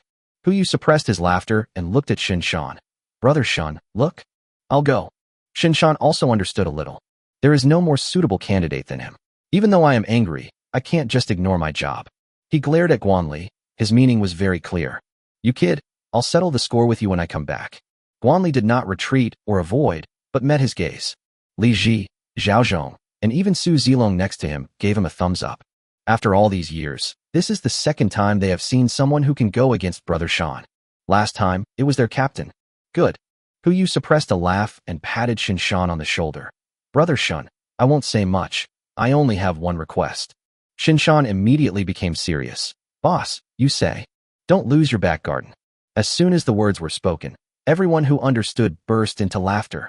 Shin Shan's mouth twitched, and he didn't know what to say, so he turned around and ran out of the container. Soon after, the container fell silent. In order not to attract attention, Old Wang started to arrange people, separating the men and women and sending them to the two containers. But just to be on the safe side, the boys went to the container where the girls originally lived, while the girls stayed where they were. To ensure that nothing goes wrong, Hu also distributed weapons to some trustworthy people. Since Enciener was unwilling to leave behind him, the weapons on the girls' side had to be handed over to Xiao Zisu and Su Linglong. In addition, Hu also arranged Su Zilong and Li Ji to go there. It's much easier to deal with for boys. With Zhao Zhong and Enciener here, and Old Wang and the others included, there basically won't be any problems. But weapons. Apart from Zhao Zhong and Enciener, Hu only gave Lao Wang a pistol. No way. Now his favorability is still at 49 and has not broken through the 50 mark. He couldn't completely trust Lao Wang, let alone Lao Wang's brothers. It is 10 o'clock in the morning. There are still 27 hours until the heart of the ocean is unsealed. And those guys only gave us 3 hours. It seems that even if we deal with those guys, we will not be able to get on the heart of the ocean. I guess I'll have to stay on this container ship for a while. An hour later, Shin Shan is back. He did not come back alone, but came back with Wang Hai. No, to be precise, it was dragged back. Wang Hai's hands and feet were tied, and he was dragged from the ground into the container like a dead dog. Shin Shan threw him aside and was about to say something, but when he glanced at the children in front of him, he could only utter one sentence. Unlucky. Brother Shun is back. Hu was sitting on the sofa, holding a handful of melon seeds in his hand, playing cards and chatting with Zhao Zhong and others, when he heard Shin Shan's voice. He turned around and saw Wang Hai tied up like a crab. Hey, why did you bring back a crab? Just talking about it makes me angry. Shin Shan replied, sitting on the sofa with one foot on Wang Hai. This guy actually dared to drug me. Everyone's eyes suddenly lit up and they immediately came over. He stopped cracking melon seeds and playing cards, and came over like a badger in a melon field, smelling the scent. There are 2 words in his eyes. Explain in detail. Shin Shan picked up a cup of Mingxian Longjing tea from the table, took a sip, and was about to speak when he saw the little head popping out from the crowd. What are you listening to, kid? Go back. Oh. Guanli knew that he was being talked about and silently lowered his head. It seemed like they had left, but in fact, I was squatting behind them, listening silently with my ears perked up. Here's what happened. Shin Shan spoke helplessly and recounted what had just happened. I just went out and ran into this thing. He was quite attentive. He came up to me and wanted to take me to his place. I thought it was a good idea and wouldn't be discovered by others, so I just went along. I knew this guy had bad intentions, but I didn't expect him to be so malicious. Before I even sat down and said anything, he brought me a cup of black tea. You don't need to drink to know that this thing is definitely not a small problem. I bent down and smelled it, and sure enough, the kind used later in the winter. Oh. Little Lu was puzzled, as if she didn't know what the medicine used after winter meant, so she deliberately asked, Brother Shun, what is the medicine used after winter? What comes after winter? Hu replied casually, then continued to look at Shin Shan and asked, and then? What else? Shin Shan said helplessly, I found out everything, so naturally I gave this guy a good beating. I searched his house briefly and found nothing but a little over 1,000 points and some unsightly things. There are no clues, so I had no choice but to bring this guy here. Is it that simple? Hu asked doubtfully. Were you not discovered along the way? After saying that, Shin Shan was stunned. He was so angry that he had never thought of this. It is hundreds of meters from here to where Wang Hai lives. It was not surprising that he had dragged the person along all the way here without being noticed by others. But it's weird. Putting aside the 10 container ships, there are hundreds of ships out there. Even if there is only one person on each ship, that's still hundreds of people. He was dragging someone with such a big noise, but no one noticed? Or, those people have actually discovered it, but didn't come out? Bang bang bang. Suddenly, there was a knock on the door. Hu vaguely guessed something, put down the melon seeds in his hand, and slowly got up from the sofa. Maybe. I don't have to wait another 2 hours. Now, we can start solving the problem here. Chapter 86 Misusu? Minono. Who didn't even need to say anything. The moment the door rang, everyone behind him was ready. All the cameras and guns that should be prepared are now pointed at the door. No, it shouldn't be called a gun or a cannon. To be precise, it should be 4 RPGs. Regardless of whether the door is open or not, these 4 RPGs are enough to make all beings equal. Open the door first. Who spoke calmly, turned his head and glanced at everyone. His gaze finally fell on Wang Hai at the foot of Shinshan. Let this guy go. Okay. Shinshan turned around, leaned over, and stroked Wang Hai's cheek with his broad palm. Bang. The crisp sound made old Wang, who was watching nearby, happy. Just this one move raised his favorability towards Yu to over 50. Wang Hai's face swelled up at a speed visible to the naked eye. He slowly regained consciousness, and out of a long-standing habit, he cursed subconsciously. I see. Before he finished uttering the note starting with C, Wang Hai saw the situation clearly.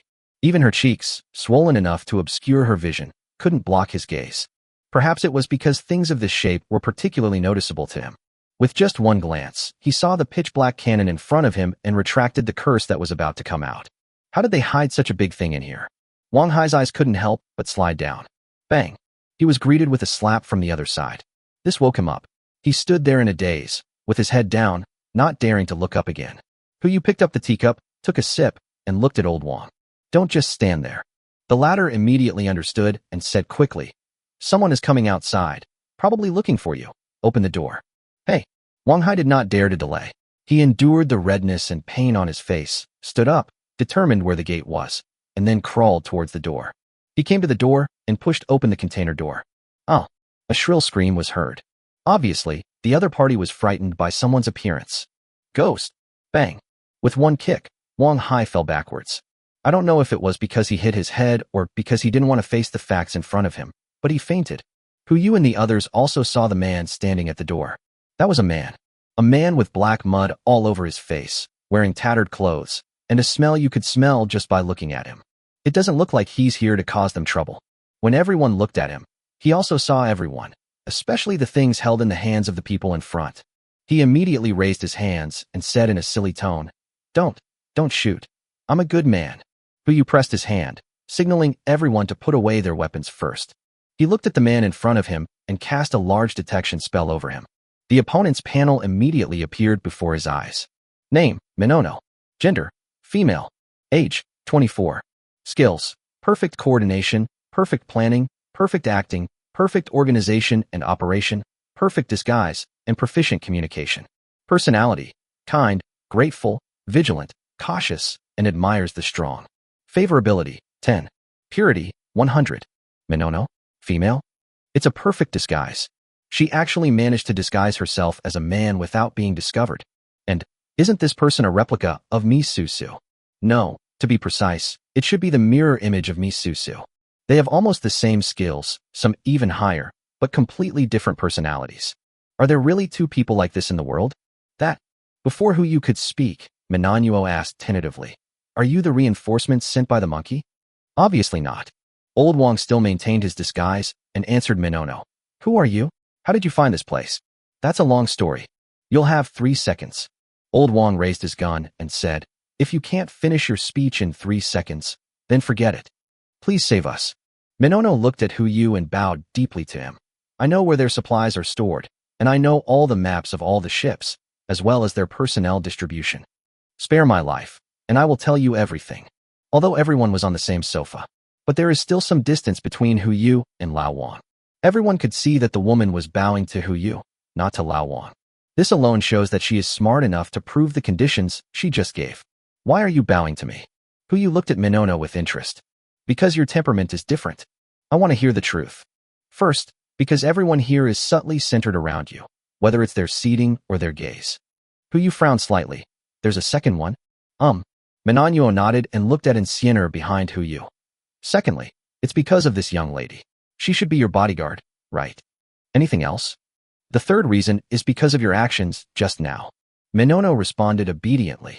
Because of your actions, they laid down their weapons. You're very clever. Yu said calmly. But you haven't answered the question just now. Does it matter? Minono asked back with a flattering smile on his face. No matter who I am, No matter how I found out, my existence will only facilitate your plan. Huyu nodded and asked, what do you need? A boat will provide 2 people with the means to leave, and food for 2 people for 10 days. Can. Huyu smiled and stood up, walked forward, and extended a hand to her. Happy cooperation. It's a pleasure to work with you. Minono replied, and immediately prepared to take action. Then I will take you to destroy their lair now. No rush. Huyu said as he turned and walked towards the sofa. It's almost noon. Let's talk after lunch. Lunch now. Minono was stunned, and immediately felt a little disappointed. Now is their lunchtime. We should take advantage of this time. The words were not finished. Tears of disappointment flowed from the corners of his mouth. I saw that a long Western-style table had appeared in the container at some point, and the table was instantly filled with all kinds of food, including barbecue, steaks, and pasta. There are even fresh fruits and vegetables. All of this clearly didn't exist when she came in. How did this man do it? Swish. Minono sucked back his saliva and stared eagerly, but did not dare to speak, for fear that it was his own hallucination. That's right. Huyu smiled and turned around, looking at Minono. Miss, how about you eat something too, just to fill your stomach? Good. Minono uttered a word subconsciously, then looked at Huyu with eyes full of surprise. He actually figured it out. How is this possible? Bite. Minono's favorability increased to 20. As expected of a woman who admires the strong, she can actually increase her favorability in this way. In that case, then give her another hard one. Chapter 87 Rescue. What's wrong?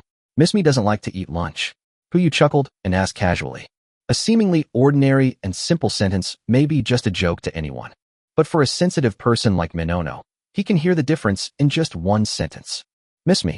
He knows his own name? This is impossible. She didn't know this person before.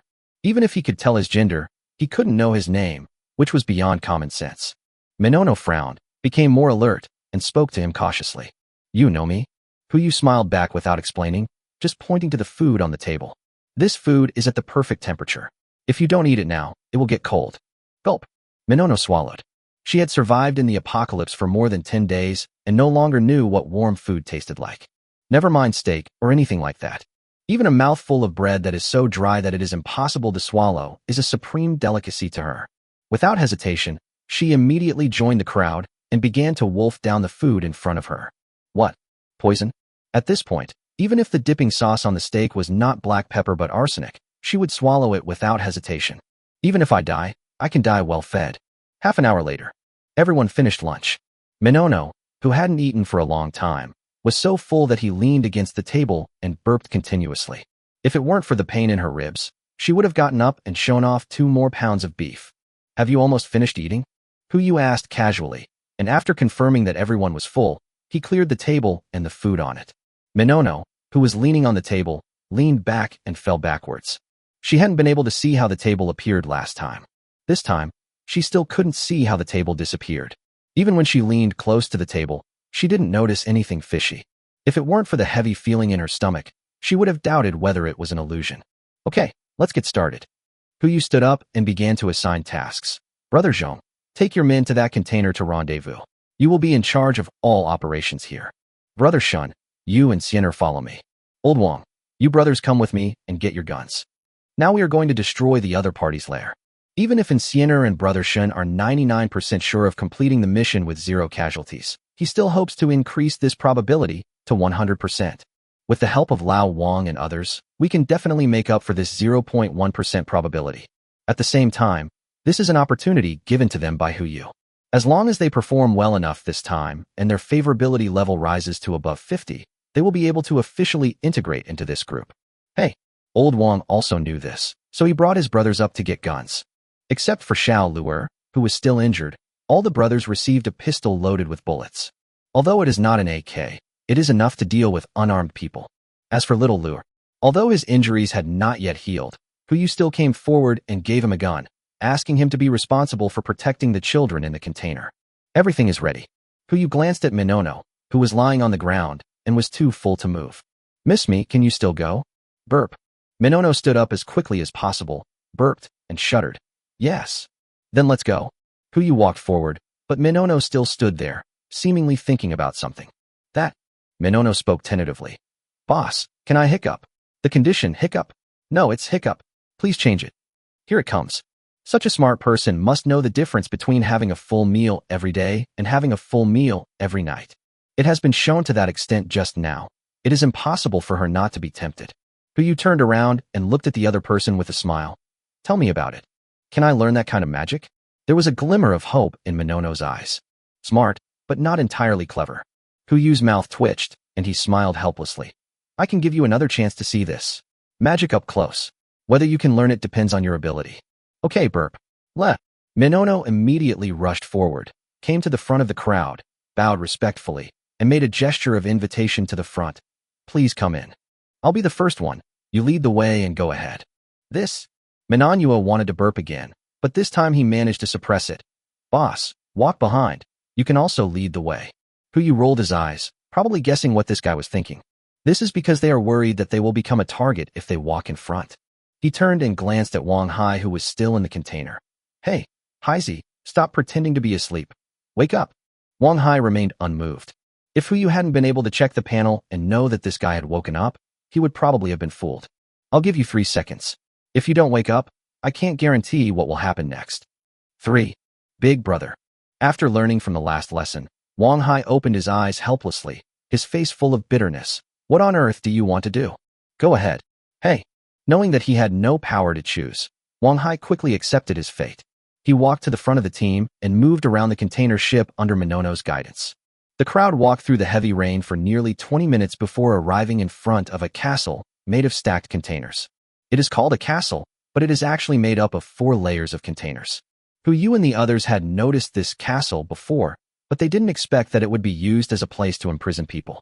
There are 20 containers on the bottom layer, 10 on the middle layer, 5 on the second middle layer, and 3 on the top layer. Based on the size of this container, it can accommodate at least nearly 100 people. This number seems like a lot, but compared to the number of ships, there is still some gap. Boss. Manhwa spoke with a hint of Cantonese and said to Huyu, this is it, but all the containers here are locked, and I don't have the key here, you see. Huyu turned and looked at Wang Hai. Brother, don't look at me. I don't have any either. Wang Hai quickly explained. The keys here are controlled by the higher-ups. I just know about this place, but I've never been inside. Well, no one has a key, right? In order not to make too much noise and alert those guys, Huyu had to go forward on his own. He raised his hand and placed it on a container at the edge, putting it into the space. Moment. All the people who were originally trapped in the container were exposed to the heavy rain and the public sight. Just one glance. Huyu and others were stunned and stood there, not knowing what to do. Chapter 88. Who the hell disturbed my sleep? Have you seen that fish belly white? This color is usually only seen when a fish dies and its belly floats to the surface of the water. That kind of white, without any other color. It fails to bring a sense of purity, but instead gives people an almost pathological feeling of suffocation. Now, this is the only color left in everyone's eyes. The entire area of more than 20 square meters is all this white. Regardless of gender, age, or status. All the people were piled up in front of him like a small mountain. Huyuk had never seen such a scene before. The foul smell of various excrement mixed together instantly penetrated his nose and throat, and he subconsciously made a vomiting gesture. But I forced myself to hold it back. It's not that he cares about face, but because these people are still alive. Only living things cannot be taken into his space. The rain washed over their bodies, carrying all kinds of filth onto the deck. The few heads on the hill seemed to still have some consciousness. They raised their heads and looked at Huyu and others at the foot of the mountain, with no emotion in their empty eyes. But the instinct of survival still drove them to start climbing down the mountain. A slide. Those people piled together were rushing towards him. Save me. Save me. Food. I want food. Wailing and groaning sounds floated out from the crowd. Huyu quickly retreated. Shenshan and Insiener stood in front at the same time, pointing their guns at them. Back off. Don't come any closer. If they still had some sense left, this threat would have deterred them, but now. Reason? What? Is it edible? How much is it per pound? What they want now is food. They want to survive. Driven by the instinct of desire, even death cannot stop them. Bayu. The gunshot was heard, but because it was equipped with a silencer, the noise was not too loud. The person who was at the front fell down. The people behind continued to move forward without any fear. This is not a solution. Huyu casually took out a Harley and looked at Lao Wang and his group. Who among you can ride a bike? It has to be someone with good skills. I. One of the muscular middle-aged men spoke. He is the oldest person in Lao Wang's group except Lao Wang. and also the most reliable one.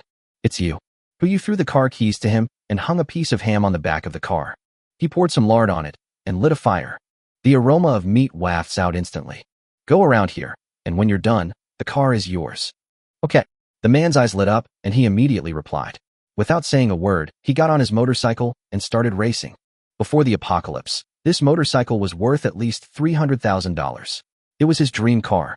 Now that the end of the world has arrived, this can no longer be described as out of print. Not to mention asking him to drive a car on the boat. Even asking him to do some motorcycle acrobatics is no problem. The motorcycle started moving and the group of people began to chase. The car was moving neither fast nor slow, just enough to hold a group of people. However, there were only a few people chasing the vehicle, and for some of them, the hanging string broke when they came into contact with rain and air. Dozens of corpses lay before him, mixed with the excrement. The way he died was really too tragic. Puyu frowned. He looked at the remaining 37 containers and felt a sense of foreboding. If the rest of the containers are in this situation, then there's no need to even look at them. For people living under such conditions, even if they survive, there is no point. Let's take a look again. Puyu still had a glimmer of hope in his heart. He thought he was cruel and cold-blooded enough, but when he actually saw these scenes, the bottom line of being a human being kept reminding him. He is a person, not an emotionless animal. Puyu took another step forward and took away the second container. The situation is still the same. The number of people who died was just as much as before. The group of people reacted for a moment, then turned around and chased after the motorcycle. Do you want to continue? Shinshan frowned aside. Boss, why don't we just forget it? Puyu didn't say anything, and Minono, who brought them here, didn't say anything either. She also didn't expect that this group of people would become what they are now. Save people, save people. The person rescued must be a talented person. In this case, it would be better to kill them. Let's wait and see. Puyu sighed and opened 3 more containers. The situation is still the same. The number of people chasing the motorcycle has increased from a dozen to dozens. But he still didn't give up. He looked at the 10 containers on the second floor. Maybe the situation on the second floor will be better? Brother Sean, let's go up and take a look. Good, Shinshan replied, and climbed onto the container in a few seconds. At the same time, he came to the edge and stretched out a hand towards Puyu, trying to pull him up. Puyu walked forward helplessly, looked up at the 3-meter-high container, and the corner of his mouth twitched. Brother Sean, you think too highly of me. Sienna, lend a hand. Good. And Sienna replied, and flashed behind Puyu, picked him up, and threw him up. Shinshan didn't even need to catch him. He landed directly on the container, swayed a few times, and then stood firmly. This scene stunned everyone present, especially Lao Wang and his group. They always thought that Sienna was just a pretty face, at most just boss who's personal secretary. Unexpectedly, this guy actually has the skill. Puyuk didn't have time to care what they thought. He slowly walked to the container at the edge of the second floor and raised his hand to place it on top. Receive. The container was immediately stored in the space. Ding, ding, ding. The sound of iron chains falling to the ground came one after another. It echoed on the top of the container like raindrops. Everyone's eyes were stunned again. This time, the scene before my eyes was slightly more normal. But it's just relatively normal. The good news is, these people are not dead, but extremely energetic. As for the bad news, they all had iron chains around their necks, crawling on the ground, gnawing on bones that came from nowhere in front of them. If those below at least look like humans, then the ones on the second layer look more like dogs. Especially when they saw 2 living people standing in front of them, and the chains around their necks no longer bound them. Dozens of people looked up at the same time, their eyes filled with primitive desire. Then, pounce. Brother Sean. Puyu immediately hid behind Shinshan. This time, Shinshan did not use a pistol, but instead raised the AK behind him and fired a round of shots. There are simply too many of them. Pointing out names with a pistol is obviously not as fast as shooting directly with an AK. But there is also a problem with this. AK is not equipped with a silencer. Fierce gunfire echoed across the container ship. The door of the 3rd-level container opened instantly. A naked man stuck his head out, his face flushed, and he was questioning and roaring at the people below as if he was drunk. Who the hell disturbed my sleep? Chapter 89. Don't move. Oh, one of the real ones. Puyu recognized the other person's identity at just one glance. He was one of the 10 guys with big heads controlled by a small head. Even at this time, he can still be drunk and get out from the 3rd layer of the container. So it seems that the people in the 3rd layer of the container should live a slightly more normal life than those on the 2nd layer. Puyu curled the corner of his mouth and turned to look at Shinshan. Needless to say, Brother Sean naturally knew what to do. Shinshan jumped up and directly jumped out of the third-level container, grabbed the other person's clothes, and jumped back to the second-level container. He threw the evil beast in front of Yu and pressed the hot muzzle of the gun against its neck. Z. When the hot iron comes into contact with the skin, a burnt aroma is instantly emitted. Oh! As a wailing sound echoed, the man finally recognized the reality before him. He quickly lay on the ground, constantly dodging the hot muzzle of the gun. What a pity! How could Shinshan let him get his wish? The muzzle of the gun was pressed against the skin on the back of his neck. After burning a piece, it moved to another position and managed to burn half a circle of the necklace out of him.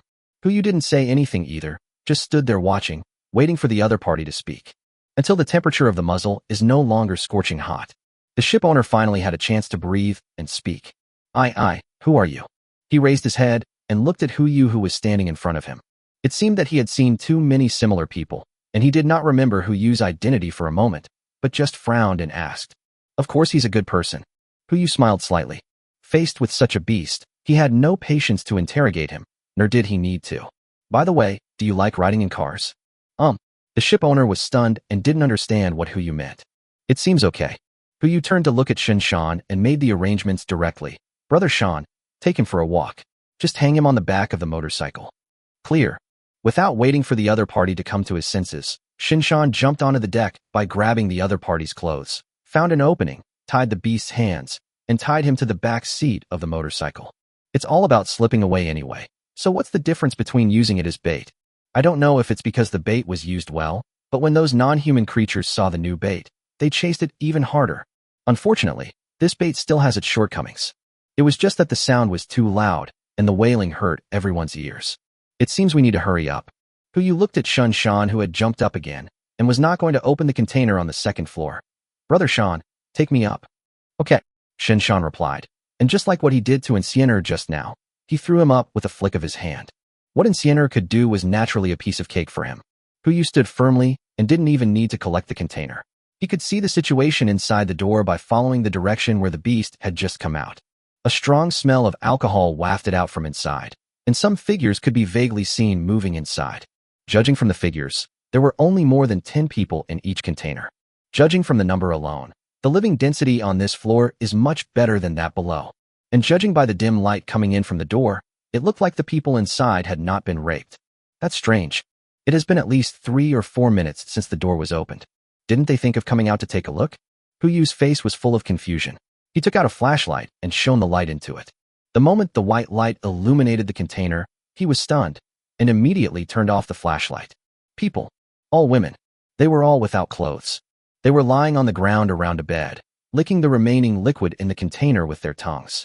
Judging from the color, it should be some kind of wine. Like those on the second floor, they also had chains tied around their necks. The only difference was, judging from their condition, they don't look hungry.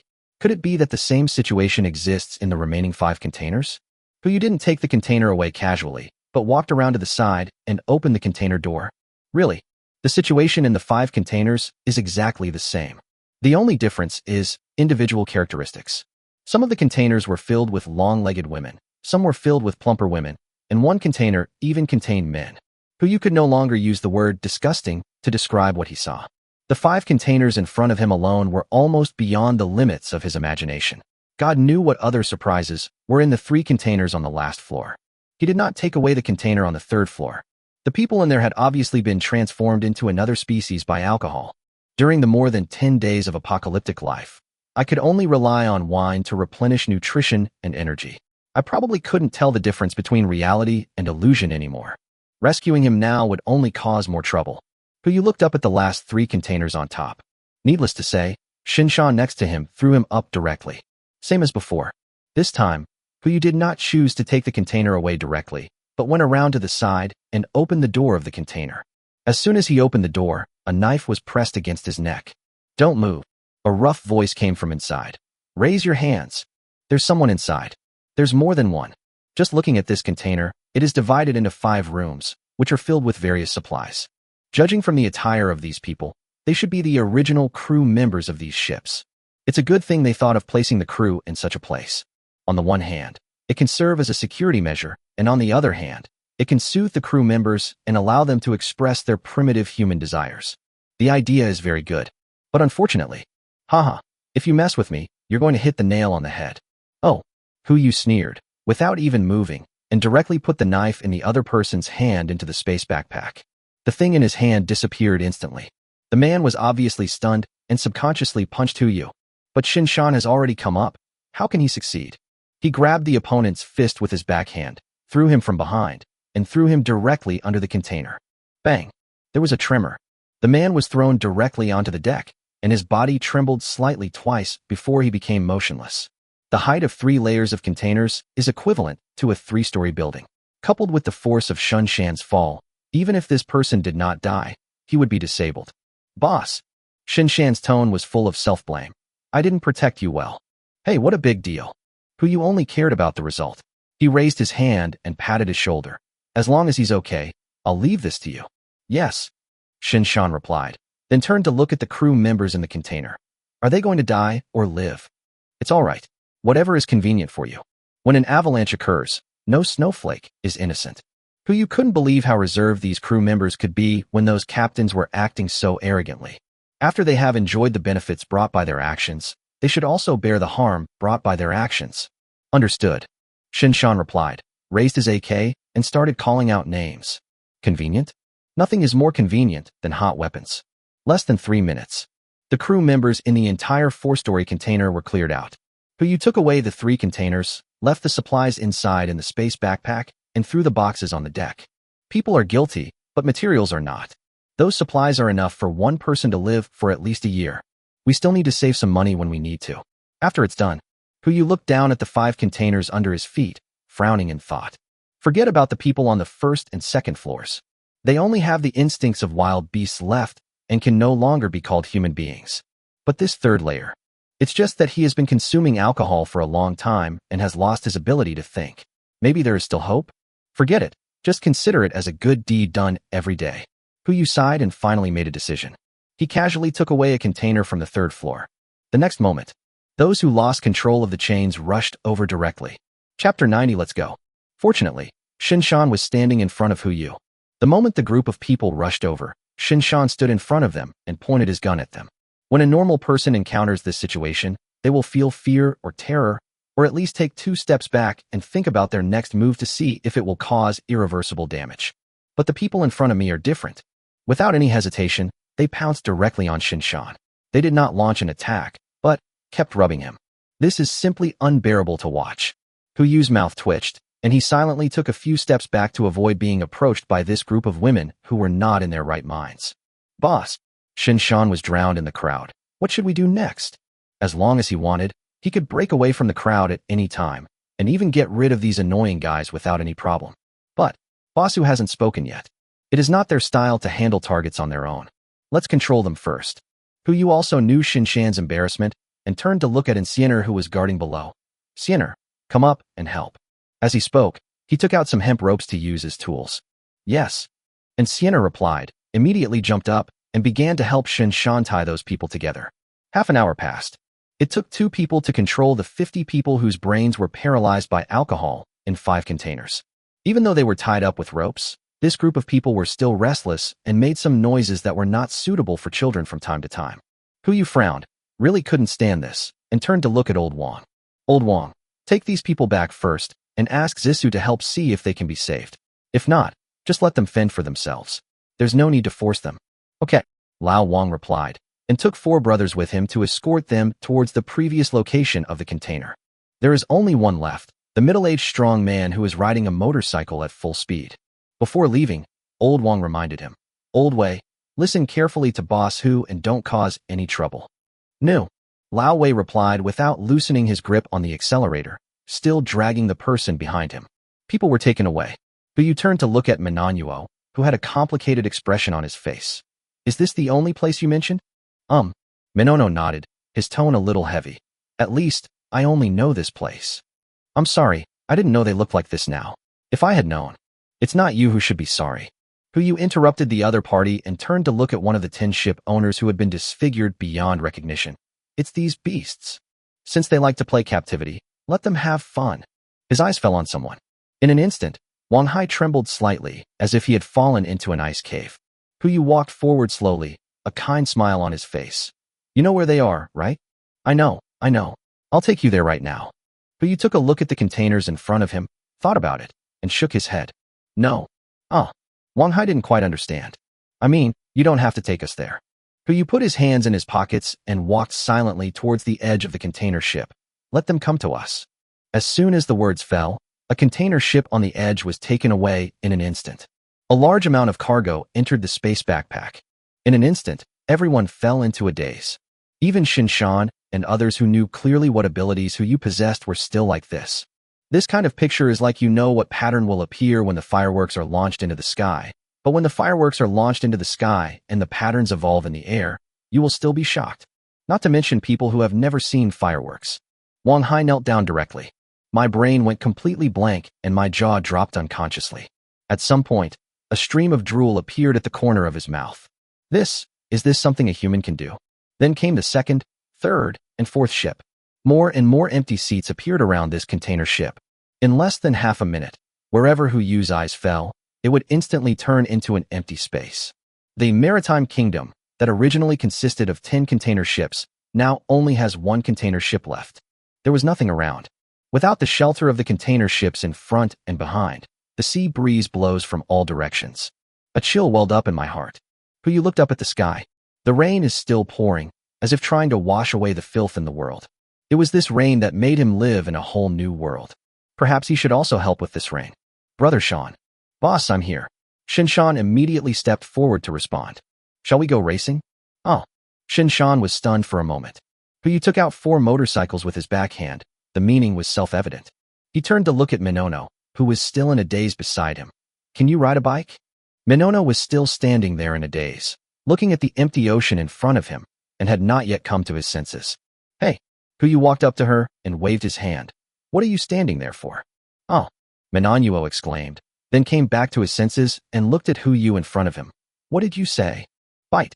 Minono's favorability increased to 50. Good. It's already 50? As expected of a strong loving monster, this is the best favorability boost Hu Yu has ever seen. No doubt about it. Do you know how to ride a bike? Hu Yu held up a key and waved it in front of her. Minono couldn't help but shake his head. Bite. Minono's favorability increased to 60. This can also increase favorability? Then you can go with Siener. Hu Yu threw the keys to Siener and took away a motorcycle. He then got on one of the motorcycles and turned to look at Old Wei, who was still escaping the monsters. Old Wei, go for a ride. Okay, Old Wei shouted at the top of his voice. Wait for my order before setting off. As Hu Yu spoke, he threw a piece of ham to Shinshan and Siener and lit it with fire. The aroma of meat was carried by the sea breeze, making Wang Hai, who was still kneeling on the ground, swallow his saliva. He didn't know how long it had been since he had eaten meat. Shinshan took the ham, tied it to the back of the motorcycle, and turned to look at Hu Yu beside him. Boss, where are we going? Stern. Hu Yu also tied up the ham and retreated to the remaining containers. There, some friends are waiting for us. As soon as these words were spoken, everyone immediately guessed Hu Yu's intention. With such a big thing happening, those ship owners certainly couldn't be blind. In the end times, so many large ships suddenly disappeared, leaving only the one under your feet. So what should be the first thing to do next? Of course, run away. If big ships are unreliable, what else can we look for? Of course it's the small boat in the harbor. Are you all ready? Hu Yu put on his helmet and leaned against the motorcycle. We can't keep our friends waiting anxiously. Please pay attention to safety. Do you understand? Shinshan and Siener leaned over at the same time and made an okay gesture behind them. Only Minono. She closed her eyes and shouted loudly. Ready. Then, let's go. As soon as the words fell, the remaining containers disappear at the same time. Everyone has been released. Chapter 91 you just said, enjoy what? Just a moment. Those people who only have instinct left have already locked onto their target. Meat. That's meat. In the end times, who can resist such temptation? Well, except for those who are fed with alcohol. The first thing they did after coming out was not to look for meat, but to look for people. Hu Yu saw that something was wrong and locked them back in the container. We'll talk about everything after the results from Zisu come out. Buzz. A buzzing sound was heard. The hum of a motorcycle sounded. 4 motorcycles drove towards the port at the stern of the ship one after another. It's called racing, but the speed is pitifully slow. After all, Hu Yu said that we should pay attention to safety. Of course you have to go slower. We can't let the people behind us fall behind, right? At the same time. The 9 ship owners have become 9 ants on the hot pan. Among the 9 people, the oldest man was lying on the railing. He looked at the blue sea and kept roaring. Where is the ship? Where are our ships? Could it be a mirage? One of the ship owners asked in confusion. Fuck Heischer, the man retorted angrily, his brow furrowed so tightly that it looked like it could kill a fly. Never mind, let's go see if the other boats are still there. Boss Chi, is this necessary? Another person yawned and said nonchalantly. The boat is right next to us. How could it be stolen? I guess it's just some weird sightings at sea. Let's wait, maybe the ship will come back. Vote. Boss Chi pondered for a few breaths and said, those who decide to go with me, raise your hands. I listened to Boss Chi. Let's go and take a look. Judging from the wind speed, this doesn't seem like an illusion. Soon, 5 of the remaining 8 people raised their hands. 5 votes. Boss Chi spoke calmly, looking at the man who had just objected. If you don't want to go, I won't stop you. But if anything happens, even if you go to hell, you can't blame me for being ruthless and ungrateful. Stop it, Boss Chi. The man immediately admitted his mistake and went forward with a smile. I'll go with you. Isn't it okay to go with you? Snort. Boss Chi snorted coldly and immediately came to the deck. There is a row of small electric donkeys on the deck. This is their means of transportation. This is it, a treasure they found after searching through the shipping list for several days. It's good enough that it can be started. 8 small electric scooters started one after another and drove towards the port. Less than 10 minutes. 8 electric scooters stopped at the port. Boss Chi looked at the small boats below the harbor, but was not in a hurry to leave. The difference between a big ship and a small ship is not only the space, but also the supplies. Even if there is only one container ship left, the supplies on it are enough for the 9 of them to live until old age. But if it's just a yacht or some other boat, it won't last for a few years even if you live frugally. If we can keep this place, it would be the best. Buzz. As he hesitated, a buzzing sound echoed from the distance. At the same time, 4 streams of thick smoke rose up, as if the deck was on fire. Boss Chi. One of the boat owners exclaimed, look what that is. The noise was so loud and the smoke was so thick, how could Boss Chi not have seen it? Even if he didn't see it, he should have guessed it. Only, he just doesn't want to believe it. Motorcycle. They almost searched all 10 cargo ships and the ships entering the port, but they couldn't find a motorcycle, let alone a handlebar. Where did these 4 motorcycles come from? Soon, their doubts were answered. As the 4 motorcycles approached, the scene in front of us gradually became clearer. Boss Chi, look behind that car. There seems to be something following behind. As an excellent captain, Boss Chi obviously has no problems with his eyesight. Everyone else could see the situation clearly, and he was no exception. Even clearer, when he saw the people running behind the motorcycle, he suddenly felt familiar. Wait. It's those people. But why were they released? And why were they running behind the motorcycle? Could it be that? A terrifying thought came to Boss Chi's mind, and what he had done to that group of people suddenly appeared before his eyes. One by one, just thinking about it made his hair stand on end. But he doesn't regret it. I never feel that I have done anything wrong. Quick! Boss Chi cried out in alarm and immediately looked around for any trace of the plank. Get on the boat. Get out of here. At one command, the other captains took quick action. 2 men carried the wooden planks and placed them on the nearest ship. It just so happened that it was the ship that Hu Yu and others drove in. When they saw Hu Yu and others, Hu Yu naturally saw them as well.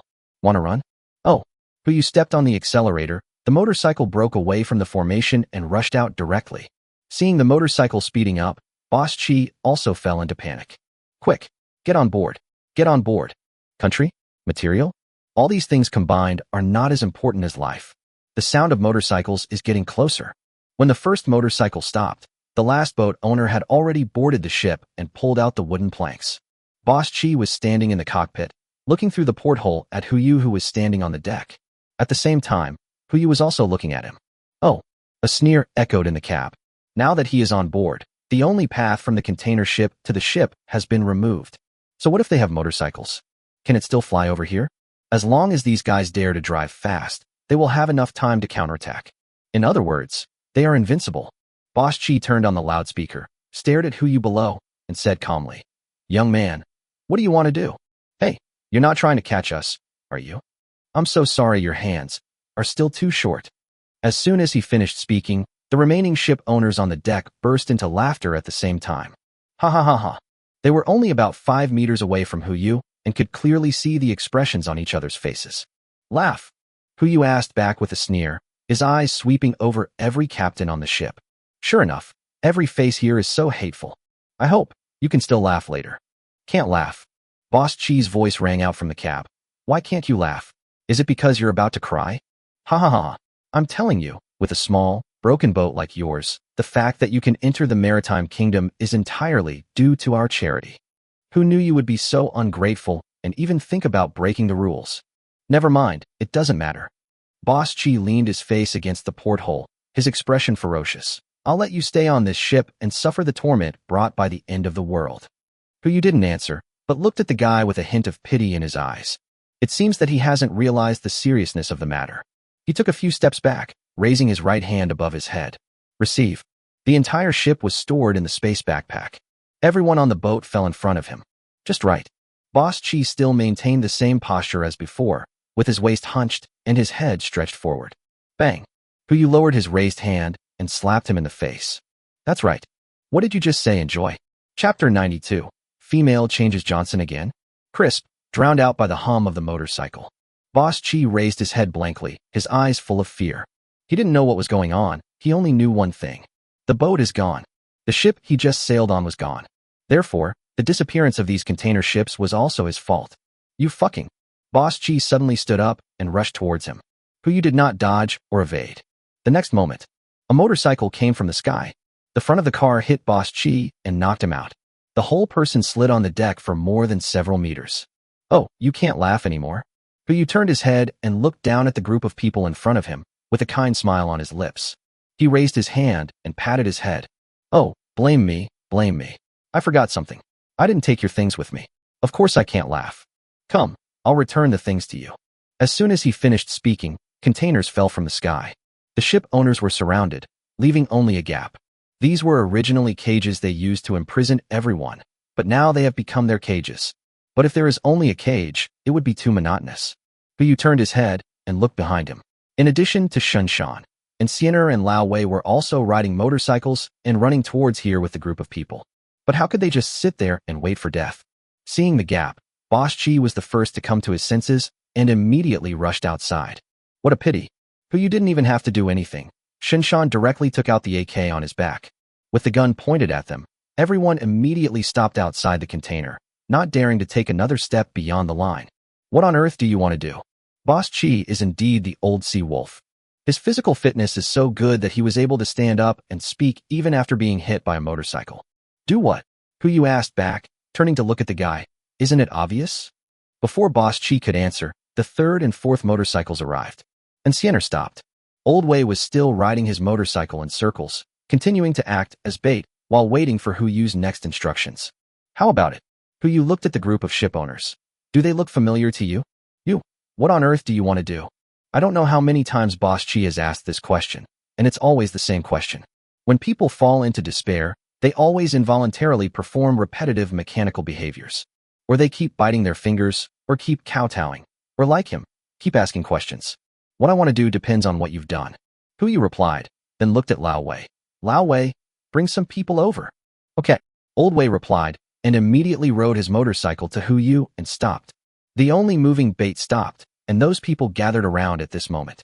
Seeing the crowd getting closer, Boss Chi started to panic. Madman, you are a madman. He stared at Huyu and roared madly. What on earth are you going to do? He didn't want to answer questions that had already been answered. Huyu casually took off a piece of ham and threw it into the cage under the gaze of the crowd behind him.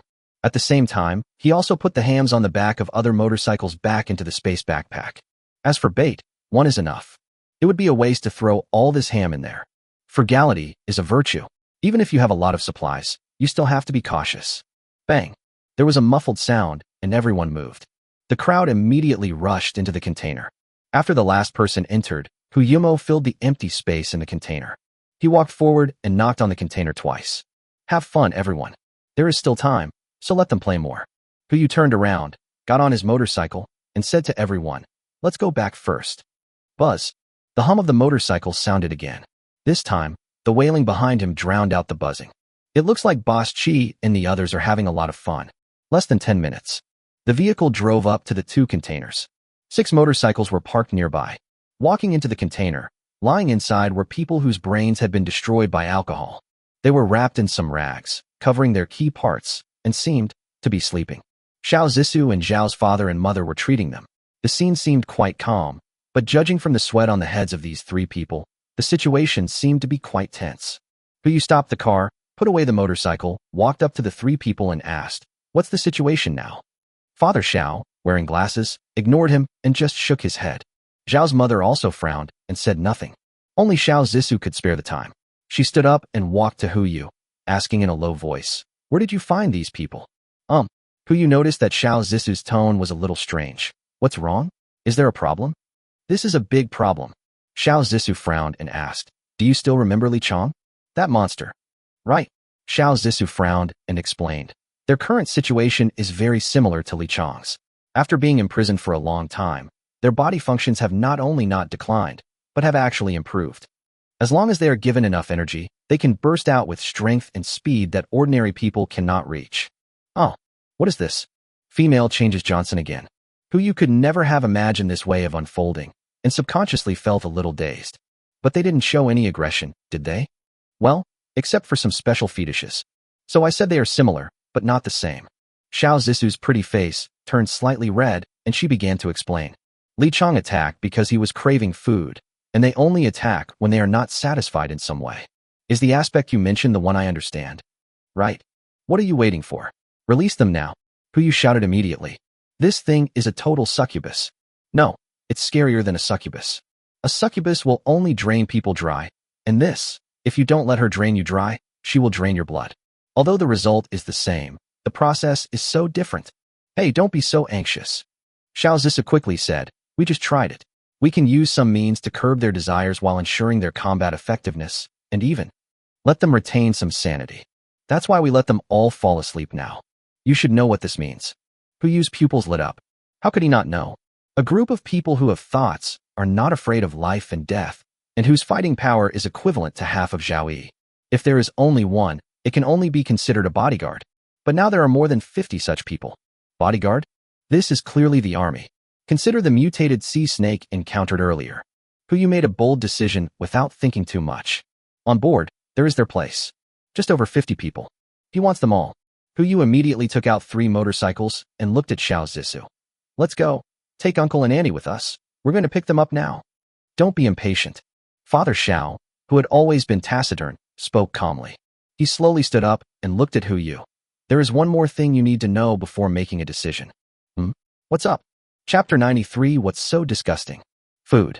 Father Xiao frowned and said, "After preliminary research, it turns out that people like them have extremely high requirements for food, and their appetite is almost 3 times that of an average person. If they fall into a state of hunger, their desires will multiply and their rationality will decrease. Acupuncture cannot control this." "Just food?" Hu asked back. "Huh? What do you mean it's just food?" When Zhao's father joined the team, the supplies had already been replenished. He stayed in the cabin since then and had no idea about Mr. Fang's research. Even though he knew some of Hu's magical powers from his daughter, he still didn't believe that he had the ability to support so many weirdos. "I heard there are more than 50 people here, right? One person needs to eat the same amount of food as 3 people a day. So in 2 days they can eat the same amount of food that an average person would eat in a year. Do you really have that much food?" Hu pursed his lips and smiled. "Just food. Just don't do it too much. Let's not talk about Mr. Fang's research. Let's just talk about the harvest of that perfect magic bean. Like the source of sweet spring, the output of perfect senzu beans is daily, and 3 to 5 senzu beans can be produced every day. In addition to ordinary senzu beans, there are occasionally fine senzu beans, one of which is enough to provide an ordinary person with 2 months of nutritional needs. This is the output of a fairy bean seedling. Even if calculated based on the most common senzu beans and the lowest yield, it can produce enough food for a normal person to use for 3 months every day. As long as there is one more magic bean sprout, this food gap can be completely filled, and there will even be surplus. Only, Hu didn't intend to tell anyone about this. Currently, only Hu, Fang Lao, and Xinshan know about food production. The reason is simple. Born in adversity, die in comfort. In the end times, it is better to be vigilant. Don't worry about food. Hu spoke calmly and formally to Father Xiao. "I can guarantee that as long as everyone on our ship has enough food and water, as long as we each do our part, rebuilding a civilized society is not impossible. You never mind. You are the ship owner. You have the final say." Father Xiao was still a little worried. There was no way. He was a man who had experienced the hunger in the end times, and he knew better what human nature would become in the face of hunger. Hu stayed where he was and arranged for Lao Wang and others to pick the person up. Including the first group of people who have been treated, there are a total of 58 people in the 5 containers. Of these, 48 were women and 10 were men. After simple acupuncture and feeding, they all fell into a deep sleep. According to Xiao Zissou, after this first long sleep period, their brains will recover basic thinking functions.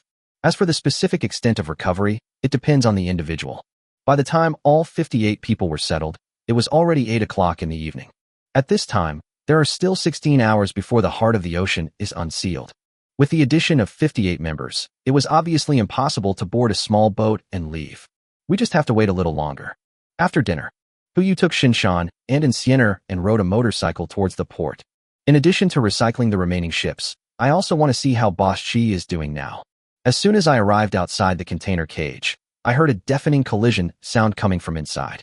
It looks like the carnival is not over yet. Hu ignored it and first put all the ships in front of him into the space backpack. Most of them are small speedboats that provide short-distance sea cruise services on the beach. They can only accommodate 2 to 4 people, and there are 62 of them in total.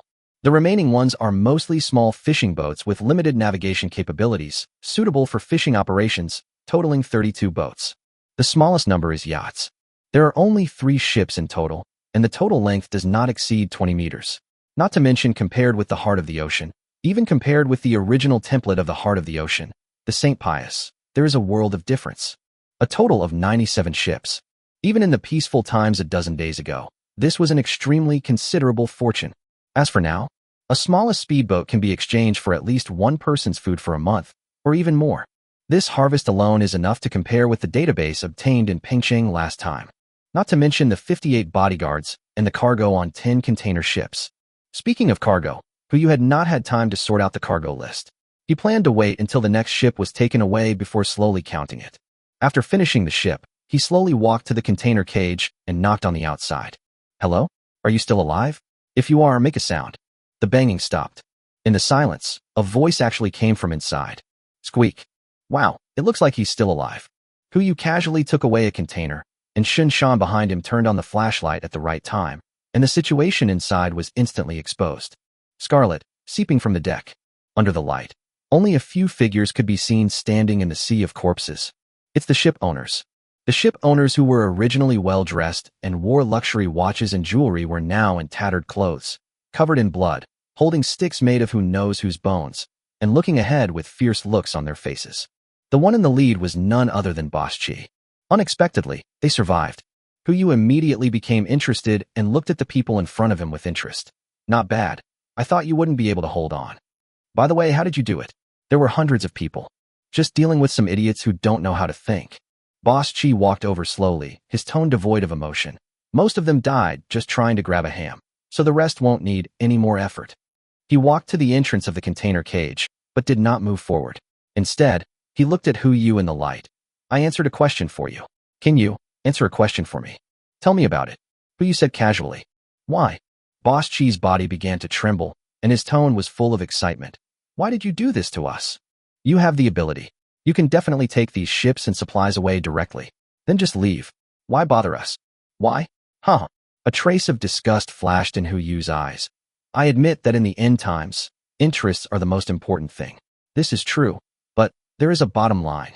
If you insist on asking why, then I can only say, you guys make me feel sick. Disgusting. Boss Chi asked back, what's disgusting about it? I just used some tricks on them.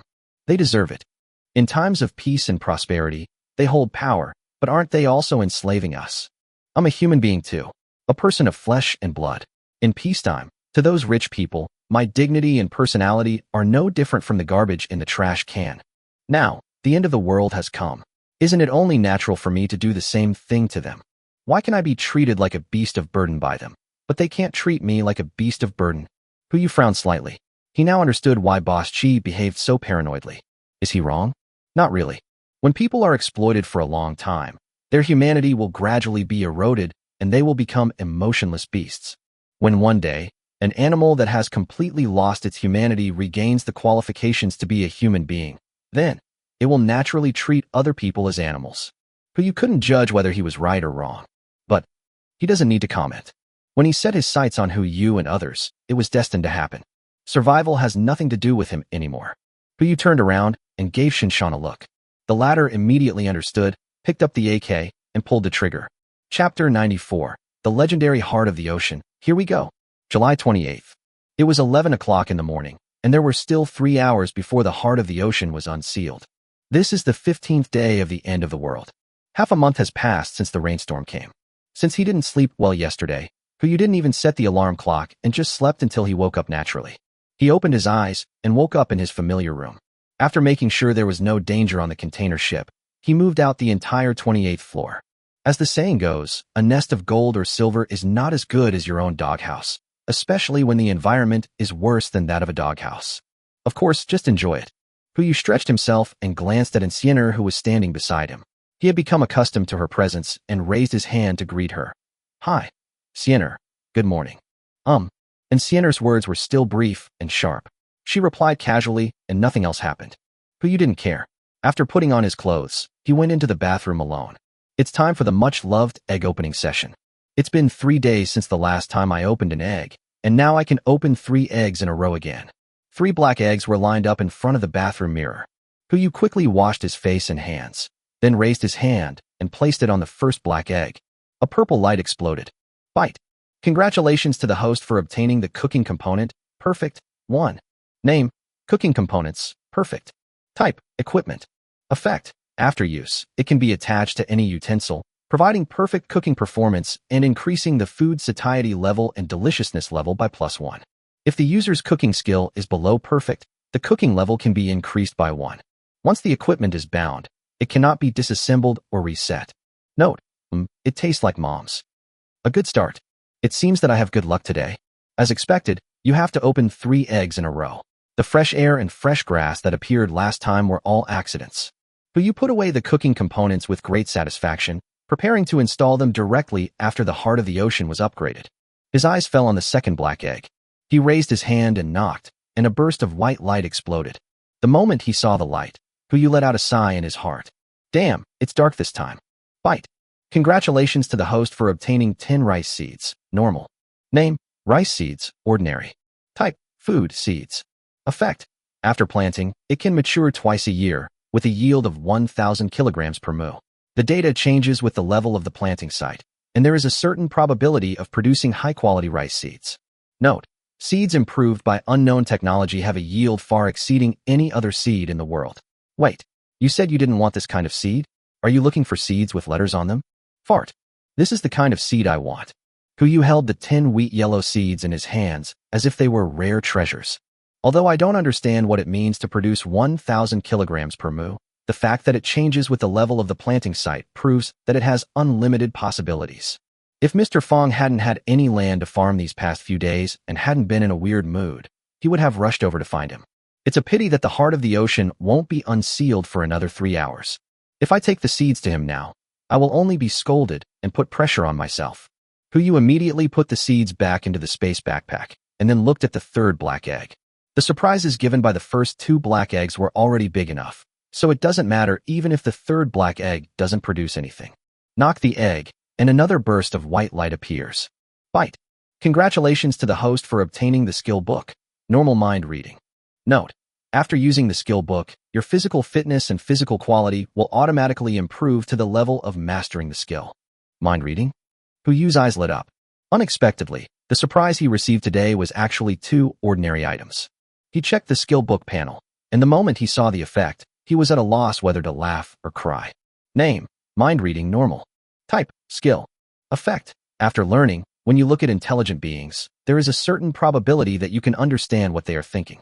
Note, Shoo. Don't let others know you can read minds. A certain probability? So how much exactly is it? Hu Yu shrugged. No matter how much it was better to have it than nothing. He slammed the skill book on himself, flushed the toilet, and walked directly outside. Turning around, she saw Insienner standing at the toilet door. Her eyes fell on her, staring at her silently. The next moment, 6 inky black dots appeared above her head. Good news, mind reading was successfully activated. Bad news, it's the same as not reading it. Hu Yu's mouth twitched, and without saying anything, he had to walk out of the 28th floor. It's already lunchtime. After a quick bite and some afternoon tea, it was soon 2 o'clock in the afternoon. Time is up. Bite. A crisp sound was heard, followed by a series of prompts that flashed across the screen. The heart of the ocean has been upgraded. Upgrade the equipment. All equipment levels +1, and not exceeding legendary.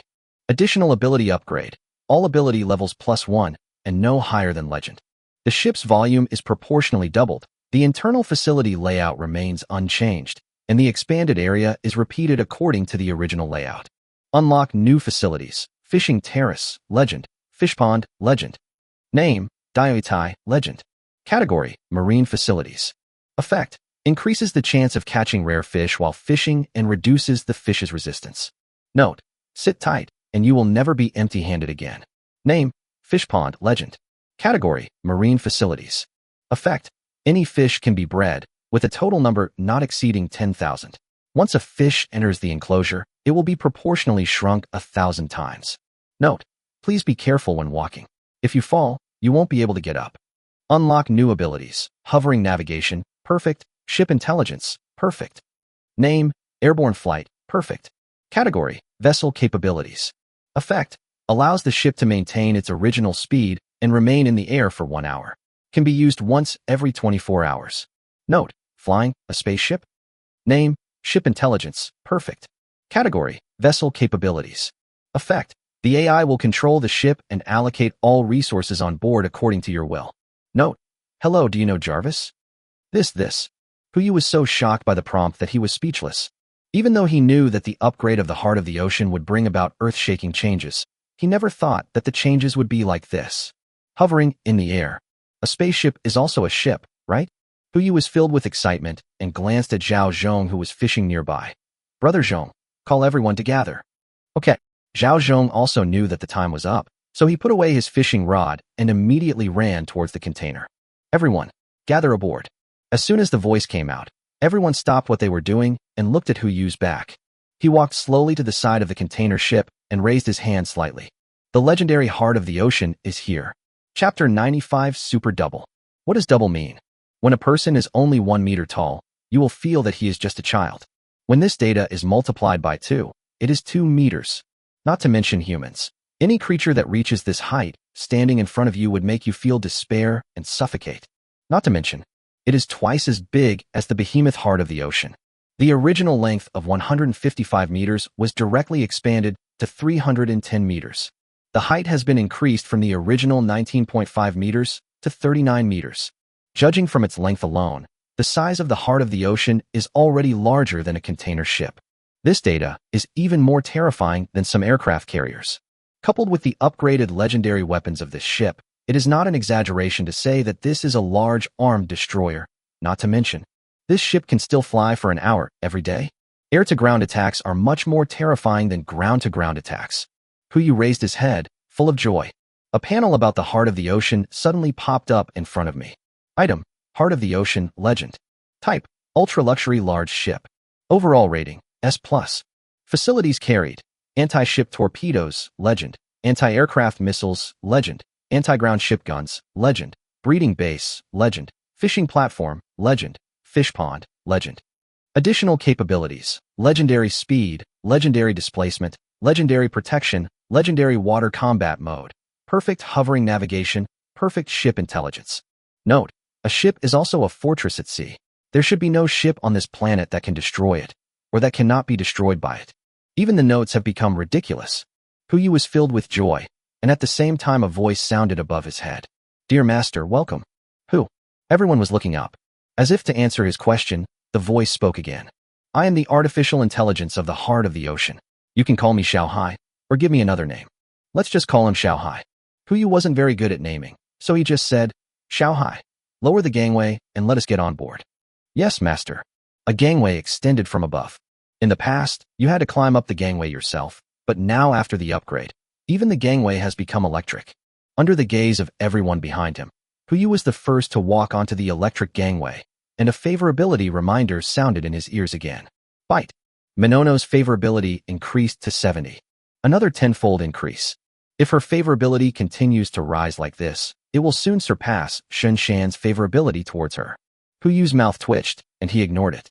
When he arrived on the deck of the heart of the ocean, He put the last container ship into his space backpack. Everyone remaining on the container ship came to the deck of the heart of the ocean. This also includes the 58 people who are still sleeping. Including these 58 people, the number of personnel on the heart of the ocean has increased to 127.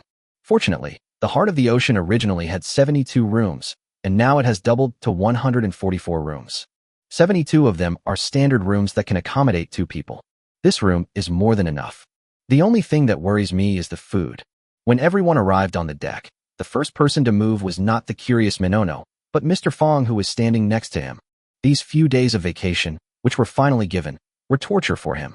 He rushed straight into the breeding base, which had been doubled in size. Before Hu Yu could follow him in, a sharp scream came from inside. Oh, something happened. Hu Yu immediately rushed over and quickly ordered, "Brother Ji, get on the bridge and start the boat.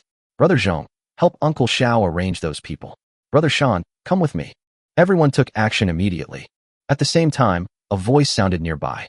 "Master, we detected that our last destination was Yujing, and our speed was full speed. Do you want to continue with this setting?" "Continue." "Yes."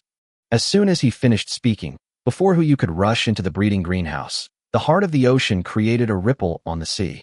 The speed is so much faster than before. Fine. The ship is surrounded by protective covers, so no matter how fast it goes, the sea breeze or waves will not affect the stability of the ship itself.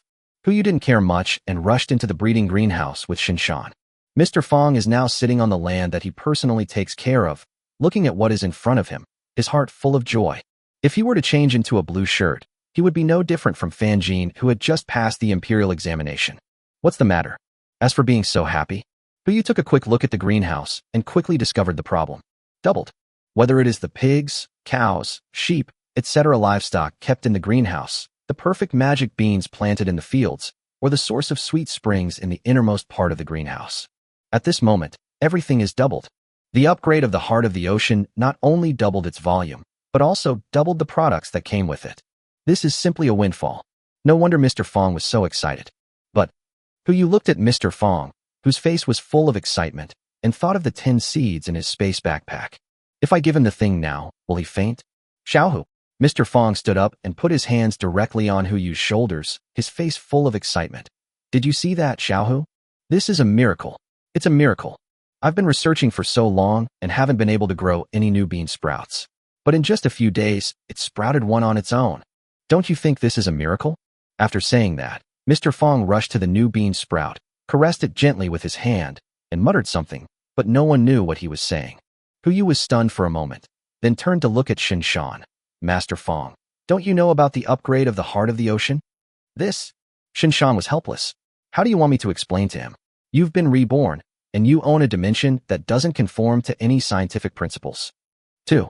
It seems that Mr. Fong doesn't know about the upgrade of the heart of the ocean, so he regards this as a miracle. This can't go on. He sought out Fong Laolai so that he could further improve or optimize the seeds or other products provided by the system. If we make him believe in so-called miracles, how can we continue this? Mr. Fong. Hu Yu walked forward, squatted in front of him, and said, "This is not a miracle." If it's not a miracle, then what is it? Science? Come on. Science can't do that. But, Hu Yu said as he opened his palm, revealing the 10 rice seeds, "I can." Old Fong snorted softly, and his eyes fell on his palm.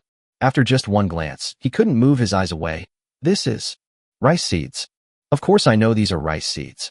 Mr. Fong's tone was a little excited, but the size of these seeds is almost twice that of normal seeds. Do you know what this means? As long as they can grow normally and maintain their original size, the yield can reach at least 1,000 kilograms per mu, which is twice the yield of the highest yielding rice in the world. He stared at Hu Yu and continued to ask questions. Where on earth did you get these seeds from? Science. Everything is derived from scientific research. Hu Yu replied with a stiff face. Fart. Mr. Fong spat. A hand was placed directly on Hu Yu's shoulder, and he whispered, "Tell me, Xiaohu, which god sent you to save the world? If I grow these, can you give me a job? As long as I can study farming." Hu Yu. What the hell? Sure enough, the end of science is theology, and the end of the universe is coding. Chapter 96 National Database. Ahem. Hu Yu coughed lightly twice. It would be too troublesome and time-consuming to explain to Mr. Fong about rebirth, space backpack, or system at this time. And according to the temperament of this old scholar, the next step might be to study how to dissect him. So the best way is bullshit. Of course, Hu said with a smile, and at the same time patted Mr. Fong on the shoulder. Mr. Fong, your ability is obvious to all of us. Just focus on your research and leave the compilation to me. Okay. Mr. Fong changed his previous sour expression and looked at Hu with a smile. Don't worry, with such good seeds, as long as there is enough land, I can guarantee that no matter how many people there are, they will not go hungry. That's what I want you to say. Hu and Fong Laoshangyo exchanged a few more boasts, made some big promises, and boasted to each other for several minutes. He didn't come out of the greenhouse until he raised Mr. Fong's favorability to above 40. As soon as he came out, Shin Shan, who was following behind him, immediately came up to him with an umbrella and asked, "Boss, what you just said?" Hu turned to look at Shin Shan, and his expression seemed a little strange. Could it be that he believed those nonsense? Brother Shan, you didn't believe it too, did you? Shin Shan did not answer. But this is the best answer. Brother Shan, there's no such thing as a god. I'm just painting a rosy picture for Mr. Fong. Do you understand? Stop imagining it. Shin Shan hesitated for a few breaths and finally gave an answer. Obviously, he didn't believe it. I don't believe the explanation my boss just gave. In fact, he had suspected it a long time ago. Rebirth? What an outrageous excuse. The boss was clearly sent by God to save them. Just like the Noah's Ark in Western legend. Otherwise, how could he possess so many magical things?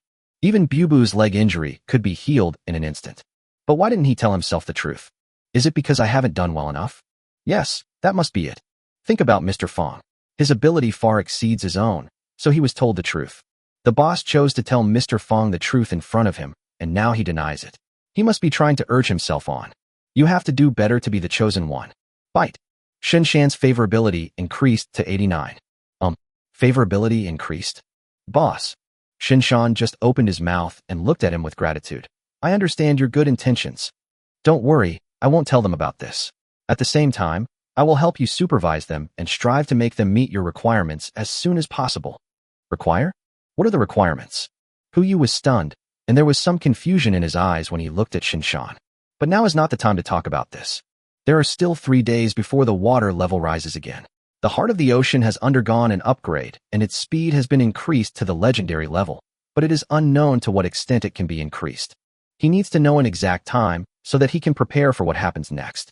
Xiaohai, Hu spoke directly and asked the AI, at the current speed, how long will it take to reach Yujing? Master, the current speed is 40 knots, 74 kilometers per hour.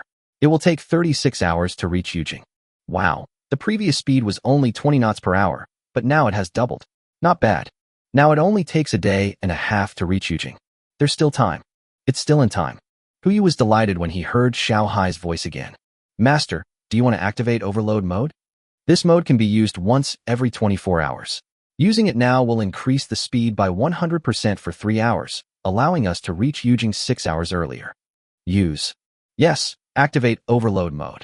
Speed up again. It directly reached 80 knots, which is equivalent to 148 kilometers per hour. Even high-speed rail cannot match this speed. But this is on the water. The fastest motorboat in the world can only travel at a speed of 40 knots, let alone a behemoth like this. Apart from anything else, if I encounter that sea snake again, there is no need to activate the protection system. I can directly control the heart of the ocean to crash into it, and it can directly crash through it. Looking at the scenery receding beside him, Hu smiled with satisfaction and slowly walked back to the cabin. Manhwa was just like Granny Lu when she first entered the Grand View Garden, looking around everywhere. As soon as she saw Hu coming in, she immediately came forward to greet him. Boss Hu, where are we going? Yujing. Although Minono has only joined for 1 day, she has already surpassed most people in terms of favorability. Hu naturally had no reason to hide it from her. He went to sit on the sofa, took out 2 cans of iced Fat House Happy Water, and handed one to Minono. Want some? Drink. Manhwa took the happy water and asked like a curious baby, why are we going to Yujing? Hu opened the happy water and took a sip, then turned to look at Manhwa and began to think about testing him. Do you know the database? Minono made a puzzled sound, and then his eyes sparkled, as if he had thought of something. Database? I see. You're really awesome. She was not at a loss for words, but was so excited that she couldn't find the right words. What does this cow say? Hu leaned back on the sofa and continued to guide. I don't like people flattering me. It's definitely not flattery. Minono excitedly explained. Among existing internet databases, besides Xuanwei, only the Yujing-based WeChat and Aoi's databases are the largest. This is just the database on the internet. In addition, Yujing also has a national database. If I'm not mistaken, this must be your target. Books, materials, and many treasures of human civilization are all recorded in it. If we can take it away, then as long as there is a human being, civilization can continue. Really, the gap between people is so huge. It has been 15 days. Although many people on the ship know that Huyu's target is the database, no one mentioned the national database. This thing is Huyu's ultimate goal. But this thing has an extremely high level of confidentiality. God knows where it is. In order not to undermine the morale of the army, Huyu never mentioned it.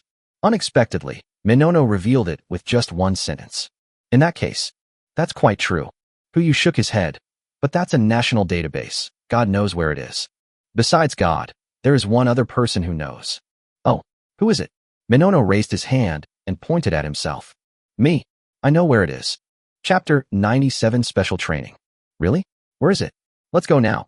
Huyu never thought that a talented person he picked up at random actually knew such a secret. It is true that after searching for a long time, you can finally find it without any effort. Basu, don't get excited yet. Minono scratched his head and laughed. I only know some possible locations, but I don't know the exact location. We still have to try and error one by one. Simple. All I need is the approximate location. Tell me, how many possibilities are there? 125. How many? 125. Huyu fell silent. He didn't say anything, just waved his hand and slumped down on the sofa inside the yacht. 125 places.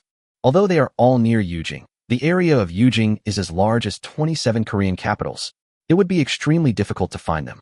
Even if the heart of the ocean maintains a speed of 80 knots, it will still take at least several days to search the entire Yujing. Time is money now. Huyu only knows what happened during the rainy period, so he must find a safe enough place during the rainy period. Do you want a national database or time? This is a problem. Unless. Huyu looked at the little children in front of him, and suddenly a hint of madness appeared in his eyes. Just 125 places. Of course, it takes a lot of time to search for them one by one. But what if each person is only responsible for 3 places? Minono.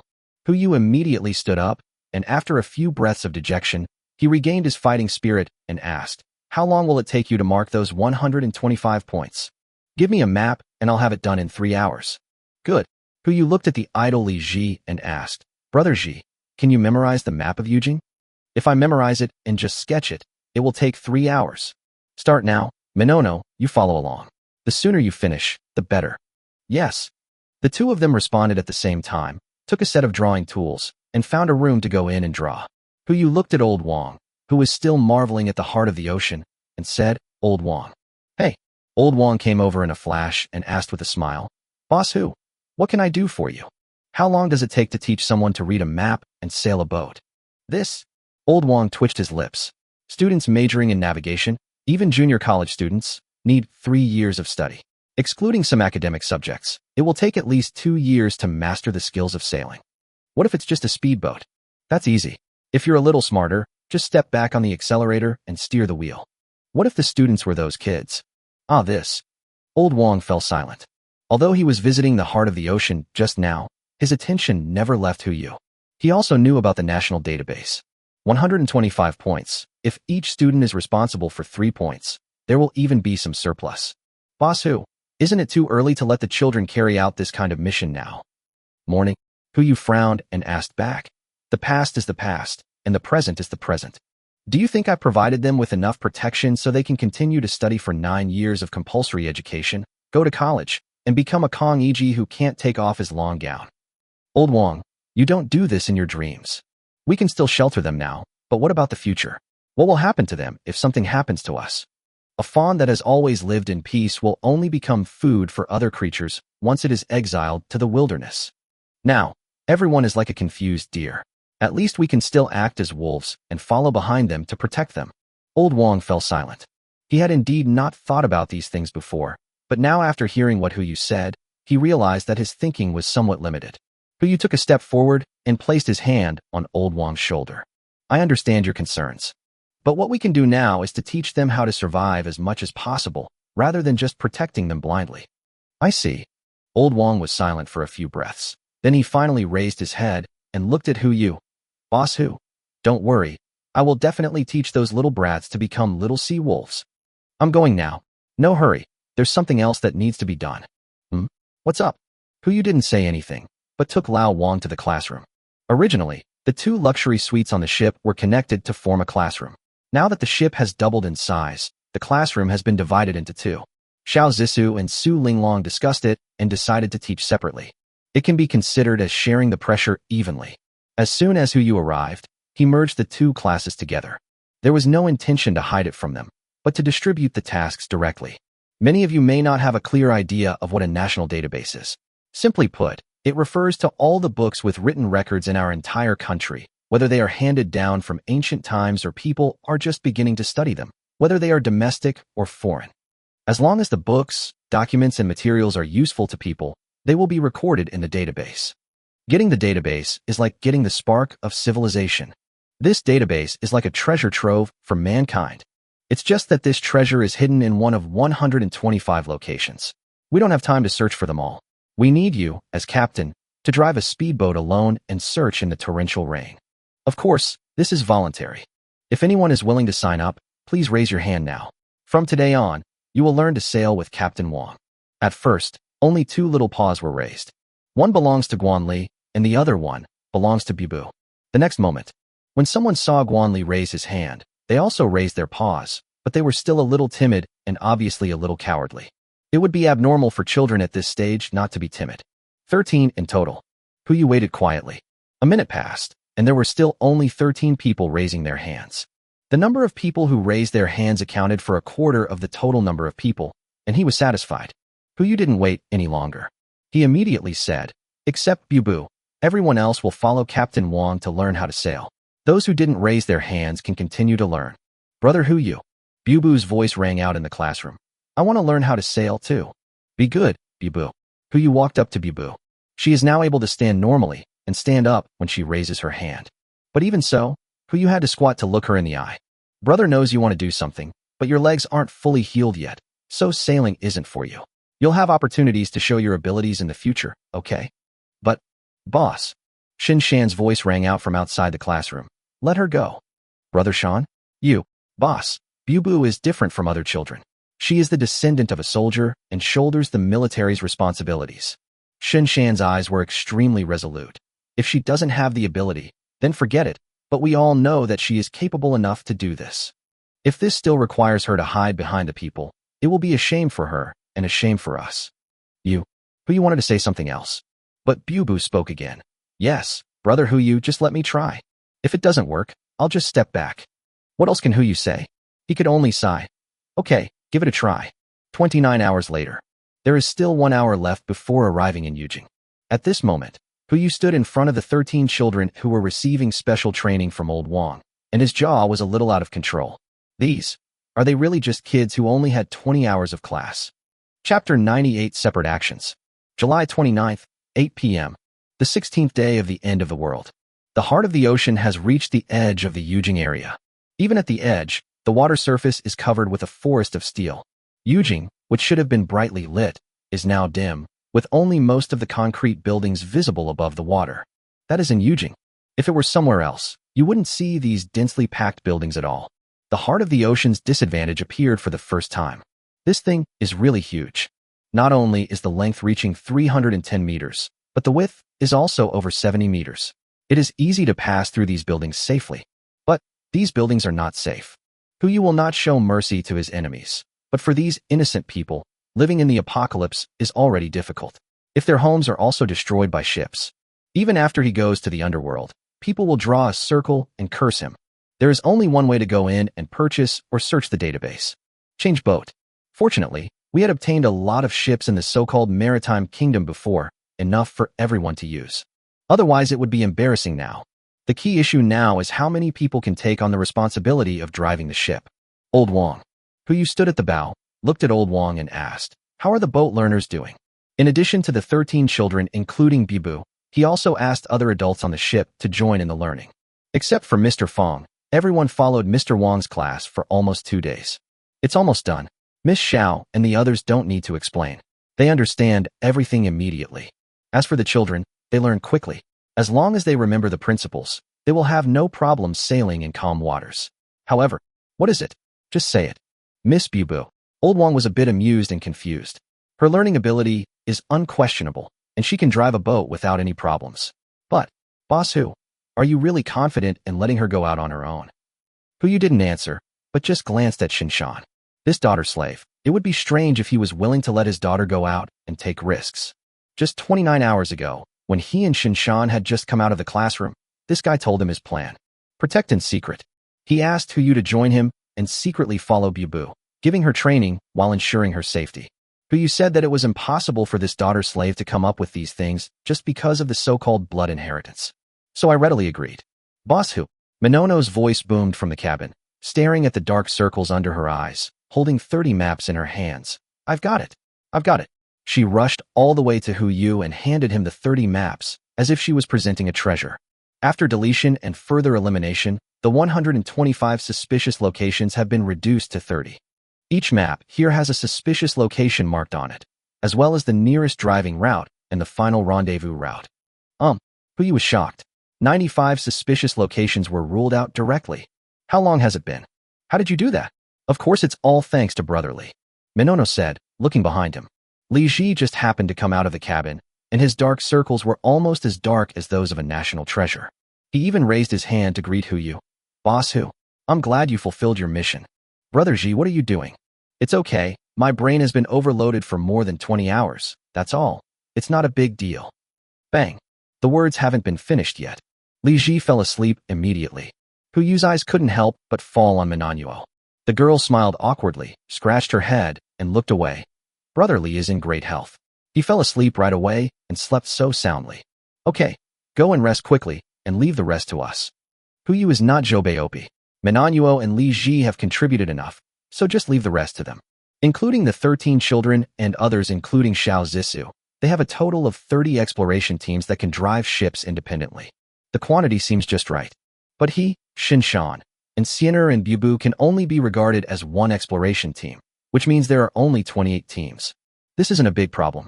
At most, their team can just find 2 more locations. Zilong. Hu looked at Su Zilong and handed him the map.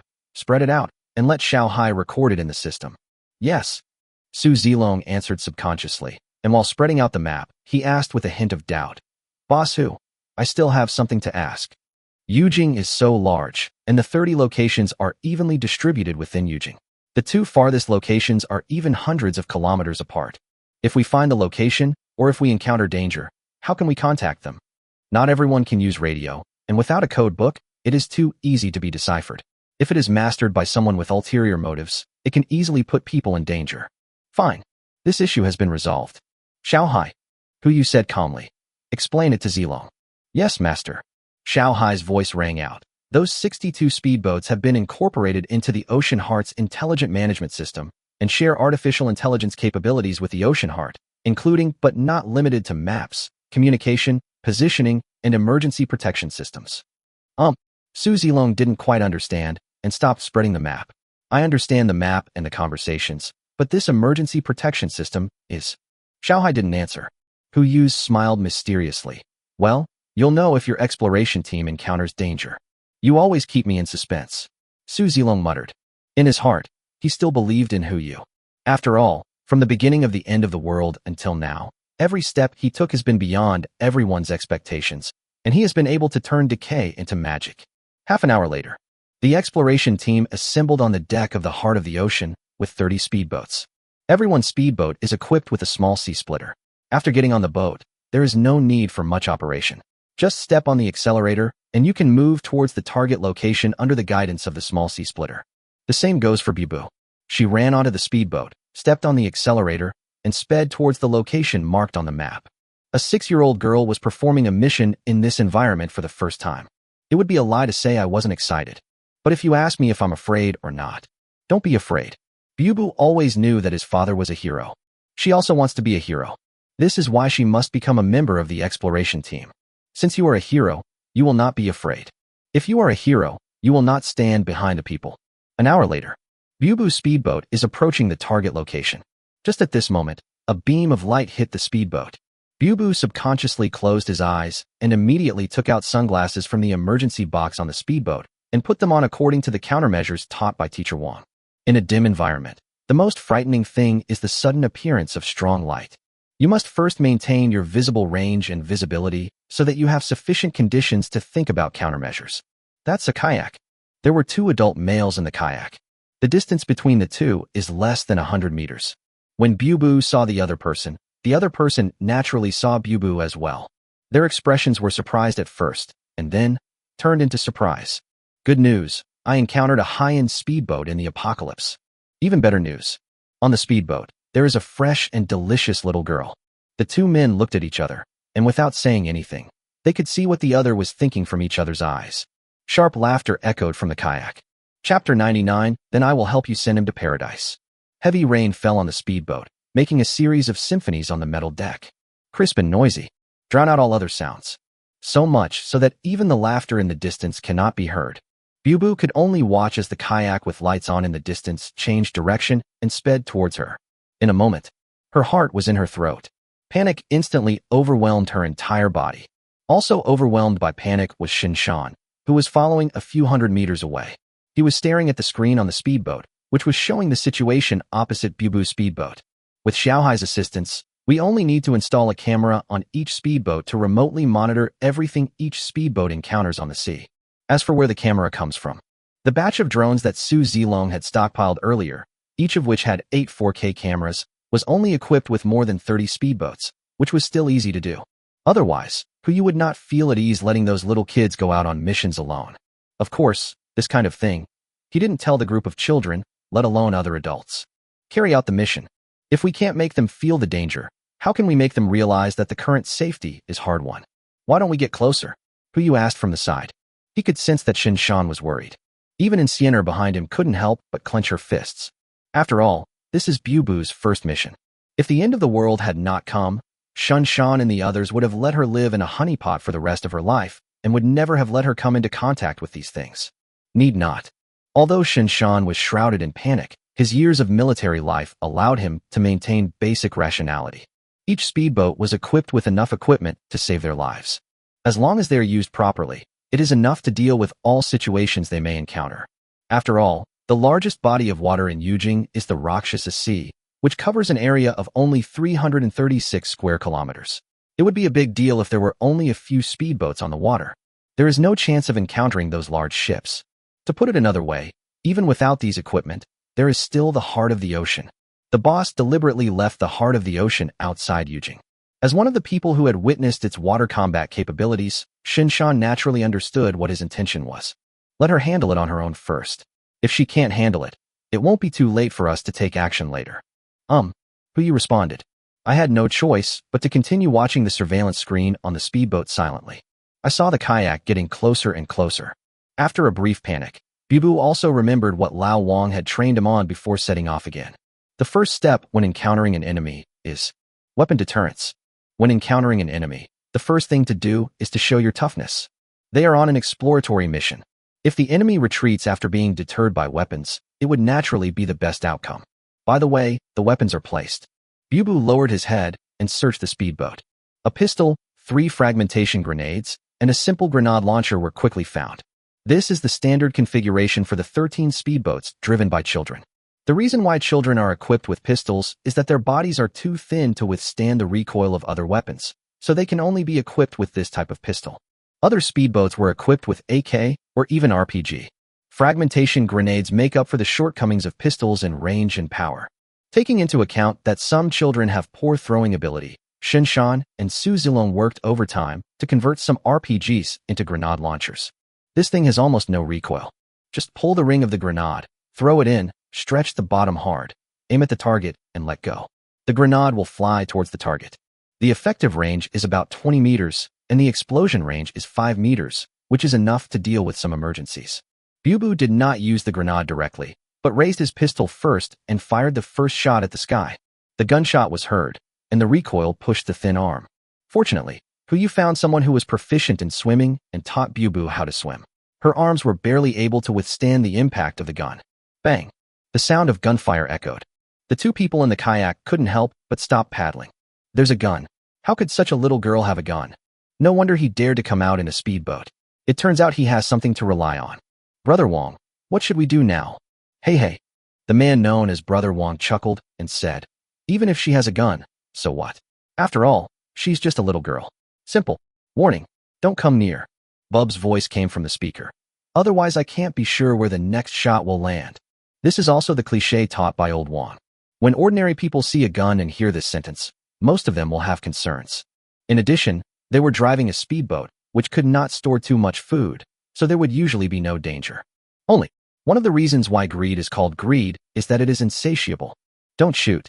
Brother Wong yelled at the top of his lungs. Little girl, we came out of the shelter to look for supplies. There's a wounded man on board. We really can't get back in time. Can you help us? Yes. Please, save me. Shelter wounded? Shinshan frowned when he heard the same words later. This kind of lie can only fool children.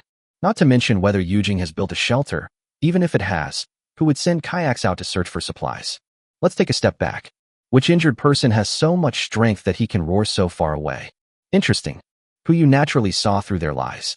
He looked at Shinshan curiously and asked, Brother Shan, what do you think Bubu will choose?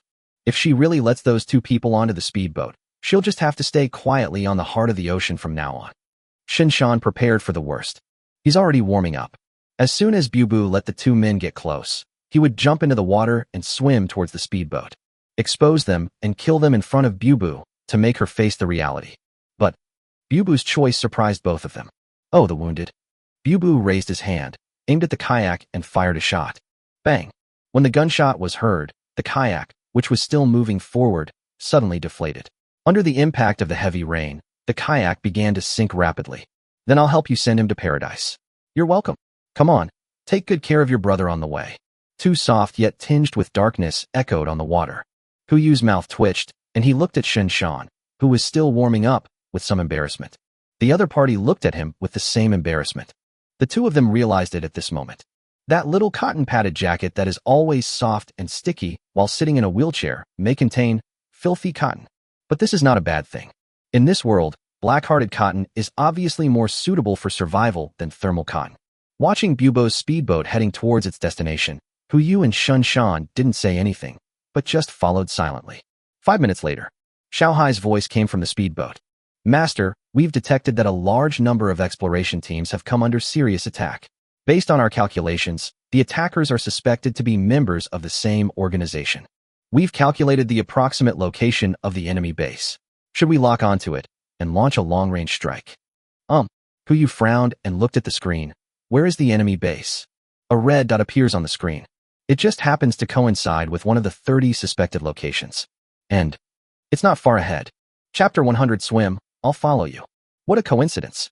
Huyu uttered helplessly. According to Xiaohai's calculations, the enemy base was not far ahead, and the kayak just now might have just come out. Even the sound of the gunshot made by Bubu might have been noticed by the other party.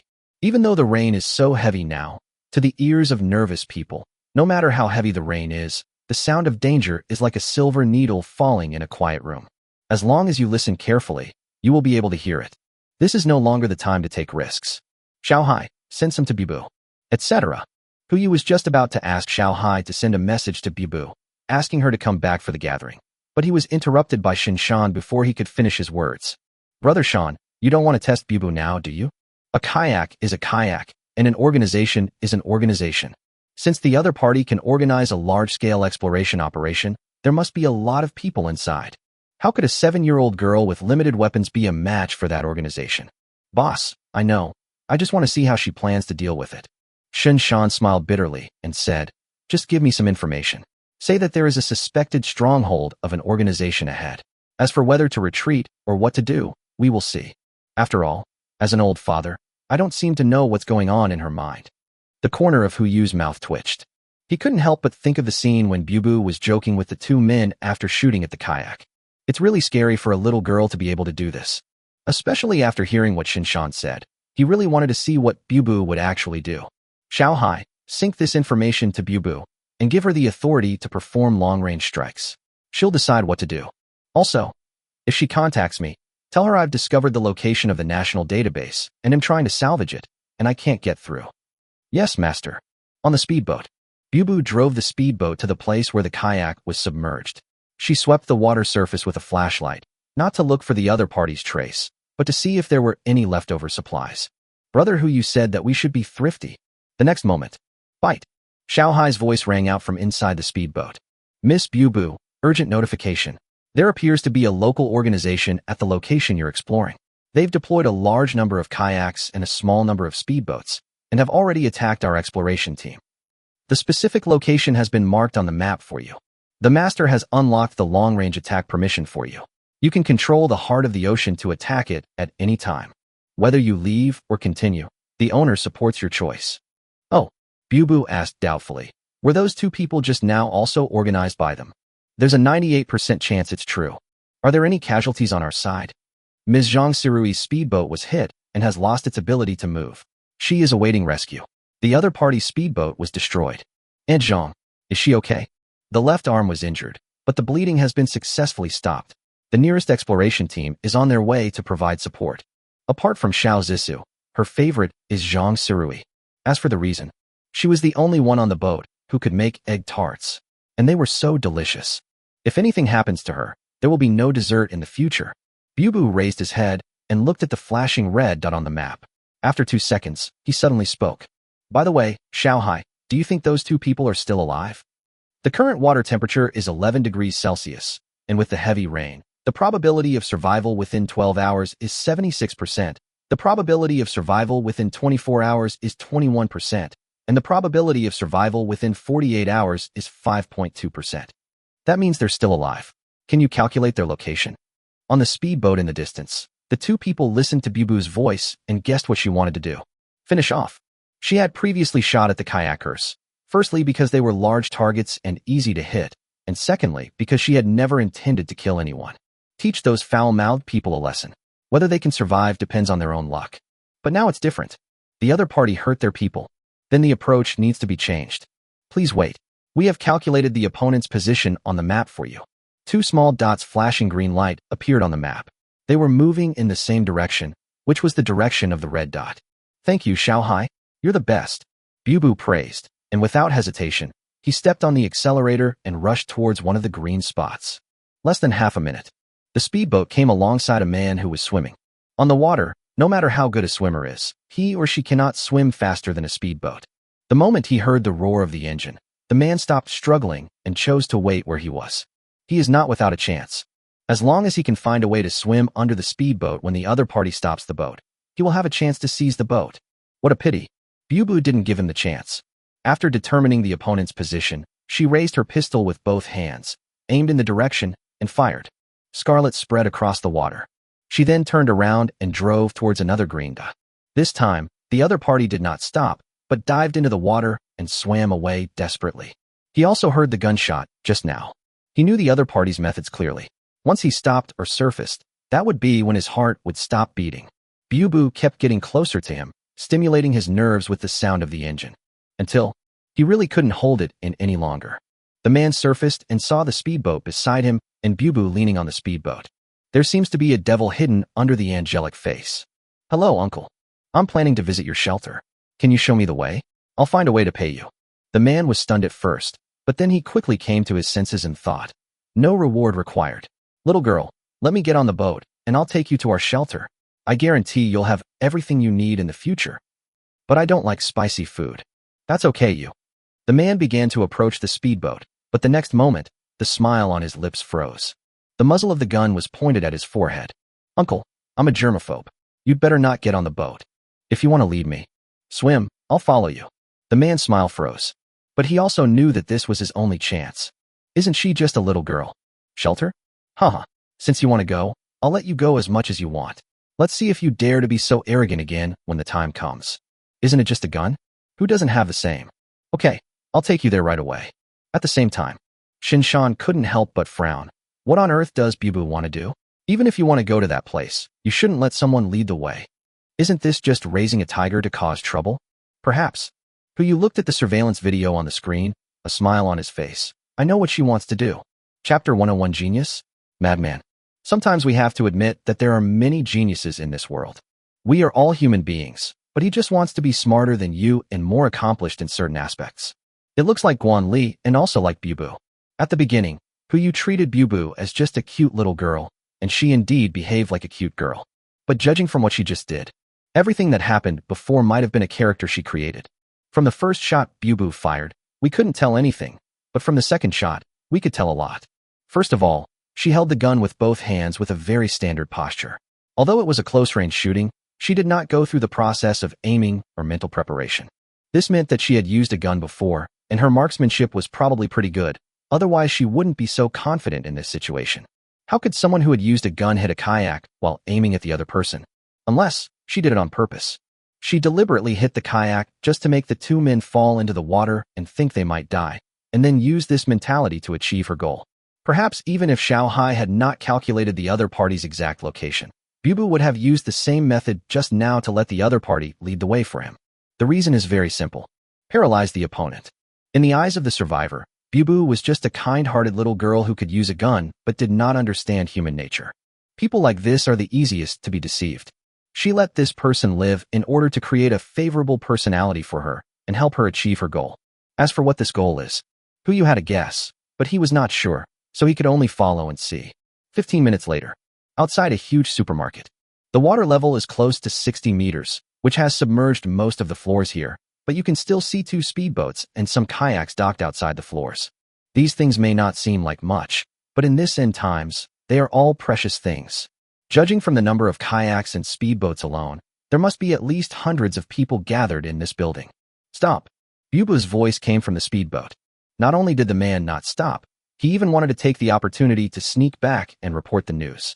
Bubu didn't let him get away with it. He took out a fragmentation grenade and asked, "Who do you think swam faster, you or the grenade?" The man stopped swimming, which was considered as an answer to Bubu. "You answer whatever I ask. If your answer takes more than 3 seconds, I'll treat you as a liar. The price is a bullet. Do you understand?" "Yeah." Seeing the gun pointed at him, the man wanted to nod his head until he got a concussion. Just answer some questions. He just didn't believe that this little girl would really dare to come and kill him. Even if she has a gun or a grenade, what does it matter? She is just one person, right? How many people are there in your organization? 124. Oh yes, the number was reduced a few days ago. Now there are only 102 people. Are there sufficient supplies? There's plenty. There's a large supermarket under this building that has everything. That's where our kayaks and speedboats come from. Where are the weapons? The man didn't say anything, and his eyes were full of resentment when he looked at Bubu. It seems to be asking, if we had weapons, we wouldn't be in such a mess. Understood, Bubu replied, then stuck close to the screen and called out sweetly, "Dad, brother Huyu, are you there?" There are too many people in there, Bubu can't handle it. For a moment, the entire body of water seemed to be plunged into silence. Even the sound of heavy rain falling into the water seemed to disappear. The man still floating in the water was stunned for a moment, then looked up at Bubu with confusion in his eyes. Is this little girl stupid? What are you yelling at a speedboat screen? In this doomsday without the internet, transportation basically relies on walking and communication basically relies on shouting. What kind of things can you shout at a screen? Could she be a lunatic? Well, this possibility is not impossible. What normal person would drive a speedboat and play with guns at such a young age? Just as the man was thinking, a man's voice really came from the speedboat. Here I come. This is Shunshan's voice. He is feeling a little complicated now. It's like he opened a blind box and got a soft, sweet, and cute little princess. He can't wait to put her next to his bed before going to bed every day, for fear that she will be bumped or something. But one day, when he woke up at night, he suddenly discovered that the little princess was actually Annabelle. Even Shinshan found it hard to accept the contrast for a while. Not only Shinshan, but Huyu also felt a little numb. Soon, the speedboat carrying Shinshan and others successfully approached. Before Huyu could speak to him, Bubu's sweet voice sounded again. Dad, brother Huyu, sister Xiener. As she said that, Bubu jumped directly from another speedboat and threw herself into Shunshan's arms, crying her heart out. If they hadn't witnessed everything, they might have been busy coaxing the little princess. Woo woo woo. Daddy, I won't act silly anymore. Woo woo woo. Okay, Bubu, stop crying. Let Daddy finish the business first, okay? Shinshan coaxed in a low voice. But when he lowered his head, he saw Bubu's big watery eyes. Dad, what business are you talking about? Her tears fell onto the speedboat. This doesn't look fake. If it's fake, Bubu can definitely win the Oscar for Best Actor. With this level of skill, even Huyu can't tell the difference. Bubu. Shinshan was really a little angry. It's true that he is a daughter slave, but he doesn't want the little princess he holds in his hands to deceive him. Especially in this situation. Wait, brother Shan, don't be impatient. Yu stopped Shinshan from making the next move, squatted in front of Bu, and asked with a hint of confusion, Bu, what did you mean by not making trouble just now? No more speedboats. Bu looked at Yu and said softly, that speedboat is too difficult. There's no way I can learn it. And that teacher Wang is too fierce. Something is wrong. Something is extremely wrong. Bubu's thoughts were still stuck on 30 hours ago when Professor Lao Wang was driving a speedboat. It's been 30 hours now. How could she still be stuck in this memory? Shinshan also noticed something was wrong. He squatted down, frowned, and asked, Bu, think about it. This happened 30 hours ago. We've arrived in Yujing now. You're on a mission, remember? Yujing? Mission. Bubu's eyes were full of confusion. It doesn't look like he's pretending. Compared to Bu just now, he looks like two different people. A soft hum was heard. Bu seemed to have discovered something. She lowered her head and opened her palm, and there was a note stuffed inside. Dad, look. Shinshan is quick-eyed and quick-handed. He snatched the note away immediately. Just one glance, and he was stunned. Old Shun, what's written on it? Yu asked anxiously. Boss, you should just look at it yourself. Chapter 102 Underwater Harvest. Brother Yu, nice to meet you. My name is Lin. Hello. The contents of the note came into view. Yu just took a look and frowned instantly. The handwriting on it was completely different from Bubu's, but she was the only one who had the chance to hold this note in her hand. Lin, what is going on? Shinshan knew what Yu wanted to ask, so he said, Boss Hu, let's deal with the present first. We can talk about it when we get back. Bubu was still there. It's best not to let children know about this kind of thing. Yu cast his eyes on the man in the water. Keep leading the way. This sentence is not meant as a negotiation, but an order. The man also understood that he had no power to choose. If you stay here, you will die sooner or later. If you want to survive, you only have one chance, swim back. He immediately swam towards the base camp, and Shinshan subconsciously started the speedboat to follow him. But Yu raised his hand and pressed it on the steering wheel. Wait a minute. Boss? Shinshan asked doubtfully. If we go back now, wouldn't that be like letting the tiger go back to the mountains? It's about letting the tiger return to the mountains. Yu said calmly. He sat on the speedboat, looking at the red dots on the screen. If we don't let him go back, how will others know we are here? One sentence. Shinshan immediately understood what Yu meant. Notify. Since this group of people can use kayaks and speedboats to search for supplies in a small area of Yujing, they must have a signal to communicate with each other. Otherwise, it would be impossible to give kayaks to so many people to search for supplies in such an environment. If an organization can do this, then it already has the most basic cohesion. When such an organization is threatened, the first thing to do is bang. A bunch of fireworks rose from the top of the building in front of me. In the dim environment, it blooms with extreme splendor. Here we come. This is what Yu was waiting for. Signal. When the other party knows that you have guns, they will definitely call back the people they sent out. Those people must be elites. And this is exactly the result Yu wants.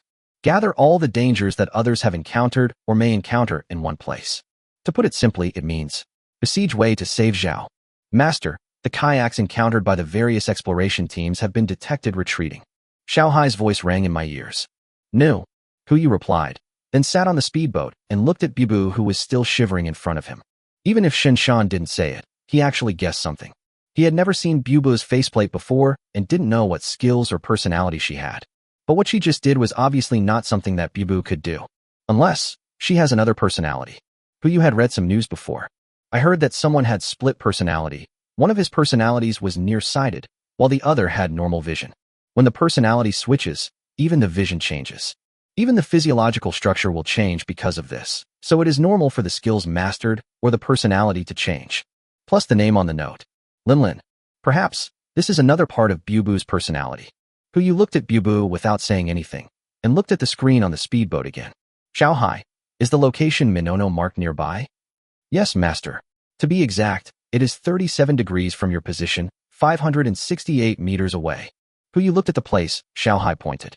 Covered by 60 meters of water, there was only a vast expanse of blue. Brother Sean, if it's a national database, can it still be used after it's flooded?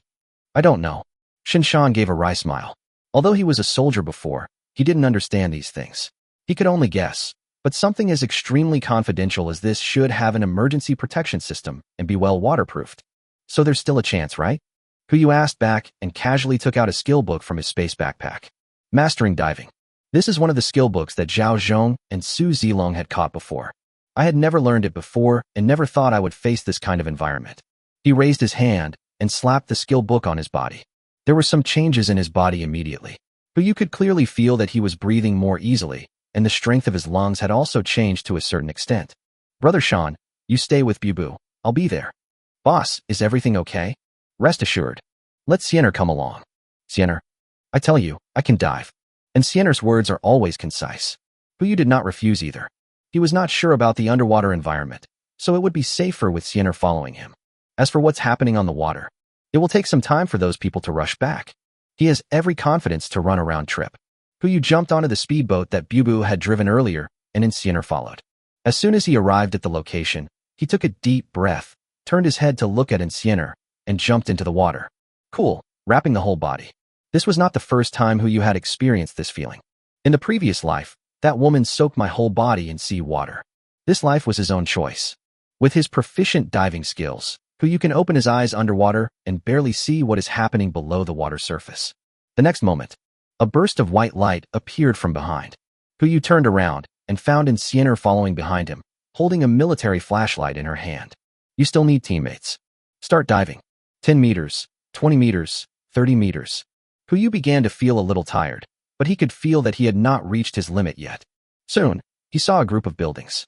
The buildings in this complex are not very high, with the highest one no more than 20 meters.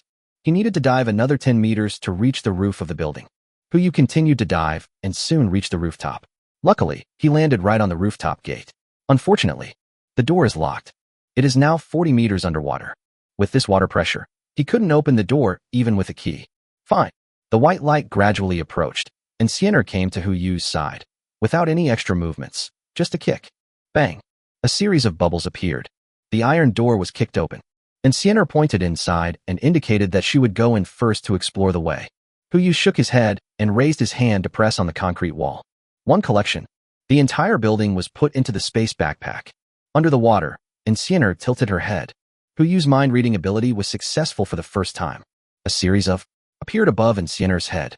It turns out that you have emotions too. This is fun. Huyu smiled and began to float up, checking his recent harvest. Just one glance and he was stunned. There was no large storage device containing databases, but there were 5 planes, 5 fighter jets. Chapter 103 Ransom.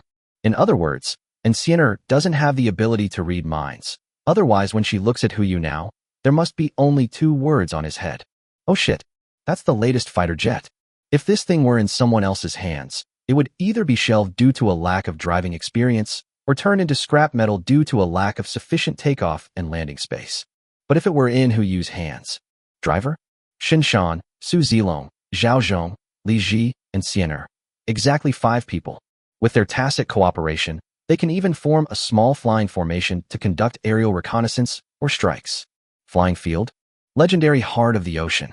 As long as the deck is slightly modified, it can be used as an aircraft carrier. The only flaw is barrier rope. If we don't have this thing, even if we have fighter jets, they are disposable and it will be difficult to come down after flying up. But the 2 most difficult problems have been solved. It's just an arresting cable. At worst, we can go to the beach and see if we can get some wool from the aircraft carrier's warehouse. Or take away the entire aircraft carrier? Huyu almost drooled just thinking about it. Fortunately, the remaining oxygen in his lungs brought him back to his senses. Let's go up first. Huyu made a gesture to Siener, indicating that he should float up now. Siener nodded, grabbed his collar with her backhand, and started swimming upstream. Before long, the 2 returned to the surface. As soon as he surfaced, Huyu saw a kayak close to his speedboat. 2 other people have already come onto the speedboat and are trying to figure out how to operate the boat to leave. This person should also be from that organization, right? Huyu didn't say anything, but turned and glanced at Siener. Where are the people? Before Huyu could come to his senses, a figure jumped out of the water beside the speedboat. Bang! Siener attacked with 2 knife-like movements, and the 2 people who tried to drive away the speedboat fainted immediately. The whole process takes less than 2 seconds. Huyu couldn't help but give her a thumbs up. Seeing this, Siener stood silently by, waiting for him to come up and deal with the 2 men. It looks like he has no emotions at all. But this time, Huyu's mind reading was successful again. A smiling face floated above Siener's head, revealing her emotions. If it weren't for this unreliable skill, he really wouldn't have been able to see that Siener's emotions were so diverse. Yu swam onto the speedboat and glanced at the two people who were knocked unconscious by Insienner. Throw these two guys on the kayak. If someone passes by later, they should be able to pick them up together. Insienner responded and threw one in each hand directly onto the kayak. Yu drove the speedboat to meet up with Shinshan and the others. The distance of more than 500 meters passed in a flash. Yu was about to share his underwater harvest with Shinshan, but before he could open his mouth, Shinshan said, "Boss, something happened." Yu snorted lightly and was about to ask in detail when a report came from a distance. "Friends outside, I don't care what your purpose is. Please leave our jurisdiction as soon as possible. Otherwise, we will take coercive measures." This tone is a bit arrogant. Yu raised his eyebrows, looked in the direction where the sound came from, and his brows suddenly frowned. Speedboat. There were originally only 2 speedboats outside the building, but now there are 4. Yu frowned, vaguely guessing something. "Brother Shun, what's going on now?" "One of our men has been arrested." Shinshan frowned and said, "Xiao Hai said that 2 children were captured. One is Guan Li and the other is Chun Shanshan. Their weapons have also been confiscated." "Guan Li? This kid will be arrested too." Yu felt a little surprised. Xiao Hai's voice rang out immediately. According to the surveillance footage, Guan Li must have approached and been captured after discovering Chun Shanshan had been captured. "That makes sense. Brother Yu." Bubu pulled up Yu's sleeve and whispered, "Can you save them?" "Don't worry, Bubu. I brought them out here, so I will naturally take them back." Yu raised his hand and rubbed Bubu's head. When he looked up at the building again, his eyes were full of murderous intent. His original intention was not to kill all of this group of people, but to focus their attention on himself so that others could complete the exploration mission. But since they want to play, then play with them. Just now they only asked to leave and did not ask for a hostage trade. Usually when this happens, there are only 2 possibilities. One possibility is that the other party has already killed the hostage and cannot hand him over, so there is naturally no need to mention it. There is another kind.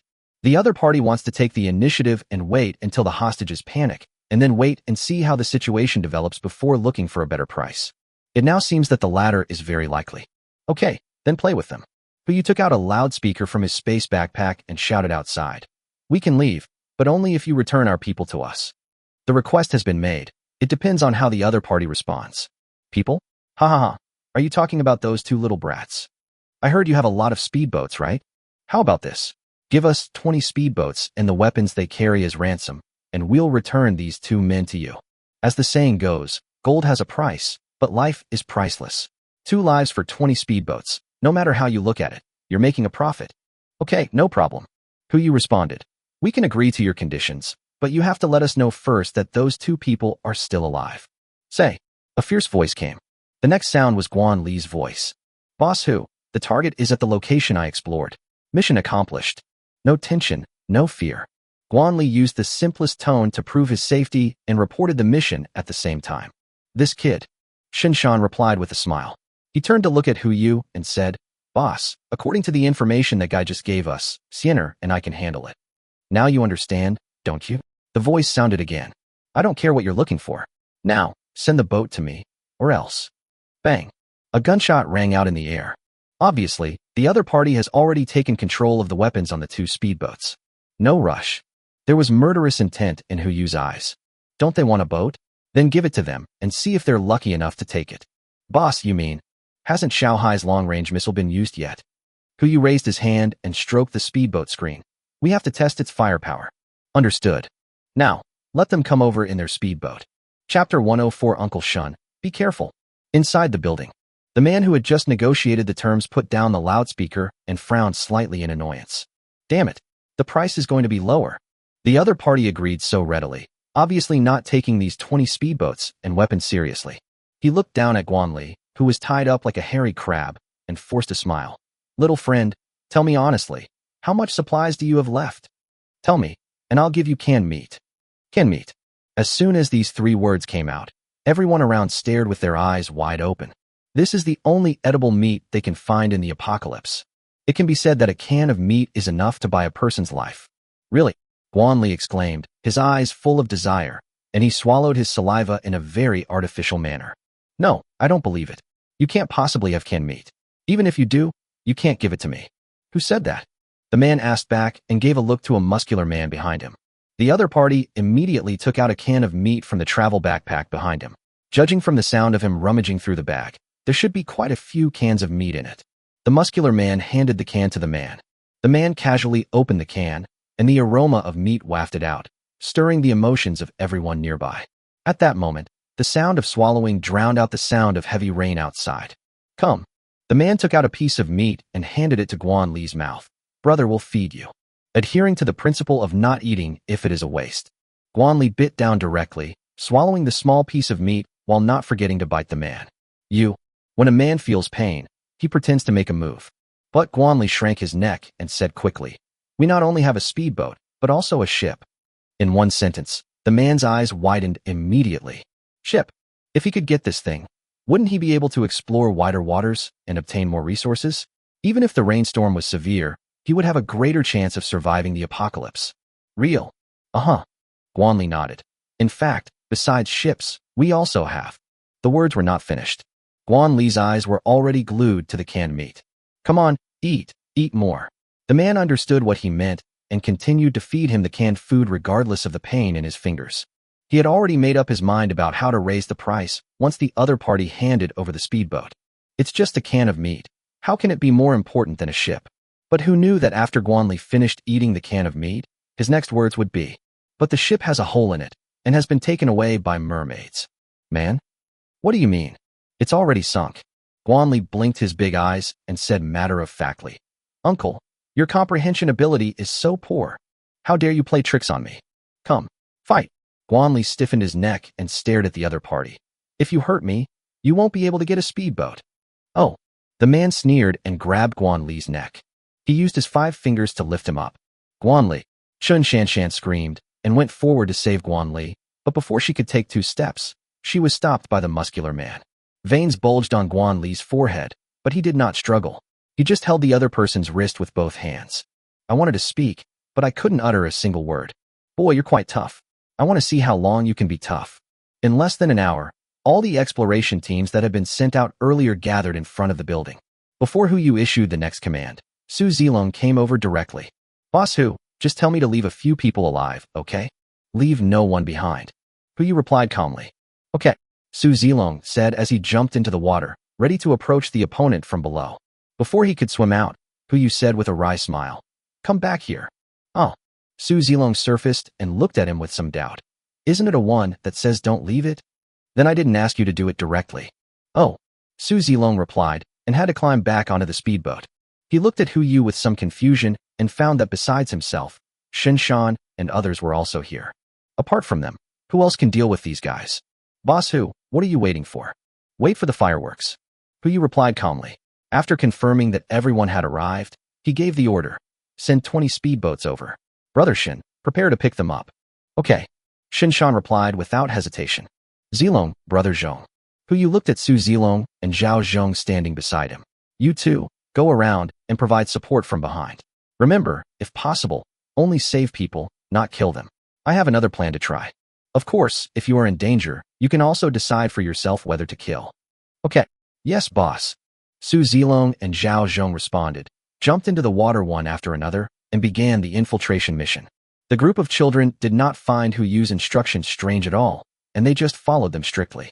But the other adults' eyes were full of confusion. Give away 20 speedboats. Although this number of speedboats is nothing to them, and is far less important than 2 lives. But there is obviously a better solution. Why did Boss Hu do this? You can't be so timid that you're afraid of those guys, right? Impossible. Absolutely impossible. Su Linglong got off her yacht and came to Han Weiwei's speedboat. Sister Linglong. Han Weiwei lowered her voice and asked Su Linglong with a hint of confusion. What does that person mean? Did he compromise with these guys? Others may not know what level of combat power Shinshan and others possess, but the 2 of them know it clearly. They were the ones who rescued the 2 of them. Unless that floor is full of mutated monsters, how could they possibly be a match for this group of people? Let's wait and see. Su Linglong casually replied, standing on the speedboat and looking in the direction of Hu Yu. According to his personality, it is impossible for him to accept threats from others, and it is even more impossible for him to give up the benefits he has obtained. He must have his reasons for doing this. In addition to these 2 people, there were more or less other sounds on other speedboats. Most people don't quite understand why Hu Yu did this. Although there were doubts, the movement of the empty speedboat did not slow down at all. 20 speedboats were quickly assembled. Shinshan simply connected the 20 speedboats together with ropes and drove the front one towards the building. He held a megaphone and shouted, "Hey, up there! The speedboat is coming for you. Release the people." One of them stuck his head out and took a look at the number of speedboats outside. 20 ships, just right. The man who had previously held Guanli hostage took a look outside, confirmed that only one person had come, and immediately waved his hand to give an order. Emission? Yes. As soon as he finished speaking, 2 people holding grenade launchers aimed at Shinshan at the same time and threw the grenades out. Guanli exclaimed in surprise when he saw this. "Uncle Shun, be careful." Chapter 105 National Database Get. The moment the sound came out, Shinshan realized something was wrong. He jumped into the water immediately, dived deep below the surface, and hid directly under the speedboat. He was responsible for purchasing this grenade, so he naturally knew its power. Hiding in this position, no matter how many grenades are thrown down from above, they will not cause any harm to him. It's just about etiquette. Bang! A crisp sound fell on Guan Li's face. The man's face was ferocious. He grabbed his collar and asked, "You like to talk too much, don't you? Well, I'll see how stubborn you are." Bang! Another slap in the face. Guan Li's cheeks swelled up at a speed visible to the naked eye. In the corner, Su Zilong frowned, but did not act rashly. He used his headset to say to Hu Yu, "Boss, we have successfully infiltrated and can carry out the mission. Is there any danger? Can Guan Li and Chen Shanshan be rescued safely?" Hu Yu asked immediately. "It's not dangerous, it can be handled." Zhao Zhong's voice sounded from the side. If Su Zilong had said this, Hu Yu would have considered it, but if Zhao Zhong had said it, then don't think about it. "Action," Hu Yu said calmly. "Brother Shan, you are responsible for the support." "Yes." Shinshan also responded, turned over from the water, and boarded the speedboat again. He looked up at the people upstairs and shouted at them in a feigned angry tone. "Hey, isn't this a deal? Do you still have any sense of contract? Hee, the spirit of the contract?"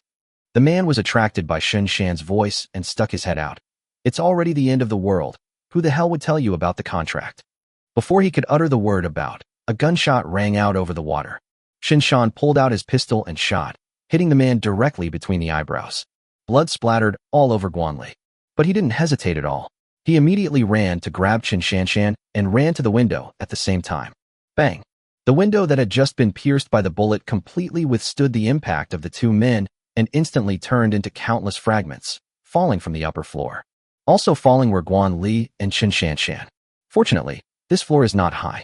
It is only about 6 meters away from the water surface and will not cause much harm to the 2 little guys. Seeing this, Shinshan jumped into the water to save people immediately. At the same time, upstairs, the moment they heard the gunshots, Su Zilong and Zhao Zhongjing were preparing to take charge of 1 person each. First rescue the child, and then deal with the group of people. But before they could react, the 2 little guys had already jumped into the water. The 2 looked at each other and saw confusion in each other's eyes. What should I do? The mission targets have all left. Why are they staying here? Force them into the water. Hu Yu's voice sounded in the headphones. He naturally noticed everything that had just happened and immediately changed their goals. "I just want the result." "Got it." Su Zilong and Zhao Zhong jumped out directly, each holding an AK in his hand, and started shooting. The sound of gunfire echoed between the floors. "Enemy attack! Enemy attack! Run! Quick! Window! Jump out the window and run!" Amidst the fierce gunfire, one could actually hear some noise. The more than 100 people on the floor instantly went from being excited about receiving the great gift to panic. A group of people rushed towards the window like moths to a flame. Like dumplings being dropped into the water, they jumped into the water one by one and swam desperately towards the 20 speedboats. Perhaps because their lives were threatened, the group of people swam extremely fast. In less than 10 seconds, someone had already climbed onto the speedboat. While starting the boat quickly, they also searched for weapons on the boat. But how could Hu Yu give such a thing to them? It must have been taken away a long time ago. Seeing that the search was fruitless, those people drove away in the speedboat, not daring to stay for even a second, afraid that the bullet would fall on him. However, there are only 24 speedboats, and only a few people can board them. More people can only get on kayaks and try their best to catch up with the speedboats in order to have a chance of survival. Report. Su Zilong's voice rang out. "Mission accomplished. Everyone has been driven into the water." "Yeah," Hu Yu responded calmly. "Report." Shinshan also surfaced at this moment, holding a child in one hand. "The hostages have been rescued, and there are no injuries." Requesting further instructions. Hu Yu looked at the densely packed speedboats and kayaks fleeing before him and said calmly, Xiao Hai, automatically lock onto the target and launch a long-range attack. Yes. Xiao Hai's voice rang out. More than 40 red dots suddenly appeared on the screen. Those were all the speedboats that were taken away, and those kayaks. 1 second. 2 seconds. 3 seconds. A streak of fire flashed across the sky, and more than 40 small warheads fell from the sky. Boom. The explosions sounded almost simultaneously. Flames burst out on the water, as gorgeous as fireworks. Each warhead hit the speedboats or kayaks accurately, with no waste at all, and even the explosion time was almost the same. As for the power, after the rain washed away the thick smoke, only a few pieces of burning planks could be seen floating on the water. Even Hu Yu, who had been mentally prepared, couldn't help but be amazed at this moment. This is the striking power of the heart of the ocean. You have to know that our current location is at least 100 kilometers away from the heart of the ocean, and its attack only takes 3 seconds to cover the area. This level of firepower coverage at sea is a complete dimensionality reduction attack. Xiao Hai. Master, I'm here. How many of these warheads can you fire at once? A maximum of 108 warheads can be launched per day, in batches with a 30-second interval between launches. All warheads will be reset after 24 hours. 2 words suddenly appeared in Hu Yu's mind. Invincible. With the heart of the ocean, even if you encounter a warship, you will be able to fight. But, having said that, they have already reached Yujing and walked along the coastline. But why haven't they seen even the shadow of a warship? I don't know if they have other plans. No matter what, the most important thing now is to recover the national database first. Hu Yu released another batch of ships and divided his troops into 3 groups. Zhao Zhong and Su Zilong were appointed to lead the teams respectively. The former took some people back to the heart of the ocean first, while the latter took Su Linglong to the headquarters of a certain hand and a certain sound to discuss the database transaction issue. He drove a speedboat, taking Shinshan and Insianer towards Guan Li's exploration site. After a while, he arrived at the place Guan Li mentioned. Unlike the place we just explored, this place is not just a piece of water, there is also a building. Hu Yu drove the speedboat towards the building and deliberately made some noise to see if there was anyone inside. Until he approached the building window, there was no movement inside. It's probably an empty building. I don't know how Guan Li is sure that the database is inside. After walking around for a while, he finally found a piece of broken glass, which looked like it was shattered by a bullet. It is estimated that Guan Li entered from here at that time. Brother Sean. Okay, boss. Without Hu Yu saying much, Shinshan took the initiative to go into the building and began to explore the way. He looked around with a flashlight and found no danger, so he reached out and pulled Hu Yu and Sienna up. It was pitch black inside the building. Fortunately, the 3 of them brought flashlights, otherwise they would not know where to go. Boss, look ahead. Hu Yu looked at Shinshan, then looked forward in the direction of his finger. Under the white light, 5 large characters suddenly appeared. Ministry of Science and Technology. This is the Ministry of Science and Technology? The national database is most likely in this building. No wonder Guan Li was so sure. He probably walked to this location, confirmed the location of the database, and left immediately. It's settled, Hu Yu replied, turned around and walked behind him. No need to explore, I'll just pack it up and take it away. By the way, ask Zilong if he has found the headquarters of those 2 companies. Okay, Shinshan replied.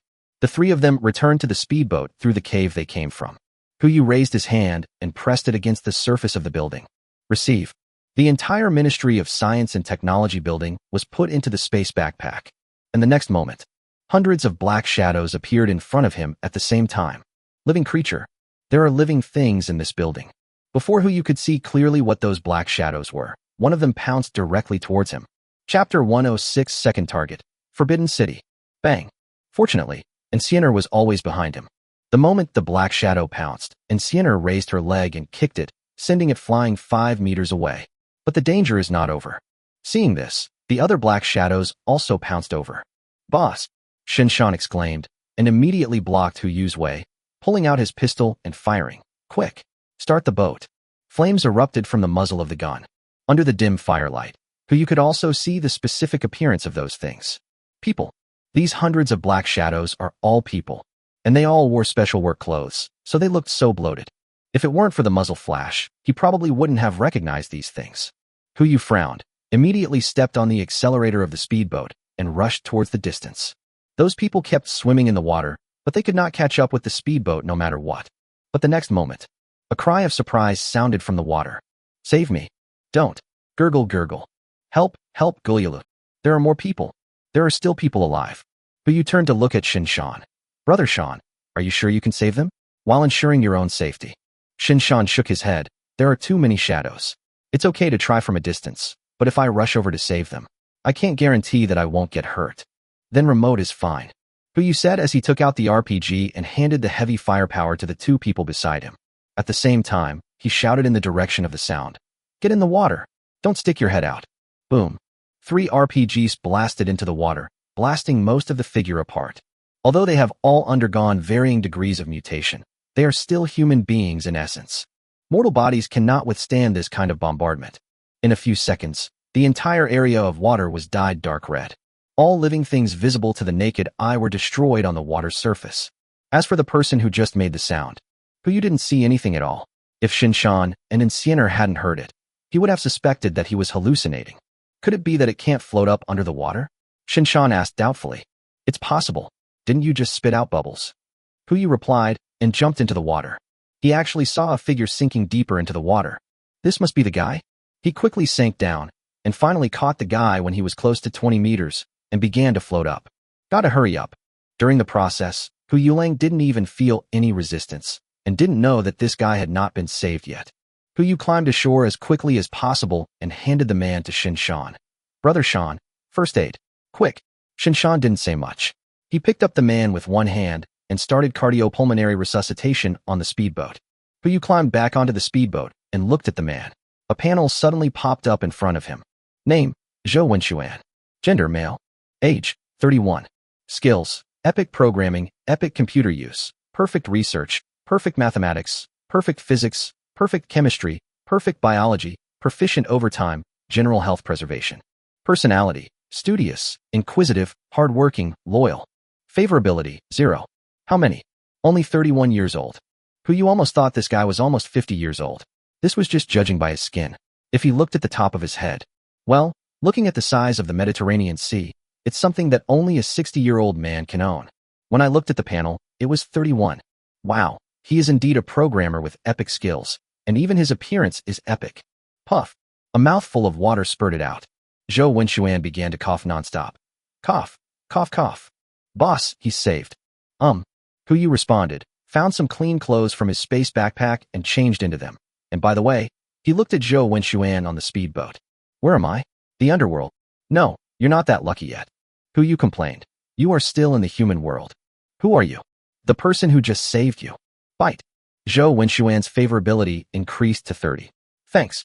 Zhou Wenxuan quickly expressed his gratitude. Sudden. He seemed to remember something and hurriedly stood up and howled. No. Go. It's dangerous here. As he spoke, he stood up and his eyes happened to sweep over the water outside. Countless broken limbs and arms floating on the water plunged him into a brief silence. If this is the danger you're talking about, then there's no danger now. Hu Yu sat on the speedboat and handed him a towel. Tell me, what's going on? Zhou Wenxuan came back to his senses and turned to look at Hu Yu in disbelief. These monsters, did you kill them all? Hu Yu responded and continued. These should all be our D personnel from the Ministry of Science and Technology, right? That's right. So, do you know why they become like this? Zhou Wenxuan nodded, then shook his head. As if he had thought of something terrifying, he retreated towards the corner of the speedboat. Don't ask me. I know nothing. Nothing. He was making too much noise. The speedboat was already a bit crowded with 3 people, and now it was almost overturned because of his noise. Hu Yu turned around and gave Insiener a look. Bang. A blow of knife fell. Zhou Wenxuan immediately fainted and lay quietly on the speedboat, looking like a 31-year-old old man. Boss. Shinshan asked from the side. What should we do now? Did Zilong and the others respond? Not yet. I guess we haven't reached the target location yet. With Xiaohai's navigation, we will definitely not get lost. There is no news now, so it is likely that we haven't arrived yet. Then we are not in a hurry. Hu Yu looked at the speedboat screen and entered an address in the navigation bar. That's perfect. Let's take the things we need to take away with us. What should I take away? Shinshan was a little confused. His eyes fell on the search bar, and he was stunned at first glance. Search, Forbidden City. The boss might be thinking. That's right. That is a shining pearl in the history of China. There is no reason to let it be covered in dust and sleep underwater, even though it has come all the way here. Heading to the Forbidden City, the entire journey is 47 kilometers, and we expect to arrive in 1 hour. Let's follow the navigation. Hu Yu added. Yes. Shinshan immediately started the speedboat and headed towards the Forbidden City. Huyu stood at the bow of the boat and began to sort out the harvest from the building. The database is indeed inside. Unlike a certain news website's database, the national database is more than 10 times larger. Although both are the largest data storage devices, Xuan has only 24 units, while the number of units in that building has reached an astonishing 300 units. The data recorded in them are the essence of the essence. It can be said that with these 300 storage devices and a suitable reading device, even if the world is reset to the primitive society, they can return to the current information society at the fastest speed. This can be said to be Huyu's biggest gain since the end of the world. As for the second biggest gain, Huyu looked at the destination that was getting closer and closer, and the corners of his mouth couldn't help but rise. It will be available soon. Chapter 107. Zero on the left and fire on the right. Thunder God helps me. An hour later. Above the waters of the Forbidden City. The water level of 60 meters is enough to submerge the prosperity of this palace. Looking around, all he could see was a splash of water caused by the heavy rain. If it weren't for Xiaohai's navigation, he would never have been able to find this place. Huyu determined the location of the palace gate and prepared to go into the water again. Boss, wait. Before he could jump into the water, Shinshan called out to him. What's wrong, Brother Shan? Huyu asked in confusion. Look underwater. Huyu followed Shinshan's lit flashlight and looked below the water. A black shadow was swimming in the water, just like it was downstairs in the community, but the area was much larger. If Shinshan hadn't reminded him, Huyu would not have noticed this. Unfortunately, the panel function cannot be triggered due to the water surface, and Huyu doesn't know what is under the water. Brother Shan, try shooting. Good. Shinshan replied, immediately picked up the AK and fired at the water surface. The frequency of the black shadow's movement suddenly increased. Suddenly, a vacuum zone was formed around the speedboat. They really looked like a group of living creatures. Huyu frowned slightly, but before he could think of a solution, the dark shadows under the water took advantage of the time when Shinshan was changing the magazine and collectively moved towards the speedboat. Be careful. And Siener uttered 2 words. Huyu also noticed something was wrong and immediately took out a yacht from his space backpack. And Siener picked him up and jumped over, followed closely by Shinshan. In the next moment, the speedboat was dragged down. A lot of bubbles floated to the surface. The speedboat disappeared without a trace, as if it had never appeared. Even speedboats are eaten. You are really hungry. But then again, this thing is much more ferocious than those small fish back then. Their numbers are more than an order of magnitude larger, and their intelligence is much higher. When faced with firepower coverage, they know to temporarily avoid the attack. This is not easy to handle. Boss, how about we retreat? Shinshan suggested. With this thing under the water, there's no way to dive. The Forbidden City is certainly precious, but there's no need to risk your life. At worst, we can just go and take down the Big Eagle Museum. There's a lot of stuff in there too. It's only a matter of time. Huyuk had no intention of missing out on any treasure in the history of human civilization. Previously, he had no ability and could only sigh at the looted treasures. But now it's different. He is fully capable of getting them back and letting them return home. Not only the Great Eagle Museum, but also the island country, the beautiful country. He wants to visit all these places. He had no time to travel the world before, but now, he only had time. Even if it takes a little longer, it doesn't matter. But the Forbidden City must be taken.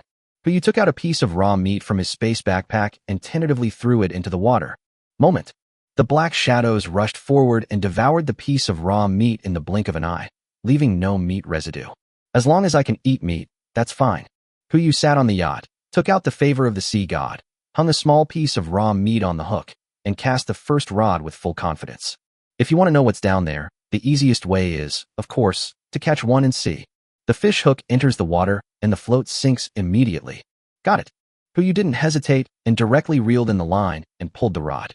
With his perfect fishing skills, he pulled the fish up with almost no effort. It was an unknown fish with a pitch-black body, only the size of a palm, but its scales reflected a metallic luster. The panel pops up immediately. Name, black scale koi variant.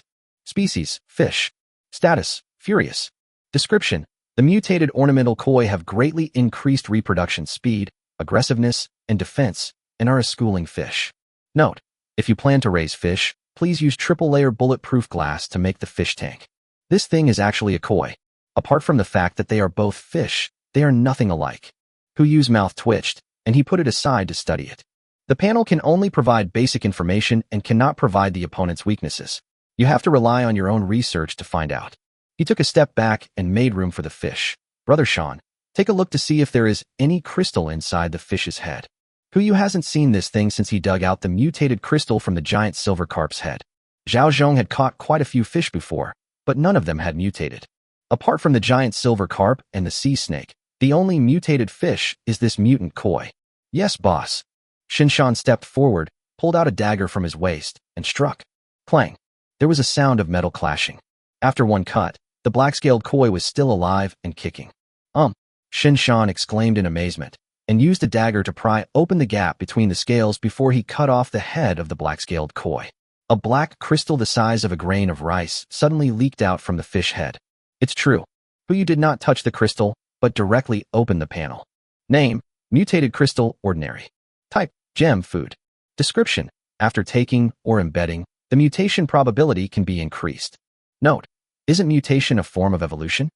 The type, description, and notes are the same as the previous mutant crystal. It should be the same thing, just at a different level. Giant silver carp produces excellent ones, while black scale koi produces ordinary ones. Huyu put the crystal into his backpack and looked at the water below with a look of surprise. What is dangerous and not dangerous? This is clearly our treasure trove. Mutated crystal. If this thing is not used properly, it may cause human mutations, but that will only happen if it is eaten. What if it's just inlay? What effect will it have on the items? Previously, he only had a mutant crystal that was difficult to use for experiments, but now, the entire water area is filled with black-scaled koi, so he can easily conduct experiments, right? Huyu looked at the knife in Shinshan's hand. Brother Shan, give me the dagger. Shinshan pointed the tip of the dagger at himself and handed the handle over. Huyu put on rubber gloves, carefully picked up the rice-sized mutant crystal, and placed it on the dagger. After a while, there was no response. Is it really necessary to inlay in the strict sense? But this thing is too small. What's the point of inlaying it? How about try grinding? Huyu pinched the rice grains and scratched the sharp blade of the dagger. In an instant, the rice grains disappeared, and the dagger was suddenly covered with a black film. The sharp blade that originally shone with silver-white light was now stained with a layer of black, and its weight became heavier. Done. Huyu immediately called up the panel information of the dagger, and after just one glance, he was stunned. Name, alloy dagger, mutation +1. Type, weapon. Description, after being strengthened by the mutated crystal, ordinary, the weapon's sharpness is improved, and it has an armor-piercing effect. Note, a qualified dagger depends on whether it can crush garlic. Mutation, +1. In other words, this degree of mutation can be superimposed. If it can be stacked infinitely, then an ordinary dagger might be transformed into a divine weapon. Huyu put the dagger on the table, immediately walked to the side of the yacht, and cast the rod again. 3 seconds. A new black-scaled koi was caught. This time he did it himself. With a flick of his hand, the mutated alloy dagger cut off the black-scaled koi's head as easily as cutting tofu. What a pity. This black-scaled koi did not produce any mutant crystals. Come again. Huyu caught 5 fish in a row before he finally found a mutant crystal. It's still of ordinary grade. He immediately used the same method as before, placing the crystal on the dagger and swiping it across. The crystal still disappeared, but the dagger's panel remains the same. It seems that strengthening with crystals of the same level will not produce any new strengthening effects. What if we use a higher-level mutant crystal to strengthen it? He did have a high-quality mutant crystal in his hand, but he didn't plan to use it on this dagger. Fishing first. According to the production rate just now, 1 crystal can be produced for every 5 fish, and there are at least tens of thousands of black shadows in front of us. That's nearly 2,000 crystals. Enough to arm the entire ship. Not to mention, even if there are no mutant crystals, the scales of the black-scaled koi are still good things. It can withstand a blow from Shinshan. As long as it is well made, it will be more than enough to be used as a bulletproof vest. Xiaohai, can you plan a route for the heart of the ocean to come in? A window popped up on the yacht screen. Planning route. Planning failed. Too many obstacles detected. Unable to reach the destination without damaging them. As expected, there are too many buildings. But if he relies on himself and a rod, it will take him forever to catch any fish. Huyu suddenly fell into deep thought, but he didn't expect Shan-gu to suddenly speak. Boss, have you heard of a forbidden spell in the fishing world? Huyu was stunned. He had never fished before, so how would he know about the forbidden spell? This thing, does it contain forbidden spells? Yeah, I heard it from Zhao Zhong as well. Shinshan gave him a firm look. What forbidden spell? Left is 0, right is fire. Thunder God, help me. Who you? I thought you were going to teach me mechanics, but you taught me physics?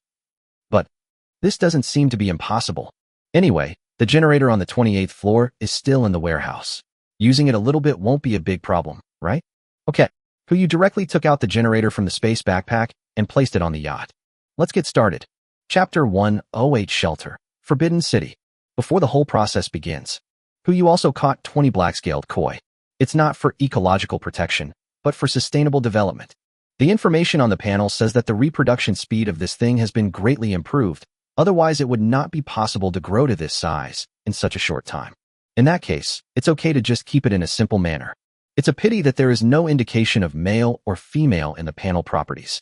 Who you had no choice but to catch a few more, hoping that these 20 black-scaled koi would not all be male or all be female. He placed the 20 black-scaled koi in a water tank and handed it to Incinerator to take care of. Then he took out 2 thick wires and connected them to the generator. Generally speaking, no matter which field, there is a reason why something can be called a forbidden spell. As for the forbidden spell in the fishing world, for fish, that is simply a violation of heaven's law. The moment the neutral wire and the live wire touch the water surface, the generator that can drive the entire wooing system started to work, and the dark shadows under the water began to float up one after another. 1 second, 3 seconds, 5 seconds later, the entire water area visible to the naked eye was filled with layers of black-scaled koi carp corpses floating. The number is at least tens of thousands. If you were to access the internet bit by bit, it would take at least several hours. Naturally, you have to think of some lazy ways. But you put the generator back into the space, then looked at the water in front of him and opened the space backpack. In an instant, a 1m vortex appeared on the water surface and began to swallow up a large amount of water, taking in all the corpses of the black-scaled koi floating on the water. The speed is not slow, but not fast either.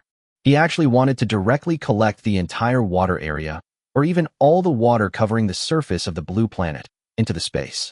It's unlimited anyway, so why not accept it? What a pity. The water area is not an independent entity. It can take away the water within 1 meter of itself, but it cannot take away the entire water area. You can only use the space backpack to create a hole to collect water. This hole is affected by the range of the space backpack and is only this big. Otherwise, at the beginning of the apocalypse, he could have simply taken away all the rain that caused the global rainstorm, and the apocalypse would not have happened. But it is not impossible to take over the entire water area. There are 2 other options. One option is that as long as Who You reaches the ground and takes the blue planet as a whole, he can put the entire blue planet into his space backpack, and the water areas will naturally be taken away as well. But the consequences are also obvious. All living humans, including him, will appear in outer space and die from lack of oxygen within 30 seconds. Even if you wear a spacesuit, you won't survive more than 3 days. The second type. Wait for the rain to stop. As long as the rainstorm stops, he can create such a hole in the right location. Given enough time, it is not impossible to clear the water covering the surface of the blue planet. 10 minutes passed. Who you put all the torpedo corpses floating on the water into his space backpack. As for the water level, it didn't drop at all. I don't know how long it will take for him to absorb water after the rain stops to clear the water area. It would be nice if the range of the space backpack could be expanded. Done. Who you checked the number of fish corpses in the space backpack. A total of 23,854. Besides that, there is a little surprise. Among these black-scaled koi, there is actually a red-scaled koi, which is more than 3 times larger than the black-scaled koi, and is also a mutant fish. Maybe you can find a high-quality mutant crystal in its head. This also illustrates a point. Black-scaled koi can also evolve. It seems that the decision to collect 20 black-scaled koi was the right one. If we exterminate the clan, where will we get the mutant crystals in the future? As for the water that was collected, he had no intention of pouring it out. He looked down at the water surface. Now there was only the splash of water from the heavy rain, and no dark shadow anymore. But you tried to touch the water surface, and after making sure there was no current, he jumped down. Forbidden City, here I come. As he dived into the water, a slight tingling sensation spread throughout his body. Although it had some effect, it would not have any impact on him. And Sienna followed closely behind. Just like before, she was responsible for holding the flashlight to illuminate Who Yu's vision ahead. Soon, the 2 arrived above the Forbidden City. Pavilions, towers, carved beams and painted buildings, red walls and yellow tiles are quietly located in the deep water. If it weren't for Who Yu, Perhaps it will be several years before this building reappears before the world. Who knows what the people who survived or the new life born on this continent would think when they saw this exquisite building. Or maybe, at that time, all that was left of the palace was a pile of broken bricks and tiles. Who made a gesture behind him, came to the outer edge of the palace wall, and raised his hand to take away the forbidden city. But as soon as he withdrew his hand, only the outer city wall disappeared. Who? What is going on? This was the first time he failed to use the great containment technique. Wait, he seemed to understand what was going on. Overall, still the whole. When he took in buildings before, they were all modern buildings, made of reinforced concrete as a whole. However, this ancient building, the outer city wall, and the forbidden city are not a whole. The city wall is the city wall, and the palace is the palace. Who sighed in his heart. Now I just hope that the forbidden city can be considered as a whole, so that he doesn't have to accommodate it palace by palace one by one. That's 9,999.5 rooms. I don't know how long it will take just to surface for breath and then dive back down. Who continued to swim forward and soon arrived inside the forbidden city. Every brick here is called a gold brick. It's not because these bricks are made of gold, but because the cost of each brick here is worth 1 or 2 taels of gold. In an era when some people could not even get enough food, the floor tiles used to build the imperial palace were so luxurious. Even if we put aside the historical value of this imperial city, its architectural value alone is enough to surpass most buildings in seconds. Oh, except for the Qin Shi Huang Mausoleum, which has not been developed yet. I don't know if there is a chance to take that in. Who didn't think much about it, and raised his hand to touch the junction of the gold brick and the wall. Receive. The entire forbidden city was stored in the space backpack. Fine. The golden bricks and walls before him were considered as a whole with the entire forbidden city, otherwise he really didn't know what to do. You can't treat the forbidden city as a large Lego and piece it together slowly, right? Who raised his lips slightly, and when he was about to float up, a huge vortex suddenly appeared below. The powerful suction swept everything in the water and swallowed it downwards. Empty. The forbidden city is actually empty. Chapter 109 Yongla Encyclopedia. 60 meters.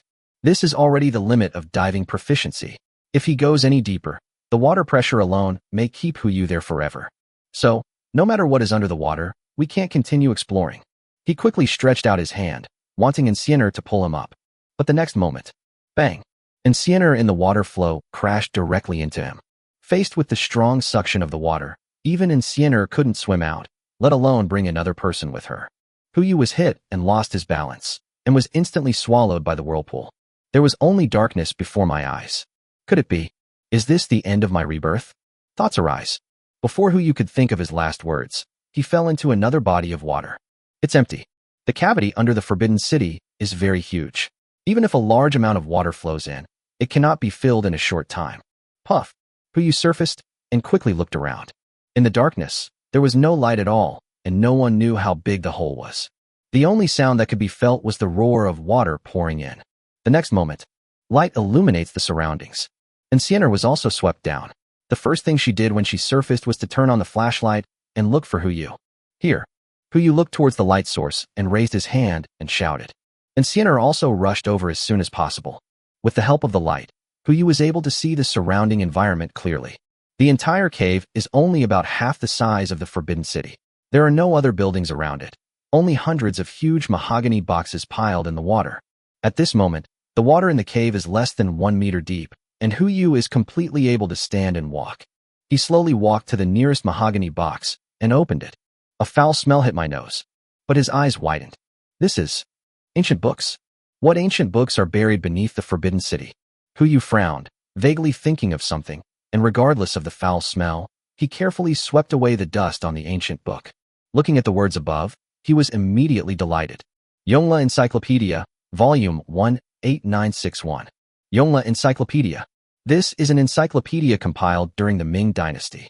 To put it simply, all the books on classics, history, philosophy, and hundreds of schools of thought since the invention of writing, as well as words on astronomy, geography, yin and yang, medicine, divination, Buddhism, Taoism, and skills, are collected into one book.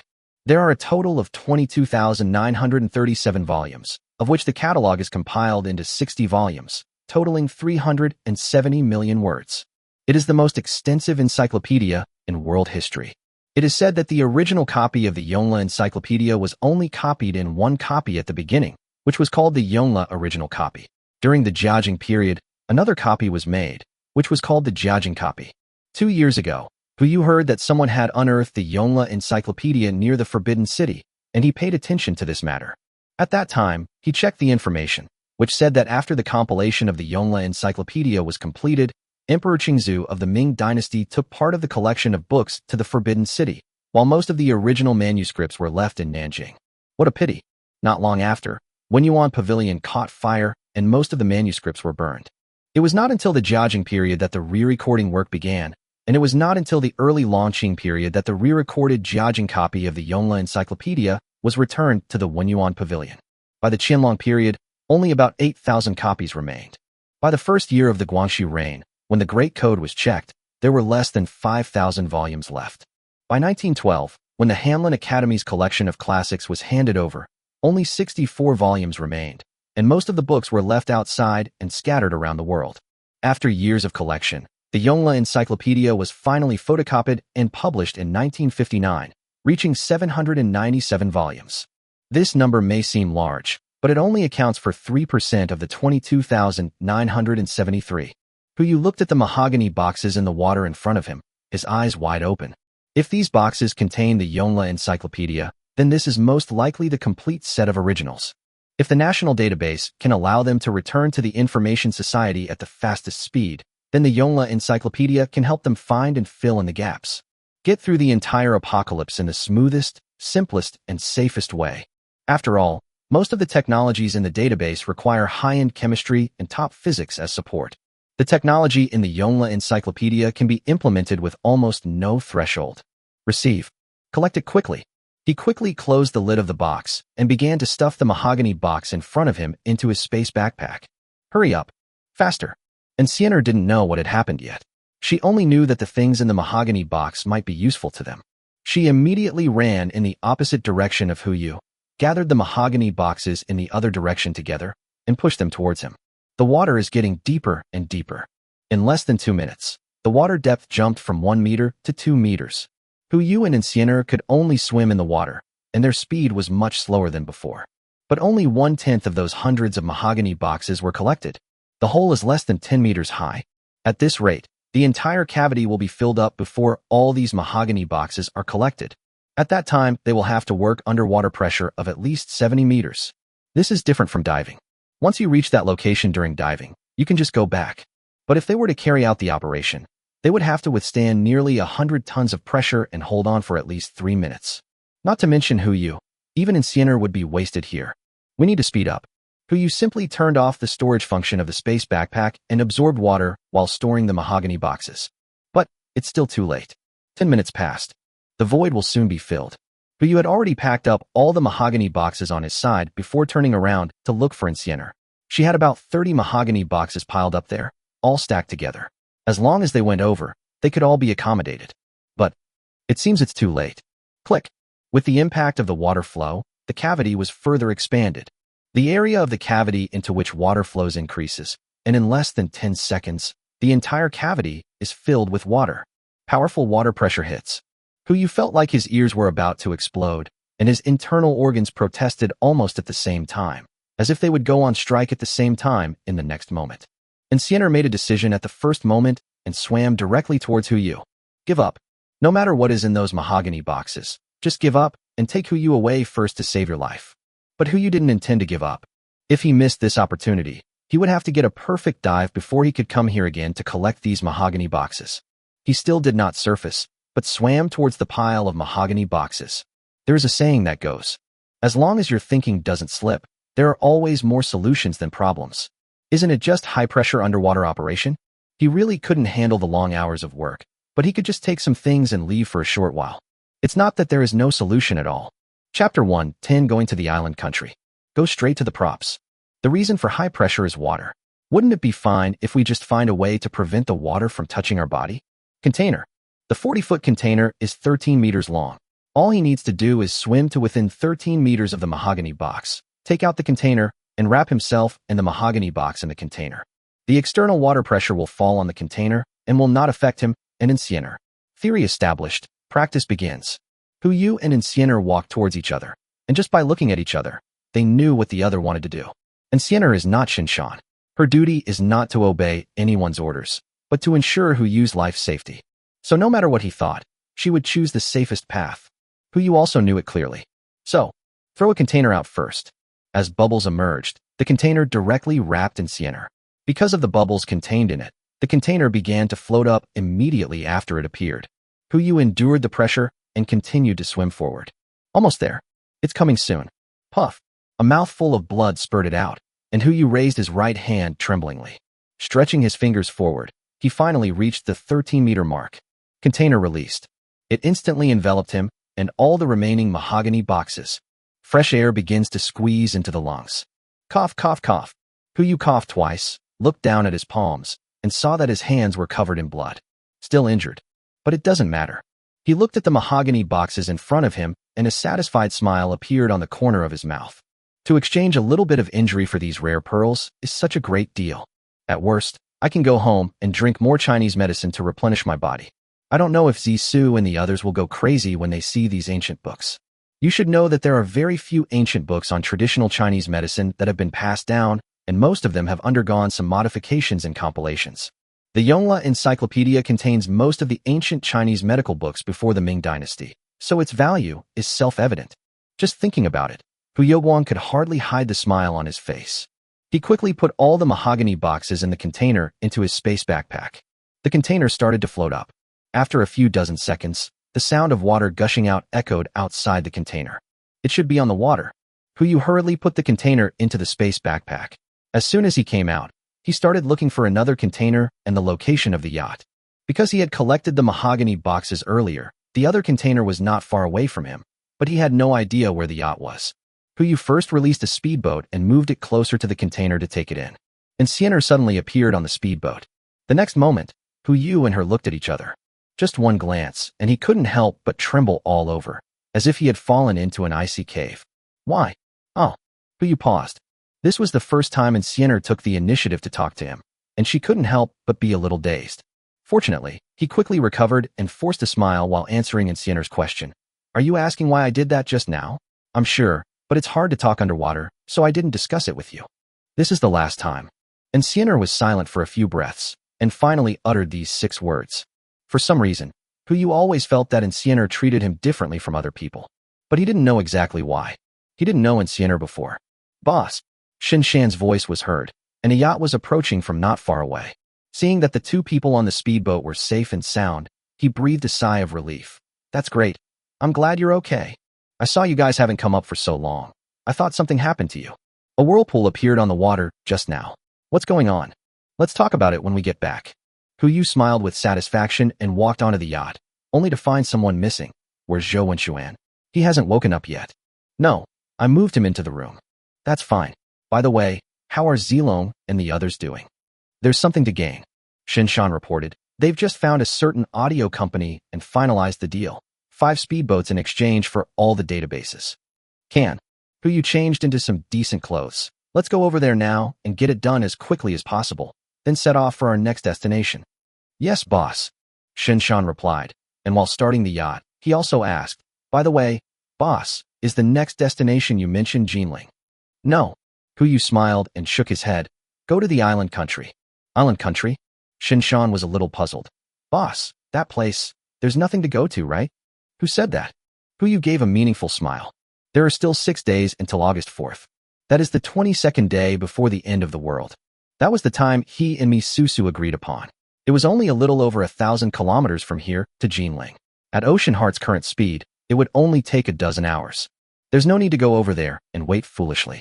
As for the next location, from here, it is only more than 2,000 kilometers to a certain island country. At the speed of the heart of the ocean, it takes 1 day. 6 days is enough for a round trip.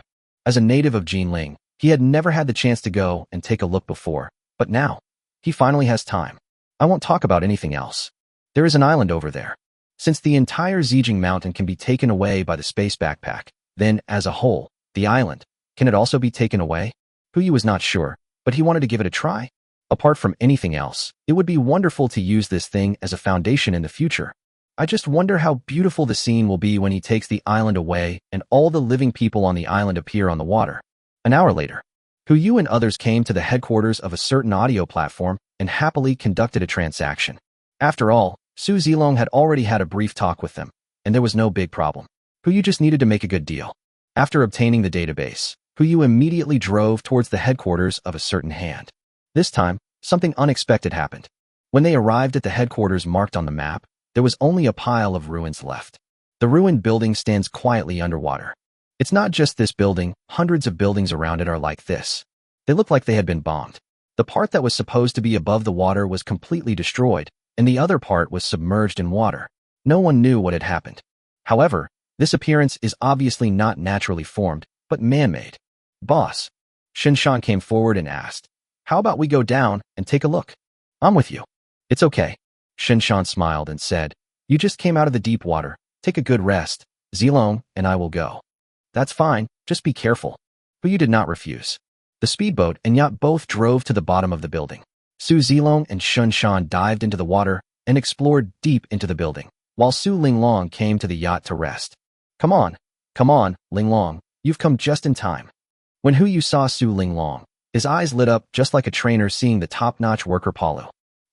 Su Linglong, who had almost died from overwork while drawing, had finally had a day's rest when she saw this, and quickly hid backwards. "Boss, don't do this. I'm scared." "Don't worry, I'm not taking advantage of you." Su Linglong rolled her eyes helplessly and didn't respond. "Looking at you like this, I know you are going to treat me like a company animal again. If only there were unspoken rules."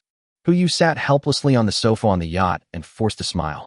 "That's right, there are some books that may need you to sort them out." "How much do you know about classical Chinese translation?" "It's just average. I scored 130 points in the Chinese language test." "That's enough." Yu smiled and said, "Help me translate a few ancient books. There's no time limit." "That's easy." Su Linglong also breathed a sigh of relief. "They are just a few ancient books. I can just think of them as a way to change my mind while drawing. There is no time limit anyway, so I can translate them slowly." "What ancient book specifically? Let me see if I can understand it." "Yongle Encyclopedia." As soon as these 4 words came out, Su Linglong was stunned. As an educated person, she naturally knew what these 4 words meant. He went straight to Yu and asked, "Did you find the Yongle Encyclopedia? How many volumes are there? Are there any books on architecture in it?" "Quick, let me see." "Okay then, I'll leave the translation to you." Yu quickly finalized the matter, as if he was afraid that she would go back on her word. A mahogany box was also moved out. Su Linglong hurried forward, and the moment she opened the box, her expression was quite different from Yu's at the beginning. But she finally came to her senses and looked at Yu uncertainly.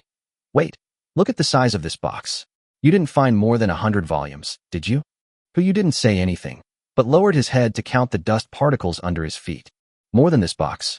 Do you have more than 1,000 volumes?" He still didn't speak. "Hiss." Su Linglong took a deep breath, a smile still lingering on the corner of her mouth. "Boss, don't tell me. Have you found all the more than 5,000 volumes from the Guangxu period?" "Ahem." Yu coughed twice. "Very close. 8,000 volumes."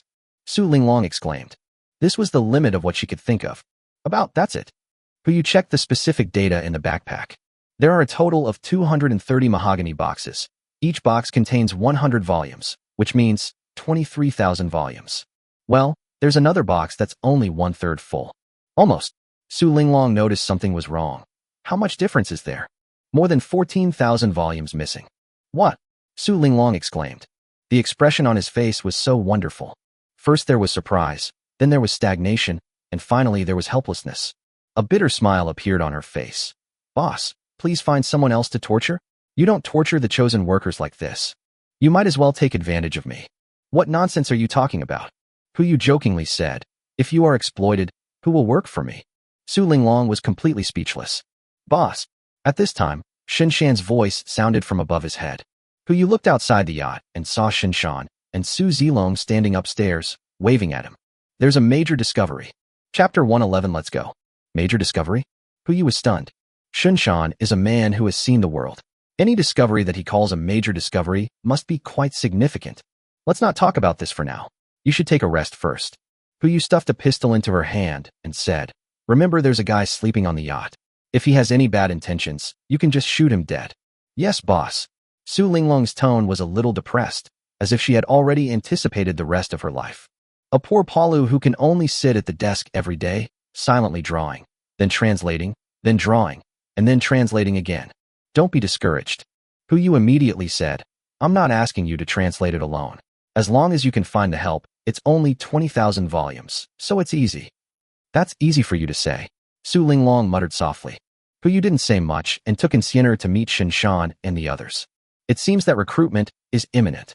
There are enough armed personnel, but too few civilian staff. If we really rely on these few people to translate little by little, it will take who knows how long it will take to complete the translation. As soon as the two came up, Hu Yu couldn't help but frown when he saw what they were holding. Missile shrapnel. This thing is enough to prove that this place has been bombed, and the bombing was done with small missiles. In Yujing, there is only one possibility of possessing such heavy firepower. Military. He had not found any trace of them before, but unexpectedly saw them here. He looked at Shin Shan and asked, Brother Shan, what's going on? Bombing. Shin Shan said, this place, as well as the nearby buildings, have all suffered varying degrees of bombing. Zilong and I just checked. The bombing was between 30 and 32 meters high. It must have happened 8 or 9 days ago. So far, no bodies have been found in the building, nor any signs of prolonged survival attempts. However, we have found some signs of packing and fleeing. Based on the above, it's very likely there are large ships here, possibly even warships attempting to pass through. Hu Yu nodded. Apart from a warship, who else would lead people to escape in such a situation? Although there are many buildings nearby, they are not close to the city center and are only a shallow circle on the outer edge. In other words, the warships responsible for the rescue were powerless and could only rescue the residents in the periphery and then left to other places.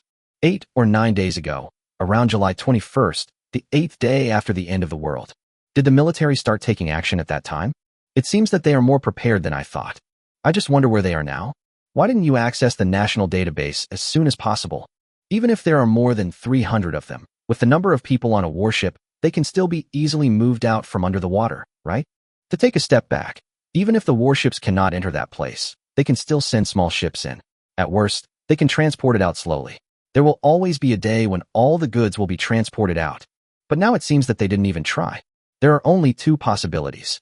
One possibility is that the other party does not know that the national database is here. The second type, the other party doesn't care about this so-called national database at all. Maybe I already have a backup on hand. It depends on how far the military's emergency plan has gone. Okay, since there is no database, let's go back first. No matter which possibility it was, Hu Yu couldn't be sure until he met the military personnel.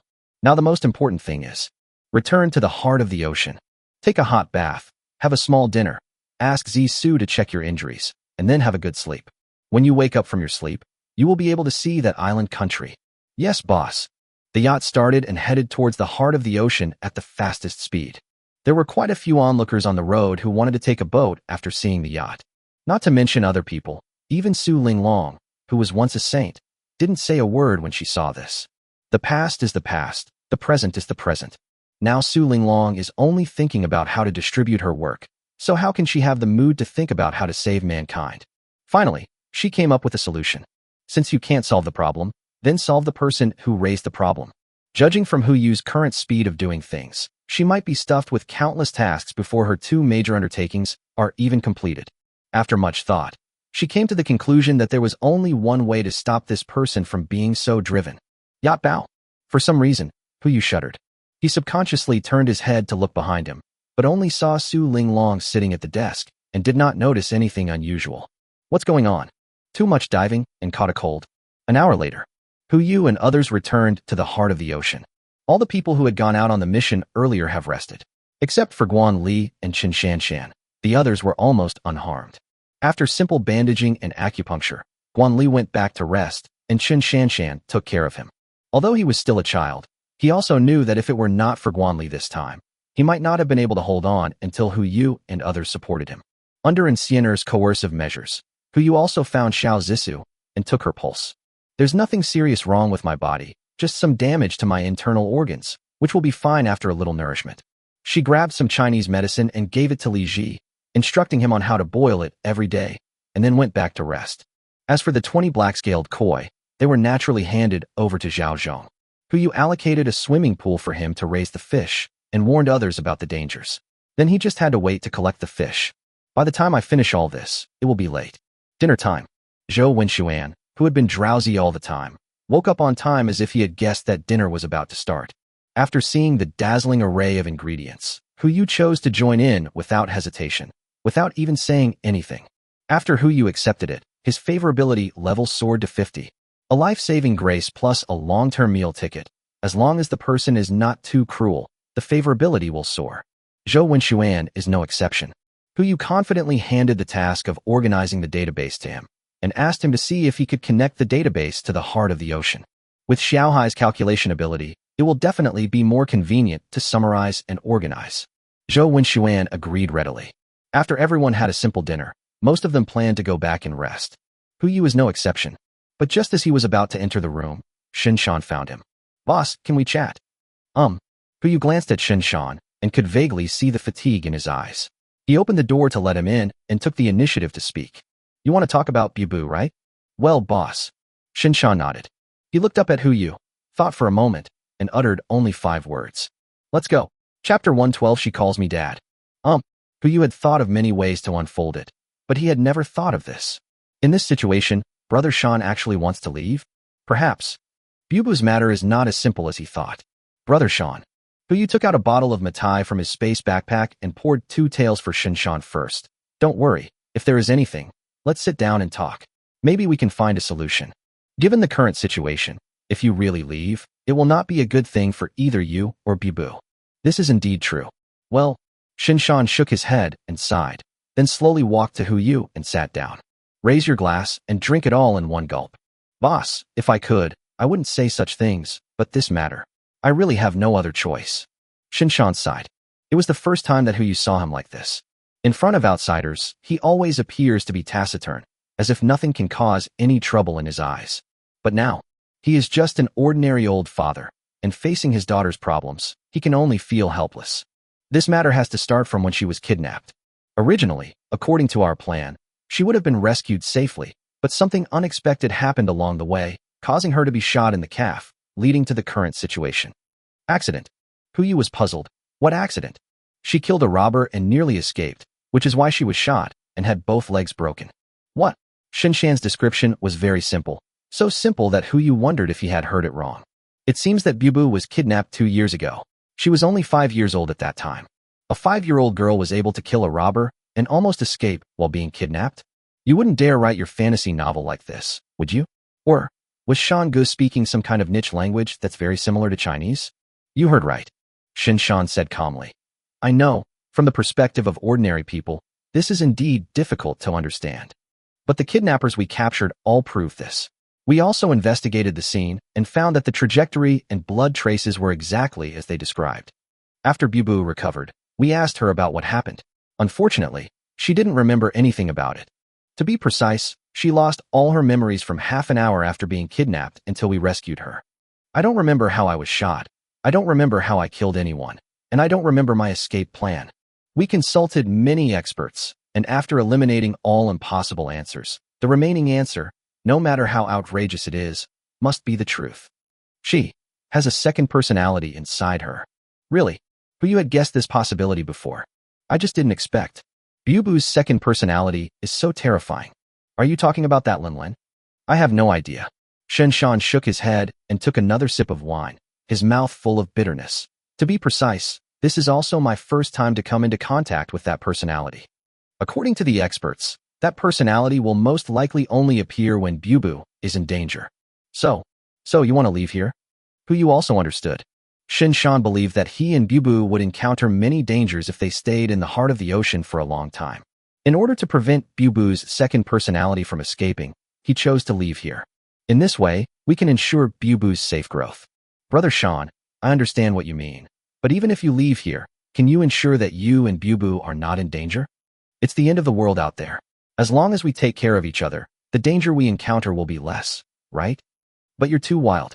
Shinshan looked up at Yu and said seriously, if you stay in Jinling, or go to Jinling now, I will follow you. But now you want to go to the island nation. I'm not saying you're wrong. It's just that I have to be responsible for Bubu. Yu frowned slightly. What Brother Sean said was indeed the truth. He pondered for a few breaths and slowly said, then what are your plans if you leave here? 1 yacht is enough. There are still 33 days until the rainstorm ends. I'm confident I can survive with Bubu. As for what happens after the rainstorm, Let's talk about it after the rainstorm is over. Hu didn't say anything. He is considering it. Lin's existence is indeed a hidden danger. A person who can stand on her own at the age of 5, and considering her previous actions, Hu doesn't know what to do with her. After a few breaths, he did not agree to Shinshan, but asked from a different angle. How much do you know about that Lin? Not much. Shinshan shook his head.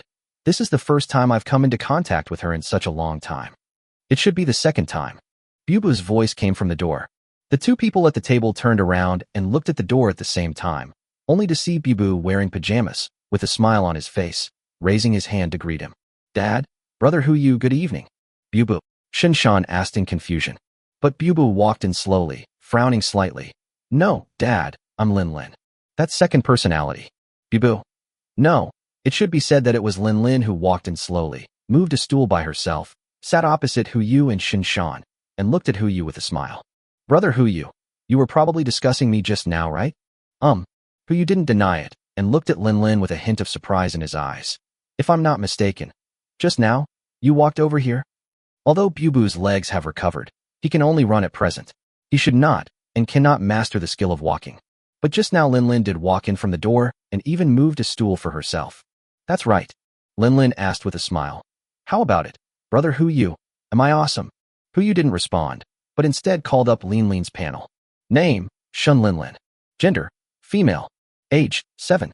Skills, epic learning, firearms mastery, camouflage mastery, performance mastery, swimming mastery, driving mastery, and running mastery. Personality, dark, suspicious, decisive, studious, and extremely protective. Favorability, 68. This panel, from a certain perspective, it is even more luxurious than Guan Li's. Epic learning skills. To put it simply, that is, an all-round academic genius. No wonder even his driving skills have reached the proficient level. Hu turned his head to look at Shinshan and found that he was frowning and silent, not knowing what to say. 2. As an old father, I do feel a little numb when facing this kind of thing. The palms and backs of the hands are all flesh. Bubu is his daughter, so does that mean Lin isn't his daughter? She just called me daddy. In this case, only Hu can break the deadlock. Lin is amazing. Hu asked doubtfully. You came out so late at night. Aren't you just trying to show off your skills? Of course not. Lin looked at Shinshan and tugged at his sleeves with both hands. Dad, I don't want to leave here. Please promise me. What is this called? This is called hitting the face with a big gun. Shinshan originally wanted to leave here because of Lin's existence. Now Lin is using Bubu's identity and asking him not to leave. Old Shin's claws suddenly went numb, and he turned to look at Hu, indicating that he should solve the problem. Oh right. Hu quickly took over the conversation. Lin, you said it was the second time. When did you and Brother Shan meet again? Of course. Lin looked at Shinshan with careful eyes. It was when my father saved me. He was so handsome after that, wearing a black bulletproof vest, and he killed those kidnappers with just a few shots. It really made us feel safe. Shinshan was stunned for a moment, then finally spoke. When I saved when I saved you, were you watching? Yes. Lin said as a matter of course. That little crybaby fainted a long time ago. How could he see these? Dad, you haven't answered me yet. Shinshan turned off the microphone again and looked at Hu, asking for support. Hu now knows what it means to be a daughter slave. No matter how smart Shinshan is outside, when facing Bubu, his CPU will drop several levels. Lin, look at me. Hu and Lin looked at each other, and without hiding anything, they asked directly. Brother asks you, how do you and Bubu get along? You seem to possess her memories, right? Lin nodded and didn't deny it. I know everything that little crybaby went through, but she doesn't know what I went through. Does Bubu know of your existence? Of course I don't know. Lin put her hands on her hips and said, I only show up when the little crybaby has a problem he can't solve. That's what a sister should do. Then you came out now because, of course I know what Dad wants to do. Lin looked at Shinshan. Based on my understanding of him, you all saw the note today. He will definitely come to see you tonight. Well, this is also part of your calculation. The corner of Hu's mouth twitched. However, judging from her tone, there is no hostility between her and Bubu, but rather a slightly closer sisterly relationship. Considering her personality as described in the panel, she is extremely protective of her own people. Maybe it's just as she said. Lin will only appear when Bubu encounters a crisis that he cannot handle. That's easy. Okay, I understand. Hu raised his hand and rubbed Lin's head, and the feeling was still as good as before. He smiled at Lin Lin and said, Lin Lin, be good. Go out first. I'll have a few words with your dad. Lin Lin nodded obediently, turned around and walked towards the door. Brother, you must convince Dad. Having said that, Lin Lin turned and walked towards the door, not forgetting to close the door when she left. Yu looked at Shinshan and was about to persuade him. I haven't even opened my mouth yet. Shinshan walked out the door. Boss, it's getting late. Go to bed early. I haven't even tried to persuade you yet. And you're already retreating? What's going on? I've already prepared my lines, and you aren't leaving? I'm not leaving. Shinshan scratched his head and said, I'm sorry, boss, to bother you so late. Can I ask why? Hey. Shinshan smiled awkwardly and only uttered 6 words. She calls me daddy. You? You are worthy of being a daughter slave. Chapter 113 Strategy. Lin Lin's problem is solved. Now that Shinshan treats her as his own daughter, he probably won't think about how to erase this personality. After all, for Bu, this is also like an insurance. Shinshan's problem was solved. Lin Lin's appearance saved him from having to marry, and without paying any price, he directly gained double happiness from his old father. The only problem is one person. You? Not to mention the Matai. 1. My sleep time at night was also delayed. Who can he go to for justice?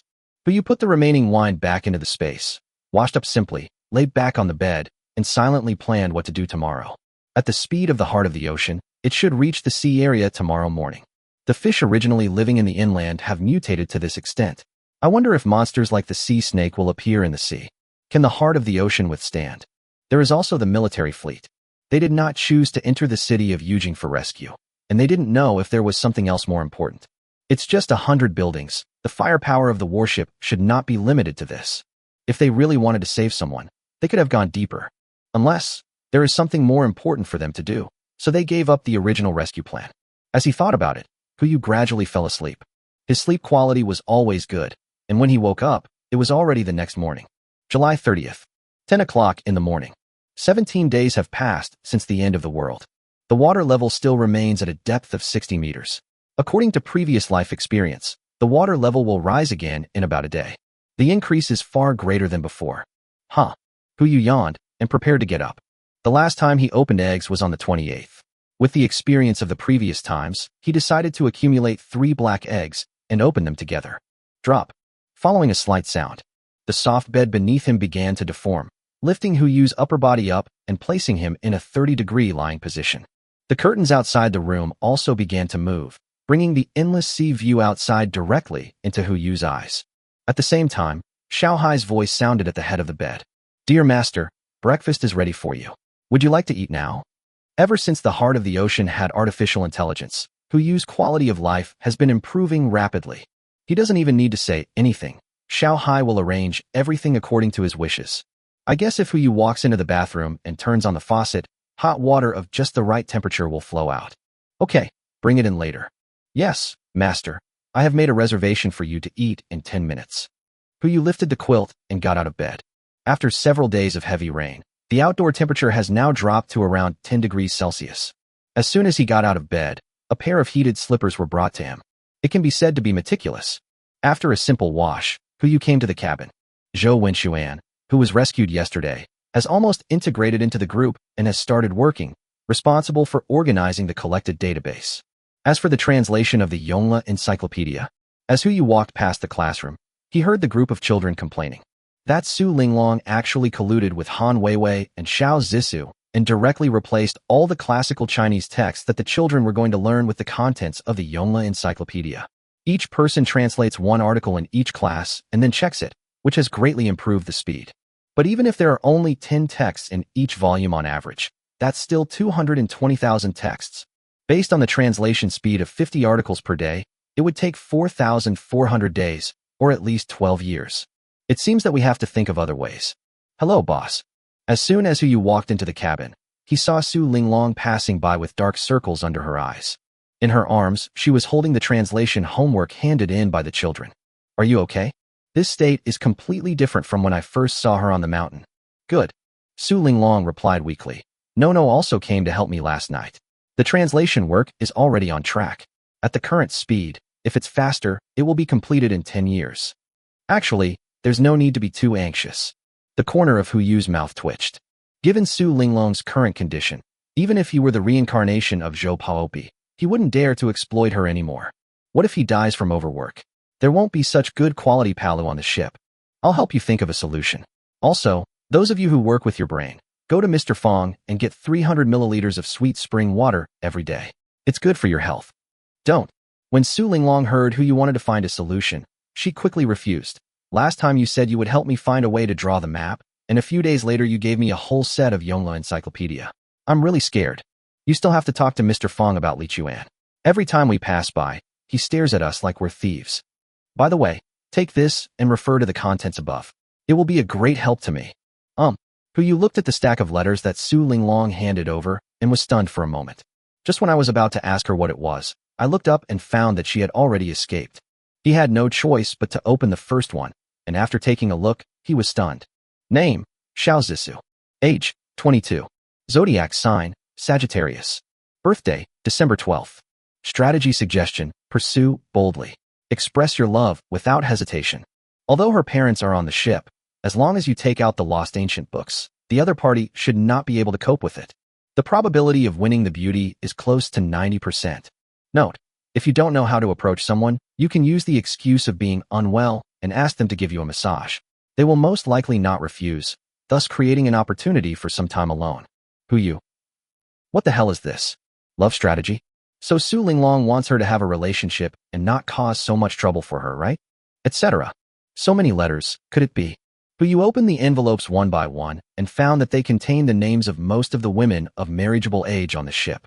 Xiao Zhisu, Mu Lingxiu, Zhang Sirui, Han Weiwei, Min Anyuo. Even Enciener was not spared. As for why it is said to be most of the time, these 7 letters even contain her own information. Name, Su Linglong. Age, confidential. Constellation, confidential. Birthday, confidential. Strategy suggestion, not recommended. Note, you will always be my best boss. It's really amazing. Who you sorted all the envelopes together, sealed them tightly, and put Han Weiwei's message on the first layer. Xiao Hai. Ask Han Weiwei to come over. Yes, master. Less than 10 minutes. Han Weiwei came up to him and asked doubtfully. Boss, are you looking for me? Who you handed over the envelope. Give these to Su Linglong and tell her that I don't really need them. Han Weiwei looked puzzled. What are these? Oh, by the way, you can read the first one, but don't read the others. Who you said this and left the place. Not long after. Su Linglong. The roar echoed inside the heart of the ocean. Su Linglong, who was designing the city, shuddered and vaguely sensed something. 3 minutes later, the two best friends had an epic fight with pillows in the room. 10 minutes later, it ended with Su Linglong being pinned under him and begging for mercy. 15 minutes later, Han Weiwei went to prepare lessons, while Su Linglong, who was lying on the bed, showed an unwilling look. Okay, I was kind enough to give you a tutorial, but you stabbed me in the back. Okay, you don't want a strategy, right? There are plenty of people who want it. Su Linglong got up, walked to the desk, put the drawings aside, and took out the letter to start writing. Name, who you? Age. After finishing the notes, she wrote another line on the cover of the letter. Xiao Zhisu collected. Before long, a brand new guide to the 6 seals was written. Tonight, they will appear where they are supposed to appear. Chu, who you sneezed. He had just finished breakfast and was standing next to Zhao Zhong, watching him sea fishing. Boss, do you have a cold? Zhao Zhong looked up and asked in confusion. No, even though the temperature outside is only around 10 degrees, the boat has a constant temperature on 24 hours a day, so there's no way I could catch a cold. Who you rubbed his nose. I guess someone scolded me. That's a lot of suspects. Zhao Zhong jokingly said. If nothing else, you're driving the heart of the ocean through residential areas. I'm afraid everyone who hasn't boarded the boat will grumble at you. TSK, who cares? If who you cared about what other people thought, he would have died from self-blame due to mental exhaustion. He found a sofa and lay down. Brother Zhong, stop fishing after a while. According to Xiao Hai's calculations, we'll reach the island country's border in 12 hours at most. We should get enough rest to deal with any emergencies that may occur. What emergency? Of course it's the sea of people. Although the island nation is small, it has a population of more than 100 million. They are a country that frequently conducts disaster drills. In this situation, even if only 10% survive, that would still be more than 10 million people. What if we can really put the island country's territory into the space backpack? Wouldn't the more than 10 million people on this island appear in front of Hu Yu in an instant? Whether it's running away, running away, or running away. You have to keep your spirits up. What? Another option? As a kind person, how can you resort to violence? Wouldn't it be better to let them think more about why they did what they did in the sea of nuclear kindness? As for the fact that they couldn't escape from the sea and ended up drowning, freezing to death, etc., that has nothing to do with us. Good. Zhao Zhong casually caught a grouper and said, I'll fish for another 2 hours and then call it a day. The fish are good around here, and they're all high-quality seafood. I'll consider it a good source of supplies. Puyu nodded, and just as he was about to turn around and leave, the fishing rod in Zhao Zhong's hand suddenly trembled. Just a moment. He was originally sitting on the dai tai, but his body suddenly flew out. Brother Zhong. Chapter 114 Golden Scale Dragonfish. Fine. The moment Huyu exclaimed, Shen Shan behind him also reacted immediately, reaching out to drag Zhao Zhong, while his body also leaned firmly on the boat. Quick! Fishing rod! Zhao Zhong also came to his senses, holding the fishing rod tightly with both hands, afraid that he would let go accidentally, and quickly let go of the spool. The fishing line began to pull out wildly. The two of them now had the opportunity to reinsert their fishing rods into the fishing platform. Big fish. Absolutely big fish. Zhao Zhong looked at the fishing rod with a hint of fear and breathed a sigh of relief. Fortunately, I almost got dragged down by this thing. Logically speaking, there shouldn't be such a fierce fish in this sea area. It should be a mutant fish, Puyu said, his eyes full of anticipation. He had originally given up hope, but he didn't expect that he would actually get a mutant fish. Judging from this force, if there is a mutant crystal in the fish's head, it must be at least rare, right? The three people in front of Dai Tai looked at each other and had the same idea in their minds. Gotta find a way to get it going. If it were in the past, they would only feel a deep sense of powerlessness when facing this kind of fish, but now, just rush in. Zhao Zhong fixed the spool, connecting the fishing rod and the heart of the ocean into a hole. The fishing line that was originally being pulled out wildly suddenly straightened, and the fishing rod remained motionless. Under the water, the fish that was so powerful just now can only be dragged away by the heart of the ocean. That's a speed of 80 knots, almost catching up with a slightly slower train. Even the fastest swordfish in the sea cannot catch up with the speed of the heart of the ocean, let alone its weight. Basically, as long as the heart of the ocean is fixed on the fishing platform, all fish can be easily caught except for mutant fish and those fish that are terrifyingly large. There is no need to use weapon systems. Okay, let's give it a try and catch it again at lunchtime. Puyu turned around and walked towards the restaurant. Is it better to have Chinese food or Western food for lunch today? Forget it. I'm getting tired of eating all kinds of delicacies every day. Let's change the taste today and have a bowl of instant noodles. At that time, I didn't expect that I forgot to put the 2 instant noodle processing factories into my backpack. The ready-made production line is there. Even if you don't eat it, you can wait until the rainstorm is over and use the instant noodles produced to exchange for other supplies. That doesn't matter. There should be such processing plants on the island country, right? 2 hours later. After lunch, the children continued their afternoon studies under the guidance of Han Weiwei and Xiao Zisu. Zhang Sarui and Li Ji began to prepare ingredients for dinner. Zhao's father and mother were still studying the physical condition of the 50 people they brought back a few days ago. After their treatment, these people can now eat independently while lying in bed. They have basic rational thinking ability, but it is limited to eating, drinking, defecating, and urinating. If you ask them to do something, they can only make noises. Even Minono found something to do. She saw that Zhou Wenshuan had some difficulty organizing the database by himself, so she volunteered to help. Puyu naturally had no objection, and Zhou Wenshuan was even more eager to have a helper. As for Mr. Fong, he still stayed in the greenhouse. Now that the output of magic beans and sweet springs has doubled, the old man doesn't care much about these two things anymore. He just harvests them when he has nothing to do. He is now fully focused on the rice seeds, which means that the area of the greenhouse is fixed and cannot be expanded. Otherwise, this person would have to do it himself and use a hoe to cover the entire deck into the greenhouse. As for Hu Yu and the others, as soon as they finished lunch, he, Zhao Zhong, Shun Shan, and Su Zilong went to the front of Dai Tai. Get ready to reel in your fishing rod.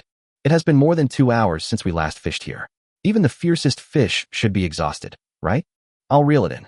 Hu Yu sat on the seat at the fishing platform and began to gather the spools while commanding, Brother Shan, Brother Zhong, you two go get the net. Zilong, please keep an eye on it. I'm afraid it might fly away. Yes, boss. The three of them spoke at the same time. Su Zilong also rushed to Hu Yu's side, ready to take action at any time. The fishing line was gradually reeling in, but Hu Yu couldn't help but frown. This fishing line. How come it's so light? Huyu pulled the fishing rod from the fishing platform and began to reel in the line quickly. The people watching nearby also noticed something was wrong. Boss, could it be that they've been decoupled? Shinshan asked doubtfully. How is that possible? Before Huyu could reply, Zhao Zhong at the side answered first. I've been fishing with this rod for so long, and no matter what fish I catch, it's never gotten off the hook. One more upstairs. Su Zilong also responded from the side. No matter what the situation is, we'll know once we catch it. As Huyu was speaking, he felt the line was almost there, so he cast a flying rod and tried to catch the fish. It was this flight that made him stunned on the spot. The fish didn't get off the hook. It's still hanging on the hook. But this fish is too dazzling. The whole body of the little fish was golden, but not the yellowish gold of the small yellow croaker. Instead, it was slightly lighter in color. Looking at it, it looked like a real piece of gold, dazzling and gorgeous. But even with this size, it's not even as big as Huyu's palm. The next moment, its panel popped up before his eyes. Name: Golden Scale Arowana Variation. Type: Fish food. Status: Infant, near death. Description: This fish exhibits unique changes depending on its location. If you raise it patiently, you may get unexpected rewards. Note: This small body contains terrifying energy. Snap! Before Huyu could react, the golden scale dragon fish fell into the cabin. It was already exhausted and now it didn't even bother to flap its tail, as if it would die at any moment. There is a dragon in the name of this fish. Plus that note. Huyu had to think in that direction. You know, among the many Chinese myths, the dragon occupies a very important position. Generally speaking, apart from the pure-blooded dragon clan, there are two ways to transform into a dragon. One starts with a snake. It takes 10 years to become a snake, 100 years to become a python, 1,000 years to become a dragon, and 10,000 years to become a dragon. Another one starts with fish. The fish in the water actually have a trace of dragon blood. As long as they cross the dragon gate, they have the chance to become a real dragon. But these are just legends. But now that water snakes can mutate into that kind of body shape, fish, why can't they mutate into a mythical direction? Hiss. Huyu took a deep breath and quickly took out a basin, poured one person's portion of Lichuan into it, and then added sea water to dilute it. When the water was enough to submerge the golden-scaled dragon fish, he carefully squatted down and put it into the basin. Finally, the golden-scaled arowana's mouth began to open and close, swallowing and spitting out the water in the basin. This thing. Zhao Zhong came forward with a puzzled look on his face. Is that the thing that almost dragged me down just now? Could it be that I caught the wrong fish? Su Zilong frowned and said, It's just such a small thing, and you just caught it casually? You're not fishing in the wrong place. Huyu spoke calmly, looking at the golden-scaled dragon fish in the basin. Watching it go from being on the verge of death at first to finally standing up in the basin, I finally breathed a sigh of relief. That was the fish I was dragging the rod on underwater just now. What? Everyone was shocked and squatted beside the basin, looking at the fish. It seemed as if it noticed the gazes of the people on the water. The golden-scaled dragon fish flipped over and swung its tail, jumping directly out of the water, giving each of the onlookers a fish tail. The whole process happened so quickly that even Su Zilong didn't react before a layer of crow's tail skin appeared on his left cheek. Hey, this guy is making a big fuss. Su Zilong rolled up his sleeves and looked at Huyu. Boss, leave it to me. I guarantee that this thing will be delicious. Faced with the threat, the golden-scaled arowana even raised its head under the water and spit out a few bubbles. Provocative. This is clearly a provocation. Don't touch it yet. Just take care of it and see how it goes. Huyu found a fish tank from the containers and started filling it with seawater. When it was almost time, he approached the golden-scaled dragonfish and said to himself, You can understand what we are saying, right? The golden-scaled dragonfish floated on the water, looked at Huyu, and shook its tail. Obviously, I can understand it. The IQ of fish is actually not low and is even much higher than that of some other animals on land. For example, some fish that live near schools of sea urchins, when they see humans going into the sea to catch sea urchins, will even lead them to the sea urchins' habitats so that humans can catch them. Not to mention dolphins and killer whales, whose IQ is even equivalent to that of a 7- or 8-year-old human child. It is not surprising that mutant fish like the golden-scaled arowana can understand human language. But the golden-scaled arowana shook its head. Huyu was speechless for a while. Well, the comprehension ability is good, but the IQ is not high. He had no choice but to ask, Then do you still want to drink the water you just drank? The golden-scaled arowana nodded frantically. It can feel that the water just now is good for it. Huyu pointed to the fish tank beside him and said, "Jump in. As long as you're obedient, there will be plenty of water in the future." Plop. As soon as he finished speaking, the golden-scaled arowana appeared in the fish tank. The fish even stuck to the tank, wagging its tail nonstop, as if to say, "Where's the water? Boss, get in the water quickly." Puyu felt like he was not feeling well at all. It would be fine if it was just this one fish, but if all the fish under the water mutated in the future and possessed this kind of intelligence, or even thinking ability, then it would be too terrifying. Forget it. Now is not the time to think about these things. Once the heavy rain stops, start collecting water immediately. Puyu poured the water in the basin into the fish tank and poured one person's portion of Lichuan water into the fish tank. He didn't go fishing anymore after that. According to Xiaohai's voyage, it would take about 3 hours to reach the border of the island country. It's time to prepare. Chapter 115. He reached out. 3 hours later, the island border. According to the map, we are now within the territory of the island country. However, due to the rising water level, Puyu and others could only see a vast expanse of blue. The nearest land was several thousand meters away. Boss. Shinshan frowned and said, "Why do I feel like the water level has started to rise? The water level at 60 meters shouldn't rise to this level. The water level has actually been rising, but we just can't feel it inland." Puyu casually explained, "Do you remember what I said before? The water level will continue to rise between the 18th and 19th days. The heavy rain won't stop during this period, but the water level will. Have you ever wondered why?" Before anyone could answer, Minono raised his hand and answered, "I know." "Then tell me." Puyu looked at Minono. He had his own answer in his mind, but it was just a guess, and he couldn't be sure. It would be good to hear other people's ideas. "It's because of the terrain," Minono said on the side. "The surface of the blue planet itself is uneven. Some areas are high and some areas are low. When heavy rain falls, some depressions will begin to accumulate water over a large area, but there will also be mountainous areas around the depressions. The entire blue planet is like a leaky stairwell, and those depressions are like basins placed on the stairs to collect water.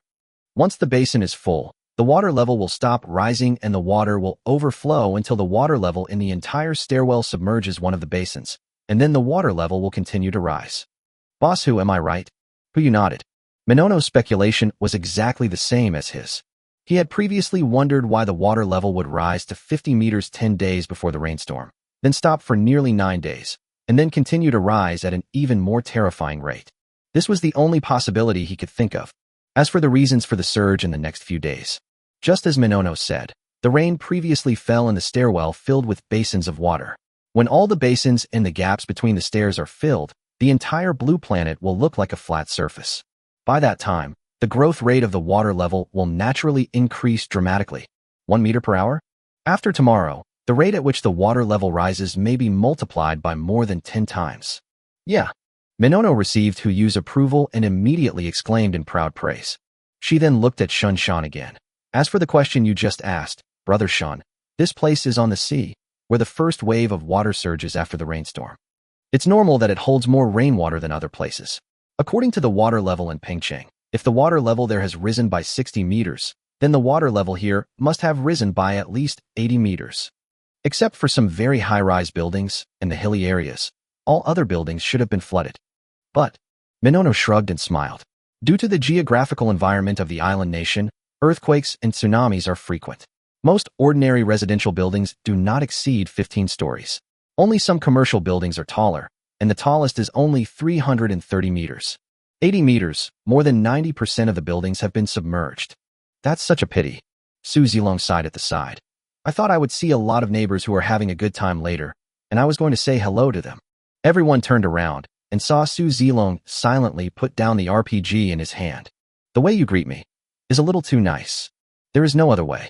For any Chinese citizen, if they have this once-in-a-lifetime opportunity, they must seize it. Just as a big brother on the internet said before, even if you die in your childhood, you can still be recorded in the family tree. Maybe you will be the first to burn incense on Qingming Festival in the future. Who can resist such temptation?" Not only Su Zilong couldn't refuse, the others were also very tempted. Puyu was naturally no exception. "There will be a chance," Puyu replied, adding, "They often face disasters. It's undeniable that their emergency response measures are indeed much more rigorous than ours. Perhaps there are still many neighbors alive, and then we will have a chance to greet them properly." The heart of the ocean continues to move forward. A distance of about 1,000 meters was nothing to the heart of the ocean. It reached the shore in a blink of an eye, and there was a mountain in front of it. Huyu walked onto the deck, followed by Encianer holding an umbrella. Shinshan and others followed behind him with weapons in hand to deal with possible emergencies. Others with lower combat power stayed in the cabin and could only look at the deck through the porthole glass. They didn't even know who Yolai's ultimate goal in coming to the island country. They just followed orders. You said. Han Weiwei held the bag of potato chips and ate them bite by bite. What is Bosu trying to do? He's being so cautious. I don't know, but it must be something big. Su Linglong replied from the side. She was originally writing a travel guide in the house. When she heard that they had arrived in an island country, she vaguely sensed something and slipped out to watch the show. Could it be? Xiao Zissou speculated. He wants to store the entire island nation in the storage space, right? What? Everyone present exclaimed in surprise. Even Zhang Sirui, who was usually taciturn, looked at Xiao Zissou with a little surprise. I'm just guessing. Xiao Zissou smiled helplessly and said, even if there is space for storage, there has to be a limit, right? That's an entire island country. It's not impossible. Su Linglong muttered to the side. Didn't the entire Zijing mountain be taken in before? Hey, Shiso. Han Weiwei approached immediately. You've been with Boss Hu the longest. Tell me, how big is his storage space? The fact that Huyu had a storage space was no secret to them. He would take out the boat whenever he had time, but any man or woman living in the 21st century could guess what he had. After all, this kind of thing is written a lot in various novels and animations. It's just that the size of this storage space is a bit too big. It can hold anything. How should I know that? Xiao Zissou smiled bitterly, looked towards the deck, and her pupils suddenly trembled. Look, he reached out his hand. Everyone immediately turned around and looked towards the deck. They also knew that when Bosu reached out, there were usually only two reasons. One was to place something, and the other possibility was time to collect things. What can be gained from a mountain? Unless, what he really wants is the entire island country. Chapter 116 Containment. No matter which possibility it was, everyone was waiting with bated breath, afraid of missing something in the next second. Miracle. This is a true miracle. If we can really take away the entire island country, then it is not impossible to take the entire Chinese continent into space. After all, in a sense, the island country belongs to the continental island, and if you round it off, it can also be considered the continent. The next moment, the entire mountain disappeared before everyone's eyes. Ahead, there is only a smooth blue road. Success? These three words popped up in the minds of everyone present. They looked quietly at what was in front of them, the sound of heavy rain hitting the water echoing in their ears, waiting for the result to appear. Success, success? In front of the deck, Shinshan also had some questions. He looked at Huyu beside him and asked. No. Huyu shook his head and frowned slightly. When he touched the top of the mountain, he simply put the entire mountain into the space and did not put the entire island country in. Otherwise, it wouldn't be just a blue sky now, but would be full of people. What is this? Could it be that the space backpack has infinite volume, but can only collect mountain tops and cannot collect continental plates? Or is it that the island nation is too large and exceeds the accommodation limit? This shouldn't happen. If it is a problem of area, then this mountain is not even 1/10 the size of Zijing Mountain. When it is taken in, it should at least be made up to the size of Zijing Mountain. Or, is there another reason? Huyu pondered for a long time. During this time, no one dared to interrupt. Su Zilong and Shun Shan just stood silently behind him, exchanging ideas with each other through eye contact. As for the people in the heart of the ocean, they still don't know what happened and are even wondering whether the island country has been successfully taken in by their boss Hu. After a while, Han Weiwei suddenly said, what do you think boss Hu is waiting for? Anyway, it's not about waiting for the wind to come. Su Linglong added. Guess what? Xiao Zissou asked back and walked straight out. Why don't we go out and ask and find out? Sister Zissou, wait for me, Minono said and chased after her. The two girls walked all the way to the deck holding umbrellas. Xiao Zissou spoke first. What's wrong? Boss Hu, are you enjoying the scenery? Without. Huyu's thoughts were interrupted, but he was not angry. Instead, he looked behind him and asked, you said that if a person wants to put something into a box and takes it out, only part of the thing will be left. Why is that? I know. Minono started answering again. Maybe that person can't lift it. He can only take part of it. This is indeed a possibility. What else?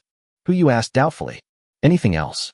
Xiao Zissou pondered for a few breaths. Perhaps that thing is layered, and you only got one layer. How about trying to go to the border? That's right. Boundary. Huyu's eyes suddenly lit up, and he suddenly realized. When he took over Zijing Mountain, he was on the edge of Zijing Mountain. When he took over Qixia Mountain, he was also near the mountain range. And this place, after being submerged by the sea, although it is the place closest to the outside world of the island country, in essence, it is the edge of the island country, not the border. That makes sense. Puyu uttered 3 words and immediately walked towards the cabin. Xiaohai, turn around. Go to the border of the island country. Yes, master. The heart of the ocean started up again and headed towards the border of the island country on the map. Puyu came to the cabin and began to search for things in his space backpack. If you want to reach the border of the island country, not only do you have to turn around and drive a certain distance, you also need to dive to at least 80 meters below. His proficiency in diving skills only allowed him to dive to about 60 meters without any equipment and no deeper. So, he needs to find some equipment. Puyu searched around and finally found 2 sets of diving equipment on one of the yachts. I guess they were originally planning to go diving, and now it's just a good opportunity for him. Master, we have reached the target location. Puyu responded and took out 2 sets of diving equipment. I need to go down. Who of you will accompany me? I'll do it. Minono seemed to have awakened some kind of quick answer system. Whenever Huyu asked a question, she could always answer it as quickly as possible. But this thing cannot be achieved by just being as fast as light. Non-professionals are not allowed to do this. Otherwise, you are likely to die at the speed of light. You don't know how to dive, so don't get involved. Puyu smiled bitterly and looked at Shunshan and the others. Without him saying anything, Shunshan, Su Zilong, and Enciener stepped forward almost at the same time. I'll go. Shunshan looked at the 2 of them and said, there might be an accident underwater later. I'll go down with the boss so we can deal with it better. I'm better than you. Enciener rarely uttered these 4 words. I'll go. Su Zilong also spoke up. I'm a better diver than both of you. Even if there's any problem with the equipment, I can handle it. Enciener turned to look at him. A punch. Bang. Su Zilong's whole body was bent like a shrimp, and he couldn't even stand up while holding his abdomen. Now, I'm better than you. After saying that, Enciener looked up at Huyu and stretched out her hand. The meaning is very clear. That's you. Huyu quickly handed over the diving equipment with both hands. He didn't understand why Enciener took this matter so seriously, but he was clear about one thing. No matter what, he couldn't withstand this punch. It's better to cooperate honestly. After confirming the people going into the water, the 2 went to the stern, put on diving equipment, and began to dive. 10 meters, 20 meters, 40 meters, 80 meters. Coastline, here we are. The water pressure outside the diving suit has reached 8 atmospheres. This is equivalent to every square centimeter of skin having to withstand 80 kilograms of pressure. Aside from those professionally trained divers, ordinary people who enter this water pressure will only have one fate: died of ruptured lungs. Fortunately, they were all wearing diving suits and didn't feel anything too much. Huyu and the other man continued to dive, and at about 83 meters, they saw something that looked like sand and gravel. And the land is still spreading to one side. It seems that the original coastline of the island country is not considered a border. If you want to reach the real border, you still need to swim some distance. Huyu pointed in the direction of the spreading land and swam forward with Enciener. About 15 minutes later, the 2 finally found a clear boundary. Looking out from that piece of land, you can see a clear fracture. If this is not the border, then they have to continue diving. Neither the diving suit nor the oxygen capacity could withstand it. Huyu swam to the border and raised his hand again. Through the diving suit, I touched the continental border with my fingertips. Contain. Chapter 117, do you want to get on board? The boundary disappears in an instant. At the same time, everything in front of you also disappeared. The entire island continent was stored in the space backpack. Done. I did it. Huyu was delighted. In the next moment, all the people who were still alive on the island appeared before his eyes.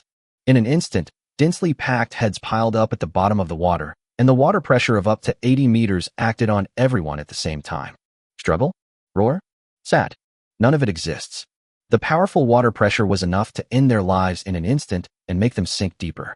However, there are several thousand with good water skills. After entering the water, he paused for a moment, and when he reacted, he immediately floated to the surface of the water. Wrong. This group of people, most of them were wearing the same clothes and seemed to know each other. They just looked at each other and took the same action, etc. What they have in their hands is canned food. It's canned meat. Among these thousands of people, at least 70% of them had various kinds of food or food packaging in their hands. This is definitely not normal. Of course, they are not the only ones who are abnormal. The ones wearing diving suits are the most abnormal. However, there were so many people around that the group of people didn't even notice the presence of 2 people wearing diving suits. A guess came to my mind. In a situation like this, those thousands of people were definitely organized and premeditated, and most of them were able to escape under such water pressure, which was obviously something they had received special training to do. Could it be that? Did the island nation prepare a plan for surviving the apocalypse? Or did they already know the apocalypse was coming?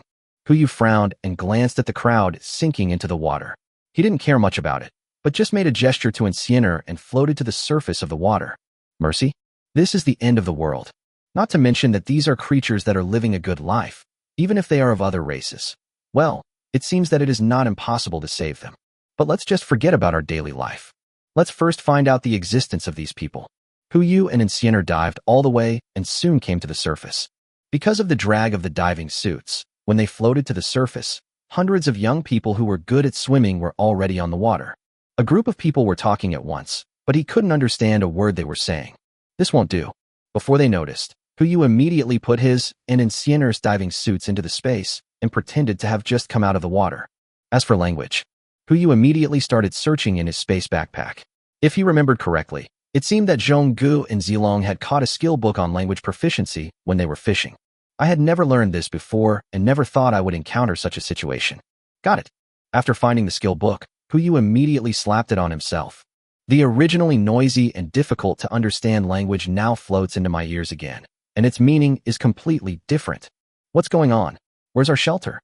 Look, not only us, but people from other shelters are here too.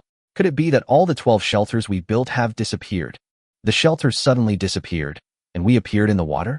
Could it be that Amaterasu couldn't stand our actions and sent us down as punishment? No, impossible. We are all Amaterasu's people. How could he abandon us? Wait, look, isn't there a warship ahead? Yes, let's get on board first and talk about it later if anything happens.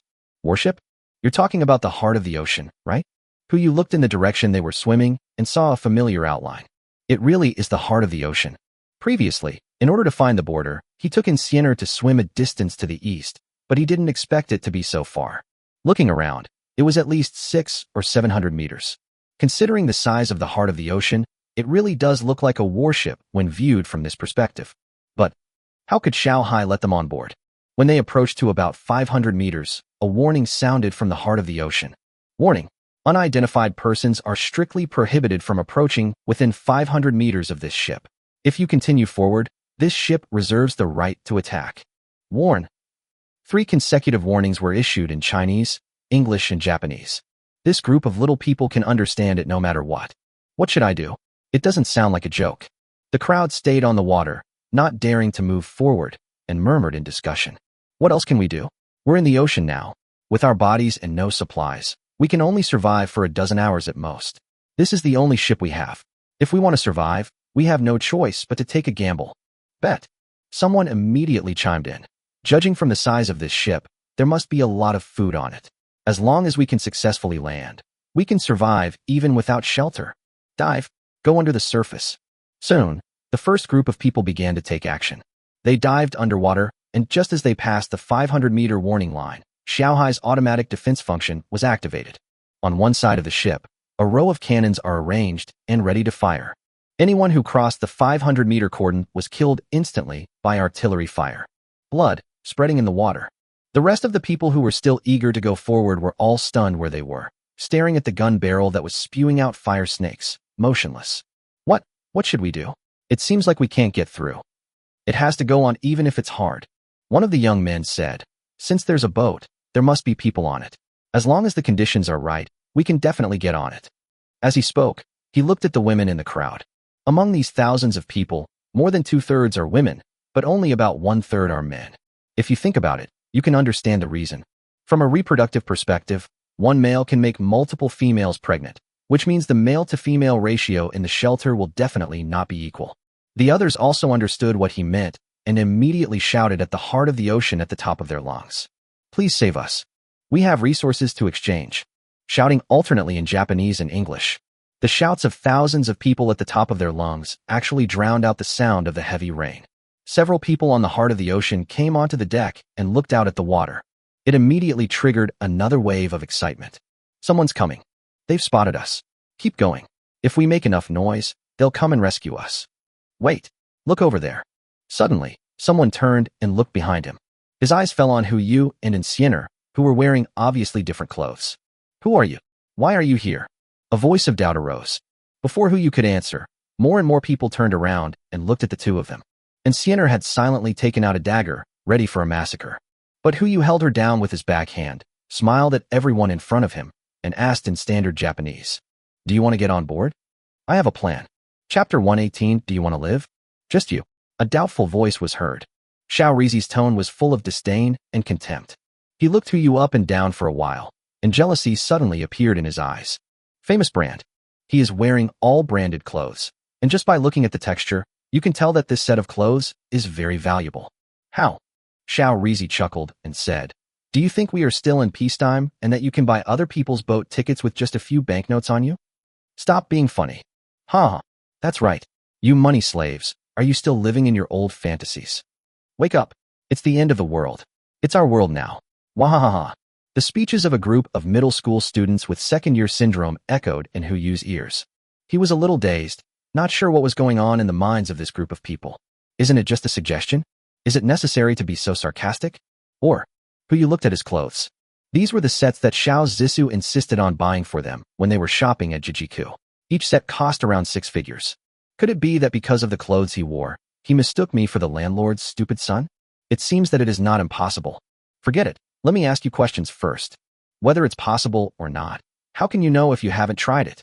Hu Yu looked at the people in front of him and said, "If I can get a boat to come and rescue us, what will you give me in exchange?" "Oh, just you. If this ship can come over, we will apologize to you." Yes, bow 90 degrees to apologize. Hu Yu was speechless for a while. They are truly a nation with a strong spirit of craftsmanship. Bowing and apologizing is useless. Hu Yu rolled his eyes and raised a finger. "I won't say much. If the boat comes, each of you can just drink 10 mouthfuls of seawater." "What?" Xiao Rizi suddenly exclaimed, and everyone looked surprised. "You actually made us drink seawater. Are you crazy? Don't you know what's in this seawater? How dare you let us drink it? Even though this sea area is some distance away from the discharge area, it's not allowed to be drunk. This guy just wants us to die, kill him." The group of people suddenly became excited. It was as if it was about to pounce on him and eat him alive. So these beasts know what's in the sea, right? Hu Yu lowered his eyes slightly and didn't intend to pretend with this group of people anymore. It's just a question. There are so many ways to do it. He had plenty of means and methods to make them tell him everything they knew. Hu Yu simply raised his hand and hooked it, then spoke calmly. "Xiao Hai, come over here." "Yes, master." Xiao Hai's voice came from 500 meters away, and the heart of the ocean was also heading towards here. The next moment, the exclamations of many people in the daily life suddenly rang out. "It's coming. It's really coming." What did he just say? Why did this warship listen? Wait, that seems to be Chinese. It's Chinese. I learned it. No matter what. A large group of women swam over and bowed to Hu Yu. "Sir, please let us get on board. We can pay anything." I have to say, he is quite good at being able to bend and stretch in this daily life. But Hu Yu obviously didn't buy it. Get on board? What a dream. Half a minute later, the heart of the ocean sailed to Hu Yu's side. Even before he could get on the gangway, some of the little guys were already panicking enough to force their way onto the ship. What a pity. Not to mention how awesome the heart of the ocean's defense system is. There are so many people on the deck. It would be impossible for the group of people to climb onto the smooth hull by just throwing stones without any tools. Hu Yu slowly walked up the gangway, not in a hurry to board the ship. Instead, he took Insianer and sat on the gangway, supporting his chin with his hands, watching the little days on the water. "Come, let me see who wants to get on board." "I." "And me." "Sir, I didn't say anything just now." "Me too. They were the ones mocking you just now, sir. I didn't participate at all." "Sir, please take a look at me. My skills are the best among these people. I will definitely make you feel very comfortable." A group of people were talking at the same time, making the sea as noisy as a duck farm. Hu Yu looked down at them and raised his hand to make a pause gesture. Everyone finally quieted down. He waited until the only sound around him was the heavy rain before he spoke. "Remember what I just said? 1 mouthful of sea water." Just as they said, the sea area here is some distance away from the sea area where wastewater is discharged and can be said to be on the east and west sides respectively. So even if you drink water, there won't be any big problem. You will just feel extremely thirsty. After all, it is sea water, and the salt content is quite high. Remember. We remember. For a moment, everyone lowered their heads, took a big mouthful of sea water, and then swallowed it with a choked throat. This is to train their obedience. Very good.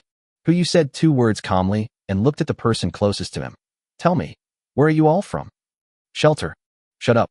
After saying just 2 words, one of them interrupted. Didn't you notice? This isn't one of our compatriots. He just summoned the ship in Chinese. He must have bad intentions in asking this. Wow, pretty smart. But it's useless. Hu took out a gun and handed it to Enciener. He didn't need to say anything. The next moment gunshots rang out and another body sank into the water. At the same time, seeing that Hu was not getting on board for a long time, the few people waiting on the boat also walked down the gangway and happened to see this scene. Let's do it. Su Zilong was the first to exclaim and rushed directly to Hu's side. Add me. Add me. Boss, count me in too. Zhao Zhong also came up at this moment, grinning, revealing a mouthful of white teeth. During previous training, I was the first in the sweeping performance. Bullshit, strafing will achieve anything. Su Zilong confronted him directly. You don't care. Zhao Zhong turned around and continued to look at Hu. Boss Hu, look. Don't worry, they are still useful. Hu looked at the group of people again. His eyes fell on the face of the person who was about to answer, and he showed a kind smile. You can continue with the previous question. If you answer it correctly, you can get a reward. The tone of his voice was just like that of a weird uncle tempting a little girl with a lollipop on the street. The man shook his head and said nothing. The next moment, bang, another body. It's a shelter. A man immediately spoke up and swam forward. He looked up at Hu, his eyes full of hope. Sir, we are from the shelter. Before the apocalypse began, our country established 12 shelters, each with 120 people, stationed in 12 different locations to protect our civilization to the greatest extent possible. We don't know why we came to this place. If you have any questions, you can ask me directly. Sensible. What this world lacks the most is sensible people. Yeah, very good. Hu praised him and spoke again. You said you built the shelter before the apocalypse began. Did you know that the apocalypse would come? That's speculation. The man continued. The purpose of the shelter is to prevent us from surviving nuclear crises, volcanic eruptions, earthquakes, and large tsunamis. We also wait for outside rescue efforts. We don't know what kind of apocalypse will befall us, let alone when it will arrive. This is equivalent to them not knowing the answer either, and just guessing it at random, but they didn't expect to get it right. Come to think of it, given the geographical location of this island country, it would be strange if it didn't prepare for a rainy day. Hu began to search in his space backpack, trying to find the specific locations of those shelters to see if there were any problems. Result: too big. Compared with China, the island country is just a tiny place, but it is still an entire archipelago after all. Without coordinates, even if Hu could overlook the entire island country, he would not be able to find such a small shelter. He looked at the man again. Where are the coordinates of the shelter? The man was speechless for a moment. Sir, I don't know either. When we were selected, we were blindfolded and stuffed straight in. I guess it's because the higher-ups aren't sure if this rain will lead to the apocalypse. They're afraid that if they let us out without causing too much harm, it would expose the existence of the shelter, and that would be more harm than good. It's not impossible. Then we have to find out when to go. He also wanted to see if there was anything useful inside. But just because he doesn't know doesn't mean everyone doesn't know. Even if the vast majority of people are unaware, there should be someone in the shelter who knows the truth. Otherwise, how could all the people in the shelter be gathered together after the apocalypse? At least, every shelter should have one. Unless those people just happen to die under the defense system of the heart of the ocean. Who else knows the answer to this? Hu looked at everyone, asking with his eyes. Time passed by little, and no one answered. You won't tell me? I'm sorry. Hu turned around and was about to leave, but someone immediately rushed out. I know. That was a woman. She floated among the crowd, raised her hand, and said, I can tell you the coordinates of all the shelters, but in exchange, you have to let me on board first. Can. Hu did not refuse. Just because she's on board doesn't mean she can't be kicked off. Under the cover of the crowd's firepower, the man quickly swam to the gangway and walked up. 12 locations were reported immediately. It is much easier to find it with the specific city name and street name. Hu quickly found the 12 shelters in his space backpack. Looking around, he saw that they were filled with various foods and professional books. Especially the food. In each shelter, there is enough food to feed 120 people for 30 years. Even if it is hit by a nuclear attack, it can wait until the radiation is half decayed before coming out. Now Hu happily accepted all the food.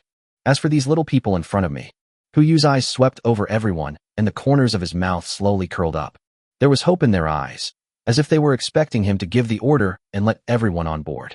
Of course, that's impossible. But We can give them a chance. A chance to survive. As for the woman who just got on the boat, she seemed to have joined a new organization, and when she turned to look at her compatriots, there was only contempt in her eyes. It seems to be said again. Look, it's me. How could you guys possibly get on the boat? But the next moment, Puyu raised his leg and kicked. Kick that woman down. Look at them all equally and ask a question. You guys, do you want to live? Chapter 119, Eliminating the Roots. Faced with the question, everyone nodded in unison. If they didn't want to live, they would have died at the beginning of the apocalypse. How could they still be here now? Don't say I didn't give you a chance. Puyu stood on the gangway, looking down at the people in front of him. One chance per person. Tell me where you know of a place where large quantities of supplies may be stored. The first 10 people who come up with the most will be able to board the ship. You want food? I know where the largest canned food processing plant and warehouse is on the island. Me? I also know where the military stores their weapons. School? I know where those books are stockpiled. For a moment, the noisy voices of the crowd echoed above the water again. Although they didn't know what Huyu's purpose was in asking these questions, they were clear on one thing. Only by telling them would they have a chance to survive. Very good, but you come one by one. Huyu raised the corner of his mouth slightly. Xiaohai, pay attention to the record. Yes, master. About half an hour later, that group of people emptied out all the supply locations they knew, from the island country's military supply warehouses to the convenience stores at their doorsteps. These guys mentioned every possible location they could think of. Although most of them were small and useless details, Huyu still asked Xiaohai to record them down so that if they were useful in the future, he wouldn't have to look for them again. As the locations were mentioned one by one, the group gradually fell silent, with a few guys trying to take advantage of the situation. They reported the location they had reported before again, but were eventually ruthlessly exposed by Xiaohai. Soon, everyone fell into silence. No more. Huyu looked at the people in front of him and asked. Everyone looked at each other without saying a word, just trembling in the water. They had been in the sea for more than half an hour. A lot of body heat has been lost. Even if I get on the boat now, I'm afraid I'll have to rest for several days before I can recover. The people ranked in the top 10 had excitement in their eyes, and they couldn't wait to rush onto the boat, but they still maintained the most basic reserve. Some people can no longer hold on. They approached the top 10 and tried to exchange something for a spot on the ship. What a pity. This is their only chance to survive. How could it be exchanged? Yeah, very good. Huyu said, and with a wave of his hand, 10 kayaks landed on the water. Here, this is a reward for you. I said I would let 10 of you on board, and I will definitely let you on board. Nanny, liar. This isn't a boat, it's a kayak. We want to get on your boat. Exactly. You were talking about a boat, not a kayak. The islanders immediately began to protest. But the sound was very small. Only the 10 people were splashing in the water. The others were just floating in the water, their eyes constantly looking at the kayak in front of them. If Huyu hadn't been watching on the boat, they would have started fighting over it. Oh, you mean you don't want to accept this reward? Huyu raised his eyebrows. I don't accept it. Yes, we will never accept it. At least it has to be a real ship. Huyu didn't say anything, but just turned around and gave Insienna a look. Bang! A gunshot rang out, and the 2 protesting kids fell to the ground at the same time. It sounded like only one shot was fired, but in fact, Insienna and Su Zilong acted at the same time, and the interval between the shots was so small that it could be ignored, which produced this effect. Everyone fell into silence again. What now? Huyu smiled again and looked at everyone.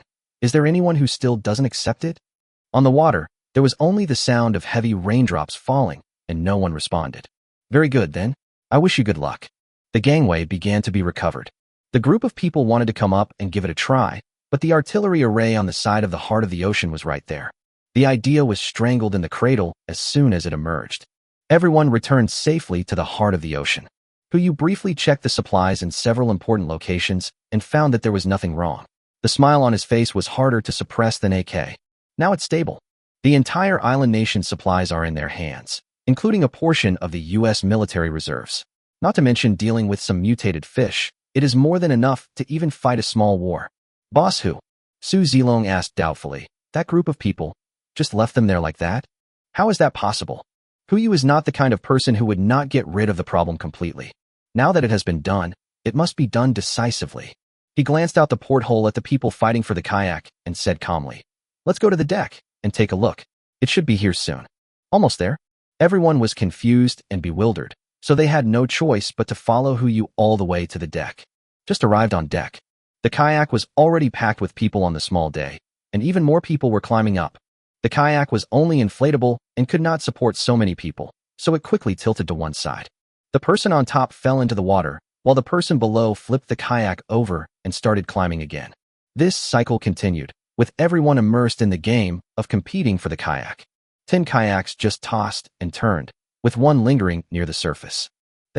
Don't they know to just get in the kayak and paddle away first? Minono wondered from the side. That's the problem. Huyu smiled frankly. I only agreed to let them get on the boat, but I didn't promise to give them oars. For a moment, everyone fell silent, not knowing what to say. Should we say this person is the mastermind? Or should I say that he has the final say? The next moment. Ha! Old Wong burst into laughter. Boss Hu, you are worthy of it. Let these little bastards do bad things. Now they are suffering the consequences. They deserve it. That's right. Serves you right, ha ha ha ha. Laughter rang out one after another. No one on the boat felt any sympathy for the group of guys below. Even the two former saintly comrades, Mu Lingxiu and Su Linglong, now had smiles on their faces. Everyone knows that if this trend continues, those 10 kayaks will be destroyed by these little bastards sooner or later. In fact, even without their efforts, these kayaks would not last long. When Huyu released them, he silently poked a small hole on the top of each of them with a steel needle. In the early stages, nothing can be seen, but if they continue to toss like this, in half an hour at most, the island nation, it will no longer exist. Perhaps it will be the first kingdom to perish after the end of the world begins, but it will definitely not be the last. Okay, let's celebrate today's great harvest. The whole ship is having a day off, and we'll have a party tonight. Yeah. Everyone cheered and ran to prepare for the party that night. As for those little days, not turning back to finish him off was Huyu's last act of mercy. The heart of the ocean was speeding towards Jinling. Huyu's lay on his lazy chair, silently organizing all the resources on the island country, waiting for the evening carnival. I don't know how long it took. The waters of the original island country. All 10 kayaks had sunk, and the water was littered with corpses. Several thousand, tens of thousands, or hundreds of thousands. No one knows the exact number. Looking around, all you can see are corpses in various clothing floating on the water. They are either facing up or facing down. Essentially, there is no difference. This is the most nutritious food. A large number of fish gathered underwater, sucking the swollen blood and flesh into their lips bit by bit, swallowing and spitting them out continuously. Sudden, originally a corpse slowly squirming. He raised his head from the water and bit the corpse beside him. Be like those fish and start gnawing and swallowing. Soon, more and more corpses began to move. Faced with the food at their fingertips, they also started a carnival. If Huyu were here, he might be able to recognize it. The fish under the corpses were 90% similar to the golden-scaled arowana he had caught before. The only difference is that the scales of these small fish are not pure gold, but a light gold with a whitish tint. Chapter 120. Hello, this is Huaxia Shelter number 012. July 31st. 7 o'clock in the morning. The 18th day after the end of the world. Huyu got up early and rarely slept in. It won't be long before the water level rises again. Now they are at sea and they must be prepared for countermeasures. Even if the heart of the ocean has the ability to hover in the air, it still needs to be cautious. After he opened his eyes, he immediately went to the porthole. First, open the black eggs saved from the past 3 days. 3 black eggs were lined up in a row. Huyu didn't waste any time and directly used 3 consecutive attacks to crack the 3 black eggs open at the same time. Bite, bite, bite. 3 crisp sounds rang out, exploding into 2 white and 1 purple mists. Congratulations to the host for obtaining Breeding Base Expansion Card, Normal, 1. Congratulations to the host for obtaining Master Key, Ordinary, 1. Congratulations to the host for obtaining Resident Flag, Perfect, 1. All 3 are new. Huyu checked the panels one by one, the smile on his face never fading. Name, Breeding Base Expansion Card, Ordinary. Type, Props. Effect, it can expand the designated breeding base by 10 square meters. Note, our goal is farming, farming, farming. Name, Master Key, Ordinary. Type, Props. Effect, can open a door. Note, when opening the door, please make sure there is no one inside. Otherwise, please wear earplugs and prepare for screams. Name, Station Flag, Perfect. Type, Props. Effect, after using it on an unowned area, you can incorporate the area into your own territory and gain 3 abilities within the territory, including item management, terrain change, and instant movement. The area of the unowned area cannot exceed 100,000 square kilometers. Note, God is just a person with extraordinary powers. Oh shit. Oh shit, oh shit, oh shit. When Huyu saw the last prop, only these two words were left in his mind. The terrain changes and moves instantly. These two abilities alone are enough to save him a huge amount of effort, not to mention item management. This is equivalent to putting all the items in the territory into the inventory and deploying them at will according to his wishes. In other words, just plant this flag on the land of the island. Then there is nothing wrong with him calling himself a god. Unfortunately, the effect only affected 100,000 square kilometers of land. The island nation within the space has a land area of more than 300,000 square kilometers, and the garrison flag cannot completely cover it. But now is not the time to establish a base. Let's wait a little longer. Maybe we can draw 2 base flags? You put the master key and the base flag into his space backpack. As for the breeding ground expansion card, he chose to use it directly. There are still 31 days left before the rainstorm ends, and they need to stay on the boat for a while to expand the breeding base and make plans for the future. Everything was done. Puyu stretched and walked out of the room. As soon as he stepped out of the door, he felt something was wrong. The atmosphere was somewhat stagnant. Everyone I looked at had a sad look on their face, as if they were worried about something. This shouldn't happen. Weren't we all having fun last night? How come it's like a frostbitten eggplant all of a sudden? Puyu turned his head and glanced at Insienner, who was walking towards him. Mind reading is triggered. There's even a kamaji hanging on her head. Insienner, what's going on? Even she has become depressed? Puyu turned to look at Shinshan and found that his expression was slightly more normal, so he quickly waved at him. Brother Shan, come here for a moment. After saying that, he returned to the room and waited for Shinshan to come. With the atmosphere outside, he was afraid that he would have to eat too much chocolate to feel happy if he went out.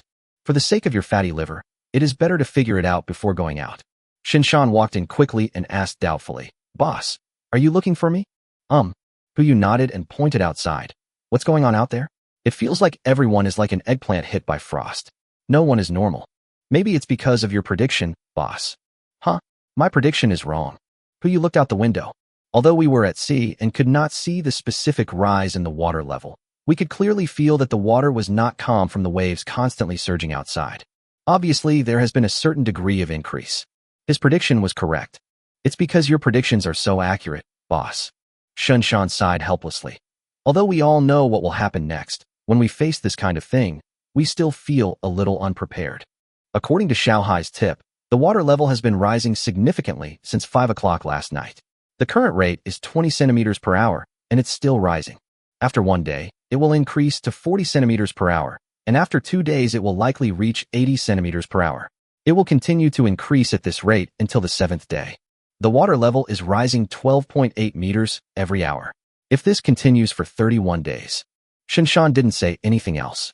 Puyu frowned slightly, vaguely sensing something was wrong. Xiaohai, Master, I'm here.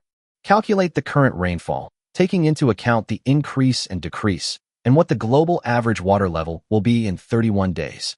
Master, the current global average water level has reached 70 meters. Based on the current increase in precipitation, the global water level will rise to 8,051.8 meters in 31 days. Puyu was stunned. Flooded. The whole world is flooded.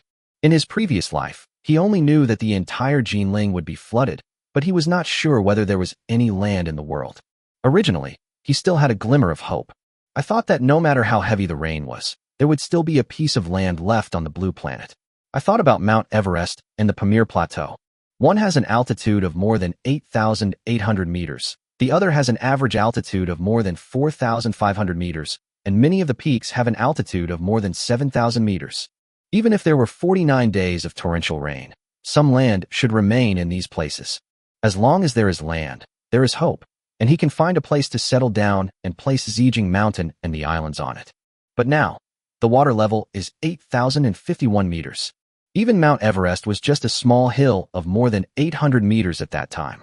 Puyu let out a long sigh and asked again, how many mountains on Blue Star are there that exceed this water level? Master, there are 11 peaks in total. Ranked 11th is Gusherbru, which is 8,068 meters high. 11. In other words, after 31 days, there will only be 11 hills above the water. One of the peaks is only 68 meters high. Puyu smiled helplessly. He now knew why everyone had that expression. The good news is that humans still have a place to live after the rainstorm. The bad news is that there are only 11 hills, and the shortest one is only 68 meters. Of course, there is also good news. These 11 mountain peaks are not far from each other, and are all located in the Kunlun Mountains. When the rainstorm stops, the remaining humans will gather there and start over. Cole, Puyu exhaled a breath of foul air, and his whole body became quite depressed. He looked at Shen Shan and asked, "How many people know about this matter now?" Most people on the ship knew about it, except for the children. Find an opportunity to tell them that they, too, have the right to know the future. Puyu said as he walked out the door, "When you reach the mountain, there will always be a way out. Let's take it one step at a time." "Boss," Shinshan suddenly called out to him. "Huh?" Puyu turned around, a little confused. Shinshan just smiled and said, "Don't worry too much, you still have us." Puyu was stunned for a moment, but soon understood what Shinshan meant. Us. This refers to everyone on board. Although they all had sorrow on their faces, it was not because they couldn't survive.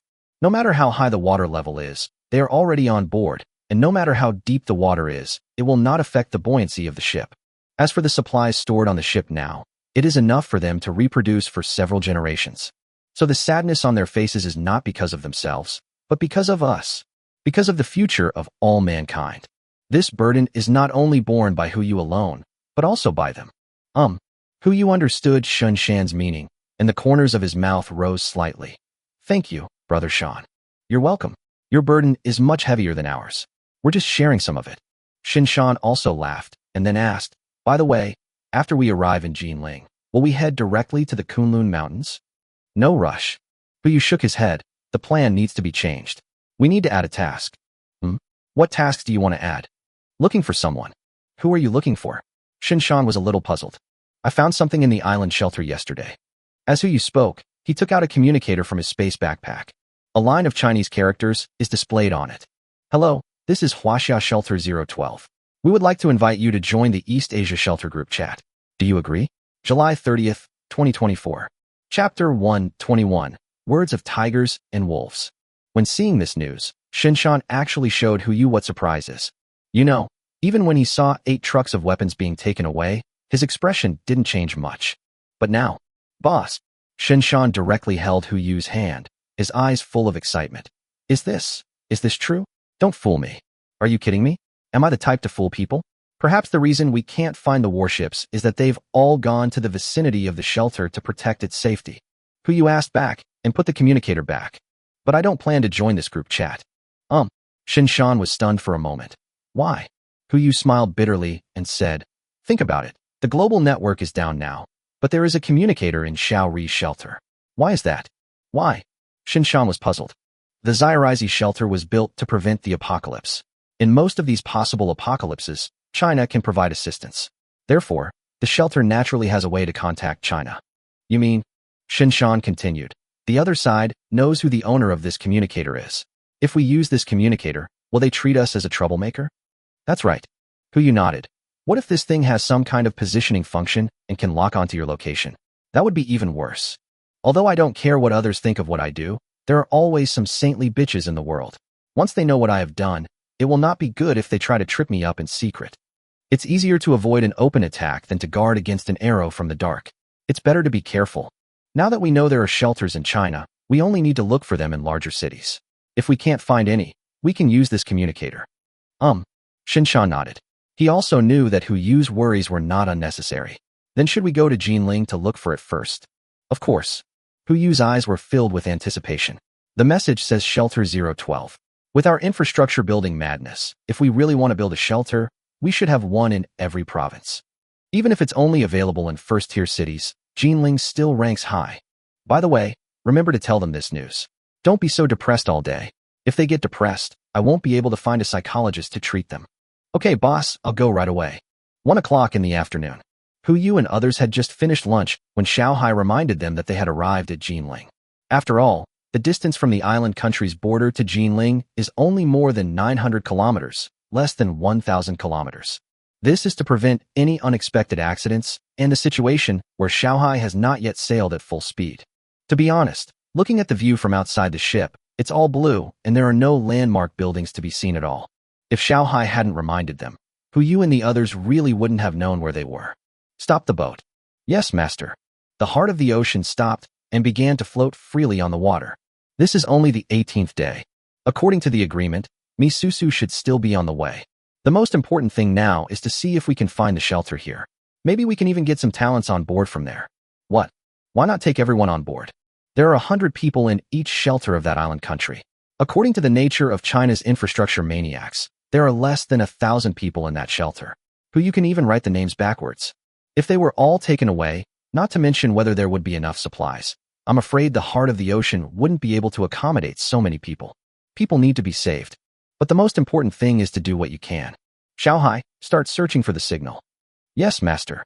Taking the island country's shelters as a reference, it can be inferred that the locations of these shelters are extremely hidden and cannot be found by just looking for them. So there is no need to use the previous stupid method of sending all the people out. All you need to do is wait quietly for the information to appear and then lock onto the target. Xiaohai's search range is enough to cover the entire Yujing, and it is more than enough to cover Jinling. Now all he has to do is wait. 1:30 p.m. Yu walked around the heart of the ocean, looked at the students' homework, nodded with satisfaction, and listened to half of the class.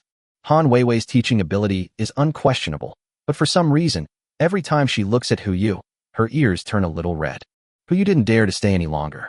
He only listened to half of the class and then sneaked out while the other person was writing on the blackboard. 2 o'clock in the afternoon.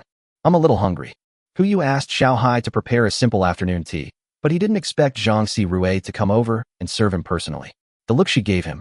It's almost time to pull out the silk. Something is wrong. This is wrong. He ate a small portion of tiramisu and ran away. What happened to these two people today? Why do they seem weird? 2:30 in the afternoon. Yu was confused, but couldn't figure out the root of the problem, so he just walked towards Daitai in boredom. We have already left the sea, so it is time to restart fishing. I wonder if Zhonggu and Zilong have caught any big fish. As soon as he arrived at Daitai and took a look, he was stunned. It was true that Zhao Zhong was fishing, but right next to him, there was another person standing with a fishing rod in his hand. It was not right to cast, and it was not right not to cast. Minono, why is she here too? As if anticipating Yu's arrival, Minanyuo immediately turned to look at him, his eyes full of joy. Boss Hu, you come fishing too. That's perfect. You can come and teach me. I'm not very good at it yet. Ahem. Yu took a step back and smelled a scent of conspiracy. He pointed at Zhao Zhong, who was fishing nearby, and said, let brother Zhong teach you. His fishing skills are better than mine. Don't. Zhao Zhong sat in front of the fishing platform, without even turning his head, and casually caught a silver carp. Boss Hu, they came to you for teaching. What's the point of me teaching them? This tone is wrong. Coupled with Minono's look, although Yu didn't know what had happened, he knew that he couldn't stay here any longer. I have something urgent to do. I'll teach you later. As he said that, he rushed forward and rushed all the way to his room, closed the door, and sit on the bed, wondering what was going on. Forget about Minono's criticism of Mu Chong. Something has been wrong for a while, but what about Zhang Sirui and Han Weiwei? They had never done this before. Yu couldn't figure out what the problem was, and the next moment, a figure sat next to him. And Sienner, Yu suddenly turned his head and looked at her with some confusion. He tilted his head, blinked, and said nothing. What are you doing here to join in the fun? Before he could speak, Sienner spoke first. Are you on top? Or am I on top? Yu? Chapter 122, Substitution? Do you want to listen to what vicious words you are saying? Yu held a mouthful of water in his throat and almost choked himself to death. He immediately stood up from the bed, his eyes full of panic. What are you talking about? What about up and down? Isn't that right?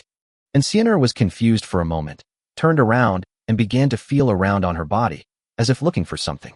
Seeing this, Yu retreated silently, thinking about the possibility of escaping unscathed. Comparing the two's fighting power and appearance, the probability of me leaving this room pure is 0.01%. The only glimmer of hope is that Shun Shan opens the door to save him now. But at this time, he should be busy staying by his daughter's side and smiling foolishly. So how could he come to save him? Found it. And Sienner took out an A4 paper that had been folded several times from her pocket. It was covered with densely written words. This thing looks familiar.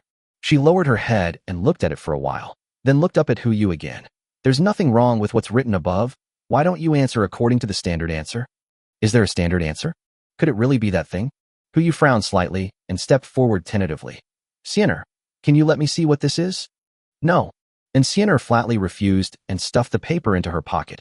It says on it, it won't work if I show it to you. It's getting weirder and weirder. Although it was impossible for him to snatch this thing from Sienner, but he still had another way. Xiaohai. Master, I'm here. Check the surveillance footage in my room, 3 seconds ago. Pause it, take a screenshot, and send it to my phone. Yes, master. Bite.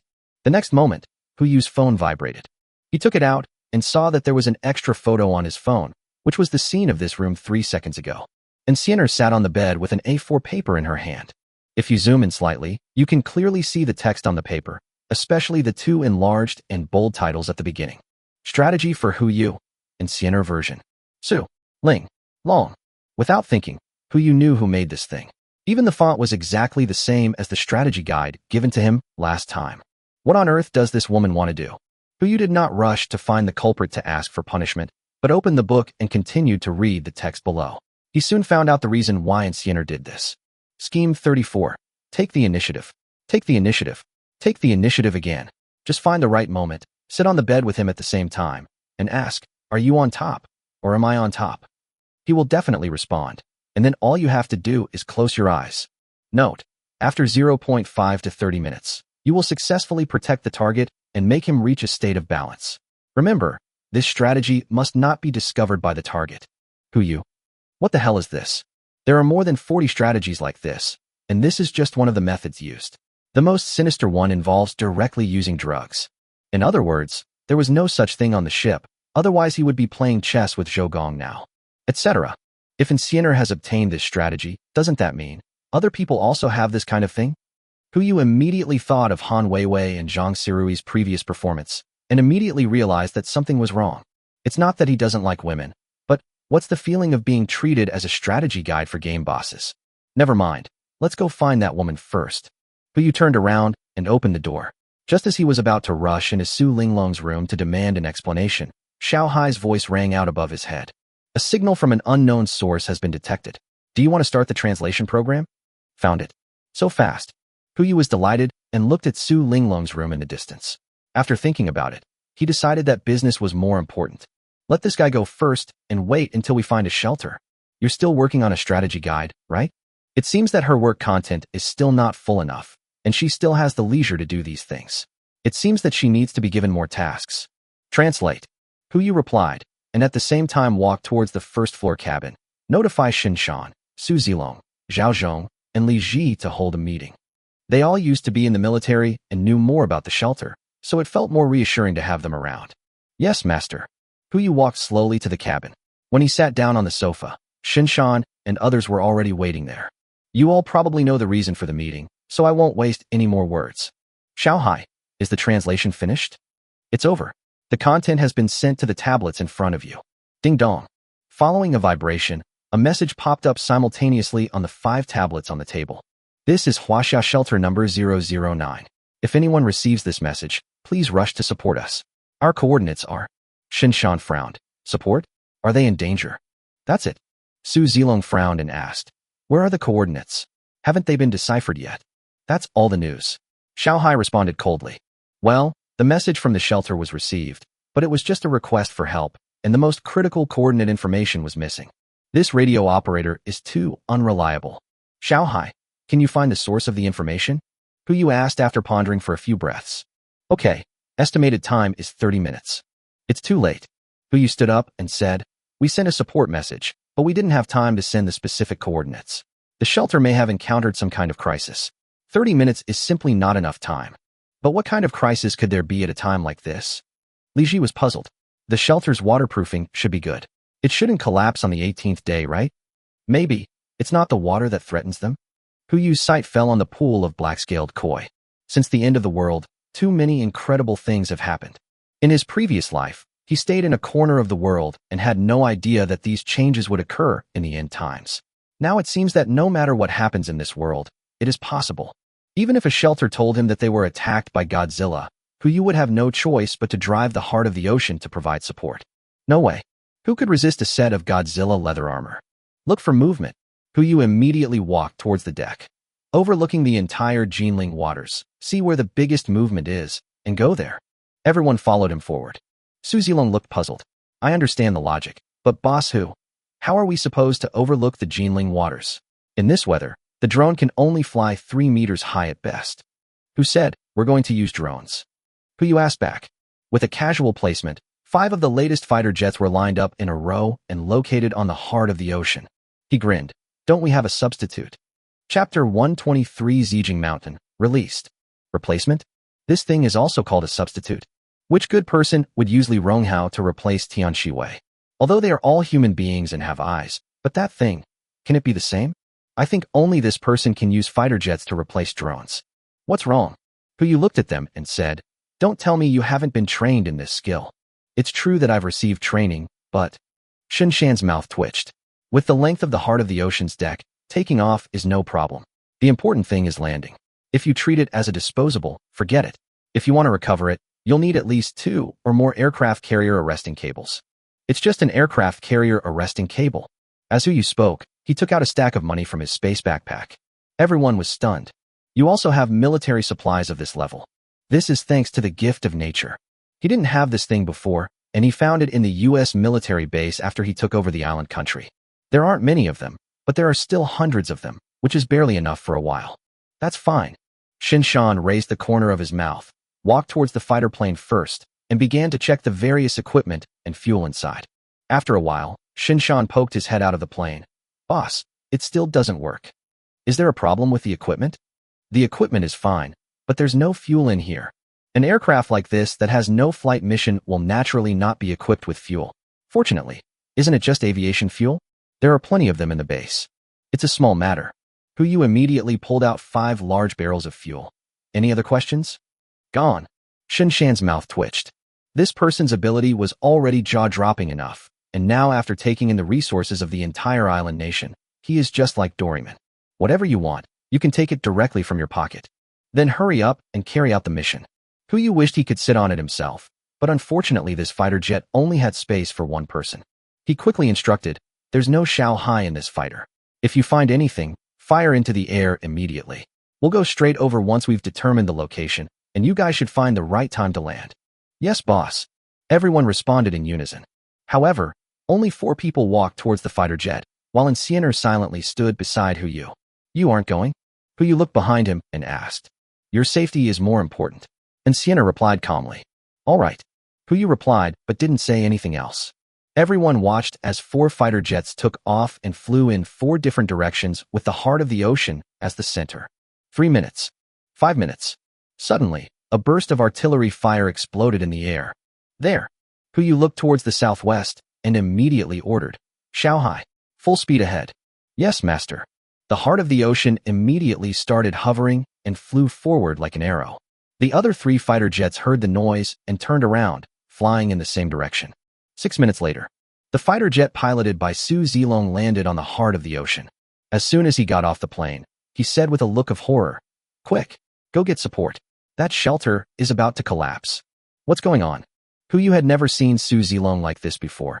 Don't be anxious, talk slowly. It's a dragon snake. Su Zilong swallowed his saliva and pointed ahead. There is a dragon snake. Dragon snake. Hu frowned. Could it be that? No, it's not. Su Zilong shook his head. That thing is even bigger than the one we've seen. At least 3 times. No, maybe even 5 times. 5 times. The previous water snake was nearly 30 meters long, and 5 times its length would be 150 meters. It's half the length of the heart of the ocean. It's just a snake. I'm afraid it can swallow a blue whale in one bite. The fighter jet's artillery couldn't even penetrate its armor. Luckily, it was aiming for an underwater shelter, otherwise I might not have been able to leave. Shao Hai stopped for a moment. Yes, master.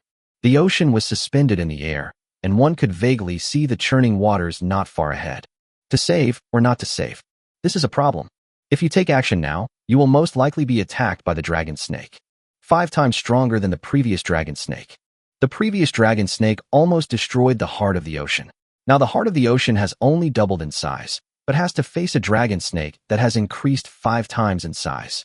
Hu was not sure. Boss. Su Zilong also understood this and asked in a low voice, save him or not? Before Hu could answer, the fighter jets piloted by Shen Shan and others also landed safely on the deck. They were also in the air just now and saw the huge object churning in the water, so they naturally understood why the heart of the ocean stopped. In this situation, even if Shen Shan and others had the idea of saving those people, it was just an idea. If that thing's tail falls off, the heart of the ocean will capsize, right? Hu thought for a while, walked to the deck, looked at the raging waves in front of him, and suddenly an idea popped into his mind. He turned to look at the few people who had followed him and asked, "Are there any other residents nearby?" "There is none left." Su Zilong immediately replied, "I checked when I came here just now. All the buildings within a radius of 20 kilometers have been damaged and no one lives there. Maybe they were all eaten by this thing." 20 kilometers? That's just enough distance. Hu Yu's eyes lit up, and he immediately ordered, "Notify everyone to return to the cabin and find a safe place to squat down with their heads in their hands. Quick." "Yes, master." Xiao Hai's voice sounded, and the alarm immediately resounded throughout the ship, and Hu Yu's instructions began to echo in the cabin. Everyone in the cabin was stunned. Didn't they say they found shelter? Why is it like a war? Curiosity instantly filled everyone's heads. But no matter whether it was the group of children or the adults on the boat, they all suppressed their curiosity and did not leave the cabin rashly. Instead, they found a safe place to squat as ordered. As for Shan and others, Hu Yu also wanted them to leave together, but when he turned around, he saw that everyone was looking at him seriously, as if they would not move an inch as long as he did not leave. Forget it. There's no point in trying to persuade them. Just get started. Xiao Hai, stay airborne, maintain an altitude of about 100 meters, and move forward. Yes, master. The heart of the ocean began to rise into the air, flying all the way towards the giant snake. As the distance got closer, Hu Yu could feel more and more the oppression caused by this thing. 100-meter-long snake. It is equivalent to a 30 or 40-story building hovering in front of you, and from time to time it can stir up wind and rain on the water and in the air. Just one look at this behemoth is enough to make people feel excited and brave. Not long. The heart of the ocean was already hovering above the giant snake's head. Perhaps because things underwater were more attractive, the giant snake never paid attention to what was happening above its head, but concentrated on working underwater. Good opportunity. Hu Yu's eyes lit up, and he immediately reached out to the deck. The great summoning technique is activated. Bauhinia Mountain, released. Chapter 124 Shelter Traces. Suddenly, a shadow appeared in the sky. The dragon snake under the water suddenly raised its head, but before it could react to what was happening, Zijing Mountain had already fallen down. Boom. Water splashes all over the sky. Even the heart of the ocean, which was hovering 100 meters above the sea, was soaked by water. Fortunately, Shan and others reacted in time and immediately took out the umbrellas they carried with them to shield Hu Yu from the rain. It just stayed in the air for 100 meters. The heart of the ocean is now suspended on the hillside of Bauhinia Mountain. Looking down, you can only see the mountain of Zijing Mountain gradually sinking, and you can't see what is happening underwater at all. But an entire mountain has fallen down. Not to mention that you are just a dragon snake. Even if you are by Sujin, I am afraid you can't make any waves now. Hu Yu raised his hand and took Zijing Mountain back. A body of water reappeared before my eyes. The waters, which were originally quite clear, were now filled with dust and mud shaken off from Zijing Mountain, appearing somewhat turbid. As a result, the people in the air could not see the situation underwater at all. A centipede is still alive even after death. In this situation, you cannot just go down there. Hu Yu casually took out a telescope and looked underwater. I saw a huge figure slowly rising from the water. It's that dragon snake. The entire snake body floated up calmly without any sign of twisting, and at first glance it looked like it was dead. But Hu Yu was still worried. Some small animals will play dead after being trained, let alone a snake of this size. Brother Shan, prepare the RPG. Yes, boss. Shan immediately raised his RPG onto his shoulder and aimed it at the snake beneath the water. Boom. A cannonball hit. Tiny sparks exploded from the dragon snake's scales, and it looked like it had really died. Boss, shall we go down and collect the bodies now? Zhao Zhong asked a little excitedly. What could be more exciting for a fisherman than catching a 100-meter-long fish? If there is, it must be 200 meters. No rush. Hu Yu was still worried. This is no joke. If I go down now, and that thing isn't dead yet, it might pounce on me and swallow half of the heart of the ocean. It's always better to be cautious. Brother Shan, try aiming at the eyes again. Okay. Shan picked up the RPG again and was about to fire when Hu Yu interrupted him. Here, use this. As he spoke, Hu Yu casually took out a Barrett. Everyone present was stunned at first, but then they thought, there's nothing surprising about taking something like this out of this person's hands. Anti-material sniper rifle. The official name of this thing is a sniper rifle, but it's actually just a cannon with a gun name. The effective killing range is close to 2,000 meters. Even a tank can be penetrated with one shot. RPG focuses on area damage, so if you want to finish off the enemy, you still have to rely on this kind of penetrating damage. Good. As Shan spoke, he took the Barrett and ran his palm across the gun. He was obviously very satisfied with the gun. You know, no matter how high Hu Yu's budget was at the time, it would be impossible for him to get this kind of thing. But now, he has hundreds of these things in his warehouse. That's enough to arm a whole platoon. Load, pull the bolt, aim. Shinshan exhaled and pulled the trigger. Boom. The powerful recoil was so strong that even Shinshan couldn't help but tremble. Before he could come to his senses, a howling sound came from below. Hiss. It's that dragon snake. It is not dead after all. Back off. Xiao Hai, gain altitude. Hu Yu immediately gave the order and cast the great summoning spell again. With the experience from the previous time, this time, he went around Zijing Mountain. The mountain faces down. Boom. A muffled sound echoed. Hu Yu was worried that other facilities on the mountain would be damaged, so he took back Zijing Mountain as soon as the sound came out. He looked under the boat and saw a dark shadow swaying and finally falling into the water, a pool of dark red blood spreading in the water. Well, the force is just right, confusing and nerve-wracking. Quick, get to the surface. Hu Yu didn't dare to hesitate for a moment. If something like this is placed in water, it is difficult to guarantee that other creatures will not eat it and then cause new mutations. The time he could stay in the air was not permanent, so he had no way of guaranteeing that he would have such a good opportunity next time and would be able to cast the great summoning spell. Yes, master. The heart of the ocean fell back to the surface of the water, and Hu Yu immediately put the dragon snake's corpse into the space. He did not let go of the water contaminated by the dragon snake's blood.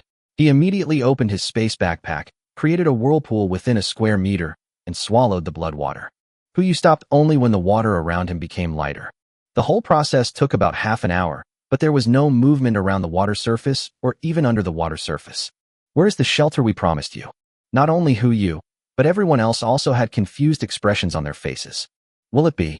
Li Ji asked tentatively. Are we in the wrong place? Is there any other place nearby that's making such a big noise? Su Zilong asked back. Jokes are not nonsense. Comrade Li Ji, don't just open your mouth. You, don't make noise. Hu Yu frowned. Half an hour had passed, and Xiao Hai's analysis results should be out soon. He said directly. Xiao Hai, have you analyzed the source of the signal? Master, the analysis has been successful. There is a 98% chance that it is beneath the waters you are in. Under the water? Hu Yu was stunned. It really was downstairs. Only this situation can explain why half an hour has passed, and there is still no movement from the people in the shelter. The island nation's shelters are also built underground. Although this can protect the shelter to the greatest extent from nuclear pollution, earthquakes, bombings, and even solar flares, high-energy particle projections, etc., but the water level in the future will exceed 8,000 meters. Under this kind of water pressure, the shelter buried underground probably has no chance of floating up at all. Unless the construction specifications of each shelter reach the level of the most advanced submersibles, the so-called shelter is just a slightly larger collective tombstone. If I can reach this level, it's fine.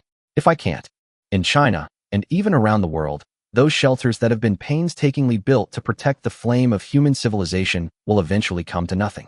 Hu Yu frowned slightly. No matter which possibility it is, now that we have found a shelter, we still have to go down and take a look at the situation. But not now. If he went into the water now, the other party would most likely associate himself with the death of the dragon snake. He still wanted to go down as an ordinary citizen and see what the shelter was all about. So, let the bullets fly for a while. Chapter 125, Don't Come Near. Don't come near. Half an hour passed. The originally turbid water surface has begun to become clear. Even if there is an endless downpour, you can still see clearly what is happening beneath the water. Fish. Fish of all kinds and sizes lingered beneath the water, greedily swallowing the remaining blood in the water. Even though Hu Yu had already collected most of the blood contaminated by snake blood into the space, some of it still remained in the water. For those mutant fish, this is a great tonic. Almost. Hu Yu turned his head and looked behind him. Get ready to go into the water. Oh. Li Ji asked in confusion. Boss, you're kidding, right? The water is full of mutant fish. Should we go down now? Not us. Hu Yu glanced at everyone and said, Brother Sean, Siener, you two should accompany me down. Brother Zhong, you will be responsible for the security of the entire ship from now on. If there are any emergencies, please discuss them with Lao Wang. This is the Jinling waters, and Old Wang is very familiar with it. A person who can seize the ship from Mi Susu is just hiding his edge under the brilliance of Hu Yu and others, which does not mean that he is just a ship captain. With Xiao Zhong and him, plus Xiao Hai's assistance, the probability of anything happening to the heart of the ocean is very small. Zi Su, Han Weiwei, continue your teaching tasks, Don't delay. As for Su Linglong, Huyu glanced at everyone, but still couldn't find any trace of that guy. Where's Su Linglong? I don't know. Han Weiwei, her closest friend, said. I didn't see her just now. I guess she's still drawing. Then leave her alone. Huyu knew that it would be impossible for this guy to meet him in a short period of time. It's more important to get down to business. Li Ji Zhang Sirui. Boss, I'm here. Li Ji hurried forward. I've left a month's worth of food on board. Distribute it as needed. Follow Zhao Zhong's instructions. Yes, boss. Li Ji replied, but there was some helplessness in his tone. If possible, he also wanted to go into the water and take a look inside the so-called shelter. Boss. Manhwa came closer with her big, flashing eyes. What about me? Oh, I almost forgot about this guy. Huyu really couldn't think of what to arrange for her for a moment, but suddenly his eyes lit up. He hooked his finger at Minono. Come here, I'll tell you in secret. Okay. Minono immediately came forward, and the people nearby also stepped back upon seeing this. Huyu leaned close to his ear and whispered, I've handed your mission over to Su Linglong, but this mission is so important that she wants to test you. After I get off the boat, you will go find her and ask her what the relevant mission is. Only when she gives you a specific code will she recognize you. This, because of his extremely high favorability towards Huyu, Manhwa did not doubt it, but only asked in a low voice. Then, boss, what is this code? 9527. Remember, if it's not prefixed with this code, no matter what she says, don't do it. Just stay by her side. Yes, boss, I guarantee to complete the task. Well, I believe you. Huyu raised the corner of his mouth. Su Linglong, let's see how you play now. If the panel can display the MBTI test results, then Su Linglong must be an I person, letting Manhwa, the ultimate E person, be by her side. Hehe, that picture must be very beautiful. Everything is arranged. Huyu brought Shinshan and Insianer to the bow of the ship. The fish underwater are still immersed in the carnival of evolution. If they want to go into the water, it is definitely impossible for them to go down from here. You have to go around from a distance. The heart of the ocean stayed where it was, while Huyu took out a kayak and sailed around 100 meters away.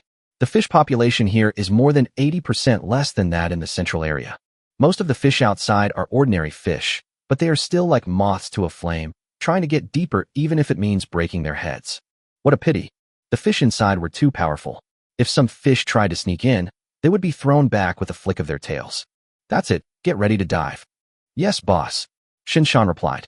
Huyu did not wear a diving suit, but changed into some slightly worn everyday clothes and jumped into the water. The three of them entered the water one after another. He ignored the ordinary fish and focused on diving. 10 meters, 20 meters. There are very few fish at this water level, and there are almost no fish on the periphery.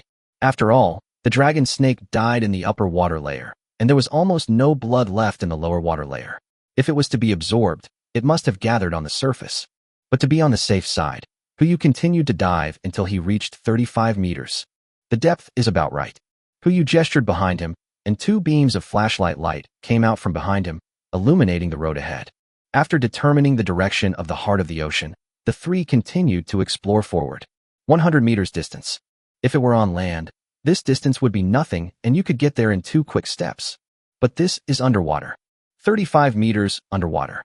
If you are diving, the water pressure is concentrated only on your feet and legs. But now I am swimming underwater. The enormous water pressure was constantly squeezing the three people's skin, flesh, bones, and internal organs. Even Huyu, who is proficient in diving, or Insianer and Shinshan, who have good physical fitness, cannot swim for a long time under such water surface. Not to mention ordinary people. In other words, in this situation, even if ordinary people knew the location of the shelter, it would be impossible for them to swim down to seek shelter. This shelter, is it really useful? The idea popped into his mind. Huyu frowned slightly, but did not stop exploring. An hour passed. They finally found the shelter about 55 meters underwater. It was a translucent semi-spherical cover with a bottom area of about 10,000 square meters. The huge semicircular body gave people the feeling of being under a dome. It's a pity that the material of this hemisphere seems to be specially made. Looking down from above, one can only see a layer of blurry mosaic pattern and cannot see the specific situation inside. As for why this is called a shelter, if a building like this existed before and was within the Jinling area, Huyu must have known about it.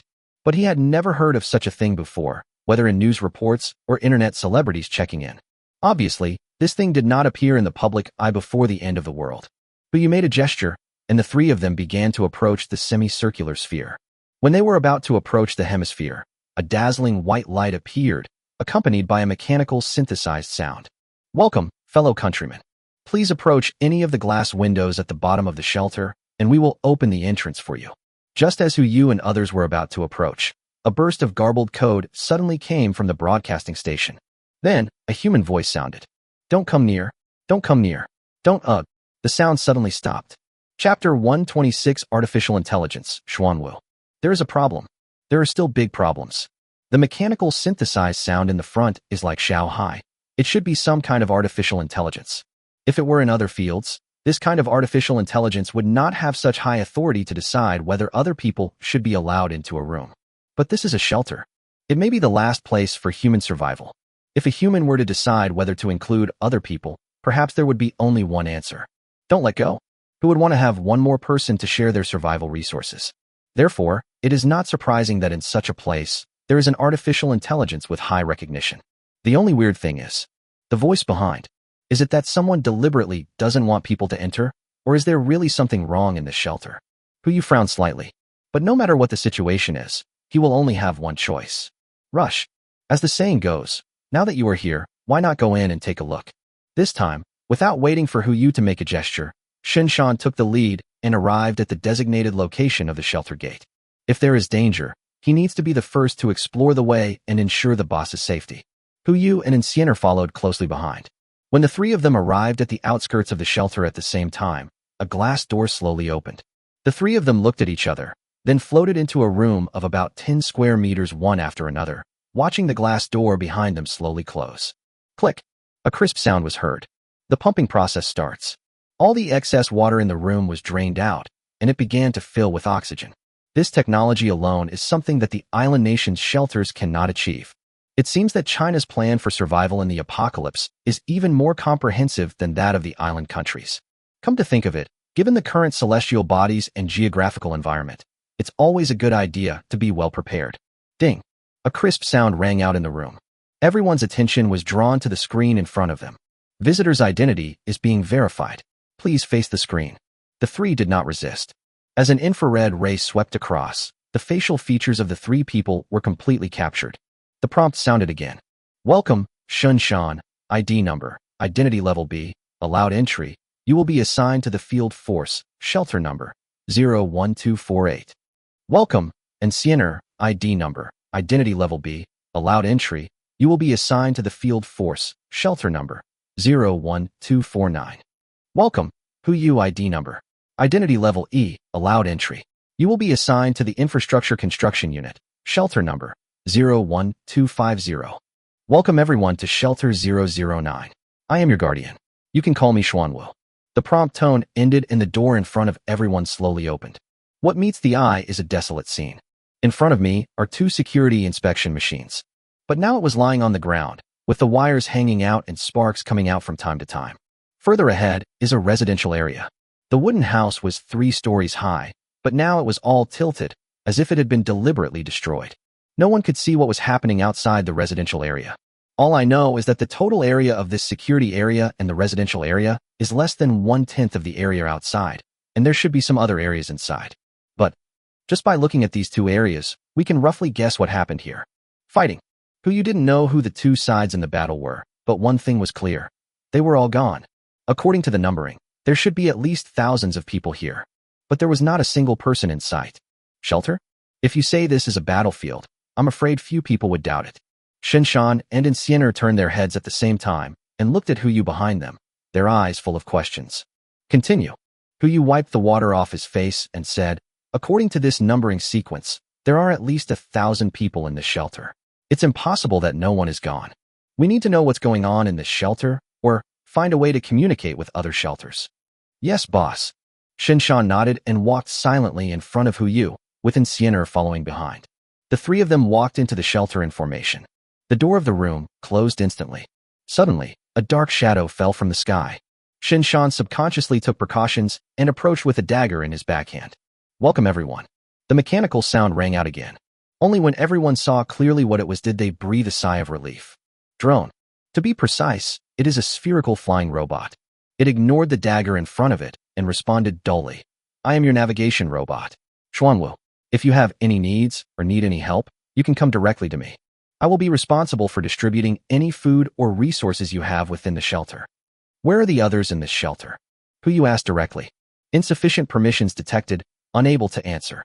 This guy is still a bureaucracy. Who you turned to look at Shinshan, who immediately understood and repeated the question. Where's everyone else in the shelter? After hearing Shinshan's question, Xuanwu turned around, pointed the camera at him, scanned him again, and gave the same answer. Insufficient authority to answer. Well, even B-level can't answer this. It seems that if we want to know the location of others, we can only rely on the most primitive method. Hu Yu took 2 steps forward. This place was full of surveillance cameras, and he didn't want to expose his abilities, so he took a deep breath and shouted, "Hello? Is anyone there?" Drop. A crisp sound was heard, and the Xuanwu robot behind him emitted a red light. First warning. The decibel level has exceeded the limit. Please do not make loud noises. Hu Yu ignored the robot's voice and scanned the ruins in front of him. There was no movement in the ruins, as if it were a desolate place that had been swept away by someone. Boss, it doesn't seem to work. Shinshan frowned helplessly. Could it be that the danger mentioned in the previous message was not the dragon snake outside, but something inside the shelter? What kind of danger could there be in the shelter?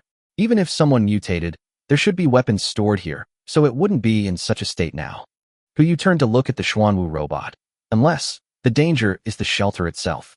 Although they did not have much contact with this so-called Xuanwu robot, they were able to discover some problems from this brief contact. This robot has too much authority. Not only Hu Yu Hui, who is rated E, is under its jurisdiction, but Shinshan and Insianer, who are rated B, are also under its jurisdiction.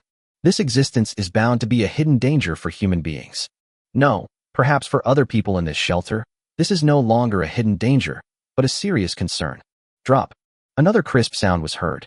The Xuanwu robot emitted 3 red lights, covering the 3 people respectively. First warning. Personnel not following orders detected. Please proceed to your assigned unit immediately. Second warning. E-level personnel Hu Yu, you will be recorded. If you trigger the third warning, Xuanwu will take compulsory measures. Hey, I gave you face, didn't I? No matter which possibility it is, since there is no one in this shelter, then there is no need to hide. Hu Yu took a step forward, came in front of the Xuanwu robot, raised his hand, and slapped it directly. Come on, let me see how strong your coercive measures are. Chapter 127. Hello, stranger. After the slap, the Xuanwu robot was stunned for a moment, but only for a moment. Shrill alarms sounded one after another. Drop, drop, drop. Violence detected. Third warning. E-class personnel Hu Yu, you will be sentenced to 3 days of imprisonment. Execute immediately. The voice just fell. A syringe was immediately fired from the body of the Xuanwu robot. Fortunately, Insianer reacted in time. She pulled Hu Yu behind her, and the syringe missed. The alarm of the Xuanwu robot became louder. Warning, warning. B-level personnel Insianer, defending the punished personnel, second warning. Please move out of the way immediately, or we will take coercive measures. Boss. Shinshan scratched his ears and said, how about we deal with it? This noise is too loud. No rush. Hu Yu looked at the robot and thought of the so-called punishment it had just mentioned. Imprisonment. Come to think of it, as a robot in a shelter, the programmer who wrote its program would definitely not instill in it a program that would harm humans. Even those who do not follow the shelter's rules will only be sentenced to imprisonment. There is no one in the entire shelter now, and it is possible that they have all been sentenced to prison by this guy. Perhaps if we can find the place where they are imprisoned, we can find those humans.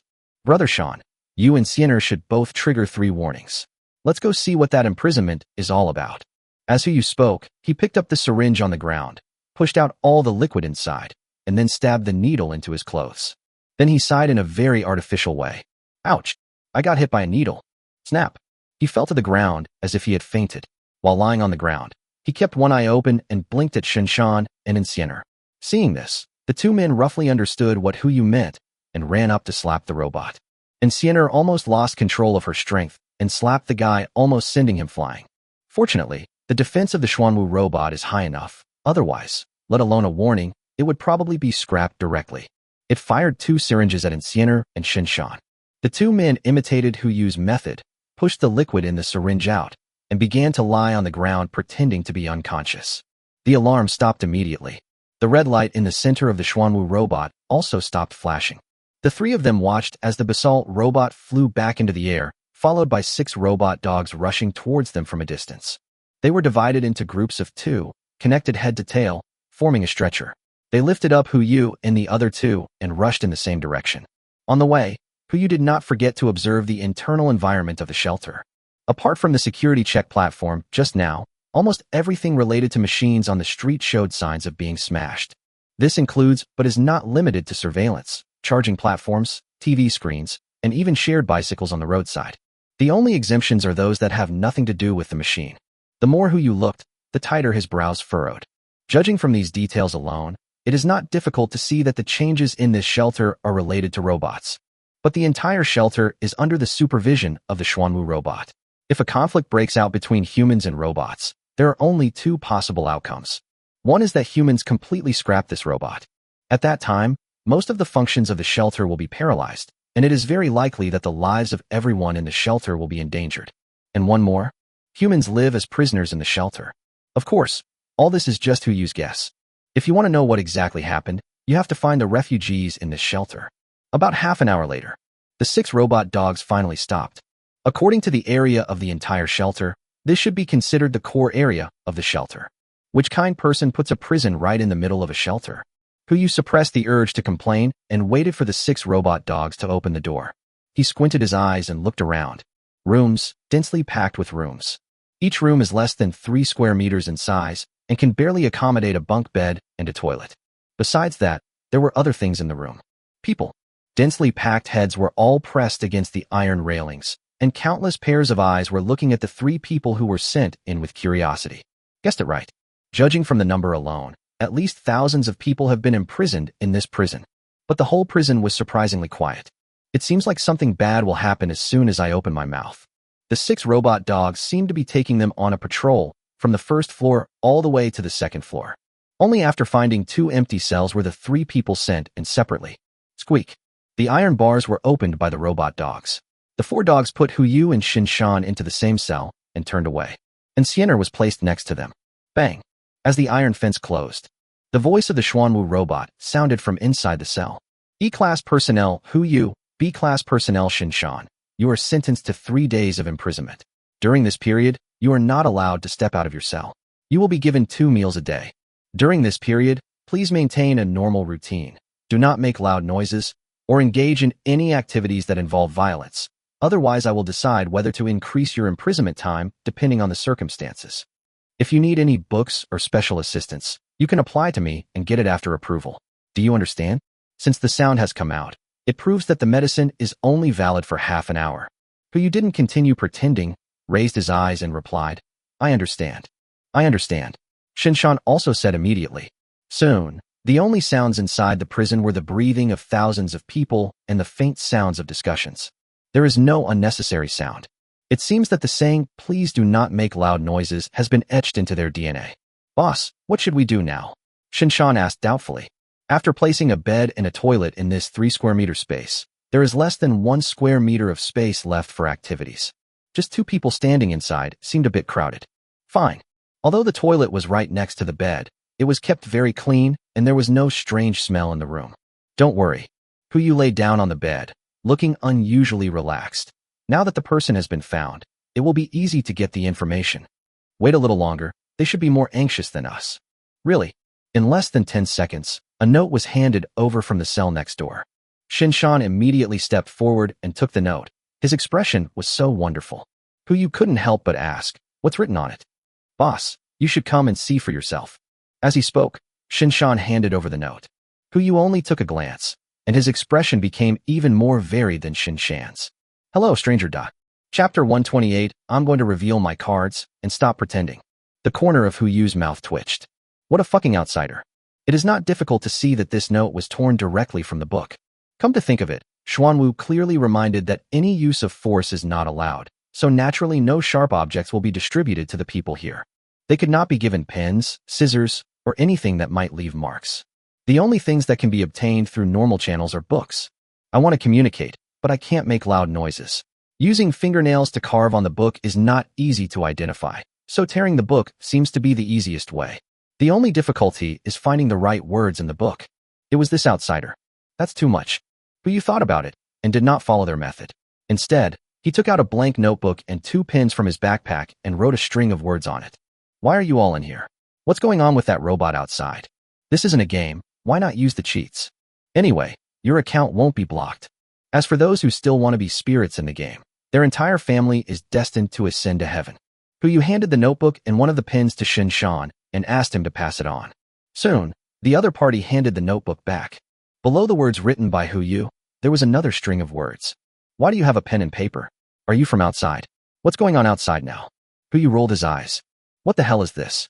You didn't answer any of my questions, but instead asked me 3 questions. You still have no shame. Unfortunately, now that everyone is watching, he can't put the cell into his space backpack and teach the guy next to him a lesson. Be patient. Now is not the time. In addition to this method, he also has a way to communicate with others without exposing his own situation. Try it first. If it really doesn't work, it's not too late to reveal your abilities.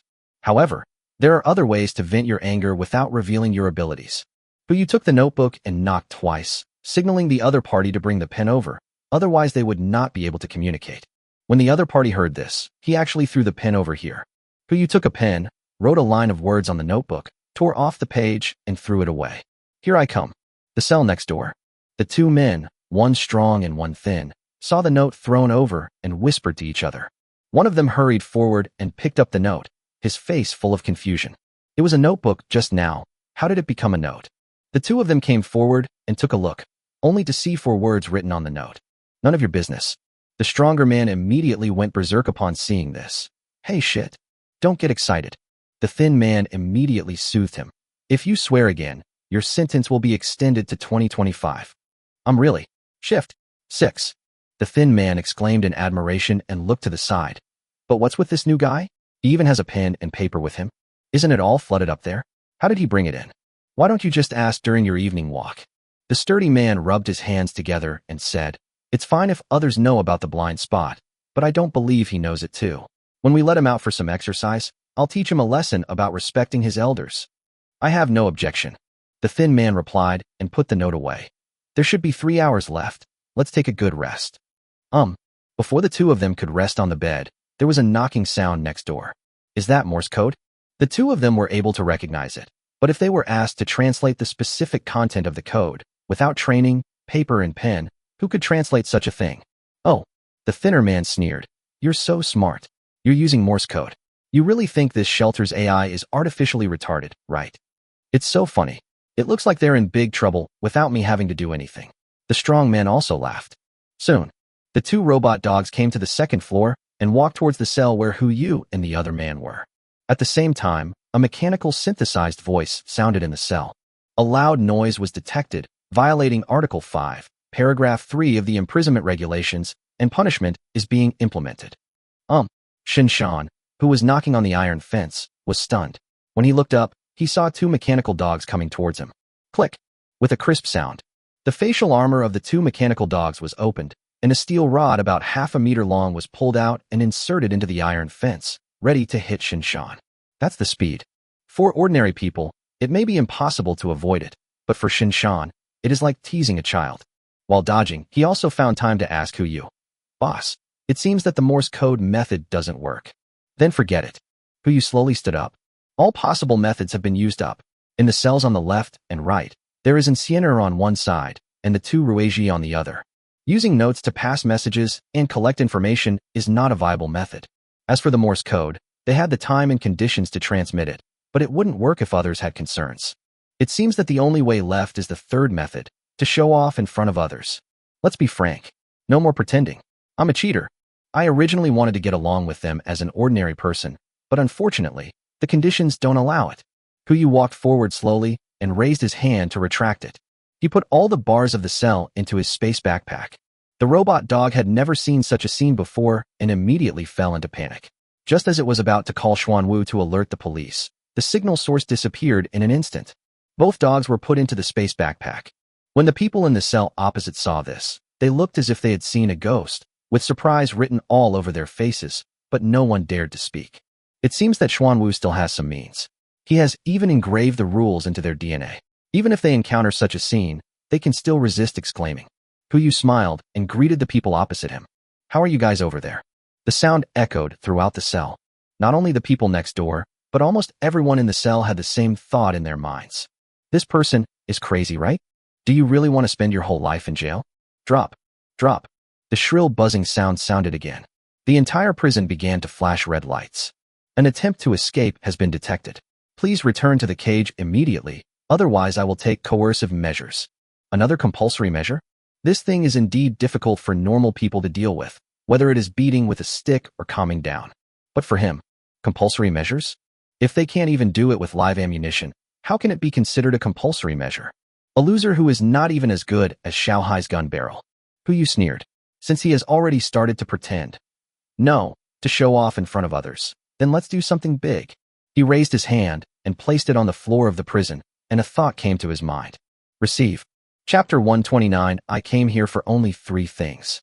In an instant, the entire cell was put into the space backpack. Thousands of people imprisoned in the prison appeared in front of Hu Yu at the same time. Everyone looked confused, as if they were dreaming. They looked around and had no idea what was going on. Among the crowd, only Insienner remained the calmest. She walked out of the crowd, slowly came to stand beside Hu Yu, and silently stood in front of him. Hu Yu didn't say anything. He silently watched everyone, waiting for them to digest what was happening before their eyes. Unfortunately, a full half-minute passed, and they still didn't move. The jaw was dislocated, the expression was dull, and the look was frozen. In short, no one reacted. Until Hu Yu spoke. Ahem. He coughed twice and took out a desk and an executive chair from his space backpack. Take out a thermos and start brewing golden chrysanthemum. After everything was ready, he sat in front of everyone and slowly spoke. I'm here to do 3 things. Please all listen to me quietly for now. Who are you? A burly man in the crowd seemed confused about the situation and shouted directly at Hu Yu. Just tell us to be quiet. That's right. A thinner man beside him chimed in. Brothers, there's something wrong with this guy. Let's get on his shoulders and tie him up first. Hu Yu glanced around and noticed a piece of paper under their feet. As an independent entity, the note will naturally fall to the ground after the cell is collected. So, these 2 are the wise ones who were next door just now? It's so easy to find. Without waiting for everyone to make a decision, Hu Yu smiled kindly, quietly took out a Gatling gun and placed it on the table, then asked them, Sorry, what did you just say? For a moment, everyone fell silent. Before they could react, Hu Yu took out another tray of bullets, loaded it, and then asked, I don't think I heard it clearly. Could you say it again? As soon as the words fell, everyone except the strong man and the thin man stepped aside. The 2 of them wanted to hide in the crowd, but unfortunately, no one was stupid. In this situation, they would naturally push as far as they could. Even if you are not hit by a stray bullet, you must avoid getting blood splashed on yourself. You have a gun, so what? The strong man choked, his tone still firm, but his legs had begun to tremble. We are not afraid. Bang. The thin man knelt on the ground, his body trembling. That's right. We are not afraid. He speaks tough, but his body is actually quite honest. No way. Those of them who are in the shelter must have joined the shelter at the beginning of the apocalypse. People at that time had never seen guns. Even after entering the shelter, the biggest threat they faced was Xuanwu's warning. A needle is not as scary as a gun. Now facing the real deterrence, no matter how brave the 2 of them are, their bodies will become extremely obedient. Okay, I'm not a bad person. Come over here, I won't attack you. Hu Yu said this with a smile in her eyes. He has other uses for these 2 people. But these 2 guys stayed where they were, motionless, worried that if they really went over there, something big might go wrong. I said, come here. Hu Yu's tone changed, and the 2 of them rushed over immediately without any hesitation. The thin man knelt down in front of the desk again, while the strong man stood beside the thin man and trembled. The speed is faster than the last. Very good. Hu Yu smiled and said, let's continue with the topic we were talking about. I don't like being interrupted, and I don't like having to repeat the same thing 3 times, so you'd better be quiet later. Quiet? What they are best at is being quiet. With that artificial idiot around, they have developed the habit of snoring quietly, so it's really too quiet. I'm here to do 3 things. Recruitment. Recruitment. It's still recruiting. Everyone was stunned when they heard this. Recruitment? Is this some kind of niche dialect? It's so similar to the Mandarin word for Jiaofeng, recruitment. What does it mean? No one would think that under such circumstances, there would be any organization or place that would recruit. We are all in the same shelter. If you want a rule or something, just say it directly. Is there anyone who would object? No matter how good a fighter is, he cannot defeat Namo Gatling Bodhisattva. Everyone was full of questions, but even though Hu Yu had just reminded them, no one spoke. Hu Yu was very satisfied with this way of asking questions and crossed his legs in satisfaction. Now let's start asking questions. Are there any friends who are proficient in architecture? Come forward. For a moment, everyone looked at each other, and no one spoke or stepped forward. Half a minute passed. Only one person slowly raised his hand, but he didn't dare to speak casually. Yeah, you. Who you pointed at the person who raised his hand. Is there anything you want to say? Boss, does moving bricks count as construction talent? Not really. Who you uttered 2 words helplessly. He is not discriminating against certain working groups, but the positions in Ocean Heart are indeed limited, so he has to consider talent introduction first. Anyone else? For a moment, no one moved. It shouldn't be. If we classify people by talent, among those who know about the existence of the shelter, there should be people who are proficient in construction. Otherwise, how can we carry out post-disaster reconstruction work? All thanks to AI. This situation, something is not right. Who you thought of Xuanwu's rating function and spoke again. Everyone, rank according to your level of self-awareness, starting from in front of me, and rank from high to low. Soon, everyone began to take action. In the front row, apart from the strong man and the thin man, there were only 50 people standing there. There were 4 more queues behind them, with 320 people, 470 people, 115 people, and 185 people respectively. Who you looked at the 50 people in the front and asked, "What levels are you all?" B level. One of the handsome boys replied. Sure enough, even Shinshan and his team can only be ranked at B level. The probability of finding A-level talents among them is indeed not high. We can only see if there are any talents that can be used among these 50 B-level personnel. As for those behind Class B, he didn't even have to look. Even if there are some fish that slip through the net, they are just some guys with not very smart brains. Smart people can see how valuable his actions are. Even at this point, they are still unwilling to take a step forward or even take the risk and pretend to be B-level. Such a person would be of no use even if he were on board the ship. Who you looked at the panel of the person who spoke first. With just one glance, he made up his mind. No matter what, she has to recruit him. No, it should be said that she has to recruit him onto the ship. Chapter 130. Who do you think you are? Name, Gao11. Gender, female. Age, 24. Skills, epic psychology, proficient in architecture, proficient in Western medicine, proficient in Chinese, proficient in teaching, proficient in yoga, proficient in classical dance, proficient in classical music. Personality, studious, rigorous, suspicious, and vigilant. Favorability, 10. Purity, 100. This skill tree is crooked. Who you almost started to wonder if she also had a system. Not only is he proficient in epic psychology, he is also proficient in architecture, Western medicine, Chinese, teaching, and even yoga, ancient dance and classical music. What is this? A learned psychologist?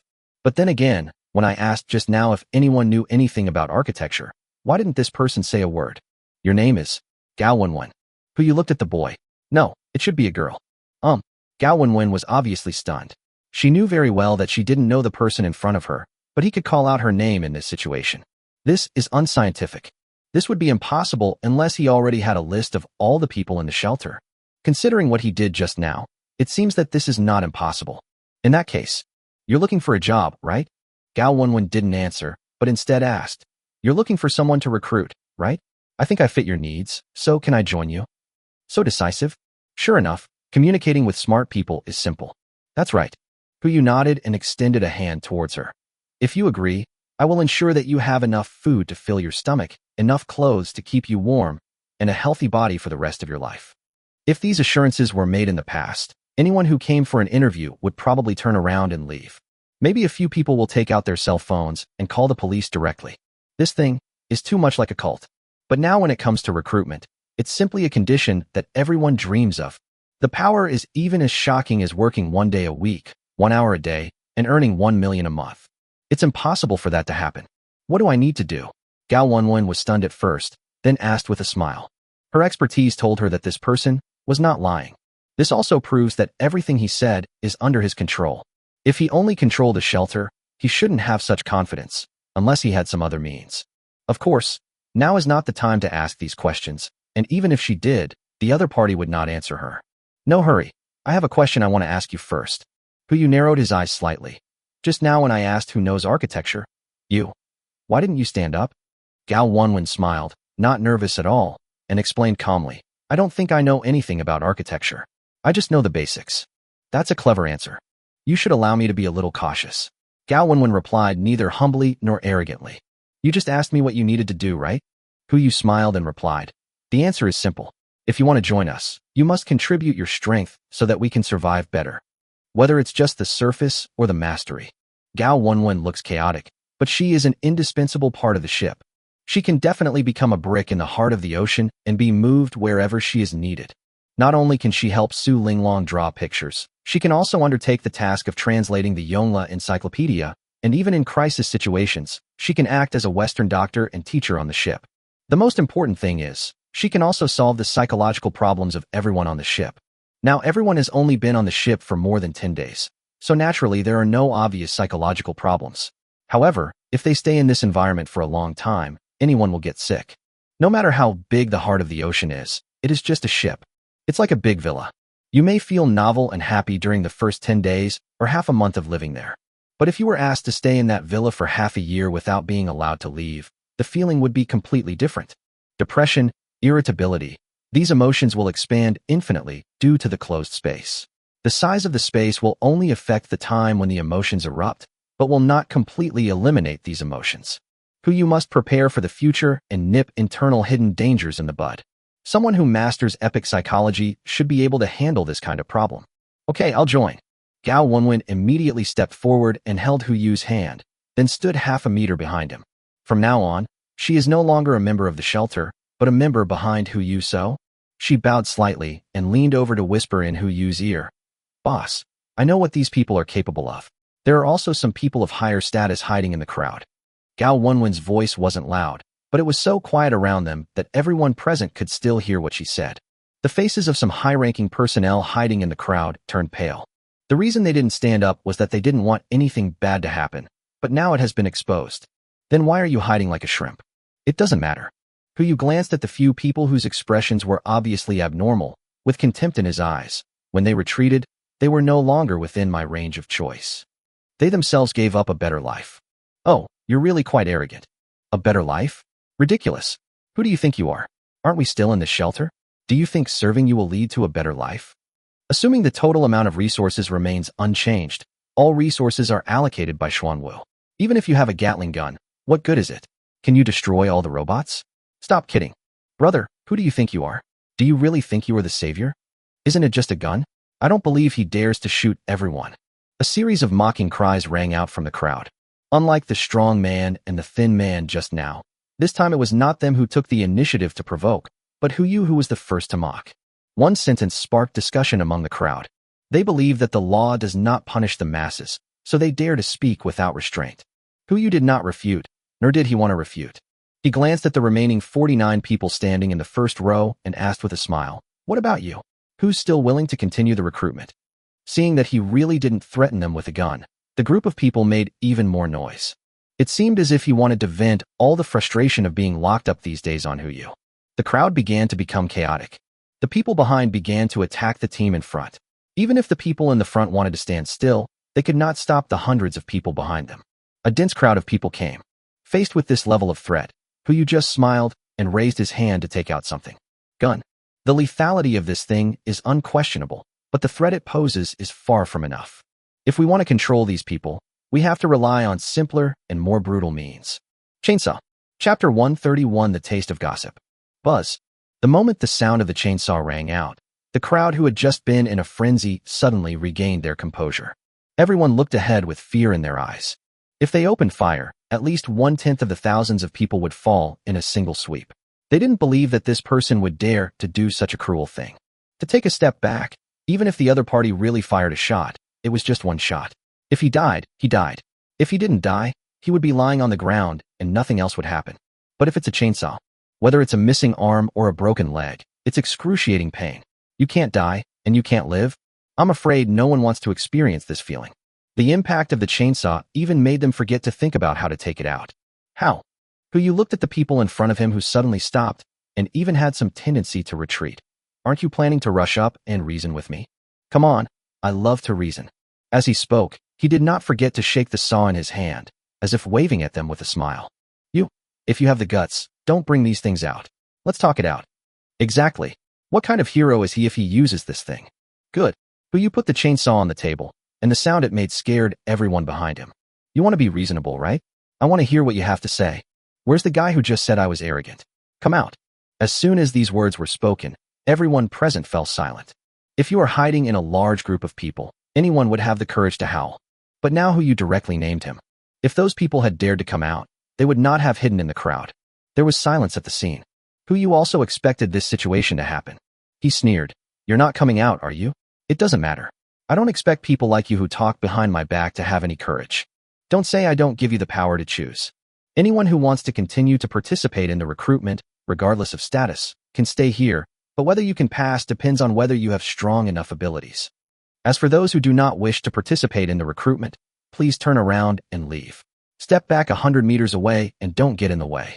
You have 5 minutes, so you'd better think it over before making a decision. After the words fell, everyone looked at each other and soon began to act. Among thousands of people, most chose to leave. In their view, it is just a choice of sides. Whether they join or not, they will continue to survive in the shelter. Instead of becoming subordinates of others, it is better to continue to be independent individuals. I have been a social animal for so many years, and finally, I have waited until the end of the world, when everyone is on the same starting line and enjoys the same treatment. Why do you have to find a boss for yourself? Isn't this just a waste of time? Soon, there were only about 30 people left in front of who used desk.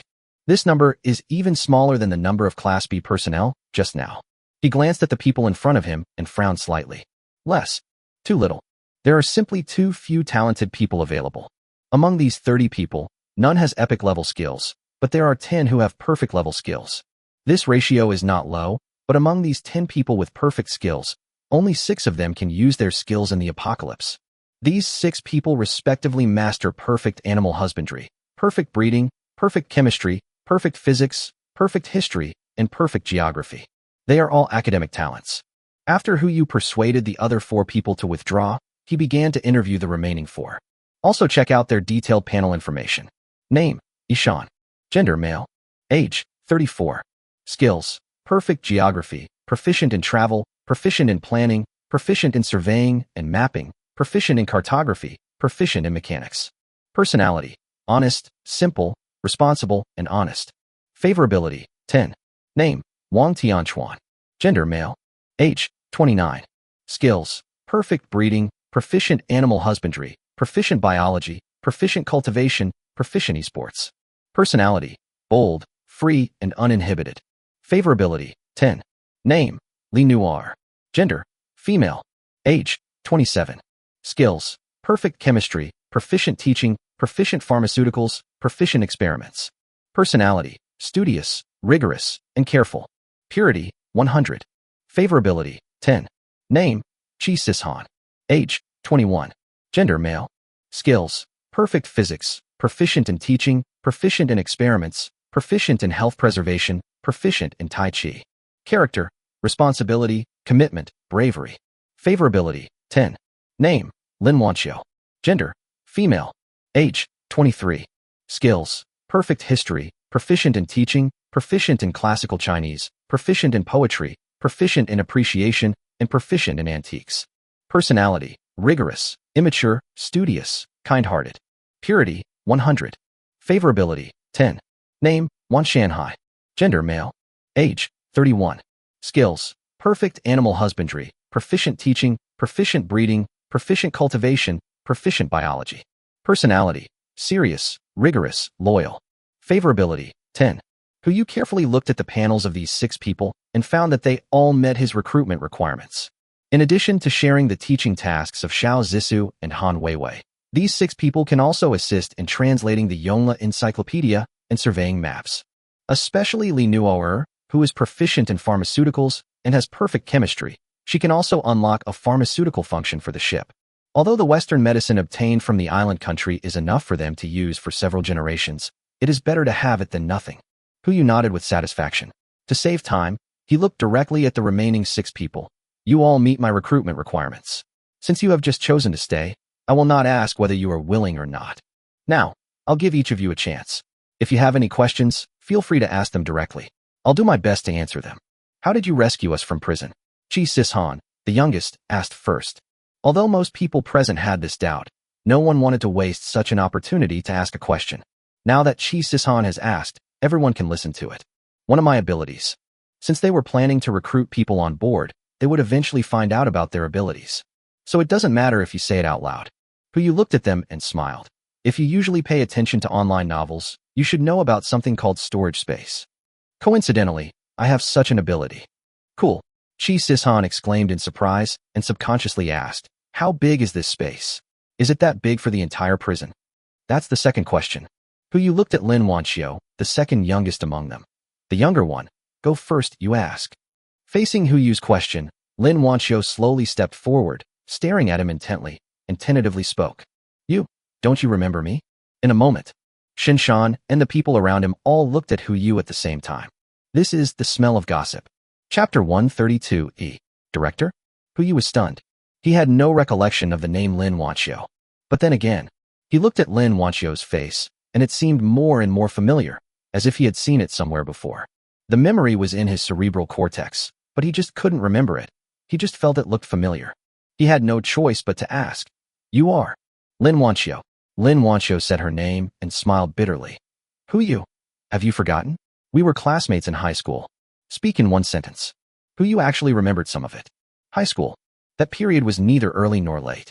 If you really count it, it was 6 or 7 years ago. At that time, Yu was not outstanding, and was even considered ordinary among ordinary people.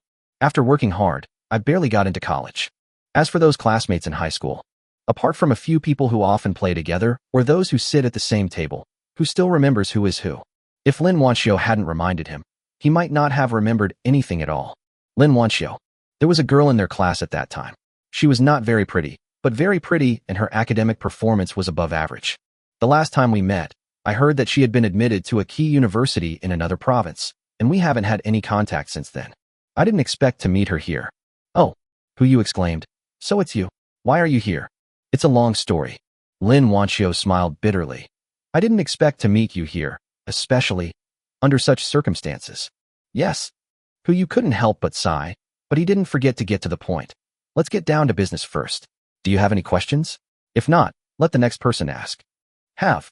Lin Wanxiu looked at Yu and asked, since you have a storage space, does that space contain sufficient resources? Yes. Yu did not deny it. This is related to the level of trust people have in him. Joke. At this time, if he wants to take people out of the shelter, he naturally has to give them sufficient guarantees. Otherwise, why would others give up a stable life that would last at least 30 years and follow you out of the shelter? You can't just point a gun at the back of their heads and force them to leave, right? Such captured talents are of no use even if they are recruited. I'm fine. Lin Wanxiu replied with a smile. Unlike Chi Sishan just now, she walked directly to Gao Wenwen and stood beside her, as if she had already made up her mind to leave with Yu. Next, Yu looked at Li Nuar. Do you have any questions? Age. Li Nuar stared at Yu's eyes, as if trying to see something from them. How did you determine our ages? Besides storage space, do you have other abilities? As soon as this question was asked, everyone present, including Shinshan and Gao Wenwen, turned to look at Yu. You should know that even when facing Shinshan and others, Yu only announced one ability to the public, that is, storage space, and he has no other abilities. This is to maintain mystery and hide the cards. Exposing the storage space is to give them the confidence to seek refuge. If even the panel is exposed, it is not confidence, it is stupid. No. Yu said, not forgetting to explain the rationale for what he had just said. I only judged based on your facial features. I don't know your real age. That makes sense. After all, Chi Sishan's face looks like a pretty boy, so it's not an exaggeration to say that he is the youngest. Next are Lin Wanxiu and Li Nuar. The former still had a student-like air about him, while the latter looked the youngest among the remaining few. As for whether other people believe this statement or not, that's their business. At the same time, Gao Wenwen, who was standing aside, narrowed her eyes. Although their contact was brief, she could tell he had just lied. In addition to storage space, he also has other abilities. I just don't want others to know. What is this man hiding? Simply. So mysterious. Bite. Gao Wenwen's favorability increased to 30. What's going on? Can answering someone else's question improve your favorability? Yu glanced at Gao Wenwen behind him without saying a word, then looked at the fourth person in the crowd, Wan Shanhai. And you? According to the age on the panel, Wan Shanhai is 31 years old, slightly older than Wang Tianquan. But judging by appearance, Wan Shanhai is actually younger than Wang Tianquan. Yu deliberately exposed a flaw, looked at Wan Shanhai and asked, do you have any questions for me? Wan Shanhai, wearing a pair of black-framed glasses, nodded heavily. Boss who, right? If we join you, what guarantees can you give us? You know, the food and resources in the shelter are enough for 1,000 of us to survive for 30 years. Even if there are 100 more people, it will be enough for us to live for more than 20 years. At this time, no matter what happens outside, we should be able to survive again. Why should we follow you out of here? Wan Shanhai seems to have raised many questions, but in the end there is only one. Why? Why should they follow Hu Yu and leave? It's very simple.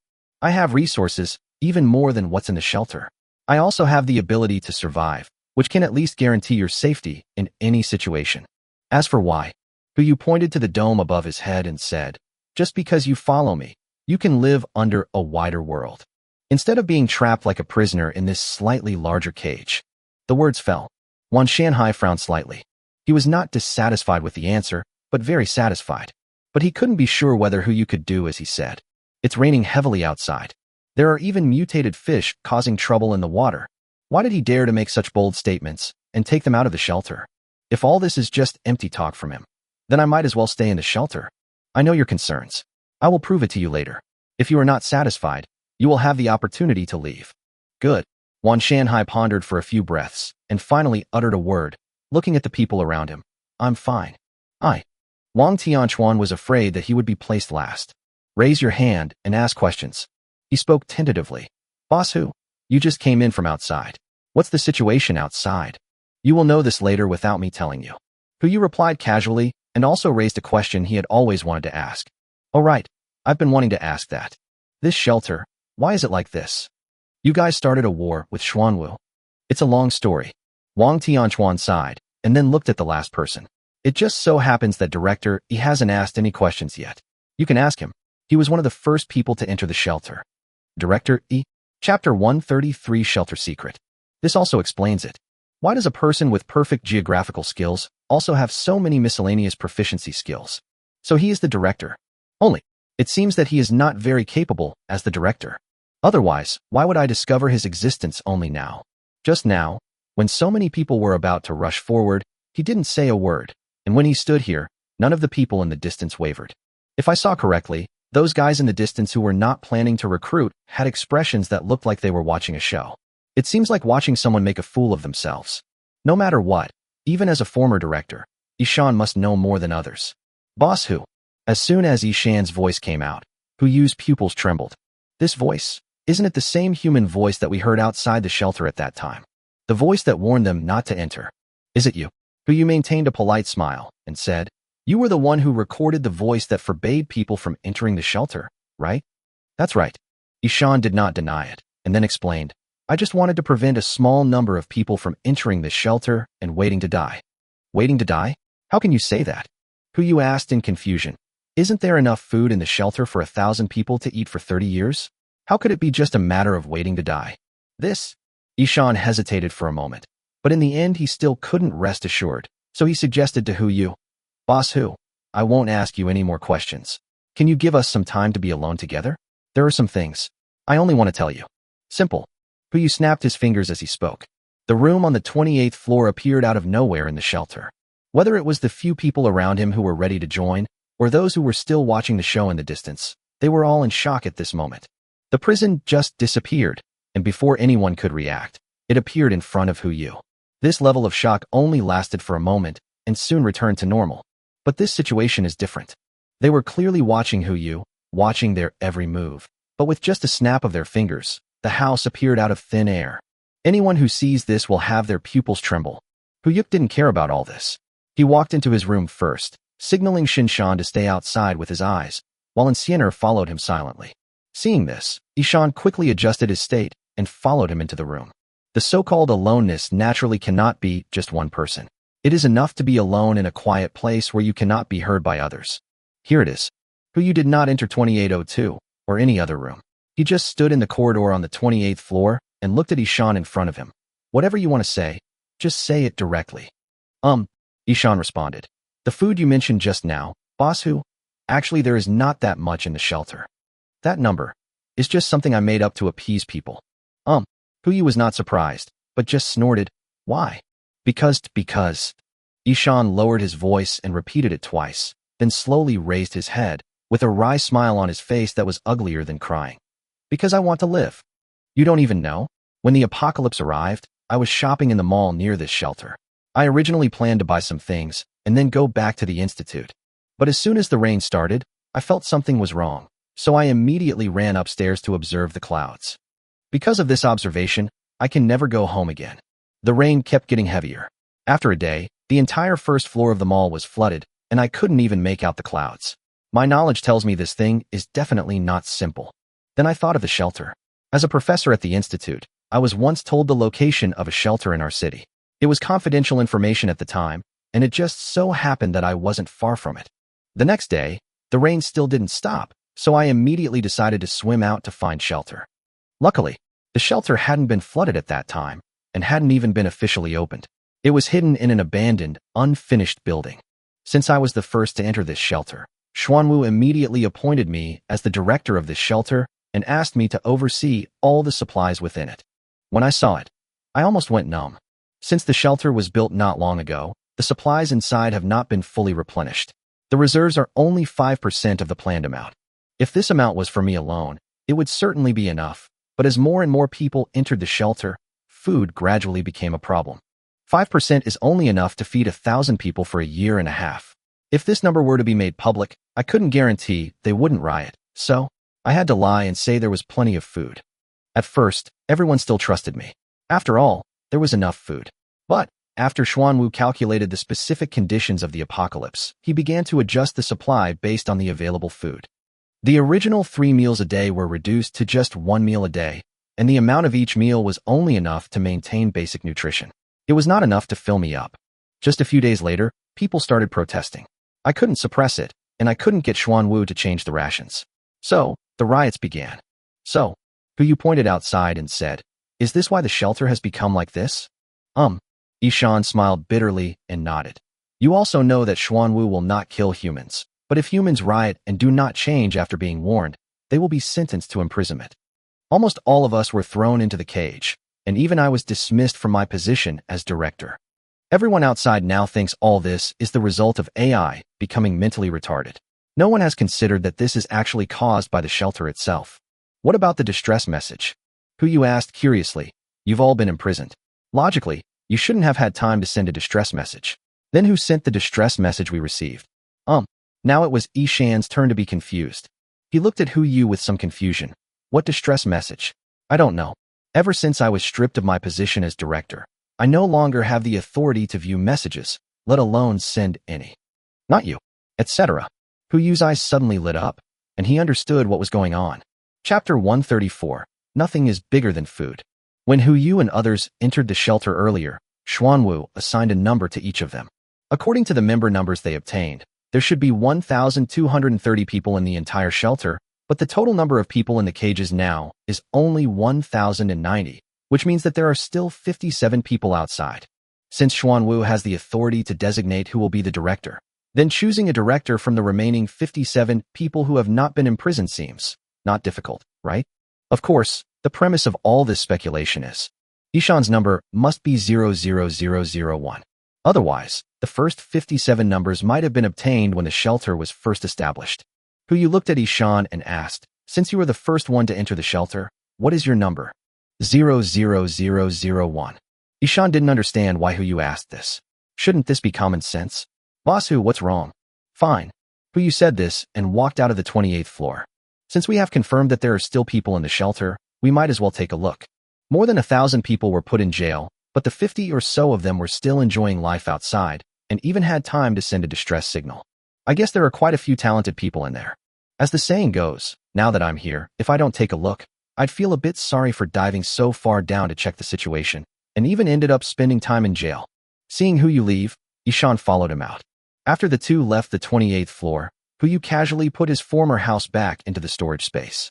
3 consecutive miraculous moves completely convinced the people watching from afar. If the first disappearance of the prison could be a trick, and the second appearance of the 28th floor could be an illusion, then the third disappearance of the 28th floor. That's no longer a coincidence or something that can be explained by tricks. In order to confirm that this was real, a few brave ones even touched the edge of the 28th floor. When they touched the unique coldness of reinforced concrete with their hands, all doubts disappeared and only one emotion remained in their hearts. Shock. Is this person in front of me a human or a god? Such a floor, and you can just move it like that? Who you snorted softly. Naturally, he also noticed the guys hiding behind the 28th floor. His eyes swept over them.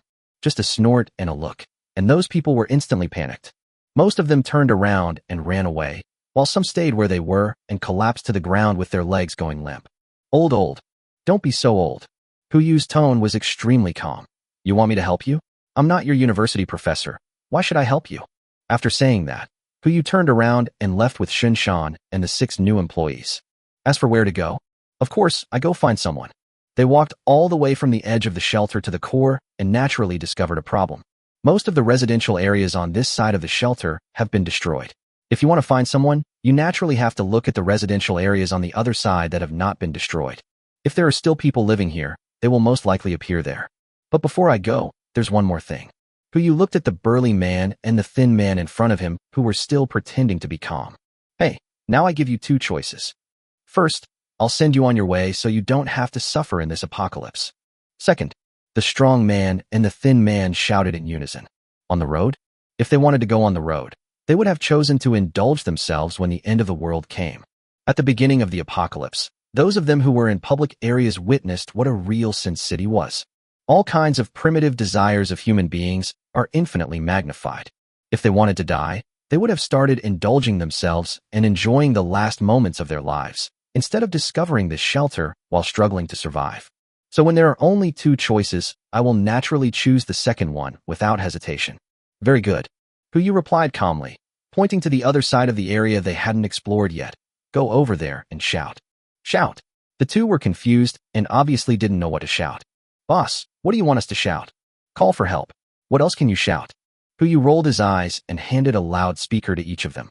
Tell them that I want to recruit talents. Those who are willing to come out can come here. Those who don't want to come out will not be forced. You 2 go around the shelter and shout. Once you're done, you've completed your mission. The sturdy man didn't say much, but after a little confusion, he rushed towards that area with a loudspeaker. Seeing this, the thin man followed closely behind. As for Huyu and the others, since some people are doing the hard work, of course they should take a break. Huyu took out a whole set of sofas and a coffee table.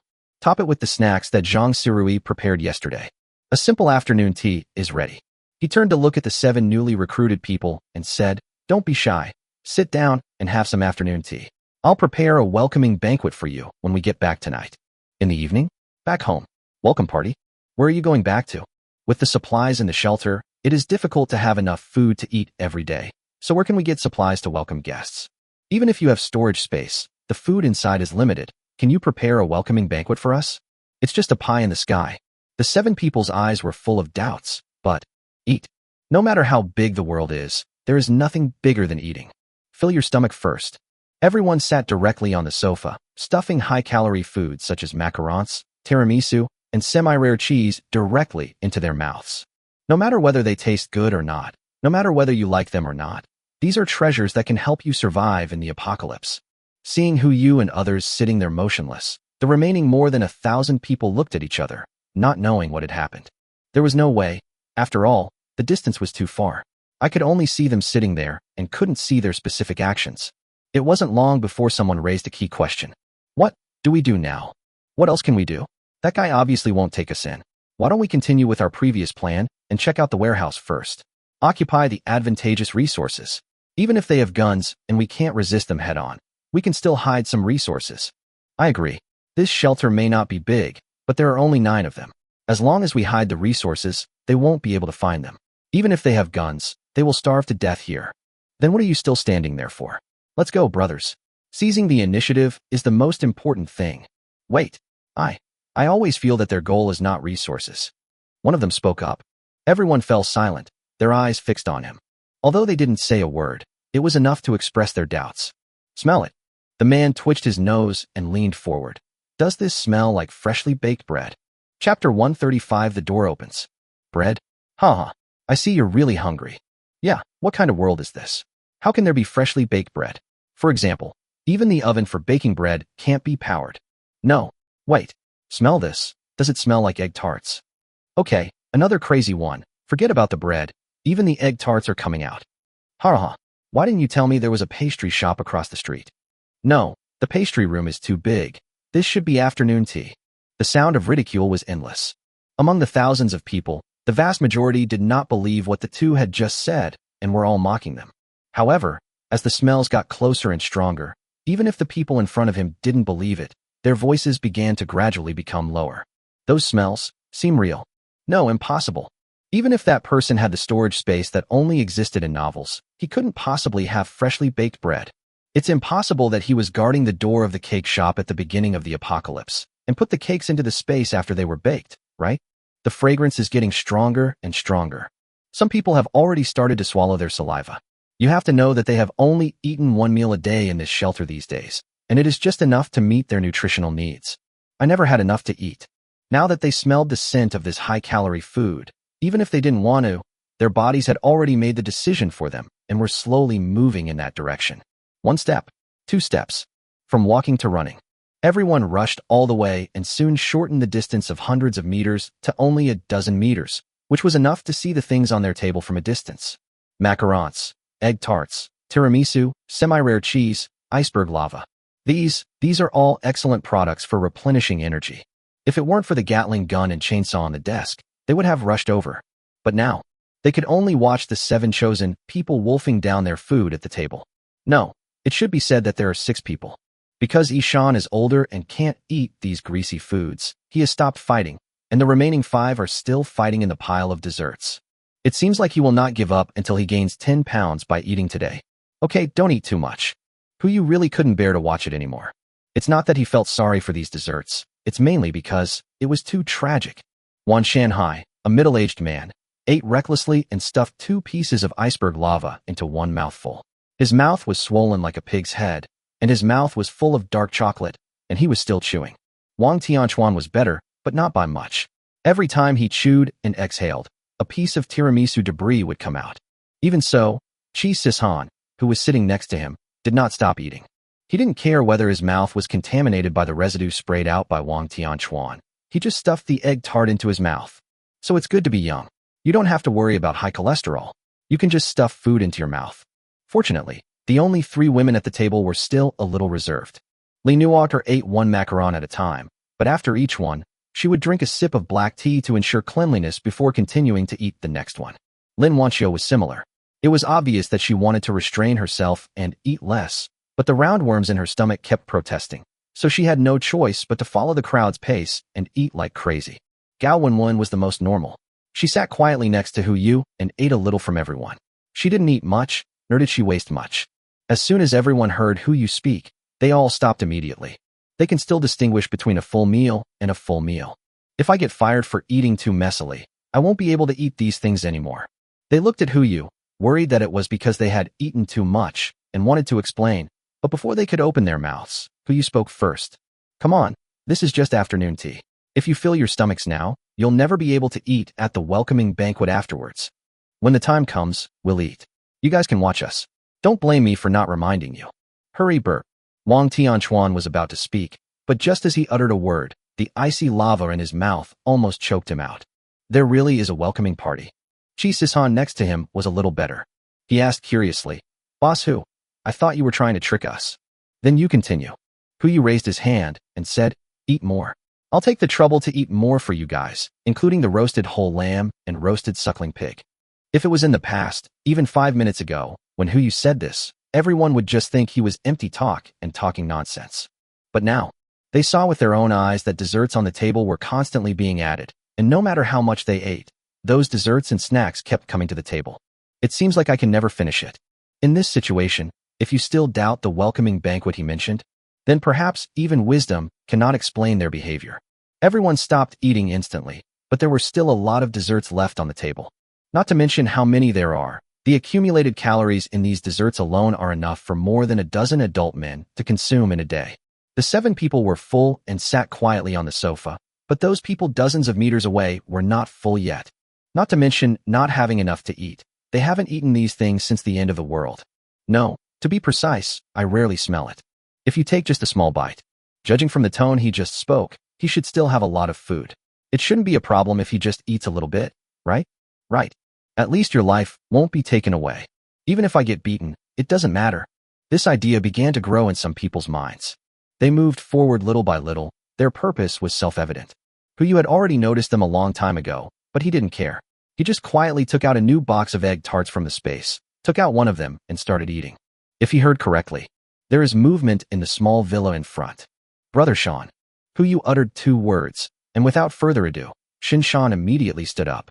Yes, boss. He immediately walked towards the villa. Although the sound in the distance was not loud, people who had received some training or whose physical fitness was enhanced like Huyu could still easily hear it. There's obviously someone in there. And there must be quite a few. A group of people lived quietly in the villas around the prison, having just watched the drama for such a long time. I don't think it will be easy. As Huyu watched, Shan approached. The door is open. Chapter 136, the remaining 57. Huyu reacted immediately. Instead of taking the Gatling gun on the desk, he took out another one from his space backpack. Shan is even faster than him. He turned the AK on his back to the front, pointing the muzzle forward, ready to shoot at any time. There was indeed a group of people behind the door. The number is just around 50. Just as they were about to come out of the door, they saw 2 black gun muzzles pointing at them in the distance. For a moment, everyone stood there, not knowing what to do, and could only slowly raise their hands. As for the group of people in the distance who were constantly approaching the dining table, they were also shocked. Originally, a Gatling gun was nothing, no matter how powerful it was, but now it just lay quietly on the desk. If the other party wants to shoot with a gun, he needs time to get close to the desk. By then, they would have enough time to escape. Even if they couldn't escape, they would have enough time to surrender. But now, which good guy has a gun on the table, and yet he takes out another gun? Don't think that machines won't be jealous. Listen to me, and put the second gun back quickly. For a moment, the shelter fell into silence.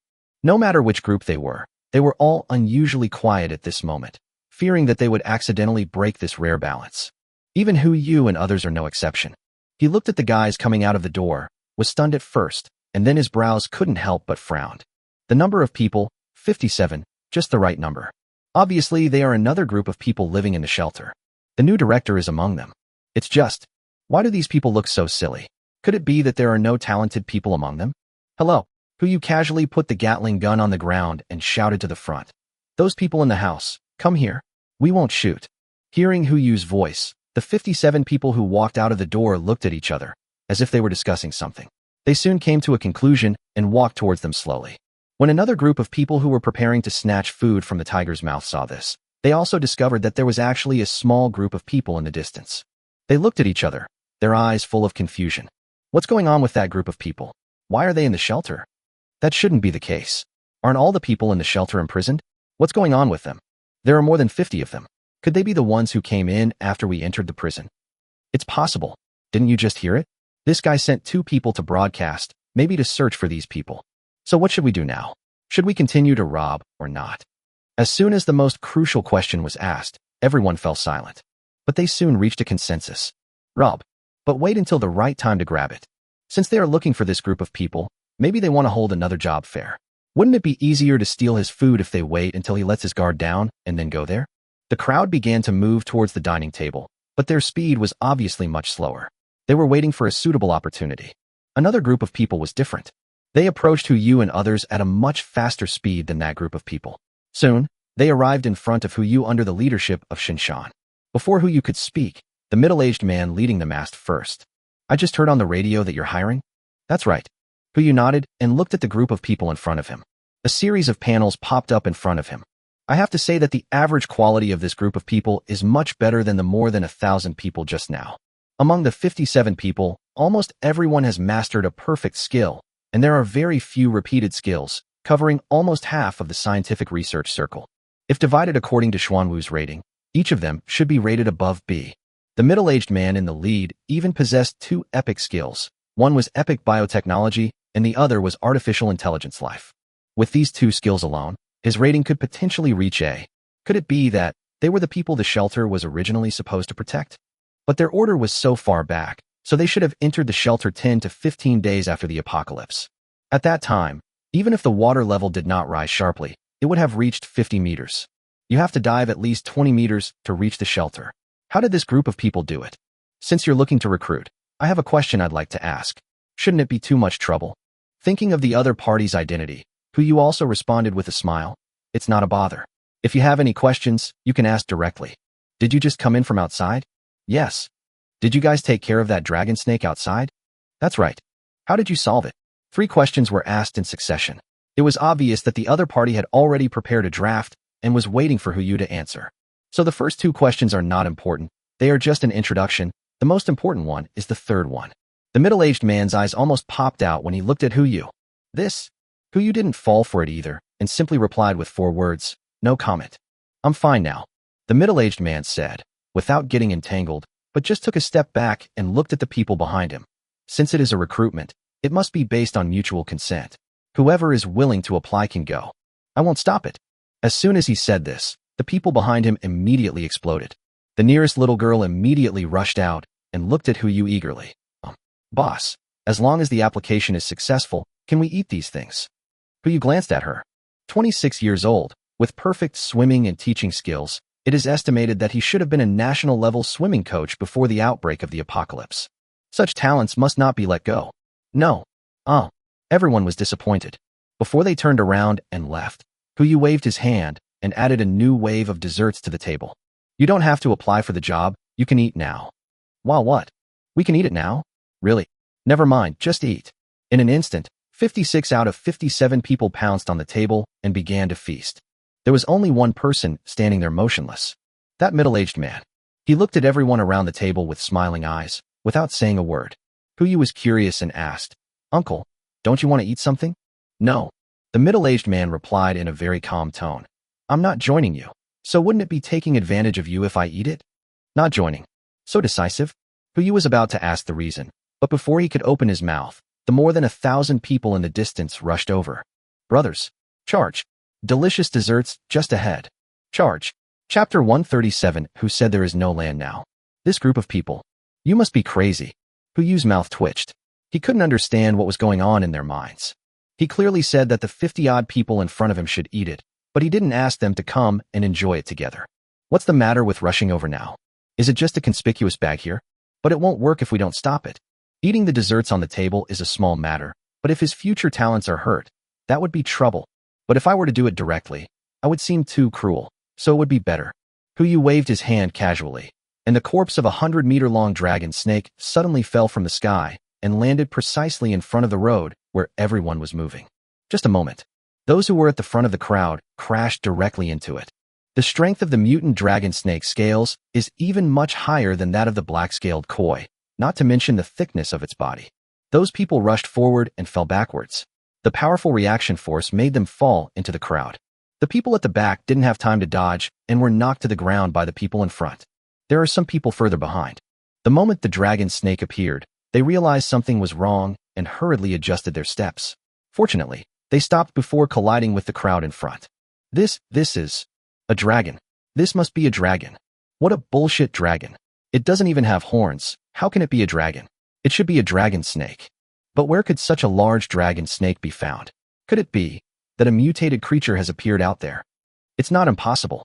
With the dragon snake blocking their way, the group of people actually stopped and did not move forward. It's not that they don't want to rush over, or that they're afraid of something. It's mainly, this snake is too thick and too long. It is over 100 meters long and about 5 meters thick. Even the tallest person here is only 1.9 meters tall, let alone climbing. Even jumping up is extremely difficult. Past. Why should I go there? Fly over? Or move the snake out of the way and then run over? Of course, there is another way. Take a detour. Go around the snake and then rush past it. But he can send the snake out with a wave of his hand and take it back with another wave of his hand. He was holding back now, placing the dragon snake in front of them and not letting it fall directly over their heads. Otherwise, everyone would probably have to discuss with Xuanwu whether they could have some extra food and treat it as a banquet. The passion that had just been aroused by the dessert was instantly extinguished by the dragon snake. It's a different threat from the Gatling. Everyone didn't believe he would open fire and kill so many people at once. But if he just released the dragon snake and seriously injured some people, not to mention those cruel and ruthless people, even they can do it.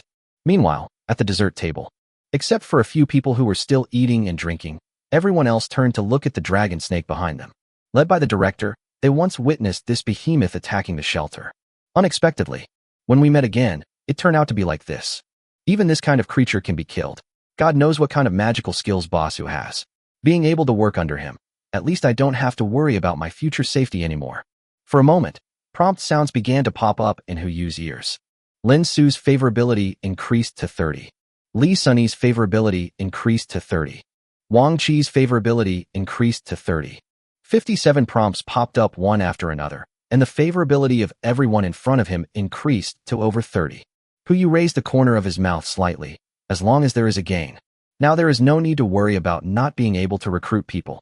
Seeing that everyone had almost finished eating, Hu Yu also stood up from the sofa and looked at everyone with a smile in his eyes. It's almost time to eat. Eating too much of this stuff is not good for your teeth. Let's get down to business. As soon as he finished speaking, everyone stood at attention and looked forward. Even some of those who were still stuffing food into their mouths immediately swallowed the food in their mouths. This is the most basic respect. Seeing everyone like this, Hu Yu's smile became even wider. I won't say anything extra. I'll just say one thing. Join us. As long as I have a bite to eat, you won't go hungry. And you just need to contribute the knowledge and skills you possess. Everyone listened to the 5 parts and was eager to try them out, except for one person who seemed a little hesitant. He raised his hand from the crowd and asked tentatively, Boss Hu, the knowledge and skills I possess may be useless. Will you hire me? Hu Yu was stunned and looked at the man. His panel immediately appeared before his eyes. Name, Zhang Shenong. Gender, male. Age, 27. Skills, perfect creatures, perfect bean planting, perfect animal husbandry, masterful cultivation, masterful farming. Personality, honest, simple, responsible, and down-to-earth. Favorability, 35. This is simply the greenhouse man chosen by God. No, it should be said that he is the perfect successor to Mr. Fong. Mr. Fong's health was not very good to begin with, and Hu Yu was always worried that if he continued like this, even with the help of Li Chuan, something might go wrong. It's okay now. Now that he has a successor, Mr. Fong can relax a little more and won't have to stay in the greenhouse every day. Hu Yu wanted to conceal his abilities, so he didn't speak directly. Instead, he suppressed his excitement and asked Zhang Shenong, Oh, tell me, what skills do you have? Well, I only know how to farm and raise chickens, ducks, geese, pigs, cattle, sheep, etc. Zhang Shenong blushed and lowered his head and said, Boss, I know that there is water everywhere outside now, let alone the fields. I'm afraid there will be no livestock left to survive. Will it really not be a burden to you if you let me go with you? This was not purely out of naivete. Zhang Shenong himself was also afraid that if he followed Boss Hu, he would be discovered to be useless to him and would be discarded without even being able to return to the shelter. Instead of going out to gamble, it's better to stay in the shelter. Although I can only eat 1 meal a day, it is better than not eating any meal at all. Hu Yu stood up and walked slowly towards the crowd. He came to stand in front of Zhang Shenong and asked calmly, What's your name? Zhang Shenong. Okay, Zhang Shenong. Hu Yu raised his hand and placed it on his shoulder. Even though he was much younger than this man, he still said in an old-fashioned tone, I tell you, there are no useless people in this world. As long as you follow me, whether you are farming or raising pigs, I will give you a suitable position and let you shine in this era. Besides, who says there are no fields, no pigs, ducks, cattle, or sheep now? Chapter 138, I am the director.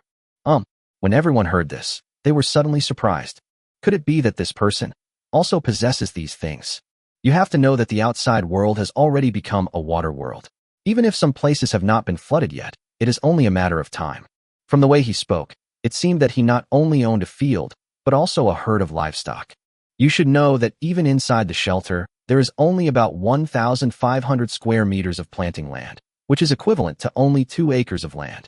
What was grown was not enough for the people in the shelter to consume, not to mention livestock. What's this? This is the sign of sustainable development. Everyone was not stupid, so they naturally understood what the 6 words sustainable development meant, and their eyes were full of light when they looked at Hu Yu. Really? Zhang Shenong seemed to stutter a little. Boss Hu, you didn't lie to me? Lie to you? There's candy. Hu Yu replied with a smile and patted Zhang Shenong on the shoulder. True or false? Just come with me and take a look, and you'll know. Now, let's begin the recruitment process. Anyone willing to follow me can stand on the left. Those who don't want to can stand on the right. I won't force anyone. Soon, the crowd began to gather. Most people make the same choice. Left.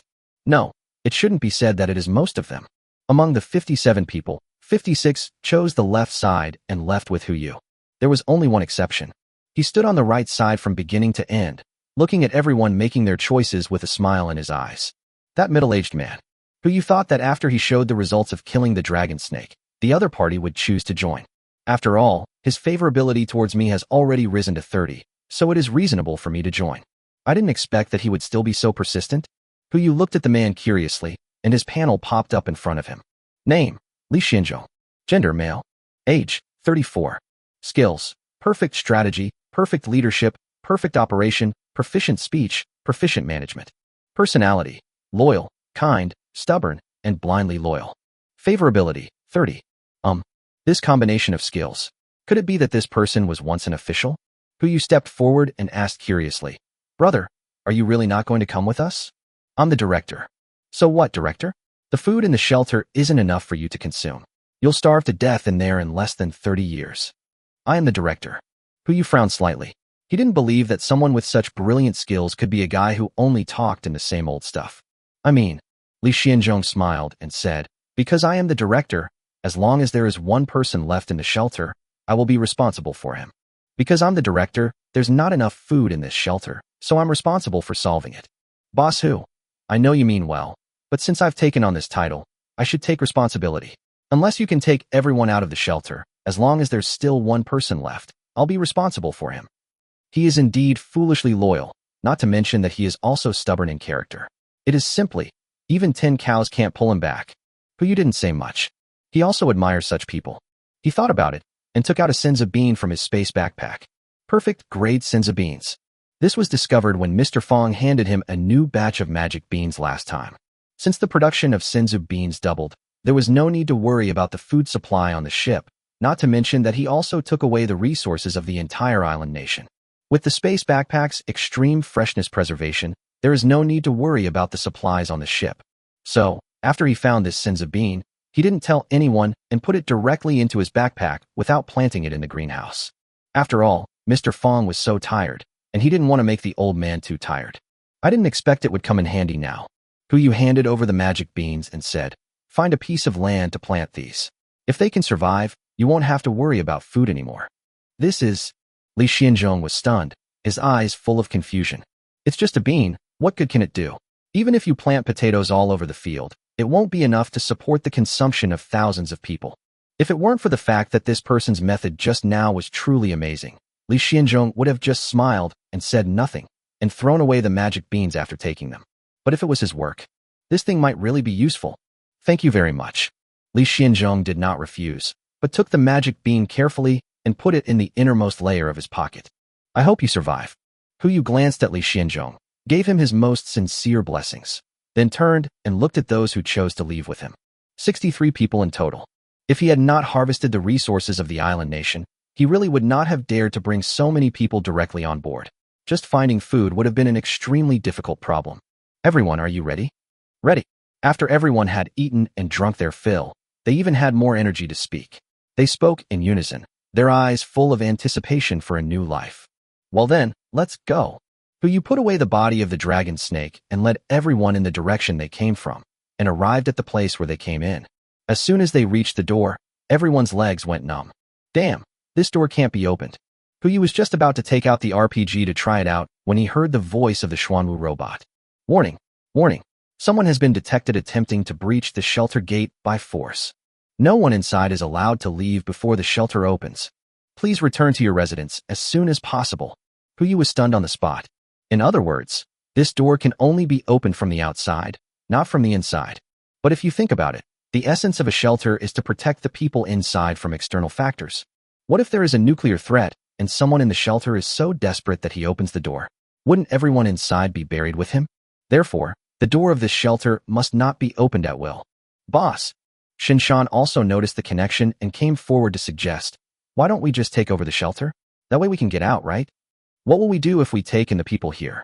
You didn't like this group of people, but he didn't want to kill them. If the shelter is put into the space backpack, everyone in the shelter will be exposed to deep water.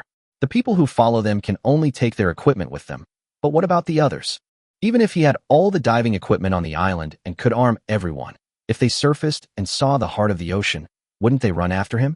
To say the least, getting more than 1,000 people to wear diving suits is a hassle in itself. He doesn't want to get into this trouble. After all, he has thought of a better and more convenient way. Chapter 139, I gave you a chance. When you go out later, Don't run around, don't look around, and follow instructions for all actions. Go out. Everyone, including Shinshan, was confused. Didn't Xuanwu just say that we can't go out? Even if we can get out and use that plan, you should at least send out a few diving suits. Forget about the more than 1,000 people. At least save these 63 people. Otherwise, when the water pressure rises, it's unknown whether 36 of the 63 people will be left. Doubts are doubts. Everyone also knows who is the boss now and what to do. No need to say more. By the way, you all should be able to swim, right? Yu suddenly remembered something and turned to look at the people behind him. Everyone nodded. Most of them came in later, and if they couldn't swim, they wouldn't be able to find shelter. As for the 7 people in front, fortunately, they have also mastered this skill, but their level is definitely not even average, otherwise the skill panel would not be displayed.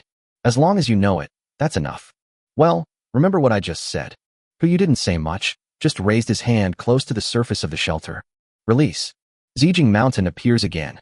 But this time it did not fall from the sky, nor did it appear inside the shelter, but appeared outside the shelter. Currently, the water level in the entire Jinling is only around 60 meters. When Zijing Mountain appeared, the entire shelter was located directly halfway up the mountain, supported by the mountain. In an instant, the entire shelter was out of the water. The almost crazy sound of rain hitting the barrier on the top of the shelter left everyone dumbfounded. What's going on? How did they come out from the bottom of the water? And this mountain outside? Why does it look so familiar? Etc. Even if we get out of the water, won't we still be unable to get out if Xuanwu doesn't let us go? Yu looked at the Xuanwu robot in front of him again.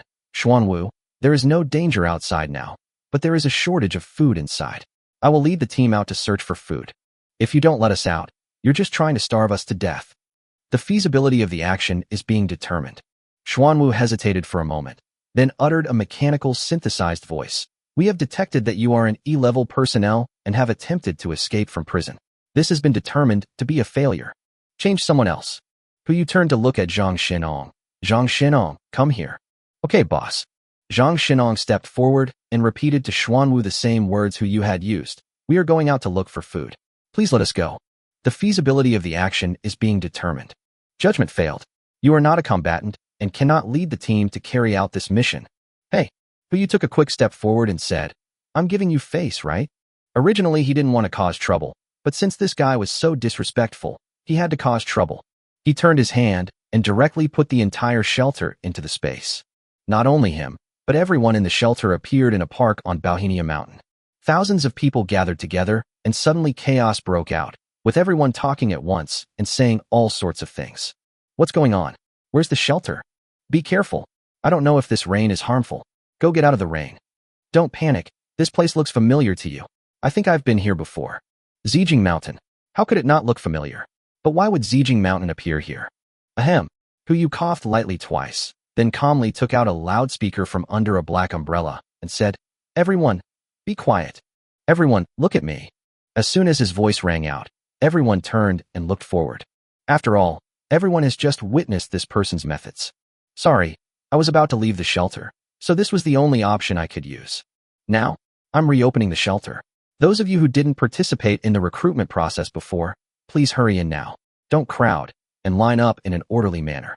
We're in a hurry, thank you. After saying that, Yu raised his hand and waved, and the shelter reappeared in front of everyone. Everyone fell silent. This thing, you can play with it like this. Upon seeing this, some people immediately headed towards the shelter, but others had other ideas. Since there was limited food in the shelter and they had finally gotten out, why not just stay outside? This is a mountain. How much water would it take to flood an entire mountain? If I hide in here, wouldn't I be able to live a more comfortable life than outside? Desire is like this. Once it arises, it will spread in the heart without any concealment. Yu stood there, watching more and more people enter the shelter, and saw more than 100 people standing there motionless. He frowned slightly, looked at those people and said, What are you doing? Go back quickly. Just let us go back. Among those people was the strong man from before. He hid in the crowd, lowering his neck while suppressing his voice. This mountain is not yours. What's wrong with us exploring here before going in? Otherwise, we will be unable to get out after entering. That's right. The mountain belongs to all of us. Don't even think about monopolizing it. If you want to go back, you should go back first and don't interfere in our business. Someone spoke, and the noisy voice immediately echoed throughout Zijing Mountain. Yu was also so angry that he laughed. What a great saying. This mountain is not yours. He looked at the 100 or so people and said, sorry, this mountain is really mine. Don't say I didn't give you a chance. You only have 3 minutes left. If you don't go back, you'll be responsible for whatever happens next. Ha ha ha. Did you hear that? This idiot said the mountain is his. That's hilarious. I'm still a descendant of Yin and Huang. Does that mean the entire Chinese nation is also considered a legacy left to me by my ancestors? As expected of you, brother. The woman from abroad who wants to register the sun is your teacher, right? Her imagination is much richer than yours. All right, forget about him. Let's go find some food quickly, or else this idiot will get us first. Wouldn't that be a shame? That's right, let's go. It's not just them. Even the 63 people standing next to who you were a little confused. Is what this person said true or false? Even if he had a space backpack, it wouldn't be able to hold an entire mountain. This is the entire Zijing mountain. Even if you have a big space backpack, I'm afraid it won't be able to fit it all, right? Or, is he really crazy as these people say? Tisk, who you chuckled softly, then shook his head with a wry smile. I gave you a chance, but you didn't cherish it. Then it's not my fault. After saying that, who you raised his hand and placed it on Zijing mountain. Receive. Chapter 140 Flare. With a thought, the entire Zijing mountain was put back into the space backpack. Everyone, including Hu Yu and others, fell into the water at the same time. Those who returned to the shelter were fine and sank to the surface of the water immediately. It's not because the shelter has no navigation function, but in the current environment, it is safer underwater than on the surface. It can reduce the erosion of rainwater on the surface of the shelter and avoid biological invasion to a certain extent. As for Hu Yu, of course, he wouldn't let his own people soak in the water. The moment he fell into the water, he took out a yacht from his space backpack. Although this yacht is not as big as the heart of the ocean, it is large enough to carry more than 100 people. Hurry, get on board. Xiaohai was also downloaded into the yacht's main computer. The moment it fell into the water, it swam towards Hu Yu and others on its own and opened the gangway. At the same time, the coordinates here were synchronized with the heart of the ocean. Hu Yu climbed up the gangway and watched Shinshan and others lead everyone onto the ship, while also looking down at the people still drifting on the water not far away. They were not as panicked as he had imagined, but instead looked at him with disdain in their eyes. Ha ha ha, that's it. Just a yacht like this, and it's your honor guard? Now that there are more than 60 people living there, I'm afraid they can't even stretch their legs out, right? This is hilarious. I thought he didn't live in a shelter and had access to tons of resources. I didn't expect it was just a small boat. Cut. On the deck, Lin Wanxiu, who had just boarded the boat, looked out at the water, hands on hips, and yelled at them. What do you mean it's just a small boat? What about you? If you don't have shelter, with the water temperature like this, I'm afraid you won't be able to hold out for 24 hours. That is, Li Nuo'er, standing by, echoed. You say you can't even stretch your legs? You can. The whole area is yours. Stretch. Boss. Shinshan came over holding an umbrella and stood behind Hu Yu. They seemed to be a little strange. Hu Yu frowned and nodded. He discovered it without Shinshan telling him. If an ordinary person encounters such a situation, he or she will either choose to swim to the shelter as soon as possible, or choose to beg for mercy and try to get on the boat through exchange or other means. But the more than 100 people in front of us are clearly soaked in water, yet they are still so tough. Excluding the fact that they were all stubborn, there was only one possibility. They still have a trump card. A trump card that is enough to allow them to survive well outside the shelter. If I remember correctly, according to the rating given by Xuanwu, among these more than 100 people, including the thin man and the strong man, more than 1/3 of them are B-level personnel, and the rest are C-level personnel. Back when they were in the cell, they all belonged to a small group, and now outside, it was no exception. They all chose to leave the shelter without any prior agreement. But now that it has come to this, what trump cards do they have that can allow them to live better in the apocalypse than in the shelter? So why did they go into the shelter then? Isn't that just like taking off your pants to fart? Hu Yu was puzzled and could only frown and look at what was happening in front of him, without stopping the war of words. Not long after, a voice was heard from the water. The thin man bumped the burly man's shoulder and said, "All right, Brother Jean, we finally got out of the shelter. Now you should show us your magical powers." "That's right, Brother Jean. Let this guy see what a real boat is. It's just a small thing. Won't it break into pieces if it hits it?" Okay, no rush. It will be ready soon." The burly man known as Brother Jean smiled widely. He pulled out a long, tubular object from his clothes, raised his head and smiled at Hu Yu on the boat. "Originally, I was planning to get along with you as an ordinary person. It's a pity that you've gone too far, even depriving us of our freedom to explore outside. Don't blame me for being ruthless. Let me show you what a real ship is. Bang! A muffled sound came from his palm, and a cluster of dazzling flames spurted out from the pitch-black copper tube, shooting straight into the sky, exploding into dazzling flames in the night sky with torrential rain. A real ship? Hu savored what this guy said, and only thought of one possibility. Warship. Apart from warships, he couldn't think of any other ship that could come thousands of miles to pick them up using this kind of signal. He turned to look at Shan. Brother Shan, have you ever seen this kind of thing? Shan shook his head.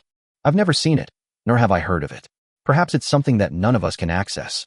Hu didn't say much, just looked at the copper tube. A panel suddenly popped up in front of me. Name, Doomsday Signal Flare.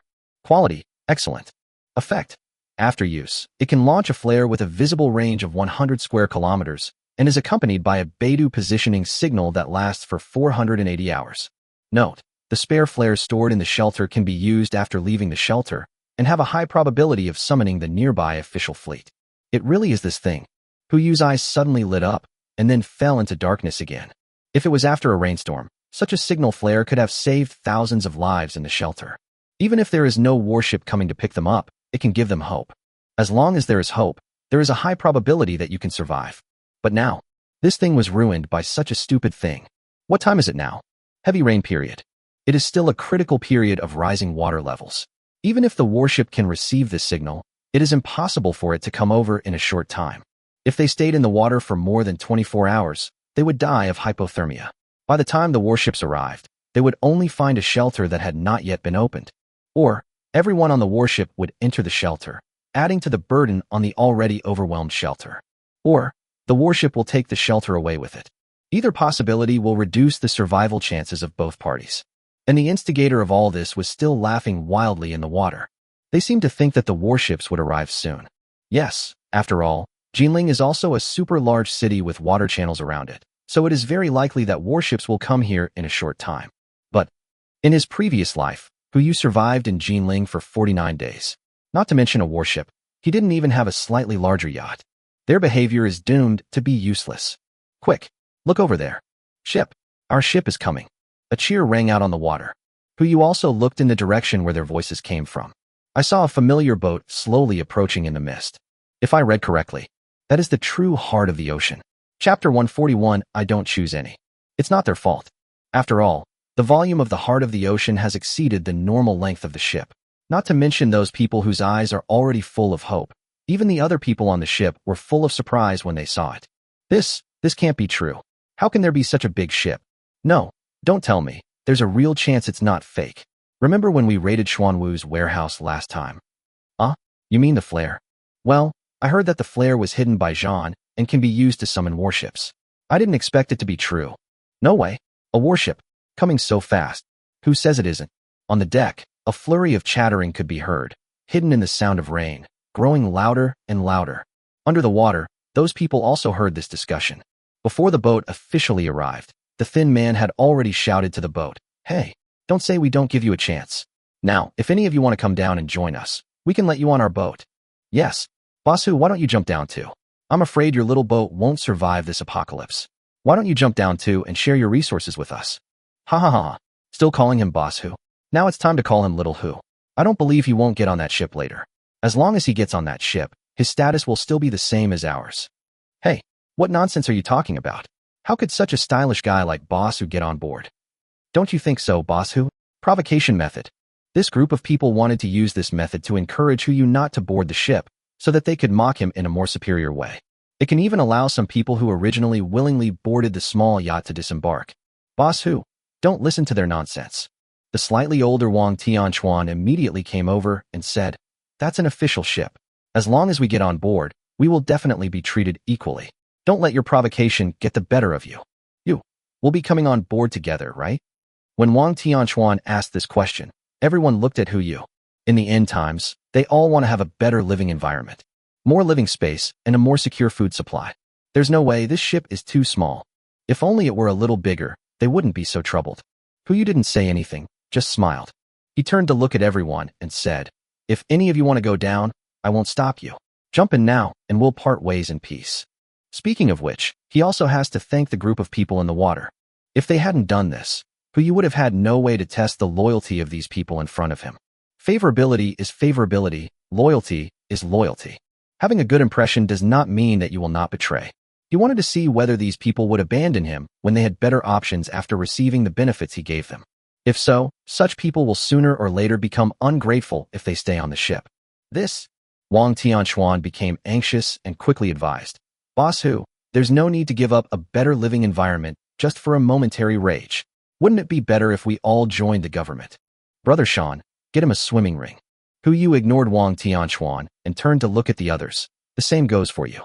If anyone wants to get off the boat and join them, I won't stop them. I'll even give them a swimming ring as a courtesy. You only have 5 minutes. Come to me when you've thought it over." After saying that, Shinshan handed the swimming ring to Wang Tianquan. Although everyone can swim, in this situation, having a swimming ring is definitely better than having no one. Wang Tianquan glanced at the swimming ring, gritted his teeth, and reached out to take it. Before diving, he didn't forget to look at Hu Yu, pointing at him, his fingers trembling slightly. "You are not good enough." After saying that, he jumped from the yacht into the water, put on a swimming ring, and swim towards the group of people. Hu Yu also looked at the others. "Anyone else? Hurry up, if you don't think it over, I'm going to set sail." A word fell. The people who were still struggling also made a decision. Among the remaining 62 people, 6 more stepped forward to get swimming rings and jumped off the boat. Hu Yu looked at the remaining 56 people, his eyes full of surprise. This number far exceeded his expectations. He originally thought it would be good if half of them were left, but he didn't expect that so many people would be left. "Boss." Zhang Xinong and Hu Yu exchanged a glance and walked forward slowly.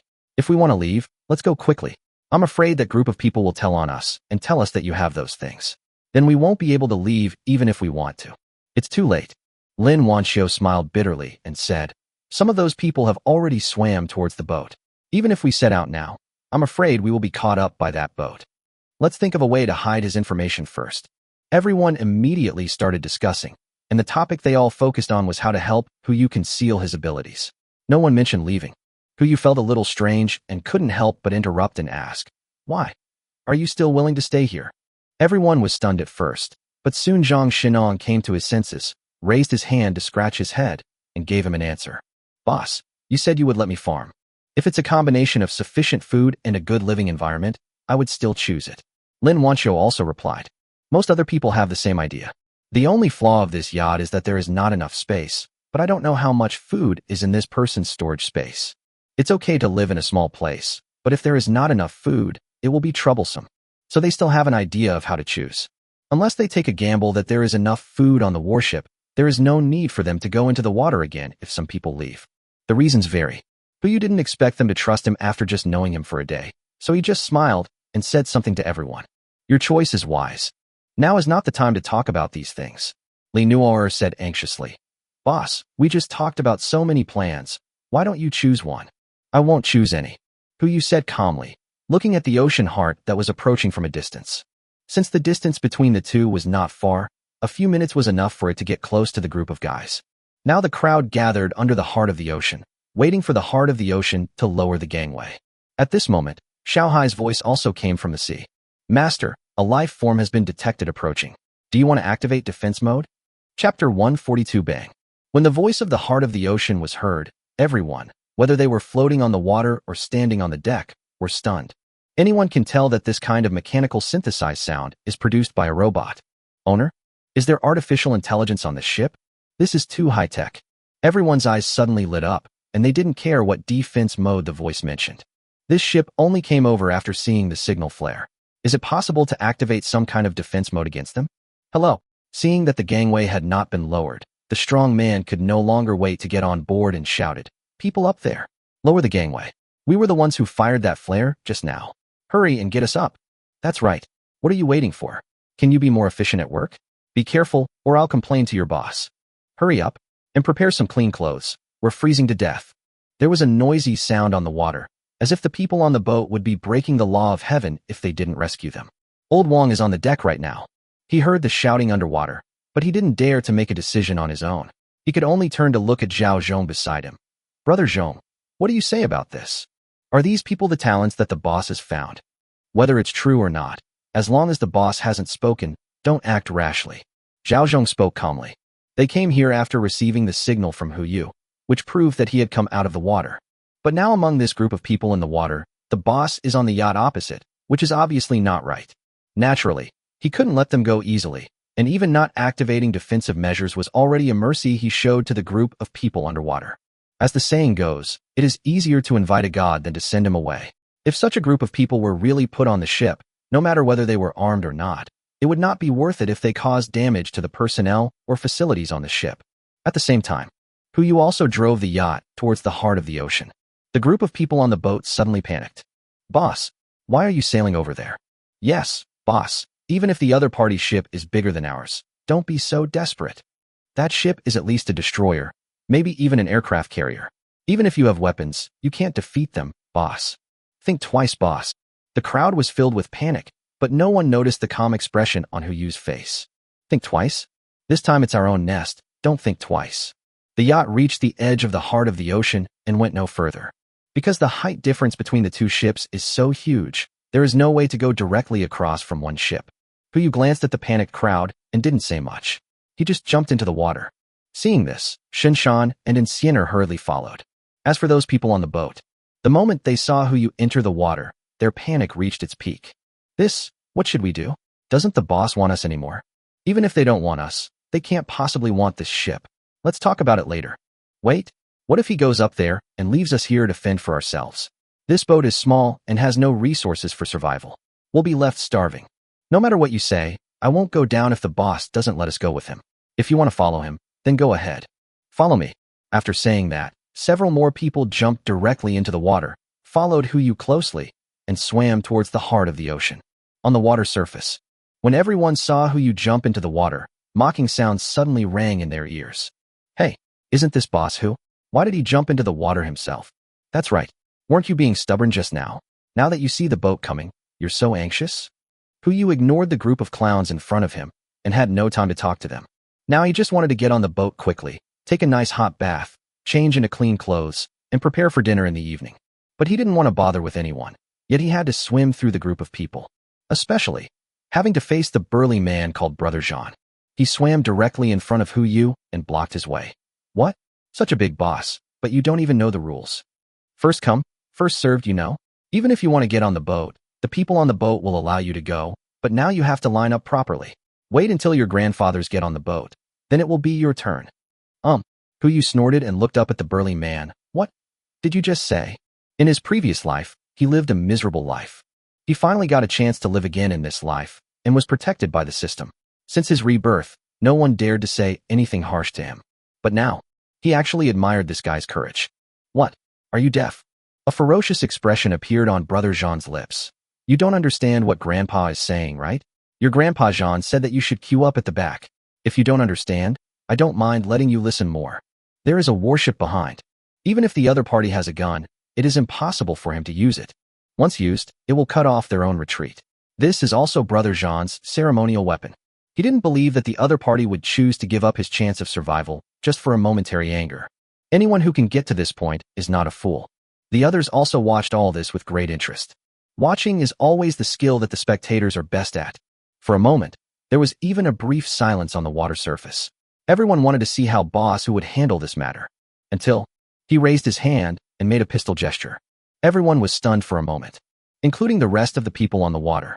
Brother Jean, who was at the front, couldn't help but sneer. "Pucci, what do you mean by this? Are you planning to kill me with this gun?" "Ha ha ha ha. Boss Hu, are you feeling overwhelmed and losing your mind? What nonsense are you talking about? This is Boss Hu's other ability, shooting with his hands. Ha ha ha. Imaginative. Not bad, not bad." Brother Jean smiled and praised the person behind him, and then swam forward for a distance and came in front of Yu. He stepped forward, his face provocative. "Come on, shoot. Even if you can really kill me, what does it matter? If you kill me, will the people on that ship still accept you? Stop kidding. Now, you'd better listen to me and cooperate with me. Otherwise, believe it or not, I won't even let you take the yacht away." Hee. Yu sneered twice, raised his hand slightly, and made a sound with his mouth. Bang. As soon as the words fell, the same crisp sound rang out above everyone's heads. Before they could react to what was happening, a bullet pierced through the back of Brother Jean's head, leaving a flower of blood and exploding in front of everyone's eyes. Chapter 143 Master? Dead. How is that possible? They clearly don't have guns. Where did that sound just now come from? No matter what, get on the boat first. The blood will definitely attract other creatures in the water. With that, everyone turned around and swam towards the heart of the ocean, ignoring the brother Jean, who had led them out of danger. Huyu was not anxious, but said calmly, Xiaohai, activate the defense measures. Yes, master. After a calm voice, the mechanical synthesized sound that had been silent for a long time sounded again from the boat. Everyone who was approaching the heart of the ocean was stunned. Owner? Is this addressing that boss who? Could he be the owner of this ship? How is this possible? But this can also explain the problem that just occurred. Why did gunshots ring out from above just when he raised his hand? It turned out that he was the owner of this ship. After figuring out the key points, everyone's faces turned pale and no one was willing to believe what was happening before their eyes.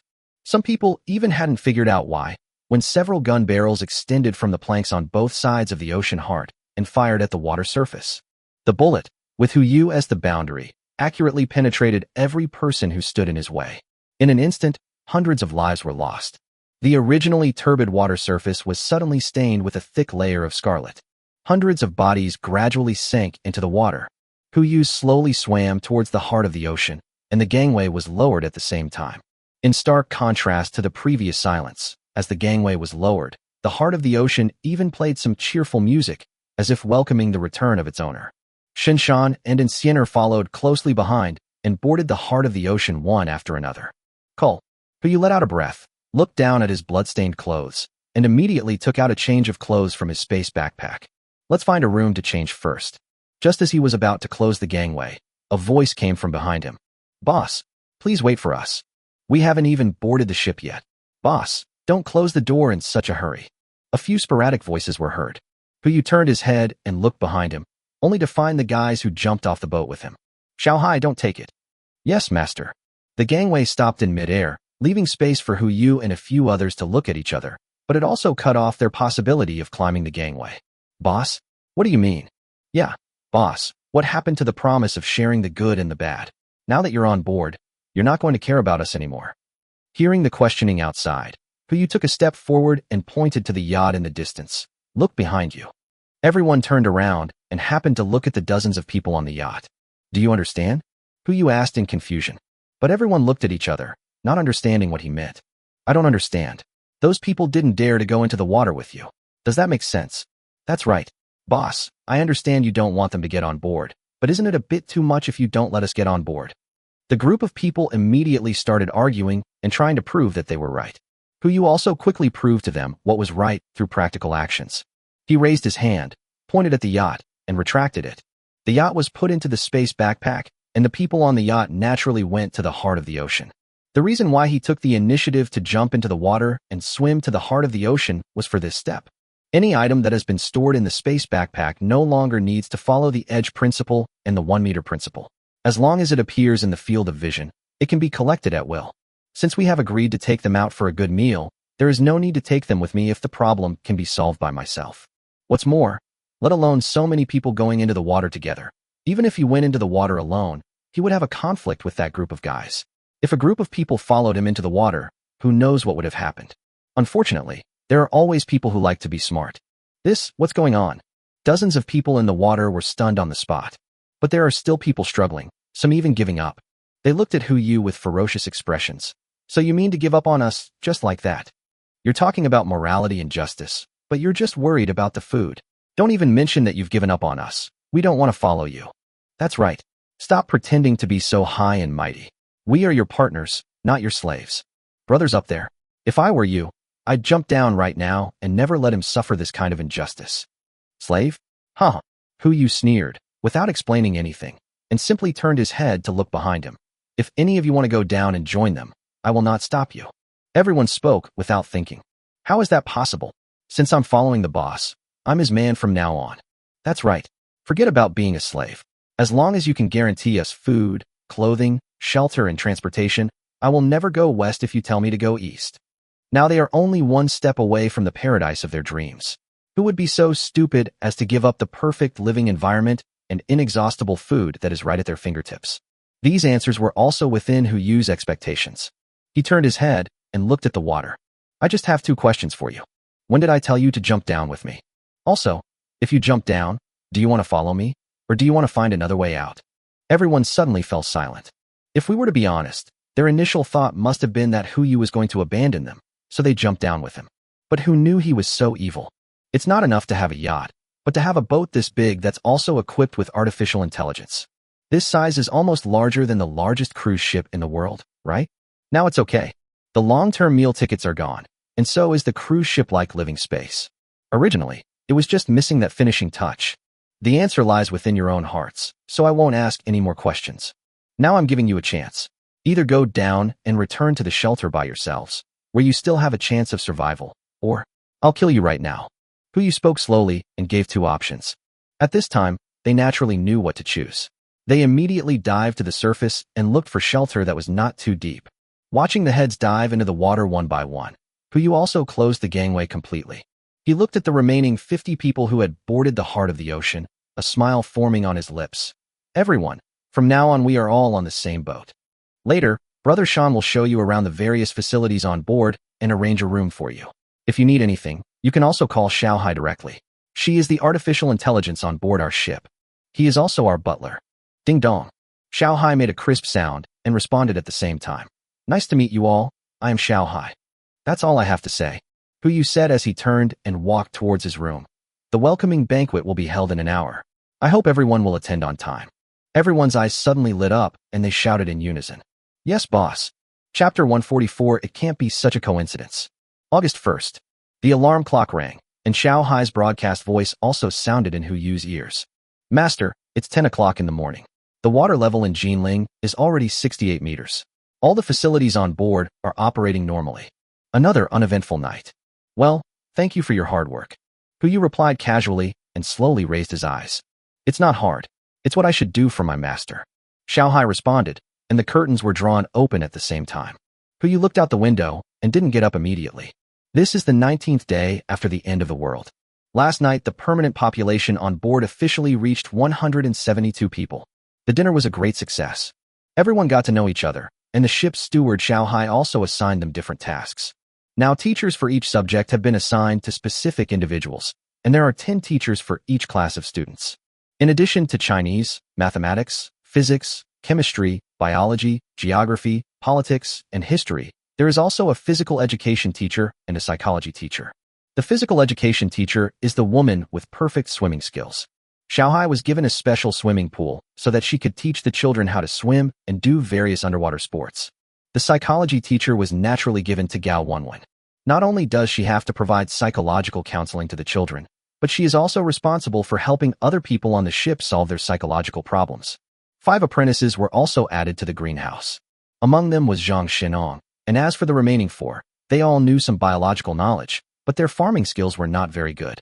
If Huyu had not risked his life to recommend and asked Mr. Fong to pass on some of his experience to them, I'm afraid that in the end there would only be 1 apprentice entering the greenhouse. There are many talented people who can translate the Yongle Encyclopedia. Influenced by 9 years of compulsory education and the college entrance examination, those who can become B-level personnel are not bad at Chinese.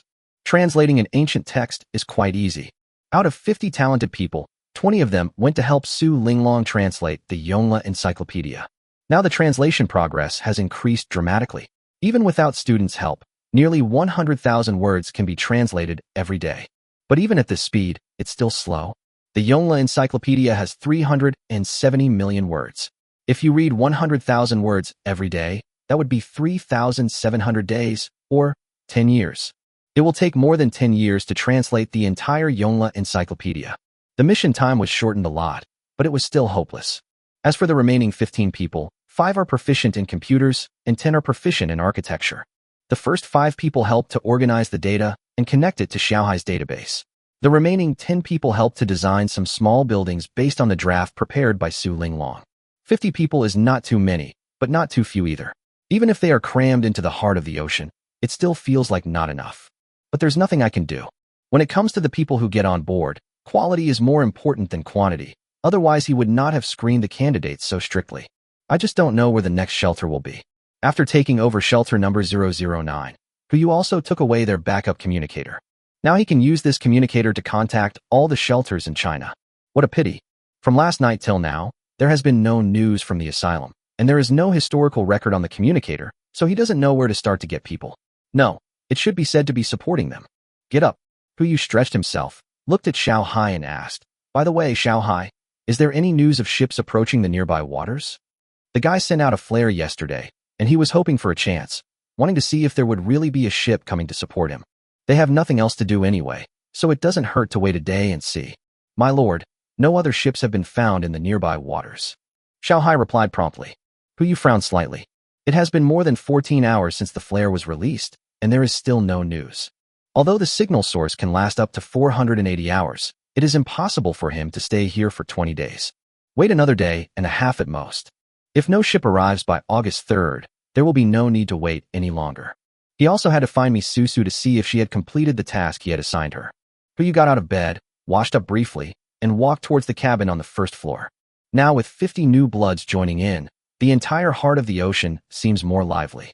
Those who should eat breakfast, and those who should attend morning classes attend morning classes. Everything seems so orderly. If only someone wasn't behind this. As soon as he went out, he saw Manhwa standing at the door, holding a plate of breakfast that was obviously not made by Zhang Sirui. Blushing, he smiled at her and said, Boss Hu, good morning. Here's your breakfast. Morning, Puyu replied, feeling that something was not right. Suddenly, he thought of the surveillance video he saw yesterday. Could it be that Minono has also started to follow the strategy given by Su Linglong? Before he could come to his senses, Minono stepped forward, stuffed the plate into his arms, and then turned and left. Puyu was stunned at first, then looked down at the breakfast in his hand, only to find that everything was heart-shaped. Luncheon meat, fried eggs, sandwiches, even broccoli and carrots are carved into heart shapes. This is no longer a hint. It should be called an explicit statement. But no matter what, it can't be wasted. In order to avoid being discovered by others, he had no choice but to bite the bullet and stuff all the breakfast on the plate into his stomach. He also put the plate back into the storage space. After eating, he walked slowly towards the classroom, just wanting to see how the students were studying. Before he could stick his head out, another figure came out. Hey, so early? Xiao Zisu walked towards him slowly, holding a bowl of soup in her hand. It's just right. I made some medicinal soup for you. You can drink it as breakfast. Medicinal soup? Puyu was stunned. Yeah, you spent so much time soaking in the water yesterday, and then you drank alcohol all night. If you don't drink some medicine to replenish your body, how can you expect to get an acupuncture injection when you're sick? Xiao Zisu replied as a matter of course, and Puyu thought about it, and felt that it was true. He picked up the medicine soup and poured it into his mouth. Although this is a medicinal soup, it does not taste like medicine at all. Instead, it has a herbal flavor. It is not difficult to drink, but rather refreshing. That's right. He had just eaten breakfast and drank a bowl of soup, and his stomach felt a little bloated. Okay, I'm going to go check on those 50 semi-vegetative patients first. My dad said there seems to be some progress. See you at lunch. Burp. Puyu burped and waved at her. See you at noon. Still eating? After these 2 meals, he had eaten enough. Not to mention lunch. It doesn't even matter whether you eat dinner or not. He burped and glanced back at the classroom. The one teaching the class now is Han Weiwei. She is the one who knows this group of children best. So even if there are better teachers than her among those who get on board later, she will still serve as the class teacher for this group of children. When Huyu looked at her, she happened to be looking outside the classroom. The two looked at each other, and before Huyu could greet her, the latter immediately rushed out with a thermos in her hand. A bad premonition suddenly came to my mind. Huyu's mouth twitched, and he felt a little stomach cramp. It can't be such a coincidence. Chapter 145 Riot. It's just after 12 noon. Everyone was eating lunch with relish, except Huyu. He sat alone on Daitai, burping intermittently, and didn't feel hungry at all. God knows how many guides Su Linglong has written. Since he left home, he has eaten 5 breakfasts in total, including but not limited to Minanyuo's loving breakfast, Xiao Zisu's medicinal food, the 8 treasure porridge in Han Weiwei's thermos, Zhang Sirui's special small cakes, and even the hamburgers made by Enciana herself.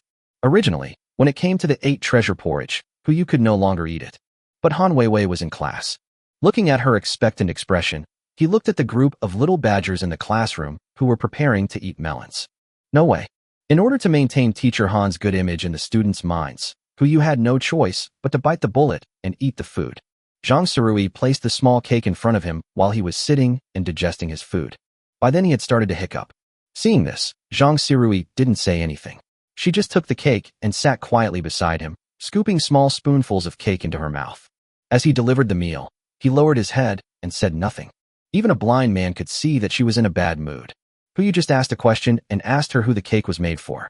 My goodness, just this one question made things out of control. Zhang Sirui just said one sentence. I made it for a full person, so I guess he wouldn't eat it. Then she lowered her head silently and ate the cake. Who can stand this? Hu had no choice but to pick up the spoon and scoop a spoonful of cake to eat. After all, you eat it. Seeing him take a bite, the sadness on Zhang Sirui's face immediately disappeared. She walked away with the remaining cake and finished the rest by herself. As for the last one, Enciener was the last one to come over, holding a palm-sized hamburger in her hand. She couldn't tell how much Hu had eaten, so she just pushed the burger in front of him and uttered a word. Eat. Before Hu could explain, Zhao Zhong, who was fishing nearby, laughed and said that Enciener had gotten up at 6 in the morning to make these hamburgers. Starting from kneading the dough, he even hammered the meat patties himself. No need to think about it. If he doesn't eat this, the next person to be beaten into a meat patty will be Hu himself. He had no choice but to bite the bullet and eat the hamburger. Not a single residue left. One morning he did nothing but eat. Belch. Hu burped and looked at the raindrops falling on the water, a happy smile appearing on the corner of his mouth. In the previous life, I was starving to death and became someone else's food reserve. Although I am a little too full in this life, it is better to die with a full stomach than to die with a starvation stomach. That is, Xiao Hai. Master, I'm here. A ripple appeared on the water surface. Hu swung his rod and caught a small fish. Aren't Su Linglong and the others out yet? Master, Miss Su is still leading the translation team in the office and shows no intention of stopping. It's not that Hu doesn't want to cause trouble for Su Linglong, but mainly because she is doing important things and it's not convenient to disturb her. Xiao Hai said that she and the group of people assigned to her have been translating an article from the Yongle Encyclopedia, which is said to be related to the end of the world. They started after the banquet ended last night. In order to translate this article, all the members of the translation team did not even drink or sleep and directly devoted themselves to the translation work. Given her level of attention, God knows how important this article is, so Hu naturally wouldn't bother her. Even if we want to settle the score, let's do it later. Bang! There was a sound from the cabin. Hu subconsciously turned his head, thinking that it was Su Linglong and the others coming out, but he never expected that it was Zhao's father's voice that came. Quick! Someone come! Buzz buzz! Almost at the same time, a sharp buzzing sound was heard from inside the heart of the ocean. Warning! Dangerous factors have been detected inside. Do you want to activate the defense system? Risk factors? Hu immediately stood up and almost lost his grip on the sea god's favor in his hand, and quickly inserted it into the dai. He rushed over immediately, and before he could ask for details, Enciener and Shunshan had already put down their bowls and chopsticks and came over to protect him immediately. Something happened. Don't worry about me. Go and take a look, Hu said with a frown. The only people who could make Father Xiao so excited were definitely those 50 semi-vegetative patients. That's right. I heard Xiao Zissou mention it this morning. They seem to be waking up soon. Yes, boss. Shunshan was the first to speak and rushed forward. Zhao Zhong, Li Ji and Su Zilong also rushed forward at the same time. The four of them walked through the crowd almost at the same time and came to the corner of the cabin. They came to Zhao's father and took him and Zhao's mother under their protection. Before he could speak, Father Xiao raised his hand and pointed in the direction of the treatment room, panting and saying, Hurry, hurry. Bang. Another muffled explosion was heard. Shunshan and Su Zilong looked at each other. The tacit understanding formed by their long-term cooperation made them decide on the action plan without saying much. Zhao Zhong and Li Ji led Zhao's father and mother to retreat, while Su Zilong and Shunshan held their guns and walked deeper into the area. Dad, Mom. Xiao Zissou also came forward at this moment, looking at them anxiously. Are you not hurt? What happened? Without waiting for the two elders to reply, Hu had already come forward. He did not interrupt, but still waited for Zhao's father and mother's answer. Don't worry, we're fine. Father Xiao forced a smile and raised his hand to rub Xiao Zissou's head. He then looked up at Hu with a serious expression. Boss, I think it would be better for you to go and see it in person. Hu was stunned. Just as he was about to ask the reason, gunshots broke out in the distance. Bang. Shooting. Without asking any more questions, Hu rushed directly towards the place where the gunshots were heard, and at the same time said, Xiao Hai, activate defense mode. If you find any threats, you can directly eliminate them. Yes, internal defense mode has been activated. Those 50 semi-vegetative people are precious. Their combined combat power can even kill Shinshan's group of 5 many times in seconds. But no matter how precious it is It is not as important as the lives of Shinshan and others. They have been fighting with him since the beginning. There is no way he would agree to Hu Yu exchanging their lives for theirs. But it's strange. How come there was only one gunshot and then no movement? Xiaohai, can you see the situation in that place? Hu Yu said with a frown. Real-time monitoring has been delivered to your phone. Xiaohai is still reliable. Hu Yu immediately took out his mobile phone and unlocked it. The live broadcast of the corridor appeared on the screen. Just one glance and his brows were furrowed so tightly that they could kill a fly. This is so? What is going on? Chapter 146, I'll send you on your way. On the screen, there was only a semi-vegetative person lying on the ground, shot in the abdomen, with light blue blood flowing out and soaking his clothes. On the other hand, Shinshan and others. The guns in their hands were confiscated, and each of them had his hands, feet, and head controlled by 5 semi-vegetative people. Not to mention moving. Even if they wanted to open their mouths to speak, someone would hold their chins down. How long has it been? Have Shinshan and the others been dealt with? But this is not what shocked Hu Yu the most. The group of semi-vegetative people seemed to have the ability to think. After dealing with the threat posed by Shinshan and others, they even began to take care of the wounded on the ground. This is big trouble. But fortunately, at least Xiaohai is here. Xiaohai, are you sure you can kill them without hurting Brother Shan and the others? Now this group of semi-vegetative patients is out of control. No matter how powerful the force is, if it cannot be controlled, it will be a threat. Especially on the heart of the ocean. How can I allow others to sleep soundly beside my bed? If this problem is not eradicated, Hu Yu might not even have dinner. But before Xiaohai could answer, Father Xiao next to him spoke first. Don't want. Father Xiao hurried forward, and just as he had caught his breath, he explained to Hu Yu. Don't hurt them. They don't mean any harm. They just want to fill their stomachs. Fill your stomach? Hu Yu was stunned. Just now, Zhao's father and others came out too hastily, and Shun Shan and others went in too hastily, so they didn't have time to understand the specific situation inside. If the other party is not running away, but looking for food. So when they catch someone, won't it be? Oh no. Hu Yu's pupils shrank. It was too late to ask any further questions. He just rushed into the aisle immediately. Hu Yu, almost at the same time. Xiao Zissou and Insianer both rushed over behind him. As for the others, they all stood there, looking at each other, not knowing what to do. Go around the corridor. Hu Yu came to those semi-vegetative people. When he arrived, those people had already come up to Li Ji, their noses twitching constantly, as if saying, Brother, you smell so good. There's no way around it. Li Ji has the tenderest skin among the Shinshan guys. If they want to have sex with him, they'll naturally start with him. Don't move. Hu Yu exclaimed in surprise. The moment the voice sounded, those semi-vegetative patients couldn't help but look up and cast their eyes on him, and Insianer behind him. In terms of tenderness and deliciousness, the three of them are definitely much better than Li Jixian. So they immediately changed their target and walked towards Hu Yu and others. Stand back. Insianer spoke calmly, ready to face the enemy head-on. But this time, Hu Yu did not retreat, but stood in front of her. If you can't solve it this time, let me do it. As he said that, he took out an ordinary senzu bean from his space backpack. Isn't it just that you're not full? Simple. Just fill it in. He still has 20 senzu beans in his space backpack, and it is obviously impossible to feed one to each person. Just split it first. He casually split the senzu bean into 2 halves and threw them directly into the air. The group of people smelled the food and started grabbing it. After 2 of them ate the magic beans, their originally cloudy eyes suddenly became clear. 1 senzu bean can provide food for an adult for a month, and half a bean can provide food for 15 days. However, the food intake of this group of people is 3 times that of an ordinary adult. To put it in perspective, half a senzu bean would be enough for their food for 5 days. Enough for them to consume. The 2 semi-vegetative people who had eaten the magic beans had returned to normal.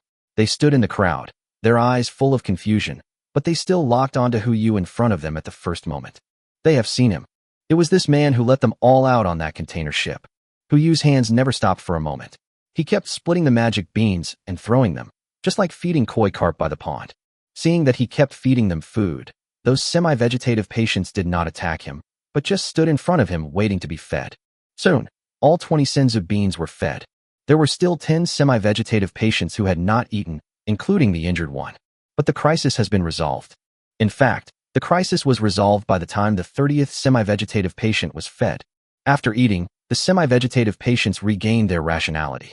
They simply stood there, watching the benefactor who had saved them once save them again. When the remaining semi-vegetative patients saw that there was something to eat, they gave up controlling Shinshan and others and rushed over to be fed.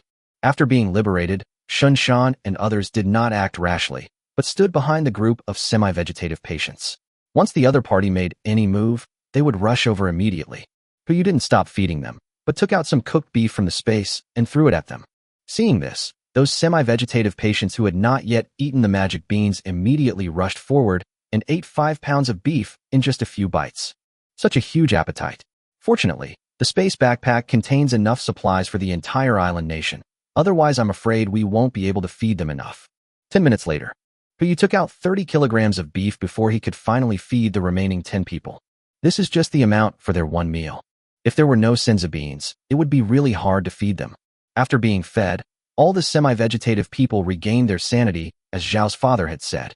Shinshan and others also walked through the crowd and came to Hu Yu. Boss, Shinshan lowered his head, looking guilty. They were bodyguards, but not only did they fail to protect their boss, they ended up asking their boss to save them. This is a huge humiliation. It's okay, Brother Shan.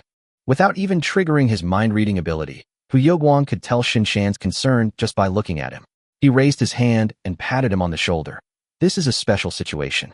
There are too many of them. It's normal for you to fail. Don't take it too seriously. Yes, boss, Shinshan replied, but still turned his head to look at Su Zilong and others. The other 3 people couldn't help but tremble, and they all understood what this look meant.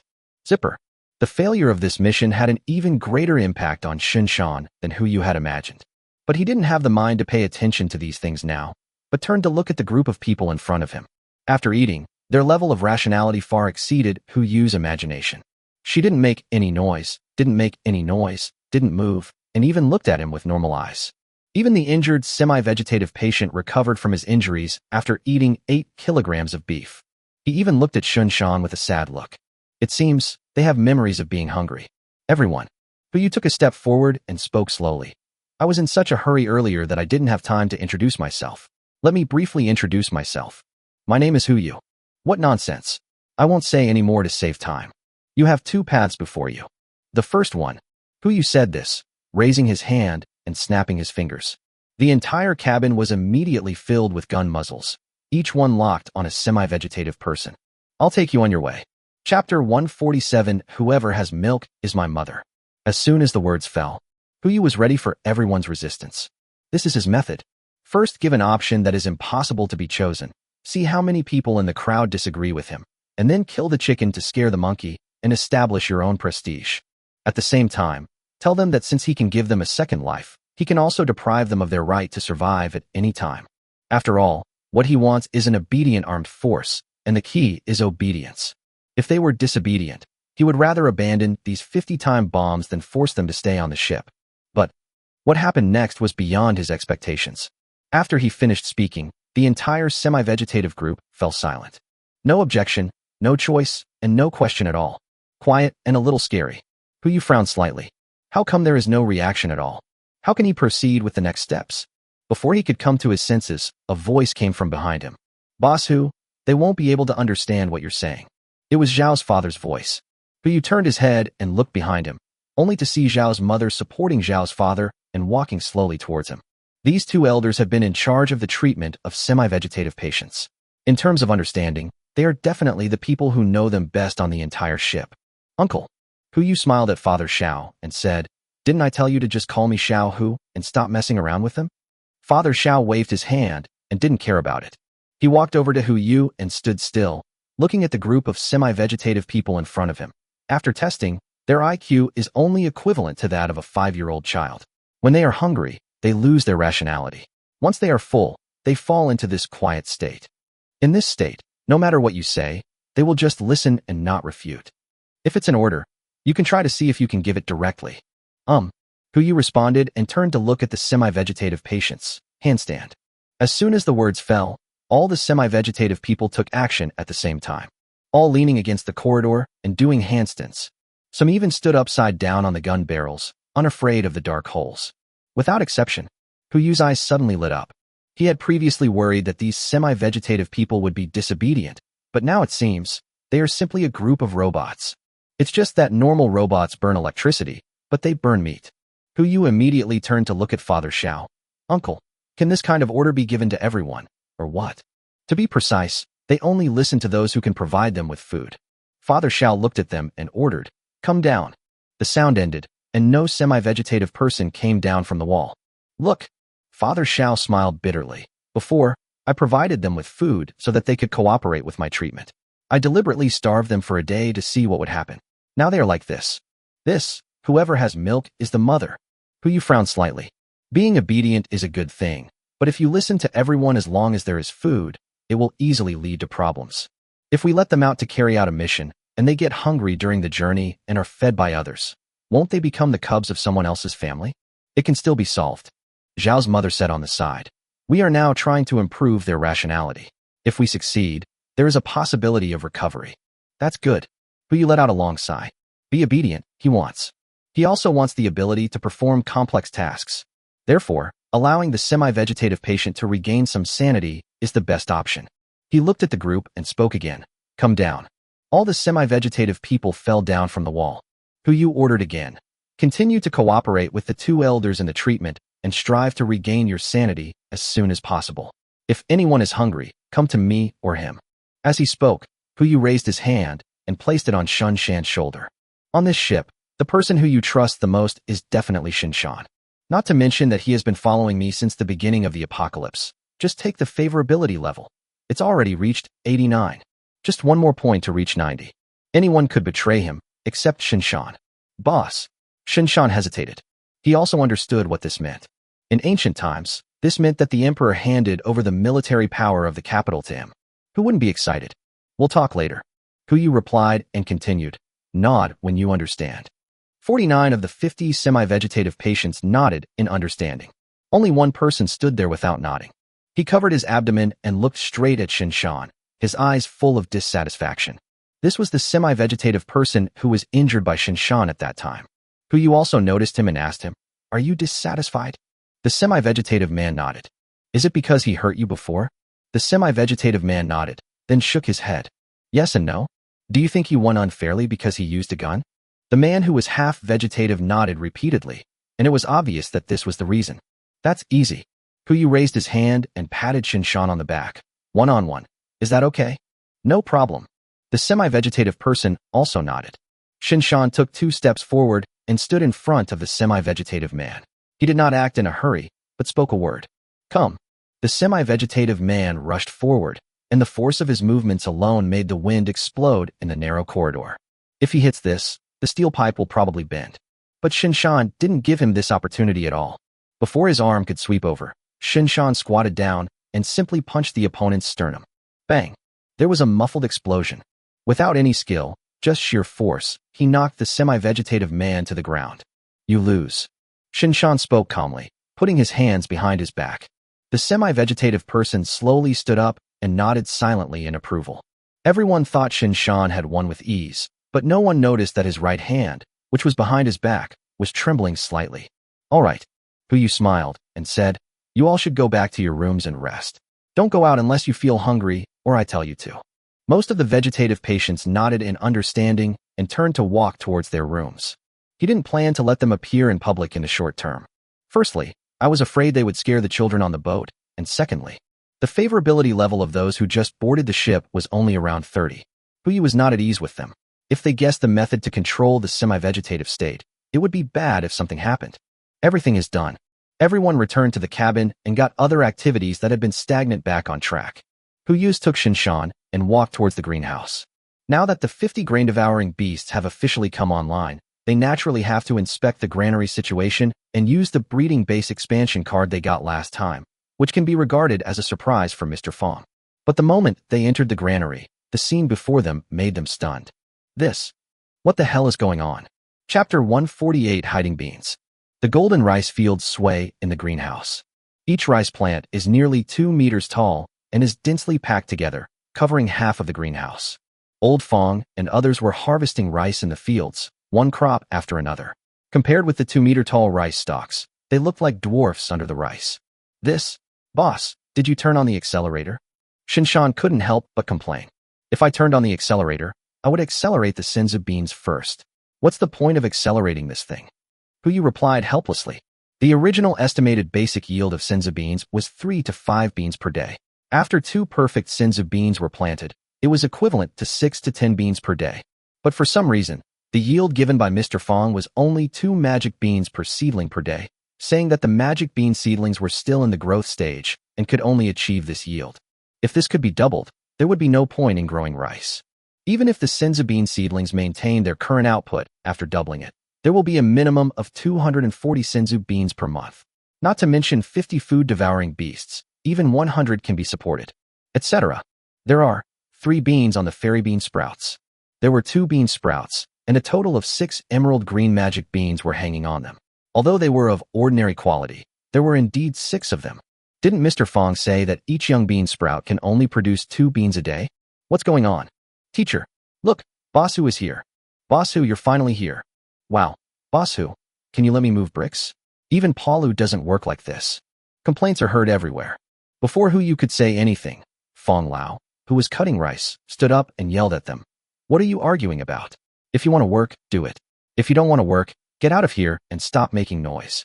As soon as the sound was heard, everyone bent down obediently and continued to harvest rice. Old Fong put down his sickle, pounded his hunched waist, and slowly walked up to Huyu. What are you doing here, Boss Hu? If you have nothing else to do, you should leave now. Are you chasing me away? Huyu smiled and asked back, Mr. Fong, if I remember correctly, this should be my boat, right? But this is my field. Mr. Fong stiffened his neck and maintained a very tough attitude, but a string of words appeared above his head. Why did this guy come here so suddenly? Did he find out about my food storage? Mind reading works. Even without this mind reading ability, Huyu noticed something was wrong. He could naturally judge that the reason why this person was so tough was because he felt guilty. A person of academician level is so arrogant to steal other people's things. Isn't he ashamed? What do you mean by stealing? What did I steal? Mr. Fong's dark face instantly turned red, and his voice became louder. I grew all these things. Who would I steal from? Tell me, what did I steal? Okay, Mr. Fong, don't get excited. I didn't say I was coming to settle the score with you. Huyu was afraid that this person would get excited and accidentally turn his back to him. He said slowly, Mr. Fong, all the things in this field are grown by you. I have no objection to you disposing of them as you please. But, as the owner of this ship and the provider of these seeds, I must have the right to know, right? Assuming each senzu bean plant produces 3, after all these days, you should have produced 51 in total. Yet, you only gave me 24, and you said you used 10 for experiments. There are 17 left, and their whereabouts are unknown. Don't tell me you ate 17 senzu beans by yourself. Not to mention the lichuan. You hid some of the senzu beans, so you should have collected quite a bit of lichuan as well, right? Hearing Huyu's voice, the people working in the field stopped what they were doing and looked up at what was in front of them. 17 senzu beans, and an unknown amount of sweet spring water. They all worked in the fields, so they naturally understood what the magic beans meant. That's a normal person's food for a month. This person had a total of 17 of them, enough for a person to eat for a year and a half. What are you looking at? When Mr. Fong noticed the harvesting stopped, he immediately turned around and looked behind him, shouting to the group of young people, get to work. Don't be lazy. Everyone shuddered and thought for a moment, then realized that Boss Hu did not stop him and started a new round of harvesting. Boss Hu, Old Fong, turned to look at Huyu. Far from feeling embarrassed as if he had been caught, he was confident and righteous. I admit that I hid these things. But I'm not doing this for myself. I'm doing this for the whole of China. Huyu snorted lightly, indicating that he didn't quite understand. Mr. Fong continued, 17 senzu beans are nothing to you. But for those struggling to survive, one of these coins is their hope for survival in the apocalypse. As long as you have a magic bean like this, plant it, and you will have an endless supply of food. You can stand by and watch people die, and you can choose who gets on the boat. I understand you because you want to ensure the safety of everyone else on the boat. But you can't decide who has the right to survive. If everyone in the world dies, even if the people on our ship survive, the extinction of humanity is inevitable. This is for China, for the continuation of mankind. Mr. Fong became more and more excited as he spoke, his face even turning red, and he almost raised his arms and shouted, saying that he was right. There's no way. Judging from Mr. Fong's age, he has experienced a period of famine. People at that time ate everything. Tree bark is no big deal. Even guanine soil can be eaten. It is a kind of white soil. After eating it, it will create a feeling of fullness. But if you eat too much, it will condense in the intestines and cause you to die from stuffing. People who lived through that era knew clearly what it felt like to be hungry, So even when they had enough food and drink, they would think of other people struggling with hunger. But you could now understand why he went crazy after knowing about these things. In addition to the obsession with scientific research, it is more of a responsibility. He pondered for a few breaths, and finally looked at Mr. Fong. Take out the senzu beans you hid. You still don't understand? Mr. Fong looked at him with a look of deep sorrow and anguish on his face. Who you? I'm so proud to call you little who. Only if humanity can continue will our lives have meaning. If you are the only one in the world, what does it matter if you influence the whole world? That's not what I meant. Who you gave a bitter laugh. Master Fong, you should have studied this before. Not all fairy beans can be successfully planted. Take them out, and I'll pick them for you. You can still keep them. Next time you encounter a crowd, it's your choice to give or not. Oh well. Mr. Fong immediately took out a small bag of magic beans from his pocket. Yu just took a quick glance, and when the panel popped up, he was stunned on the spot. Among those senza beans, at least a small half are perfect senza beans. Inside, there are even higher-grade beings. Chapter 149 Epic Senza Beans. You are so good, old Fong. You eat my food, live my house, and yet you still do these little tricks. It would be fine if you hid some ordinary senza beans, but you... Damn, this is the first time even I've seen a grade above perfect. Unfortunately, all the beans were put in one pocket, so you could only know the quantity of beans of various grades, but he didn't know the specific panel. He had no choice but to stretch out his hand. Mr. Fong, let me see the beans. Mr. Fong is so old, so he is naturally a shrewd person. Noticing that something was amiss with Yu, he immediately retracted his pocket and looked at him suspiciously. Boss Hu, we just agreed that you'll give the things to those in need, right? That's a must. Yu made a promise. Those are epic senza beans. According to the production level of senza beans, perfection will produce regular senza beans, and occasionally produce fine and perfect senza beans. And then there are the epic senza beans. Wouldn't it be a fixed output of premium senza beans, with occasional perfect and epic ones? This kind of rare treasure can be regarded as the national treasure. Looking at the bag of senzu beans being handed over, Yu carefully took out the epic senza bean. The bean-like body looks like jade, but contains a hint of light purple, symbolizing its uniqueness. The panel pops up instantly. Name, senza bean epic. Type, food, seeds. Effect, after taking it, you will feel full and continuously replenish the various energies needed within a year. It can also be planted in the soil to cultivate fine, perfect, and epic fairy beans. After planting, the yield of senzu beans within 10 nearby can be doubled. Note, epic level senza beans, if used properly, are enough to supply an entire country. Really, one high-quality senza bean is enough to supply all the energy needed for 2 months. According to the normal production of senza beans, even if this senza bean cannot produce perfect or epic senza beans, as long as it only produces high-quality senza beans, it can produce enough food for a normal person for 6 months in one day. If the doubling effect could be applied to it, it would be food for a year. It is no exaggeration to say that it symbolizes an entire granary. Yu took a deep breath, looked at Mr. Fong and asked, Mr. Fong, how did you grow this bean? Logically speaking, perfect grade beans should not produce epic grade beans. Unless Mr. Fong did something, it would be impossible to produce beans of this level. What did you do? Mr. Fong gave a puzzled sound, then replied calmly. It's just a normal comparative experiment. I'm irrigating one of the 2 bean sprouts with Lichuan water and the other with normal water. This bag is all irrigated with sweet spring water. Lichuan. That's right. The description of the source of sweet springs states that the sweet springs produced can be used for irrigation. Is this the effect of 1 + 1 being greater than 2? Boss Hu, is there any problem? No problem, this method is great. Yu immediately praised him, and took out all the perfect grade senza beans from his pocket and handed them to Fong Lao. These are seeds that can grow into bean sprouts. You will plant half of them later, and you can do with the remaining half. There are 17 senza beans in total, 1 epic senza bean, 8 perfect senza beans, and 8 premium senza beans. Even if only half of them were planted, taking into account the output and increase of epic senza beans, there would be a guaranteed output of 36 ordinary senza beans and 6 premium senzu beans every day. This number is enough to feed the 50 food-eating beasts. As for the remaining senza beans, it's fine for Master Fong to deal with them as he pleases. As for the issue of watering the sweet spring, in addition to watering, this thing also has the effect of healing wounds. It is an important strategic reserve and cannot be used all for watering. Yu thought for a moment and handed the epic immortal bean to Elder Fong. From now on, Only use the Lichuan to water the bean sprouts grown from this immortal being. The rest of the Lichuan will be given to me. Let me see the beans you've produced first, so you don't end up giving them to others out of good intentions, only to have them do harm. Good. Old Fong nodded and took the beans solemnly.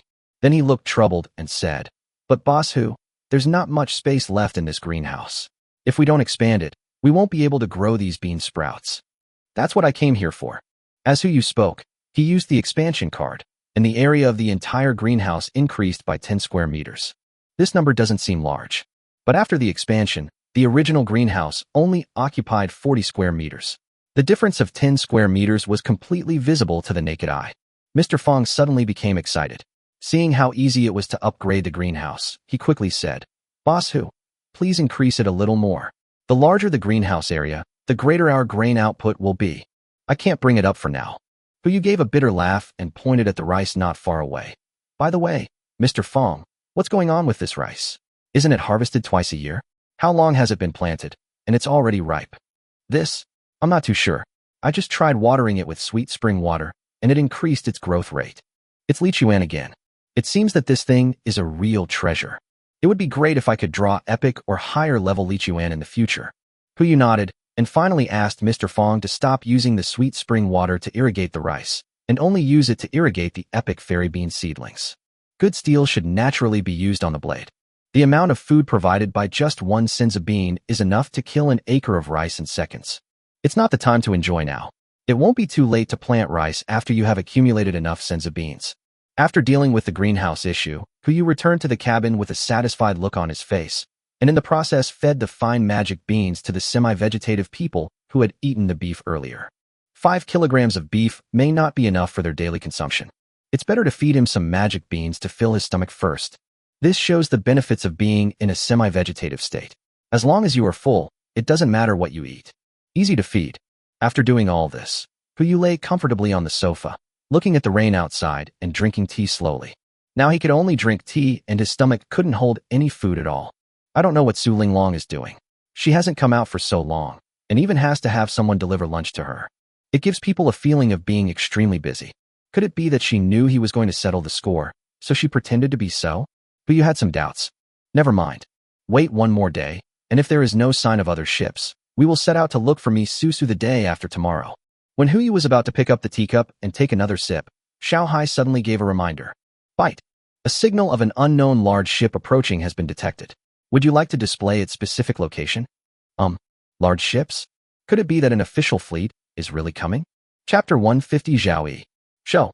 Hu Yu immediately uttered 2 words and took out the mobile phone from his pocket. A red dot was flashing on the screen, and the distance showed to be 30 kilometers away. Xiao Hai also thoughtfully marked the speed and estimated arrival time on it. Speed is 12 knots, expected to be reached in 90 minutes. But you could not think of any other large ship that could reach a speed of 12 knots except warships. Some large cargo ships can reach this speed, but most of them do not need to. Which large cargo ship would be heading to this place at this time? Notify Shinshan and the others to hold a meeting. Hu Yu immediately gave the order. If it is really the military, it would obviously be better to have Shinshan and others communicate on their behalf. Yes, master. Soon, several people led by Shinshan arrived. Hu Yu briefly explained the specific situation, and the expressions in everyone's eyes gradually changed from excitement to complexity. They were once soldiers. It would be fine if we hadn't encountered the warship. There would be no problem if we just followed Hu Yu and did our best. But if the military and the people need them, then it will be difficult to choose. Should I follow the greater good and join the military? Or should I follow the previous agreement and continue to be boss whose bodyguard?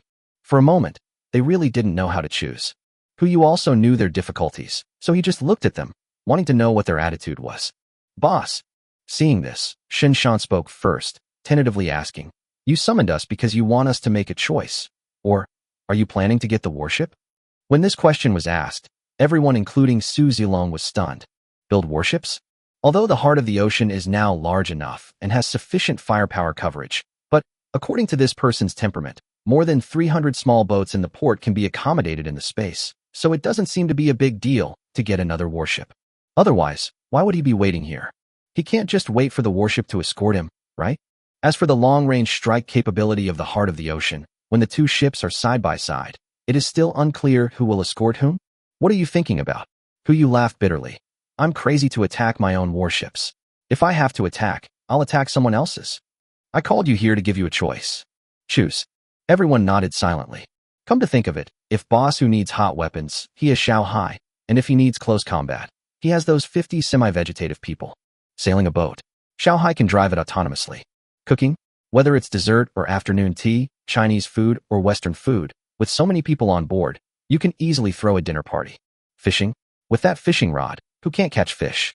As long as you can cast a rod, even a blind man can become a fishing god. It seems they are really no longer needed on the ship. This so-called choice should not be a choice in name only, but actually a dissuasion, right? Thinking of this, everyone's favorability dropped by 10 points. Only Shinshan and Insieners did not drop. They believed that Hu Yu's so-called choice must not be this. Seeing that their favorability had dropped, Hu Yu guessed that they had misunderstood him and hurried to explain. Hey, why are you all so dejected? I'm not asking you to choose between following me or them. We agreed that we'd be a family once we got on board. You don't really miss me that much, do you? I'm letting you choose who will act. Acting. Shinshan couldn't help but be stunned for a moment. Boss, what kind of play are you performing? Everyone's favorability increased by 5 points at the same time, and they looked at Hu Yu with curiosity. Of course I'm going to play the ship owner. Hu Yu leaned back on the sofa and said matter-of-factly. If it's another ship, it's easy to talk to, but if it's really the military, it would be easier to communicate with you guys. If I intervene, I'm afraid they'll say the wrong thing, and I won't be able to resist. After hearing this, everyone nodded in agreement. In this era, we are not afraid of people being stupid, nor are we afraid of people being smart. What we are afraid of is people who are obviously not smart, but still try to be smart. If you really meet such a person on a warship, and see that Hu Yu is an ordinary person and holds the authority of the heart of the ocean, he is likely to do something stupid. Even if Hu Yu didn't want to take the warship back then, he couldn't waste it as a ghost ship on the sea, right? I see. Shinshan nodded and said tentatively. Then I will play the ship owner? Who plays the role of the ship owner is not a big deal. The important thing is to get the information. Hu Yu frowned slightly, tapping his fingers on the sofa. Originally, I thought this rain was a natural disaster, a divine punishment from nature, but now, I always feel it's not that simple. Whether it's the island nation or our China, we have prepared sufficient response measures, especially that shelter. If it's just a simple shelter, at most designed to protect against nuclear bombs, earthquakes, and other highly destructive disasters, why would it be equipped with diving and waterproofing systems? Or even a protective shield designed for flooding? Add to that the mutant fish in the water and recent events, and I have to think more. Boss, what you mean is? Shinshan frowned and asked. The higher-ups knew a similar disaster might happen, so they built this kind of shelter? I'm not sure either. Perhaps the designer was being cautious, but it's always a good idea to verify it. If it's not a warship that's coming, forget it. But if it is a warship? Hu Yu hesitated for a few breaths and looked at the people in Shinshan. Come here and unify your statements. Everyone gathered around. A few minutes later, everyone had an expression of disbelief on their face. Even the usually carefree Su Zilong was a little scared. Boss, are you sure you want to say that? Boss, isn't that a bit too hasty? Shinshan was also a little embarrassed. Will anyone really believe this kind of thing? Anyway, just follow the instructions I gave you, and that's it. Hu Yu made the final decision. If it's not a warship, then it doesn't matter. Let's get ready. Everyone looked at each other and had no choice but to act according to the plan. Yes, boss. 30 kilometers away, a warship is approaching. A middle-aged woman in the lead stood in the cab, looking at the situation in the surrounding sea through a telescope, but because of the heavy rain, visibility was extremely low and she could not see anything clearly. But the radar system in front of us has begun to indicate the presence of ships ahead. She turned her head and looked beside her. Zhao Yi. Arrive. A middle-aged man in military uniform stood at attention and saluted, then said to the woman, Commander, please give me your instructions. Prepare the speedboat and go ahead to explore the way. Yes, Chief. Chapter 151. Zhao Yi boards the ship. Inside the heart of the ocean cabin, Hu Yu has already informed everyone of the plan, and everything that needs to be prepared has been prepared. With the experience from the previous acting sessions, as long as Hu Yu gave them the script, everyone's acting skills would come out naturally. Except for Su Linglong and others who were still fiddling with something in the room, everyone was ready and spoke with one voice. Report to the master. Xiao Hai's voice suddenly rang out. Hu Yu did not respond, but looked at Shinshan. The latter was stunned for a moment before coming to his senses and uttering a word. Explain. As soon as the character was confirmed, Hu Yu handed over the first-level authority of the heart of the ocean to Shinshan. Above the first level of authority is the ultimate limit, which is Hu Yu's unshakable power. Although it still reports to Hu Yu and calls Hu Yu its master, Shinshan is now qualified to command the heart of the ocean. A speedboat is approaching ahead, suspected to be released by the enemy ship. Should we intercept it? Speedboat. It makes sense. The two ships are less than 30 kilometers apart now, and the heart of the ocean has not activated its stealth system, so it is expected to be detected by the other party's radar. With such a large ship at the location where the flare was launched, it would be best to send a speedboat to take a look. No need to intercept. Shinshan ordered. Everyone, be prepared. If the other side is hostile, we will not rule out the use of force. Yes.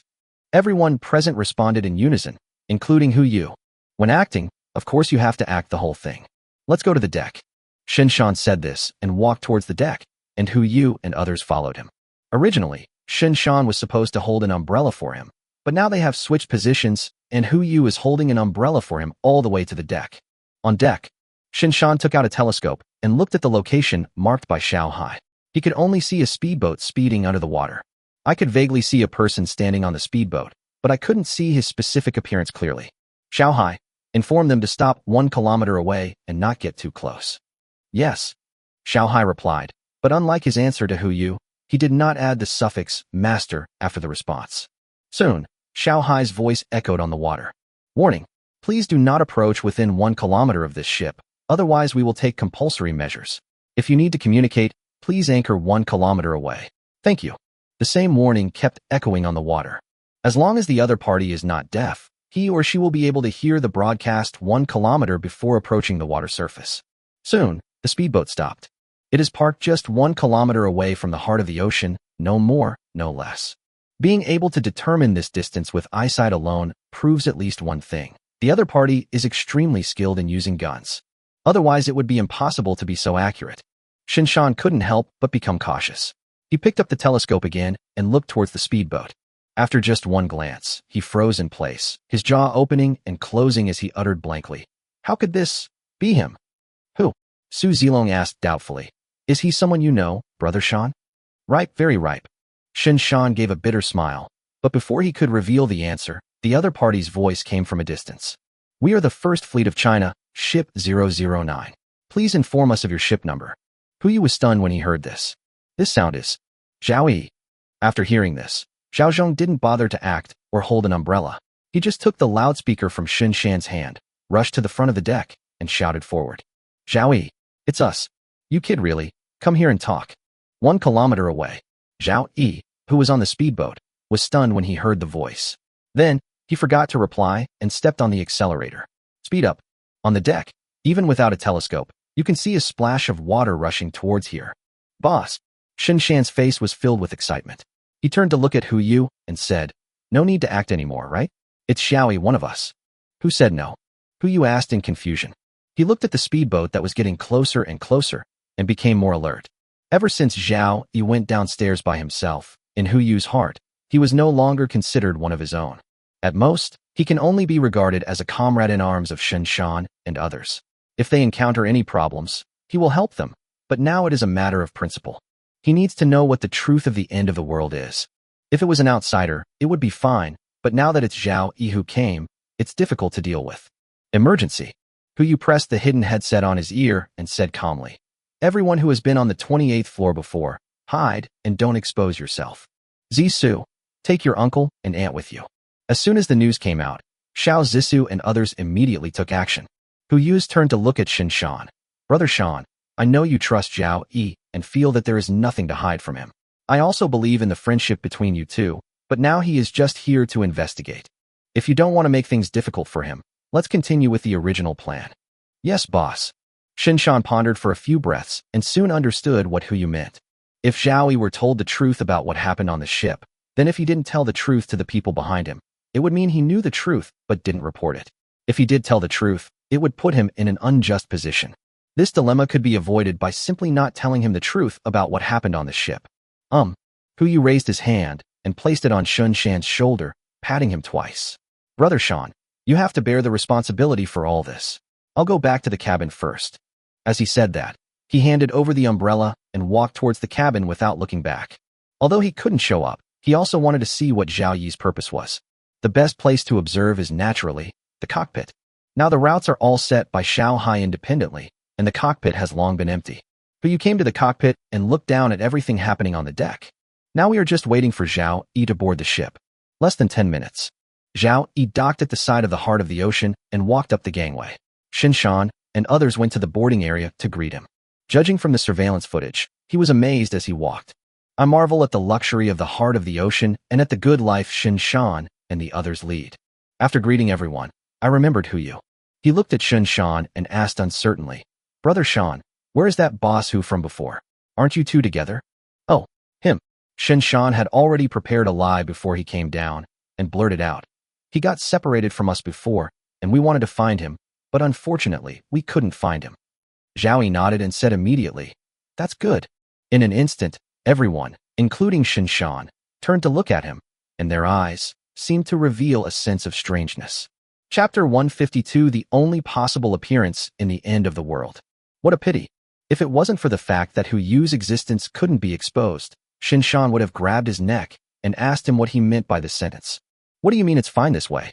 When he was on the 28th floor, boss Hu treated everyone equally. Even if Zhao Yi decided to go downstairs at that time, he supported him and even gave him something to support himself. Now, in the end times, no one can be found, and all we can say is it's fine this way. Zhao Yi. Why did he become different from the person they knew before? Zhao Zhong, Su Zilong, and Li Ji also had the same idea. And Xiener was the most rational. She coughed twice to cover up the abnormality of everyone. Ahem. After 2 light coughs, Shinshan immediately came to his senses and began to change the subject. By the way, Xiaoyi, where did you go after you left us? Why are you here? That's a long story. Zhao Yi said as he walked into the cabin, sat on the sofa, picked up a cup of black tea prepared by someone else, and drank it slowly. He looked at Shinshan and didn't answer his question. Instead, he asked another one. Brother Shan, let me ask you a few questions first. Did you launch that flare earlier? Did you find a shelter here? Right. Shinshan followed the script Hu Yu gave him and said, The shelter is underwater. We tried to salvage them, but unfortunately, we were unsuccessful. We only got a flare from them and launched it to give it a try. And then, you came over. I see. Zhao Yi then asked, Where did you get the ship from? Boss Hu's. You haven't answered my question yet. Shinshan stared at Zhao Yi. Don't be anxious, Brother Shan.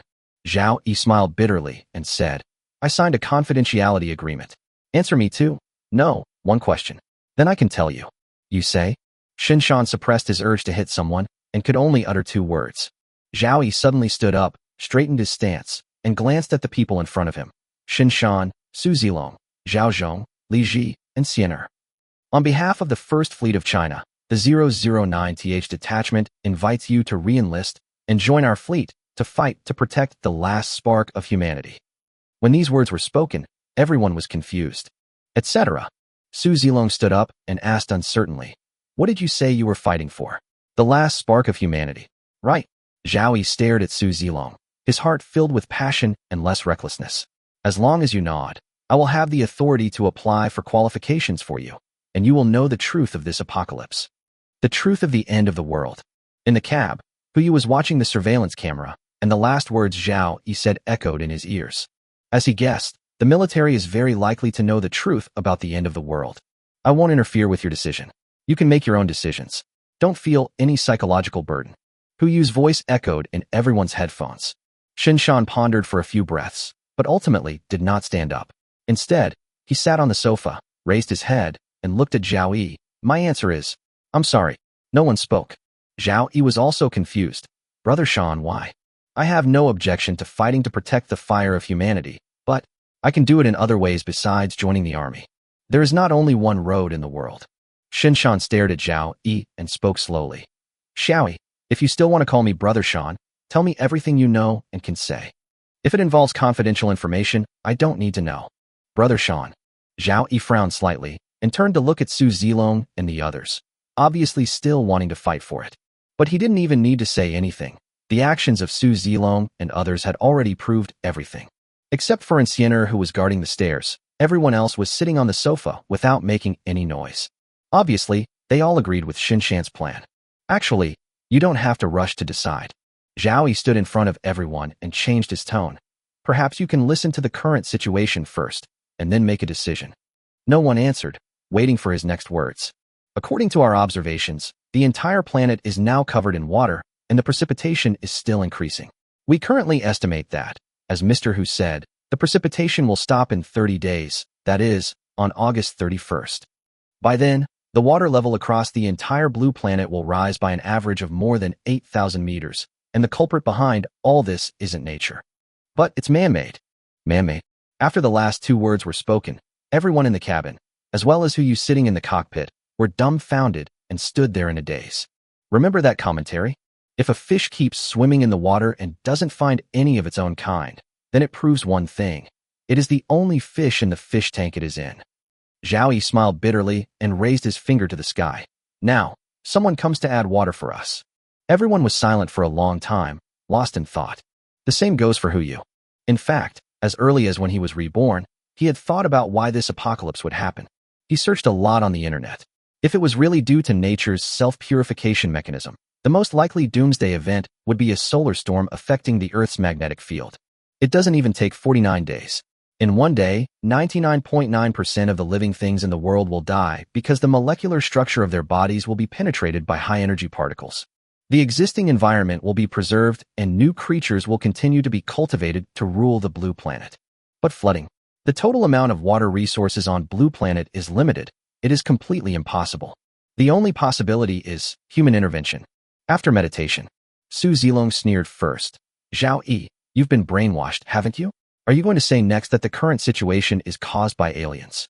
I don't think he's been brainwashed. He's just watched too much of the three-body problem. The identification is complete. Li Ji replied from the side. Whether you believe it or not is up to you. Zhao Yi spread his hands and said, in short, the rainstorm is just a prelude. After the rainstorm, we will face the real test. Whether we can survive depends on how much strength the rest of us can muster. If you don't choose to join, we won't force you. We just hope you can survive. Zhao Yi said, handing out a communicator. Hu had seen this communicator before.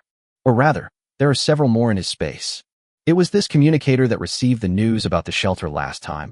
Otherwise, he would not have known that China also prepared such a shelter. This is, Shinshan asked in confusion. Communicator. Zhao Yi placed it on the table and said, now that the global network is cut off, only this device can access the remaining channels for communication. Even if you don't join us now, we will still be comrades in the future. Keep in touch, I'm leaving, etc. Hu's voice rang out in everyone's headphones. I still have something to ask him. Chapter 153 General Wei. Do you know your mistake? Etc. Shinshan's voice also sounded immediately. He called out to Zhao Yi who was about to leave. Zhao Yi turned around, and Hu's voice sounded simultaneously in Shinshan's headphones and on the stairs where Xianer was guarding. Do you have any evidence? Boss Hu. Zhao Yi's voice rang out, his tone full of doubt. You are not. You are lying to me? He was not a stupid man. When he saw Hu coming down the stairs, he understood what was going on. It doesn't matter. Hu walked downstairs, originally intending to walk past Xianer and get to Zhao Yi. But Xianer remained motionless, obviously unwilling to move. He had no choice but to stand behind Xianer and look at Zhao Yi and say, the important thing is, what evidence do you have to prove what you said? Why should I prove it? Zhao Yi had just been deceived and was still angry. When he heard Hu say this, he immediately asked back, whether you believe it or not is entirely up to you. Anyway, didn't you reject us? Are you sure? You can make this decision? Certainly. Zhao Yi stiffened his neck and replied stubbornly. This is a top secret matter. Not everyone can know about it. Zhao Yi, Zhao Zhong shouted with a frown. In his heart, Hu's status was no different from that of a god. Now that Zhao Yi spoke to him like this, it was really inappropriate. Elder brother. Zhao Yi turned to look at Zhao Zhong and said, you should come with me. Only warships can guarantee our survival in the face of what lies ahead. Everyone else, if you want to follow him, just follow him. You won't even know how you died when you're killed. Warship. Hu originally thought that after that incident, Zhao Yi would become more mature, but unexpectedly. Forget it.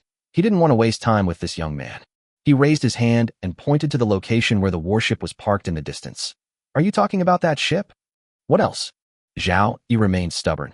Do you think that you can rest easy just because you own a luxury yacht and a space backpack?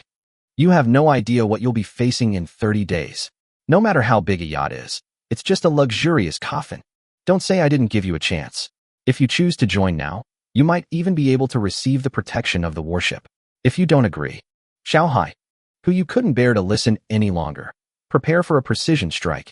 Aim at the target 30 kilometers away.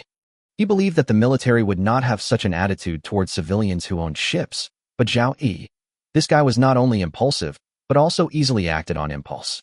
After he knew that everyone was deceiving him, he just spoke without thinking. In that case, then let him think about it first. Yes, master. Xiao Hai's voice rang out in the cabin. Precision strike is targeted. Do you want to fire? For a moment, Shun Shan's eyes widened, and Su Zilong and others were also dumbfounded. This guy, isn't he really going to attack the warship? They have witnessed the attack capability of the heart of the ocean with their own eyes, so they are not worried about whether their own safety will be threatened. The main thing is the warship. Boss. Shin Shan was about to start persuading him. Don't worry, I know what's going on. Huyu naturally knew what Shin Shan was going to say. He immediately took out a piece of paper from the storage space, wrote a line on it, and then raised his hand. Xiao Hai, send this note over with precision strikes. Remember, don't hurt anyone, just send it to the top of the cab. Yes, master. Xiao Hai's voice sounded again, and at the same time, a mechanical arm stretched out from the top of the cabin and pulled the note out of Huyu's hand. Half a minute later, a small missile was launched from the heart of the ocean, but the entire ship did not feel any vibration, and even the slightest sound of launch could not be heard. Zhao Yi knew what this meant. As long as the man in front of him is willing, he can hit the warship at this distance or even farther under any circumstances. The warship may only realize that it is under attack after being hit, and may not even know where the attack comes from. The thick white smoke trail drew a perfect arc in the air and landed precisely on the warship. Less than 30 seconds. The intercom in Zhao Yi's arms immediately rang. Hello, I am the captain of the 009th detachment of the 1st Fleet of China. May I know the unit number of your unit? This was mistaken for the army. Come to think of it, who else besides high-tech troops can use such a level of precision strikes to deliver messages? Zhao Yi was stunned for a moment, then looked up at Huyu, asking him with his eyes how to answer next. Huyu didn't say anything, but just hooked his finger at the other party, indicating that he should hand over the walkie-talkie. Seeing this, Zhao Yi had no choice but to walk over, hand the walkie-talkie to him, and press the intercom button. Did you see what was written on the note? The person on the other end of the intercom hesitated for a moment, then replied, I saw it. Just see it. Huyu said calmly. Come here, I'll wait for you. Yes. The person on the other end of the intercom responded, and his tone seemed to reveal a hint of respect. Less than 20 minutes. The warship docked at the edge of the heart of the ocean. A gangway extended, linking the two ships together. A middle-aged woman in military uniform stepped onto the gangway and walked all the way to the deck. Her expression was extremely solemn, but she did not show any dissatisfaction at all. Boss. Shin Shan lowered his voice and asked Huyu tentatively, will it really be okay if we let people up here like this? Yes, boss. Su Zilong also came over from the other side, his eyes constantly scanning the warship next to him. There's at least one full-scale formation on that warship. If these people come over, I'm afraid, even with those 50 people, there won't be enough. Don't worry. No matter what I say later, just nod and smile, and leave the rest to me. Huyu turned around and replied, then took the initiative to lead everyone to walk towards the middle-aged woman. The two stopped when they were 1 meter apart, looked at each other, and sized each other up. At the first moment, the panel about that woman popped up. Name, Wei Xingnan. Gender, female. Age, 47. Skills, epic strategy, epic planning, perfect mentality, perfect combat, perfect firearms, perfect coordination, proficient driving, proficient mechanics, and proficient observation. Personality, decisive, murderous, suspicious, heroic, loyal. Favorability, 0. Purity, 97. This panel is even more perfect than those of Shun Shan and others. From a certain perspective, the only one who can compare with her is probably Enciener. While Huyu was looking at the other person was also looking at him. After a few breaths, Huyu spoke first. General Wei, do you know your mistake? Chapter 154 Identity Authentication. As soon as this question was asked, everyone present was stunned. Admit your mistake? Do you know what's wrong? Was it wrong not to send troops directly from the warship to seize the heart of the ocean? Please, boss, you called him general. Could you please be a little more low-key? If the other party really attacks, the 5 of them can only block 5 bullets at most. Before everyone could think of a way to push Huyu back, Wei Xingnan on the opposite side had already spoken. She stood up straight, lowered her head, and replied with a hint of apology. I'm sorry, Chief. Chief. The crowd, who were already shocked enough, turned around again and looked at Huyu as if he were a god. How did he become the leader? Shin Shan and others were full of doubts. but they thought of the request Hu Yu had just made. No matter what happens later, they just need to nod and smile. In this situation, no matter how shocked they are, they dare not show it at all. But, besides them, there was another person who was behind everyone. Chief. Zhao Yi rushed over immediately, stood beside Wei Shengnan, looked at Hu Yu with a suspicious expression, and then quickly turned to look at Wei Shengnan. He's a worthless chief. This guy is full of nonsense. Chief, you must not be fooled by him. Presumptuous. Wei Shengnan frowned and immediately shouted at Zhao Yi. How can you question the leader's identity? Chief. Zhao Yi uttered 2 words helplessly. He turned around and glared at Hu Yu again, and found that this guy was looking at him with a fearless look on his face. No matter what means he used, in short, he must not be the so-called leader. No, we can't let Chief Wei be fooled by him. Chief. Zhao Yi's mind moved, and he immediately turned to look at Wei Shengnan. You can think I'm being presumptuous or something else, but anyway, I just doubt his identity. As long as he can produce something to prove his identity, I will agree to anything he asks me to do. The commander asked you to negotiate terms? Wei Shengnan frowned and raised her hand, ready to hit. But Hu Yu spoke in time. Hey, Sister Wei, I'll just call you that out of humility. After all, my identity is too important, so it's normal to have doubts. Comrade Xiao Zhao is just being cautious. Not bad. Hu Yu smiled and stopped Wei Shengnan, then looked at Zhao Yi. Comrade Zhao, there's nothing wrong with questioning, but you must also be responsible for what you say. What will you do if I produce evidence proving my identity? What should I do? Zhao Yi frowned and said immediately. Haha, as long as Chief Hu is willing, I can be your guard. Forget about being a guard.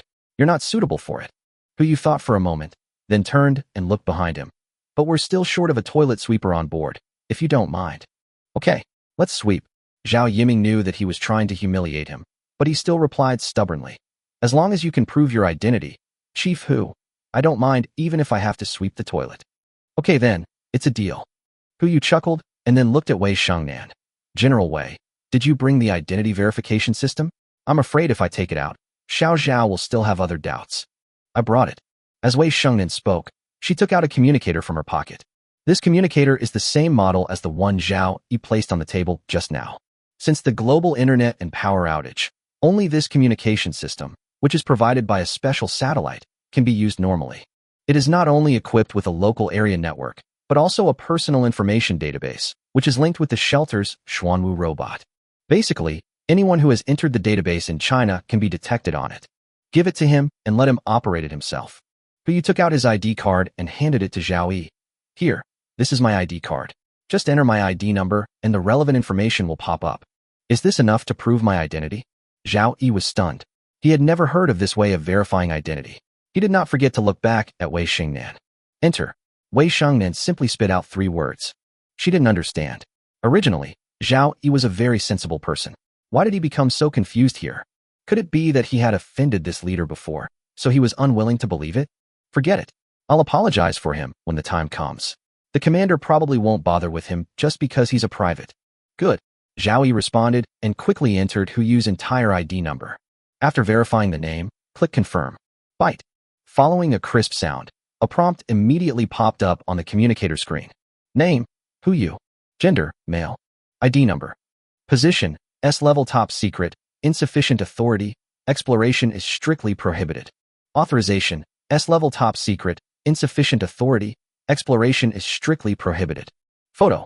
In order to ensure that the message was from the real person, a photo of Hu Yu himself was even included on the communicator. He looks exactly like the one on his ID card. But, in the photo above, he is wearing a military uniform, and the specific rank on his shoulders is blurred. How is this possible? Zhao Yi was stuttering. He had lived on the 28th floor for a period of time, so he naturally checked Hu Yu's specific identity. Wasn't he just an ordinary worker? How did it suddenly become an S-level top secret? Shin Shan and others were equally surprised. They could never imagine how Hu Yu could suddenly transform himself into an S-level top secret identity. As for authenticity, are you kidding? This is definitely fake. But if it is true to this extent, I am afraid no one will believe it if you say it is fake, right? Do you believe it now? Hu Yu raised his eyebrows and looked at the other party. If you have nothing else, go clean the toilet now. I still have something to talk to your Chief Wei. Zhao Yi did not move, but continued to stand there, just holding the communicator, as if he was brainstorming, thinking about every possible situation. Hurry up and go. Wei Shengnan frowned and kicked Zhao Yi's, but with her military boots. Yes, Chief. Zhao Yi replied, lowered his head, and walked towards the cabin, his eyes still filled with unwillingness. Seeing this, Zhao Zhong naturally took his younger brother to find a toilet. The first thing Zhao Yi said when he saw his brother was, "Brother, what's going on with Huyu? What means did he use to tamper with his identity?" Tamper? Zhao Zhong asked back. He knew that his younger brother had gotten stuck in a dead end and couldn't get out. Forget it. I'll just fool people anyway and not cause trouble for the boss. He could only sigh and pat him on the shoulder. Brother, you don't really think that Brother Shan would be a bodyguard for an ordinary person, do you? Zhao Yi. Brother, you mean? Is he real? What else? Before Zhao Yi could answer, a noise suddenly came from outside.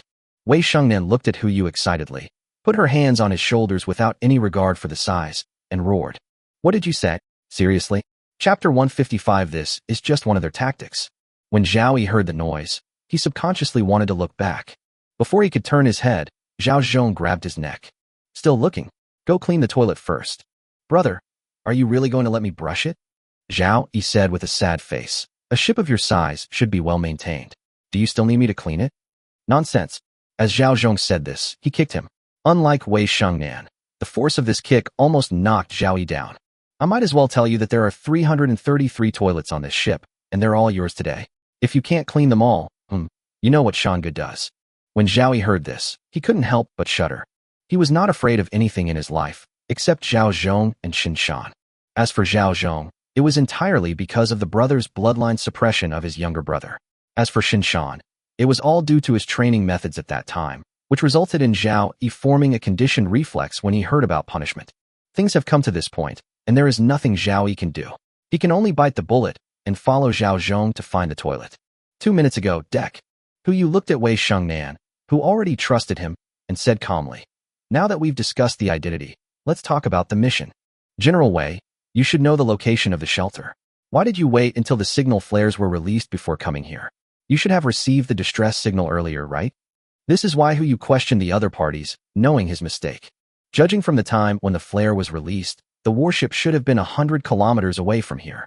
The distance is far, but for the distance of the communicator, they can receive the signal from China shelter number 012 near the island country, which means that the signal released by number 009 will also be received by the warship.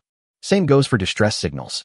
But the warships are coming here only now, either because they are too far away and they came here after receiving the signal, or another possibility is they received the signal but ignored it at all, and instead waited until the signal flare was sent before thinking of coming to rescue.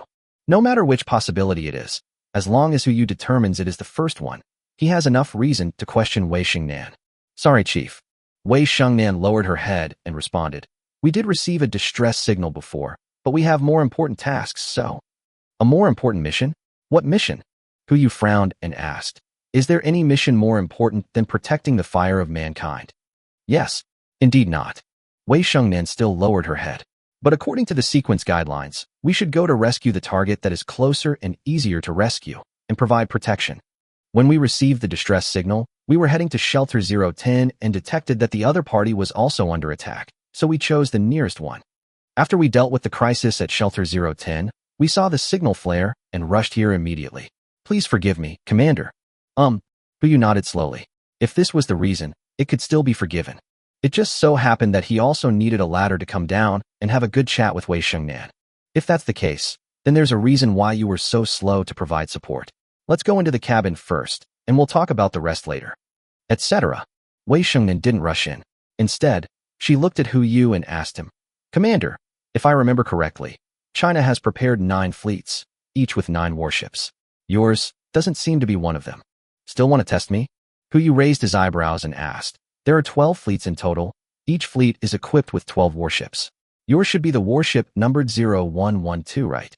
Chief, I'm just being vigilant. Wei Shengnan said with a smile. There was no way. Even if she checked Huyu's file, it was hard to believe that this person was really her leader. Otherwise, she would not have allowed Zhao Yi to be so presumptuous. The purpose is to test Huyu. Huyu also chuckled, and the stone in his heart finally fell. Since I came out of the shelter yesterday, I gave the communicator to Shanghai to crack because of my identity level. After all, as a boss, it is really too embarrassing to have a lower status than an employee. If you enter another shelter in the future, it will be easier to get things done if you have a higher status. Fortunately, Shanghai is strong enough. He actually used the communicators he used in his daily life to successfully crack the satellite's protection network and obtain the highest authority of the database. Yu originally just wanted to raise his identity level, but after thinking about it, he felt that no matter what he made up, it would be unreliable.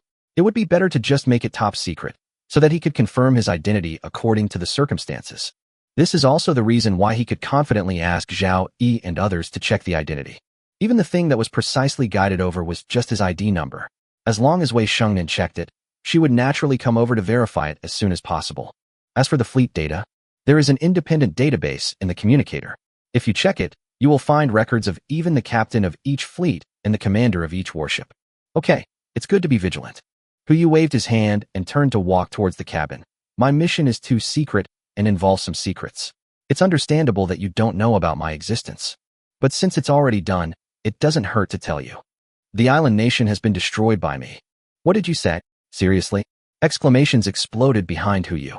Wei Shengnan rushed over, walked around in front of him, and looked at him excitedly. Commander, this is no joke.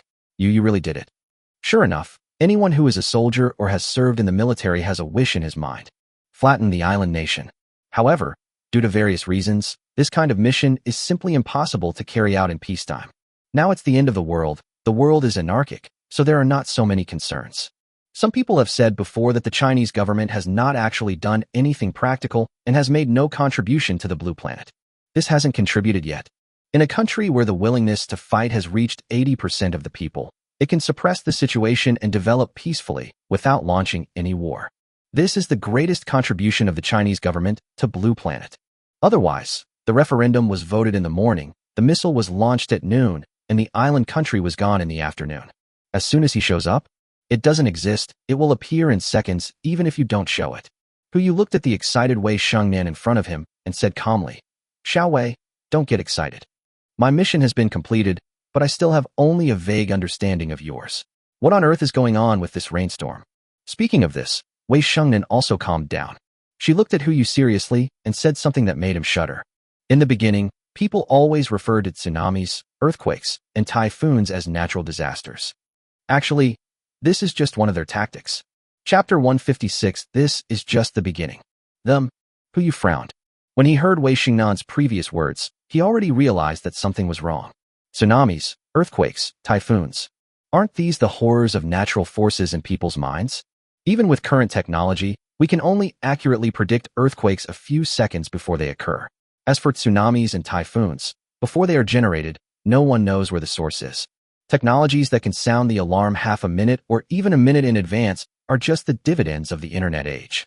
After an earthquake is sensed, the areas that may be affected are notified immediately. What if it's not because human technology is not up to standard, but because all of this is happening man-made? Who can predict what people think? If he wanted, he could even arrange a magnitude 7 earthquake in the area where a magnitude 6 earthquake had just occurred. When humans discovered something was wrong, they simply described it as a secondary fracture in the geological stratum. Yes, Wei Shengnan said calmly, confirming Yu's guess. She looked up at the sky and said, this rain is also their masterpiece. Don't be impatient. Yu looked at Shun Shan and the others. Call Zhao Zhong back and have a meeting. Yes, sir. Shun Shan swallowed the word boss into his throat and walked towards the cabin, feeling as if his feet were floating. No way. The news that Wei Shengnan brought was so shocking that anyone who heard it would feel a chill down their spine. Soon, everyone came to the conference room of Ocean Heart. Because the matter was of great importance, apart from Yu, only Shin Shan and others attended the meeting, as well as Xiao Zissou, Manhwa, and Su Linglong with dark circles under her eyes. Even Zhao Yi was not among them. He is busy cleaning the toilet now. As for why the 3 women were invited to attend the meeting, not to mention Minono, her favorability towards Yu is second in the entire ship, second only to Shin Shan. When she heard Wei Shengnan call Yu chief, her favorability soared to 77. Even if there is no favorable impression, with her brain, if she listens to the specific situation, more people can give her more reference ideas.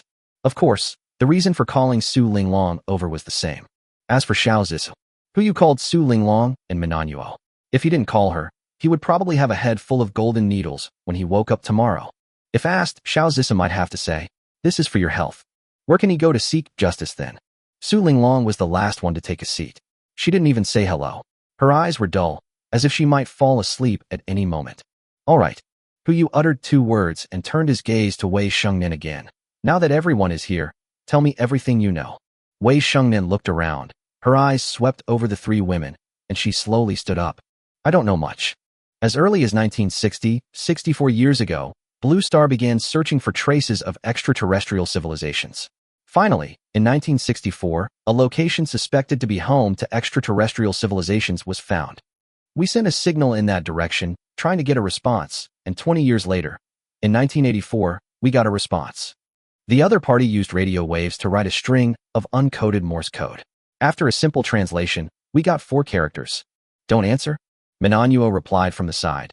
Don't bully us because we haven't seen the 3-body problem, okay? It's not these 4 words, but... Wei Shengnan stared at Yu and said slowly, no escape allowed. Get away? Yu squeezed out 2 words from between his teeth. The meaning of these 2 words alone is enough to make people ponder. Wait, what code did you say they used? Su Linglong also perked up. She looked at Wei Shengnan and asked, Morse code? If I remember correctly, the code didn't appear systematically until 1837. Do you mean they've been systematically keeping an eye on us since 1837? That's right. Wei Shengnan nodded, her expression very serious. Even earlier than this time. Then what? Yu asked curiously. If it's just these 4 words, it shouldn't stop humanity from exploring, right? Certainly. Wei Shengnan continued. The immediate response from the United States after receiving the information was simple. They achieved the first spacewalk in human history and responded with a question mark. We received the message again, in 2004, and the message we received was just as simple. So simple this time, it only had 3 words. Continue die. Everyone present frowned. Obviously, they were already aware of what happened next. Since the other party can communicate with them using Morse code, which appeared in 1837, the other party can know what they are doing without the United States replying. From 2004 to 2024, countless technological leaps have occurred, especially in aviation equipment. Human beings have never given up exploring the outer world. No matter whose warning it is, it's useless. In the same year, the United States responded by sending an exploration robot to Mars. This marked the beginning of my country's space program and the start of the extraterrestrial exploration race. Since then, the number of natural disasters has increased significantly. Most of the so-called natural disasters you know of have occurred since 2004, etc. Yu frowned. After 2004, didn't we stop sending signals over there? How could they know what's going on here and respond? We don't know about this either. Wei Shengnan gave a wry smile and then explained, however, in 2014, we in China also received a message that was roughly the same as what the United States received. But you also know that if we are threatened by just one sentence, we humans will continue to live under their control. So, while continuing the race for extraterrestrial exploration, we also began our defense plan. The warships you see now and the shelters we built earlier were all initiated at that time. I see. Yu pondered for a few breaths and finally could only utter this sentence. But he still had doubts. But General Wei, according to what you said, all of this was caused by extraterrestrial life. Then what's the point of letting Zhaoyi come here and let us join you? What means do we have to fight back? Isn't the best thing to do now to find a place to live, wait for the rainstorm to end, and then slowly recuperate? Could it be that those extraterrestrial life forms are still preparing to descend upon Blue Planet? If they really wanted to come, and could have obtained the Morse code developed in 1837, they should have come down long ago. Why wait until now? We are not dealing with extraterrestrial life. Wei Shengnan shook her head and turned to look at the water outside the porthole. You should have seen mutant fish before, right? What if I tell you that the fish's mutation is just the beginning, and that within 15 days at most, they will possess intelligence equivalent to that of humans? What? Chapter 1, 5710 light years. 15 days? According to this data, on the 34th day after the end of the world, fish will develop intelligence? He had lived to this time in his previous life, and he hadn't seen any mutated fish, let alone fish themselves, otherwise they wouldn't have been consumed as food reserves, etc. No fish. The absence of fish does not mean that fish have no intelligence. It is precisely because they have intelligence that they may disappear collectively in a certain area, making it impossible for humans to catch them. A chill rose in Yu's heart. He frowned and asked, General Wei, where did you get this data? Data. Wei Shengnan spoke calmly, her expression still serious. It's data from the database. I don't know the exact source, but maybe it could be from even earlier. Yu didn't say anything, but fell into deep thought. According to the military's requirements, this data is so accurate that it must be supported by experiments. Otherwise, Wei Shangnan would not have been able to disclose this data. Could it be that before the end of the world, mutant fish have already appeared? No matter what the reason is, now that we know what may happen after the end of the world, we can't just do nothing. Some things have to be put on the agenda. Zhao Zhong. Hu looked at Zhao Zhong and said, "Take General Wei to rest first. If he needs anything, I will do my best to meet his needs." "Yes." Zhao Zhongli responded at attention, still using his actions to conceal Hu Yu's identity. He stood up and walked to Wei Xingnan's side. "General Wei, please." Wei Shengnan said nothing, but just followed Zhao Zhong out of the meeting room. After the door of the conference room was closed, only our own people were left inside. Hu Yu glanced at everyone and, without first expressing his own thoughts, asked them, "What do you all think about what General Wei just said?" The probability of the truth is over 80%. Minono was the first to speak. She looked at Hu Yu and said, "Boss Hu, if something like Godzilla really came out of the water, could the heart of the ocean defeat it?" 30 to 70. The seven of us. Minono asked with wide eyes. "Well, it hits us 3 times, and we can hold out for 7 seconds. Hu Yu said helplessly. Even though the heart of the ocean's technology is now far superior to that of Blue Star, if it were to face a monster of the same level as Godzilla, it would be no match at all. After all, the heart of the ocean's main focus was comfort, and all its firepower was for defensive purposes. While its attack range was precise and extensive in terms of power, it is definitely not as powerful as a nuclear bomb. "Boss Hu, you are as humorous as ever," Minono said helplessly. "Then we hide." Su Linglong also opened her dark-rimmed eyes and looked up at Hu Yu. "Blue Star is so big, it should be okay to hide it, right?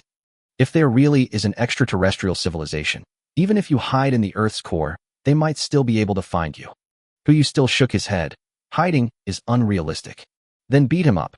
Shin Shan slammed the table and stood up. "We Chinese have a 5,000-year-old heritage. We have fought against all odds, no matter how difficult the situation. There is no reason to surrender without a fight. A game against the wind? If the history of that period can be called a disadvantageous situation, then now it is a complete collapse. The other party has possessed the technology and ability to observe extragalactic civilizations since at least 1837, and can also influence various natural disasters on the blue planet.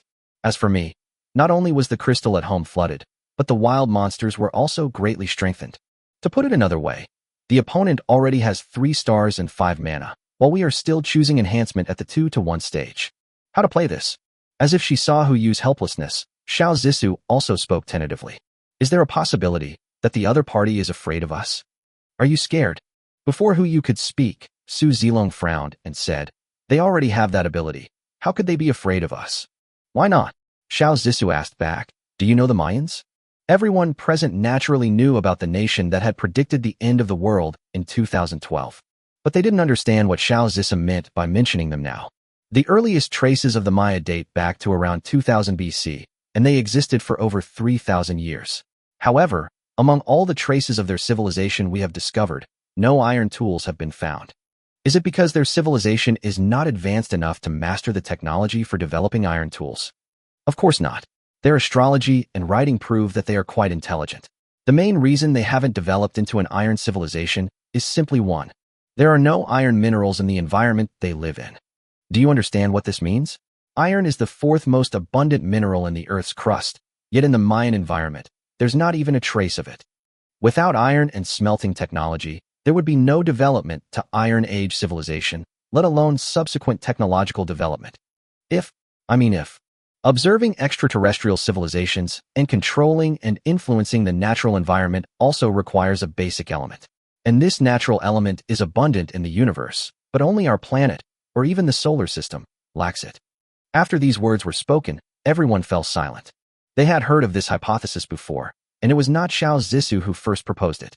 However, not many people know about this hypothesis, and it is only circulated in small circles. "So," Hu Yu asked tentatively, "you mean, we're facing a group of alien natives who have mastered magic?" "It's just a possibility." Xiao Zissou spread her hands and said, "After all, from the perspective of some animals, the throwing skills mastered by humans are also a kind of magic." The meeting room fell into silence. Hu Yu also pondered for a long time. After several minutes, he finally said, "Okay, let's not discuss magic for now. I'll assign tasks now. Perilla, I am here. You and your uncle and aunt continue your treatment mission, but remember to hide their presence. I will keep General Wei on board for a while. Perhaps she still knows something. In this case, it's better to travel together than to act alone. Yes. Xiao Zixu nodded in response. Brother Shan. Arrive. Shen Shan immediately stood up straight, still maintaining the state he used to fool Wei Xingnan. There is no way. Puyu just said that he would keep Wei Xingnan for a while longer, so this scene has to continue. General Wei, you guys are the ones who need to take care of it. You already know some of the things on the ship. Come up with a reasonable excuse as soon as possible to deceive him. There's also the dinner. You can invite the people on the warship over, or we can prepare the food and send it over.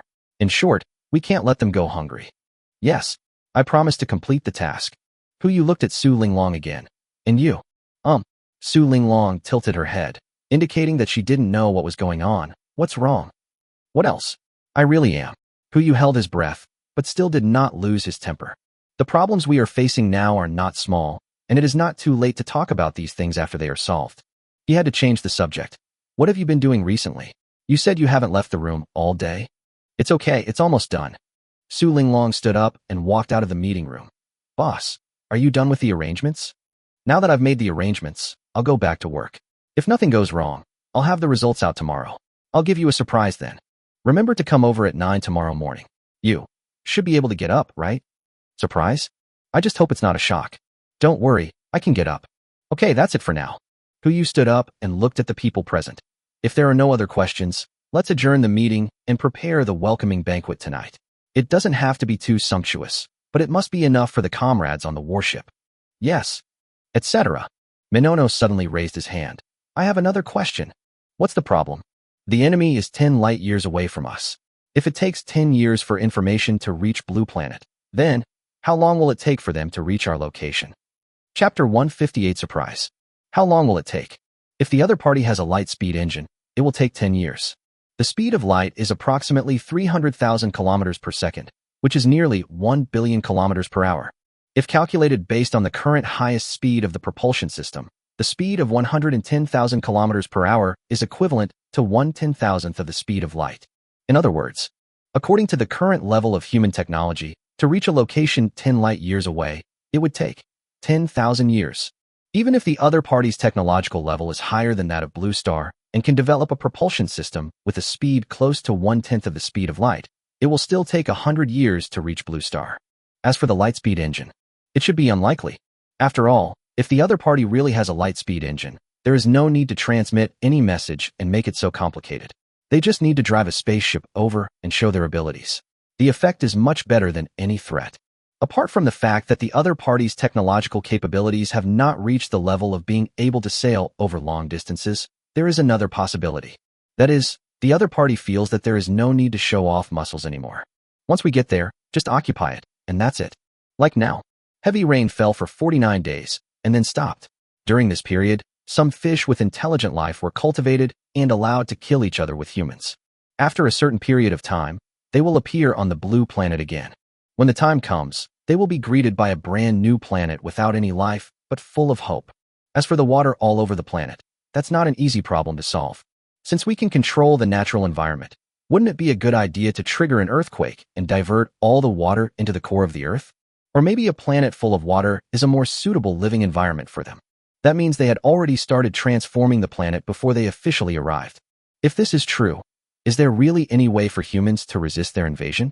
Puyu's eyes were full of deep thought, and his mind was completely distracted. There was no way. The news Wei Shengnan brought to him was so shocking that he still hadn't recovered from it. Boss!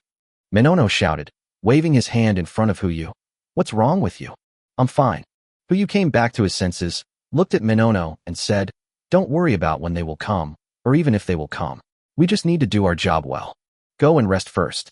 Let me digest the news I got today. We can talk about anything tomorrow.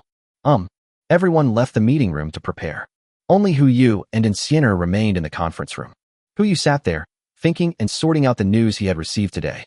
As for Insianer, ever since the warship approached, she had been following Huyu, responsible for protecting his safety. After all, it is not necessarily completely safe on the heart of the ocean now.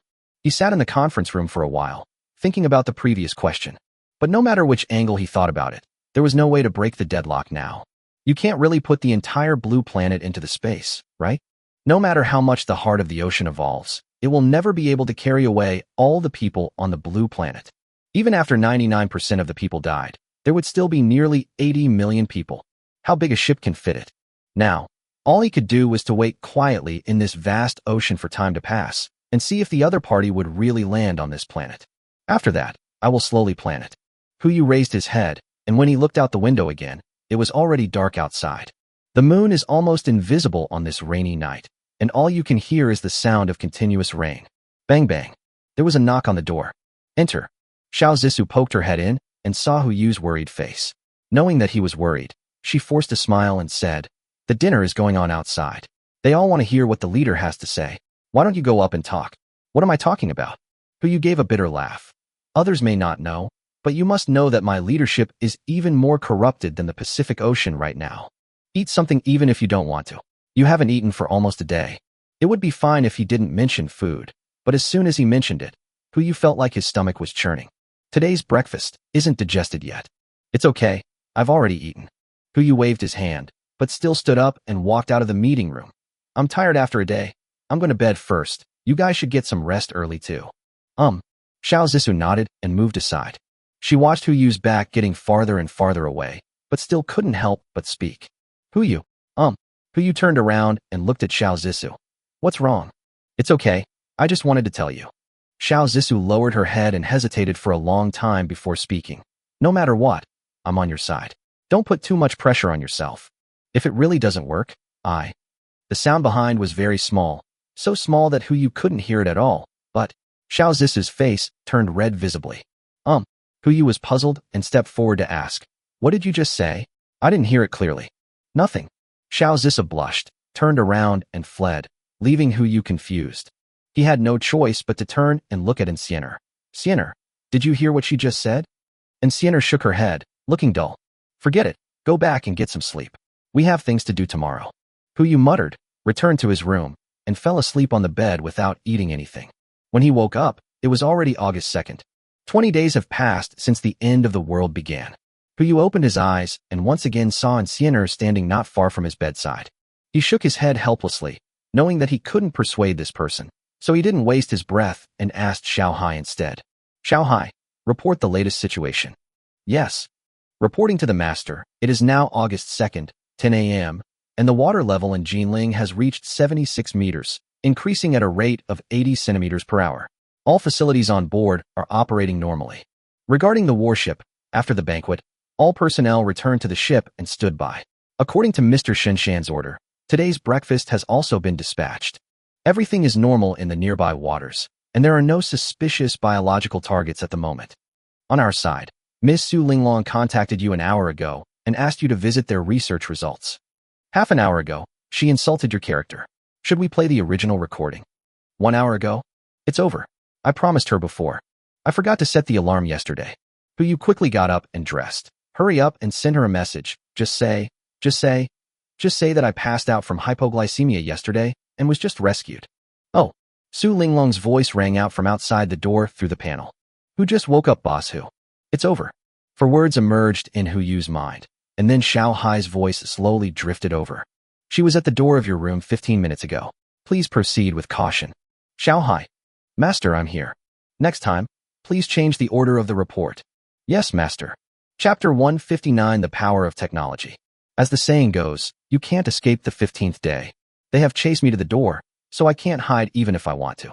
I had no choice but to go ahead with it.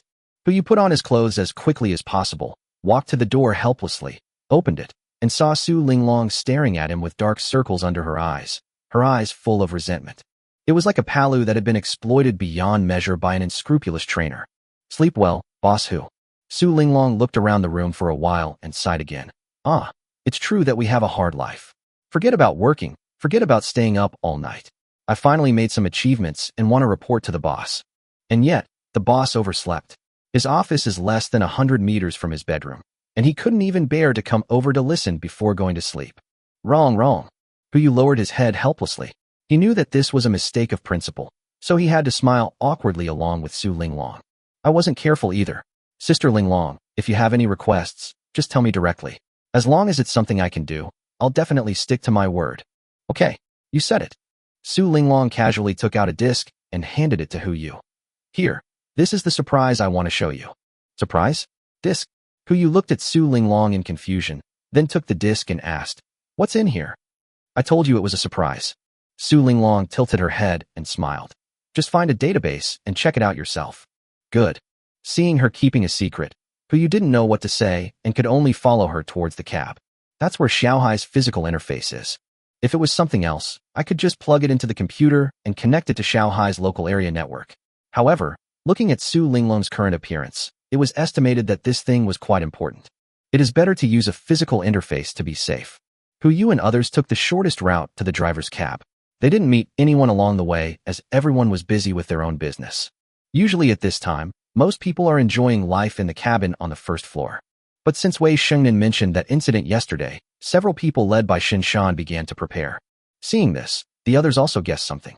Although they didn't know what happened exactly, they understood one thing. Whatever the situation, it never hurts to be prepared. So overnight, the people who were originally working at a rate of only 20% have now increased their efficiency to 80%. I didn't work very hard, but I was on the verge of working very hard. It's like someone who used to work one day on and one day off, and only worked 4 hours a day, suddenly went straight to the full 996 schedule. Hu Yu was quite relieved. Come to the cab. He directly connected the hard drive to Xiaohai's database. Before he could ask about the contents of the hard drive, Xiaohai's voice sounded in the cab. "Master, a translation software has been detected. Do you want to install it?" Translation software. Hu Yu turned around and glanced at Su Linglong, his eyes full of surprise. Could it be the translation software I was thinking of? Uh-huh. Su Linglong replied as a matter of course. Why else do you think we stayed up all night? You don't even know how much effort we put into programming the translation conventions of ancient Chinese texts that relate to the context. We tried it last night. The capacity of an ordinary computer is about 100 words per second. If it's Xiaohai, the computing power should be at least 10 times higher. 1,000 words per second? What does that mean? At 60,000 words per minute, that's 3.6 million words per hour. The Yongle Encyclopedia, which has 370 million words, can be successfully translated in just 100 hours, in less than 5 days. In other words, Su Linglong and her team overtook others by completing a task that would take 10 years to complete in just 5 days. Very good. Hu Yu was overjoyed. Now he knew why it was a surprise. Tell me what reward you want. As long as I have it, it's fine. Don't be too happy yet. Su Linglong poured a bucket of cold water on him. This data is just our prediction. Although the computer can translate 100 words per second, it crashed after less than a minute. So, whether Xiaohai can do it or not depends on actual operation. Simple. Hu Yu said calmly. Install. Just kidding. Anything produced by the system must be high quality. Okay. If Xiaohai, as the artificial intelligence of the legendary heart of the ocean, can't even do this, he should just put himself in the recycle bin and empty it. Yes, master. Checking for Trojans. Detection complete. Officially starting the installation program. Installation successful. In less than 30 seconds, Xiaohai had successfully installed it. Xiaohai, let's do an experiment. Hu Yu casually took out a volume of the Yongle Encyclopedia and flipped through it from the first page to the last page as quickly as possible, then spoke again. Xiaohai, please translate what you just saw into vernacular Chinese. Yes, master. Although he turned the pages very quickly just now, Xiaohai's scanning speed is enough for accurate recognition, but he doesn't know if the translation can keep up. The next moment, Xiaohai's mechanical voice echoed in the cab. Byte. The translation is complete. The specific content has been sent to your mobile phone. Please check it. Hu Yu immediately took out his cell phone, turned on the screen, and started comparing. Exactly the same. The content on the mobile phone is the content of the Yongle Encyclopedia in vernacular Chinese. Now it's easy. What used to take more than 10 people nearly 10 years to complete can now be done by just one person standing in front of a camera and flipping through a book in 5 days. Well, considering the rest time, if we work in 3 shifts, it would take 3 people to flip through the books for 5 days, with each person flipping for 8 hours a day. This is the power of technology. Ahem. Hu Yu coughed lightly twice and turned to look at Su Linglong. Linglong, you've helped me a lot this time. Just tell me what reward you and your team members need. The rewards we want are simple. We want to work 4 days a week and rest 3 days a week. We only want to work 8 hours a day. We are against labor exploitation. And we also want to give us enough food. Good. After some hesitation, Hu Yu finally agreed. Although there is a powerful enemy at hand, What can people like them who are good at translating ancient texts do if they try their best? Take a rest if you want. Don't worry. This is the reward we wanted before. Su Linglong interrupted Hu Yu, staring into his eyes, and said, "We want to change the reward now." What reward? We need to set up a research team. Aren't you already a research team? Hu Yu laughed bitterly. No. Before, we were doing translation, drawing, and other such work. Now, Su Linglong raised her hand and pointed at the water outside the cabin window. What we want to study is what's down there. Chapter 160, Private Communicator. Something underwater? Hu Yu frowned, looked at Su Linglong and asked, "Did you tell me what happened in yesterday's meeting?" "Not yet." Su Linglong smiled and said, "Without Boss Hu's instructions, how could I dare to reveal secrets at will?" "Then why did you ask me for this? Do your team members know about it?" "Of course I don't know." Su Linglong spread her hands and said, "But as long as Boss Hu nods, I will start making arrangements immediately. After all, this is much more attractive than construction. I almost forgot that this guy originally built fortifications on the mountain to attack the dragon snake. She had a special hatred for things under the water. This, I can't promise you for now." Hu Yu pondered for a few breaths before saying, "Because the situation is still unclear, we still don't have enough materials for mutant fish, and the loyalty of those people is still worth testing. So, let's put this matter aside for now and talk about it later. When we need to set up a research institute, I will consider you first." "Just your words will do," Su Linglong replied and trotted out of the cab. In fact, this is her purpose. She also knew that the current situation was not yet mature. Apart from anything else, Wei Xingnan was there with her. If we start studying the mutant fish now, it would be more trouble than good if she finds some clues and starts to doubt Boss Hu's identity. Not long after, Hu Yu also left the cab. He walked towards the cabin. "I happened to see Wei Xingnan eating breakfast." "Chief." The two looked at each other, and Wei Xingnan immediately stood up. After last night's banquet and today's breakfast, her favorability towards Hu Yu soared to 30, if for no other reason than the food he provided. You have to know that there is only enough food on the entire warship to sustain everyone for 30 days. After 30 days, they have to consider their own food source. Judging from the current situation, this leader, whose identity even they themselves cannot figure out, seems to be planning to take all their food. How much food storage does one need to have such courage? Well, sit down. Hu Yu sat across from Wei Shangnan and turned to look at Li Ji, who was standing beside him. "Li Ji, help me get 3 buns and a bottle of milk." Finally, there is no breakfast rotation bombing today. I don't know if it was because those women saw that Hu Yu didn't eat lunch yesterday, so they felt guilty and retracted their magical powers. After a day of digestion, he was a little hungry. "Yes, Chief." After saluting, Li Ji trotted over and quickly brought the food he needed. Hu Yu finished the breakfast on his plate before looking at Wei Shangnan in front of him. "General Wei, what are your plans for the future?" "Oh." Wei Shangnan was stunned for a moment. "Commander, our 2 troops have gathered. Shouldn't we act in unison?" "That's not the mission I received." Hu Yu looked at Wei Shangnan and asked, "If our 2 forces act together, will it be to complete your mission or my mission?" This? Wei Shangnan was speechless for a moment.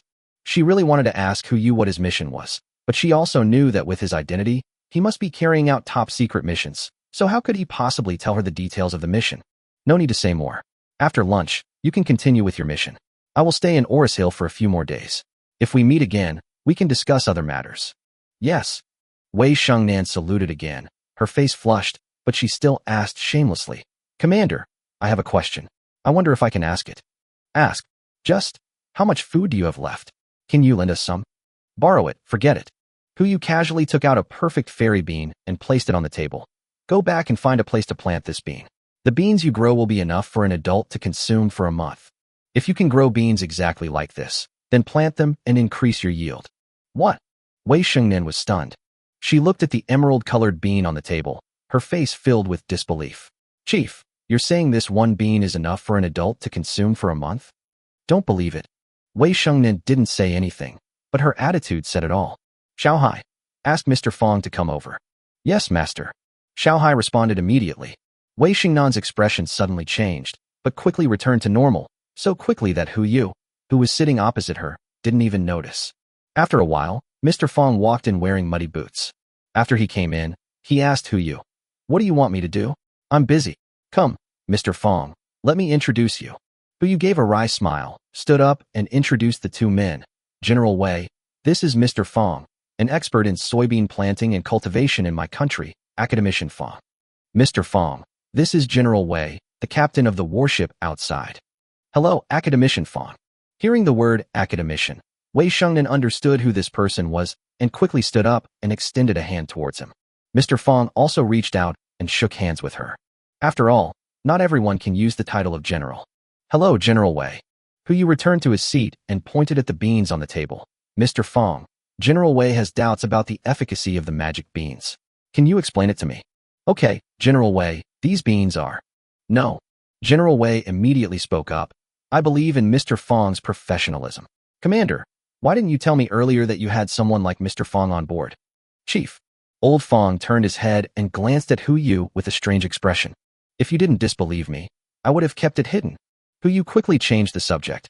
Mr. Fong is so absorbed in his research that he rarely pays attention to what's happening outside. Isn't that right, Mr. Fong? Mr. Fong responded, turned around and walked towards the greenhouse. Since there is nothing else, I will go back first. Take care, Mr. Fong. Hu stood up and saw him off. Wei Shengnan watched Mr. Fong leave, wrapped the magic beans in 5 layers of tissue paper, and put them safely in her pocket before she felt at ease. She looked at Hu with a complicated expression. After thinking for a while, she asked, Commander, when are you leaving? Time is tight, and the task is heavy. Hu frowned and said, Some of the fish have already mutated. You need to speed up the process. Yes, Chief. Wei Shengnan handed over her communicator and asked Hu, Commander, may I know the code number of your personal communicator? I'd like to add you as a friend so that we can communicate if I have any questions in the future. What the hell? A private communicator? Is there such a thing? Chapter 161 Flaw. Hu's pause suddenly became numb. I didn't expect that after avoiding the first day of our meeting, I would still end up here. No. Keep fooling around.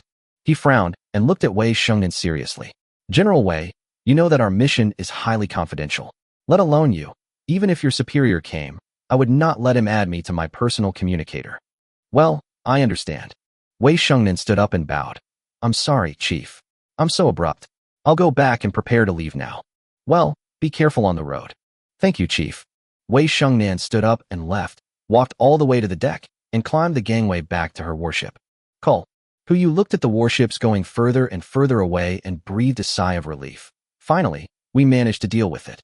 Since Wei Shengnan has left, the matter of the research institute should naturally be put on the agenda. However, in addition to the black-scaled koi and golden-scaled arowana on the boat, more materials need to be accumulated before it can look like a research institute. Fish, Zhao Zhong is still fishing. His fishing speed is not slow, but the probability of catching fish is, among 100 fish, there may be only 1 mutant fish. Where are the most mutated fish? Hu instantly thought of a place. Community. In the community where he used to live. When Zhao Yi and his companions went into the water, it was pitch black. Although I don't know why the mutant fish would gather in that place, we're just collecting samples. It should be fine as long as we catch them and leave. Xiao Hai. I am here, Master. The goal is a happy community. Yes, Master. It has been nearly half a month since he left, and I don't know how his good neighbors are doing. The water is 76 meters deep, and it should be almost reaching the 26th floor. I really want to see their expressions when we meet again. Part of the ocean is activated. Hu was not idle either, and walked all the way to the ice storage. The biological materials of previously obtained mutant fish are stored there. Although their research value is not as great as when they were alive, it's better to send them to Su Linglong and the others first. After all, give this woman more work to do, so that she won't cause trouble to me again. Just as Hu was about to reach the ice storage, a figure suddenly jumped out. Xiao Zissou.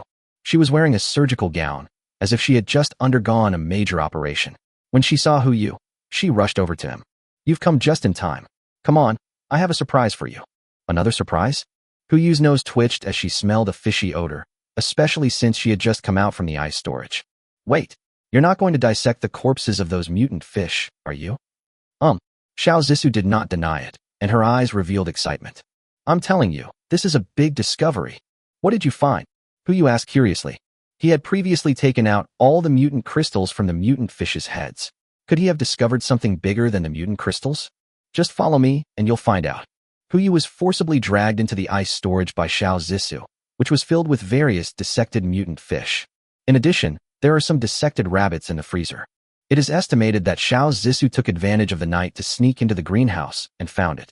Fortunately, rabbits have a strong reproductive ability, so it's okay to touch 1 or 2. If it were any other creatures, Xiao Zissou should be being hunted by Old Fong now. But why does it seem like there are some mutated fish bodies in the rabbit's body? Quick, give me a mutant crystal. You took out an ordinary mutant crystal from the space and handed it to Xiao Zissou. What do you want to do? Do an experiment. As Xiao Zissou spoke, she grabbed a rabbit in one hand, raised a scalpel in the other, and performed a skull surgery right in front of him. Then, he stuffed the mutant crystal into the rabbit's head and sewed it up. Done. You looked at the rabbit lying on the operating table, a little confused. That's it? Then what? Don't worry, it will be ready soon. After saying that, the rabbit, which had already lost its life force, slowly opened its eyes. The previously crimson eyes were now tinged with a strange purple. Half an hour ago, on the warship, the first thing Wei Shengnan did when she returned to the warship was to lock the magic beans in the safe. Then she gave the order to leave and found Zhao Yi, who had been cleaning the toilet all day. General. Zhao Yi stood at attention and saluted, his expression still full of dissatisfaction. Tell me everything you know. I want to know all the information about who you. This, General, don't you believe him? Believe.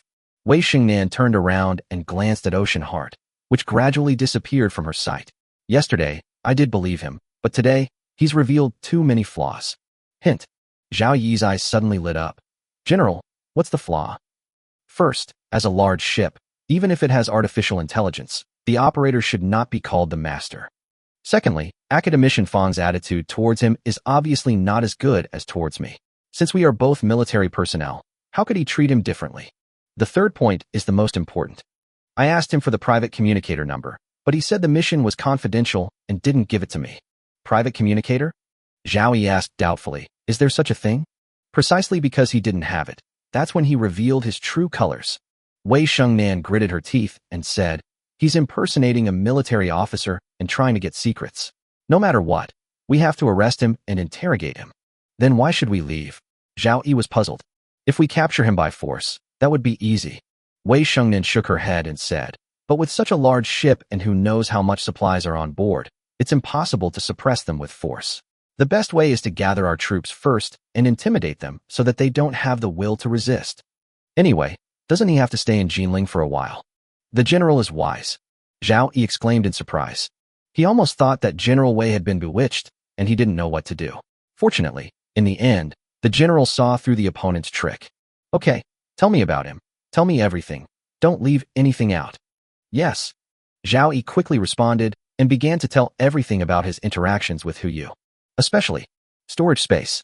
You mean, the other party has a space of unknown size that can keep all food fresh.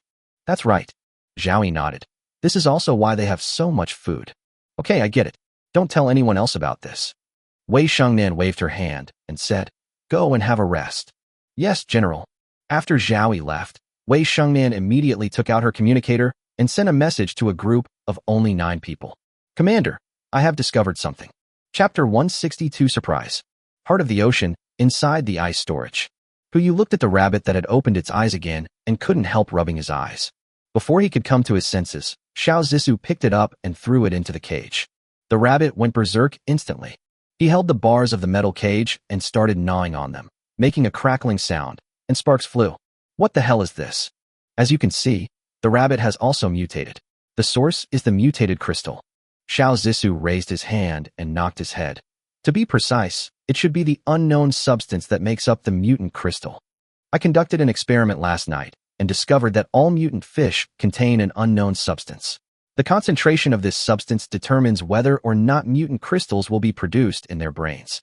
I extracted a portion of this substance and conducted experiments on rabbits. I found that they would produce different degrees of mutation depending on the concentration of the substance. 1 milliliter of the substance injected will kill a living rabbit. 2 milliliters of the substance injected will cause the rabbit to remain in a state of hyperactivity for a long time and burst out with power that does not belong to rabbits. 3 milliliters of the substance injected will cause genetic changes in the rabbit, including but not limited to enlargement, shrinkage, hair loss, and hardening of hair tissue. 4 milliliters have not been tried yet. Hu Yu asked curiously, why didn't you try 4 milliliters? Because it's not enough. Xiao Zissou pointed to the pool of fish carcasses behind her and said, these carcasses are only enough to extract 6 milliliters of the unknown substance. The remaining substance is not enough to support the next experiment. I was just about to look for you, but I didn't expect you to come here. And you want to do it all in one go and directly use the mutant crystal for the experiment? Puyu looked at the rabbit in the cage. But besides going berserk, it doesn't seem to have changed at all. As soon as he finished speaking, the metal railing, which was as thick as his little finger, was bitten off by the rabbit. It flashed, crawled out of the cage and climbed up, its purple eyes staring at Xiao Zisu's arm, as if it would bite it in the next moment. Careful, Puyu did not dare to hesitate, and immediately took out a pistol from the space and shot at the rabbit. Bang! 2 consecutive shots were fired at the rabbit's head. The first shot knocked the rabbit away, but did not cause a penetrating wound. The second shot hit the rabbit and killed it on the ground. Xiao Zisu immediately stepped forward, and her hands and rubber gloves flew up and down, and soon she dissected it again. But the mutant crystal that had just been stuffed into its brain had now disappeared, and only an imperceptible groove could be seen to prove that it had existed. It looks like the crystal has been absorbed. Xiao Zisu said this, immediately took out a syringe, and began to suck the blood from the rabbit's body. The originally red blood, after being drawn out, turned a dark purple color, just like the rabbit's pupils. She quickly drew the blood, poured it into the distillation flask, and began distilling it. At the same time, she put on a full-face gas mask with an oxygen tank connected to the other end. As expected of a medical student, he is well prepared. Seeing this, Puyu quickly took out a similar item from his space and put it on. He then stepped forward and asked, "Is this how you extracted that unknown substance?" "Well, after a simple experiment, I found that by distilling the blood of the mutated creatures, I can get that substance." "What a coincidence." "Coincidence? Not really," Xiao Zisu replied, then turned to look at Puyu. "Do you know where I've seen this substance?" "Have you seen it?" Puyu frowned and thought of a possibility. "You mean?" "That's right." Xiao Zisu nodded. "When we examined those semi-vegetative people, we found that their blood samples were somewhat different from ours. After some experiments, we finally extracted similar substances. It's just that the amount of this substance is very small. Only 0.1 milliliter can be extracted from every 100 milliliters of blood. We don't want to kill someone with it, so we just store it." "So what you mean is, the substance that affects fish mutation can also affect humans and cause mutation?" Puyu was a little dazed. "That's what it seems at the moment." Xiao Zisu nodded. "However, the materials for the experiment are really limited at the moment. I would like to ask you for a batch of mutant crystals to use for the experiment. Only then can we draw accurate conclusions." As she spoke, Xiao Zisu's eyes began to be filled with an emotion called fanaticism. Just think about it. If fish can evolve because of this stuff and develop intelligence comparable to humans, then if humans could also evolve through this substance, wouldn't they be even more terrifying than fish? Perhaps we will usher in an era of superpowers. Well, just now someone wants to do research, and now here comes another one who wants to do an experiment. Puyu pondered for a few breaths and finally gave the same answer. "Let's put the superpower era and the like aside for now. I have limited experimental materials here. Wait for a while. Once we have accumulated enough materials, you and Su Linglong will lead the formation of a research team. We will then conduct both research and experiments." Su Linglong. Puyu nodded. She is also interested in this matter. "All right," Xiao Zisu replied. She knew that she couldn't handle everything by herself, so it would be a good thing to have someone to help her. "So when you say wait for a while, how long exactly?" "If nothing unexpected happens, tonight?" "Tonight. Since you all gave me a surprise, I can't help but give you a surprise." Puyu smiled bitterly and said, "Let's go. There's no need to extract it now. Let's go out and discuss the research team. I'll also give you a surprise tonight." "Good." Not long after the two left the ice storage, Xiaohai's voice sounded on the radio. "Master, we have arrived at our destination. Here we are? Looks like the surprise won't have to wait until tonight." As Puyu spoke, he took Xiao Zisu and Insiener all the way to the deck. "I thought the community was in the city and Xiaohai would have to plan a route to get there, but I didn't expect him to arrive so quickly. It's like there's no obstruction." When the three of them arrived at the top cabin and looked at the situation outside, they were stunned. Is this still the neighborhood where they used to live? All the buildings in the community are gone. No, it's not just their community. To be precise, all the nearby buildings disappeared under the water. It's like being flooded. Puyu clearly remembered that the community had not been flooded at this time. Chapter 163. Cement? Steel? Crunchy? Chicken flavor. Boss. Shinshan also ran over at this moment.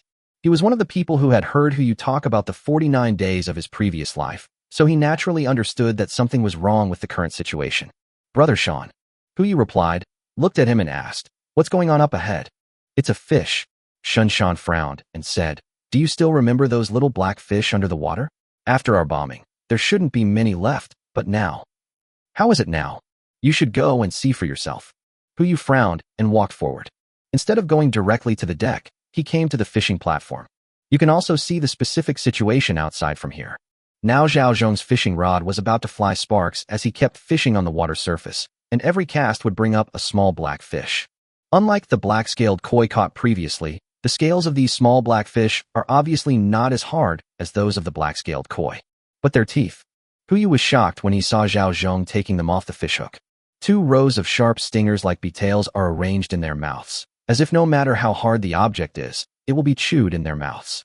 Even the fish tank made of tempered glass. Wait, fish tank. I saw the small black fish in the fish tank swim to the corner of the glass and started to eat. The specially made tempered glass has begun to show spiderweb-like cracks, as if it will collapse at any time. Huyu hurried forward and kicked the fish tank down. I can't think of a better way to handle it right now.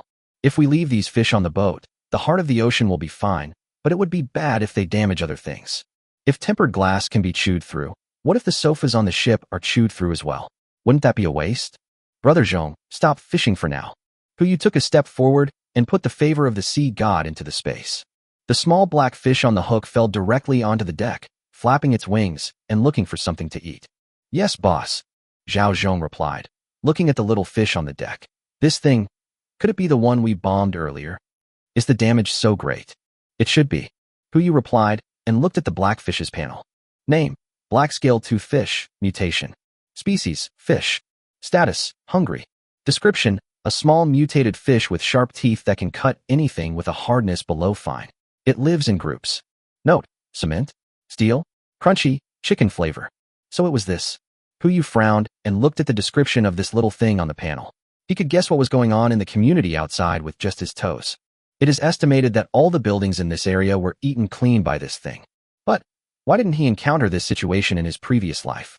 Could it be that because of something I did, the number of these things increased wildly, leading to the current situation? Think back to what happened in the neighborhood earlier. He didn't do anything.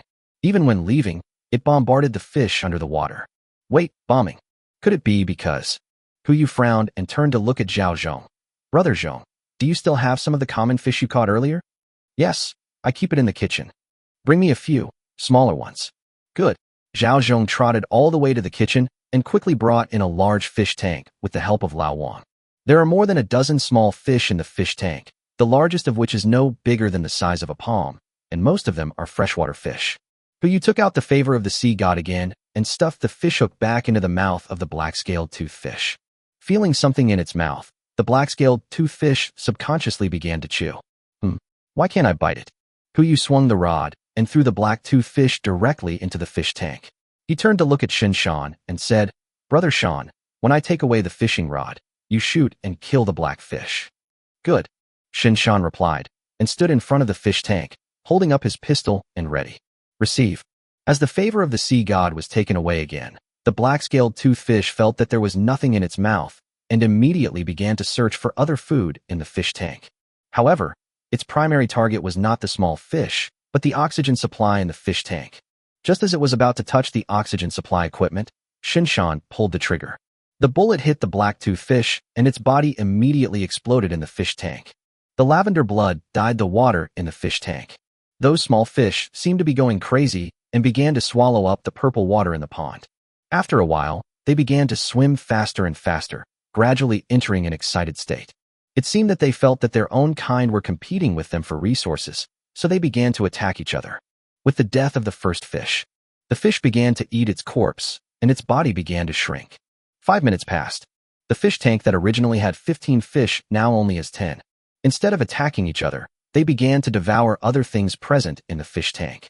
The crackling sound even spread outside the fish tank. The scales on its body also began to darken and gradually turn black. Another 5 minutes passed. When Huyu opened the interface for them, those different types of freshwater fish now had a unified name. Black-toothed fish. No wonder their population increased instead of decreased after a round of bombing. It turns out the root cause is here. The blood of one black-scaled toothfish is enough to transform 10 ordinary fish. According to the experiment conducted by Xiao Zissou, this alienation process is obviously not normal, but don't forget that the environment in which they live is full of water composed of rainwater. What they lack is not alienated matter, but an opportunity. The death of every black-toothed fish is an opportunity for ordinary fish. This is troublesome. Puyu frowned and spat out something. Kill. You can't kill. You can never catch them all. If you put it in a fish tank, even tempered glass can't protect it. Even if you put it in a swimming pool on a boat, like a black-scaled koi, there is no room for so many fish. He looked at the water in front of him and suddenly felt a little numb. You can't really hook them one by one and then kill them on the boat, right? The blood of the black-toothed fish is contaminating. What if it infects people? Or, Xiao Zissou suddenly came up and asked, want to try my method? What's your method? Tell me about it. Puyu asked in confusion. From the experiment just now, the threat posed by the black-toothed fish is nothing more than its high infectiousness. What if we find some people who aren't afraid of infection and take action against them? You mean? Puyu looked inside the cabin. Those people? Right. Chapter 164, Boat. It's a boat. Semi-vegetative. In terms of combat capability, they can easily kill those black-scaled toothed fish, and it is not difficult to even catch them in the water. All you need to do is use the scales of the black-scaled koi that you collected earlier to make them a set of armor, and then strengthen it with mutant crystals. However, Puyu is not planning to adopt this plan. If the semi-vegetative state is caused to mutate again and cannot regain sanity, it will be a waste of effort. If you can find an extra-large fish tank, put all these black-scaled toothed fish in it, and then put the extra-large fish tank into the space. You can place all these black-scaled toothed fish in front of you. Do it again when the time comes and place the empty fish tank outside the black-scaled toothed fish so that you will have a fish tank without water, only black-scaled toothed fish. For a fish out of water, death is just a matter of time. Wouldn't killing the fish in this way prevent the black-scaled toothed fish's blood from leaking out? But if you use this method, you will face a key problem. Fish tank. If you want to accommodate all the black-scaled toothed fish in the entire water area, you will need a fish tank of over 50,000 square meters, and the material must be of high quality or above, otherwise it will be broken through by the black-scaled toothed fish. This plan is a backup option first. Puyu looked at the others present. Do you have any other ideas? Although he already had a plan in mind, he still wanted to hear other people's opinions first. Otherwise, if he expressed his opinion first, given his current favorability, others would definitely choose his plan. Me? I have an idea too. Minono raised her hand in the crowd. She had been watching from the side since Puyu came to the cabin. Naturally, he also witnessed the entire process that just happened. You say? The challenge now is, we need to control this population of fish without polluting the water, right? Boss Hu, can you turn Zijing Mountain upside down? Upside down. Puyu was stunned and immediately understood what Minono meant. There is a Zixia Lake on Zijing Mountain, with an area of just about 50,000 square meters. If it were turned upside down, Zixia Lake would form a groove, covering everyone's heads, and the entire Zijing Mountain would become an umbrella, blocking everyone's heads and shielding them from the rain. As long as you can collect the water within 50,000 square meters within a certain period of time, can't he kill these fish directly? But this method is still too troublesome. The coverage area of Zijing Mountain is too large, and he cannot take out only a part of it. Once it is taken out, humans 50,000 square meters away will also be affected. More importantly, Wei Shengnan. The commotion of taking the Zijing Mountain out was too loud, and they had just separated not long ago. If this person was attracted here, it would be difficult for him to explain. As for the previous forbidden fishing technique, it is also difficult to use. After all, the black-scaled toothed fish is a very polluting species. If the fish carcasses are left in the water, there is no guarantee that more black-scaled toothed fish will be produced. This area of water is so large that even after electrocution, it is difficult to ensure that all the fish carcasses can be collected. This plan is only a guarantee. It's too noisy. Puyu replied and looked at the others. Anything else? Everyone looked at each other, unable to think of a better solution. After counting the breaths, let's go out and take a look first. Puyu sighed and replied, walking towards the deck. Everyone followed behind, and Shinshan took a step forward and stood beside him holding an umbrella. On the deck, looking around, there is no building in sight. Looking at the water surface, all you can see is a dark mass. In terms of quantity, these black-scaled toothed fish far outnumber the black-scaled koi. If all these fish could be caught alive, it would be enough to support Su Linglong and Xiao Zissou's experiment. What a pity. Boss, look over there. Shinshan's voice rang out. Puyu looked in the direction of his finger and saw a black dot in the distance. He casually took out a telescope and looked forward. You don't know until you see it, and you will be stunned when you see it. I saw 3 people floating on the water in the distance, and it seemed that they were cushioned by something. Those black-scaled two fish under the water didn't attack them? That person is. Through the telescope, who you actually saw a familiar face in the crowd. Interesting. Who you put down the telescope and ordered Xiaohai. Xiaohai, go over and take a look. Yes, master. The heart of the ocean started up and headed towards the group of people. At the same time, 1,000 meters away, the three people floated on the water, trying their best to avoid the water, but they had to move closer to the outside. After all, once they gather together, the things under them are likely to sink to the surface of the water, and then no one will survive. Look, what is that? The person sitting in the front row suddenly exclaimed. He pointed at a dark shadow in the distance and said, Ship. It's a ship. We're safe. The boat is useless. The person sitting at the very end cursed loudly. Even if we had a boat, it would be eaten up by those guys sooner or later. We are worse off than them. But what if there's a rubber life raft on the ship? We can grab it and use it. It's better than sitting here. As soon as the woman in the middle spoke, the man sitting at the back raised his hand and slapped her. Bang! The crisp sound was drowned out by the sound of rain. Did I tell you to talk? Sit still. Don't move. After yelling, the man behind looked forward again. Cousin, let's find a way to get over there. When the time comes, we can use this woman to exchange for a life raft, but don't get on the boat. I know, cousin, but... The man turned around, his fat face trembling as he looked at the woman sitting in the middle. It's too early to come over there. Can you let me sit in the back and enjoy it for a while? When the woman heard this, she immediately shrank her neck and trembled all over like a chicken egg. It's already this late, and you're still thinking about having fun. The man frowned. Hurry up, don't delay the important matter. All right. The fat guy in front turned his head with a little frustration, and when he looked forward, he suddenly heard a woman's coquettish voice from behind. Obviously, his cousin didn't let him have fun because he wanted to have fun one last time. In an instant, my cousin's eyes were filled with hatred, and he was secretly planning another plan. You like to feel good, right? Wait until you get under the water and enjoy it slowly. If it weren't for the fact that this thing requires 3 people to maintain balance, who would be willing to share a woman with another man? As long as the kayak can be obtained, the woman and the man behind him will be of no use to them. What, cousin? As long as someone can keep him alive, feed him, and let him call me daddy, it's all fine. My cousin is nothing. Just as my cousin was about to continue rowing forward, he suddenly discovered that the yacht in front of him was coming towards them at a very fast speed. Before they could even react, the yacht had stopped in front of them. If a boat of this size can still be considered a yacht. Hello, my cousin shuddered, then immediately looked up and shouted toward the boat. Is there anyone on board? Save us. We'll agree to any conditions. Oh, any conditions are fine. A familiar voice sounded. The woman sandwiched between 2 men suddenly looked up and saw a familiar face appear on the deck at a glance. Looking down at her from above. Chapter 165. Let me get on board. I want to get on board. Who you? I heard the woman utter a name. Her cousin behind her immediately asked, Huh? Do you know the man on the boat? Very good. My cousin also exclaimed, Hey, from the boat. We have a friend of yours here. Can we go up and talk first? Friend? If only this were a friend. The woman's body trembled slightly, and she huddled between the 2 men, not daring to stick her head out at all. She knew in her heart that given her relationship with Yu, there were only 2 possibilities if they met. Either they are thrown into the water, or they are killed and then thrown into the water. Haha. Okay, wait for me. Huyu's voice rang out. He walked all the way from the deck to the gangway. When the gangway was lowered, he also appeared in front of the 3 people.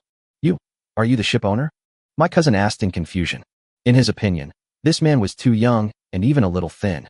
In this age of the survival of the fittest, how could a person like this become the owner of such a ship? Why? Doesn't it look like that? Huyu asked back and looked at the vehicle the 3 people were riding in. Just one glance and he was stunned. Who brought the girlfriends out? The boat, under these 3 people, is actually made up of 4 inflatable girlfriends. The 4 inflatable girlfriends were stacked in a tan shape, barely carrying the 3 people. How could this material, which could be pierced by a needle, not be bitten by the black-scaled tooth fish? Could it be? A guess popped up in Huyu's mind, and just as he was about to try it out, he was interrupted by the voice of his cousin in front of him. Hey, what are you looking at? The cousin shouted at Huyu without any hesitation, then casually took out a dagger and put it on the woman's neck. Don't just stand there. If you don't want this woman to die, then hand over an inflatable boat and prepare food for us for 5 days. No, 10 days. As long as you meet our requirements, we can give you this woman. Are you threatening me? Using her? Huyu was a little amused. What else? My cousin asked back, not forgetting to confirm. Your name is Yu, right? That was your name she just called. That's right. That's right. My cousin's tone immediately became fierce. Hurry up, don't force me to move. Bang. My cousin hasn't even started yet. The cousin sitting in the front row pulled out a kitchen knife from his arms and chopped it behind him. The blade pierced into my cousin's neck. His pupils suddenly trembled, and the hand holding the dagger trembled slightly. He stabbed forward tentatively, wanting to make a one-for-one exchange before he died. What a pity. The cousin had already prepared a countermeasure. While pulling out the kitchen knife, he chopped his arm with another knife. After 2 consecutive stab wounds, my cousin was completely dead and fell into the water at an angle. With the weight of one person gone, the girlfriend boat also floated up a lot. The 2 people sitting in the boat moved quickly, one sitting forward and the other moving backward. The balance that originally required 3 people to maintain now only has 2 people left, so naturally they have to adjust their positions. I'm sorry, Mr. Hu. The cousin held the bloody kitchen knife in his hand and put it back in his arms. He smiled at Yu and said, that guy is not very sensible. What he said just now does not represent my thoughts. If possible, I would like to continue trading with you. Is that okay? Yu smiled. He had seen too much evil in human nature, so he naturally knew what this guy wanted. What a woman can exchange for is always limited. When resources are limited, one person can naturally enjoy more than 2 people. Oh, Yu looked at the other party with interest. Then tell me, what kind of deal do you want to make with me? Simple. The cousin pointed at the woman behind him and said, it's her again. No matter what your relationship with her is, I just want to trade her for a kayak and 20 days worth of food for myself. You and he want the same thing. Why should I agree to you? Because of my attitude, my cousin said calmly. If you had just promised him, he would have just taken the things and left without fulfilling his promise. And now, I'm alone and no longer have the ability to breach the contract. Don't you agree? Yu nodded slowly. That's true, but I don't agree. Huh. My cousin was stunned for a moment. Don't you want to save this woman? Even though the end of the world had already arrived for 20 days, and the woman behind him had not bathed or dressed up for many days, he could still see delicacy and beauty in her face. A woman like this, even if she has no connections, is enough to exchange for these resources. What's more, they both know each other. How could he not agree? Ms. Yi, Yu looked at the woman sitting on his girlfriend's boat. Didn't you tell them about your relationship with me? That woman. No, to be precise, it was Yu Wanxiu. She lowered her head, bit her lips, and didn't know what she was thinking. If she had known that the end of the world was coming, and if she had known that this guy could get such a big ship, she would never have rejected him. Not to mention pursuing him, even being his dog, is not impossible. It's better than the current state of being neither human nor ghost. Yu Wanxiu knelt directly on her girlfriend's boat, with snot and tears streaming down her face. She looked at him on the boat, his clothes neat and new, and kowtowed repeatedly. Please, even if it's just because we know each other, save me this time. As long as you save me once, I can do whatever you ask me to do. Oh, Yu asked curiously. Are you sure you can do anything? Certainly. Yu Wanxiu felt like she had grabbed a life-saving straw and couldn't wait to pounce on it. Okay then. Yu threw a calculus exercise book in his hand and said, then you should finish this exercise book in 5 minutes, right? Yu Wanxiu was stunned on the spot. Come on, she said she could do anything, but it definitely wasn't something like this. You still say you can do anything. It seems you still like lying. I see. The cousin shouted loudly and looked at Yu excitedly. Boss, you must hate this woman. Just wait, I'll deal with her right away. As soon as he finished speaking, the cousin immediately moved, turned around, and pushed Yu Wanxiu back, pushing her directly into the water. Dark red, spreading in the water. He stood alone on his girlfriend's boat, his eyes red as he looked at Yu. Boss, I'll help you get rid of this woman. Let me on board. I want to get on the boat. Chapter 166, The Weakness of the Black-Toothed Fish. Get on board? It's not even his turn to visit the grave. Although Yu hated Yu Wanxiu, he would never take her life on his own initiative. In the end times, the easiest thing is death, while struggling to survive in the end times is the most painful. This is also the reason why he did not take action against Yu Wanxiu despite having many opportunities to do so before. He wanted her to experience more of the despair of the end of the world. But now, some guy sped this up. Feel sorry. Yu's face was gloomy as he looked at the man. When did I say? As long as you get rid of her, I will let you get on the boat. Yu. My cousin hesitated, not knowing what to say. He plopped down on his girlfriend's boat and said, Boss, I don't need any food or supplies. I just need a kayak. Just a kayak is all I need. The premise of a transaction is that both parties need to be equal. Huyu stared at him coldly. Don't say I didn't give you a chance. As long as you can answer my questions honestly, I can give you a kayak. Boss, you say? My cousin said excitedly, then thought about what just happened and quickly added, as long as I don't have to do math problems.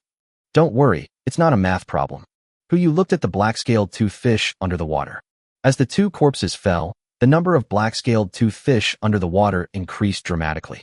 Many small fish leaned on the heart of the ocean, gnawing at the planks with their teeth bit by bit.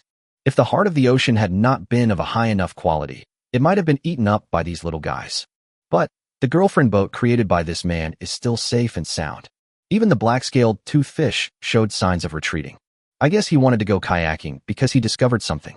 How much do you know about those fish down there? This? My cousin thought for a moment, then replied honestly, we don't know much, actually. It's just that it started eating away at the underwater building 10 days ago.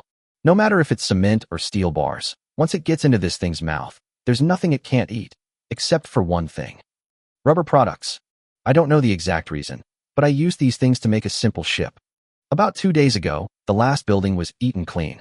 I had no choice but to take some things with me and board this ship, etc. Huyu interrupted him and asked again, when did the other two people get together with you? My cousin lives next door to me.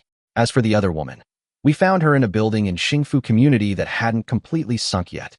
Thinking that having more people would provide more care, I took her along. More people, more care? Huyu sneered. If such nonsense were said in the apocalypse, it would make people laugh out loud. But he didn't care about the details. And then, besides not eating rubber products, have you noticed any other characteristics? No more. My cousin shook his head, his eyes filled with fear. Those fish are like monsters. Anyone nearby who falls into the water will be devoured in less than 3 seconds. I only found out about this by chance. Only rubber ones. They'll stay away like they've seen a ghost.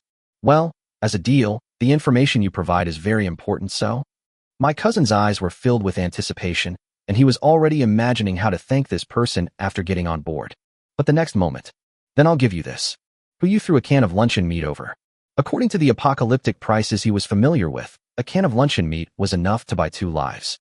He just got a piece of news, which was used to verify his guess. A can of food was enough.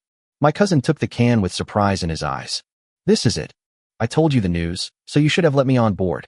You just gave me this and you want to get rid of me. You don't want it? That's great. Huyu asked back and took the can away. Although the distance between the two people was more than 1 meter, the cans had entered the space and could be taken away as long as they were within sight. Seeing the can of food disappearing, my cousin was about to pounce on the other party and die together with him. But before he could move, Huyu and others had already closed the gangway and walked towards the ship. This is the first time I've met such a sensible person who provided information without asking for anything in return. Yes, Shunshan responded from the side. It seems that there are still many good people in this world. That's right. The sound gradually faded away. Before my cousin could react, the boat had already sailed towards the edge of the water. He could only stand on his girlfriend's boat, staring at the direction where the boat disappeared, and squeezed out a name from between his teeth. Who? You. At the same time, in the heart of the ocean, Huyu returned to the cabin and verified the news just now. It was not enough, and an experiment needed to be done. He walked all the way to the water tank, tentatively took out a piece of the most common rubber product, BYT, threw it into the water, and found that the movement speed of the black-scaled tooth fish had indeed increased a lot. Everyone avoided the rubber product. But it seems that the reaction is not as big as that of the black-scaled tooth fish in the water. Is it because of the different types of rubber? Huyu tried it a few more times and found that the stronger the smell of the rubber product, the greater the reaction of the black-scaled tooth fish. For example, tires. Xiaohai, call Li Nuer and Zhou Wenshuan over. If I remember correctly, both of them have perfect chemistry skills in their panels. It would be best to ask them about this matter. Soon, the two came to the fish tank. When I first arrived and saw the things in the fish tank, the corners of my mouth twitched. Huyu looked at the two and asked directly, what substances are unique to rubber products and are more abundant the rougher the processing, especially in terms of smell? Hydrogen sulfide, ammonia, acetaldehyde is also a possibility. The two gave many different answers almost at the same time. The answers are both correct, just in different directions. Huyu nodded, fished out everything in the fish tank, and the black-scaled tooth fish returned to normal. Fortunately, there are a lot of various chemicals in the island country's chemical factories. He divided the black tooth fish into several fish tanks and poured the same amount of ammonia, hydrogen sulfide gas and acetaldehyde into each tank. Obviously, in the fish tank where acetaldehyde was poured, the black-scaled tooth fish reacted the most. Now that this has been confirmed, we can also determine the next plan. Xiaohai, who you immediately ordered, call all adults for a meeting. Last time we recruited more than 50 people from the shelter, and now they come in handy.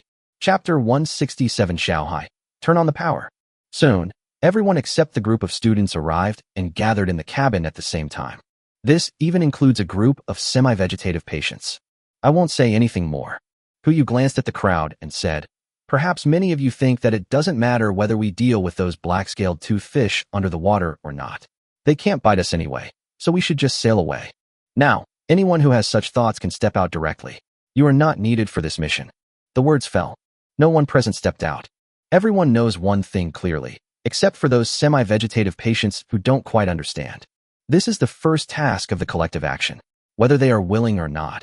If they leave now, then even if they can stay on the ship in the future, the collective will have nothing to do with them. Very good. Huyu nodded in satisfaction. It seems that we have reached a preliminary consensus on our goals. If we don't deal with those underwater creatures now and nip them in the bud, then in 10 days, or even a few days, they will nip us in the bud. This is not an exaggeration. Ordinary mutated black-scaled tooth fish can eat through steel bars and concrete. But what about the elite level, or even the perfect level? In such a large group, as long as a creature above the perfect level evolves, those warships will become their food except for the heart of the ocean. For the future safety of the allies, it is better to be careful. Let me briefly explain the objectives of this mission. Huyu snapped his fingers and said, Xiaohai, whiteboard. Yes, master. Xiaohai lowered a whiteboard from the top of the boat. Huyu drew a simple water map and marked the data on it. Currently, the circumference of the entire water area is approximately 3,000 meters. The area is 50,000 square meters, and the depth is around 80 meters. I will distribute 50 kayaks to everyone later. Each group will be 2 people. They have already been divided. 50 beams of light fell simultaneously. Each beam of light enveloped a normal person and a semi-vegetative person. As for why he had to bring the semi-vegetative patient along, after what happened last time, Huyu tended to think more. In case the black-scaled tooth fish goes crazy, it would be safer to have a semi-vegetative person on the boat. If that doesn't work, you can still enable that plan. Those covered by the same beam of light are the same group. Huyu briefly explained and continued. Your task later will be to take a kayak to the water's edge and carry out the deployment operation.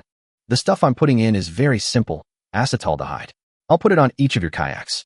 You just need to put the acetaldehyde in the water as instructed. You don't have to worry about the rest. Do you understand everything? Clear. Everyone shouted in unison. Huyu glanced around and nodded with satisfaction. This matter should be resolved sooner rather than later to avoid more trouble at night. Since kayaks have no power system, they can only move in the water by paddling with oars, but ordinary oars obviously cannot move in the water. So Huyu could only drive the heart of the ocean around the water area and place the 50 kayaks at the same distance around the water area. A rope was also tied to each kayak. After everything was done, the heart of the ocean sailed to the center of the waters. Huyu turned on the loudspeaker system of the heart of the ocean and uttered 2 words. Start. As soon as he finished speaking, the 50 ropes connected to the kayak began to tighten. The people on the kayak began to release acetaldehyde. As a chemical liquid that can be dissolved in water, it is not difficult to release it. There is also a semi-vegetative person on the boat who is constantly stirring with a nearly 10-meter iron rod to ensure that the acetaldehyde can penetrate deep into the water. As acetaldehyde continued to be added, the black-scaled tooth fish in the water began to go crazy. The fish on the edge of the water kept swimming into the water, like wild boars with their tails bitten, swimming around madly. What's going on? The cousin who was sitting on his girlfriend's boat couldn't help but exclaim when he saw this. He had never seen such a scene before, and he was stunned on the spot, only able to see the dark shadows passing by him under the water. Fine. At least the fish didn't fly up and bite him. As time goes by little, the 50 kayaks that were released gradually approached the heart of the ocean. In the water area that contains a large amount of acetaldehyde, only a small part in the center is still unpolluted, and almost all black-scaled tooth fish are concentrated in this part. It's time to close the net. Huyu looked at Su Linglong and Xiao Zissou behind him. Aren't you going to research materials? How much do you need? I'll prepare it. About 1 ton, Su Linglong asked tentatively. Then I'll take a ton too. Xiao Zissou followed up and added. 2 tons of fish should be enough for the early stages. Good. Huyu replied casually and walked to the deck, ready to start loading the fish. Only 2 tons. With the carrying capacity of the heart of the ocean, it is not a problem at all. But the place to raise fish can only be placed on the deck. He released 4 giant inflatable swimming pools from the space, the kind used in amusement parks. If it's 2 tons, far enough. Huyu released the 5th inflatable swimming pool, threw it into the water, put the black-scaled tooth fish into the pool, and then took them out. The black-scaled tooth fish in the pool fell directly into another inflatable pool in front of them. After repeating this several times, all 4 inflatable swimming pools were filled with black-tooth fish. Since the inflatable swimming pool is made of rubber, the black-tooth fish will not bite it. All that remains is to wait for the rain to fall and fill it with water. At that time, we will add a layer of tempered glass greenhouse on top to cover the 4 inflatable swimming pools. If you need experimental materials, you can just come and get them. After getting the experimental materials, Huyu once again used the forbidden fishing technique. Thunder God, help me. Xiao Hai, turn on the power. Yes, master. 2 electric wires with a diameter of 1 meter were placed into the water by the heart of the ocean, and they were instantly electrified. With the heart of the ocean as the center, the water area within a radius of 5 meters was like a fountain, with countless black-scaled tooth fish surging out of the water. Now that we have used acetaldehyde to gather these black-scaled tooth fish in one place, there is naturally no need to worry about the problem of collecting the bodies after using the forbidden technique. Just follow the previous method and use the space backpack to create a whirlpool in the nearby waters to collect all these black-scaled tooth fish. As for those still in kayaks, that's a kayak and it's not conductive. With the discharge intensity of the heart of the ocean, it's just a matter of time and there won't be any problem. About half a minute later, a large number of black-scaled toothfish corpses are floating near the heart of the ocean. You can stop now. Yes, master. Xiaohai stopped injecting current. Huyu came near the water surface and was just about to start collecting the fish corpses when a black shadow jumped out from under the water, straight to his head. Chapter 168 Fishballs. Huyu subconsciously looked up, and the other person's appearance was reflected in his eyes. It's a black-tooth fish. But whose black-scaled tooth fish can be more than 10 meters long? The mouth was at least 4 meters in diameter, enough to swallow him whole. Without even biting, it was like a ticket straight to the stomach. Careful. Fortunately, Encianer followed him. As she screamed, she immediately pulled Huyu behind her. But the mouth of the black-scaled tooth fish was so big that not only Huyu but even Encianer herself was within its swallowing range. The black-scaled tooth fish fell from the sky, grabbed both of them into its mouth, and dived into the water. Boss, Encianer. Shinshan was watching on the deck and suddenly exclaimed in surprise. But when he reached the gangway, the black-tooth fish had disappeared under the water, leaving only a fish carcass floating on the surface. Fuck! Shinshan cursed angrily and turned to look at Zhao Zhong. Zhao Zhong, you are responsible for directing the next work. Xiaohai, the torpedo is locked onto my phone. Once I find the target, send a signal and you fire immediately. After saying that, he didn't wait for Zhao Zhong and Xiaohai's reply, but took off his shirt directly, jumped into the water, and started looking for the black-scaled tooth fish. No matter what, nothing can happen to the boss and Encianer. Even if we take a step back, no matter whether the boss and Encianer are alive or dead, he must kill the black-scaled tooth fish. At the same time, inside the giant black-scaled tooth fish, there is enough space for 2 people to survive inside the 10-meter-long fish. Huyu immediately took out a flashlight and illuminated the environment inside the fish's belly. Although this place is big enough for 2 people to live in, it still seems a bit crowded. Encianer leans against Huyu with her whole body, her expression still calm, as if nothing can change her expression. But his old face turned red and he looked a little embarrassed. After all, this posture was a little too ambiguous. In order to distract attention, he quickly took out 2 cans of oxygen from the space and gave one to Encianer. With oxygen supply, the brain becomes much clearer. The most urgent thing now is to find a way to get out. Before Huyu could take action, Encianer took out a dagger from somewhere and was ready to perform surgery on the giant black-scaled tooth fish. Don't. Huyu quickly grabbed her hand. Don't let it bleed. The experiment Xiao Zissou just did is still vivid in my mind. The substance that causes biological mutation is in the blood of these mutant creatures. Just the blood of ordinary mutant creatures is enough to cause alienation in people. What's more, it is a mutant fish of this huge size. If they saw blood, even if they got out of the water alive, it was hard to say what would happen. Better to leave in another way. Seeing Huyu speak, Encianer naturally would not act rashly. She put away the dagger and looked at him quietly. Huyu also immediately opened the panel and checked the other party's information. Name, giant black-scaled tooth fish, Mutated elite. Species, fish. Gender, male. Status, full. Description, an elite mutant creature that mutates further by devouring its own kind. Its size is comparable to that of an oversized fish, and it possesses extremely hard teeth that can chew anything below the excellent level. No, look, a fish is biting. Wait, my hook broke. Hey, why is my boat sinking too? The corner of Huyu's mouth twitched. Fine. Fortunately, Huyu reacted quickly enough and retracted the black-scaled toothfish's teeth at the first moment. Otherwise, it might have been torn into 2 pieces by the time they entered its mouth. But now, humph. Huyu casually took out 2 extra-large syringes, each of which could draw nearly 550 cc. He handed one of them to Enciener. Needless to say, the other party naturally knew what to do. 2 needles were inserted directly into the body of the giant black-scaled toothfish and began to draw blood. In less than 10 seconds, 1100 cc of blood flowed into the syringe. This blood is extremely heavy, and I guess the blood density of this thing is different from that of normal creatures. But you put it into the space and took out 2 syringes of the same specifications. Repeat this way. 3 minutes later, the movements of the entire giant black-scaled toothfish began to slow down noticeably. 5 minutes later, even the heartbeat echoing in the ears began to slow down. The black-scaled toothfish must have been in a state of shock. Counting it up, Huyu collected a total of 60 tubes of blood, which weighed at least more than 1,500 kilograms. Finally, the giant black-scaled toothfish stopped swimming downstream. The surrounding space available for activities has also expanded more than 3 times. If we calculate based on the assumption that humans will go into shock if they lose 20% of their blood, the blood content in the body of this giant black-scaled toothfish should be around 4 tons. You should know that a humpback whale of similar length weighs only 40 tons, so its weight is at least 3 times that of a humpback whale. It's almost time to move on to the next step. Now that the giant black-scaled toothfish are in a state of shock, they can easily crawl out through the passage they just entered. As for this fish, Huyu will definitely not let it go. He led Enciener up the mountain and soon reached the fish lips. Where there should have been sharp teeth, there is now only a groove. It was the first time for Huyu to collect non-living biological materials directly from a living organism. He didn't expect that this would be successful. Next time if you encounter a snake creature, just pull out its teeth. Wouldn't its fighting power be reduced by half instantly? Of course, now is not the time to think about this. The giant black-scaled toothfish just fainted, which doesn't mean it's dead. If you want to kill a giant creature by drawing blood, it will take at least half an hour. He doesn't have that much time. Naturally, we have to choose a faster method.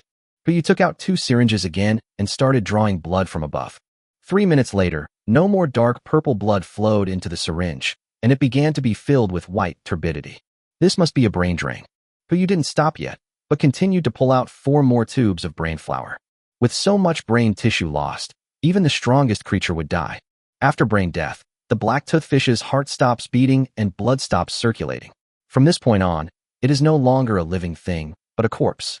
Now all you have to do is put it into the space, and everything will be fine. But just in case, Huyu still put on diving suits for himself and Enciener. Receive. The body of the giant black-scaled toothfish was stored in the space. The 2 men fell into the water, and just as they were about to start floating up, the scene before them made them stunned. At the bottom of the water, densely packed egg-shaped objects covered most of the water area. Each one was the size of an egg. This is the egg of the black-scaled toothfish.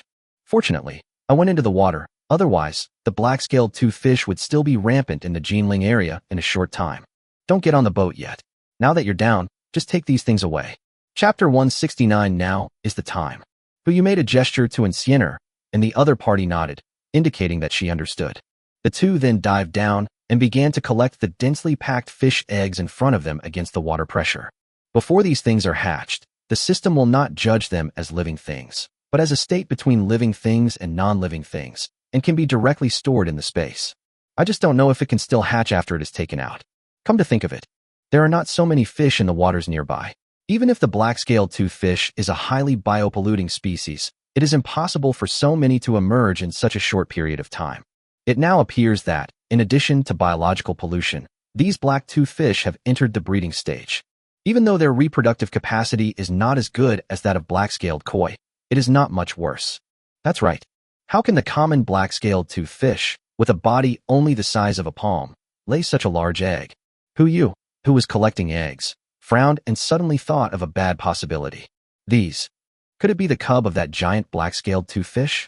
If I remember correctly, The panel indicated that the black-scaled tooth fish was male.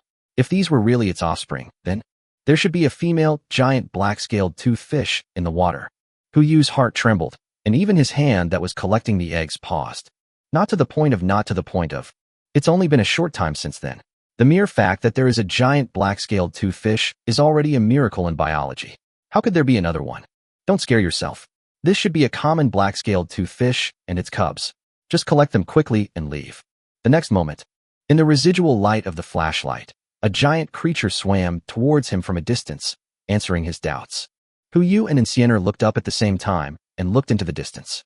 It only took a moment for them to determine each other's size. That giant black-scaled tooth fish. There is indeed another one. Run. Huyu immediately took Insienner and swam towards the surface of the water. It was pure luck that he was able to get rid of the giant black-scaled tooth fish just now. If he was in the water flow caused by the giant black-scaled toothfish's mouth would be strong enough to sweep him into its mouth. He didn't even have time to put the other person's teeth into the space, let alone the subsequent operations. It will be minced into pieces the moment it enters the mouth. Now they have only one way. Run away. Wait until the water surfaces, and then think about how to deal with the things underwater. As they swam upstream, a figure appeared before their eyes. That's Shang-ge. How come he followed me? Come to think of it, considering how much Brother Shan likes me, let alone being swallowed by a fish, even if I fell into a volcano, he would have to come down to rescue me. Huyu discovered the other party and quickly signaled him with a light, indicating that he should turn around and leave quickly. Shinshan also responded with a signal. He also noticed the giant black-scaled tooth fish following behind the two men and signaled them to go up first while he would be responsible for their cover. Cover? What kind of cover can this provide? That thing can swallow 3 people in one bite. Even if you go over to cover it, it might not even be enough to fill the gaps between its teeth. The 3 of them quickly reunited, and the giant black-scaled tooth fish behind them was still chasing them. Huyu wanted to catch Shinshan and make him escape with him, but Shinshan pushed him back. The interaction of forces pushed Huyu toward the surface of the water, and he sank all the way toward the black-scaled tooth fish. Depend on. What on earth does this person want to do? Huyu frowned. He believed that Shinshan would not do anything without confidence. But it is extremely unlikely to kill a giant black-scaled tooth fish without shedding blood. He probably wanted to kill it, but didn't consider the consequences of blood flow. After all, he didn't know about Xiao Zisu's experiment. Huyu frowned and simply turned around and swam over with him. Seeing that Huyu was also sinking, Insienner naturally followed suit. The 3 of them swam towards the giant black-scaled tooth fish one after another. Shinshan didn't pay attention to the movement behind him, but just swam all the way to the front of the black-scaled tooth fish. Just when he was less than 3 meters away from the giant black-scaled tooth fish, opened its mouth. A large amount of water poured into the fish's mouth. Seeing this, Shinshan threw his mobile phone directly into the fish's mouth. He kept swimming to the other side, trying to escape from the fish's mouth. Seeing this, Huyu also aimed at Shinshan and drew all the water around his body into the space, artificially creating a water vortex. The force of the 2 water vortices pulled at him, barely maintaining his balance. The next moment, there was a muffled sound coming from the water. Huyu looked up and immediately understood what Shinshan relied on. Torpedo. The torpedo sent by Xiao Hai is of legendary level. It is too easy to deal with an elite black-tooth fish. But, if this thing falls down, not only the black-scaled tooth fish, but they may also be affected. To put it another way, even if they were not affected, the flesh and blood of the giant black-scaled tooth fish would spread throughout the entire water area. This is not a good thing. But now that the torpedo has been launched, it is easy to retrieve it. It belongs to the heart of the ocean. As long as it is within Huyu's sight, he can completely retrieve the torpedo. But the giant black-tooth fish is difficult to deal with. Now Shinshan is on the edge of danger. If he takes away the torpedo, the water vortex created by the space backpack will disappear, and he will be swallowed by the black-scaled tooth fish. Unless. Huyu frowned, his brain working rapidly, and he could only think of a way to resolve the current crisis. He didn't dare to hesitate, and his nerves were tense to the extreme. At the same time, he stared at the head of the black-tooth fish, listening to the sound of the torpedo getting closer and closer. Almost instantly, the torpedo brushed past the 2 men, passed by Shinshan in an instant, and headed straight for the giant black-scaled tooth fish. Now is the time. Huyoshin calculated the time and put the torpedo into space the moment he saw it. Then he closed his eyes tightly and waited for the final verdict. This was the only solution he could think of.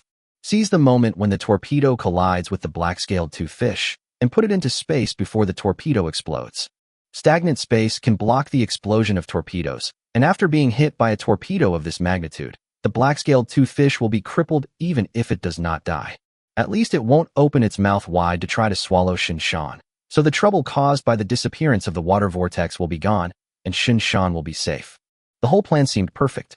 The only difficulty is timing. The timing was too early. The torpedo did not touch the black-scaled tooth fish. If the torpedo was taken away, Shinshan would die. It was too late, and the torpedo exploded. The flesh and blood of the black-scaled tooth fish will spread out in the water, and all the efforts made now will be in vain. Huyu has done everything he can. He exhaled a breath, tentatively raised his eyelids, and determined the situation in front of him. Chapter 170. Are you Linlin? In deep water, Shinshan was still suspended in the same place, and the black-scaled tooth fish in the distance had stopped moving.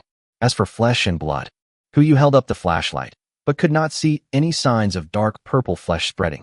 This is a bet win. A hint of excitement flashed in Huyu's eyes, and he immediately swam forward with Insienner. When passing by Shinshan, he could see the doubt in the other's eyes. I knew he must be asking, why bother to retrieve the torpedo when it would be enough to just explode it? But he didn't have time to explain to Shinshan what was going on. Now the giant black-scaled tooth fish has just fainted and is not completely dead. If we can't find a way to kill it in a short time, there will be no second torpedo to launch later. Seeing Huyu and Insienner swimming towards the giant black-scaled tooth fish, Shinshan followed closely behind them. The three of them came to the top of the giant black-scaled tooth fish and saw a huge depression. This is the damage caused by the torpedo that just fell. Fine. Just a moment. If Huyu had been a step later, even if the torpedo had not exploded, the black-scaled toothfish's head would have been shattered, and the resulting biological contamination would have spread throughout the waters. He glanced at the panel of the giant black-scaled toothfish. A hint of joy appeared in his eyes, and he raised his hand to put it into the space. Because of the depression in the head, this guy has already died. There is no need to repeat the previous operation, and it can be directly put into the space. Just as he had guessed before, this black-scaled toothfish was indeed a female. Now that the two giant black-scaled toothfish have been dealt with, it is time to deal with the fish eggs under the water. Huyu took out a display screen and typed a string of text on it. Brother Sean, go back and take care of the ocean heart first. There are still some fish eggs underwater. Sienner and I will come up after we collect them. Shinshan shook his head. He was not sure if there was any danger in the water and wanted to continue staying by Huyu's side. He took the display and wrote on it. Zhao Zhong is on board to help watch over us, so it shouldn't be a big problem. I'll go with you guys, so we can go faster. Huyu thought about it and handed him a diving suit. Although the fish balls are not at the bottom of the deep water, they are nearly 50 meters deep, so it would be good to get up there sooner. No one wants to stay in deep water for a long time. It is always bad for the body. At the same time, in the heart of the ocean, the salvage of the black-toothed fish is still ongoing, and the entire process is carried out by the group of semi-vegetative people. They seem to have endless energy as they carried buckets of fish carcasses onto the boat. Zhao Zhong and others stood on the deck, frowning and looking at the water below. They all felt the noise of the torpedo launch just now, but after such a long time, there was no movement underwater and no one knew what had happened. I'll go down and take a look, Su Zilong said immediately. Don't. Zhao Zhong frowned and said, Brother Sean and Sienner are both underwater now. Even if something happens, it's useless for us to go down. That's you, not me. Su Zilong said this as he was about to take off his clothes and jump off the boat. He is rebellious by nature. Not to mention now, he has always been dissatisfied with Zhao Zhong in the past. Originally, he was under pressure from Shinshan and Huyu, so he was usually fine. But now that both of them were in the water, his usual unyielding temper came back. Su Zilong, Zhao Zhong roared. If you dare to jump, you will be disobeying orders. So what if you disobey? Do you think you're still in the army? Su Zilong asked back, and just as he was about to walk towards the side of the boat, he heard a soft voice. Uncle Zilong. It's Bubu. As soon as Bubu's voice sounded, Su Zilong immediately turned around, and the rebellious him instantly turned into a little puppy, looking at Bubu and asked, Bubu, what's wrong? Is there something you want to call Uncle Zilong for? Uncle Zilong, Daddy jumped down, I'm scared. Can you hold Bubu? Who can stand this? Su Zilong quickly put on his clothes, trotted over to Bubu, squatted down, and rubbed her head. Bubu, be good, uncle. Bubu, what did you do? Before everyone could react, Su Zilong was given a shot in the shoulder by Bubu. She pushed the light blue liquid into his body. Nothing. It's just that Uncle Zilong is too tired, and Bubu wants you to have a rest. Bubu still had a childlike smile on his face. As he spoke, he raised his little hand and gently pushed Su Zilong. Bang! Su Zilong was knocked down directly. Okay, Uncle Zhaozhong. Bubu smiled sweetly at Zhaozhong and said, send Uncle Zilong to rest. The corner of Zhaozhong's mouth twitched. Before he could react, he looked at the syringe in Bubu's hand and asked, Bubu, what did you inject him with? Don't worry, it's just a sedative. Bubu smiled and put the syringe away. It was given to me by Sister Zissou. Zhaozhong turned to look at Xiao Zissou, only to see that the latter had a serious expression on her face, and then nodded. Well, I gave it to her. Xiao Zissou said as she walked up to Bubu and stretched out her hand. Bubu, be good and return the syringe to your sister. Bubu handed over the syringe. Bubu, can we go back to the cabin first? Okay. As Xiao Zissou and Bubu left, Su Zilong was dragged back to the room by Li Ji. When they arrived at the room, Xiao Zissou looked at Bubu and asked, are you Linlin? It seems Daddy told you about me. Linlin chuckled and sat on the bed, shaking her legs.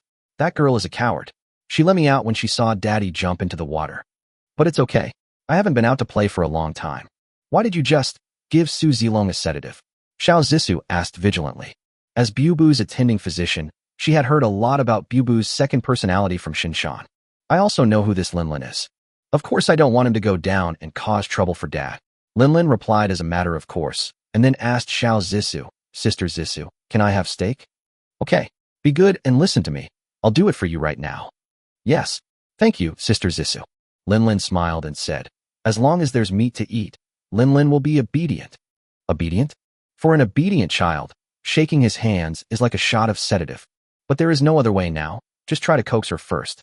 Xiao Zissou turned around and went out to prepare to fry steak, and subconsciously turned her head to look out the window. The next moment, his pupils suddenly shrank. That is, it's a boat. A large ship is approaching. This is the city area. Who would sail to such a place at this time? Now the supplies in the entire city have been almost consumed, unless they are here to collect people.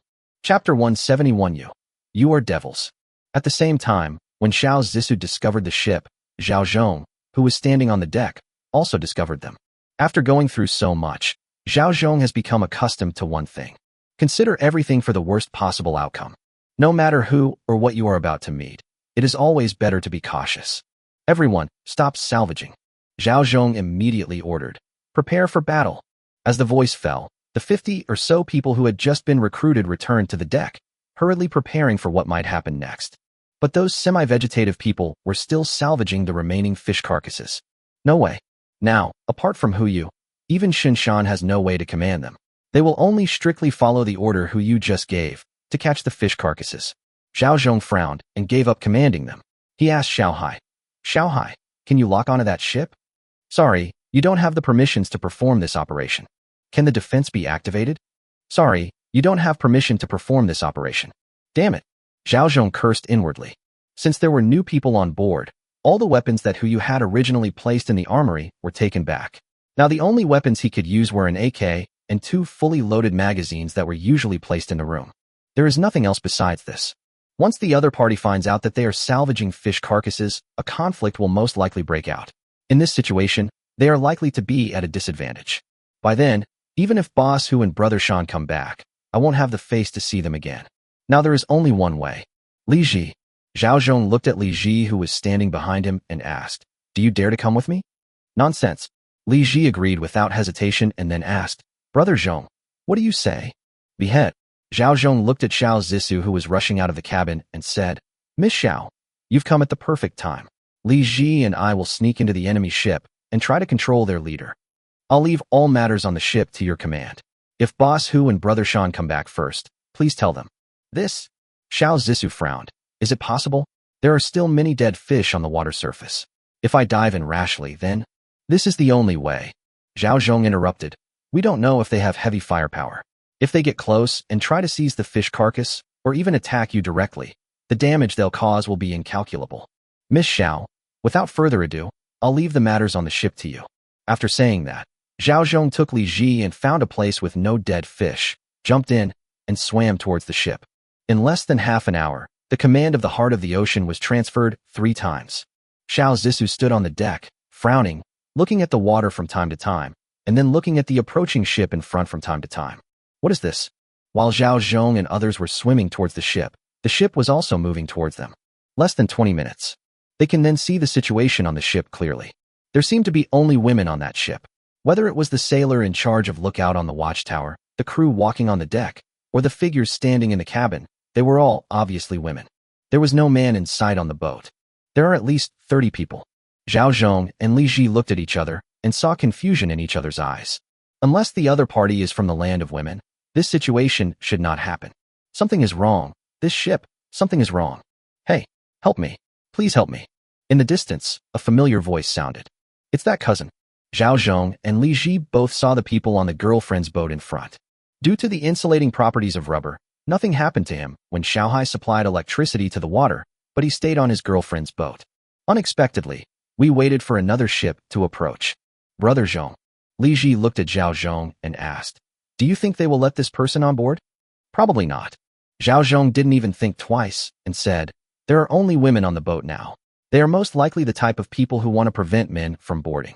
As soon as he finished speaking, a lifebuoy was thrown from the boat and hit my cousin right on the head. It was obvious that the people on that ship were planning to rescue the other party. The scene was a little awkward for a moment. Ahem. Zhao Zhong coughed twice and said, my prediction was wrong. It seems the other party is quite kind. Then how do we sneak in and pretend to be someone waiting for rescue? No. Zhao Zhong shook his head.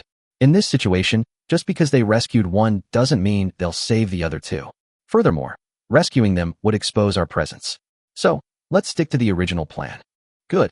The two men dived into the water and made their way to the side of the ship. After making sure that there was no one nearby, they took out a flying claw from their pocket and threw it onto the railing to secure it. This thing was made by Lao Wang and his team. It was originally used to seize ships. After being recruited, Zhao Zhong and his team also learned to make one. If nothing else, just in case. They're bodyguards. They can't always rely on their bosses, right? I didn't expect it would come in handy this time. The two of them quickly climbed onto the ship and just in time saw their cousin, who had just been rescued, being taken out of the cabin.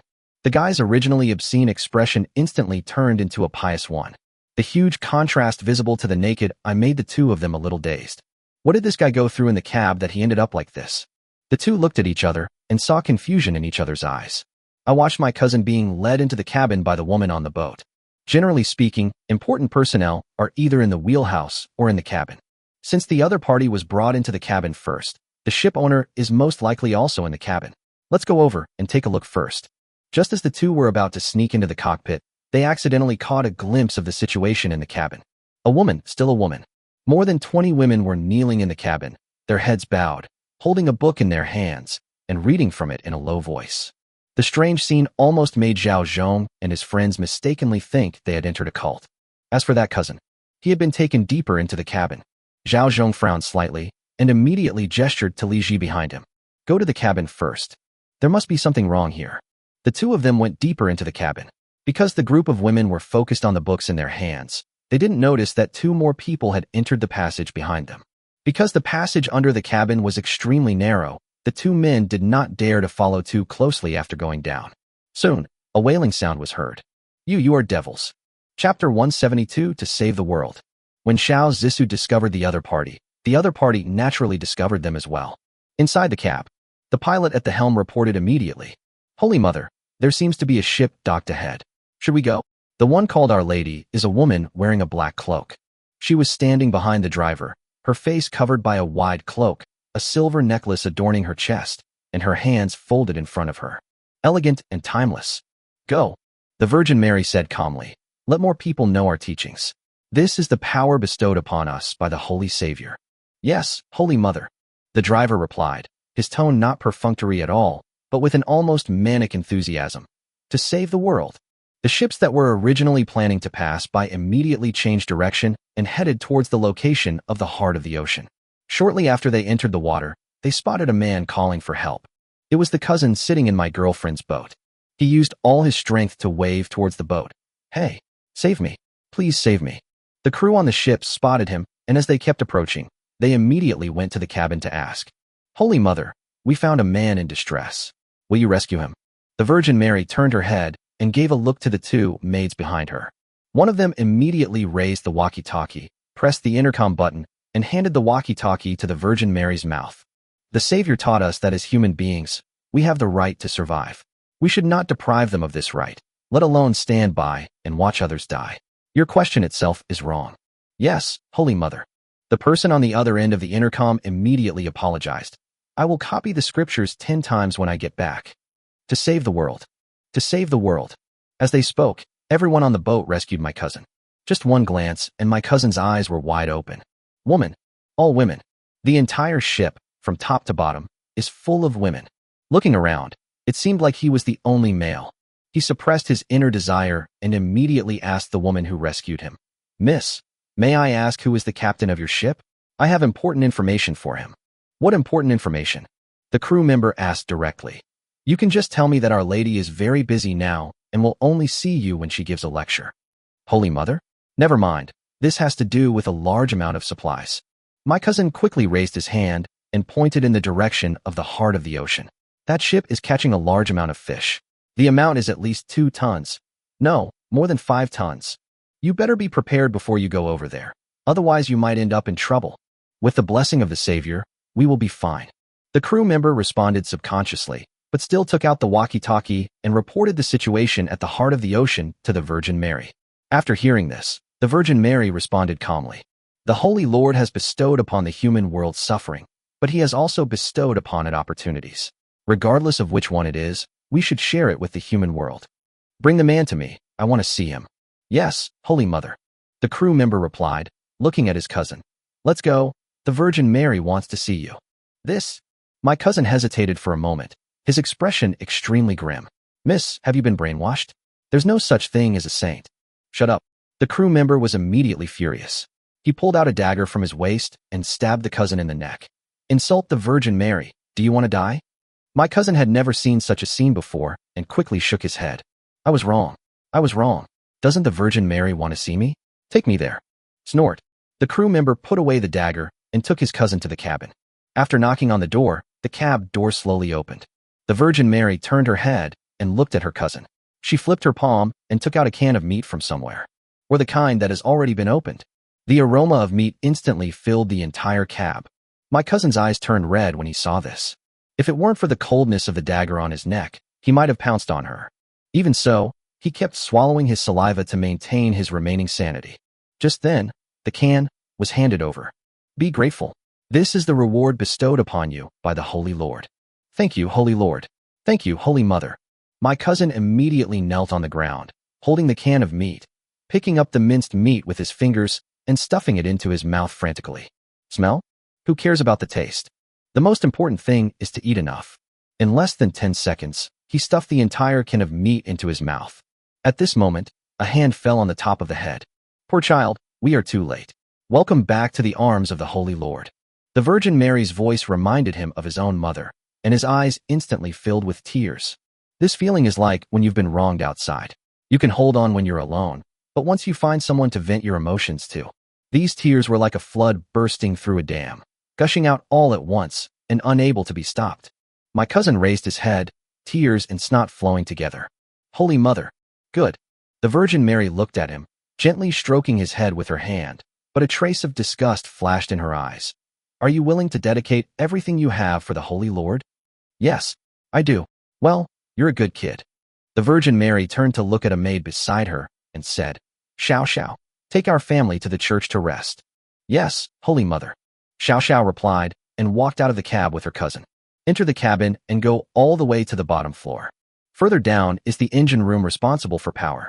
There are 2 doors here. One is painted with dark red paint and the other is painted with pure white paint. There was no sound in the former, but in the latter, there seemed to be a man's wailing. Xiao Xiao came to the dark red door and smiled. Family, this is the sanctuary. Go in, you can rest once you're inside. Now my cousin's mind was full of the kind voice of the Virgin Mary. Without thinking too much, he pushed the door open and went in. As soon as the door was opened, the smell of blood instantly hit my nose. Temple? This is clearly a slaughterhouse.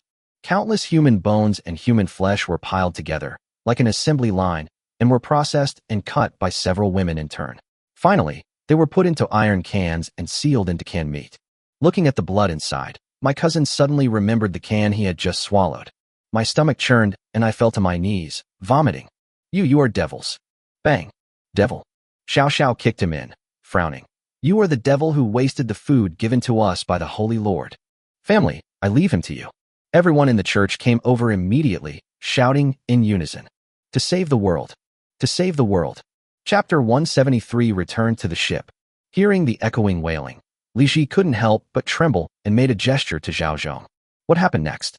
Zhao Zhong shook his head, indicating that he didn't know either. No matter what happened, their target should not be below. They still have to go to the cab. The people below are probably coming up soon, so we should go back quickly. Go to the driver's cab. Zhao Zhong made a gesture and immediately turned and walked towards the cab. Li Ji followed silently behind him. They returned to the cabin and were about to sneak into the cockpit when Xiao Xiao came up from the temple. The two looked at each other and did not act rashly. Instead, they chose to follow Xiao Xiao, ready to wait for an opportunity to strike. Bang! Xiao Xiao knocked on the door of the cab. Holy Mother, it's me. The door of the cab slowly opened. Xiao Xiao returned to stand beside the Virgin Mary and lowered her head to respond. Venerable Virgin Mary, he has gone to the church to rest. Yeah, not bad. But Holy Mother, there aren't many men in the temple these days. Rest assured. The Virgin Mary looked at the heart of the ocean, which was getting closer and closer, and said calmly, There, new families will join the temple. As she spoke, she looked at a portrait at the top of the cab with an extremely pious expression. For the Holy Lord.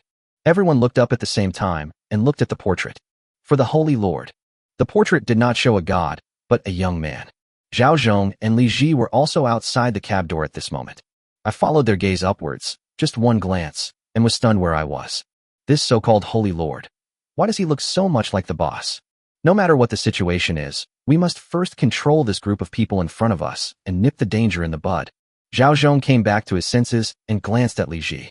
After so many years of cooperation, the two of them can understand each other's thoughts with just a glance. The two entered the cab one after the other. Zhao Zhong stuck close to the so-called Virgin Mary, holding a dagger in his right hand and placing it directly on the other's neck. Li Ji protected him from behind to ensure that no one would attack him from behind. It happened so quickly that the whole process didn't even take 3 seconds. Zhao Zhong had already controlled the Virgin Mary, while Li Ji eliminated all threats within a radius of 1 meter with him as the center. By the way, the operator in the cab was also controlled. Don't move. A low voice echoed in the cab. Zhao Zhong held the Virgin Mary hostage, but he didn't relax at all. Instead, he approached the control console behind him. Don't make any noise, otherwise I can't guarantee what will happen later. As he spoke, Li Ji knocked out the operator in charge of the bridge, took over the control of the ship, and reduced the power to the minimum. You can't drop anchor directly, otherwise it will arouse suspicion from others on the boat. Our Lady, Xiao Xiao frowned, looked at Zhao Zhong, and cursed loudly. How dare you hold the Holy Mother hostage? The Holy Lord will definitely punish you with the most severe punishment. You will starve to death in life and be eaten by fish after death. Shut up. Before Zhao Zhong could refute, the Virgin Mary whom he had kidnapped spoke first. She frowned at Xiao Xiao in front of her and immediately scolded. How can you talk to the Holy Envoy? Holy Envoy. For a moment, both Xiao Xiao in front of him and Zhao Zhong who kidnapped her were stunned. Okay. The Holy Mother showed no fear of being kidnapped. Instead, she waved her hand with ease and said, Everyone, go out. Let me talk to the Holy Envoy. Yes. Faced with the Virgin Mary's order, Xiao Xiao and the others did not resist at all. They replied and then left the cab. When leaving, he even remembered to carry away the person who had fainted on the dashboard. What are you trying to do? Li Ji spoke first. Don't use your tricks to deceive people. It's useless to us. You too, don't you recognize me? The Reverend Mother gave a wry smile and raised her hand to try to remove her cloak. Don't move. Zhao Zhong frowned immediately. It's always better to be cautious when facing such a deceptive existence. What if she also has gold needles hidden in her hair like someone else? Don't get me wrong. I just want to take off my cloak so you can get a closer look at me. It's just taking off the cloak. No need to bother you. Li Ji said this and walked forward and took off the huge cloak on the Virgin Mary's head. With just one glance, he remembered who the other person was. It's you? Zhao Zhong also changed his position, making sure that the dagger was always on the opponent's carotid artery while looking at the opponent. Similarly, he recognized the other person. But unlike Li Ji, he still remembered this person's name, Mi Susu, the woman who was once saved by the boss and who asked her to come to Jinling to wait for him. I didn't expect to meet you here. This could explain why the portrait of the so-called Holy Lord was painted by the owner. The flood washed away the Dragon King temple, and family members no longer recognized each other. Mi Susu chuckled and looked at the dagger on her neck. Big brother, do you think this dagger can be put down? No rush. Zhao Zhong knew that people were treacherous. Even old acquaintances weren't necessarily friends. Why are you here? And what's going on with those people on this boat? Me? Didn't boss who asked me to come? Mi Susu smiled and replied. As for the people on the boat, they are all poor souls wandering around in the apocalypse. I took them in, and it can be considered as mutual dependence in the apocalypse. What's wrong with that? This statement is perfect. That's the word, dependency. Brainwashing might be a more accurate term. However, anyone who can achieve this in the end times is indeed a talent. No wonder the boss let her go at that time. No matter what the boss wants her to do, in this situation, he probably can't kill her. The boss has some important business to attend to now. You guys should stop here first. He will come see you when he is done, Zhao Zhong said, putting away the dagger. Also, the sanctuary and temple you just mentioned. What are those? Secret. Mi Susu smiled and replied. If the boss asked me, I would tell him. This sentence left Zhao Zhong speechless. He couldn't go over his boss's head and ask Mi Susu about what she said. Snort. Zhao Zhong snorted coldly and glanced at Li Ji.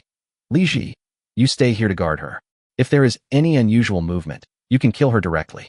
I will go back and take a look. Yes. Li Ji replied, and Zhao Zhong immediately jumped back into the water and swam towards the heart of the ocean. There was no way. He was also worried about the situation on the ship. Now only Xiao Zissou and the other elderly, weak, women and children are left on the boat. If the newcomers have any bad intentions, they will have no ability to resist. The sooner you go back, the better. Don't be afraid of 10,000. Just be safe. Just when Zhao Zhong swam to the edge of the ocean hard again, he saw 3 human heads emerging from the water. It's the boss and the others. Chapter 174 Shinshan mutates. Zhao Zhong swam over quickly, his face brimming with excitement, and shouted from a distance, Boss, Brother Shan, Xiener, I'm so glad you're all okay. As soon as the words fell, Shinshan turned his head and looked at him. Just one glance, and Zhao Zhong was stunned. Shinshan, who looked normal just before entering the water, now has his face covered with blue and purple lines, like protruding blood vessels, which looks extremely strange. Shan, Brother Shan, your face? Face. Shinshan was stunned, not quite understanding, and raised his hand to touch his face. When his arm emerged from the water, the same lines appeared on his arm. Hu Yu also looked over with a little confusion, and his expression instantly became the same as Zhao Zhong's. Get on board first. Shinshan now looks like the rabbit infected in Xiao Zissou's laboratory, and his body has changed. If we don't get on the boat, God knows what will happen. The gangway is lowered. Hu Yu and the other 3 hurriedly boarded the boat. Except for Shinshan, no one else had similar changes. Only he had this problem. The dark purple lines were like pigment, marking every blood vessel in Shinshan's body. Quick, get Zissou and Linglong over here. And Uncle Xiao and Aunt Xiao, get them all over here. Hu Yu quickly gave an order, took out a wheelchair from the space, asked Shinshan to sit on it, and then walked towards the nearest room. Zhao Zhong and Xiener also followed behind. Boss! Shinshan was forced into the wheelchair and said with a bit of a laugh. Not really. I don't seem to feel anything. Check first and talk later. Hu Yu's attitude is extremely tough. No matter what, Shinshan has been with him from the beginning, and he can't let anything happen to him no matter what. Soon, everyone who was summoned came into the room. Hu Yu brought out the island country's most advanced medical testing equipment, preparing to give Shinshan a full-body examination first. Whether there is something wrong or not, the data speaks the most important thing. If Shinshan also turned into a semi-vegetative person who only knew how to eat, he didn't know how to explain it to Bibu. Time passes by every second. Everyone stayed in the room, and Shinshan cooperated with the inspection. No problems were found, and they gradually put their minds at ease. That's right. Seeing that no unexpected events occurred, Zhao Zhong turned to look at Hu Yu. Boss, I have something else to report to you. Are you anxious? If not, wait until the test results come out. Hu Yu is now completely focused on Shinshan's physical condition. Although Shinshan's current condition is still normal, judging from his panel, it is no longer normal. Name, Shinshan. Mutation in progress. 27%. Gender, male. Age, 29. Skills, epic combat, epic assassination, perfect survival, perfect firearms, proficient driving, proficient first aid, proficient swimming, proficient off-roading, proficient cooking. Personality, daughter slave, righteousness, passion, loyalty. Favorability, 81. Three extremely eye-catching words have appeared next to Shun Shan's name. From a systemic perspective, he is already a mutated life form. In addition, the three skills he mastered have also been improved. Fighting and assassination have been upgraded to epic levels, and even firearms have been upgraded to perfect levels. In other words, Shun Shan can now even fight in Siener on equal terms. You know, before, he and Su Zilong were both completely defeated by Siener. This is still the improvement during his mutation process. When the mutation is over, he may even surpass Siener and become the most powerful individual soldier on the ship. It would be best if he could remain sane. But what if? If he lost his sanity like those semi-vegetative people, the entire ship would be in danger. Therefore, he has no time to deal with unimportant matters now. It's not too urgent, Zhao Zhong replied. In his opinion, with Li Ji there, Mi Susu shouldn't be able to cause any trouble, so it's okay to wait until the inspection is over. An hour later, Xiao Zissou came over with the lab report. The preliminary examination results of Shun Shan's body are out. How about it? Even though you already knew the result, he still asked. According to previous experimental data, every 100 milliliters of blood in Shun Shan's body currently contains 0.32 milliliters of the unknown substance, which exceeds the amount in those semi-vegetative people. The DNA sequence has not yet been determined, but, strictly speaking, he has begun to mutate like those fish. How is that possible? Zhao Zhong couldn't accept it at all. Brother Shan didn't eat those fish. How could there be mutations? It's water. Yu frowned and said, among our group, apart from Siener and me, only Brother Shan has done the most underwater work. Since the unknown substance exists in the water, the more it comes into contact with rainwater, the more likely it is to mutate. It's just that the probability of this mutation varies from person to person. That's right. Xiao Zissou held the report and looked at Yu and Siener. So, I suggest that everyone on the ship be tested, just in case. Can. Yu nodded, then looked at Shin Shan who was still undergoing the test. But let's wait until all the test results come out. After just 1 hour, the degree of mutation on Shun Shan's panel has reached 47% and is even rising. According to this trend, when it reaches 100%, he might become a semi-vegetative state or a mutant that has completely lost its mind. Yu doesn't want this to happen. Good. Another hour passed. All the black-scaled tooth fish outside have been loaded. Yu took the time to go out and put all the black-scaled tooth fish into the space and also arranged dinner for the evening. After finishing it, he returned to the medical room. Shun Shan's specific data has come out. In addition to the weight reaching 1.5 times the previous level, all body functions have increased to varying degrees, and the content of unknown substances in the blood has increased to 0.57 milliliters per 100 milliliters. Yu looked at the panel above his head again. The degree of mutation had reached 87%. Not only was there no sign of stopping, it was even accelerating. Even dark purple spots have begun to appear on his skin. The only good news is, at least now he can still keep his sanity. But now it seems that Shun Shan's mutation is a foregone conclusion. Okay, everyone get out first. Boss. Yu, Zhao Zhong and Xiao Zissou spoke at the same time, obviously worried about him staying here alone. Don't worry, I'll be fine. Yu smiled and replied, go out. I want to talk to Brother Shan alone. Chapter 175 Perfect Mutation. Inside the medical room. I want to stay. Faced with Yu's attempt to drive people away, Siener spoke calmly with a tone that brooked no refusal. Good. Yu replied and watched the others leave. Then he put all the medical equipment into the space, leaving only a bed and enough food for Shin Shan. He brought Siener all the way to Shin Shan. Brother Shan. Okay, there's no need to say anything else. Shin Shan forced a smile, his face covered in dark purple blood spots, which looked particularly eye-catching. If anything happens to me, please help me take good care of Bubu and Linlin. You really are. Yu was a little amused and helpless. You haven't forgotten that you have 2 daughters at this time, right? Don't forget, the contract I signed with you hasn't expired yet. How could I possibly let anything happen to you? Yu raised his hand to pat Shin Shan's shoulder. When he raised his hands, he realized that Shin Shan, who was originally 1.9 meters tall, was now over 2.2 meters tall and had become a real giant. He couldn't even pat the other person's shoulder. Shin Shan squatted down silently, still letting Yu's hand fall on his shoulder. I won't say anything more. At your current rate of mutation, you could be completely mutated in 15 minutes at most. Yu looked at Shin Shan and told him the news he saw through the panel. I'm not sure what the consequences will be. Brother Shan, let's see if you are willing to gamble with me. Bet. Shin Shan was a little confused and didn't quite understand what Yu meant. Do you remember what General Wei said? Hu took out 3 high-quality mutant crystals from his space backpack. 2 of them were just dug out from the head of a giant black-scaled tooth fish, and the other one was obtained previously. When fish evolve to a certain level, they may develop intelligence equivalent to that of humans. According to this principle, it's impossible for humans to simply lose their sanity and become monsters after mutation. The degree of alienation is related to the level of that unknown substance in the body. If the unknown substance reaches a certain concentration, humans may be able to gain both power and wisdom. Of course, all this is just my guess. If I'm wrong. I see. Before Hu could finish his words, Shinshan interrupted him and took the 3 fist-sized mutant crystals from his hand. He raised his head and smiled at Hu. Boss, when we face the unknown, we have no other choice but to try boldly. Now I have this opportunity. If I don't try it, wouldn't it be a big loss? Can you ask Miss Xiao and Miss Su to come in?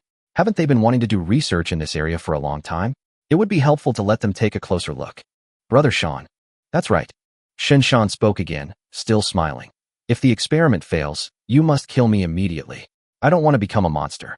Then you can tell Bubu that I died underwater and that you have avenged me. Hu knew that Shinshan had made up his mind, and he had no better plan now, so he could only try his best. He frowned and asked, Are you sure you don't want to look at Bubu again? No. Shinshan shook his head. If I can survive, I can still see her for decades. If I can't survive, I don't want her to see me like this for the last time. Good. Hu replied and turned to walk out of the medical room. He pushed open the door and called in all the people guarding the door. He told everyone about Shinshan's choice and what might happen next. Everything was ready. Hu put out a piece of bulletproof glass to separate Shinshan from everyone else, and at the same time activated Xiao Hai's defense measures. If anything happens after he swallows the mutated crystal, Xiao Hai can kill him immediately. The bulletproof glass is used to prevent blood and flesh from splattering after Shinshan is killed. Hu opened the panel again. The mutation progress has now reached 95%, and Shinshan will be completely mutated if he continues for 5%. Turn on the video. Hu uttered a word, frowned and looked at Shinshan. Brother Shan, you can start now. Shinshan responded and directly stuffed one of the mutant crystals in his hand into his mouth. The moment the crystal entered his mouth, it melted in his mouth like ice cream. In an instant, the alienation progress skyrocketed. Mutating, 198%. More than 100%. Shinshan's body began to change at a speed visible to the naked eye. His body, which was originally more than 2 meters long, expanded again and directly hit the ceiling of the room. He could only stand by bending over. You have to know that the current specifications of the rooms in the heart of the ocean are that each floor is at least 3 meters high, so Shinshan's current height is at least 4 meters. Not to mention the body size, which is also proportionally enlarged. The bulging muscles on his forearms alone looked as ferocious as bars of steel. Roar!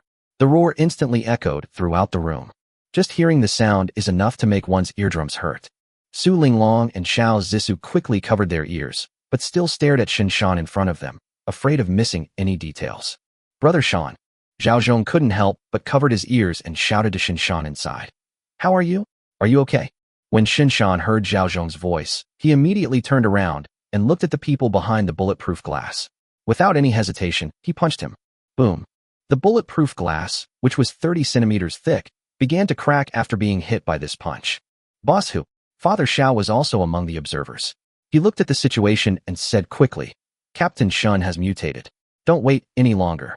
Hu looked at the bulletproof glass in front of him and took out a new piece to block it. Wait a little longer. Roar. Another roar. Because of that punch just now, the other 2 mutant crystals in Shinshan's palm shattered at the same time and merged into his palm. The mutation progress on the panel increases again. Mutating. 399%. Shinshan's body suddenly stopped. His body stopped expanding and began to shrink at a faster rate. Less than 10 seconds. The body, which had expanded to more than 4 meters in height, shrank back to its normal size in a short period of time. He stood there with his eyes tightly closed, and the dark purple lines and purple spots on his body disappeared at the same time. Everything seems to have returned to normal. But Hu frowned.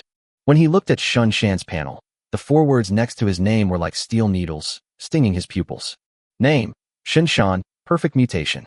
Chapter 176. What kind of scene have I not seen? Name, Shinshan, perfect mutant. Gender, male. Age, 29. Skills, epic combat, epic assassination, epic firearms, epic physique, perfect survival, proficient driving, proficient first aid, proficient swimming, proficient off-roading, proficient cooking. Personality, daughter slave, righteousness, passion, loyalty. Favorability, 81. Mutated, or a perfect level mutant. In terms of the degree of mutation, Shunshan now even surpasses the giant black-scaled tooth fish that was just killed.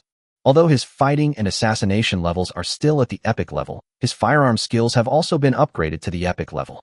In addition, he also has an epic physique. Yu didn't quite understand what that was, but he also knew that if Insianer were to fight him now, Shinshan could probably defeat her with just one hand.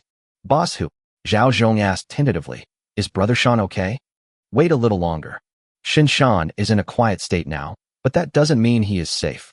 Judging from the panel, Shinshan's alienation process has ended. It depends on whether he can maintain his sanity next. The entire medical room was so quiet that one could almost hear the heartbeat. Everyone looked at Shinshan through the tempered glass, waiting for what might happen. The next moment, Shinshan raised his eyes. The originally dark pupils have been dyed purple. The moment he looked at everyone, his figure flashed, and he rushed over directly. Bang! In just a moment, the newly replaced tempered glass shattered into rain and sprinkled on his shoulders. Before everyone could react, Shinshan had already arrived in front of Yu and stood opposite him. For a moment, everyone's heart seemed to be stuck in their throat. Insianer was the first to react and punched Shinshan directly. Shinshan didn't dodge or evade, but took the punch with his face. Click! There was a crisp sound of bones breaking. What was cracked was not Shinshan's cheekbone, but Insianer's forearm. If an elite-level mutated black-scaled tooth fish can grow to the size of a humpback whale, how terrifying would a perfectly mutated human be? At this moment, everyone had an intuitive feeling. If Shinshan and a group of giant black-scaled tooth fish were put in the water now, the one who would survive in the end would definitely be Shinshan. But now they have to think about how they can survive from Shinshan. Just as everyone was about to open the door and run away, Shinshan moved again. He just flashed and half knelt in front of Yu, and the familiar voice sounded in everyone's ears again. Boss, it's me. It's Brother Shan. He still has his sanity. A relieved smile appeared on Yu's lips, and Zhao Zhong immediately rushed over, hugged Shinshan, and laughed wildly. Brother Shan, you're okay. That's great. It's really great. Zhao Zhong, don't get excited. Get off me first. Shinshan had a bitter smile on his face. I can't really control my strength right now. I just broke the glass. I don't want to hurt you. It's already hurting me. And Sienna hung her arms and complained. I'm sorry, Sienna. Shinshan scratched his head helplessly. I should have avoided it. It's all right, it's all right.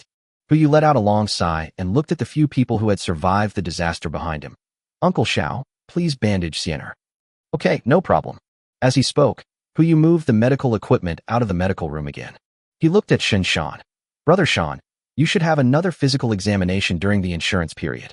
No problem, but... Shinshan stood up, holding his stomach, and smiled a little embarrassedly. Just can I eat something first? I think I'm hungry. That's easy. Yu directly took out a fine senza bean. Try this first. Shinshan swallowed the magic beans directly into his throat. The feeling of fullness, enough to sustain an ordinary person for 2 months, instantly came. He touched his stomach, a satisfied smile on his face. I am full, but I don't know how long it will last. It's okay, there's plenty of food. Yu said, and directly stuffed a handful of senza beans over. Try to see if you can control the power you have now.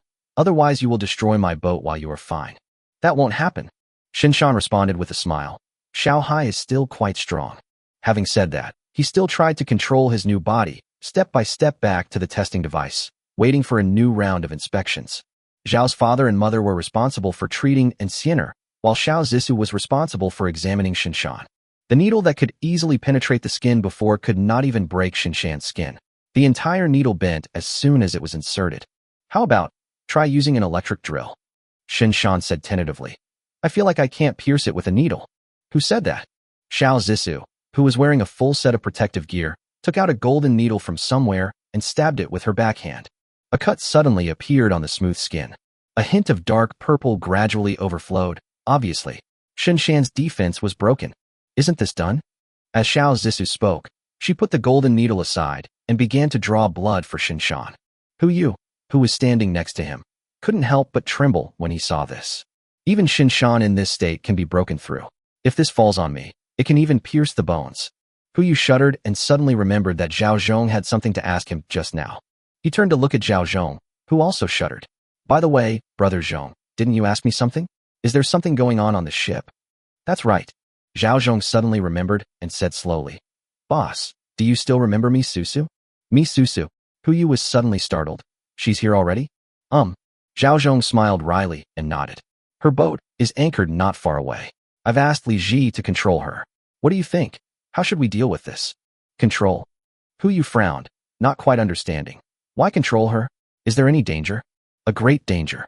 Zhao Zhong recalled the near madness on the ship and without hesitation uttered this adjective. The situation on that ship is too complicated to be explained in a few words. But it's good that you're back now. I can go with you to take a look, but you have to be mentally prepared. What's the big deal? What kind of scene haven't I seen? Huyu asked back. In his previous life, he had been on that ship. What kind of mental preparation did he need to make? Then let's go. Zhao Zhong smiled bitterly and didn't intend to elaborate. After all, you have to leave some surprise for the boss. 10 minutes later, Huyu boarded the ship and looked at the almost crazy women in front of him, with only one thought in his mind. This scene, I have never seen it before. Chapter 177 Me? Holy Lord. Before even getting on the boat, Huyu noticed something was wrong. This ship. It seemed a little different from what he had seen in his previous life. Could it be that because I helped me Susu solve the trouble on the ship in advance, her fate changed? That wouldn't change that much, would it? It expanded directly from a small boat of about 10 meters to a yacht of nearly 100 meters. The gap between the two is simply too big. Although the ship has changed, as long as her behavioral logic remains unchanged, the people on the ship shouldn't be a problem, right? Huyu was thinking about it, and soon he saw the yacht's gangway being lowered, and at the same time a beam of white light shone down from the boat. The white light enveloped the ship, and the situation on it was clearly visible. A woman in a black cloak stood in the front. The moment she looked into his eyes, she immediately knelt on one knee and shouted loudly, Greetings to the Holy Lord. Greetings to the Holy Lord. Huyu didn't know if it was an illusion, but he seemed to hear an echo. He turned to look at Zhao Zhong, his eyes full of confusion. Me? Holy Lord? What the hell is going on? Zhao Zhong held up the umbrella and did not answer, but just gestured for Huyu to go up first. Go up the gangway. Huyu just took a look and was stunned on the spot. On the deck, hundreds of people knelt on one knee, lowered their heads, and behaved extremely piously. And the one kneeling in the front was Mi Susu. There was even another person next to her, Li Ji. Now he also knelt on one knee on the ground, looking up at Huyu with eyes full of fanaticism. Li Ji. Zhao Zhong also noticed something was wrong with Li Ji and immediately asked, Why are you kneeling? Get up quickly, Brother Zhong. Li Ji raised his head, looking at Zhao Zhong with eyes filled with pity. You don't understand.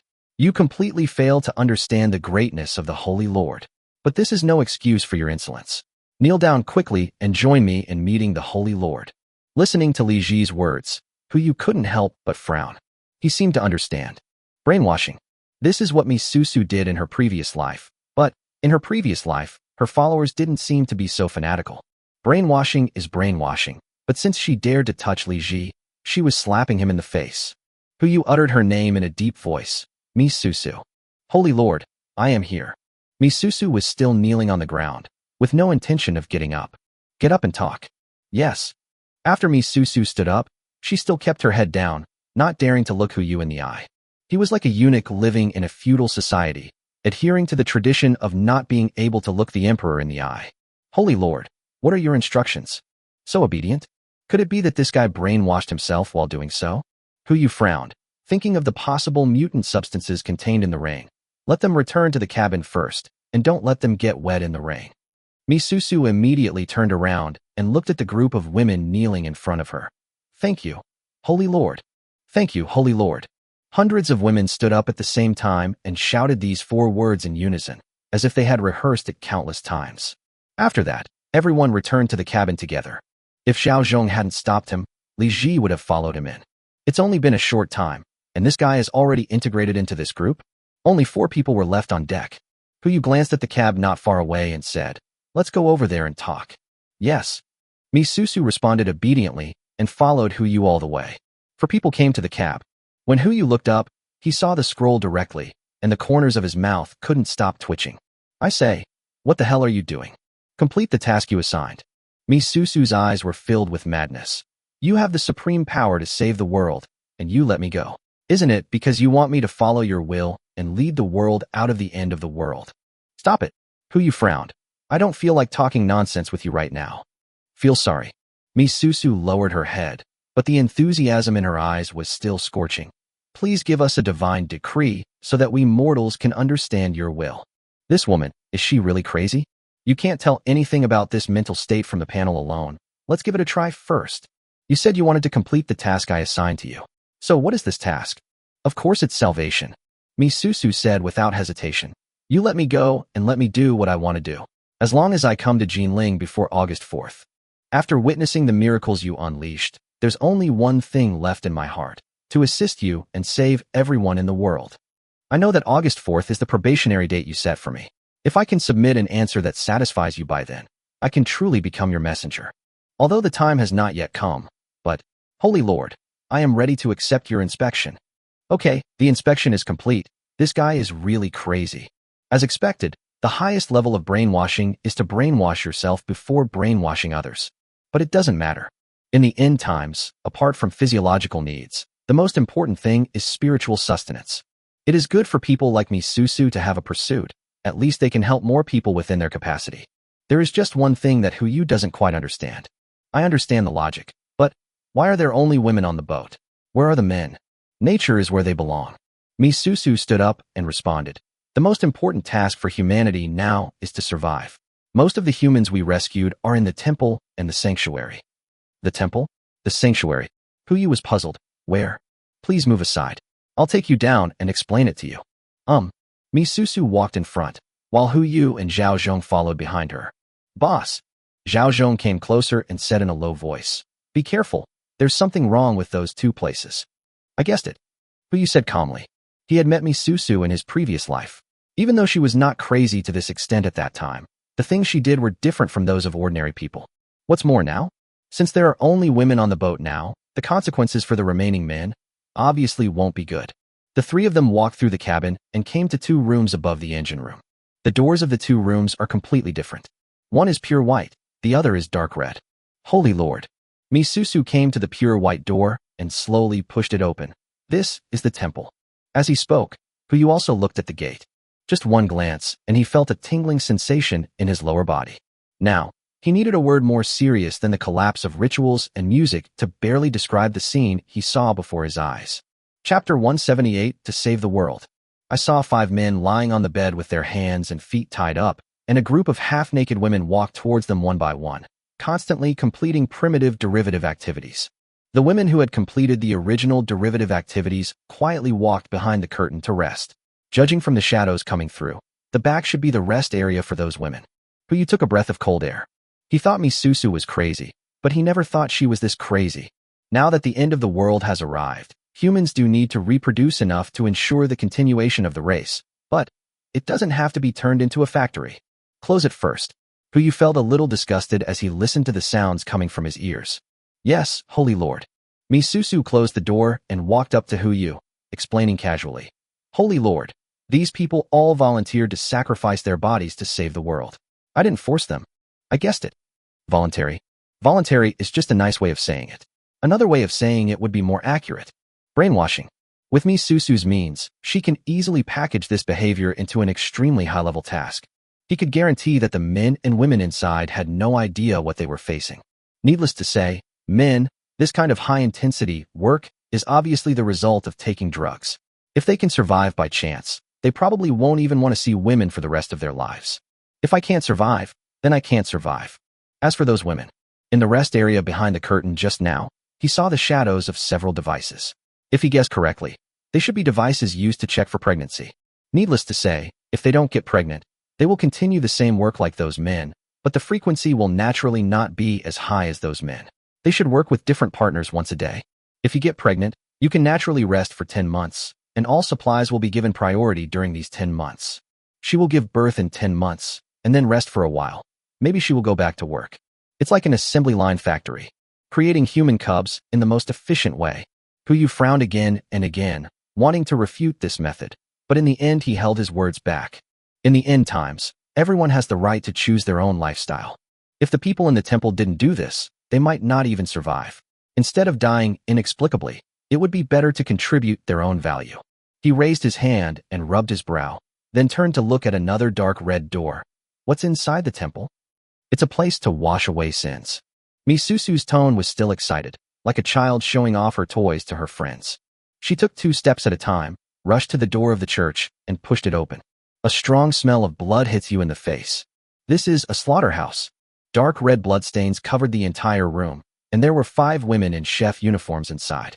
Scattered human limbs were hung in the room. The women had clear divisions of labor. One was responsible for slaughtering, one for cutting into pieces, one for removing the meat, one for chopping stuffing, and one.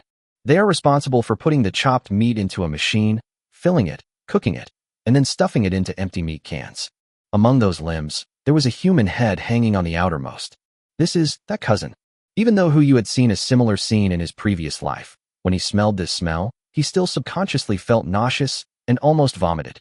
But Misusu acted as if nothing had happened, calling out to the butchers working inside. Come, family members, come and meet the Holy Lord. The Holy Lord's presence proves that the path we are pursuing is correct. The 5 women covered in blood immediately came out, and the moment they saw Hu Yu, they all knelt on the ground with great piety. Meet the Holy Lord. Hu Yu suppressed his physiological nausea and really had no time to answer them. He just waved his hand, signaling Misusu to close the door first. Family. Misusu turned her head and looked at the 5 women on the ground, her tone extremely passionate. The Holy Lord means that we cleanse the world of sin, just like the purest angels. Remember, the kitchen knives in your hands are the wings of angels. Continue to cleanse the world of sin. To save the world. The 5 women turned around and went back to the room. The cabin, which had been completely silent, was now filled with the sound of chopping with a kitchen knife. Obviously, they listened to what Misusu just said, and their work efficiency has at least doubled. Hu Yu let out a long sigh, as if he wanted to exhale all the bloody smell he had inhaled into his lungs. He turned his head and looked at Misusu with a frown. When he saw the scene inside the church, he still believed that Misusu was just brainwashed by herself, but after seeing the church, crazy. She is still the same as in her previous life. No, she is even crazier than in her previous life. This kind of person must never be kept around. No, I can't stay in this world. If she continues in this way, there will probably be a daughter country full of monsters on the sea. You have to know that because of this rainstorm, there will be more or less some mutated substances in the human body. It would be fine if they don't eat humans, but as long as they start eating humans, there is no guarantee that that special substance will not accumulate in the human body through food. Even if they are not killed by prion, they will mutate because of this mutant substance. Hu Yu was determined to kill, but not now. He walked towards the cabin and ordered Misusu, "Let everyone on the ship gather in the cabin." "Yes, Holy Lord." Misusu replied and gave the order immediately. 10 minutes later, Hu Yu sat in the cabin, looking at the beautiful women in front of him and listening to Misusu's report. "Holy Lord, there are 104 people on board, and 79 are present. 5 are in the sanctuary, and 20 are in the temple. Should we summon them?" "No." Hu Yu gathered everyone together just to find someone. He had already checked in the church and the temple just now, and there was no savior from his previous life. This is a blessing in disguise. He stood up and looked at the people in front of him. As his gaze swept over everyone, Hu Yu's expression began to become worse and worse. No, not really. Could it be that after Misusu's fate was changed by me, she didn't save the person she was supposed to save? This is not right. Most of the faces on the boat now are familiar faces, so why is that person missing? Hu Yu frowned and turned to look behind him. Is there no one else on the boat? Misusu seemed to remember something. There are still some, but they are not considered crew members yet. Holy Lord, are you sure you want to see them? See, Hu Yu will not give up even if there is a slight chance. Chapter 179, Mastering Mind Control? Hu Yu didn't understand. Why did Misusu take him to the church and the temple and hide a group of people from him? But when he came to where the group of people lived, he understood. They walked through the cabin again, past the sanctuary and the temple, and came to the engine room, where they saw the remaining so-called people. They are said to be human beings, but in fact they are mutants.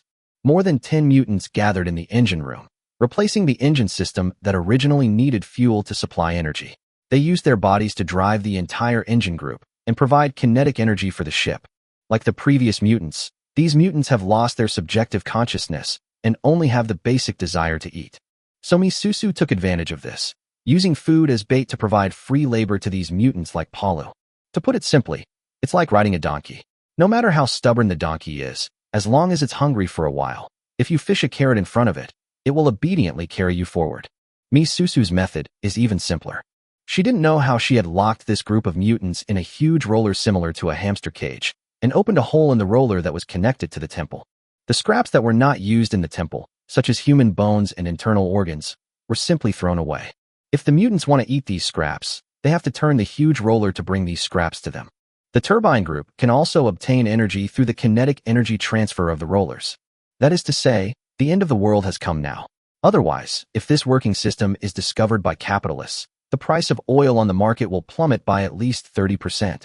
But you had to admire Misusu's imagination. Sure enough, the mental state of a mentally ill person is indeed different from that of an ordinary person. But, will she be in here? Puyu swept his eyes over the group of mutants in front of him, not daring to make any mistakes. Soon, he discovered one of them. Her petite body is considered short among normal people, let alone among mutants. The other mutants struggled to step on the rollers, trying to get the food dropped from the temple, but she could only be moved by the rollers. Her thin body made it impossible for her to take in food, and she couldn't even keep up with the other mutants. Her body was covered with scars from bumping into the rollers. It's her. Puyu still remembered that when he saw her, he almost thought she was a monkey that popped out from somewhere. I can actually lose weight to this extent. I didn't expect that when we met again, it would be like this. If it was a day ago, perhaps he would have given up on her and given her a peaceful death. At least after death, she would have the dignity of a human being. But now, since Shinshan can gradually regain his sanity from an ordinary mutated state, why can't she? With a thought, a panel about that woman popped up in front of Huyu. Name, Imo Xiaomo, common mutant. Gender, female. Age, 19. Skills, mastery of mind control. Personality, none. Favorability, 0. It was the first time that Huyu saw the panel of an ordinary mutant. No matter from which perspective, being proficient in mind control, this kind of skill should not appear in an ordinary mutant. There must be something wrong with Xiao Mo's mutation. And the personality column, none. No character at all. This should be the result of losing one's mind. No matter what, get her out first. Brother Zhong, Brother Ji, please do me a favor. But you turned to look at the two people beside him. You guys control the mutant later, I want to take him away. Logically speaking, Shinshan would be the best person to carry out this kind of mission. After all, he is already a mutant. Even if he is infected again, it will only increase his strength and will not cause any harm. However, he is still recovering from his injuries and is not suitable for action. With Zhao Zhong and Li Ji's fighting power, controlling such a thin mutant should not be a problem, right? Good. Zhao Zhong replied as a matter of course, and Li Ji. He imitated Mi Susu's behavior, knelt on one knee, his eyes also full of enthusiasm. I am willing to serve the Holy Lord. Well, this guy has been completely brainwashed. Huyu was speechless for a while. But it doesn't matter. Mi Susu is under control now. I will ask her to wash Li Ji's brain again later. Let's deal with her first. If she hadn't been rescued, she would have been killed by the roller. Huyu took out an AK and aimed at the other mutants while turning to look at Mi Susu. Open the door. Yes, Holy Lord. The roller metal door was opened, but the mutants inside did not react at all, still waiting for the relief food sent from the temple above. Zhao Zhong and Li Ji went straight in, keeping the same pace as the mutants, moving inside the rollers. The next moment, almost all the mutants stopped and turned to look behind them. Discovered. Quick! Huyu exclaimed and pulled the trigger, shooting at the mutants. While Zhao Zhong and Li Ji entered the roller to catch people, Xiao Mo was also running towards them at the same time. After being hungry for a long time, she finally found some food nearby. This was her only chance. Less than 3 seconds. Zhao Zhong and Li Ji came into contact with Xiao Mo. Their years of cooperation allowed them to directly control Xiao Mo's two attacking hands on the left and right, and lift them up at the same time. The two men put their arms around Xiao Mo's neck to prevent her from lowering her head to bite, while also further controlling her and running towards the outside of the roller. They miscalculated one thing. The speed of those mutants. When they controlled Xiao Mo, the mutants were only a step away from them. Whether it was Xiao Mo, who was of the same kind, or Zhao Zhong and Li Ji, they were all within their attack range. After all, scraps are not as tempting as fresh food. Even with AK suppression, it is just a drop in the bucket and there is no way to suppress all mutants within a safe range. Let's go RPG. Huyu has already taken out the rocket launcher, ready to launch a big shot. But at this moment, roar! Xiao Mo suddenly burst into a roar. In just a moment, the situation was reversed. The mutants who were about to catch up suddenly stopped, then turned around silently and crashed into the mutants rushing towards them from behind. Although only the 3 mutants closest to them were controlled, it still created an opening for Zhao Zhong and Li Ji. They successfully broke out of the cage with Xiao Mo. But just as they were about to further control Xiao Mo and ensure his safety, the next moment, Xiao Mo turned his head, stared at Hu Yu with his lavender eyes, and also roared. Roar. Chapter 180 Food. Food. Boss Hu. Holy Lord. Zhao Zhong and others immediately exclaimed. Mi Susu immediately stepped forward, supported Hu Yu, and stood between him and Xiao Mo. It seems that if he wants to kill Hu Yu, he must kill her first and foremost. If Zhao Zhong and Li Ji hadn't had to control the mutants in front of them, they would definitely have been one step faster. After seeing what had just happened, everyone present knew how terrifying this mutant was. As soon as he roared, the mutants that had originally rushed towards them turned around and rushed towards other mutants. Now Boss Hu was hit in the face by a big gun. God knows what will happen. I'm fine. Hu Yu was dazed for a moment, but quickly came to his senses. It's like hypoglycemia, the brain suddenly shuts down, but as long as sugar is replenished, it will quickly return to normal. He looked at Xiao Mo in front of him and frowned slightly. This is enough to prove that the other party's ability is also effective on humans, but for some reason, it has no effect on himself. Food, food, food. This voice is Xiao Mo. A familiar voice echoed in his mind. Hu Yu immediately looked at Xiao Mo in front of him. He did not feel that he was being controlled, but he could only hear the other person's voice ringing in his mind. Is it possible to hear the other person's voice after being mentally influenced? First see if she can understand what you are saying. Just as Hu Yu was about to move forward again, he was stopped by Mi Susu behind him. Holy Lord. Be careful. Fine. Hu Yu replied. No matter what, Mi Susu really cared about him, but her management style was a bit too radical. If she can accept improvement, it's not impossible to give her some support. You stand aside first. Yes, Holy Lord. Mi Susu looked at Hu Yu with an increasingly admiring look in her eyes. Hu Yu came back and stood beside Xiao Mo again. He took out a roasted chicken leg from the space. Because the space backpack can lock time, the chicken leg still remains sizzling with oil, and the crispy skin can be felt just by pressing it with your teeth. As the fragrance wafted in the air, the voice in Hu Yu's mind seeking for food became more and more frequent. It seems that he still has the most basic ability to distinguish. I can give you food. Hu Yu stepped forward with the chicken leg in hand. But you have to tell me your name first. Boss. Zhao Zhong smiled bitterly. She's already mutated. How can she even know her own name? Shill. Silence. Li Ji frowned immediately, raised his hand, and put a finger between his lips. How can you guess the power of the Holy Lord? Roar. Another meaningless growl sounded. Although it was still a low growl, the sound was obviously not as angry as before. At the same time, another voice sounded in Hu Yu's mind. My name is Xiao Mo. Really, mutants also have some consciousness, but it varies from person to person. Some mutants are like those in the cage, with only human primitive instincts left, while others are like Xiao Mo, who is a semi-vegetative person and still has some intelligence. Hello, Xiao Mo, Hu Yu said as he handed over the chicken leg in his hand. After Xiao Mo took a bite, he swallowed the entire chicken leg into his throat. The whole process took less than 3 seconds. After she swallowed the chicken leg, the sound echoed in his head again. Food, food, food. You are causing tout, I hear. Hu Yu didn't continue feeding, but took out a pork chop from the space. I have plenty of food. As long as you listen to me, don't hurt anyone, and don't use your abilities, I can give it to you. Food, food, food. It seems that her desire for food still overrides her reason. This won't do. Hu Yu took the pork chop further away. Answer me, otherwise you can't get it. Food, enough? Okay, good. Hu Yu handed her the pork chop and stuffed an ordinary sinza bean into it. If she were to fill her stomach entirely with meat, God knows how much food she would have to consume. Repaying the life-saving grace is one thing, but she also has to persist in being frugal and thrifty. Xiao Mo ate up all the pork chops in no time and stuffed the magic beans into his mouth as well, making the semi-vegetative people in the cage very greedy. After she had eaten her fill, the voices in Hu Yu's head no longer echoed, and she stopped resisting.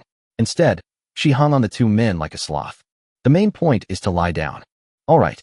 Hu Yu looked at Zhao Zhong and the others and said, let her go. Boss. Yes, Holy Lord. Li Ji let go immediately. Xiao Mo, who has lost the control of a person, can attack Zhao Zhong at any time if he wants. But she was like a puddle of mud, and her whole body went limp.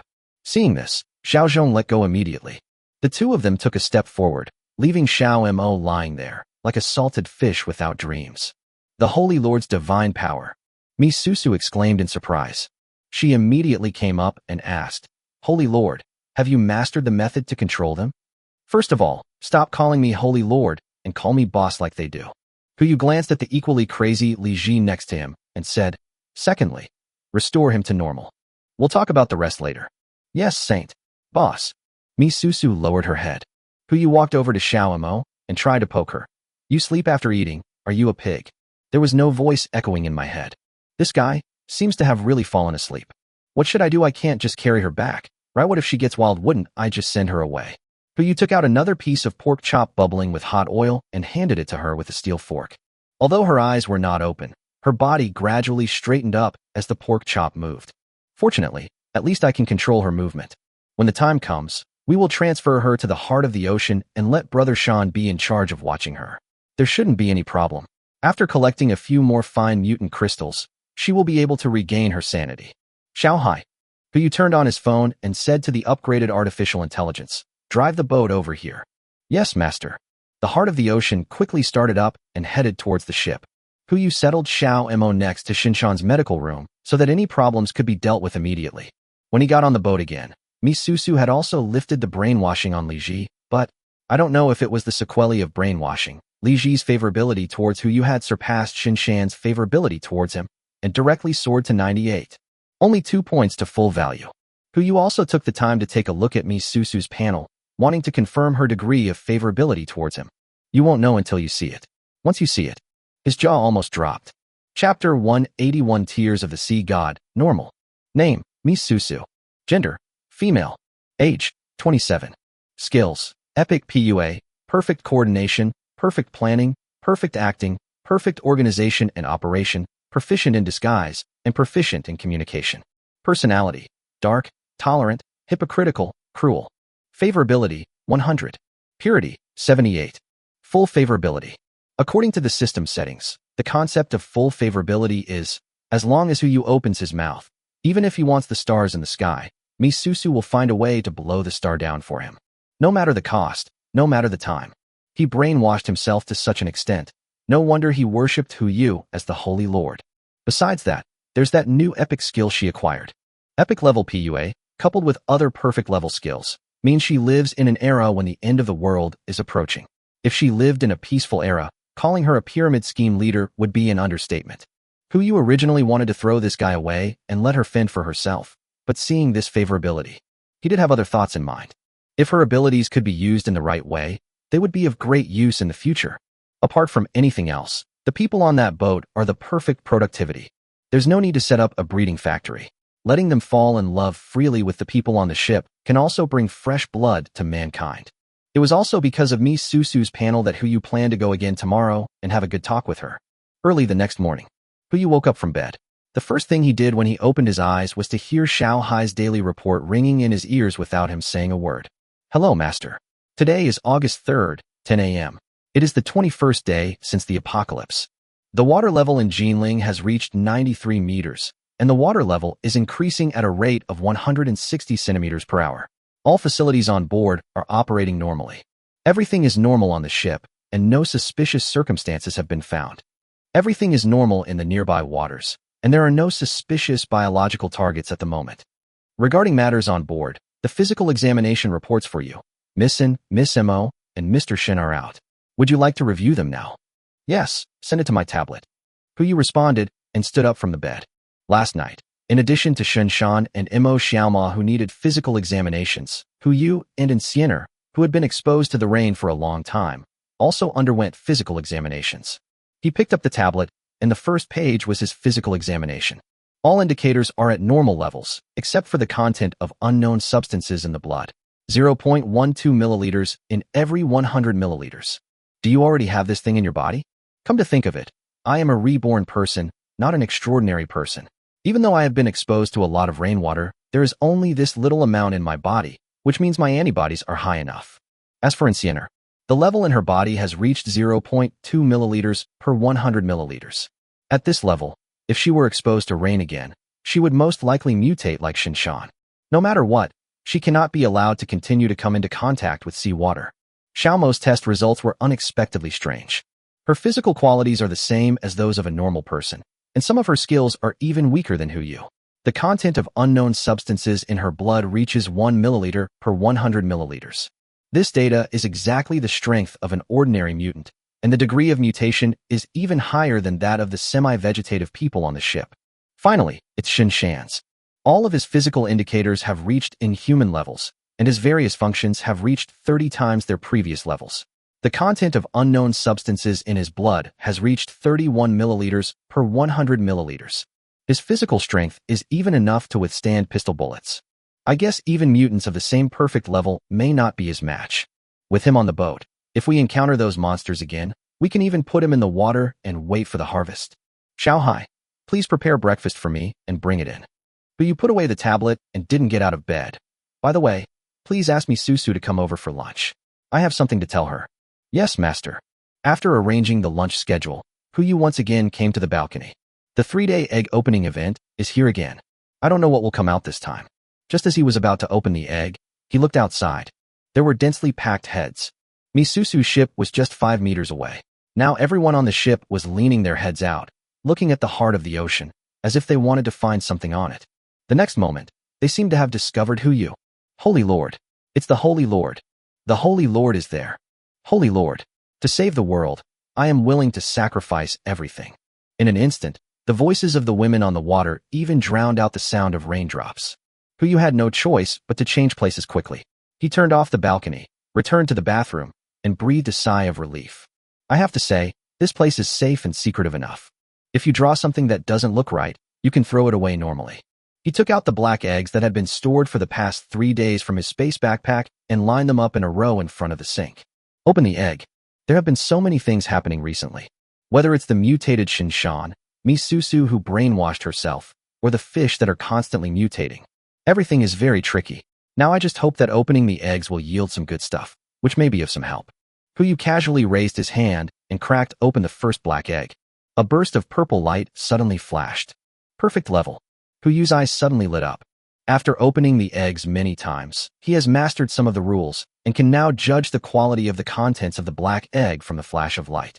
As long as it is perfect, no matter what it is, it should not be too bad. He took a closer look and almost jumped out of the toilet. Name, item synthesis table, perfect. Type, props. Effect. After use, you can open the system synthesis function and synthesize all similar items whose level is not higher than the perfect level. There is a certain probability of obtaining a higher level product of the item. Note, if the process fails, all synthesized items will be scrapped. Please use with caution. This thing is like it was tailor-made for him. Now I'm worried about where to find high-quality mutant crystals. I wish I had a pillow when I feel sleepy. Later, I just need to deal with the corpse of the black-scaled tooth fish, dig out the ordinary mutant crystals, and slowly synthesize them. It seems like I'm lucky today. Keep going. Huyu immediately cracked open the second black egg. The moment the black egg shattered, a flash of white light appeared. Dark? It doesn't matter. With a synthesis table as a basis, these 3 eggs are not a loss at all. He lowered his head and looked in front of him. Although he was mentally prepared, when he saw this scene, the joy in his heart reached its peak again. This thing is better than the synthesis table. Name, Sea God's Tears, normal. Chapter 182, The Favor of the Sea God. Name, Tears of the Sea God, normal. Type, props. Effect 1. After use, it can be bound to the heart of Poseidon.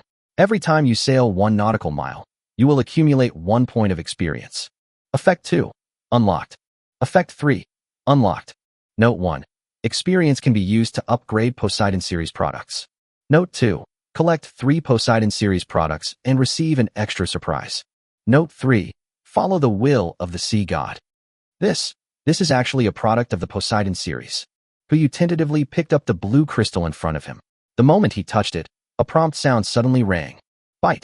Detected that the host has successfully obtained 3 Poseidon series products and has unlocked the achievement, Poseidon's Favor. Achievement, favored by Poseidon. Effect 1. After unlocking, all fish will have a minimum favorability of 30 towards you and will not actively attack you. Effect 2. All Poseidon series products generate experience plus 100%. Note, child, I am watching you. This thing actually has an achievement system? Huyu raised his eyebrows. He didn't know how many products in the Poseidon series there were. If he collected them all, he might be able to unlock higher-level achievements. A thought flashed through his mind, and when he looked at the drop of blue crystal in his hand again, The note 2 on it had changed. Note 2. Collect all 5 Poseidon series items to receive a bonus surprise. Sure enough, there is more. Huyu was delighted. He first put the blue crystal into his space, and then smashed the last black egg. This time, it was still white light. Huyu lowered his head, as if to see if there was another surprise like before. But if you look closely, a foul smell suddenly hit me in the face. Name, stinky tofu, ordinary. Category, food. Effect, fill your stomach while disgusting others. Note, I don't know which lottery platform this item came from. There is only one of them. Congratulations on winning. Huyu's mouth twitched, and he quickly put the thing into his space backpack. He simply couldn't appreciate this thing. Otherwise, he wouldn't have taken away the stinky tofu when he bought all the products from the snack street. He didn't expect the system to give him such a trick. Regardless, today was a fruitful day. Let's deal with the fish corpses in the space first. Huyu simply washed up and walked out of the room, only to see Misusu kneeling at the door. It looked like she hadn't slept all night. Huyu hesitated for a moment and didn't wait for him to finish his words. Misusu fell to her knees. Thank you, boss. Thank you, boss. She raised her head and looked at Huyu with tears in her eyes. Thank you, boss, for saving us sisters. I thought I would never see my sister again. Wait, your sister? Huyu seemed to have thought of something. That Manhwa, could she be your sister? Yes. Misusu responded and raised her head with tears in her eyes. I saw her when I got on the boat last night. I didn't believe it at first, until I saw her just now. Thank you, boss. Okay, stop crying. We're all on the same ship. It's awkward to say these things. Huyu helped Misusu up. In other words, the highest favorability level is only 100. Otherwise, he would have received another notification about the surge in favorability level. You're not going to kneel here all night, are you? Misusu lowered her head. I don't know how long it will take for you to wake up, boss. I wanted to express my gratitude to you as soon as possible, so... Okay, go get some rest. Huyu waved his hand, thinking that there was a boat full of brainwashed people outside who needed to be dealt with. I'll come see you this afternoon. Yes, boss. Misusu replied, stood up and walked towards the cabin. There were many empty rooms on the heart of the ocean, but Huyu did not arrange one for her, so she could only return to her own ship to rest. That's really crazy. The corner of Huyu's mouth twitched, and he couldn't help but think of Minono, that strong admiring monster. These two sisters are really cut from the same cloth. It's fine when they're not crazy, but when they go crazy, they're more terrifying than anyone else. He casually took out some food from his space backpack, filled his stomach, and walked to the ice storage. Just as he was about to start dealing with the fish carcass, Shinshan's voice came from behind him. Boss. Huyu turned his head and looked behind him. Why are you here? I heard your footsteps. Shinshan pointed to his ears and said, after that night, I could hear almost every sound on the ship. He gave a wry smile and explained, I heard you were coming to the ice storage. I guess you were going to deal with the fish carcasses? I'll be fine. All right. Huyu nodded. He originally planned to throw the fish carcass into the ice storage first and then go find Shinshan, but he didn't expect that he had predicted it in advance. This is convenient. The carcasses of the black-toothed fish were released, and the originally empty ice storage was instantly filled up. This is only half of the total. Brother Shan, can you do it alone? It's a small matter. Shinshan patted his chest and said, this body has endless energy, so it's a good time to use it up. Boss, what are you going to do? Try to only take the crystals and leave the others alone. Zissou and Linglong still want to use them for research. Okay, got it. As Shinshan said this, he locked himself in the ice storage and began the cold and ruthless dissection work. If I had known earlier, I would have rescued a fishmonger from RT Mart and brought him on board. There will be many such jobs in the future, and it would be a bit of a waste if Shinshan relied on himself alone. But there is nothing we can do now. After dealing with the fish corpse, Huyu was not idle either. While it was still early, he went to take a look at Xiao Mo, who was rescued yesterday. In the medical room, Xiao Zissou was busy examining her body and performing acupuncture on her using the same method as before to treat semi-vegetative patients. Xiao Mo was lying on the bed, nibbling at the pork chop in front of him. It seems that as long as there is food, she will cooperate with whatever Xiao Zissou does. From this point of view alone, her intelligence is far beyond that of those semi-vegetative people. After making sure that nothing happened on the ship, Huyu felt relieved. 1 o'clock in the afternoon. After lunch, Huyu boarded the boat where Misusu was again. He walked all the way to the captain's room and knocked on the door, only to find that Minono was also on the ship reminiscing with her sister. Boss. After they discovered it, they immediately stood up and shouted in unison. Both of them are here just right. Sit down, everyone sit down. Yes, boss.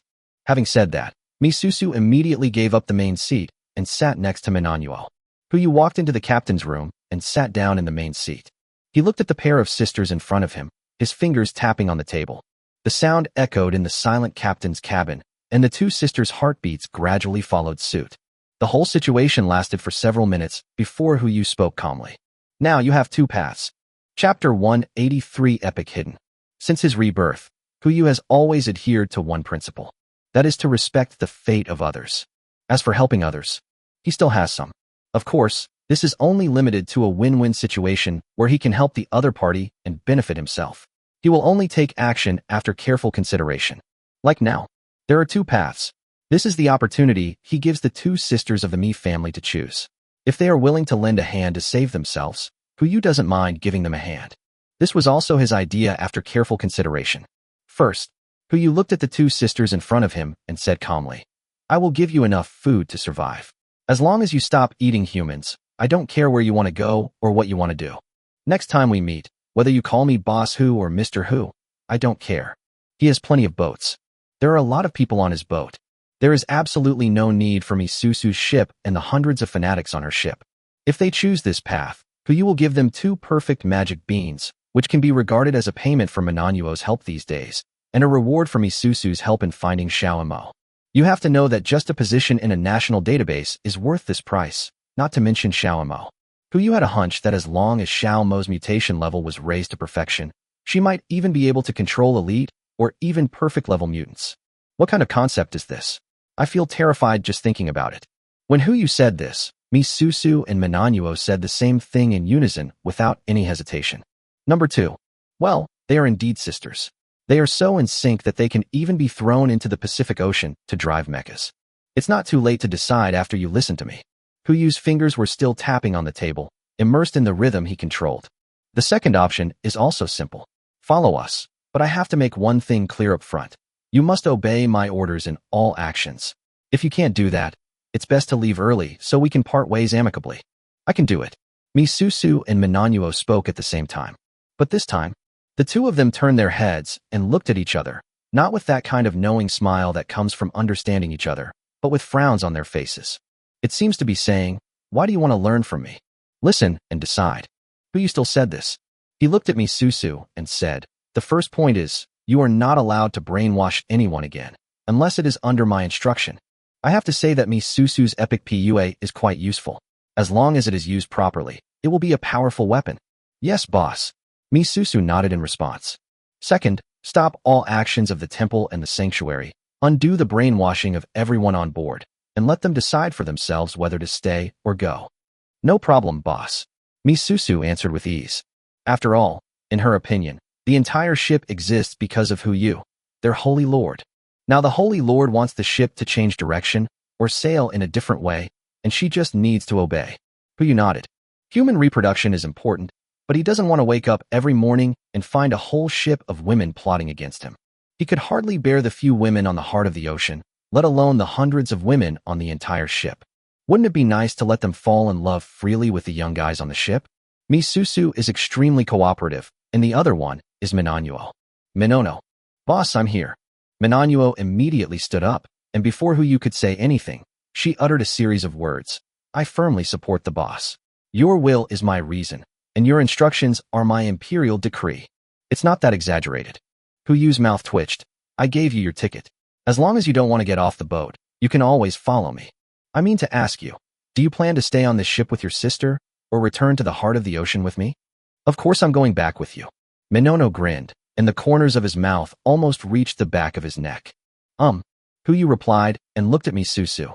Susu, I will call you this from now on. Since you plan to come together, we will be people on the same boat from now on. I'll reserve a room for you on the heart of the ocean. When you've finished your business on this ship, you can come aboard anytime. Boss. Misusu's eyes instantly filled with tears. Don't be too moved yet. Huyu raised his hand to stop her crying. By the way, don't rush to deal with those mutants on your ship. Keep them for now. As for food, I'll have Minono bring it when the time comes, so don't worry. Misusu nodded heavily. Thank you, boss. We're all family, you're welcome. Huyu said this and walked out of the captain's room, took Minono back to the heart of the ocean, and went straight into the greenhouse. Ask Mr. Fong to give her some senzu beans every day and give them to me Susu's ship as a source of food for those mutants. As for the food for the other people on the ship, it was still provided according to the standards of the heart of the ocean, normal food instead of senzu beans. After chatting with the two sisters, it was already 2 o'clock in the afternoon. As soon as Huyu walked into the cabin, he heard Xiaohai's voice. Master, Shinshan is looking for you. Brother Shan. Huyu was puzzled. Could it be that he had done it by dissecting it? There are more than 1 ton of fish in the entire ice storage. Even if you don't eat or drink, it is impossible to finish them within 4 hours. Let's go and take a look first. Huyu took 2 steps at a time and walked all the way to the door of the ice storage. Just as he was about to raise his hand to knock on the door of the ice storage opened from the inside. With just 1 glance, he was instantly stunned by the scene before him. The fish are all gone. Not to mention the mutated crystals, there wasn't even a single fish corpse left. In the ice storage, there is only 1 person left. No, to be precise, half a person. Shinshan's head was seen hanging in the air, his upper body below the neck had completely disappeared, but his lower body below the waist was still intact. It looks extremely weird, as if it came out of a horror movie. Boss! Shinshan gave a bitter laugh, his expression indescribably bitter. I seem to have a problem with my body. The dead fish is a small matter, but it will be troublesome if Shinshan loses control. Don't worry, let me take a look. Huyu called up Shinshan's dashboard again and was surprised to find a brand new skill in his skill bar. Epic Hideaway. This skill has never appeared before. Etc. No. Why did the other skill on this panel disappear? Chapter 184 Synthesis. Huyu had seen Shinshan's panel more than once, so he naturally knew what skills were on his panel. At the same time as the epic stealth appeared, another skill on his panel also disappeared. Perfect assassination. Normally, a skill that has been mastered cannot disappear for no reason, unless this skill has been replaced by a certain skill. Just like Huyu's previous skill evolution, after the skill evolution, the original skill naturally disappeared. Is Brother Shan in the same situation now? After evolution, will a certain skill also evolve? Brother Shan, I think I know what's going on. Don't worry, Huyu said as he walked into the ice storage. He was just about to lock Encianer outside the door and solve the problem by himself. But as soon as he entered, Encianer followed in. He turned around and was about to say something when Encianer stepped forward and blocked his way. With this situation, it is naturally impossible to drive him out. Fortunately, Brother Shan can control his behavior, so it doesn't matter whether Encianer is here or not. Hu Yozhan looked at Shinshan again and asked, Brother Shan, please recall what happened just now. The more detailed the better. Boss, I really can't remember. Shinshan gave a bitter smile. I only remember you asking me to dissect the fish and extract the crystals. After I dissected the first fish, I have no memory of it anymore. When I regained consciousness, I was already in this state. The fish carcasses and crystals around me had all disappeared, but judging by the traces, I must have eaten them all. Huyu nodded. From what I can see, you should have undergone another small evolution. Although it is still in a perfect mutation state, you have acquired a brand new ability. Try now and see if you can control this force. Control? How? This? I don't have any experience. Huyu complained helplessly. Anyway, try to think about it first, such as controlling yourself to return to normal or hiding everything. It's better than the current situation. Okay, I'll try. As Shinshan spoke, he really closed his eyes and began to meditate. The next moment, it really worked. The upper half of his body that had disappeared reappeared, but his lower half also disappeared. The head that was there just now is now only half left. If the level of panic caused by Shinshan just now is 10, then now it is 100. Huyu also turned his head to look at that half of his head. Wow, even the brain structure inside can be seen clearly. With materials like this, there is no need for live dissection to explore the mysteries of the human body. It works. Huyu continued to encourage him. Brother Shan, try again. Shinshan did not answer, and the next moment, his body structure changed again. This time, his hands, feet, and head were all intact. But the torso that connects the hands and feet has completely disappeared. In the following time, Shinshan didn't know how many times he tried. Every time he used a skill, more than 30% of his body and less than 80% of his body were hidden. If this skill wasn't epic, Huyu might have thought he had learned a pirated version. Brother Shan, let's not try it yet. Huyu sighed and released some of the black-toothed fish from the space. Try to dissect it again, and I'll see how you are doing. Good. Shinshan nodded, a hint of worry in his eyes. But boss, if I lose consciousness again later, you must leave immediately. I don't want to wake up and find that I have done something I regret. Don't worry, I'm dying. Siener. Clear. and Siener's tone was still cold. After spitting out 2 words, she turned around and controlled Yu and pulled him directly to the door of the ice storage. Once anything happens to Shinshan, even if Yu doesn't want to leave, she will pull him away at the first possible moment. I'm starting. Shinshan walked forward, drew the dagger from his waist, and cut open the fish's head. In an instant, a light purple light flashed. The first one shipped. Yu's heart instantly rose to his throat, and he looked in front of him nervously, fearing that something might have happened to Shinshan. The next moment, he turned his head suddenly, and a purple light flashed in his eyes. Something happened. Just as Siener was about to open the door and run away, Shinshan slowly spoke. Don't worry, I'm fine. He casually picked up the ordinary mutant crystal and said, I don't know why, but when I see this thing, I have the urge to swallow it. But fortunately, I can still suppress this impulse. But if it accumulates to a certain amount, I can't explain it. That's easy, Yu said as he put the fish carcass and crystal in his hand into the space. Do you still have the urge now? Shinshan shook his head. That'll do. Yu breathed a sigh of relief. Brother Shan, please continue dissecting the fish. I'll take one for every fish you dissect. We'll talk about it after we've dealt with these fish carcasses. Good, Shinshan replied, and started his dissection task again. Even though he was fast enough, it took him from 1 in the afternoon to 5 in the evening to dissect the remaining half of the fish carcass. Yu was almost vomiting from the fishy smell before he finally cleaned up all the fish corpses.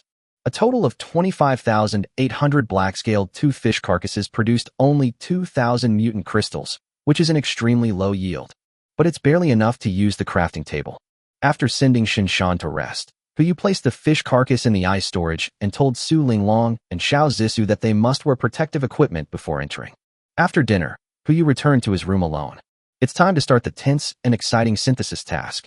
He first took out the synthesis table, and after observing it, he found that there were 5 grooves on it, which means that each synthesis would require 5 items of the same quality.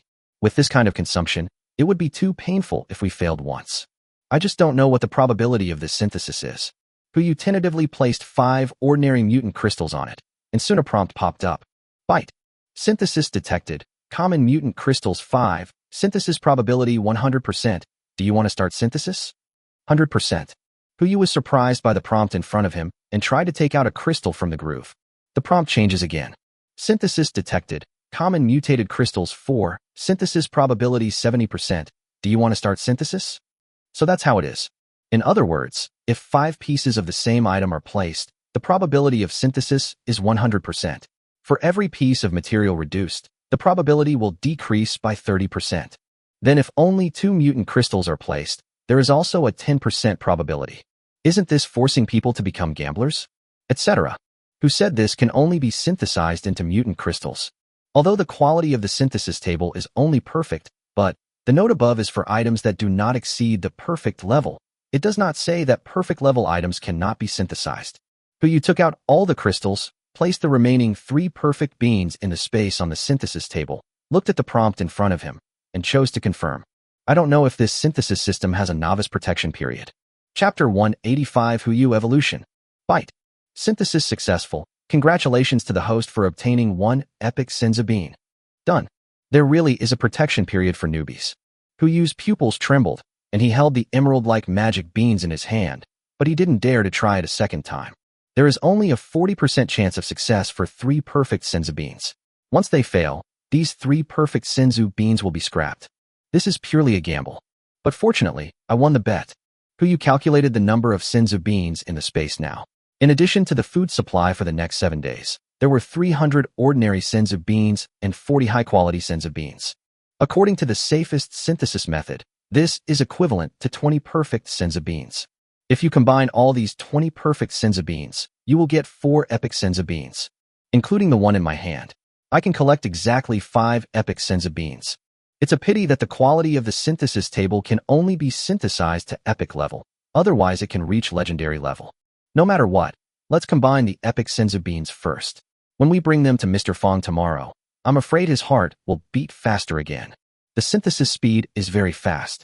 In less than half an hour, the more than 200 senzu beans in Yu's space were exchanged for 4 epic senzu beans. Every epic senzu bean, even if the planter has bad luck, is enough to feed tens of thousands of people in the apocalypse. And now, including the one on the ground, he already has 6 epic senzu beans. Building a city, that's enough. Now that the Senza beans have been synthesized, it's time to synthesize the crystals. You thought about it and decided to be safe and not gamble on that probability. 2,000 ordinary mutant crystals are enough to synthesize 400 high-quality mutant crystals. Based on the calculation that one perfect mutant can be created for every 3 pieces. This is enough for 133 mutants to evolve. Do what you say? He sat in front of the synthesis table all night, constantly synthesizing mutant crystals. It was not until all 400 mutant crystals were placed into the space backpack that he began to look dazed. Strangeness. Logically speaking, this kind of mechanical work shouldn't be tiring, so why am I so sleepy? Puyu shook his head, forced himself to stay conscious, stood up, and walked towards the bathroom. No matter what, as a person who has high demands on quality of life, I still have to wash up before going to bed. He stood up and walked all the way to the sink. The moment he looked up at the mirror, he was stunned. A pair of light purple eyes were facing the mirror, and dark purple ferocity covered his cheeks. He looked exactly like Shinshan before. In other words, he is mutating. Puyu's pupils trembled. He had clearly taken protective measures. Whether he was synthesizing crystals or taking and placing crystals, he wore the best protective clothing. Even nuclear radiation can be partially offset. How could this happen? No, impossible. I must have been too sleepy and saw it wrong. Puyu washed his face and looked up again. He saw the same look in the mirror. But even so, he still hadn't recovered his spirit and still felt dizzy, as if something had hit him on the back of the head. At this moment, he came to his senses. His mutation has begun. He didn't dare to hesitate for a moment and immediately locked himself in the bathroom. While taking out a piece of bulletproof glass to block the bathroom door, a large number of fine mutant crystals were also taken out and filled the entire bathroom. After the mutation, it will instinctively devour the mutated crystal. As long as it devours to a certain extent, it should be able to regain consciousness like Shinshan. No matter whether Shinshan's situation was an accident or normal, he had to take a gamble. No, to be precise, I can only take a gamble. As his consciousness gradually faded, Puyu could only hold on to the last bit of consciousness and took out another object from the space. Epic Senza beans. After the mutation, being hungry will lead to a decrease in sanity, so it is best to fill your stomach first. Even if he would lose his sanity after the mutation, he didn't want to become a starving ghost. What's more, there are no other grades of Senza beans in my backpack now. This is the only option he has. After swallowing the Senza beans, Puyu gave orders while he was still conscious. Xiao Hai, tell Shinshan to come. Come tomorrow. The words haven't been finished yet. Puyu had completely lost consciousness, lying in the bathroom, and let out a roar. Roar. At the same time, Shinshan, who was lying on the bed and preparing to rest, was stunned for a moment. His evolved hearing ability allows him to hear any movement anywhere on the ship. He immediately determined that the sound came from Bossu's room. Getting dressed, getting up, the whole action is done in one go. Just as Shinshan was about to rush into Huyu's room to rescue him, Xiao Hai's voice rang out. Mr. Shan, the master asked you to go there tomorrow. Tomorrow? Shinshan frowned. Xiao Hai, are you sure? Is the boss okay now? I'm in good shape, having a midnight snack. Xiao Hai responded obediently. Shinshan believed that Xiao Hai, as an artificial intelligence, would not harm Huyu, so he turned around and laid down again to continue resting. Who would have known that this so-called midnight snack turned out to be a mutant crystal? Early the next morning, Huyu opened his eyes. My mind was a mess, and I could only vaguely remember what happened yesterday. He looked up and around. The hundreds of fine mutant crystals that had been taken out earlier had disappeared, and the bulletproof glass was covered with fine cracks. Mutation is over? Bite. The system prompt sound suddenly rang. Congratulations to the host for completing the first round of evolution. Please choose the direction of evolution. Evolution. Huyu keenly caught this word. You should know that no matter whether it is Shinshan's panel or the crystal, the system uniformly marks them as alienation. A difference of one word makes a huge difference. System, what's going on? Huyu wanted to ask, but the system did not answer, but just mechanically repeated the prompt. Please select the evolution direction. Let's first take a look at what this so-called evolutionary direction is. If it's evolution rather than alienation, it shouldn't get out of control, right? Huyu looked at the prompt bar in front of him. As his eyes gradually swept over it, the excitement on his face became more and more exaggerated. I saw hundreds of evolutionary directions appearing in the list before me.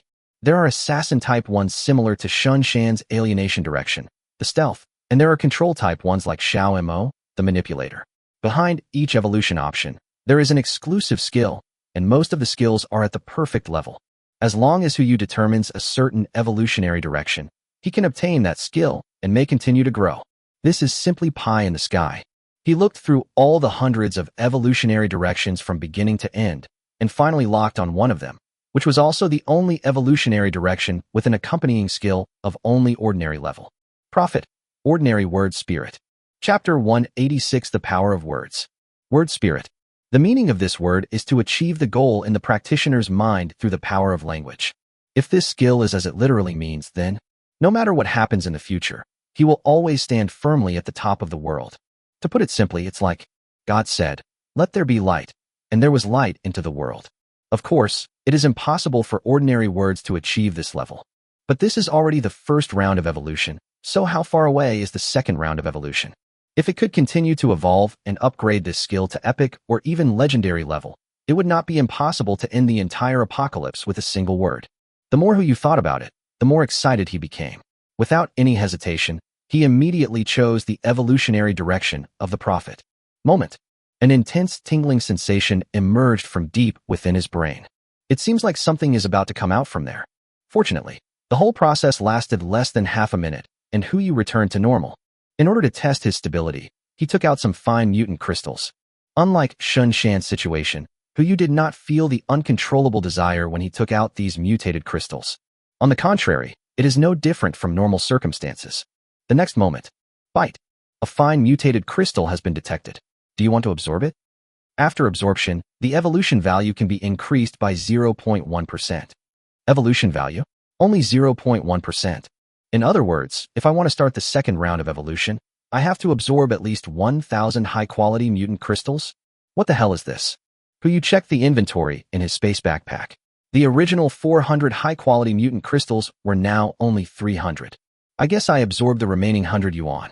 First, try to see if you can synthesize a perfect crystal.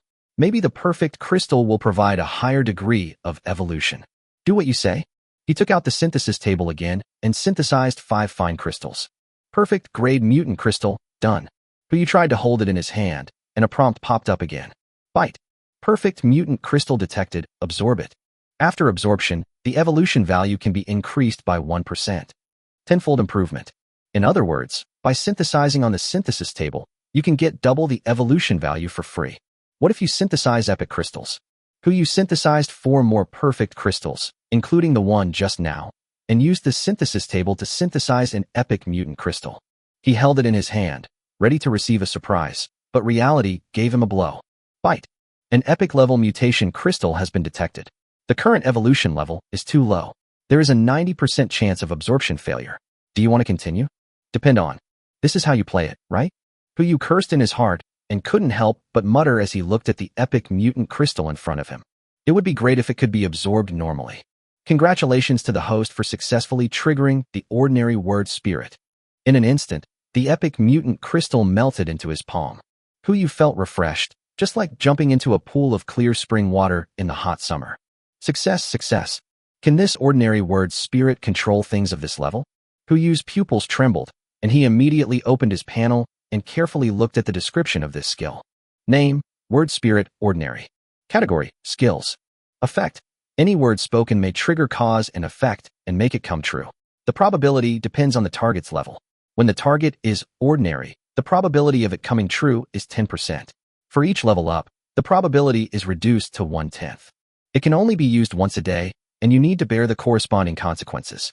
Note, God said, "Let there be light." This is simply a magical skill. Although there are many restrictions, as long as the first thing you do when you wake up every morning is to keep repeating the end of the apocalypse, isn't there a certain probability that the apocalypse will end? Wait, let me do the math first.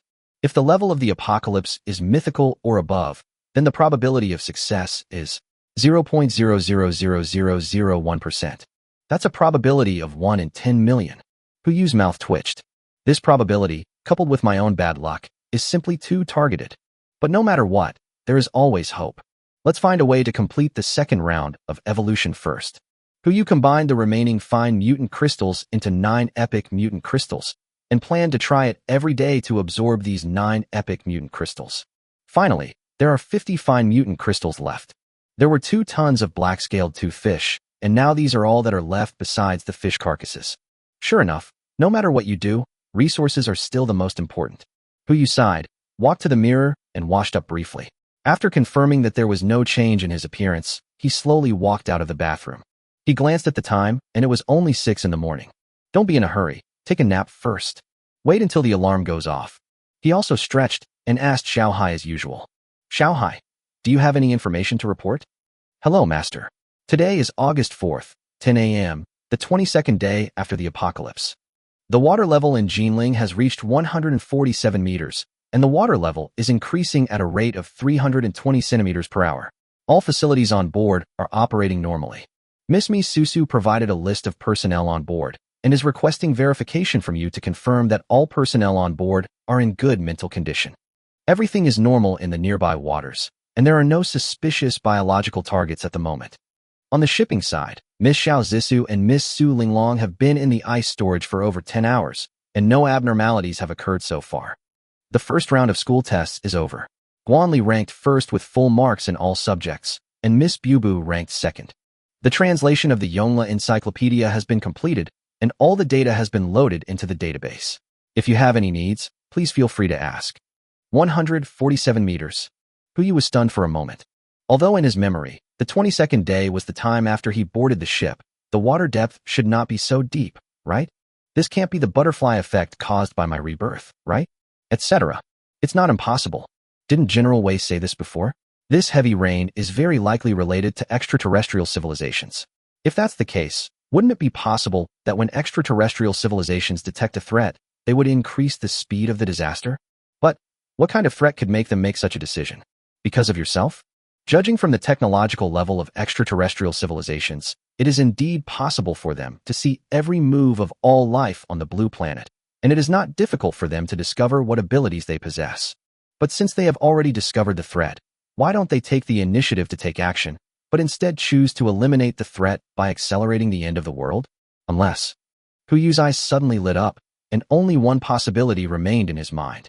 Chapter 187 Save the Wrong Person? Them.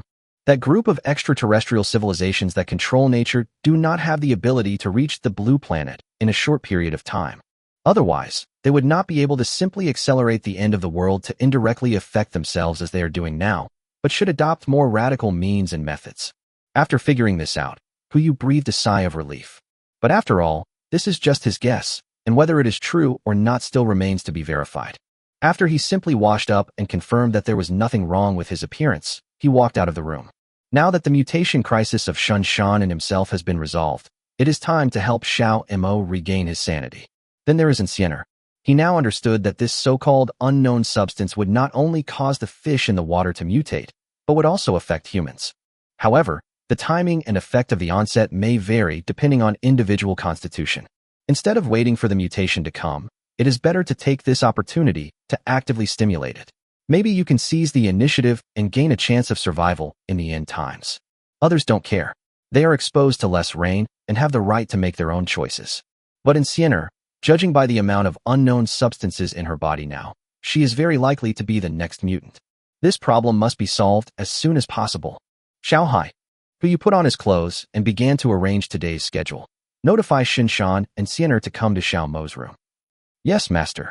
Half an hour later, in the medical room. In addition to Shinshan and Sienner, 2 other people also came over.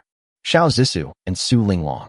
When they heard that they were going to replicate the process of Shinshan regaining his sanity, they came over without saying a word, each holding their own recording equipment.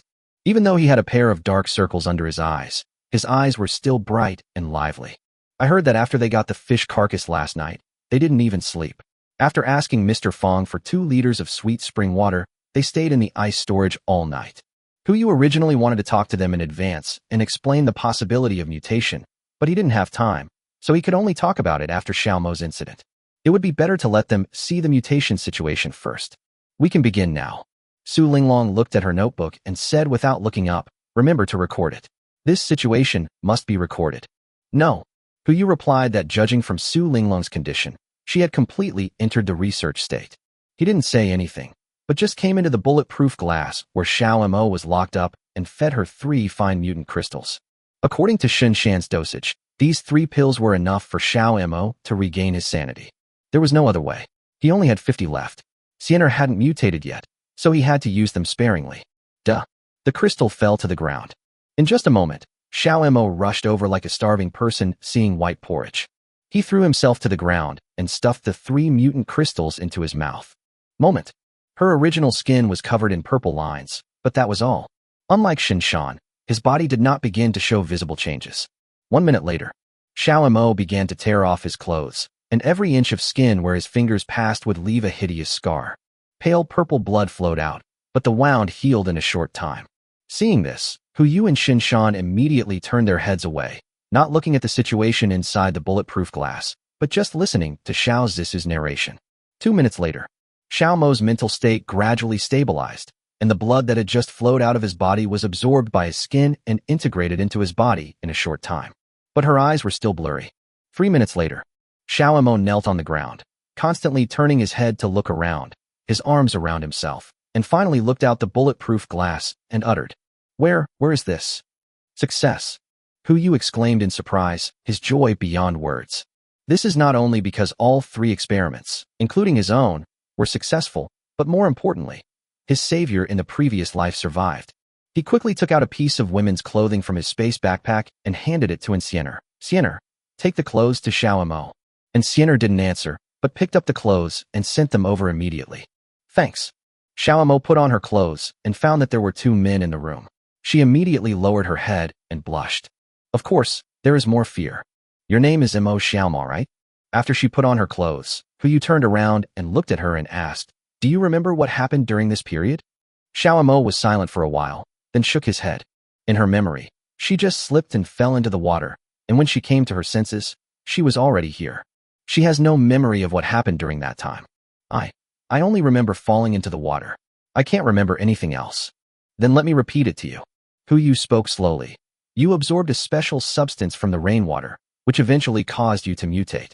After the mutation, you were rescued by us. We have mastered the technology that can restore sanity to mutants, and we are only now awakening your sanity. Feel your body now.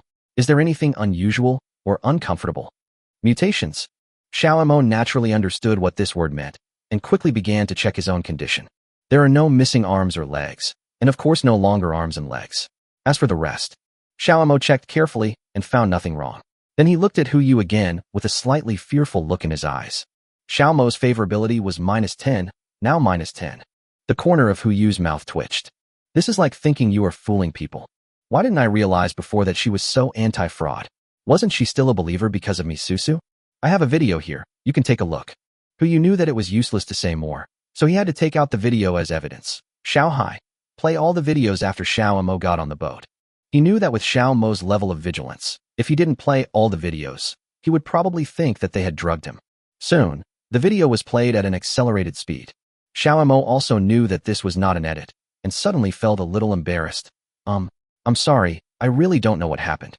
Xiao Mo's favorability increased by 30, now 20. Fine. Hu Yu smiled and said, In this era, being vigilant is a good thing. My name is Hu Yu. You can just call me by my name, or call me boss like they do. If you don't mind, our doctor on board will give you a physical examination and confirm that you are fine before releasing you, okay?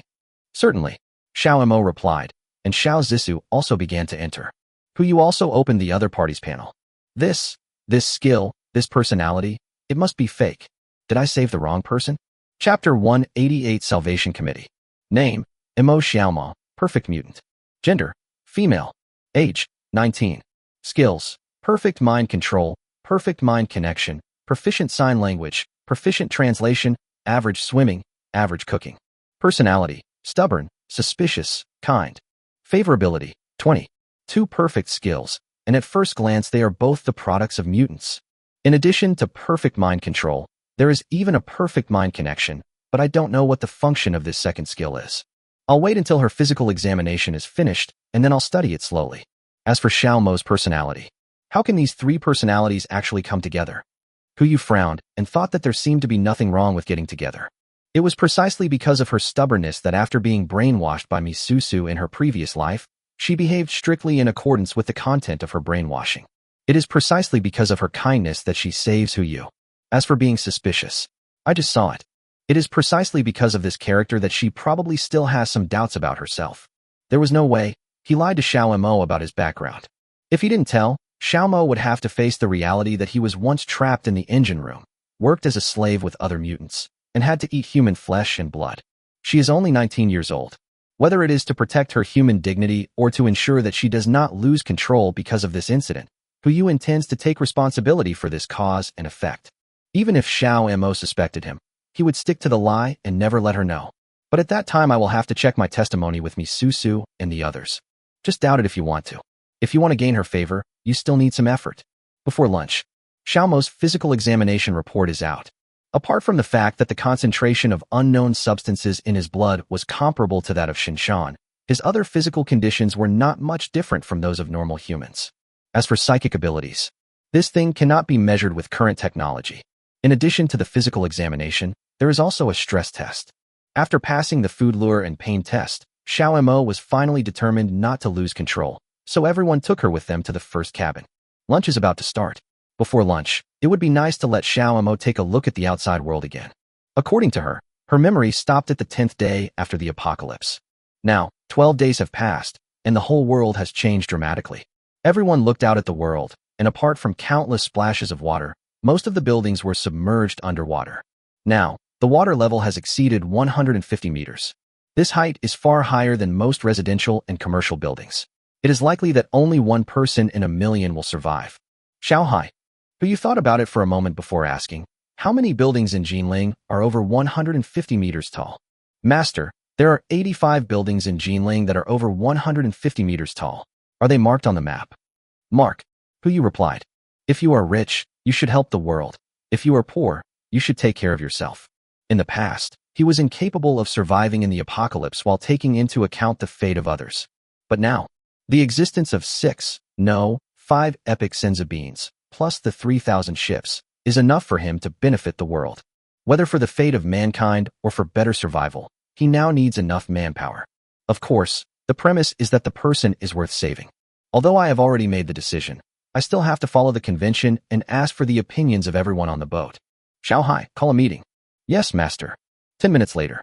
In addition to Shun Shan and others who came to the conference room, Xiao Zisu, Mu Lingxiu, Feng Lao, Su Linglong, Han Weiwei, Zhang Siri, Manhwa, and Mi Susu were also present. As for the others on board, they are not yet eligible to attend this meeting. Before the meeting begins, there is something I need to establish. Yu looked at the 13 people in front of him and said, either you have followed me for a long time, or you are crucial to our future survival. We will face many more important decisions in the future, and I hope to have more ideas to consider, so I will set up a committee.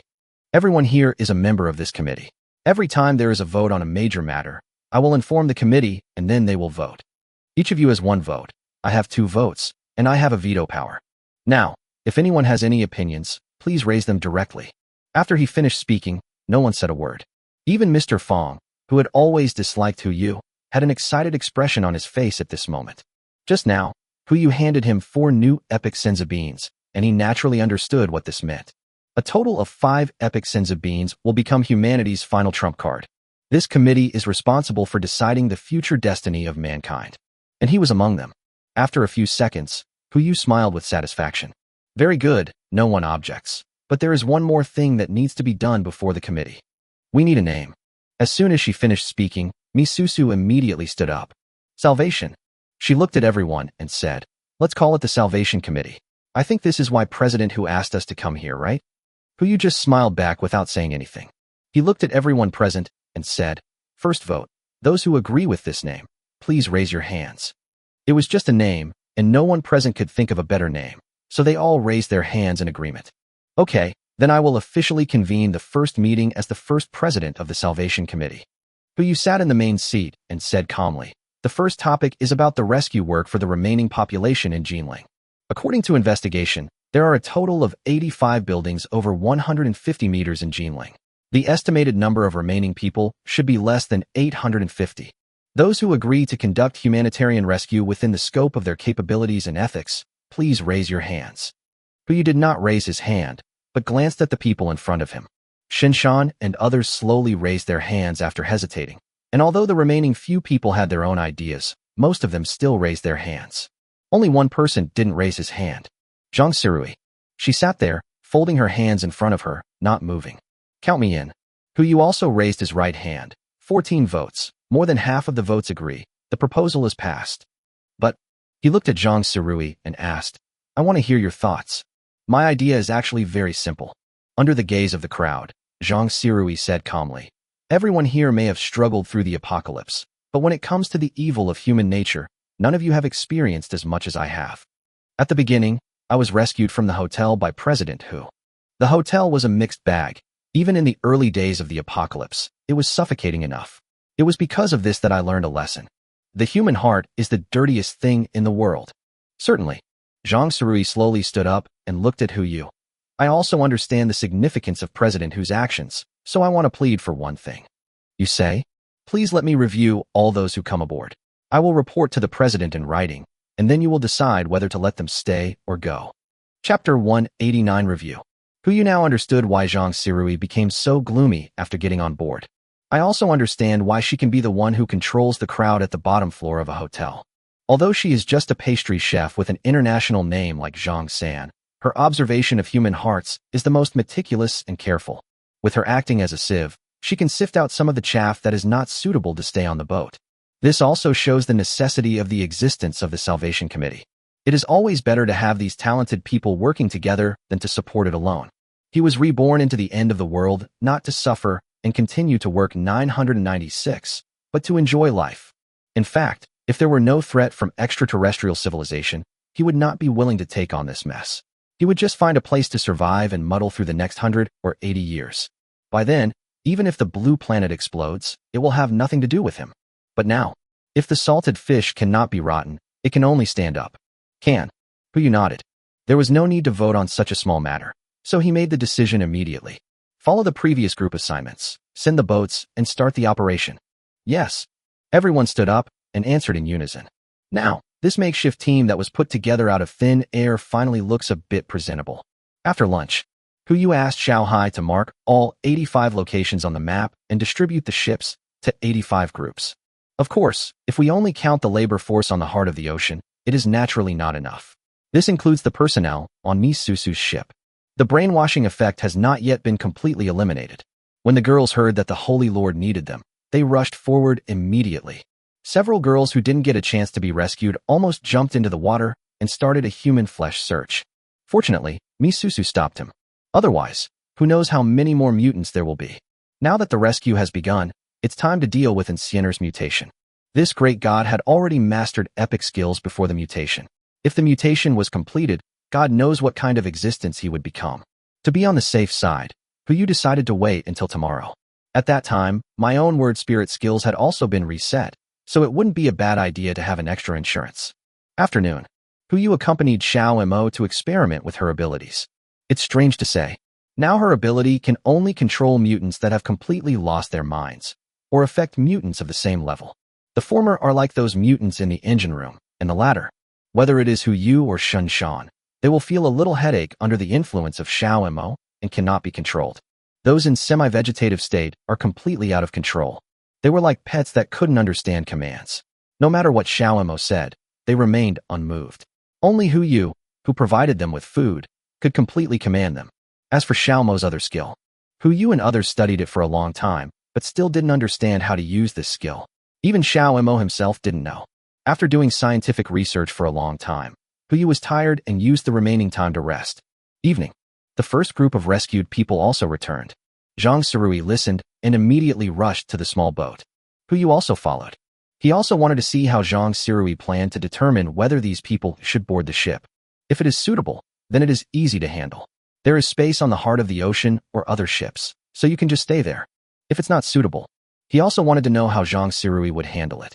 The rescue team brought the person over directly. Just as they were about to get on board from the gangway, Zhang Sirui stopped them. Wait a minute. Because Zhang Sirui often stayed in the kitchen, few of the rescue team members had ever seen her. However, since Hu Yu was following behind them, they naturally knew who meant this. Everyone stopped immediately. Those who were rescued immediately looked at Zhang Sirui on the boat. There were 9 people in total who returned, 4 men and 5 women. Judging from their appearance, these 7 people lived a pretty good life. Judging from their clothes, they were all people of status before the end of the world. It seems that high-rise buildings have their own advantages. Although it is difficult to escape from hazards such as earthquakes, the difficulty of survival in the face of such disasters is indeed much easier than that of the lower classes. A man in a wrinkled suit immediately stepped forward and handed over the half-crumpled pack of cigarettes in his hand. I suppose you are the owner of these ships. Thank you for saving us. This small gift is not enough to show your respect. Please accept it. A little gift? You know, in the end times, besides food and wine, the third most precious thing is cigarettes. It goes without saying that there are so many smokers in the world. Under the high pressure of the end times, some people are even willing to exchange a day's food for a dry cigarette, even if it is only the kind that costs $5 a pack. But what the man just stuffed into my pocket was Jin Ling Jiawu, which was not cheap even before the end of the world. Well, you're quite sensible. Zhang Sirui took the pack of cigarettes and lit one directly, glancing at the others. What about you? Is there anyone sensible? Who you watched from behind and secretly gave her a thumbs up. He knew that the smell of cigarettes on his fingers would affect the production of the products, so Zhang Sirui never smoked. Now with this attitude, it is obvious that she has already started her plan. Yes, I have. A few more people in the crowd gathered around. Cigarettes, canned goods, chocolate, and even 50 milliliters of whiskey. All sorts of things were piled at Zhang Sirui's feet. But among the 9 people, for still didn't produce anything. They could only stand there awkwardly, not knowing what to do next. Anything else? Zhang Sirui asked again, but the 4 people just lowered their heads and said nothing. As for the 5 people who had handed over the things earlier, they stood there motionless. Okay then, 5 of you stay and the rest of you can go. Zhang Sirui looked at the rescue team members and said, send them back to where they came from. The rescuers were stunned.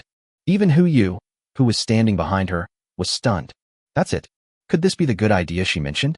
Isn't this a bit too hasty? Before Hu Yu could intervene, a pretty woman among the 4 people who had not given anything immediately knelt down and begged for mercy. Miss? No. Master, she cried.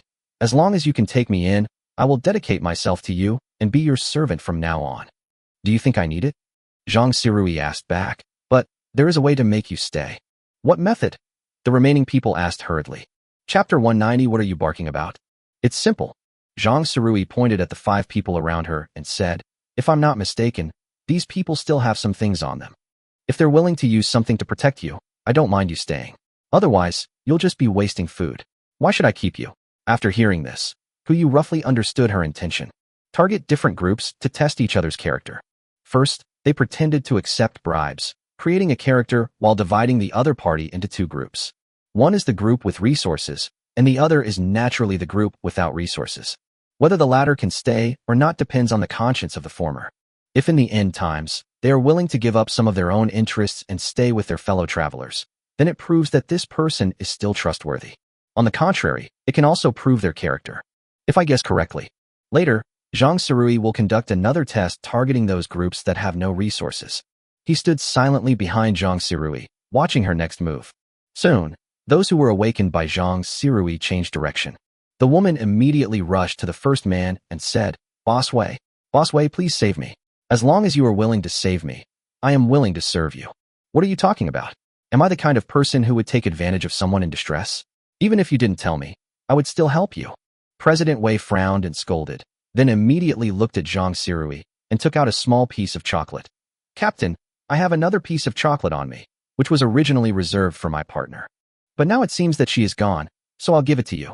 Saving her is also a life. Zhang Sirui narrowed her eyes and didn't take it. Instead, she said calmly, throw it up. Hey, thank you, Mr. Wei. Thank you, shipowner. The woman quickly stood over and immediately relaxed, as if she had survived a disaster. Seeing this, Zhang Sirui gestured with her hands behind her back. Hu Yu understood it at a glance. This means, want him to speak up and stop it? Well, let's act out the whole thing and play along with them. He stepped forward and asked, Captain, this isn't a good idea, is it? What's not good? The woman immediately yelled at Hu Yu. Who do you think you are? The captain has already spoken. Why are you barking like a dog? Dog barking? It has been a long time since Hu Yu became boss Hu. The last time he heard it was when that unscrupulous supervisor scolded him like this. He sneered. You said I was barking like a dog? Aren't you the only dog here? Hee hee, I hope you won't regret it later. Regret is none of your business, dog. The woman continued to look up at Zhang Sirui. Captain, you just promised us. You can't go back on your word. Of course it counts. Zhang Sirui said calmly. Look, your master has agreed, so stop barking like a dog. As the woman spoke, she leaned towards Mr. Wei out of habit. But Mr. Wei was keeping himself clean and even took a step back. Hurry up. Zhang Sirui glanced at everyone and said, I don't have much patience. Seeing this, the remaining few people also hurriedly pleaded. Except for Mr. Wei, no one else gave anything, even if they had other things on them. After all, we will still have to live on the boat, and no one knows what the situation on the boat is, so it is best to leave some things with us. As for Zhang Sirui, she was watching from the sidelines from beginning to end. Soon, those who couldn't get anything started to get crazy, and 2 of the remaining 3 chose to curse at them. Zhang Sirui still didn't care and just blocked the gangway, not letting anyone get on board. The form is getting worse and worse. On the rescue ship, the 2 men began to take action, preparing to rob those people of their supplies. The rescuer was about to stop him, but when he looked up, he found that Huyu didn't say anything, so he just stayed there motionless. All right. Zhang Sirui looked at the remaining person who had not handed over resources and had not taken action. You. Get on board. I. The girl was stunned for a moment and pointed at her nose. Captain. You. You were talking about me? It's you. Zhang Sirui spoke calmly. Why? The woman who had just received the ticket immediately became excited. We have given you everything. Why should this person who has done nothing get on the boat? Why? As she spoke, the woman's eyes glowed faintly purple. Obviously on the verge of mutation. If it were before, who you would have already called for support, but now? Just a mutant who isn't. Wanna know? Zhang Sirui smiled and said in a frivolous tone, because I like it. I. The woman was so angry that she was out of breath. She pointed at Zhang Sirui and shouted angrily, Give my things back to me. No. Zhang Sirui replied and looked at the rescuers. Send the people up. I'll have to trouble you to send the others back later. Thanks. The chosen person bowed quickly and said, Thank you, Captain. I'm not the owner of the ship. He is. Zhang Sirui stepped sideways, letting Huyu out from behind her. President, do you think my screening mechanism is okay? Good. Huyu replied from the bottom of his heart. Eliminate those who do not help others in need. Eliminate those who are irritable and difficult to control. Eliminate those who are heavy-hearted. And eliminate those who do whatever it takes to survive. Although there are only a few people left, they can ensure the safety of other people on the ship to the greatest extent. President. Everyone present was stunned for a moment, especially the woman with purple eyes. Are you the president? Surprised? Huyu asked back, looking down at them condescendingly. I told you. I hope you won't regret it later. Who will regret it? The woman craned her neck, knowing she couldn't get on the boat no matter what she said, so she said stubbornly, It's just a broken boat. Who cares? Not rare. Huyu smiled and looked at the others. My men just said something wrong. There are more people qualified to board the ship than just that lady. If anyone here can let me hear a real dog barking, maybe, I'll let you on board too. Is it really a dog barking? Where can I find a dog here? Those who have survived to this day are all smart people. They understood the key in just a moment. A real dog is hard to find, but a real dog is easy to find. Mr. Wei, who was closest to the woman, reacted immediately and grabbed the woman's neck with his backhand, his face extremely ferocious. Scream. Scream for me. The woman was strangled and suffered from lack of oxygen. The purple in his eyes grew more intense, and purple lines began to spread across his slender neck. Chapter 191 Experimental Materials. Mutated. Although Huyu was mentally prepared, he was still a little stunned when he saw this scene. Before they could react, the woman had already bit Mr. Wei's arm. Oh. Following a sharp scream. The people around who were watching the show also came to their senses. A group of people, who were just looking to watch the fun, started to mock the crowd from the sidelines. It seems that what this gentleman said is really right. Dogs are dogs. They only use this kind of method. I say, you even bit someone. Why not just bark a few times? Maybe the boss will be so happy that he'll let you up too. That's right. If it were me, I would scream. As they were talking, the group of people began to surround them, as if they were planning to take action. As long as you can make her bark a few times, you can get a lifeline. I'm afraid no one will refuse such a lucrative business.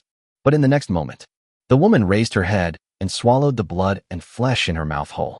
Blood flowed from the corner of her mouth. This scene scared the people who were about to gather around. Monster, monster. She's turned into a monster. President, help. For a moment, screams and roars echoed on the water. Zhang Sirui subconsciously stood in front of Huyu. Even though he was not in danger, Huyu still felt warmed by this scene. Don't worry, it's okay. Huyu raised his hand and patted her shoulder, then said calmly, Xiaomo. I'm here. As Xiaomo said this, he rushed out from behind Huyu, holding a big chicken leg in his hand, and kept stuffing it into his mouth. After she regained her sanity, in order to recall more things, she kept following Huyu. In addition to restoring memory, it also means protecting Huyu. In their hearts, He is still a normal person now and has nothing to do with the so-called mutants. Therefore, in addition to Insiener's protection, it is also crucial to add another layer of insurance. It was natural for Xiao Mo to stay by his side. As for the bodyguard fees, I don't know if it's because she's been hungry for a long time, or if she just wanted to satisfy her appetite, but even though she had eaten Sinza beans before, she still wanted to eat. It just so happens that this amount is perfect for paying for her bodyguard fees. Since lunch, she has been eating snacks, chicken legs, fried chicken, and other things all the time. But you didn't care. Anyway, with the support of the island country's resources, even if she eats at this frequency for 100 years, it will not damage her foundation. Now it comes in handy. Don't move. The moment Xiao Mo's voice fell, the woman also froze in place. Like a robot whose spring has run out, it is motionless. President, it's done. Xiao Mo stood beside Hu Yu. Tell me, what should we do? Let her come up first. Hu Yu spoke calmly. If he saw correctly, President Wei died the moment the woman bit off his flesh. That shrill scream was Mr. Wei's last voice. If it was just a bite, this wouldn't be possible. But what if the woman was carrying poison? Because she has mutated, the panel only shows her name and the skills she currently possesses. Toxin mastery. Obviously, this woman's alienation direction is a new path. It is perfect to use as experimental material. Okay, President. Xiao Mo said, biting off another piece of chicken thigh meat. Come up. The woman immediately looked up, and jumped directly in front of Hu Yu, bowing slightly to show respect. Okay, Xiao Mo, take her to the ice storage first. I'll be right there. Xiao Mo replied, not forgetting to stretch out his right hand. This is asking for insurance premium. Hu Yu smiled bitterly and reluctantly took out another piece of chicken chop for her. She took it with great joy and skipped towards the ice storage with the woman. The good thing about Xiao Mo is that although he is greedy, he is not picky about food. As long as the amount is large enough to make him full, he is fine. Hu Yu turned to look at Zhang Sirui and nodded with satisfaction. Your plan is acceptable. Thank you, President. You're welcome. Hu Yu smiled and replied, you're just sharing my worries. I'll have to trouble you to keep an eye on the next ships coming. If a similar situation occurs, you can directly activate the Heart of the Ocean's protection system. I'll authorize you to do so. Okay, President. Yes, Master. Zhang Sirui and Xiaohai responded one after another. Hu Yu didn't say anything more, just turned around and left, chasing Xiao Mo towards the ice storage. As for the pleas and cries outside the gangway, what does this have to do with him? The kindness shown to these people now will turn into sharp swords against him in the future, and each one will pierce him and the people he cares about. In the end times, humanity is the least important and at the same time the most important thing. If you become a beast, don't blame others for treating you like a beast. As for the subsequent treatment of those who should not have boarded the ship, Hu Yu did not mention it. He believed that Zhang Sirui had her own ideas. Hu Yu and Xiao Mo arrived at the ice storage one after another. As soon as they brought the mutants to the ice storage, Xiao Zissou and Su Linglong, who were conducting experiments, turned their heads and looked at them. After lunch, the two went straight into the ice storage, put on medical chemical protective suits, and started their respective research projects. Su Linglong's research focuses mainly on the body structure and evolutionary direction of mutant fish. Why does the same kind of fish mutate into two different mutant fish when living in different waters? Why do different fish living in the same waters mutate into the same species? It's all rainwater, so why do the mutated substances in different places produce different effects? As for Xiao Zissou's research direction, she majored in medicine, and her research was mostly related to substances in the blood of mutant creatures. Whether it is mutant fish or the blood of mutants like Shinshan, they are all her research targets. In other words, Hu Yu's identity as an evolver has not been discovered yet, otherwise he would have had his blood drawn by now. When Xiao Zissou saw Xiao Mo coming with new experimental materials, her reaction was the most intense. She rushed over and patted Hu Yu's shoulder with satisfaction. Great, Boss Hu. I said I wanted an experimental mutant, and you caught it so quickly? Not bad, not bad. Don't be nice yet. Hu Yu gave a bitter laugh. This thing is poisonous. Be careful when you experiment with it. Xiao Mo, can you ensure her safety? I'll try. Xiao Mo said, looking at the mutant, and raised his hand to point at Xiao Zissou. From now on, she is your master, and you must obey her orders. The mutant turned around and looked straight at Xiao Zissou. As for whether it succeeded or not, nobody knows. I'll try to command it. Xiao Zissou swallowed and said slowly, squat down. As soon as the words fell, the mutant slowly squatted down. Just as everyone was showing a satisfied smile, the next moment, the mutant exerted force with his legs and suddenly pounced forward. The target is Xiao Zissou. Chapter 192 You Can Try. Perilla. Su Linglong watched from the side and exclaimed in surprise. Fine. Fortunately, Puyu was right next to me. As a being that has undergone the first level of evolution, his reaction ability is the strongest among all mutants. The moment the mutant pounced, he came to his senses, raised his hand, and slashed down with a knife, hitting the opponent's neck directly. Click! A crisp sound was heard. The mutant fell from the air and collapsed to the ground. But it still raised its head, stretched its hands towards Xiao Zissou, and struggled to pounce on her. Seeing that it couldn't move, Xiao Zissou walked forward and squatted on the side to check its condition. Be careful. Puyu frowned and prepared to pull her up. Fine. Xiao Zissou refused him and reached out to press its cervical vertebrae and spine. The second cervical vertebra and spine are broken. I probably won't be able to get up. She stood up and looked at Puyu with a smile in her eyes. Not bad, boss. I didn't know you had this trick up your sleeve. Coincidence, coincidence. Puyu smiled awkwardly and scratched his head. I drew a perfect physique book earlier, and my physical fitness and strength have improved. To be honest, he didn't know he could reach this level after evolving. Not only does his reaction speed increase, but his strength also increases. In other words, he does not know any fighting skills. If he can reach the fighting awareness and skills of Zhao Zhong and others, it is not impossible to unlock perfect fighting. It still has to be you. Xiao Zissou said this without any suspicion, but pointed at the mutant on the ground. Then what are you still standing there for? Lift it up. It looks like it has no ability to resist. You don't have to worry about what happens next. It's better to be safe. Puyu lifted it onto the test bench and turned to look at Xiao Mo. Xiao Mo, just control it again and stop it from moving around. Okay, no problem. Xiao Mo is just a 19-year-old girl after all. When she saw the mutant rushing towards her, she was stunned for a moment. Only now did she come to her senses and realize what had just happened. If Puyu hadn't been standing nearby and cut off the opponent's attack with one hand, she would have become the indirect murderer of Xiao Zissou. She quickly gave the mutant an order, and at the same time, she looked at Xiao Zissou and bowed slightly. Sister Zissou, I'm sorry, I was inconsiderate just now, and I didn't know that this would happen. Sorry. It's okay, you didn't mean it. Xiao Zissou looked at the two of them and smiled. All right, you guys can't help much here anymore. Go out and rest. Well, keep up the good work. If you need anything, just call me through Xiao Hai. Rest assured. Puyu and Xiao Mo walked out of the ice storage. After dealing with the mutant problem, he was still a little worried about Zhang Sirui. No matter what, there are all kinds of people in these 85 buildings. If a mutant appears, or if someone who can hide from her sneaks into the ship, it will not be good. It is safest to nip the danger in the bud. However, he did not go to the gangway, but came to the deck and overlooked the situation below. Anyway, he has evolved now. Xiao Mo is also a mutant, and Incienner's mutation materials are also ready, so it's okay to get caught in the rain on the deck. As soon as he reached the deck, Puyu looked down and saw some familiar people getting off the rescue boat. They were obviously assessing Zhang Sirui. It's them. Isn't this my unscrupulous boss and his secretary? These two are still alive. That's right.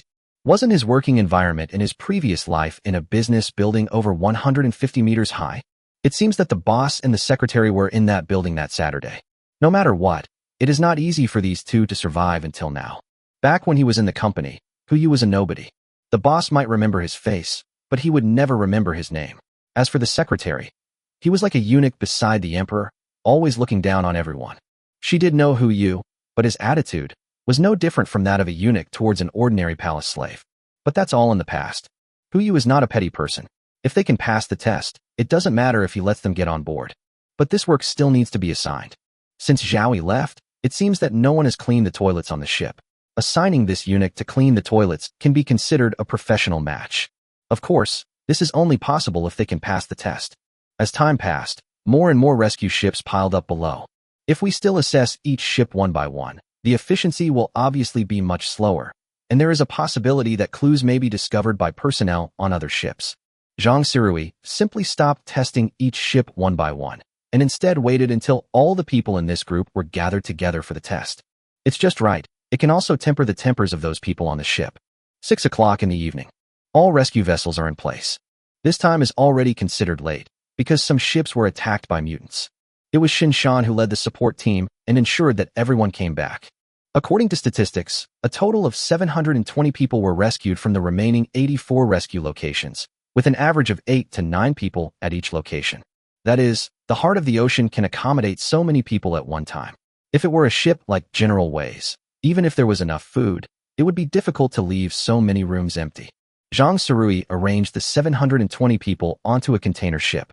Hu held the tablet and looked at the detailed information of the 720 people compiled by Xiaohai. With the support of data from the national database, even without a panel, these people are as transparent as can be in front of him. All kinds of resumes are clear at a glance. To be honest, Hu was still a little surprised. According to the shelter's rating system, among these 720 people, more than 30% were B-level talents and 10% were A-level talents. The remaining 60% are mostly D and E grades, while C-grade talents are very rare. As for the legendary S-level talents, there is not a single one. Ahem. Seeing that the number of people was almost enough, Zhang Surui began her own judging session. She held the megaphone, looked at the people in front of her, and slowly said, "I won't say anything more. If you want to get on board, it's simple. Now show me your worth. If you are worthy enough to get on board, we will be a family from now on. We will support each other and survive in the apocalypse. If that's not enough, then the waste will be sent back to where it came from." After saying this, there was silence at the scene. They thought the owner of the ship would be arrogant, but they never thought it would be so arrogant. "Just give it to me if you say so."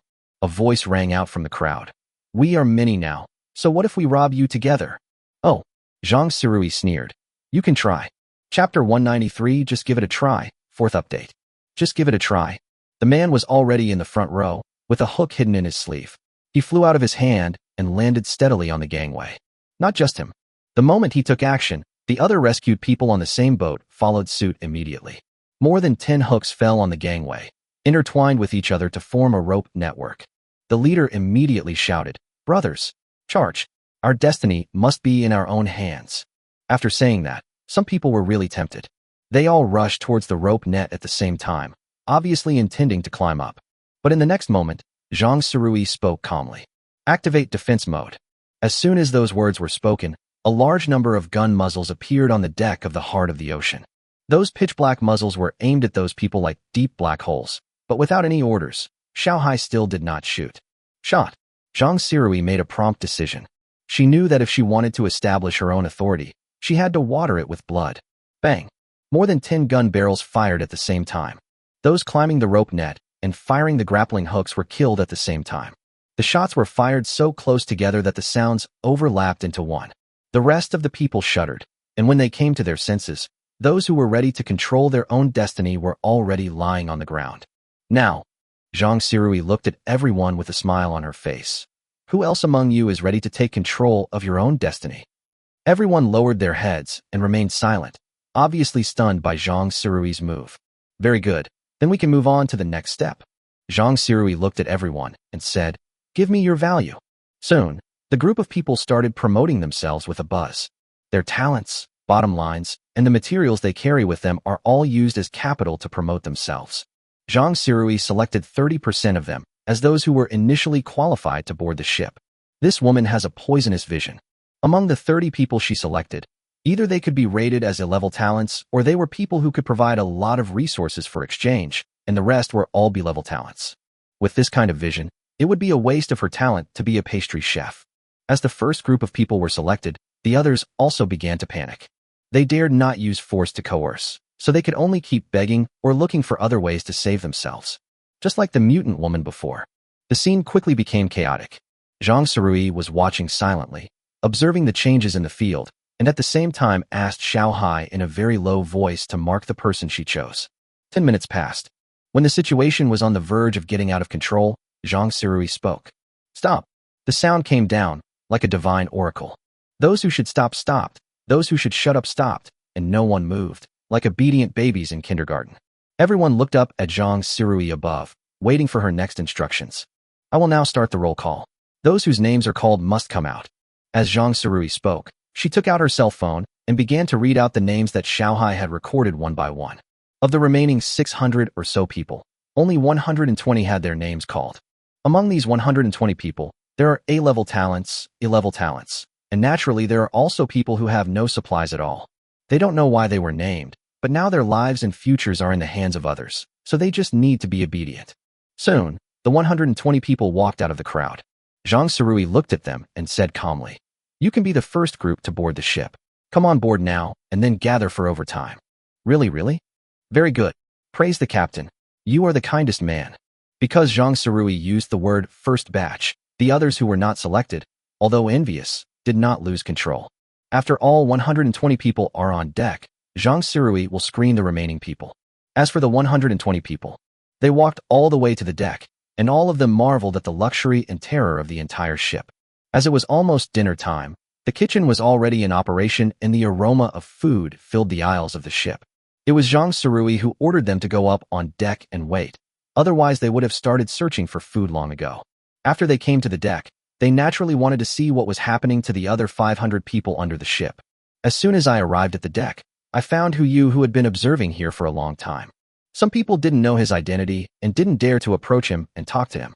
But, except for acquaintances. To be honest, Hu Yu didn't expect that his former boss and secretary were among those selected. No way.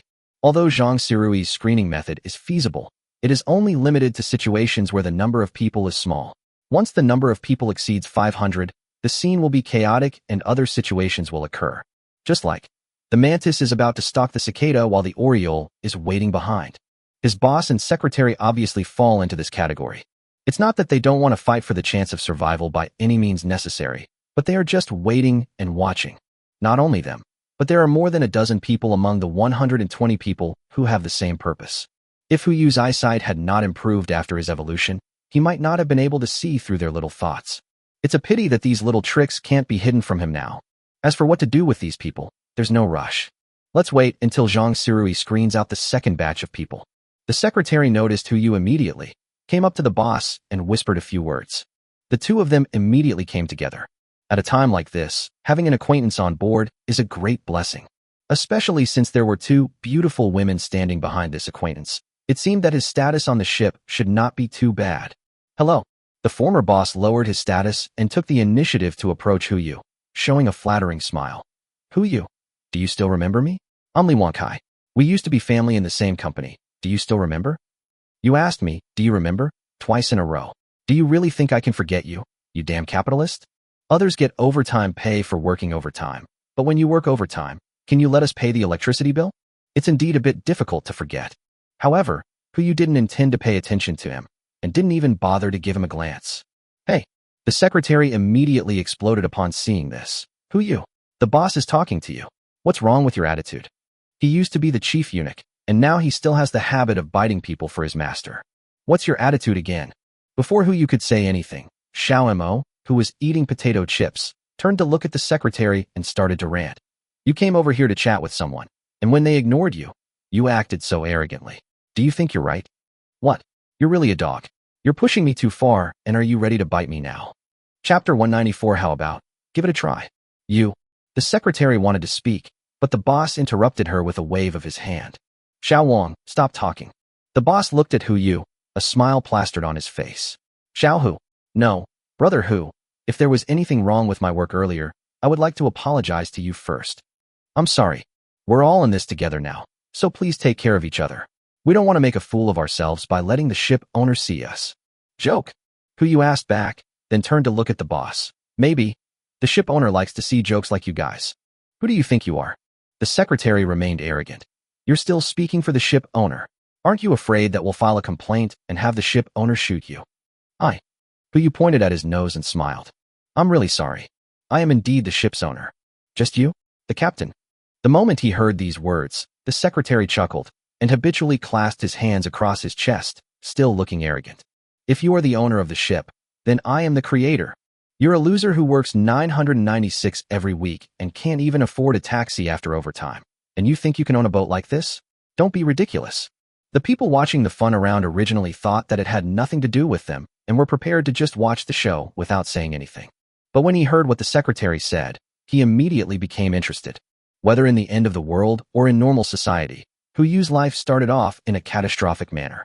People like this will never achieve anything great no matter how good the opportunities are. The secretary was right.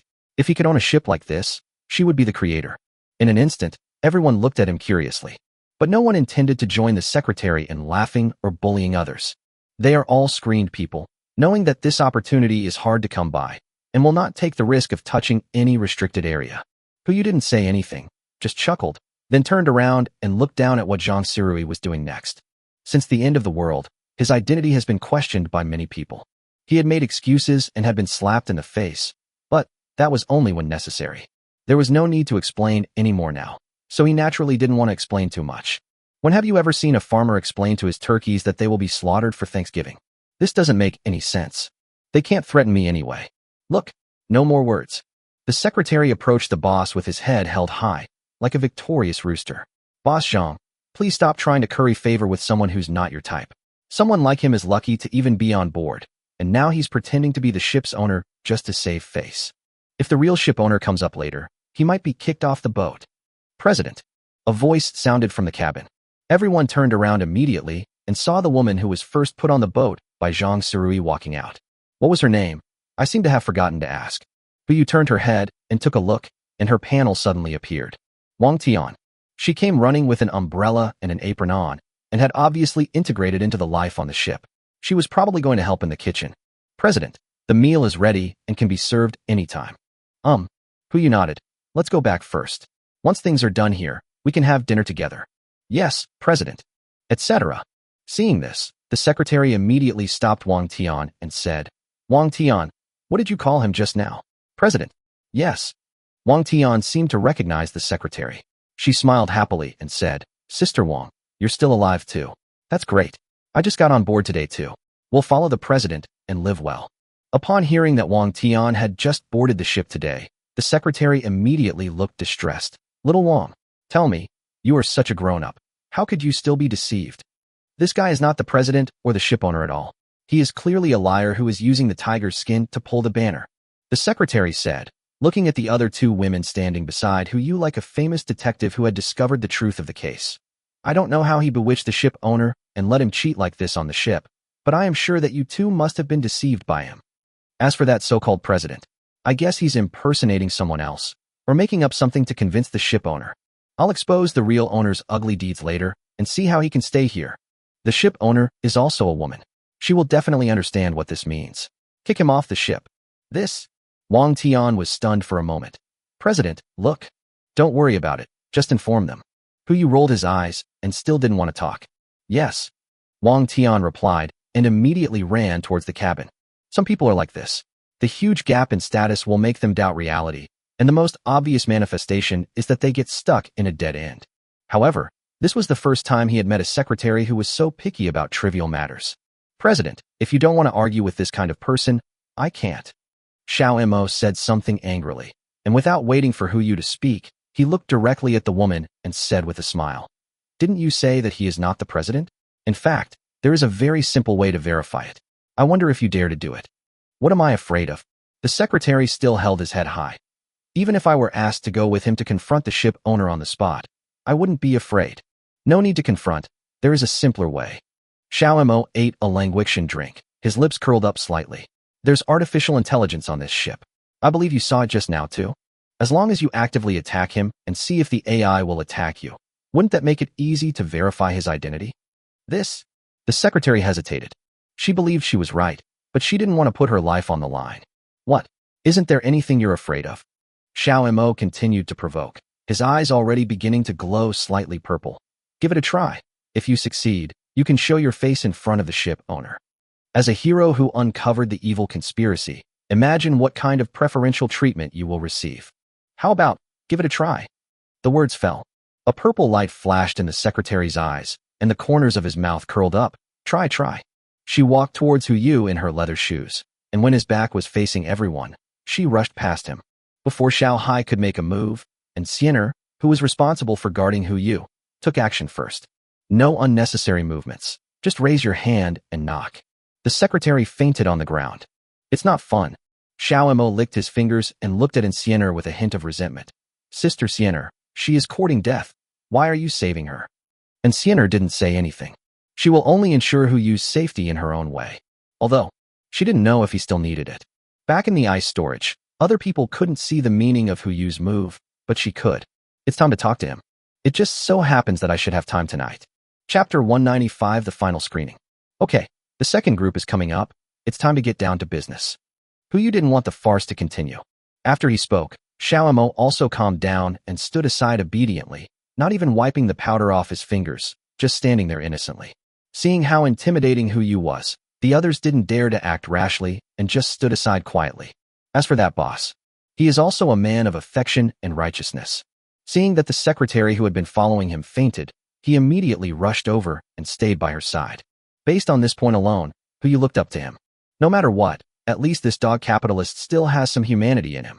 Not long after, the second group of people came up with Enciener. This group of people is not as large as the last time, only 80 people. That is to say, out of a total of 720 survivors, only 200 were selected to board the ship.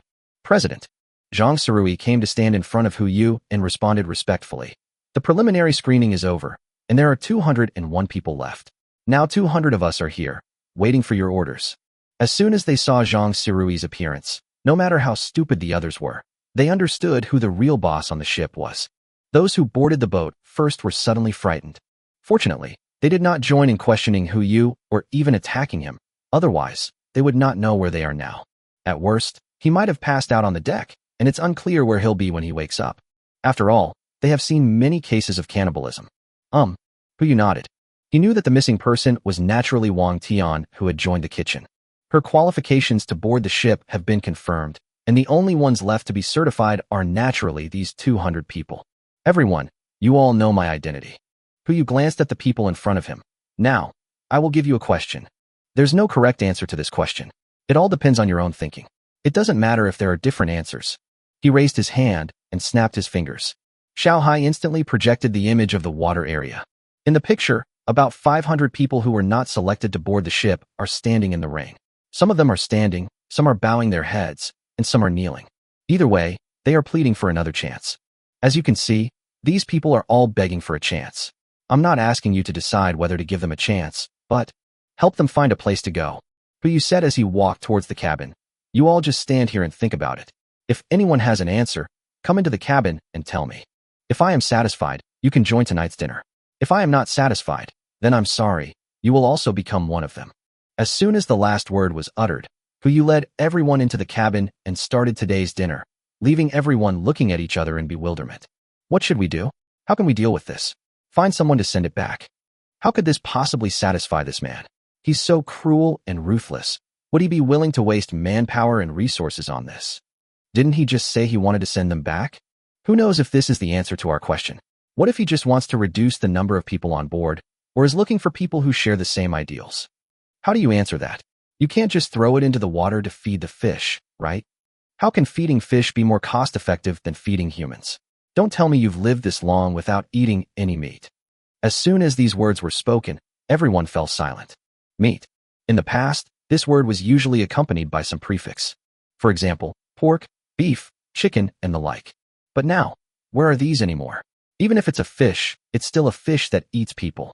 Now there is only one kind of food that can be called meat. People. They were able to survive for 22 days in the apocalypse. In addition to good luck, they naturally gave up some human things. The last question Hu Yu set was to see if they could get it back. Putting your own life first is undoubtedly right, but when your own life is not in danger, consider the lives of others. This is the bottom line of human nature. Soon, the fragrance from the cabin wafted out. Everyone's noses twitched.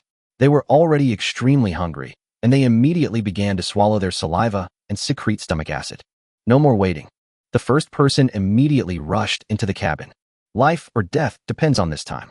The man rushed into the cabin, and what caught his eye were dozens of nutritious meals with a reasonable combination of meat and vegetables placed in front of everyone. Whether it was Hu Yu or Wang Tian who had just boarded the boat, the things placed in front of them were exactly the same. He couldn't stop swallowing, but still forced himself to come to Hu Yu. President, I have thought of the answer. Hu Yu calmly drank a mouthful of yogurt and said, Speak. Kill them all. Throw it into the water. Hu Yu hesitated for a while and spoke reluctantly. Yes, boss. Shinshan replied that since he didn't need to eat anyway, it was just right to do this kind of thing. He is one of the few people who still insists on calling Hu Yu boss after he became the president. Besides him, there are Zhao Zhong, Su Zilong, Li Ji, Xiao Zisu, and others. Others had already changed their words, thinking that Hu Yu would prefer the new name. Actually, he is still a very nostalgic person. Don't. The man immediately panicked. Give me another chance. President. Please give me another chance. No matter how the man struggled, in Shinshan's hands, he was like a crab jumping around randomly, and he had no ability to resist at all. He was thrown into the water directly from the die. Seeing someone fall into the water, the people on the boat were stunned at first. Among those who were not selected, someone actually jumped into the water and rescued the man. Yu, who was watching the surveillance video, suddenly had his eyes light up. Remember him? You can have him aboard to chat later. Yes, master. Xiaohai responded respectfully. Soon, more and more people came forward with their ideas. These ideas revolve around two options. One is killing. Whether it is extermination or resource recycling, they all revolve around the same essence, which is that they cannot survive. As for the other one, it's naturally the opposite. Either they are given a ship and left to fend for themselves, or they are sent back to where they came from and continue the life they were living before they were rescued. Naturally, the people in front were thrown into the water by Yu. I don't know if it was inspired by the man just now, but all the people thrown into the water were rescued by the people on the boat. The latter joined the dinner party. A total of 66 people. It's almost less than a quarter of the total number of people. After dinner, Yu came to the gangway again for one final screening. Here we go again. What on earth does this guy want to do? No matter what he's up to, we brothers and sisters are united as one. Even if it means sacrificing our lives, we're going to bring this guy down. Right? Fight him. Kill us all if you dare. Listening to the noise around him, Yu didn't care. He looked at the crowd in front of him, which had returned to over 600 people, and said directly, "Do you know why I threw those people into the water just now?" No one answered, but their eyes already gave the answer. What else could it be?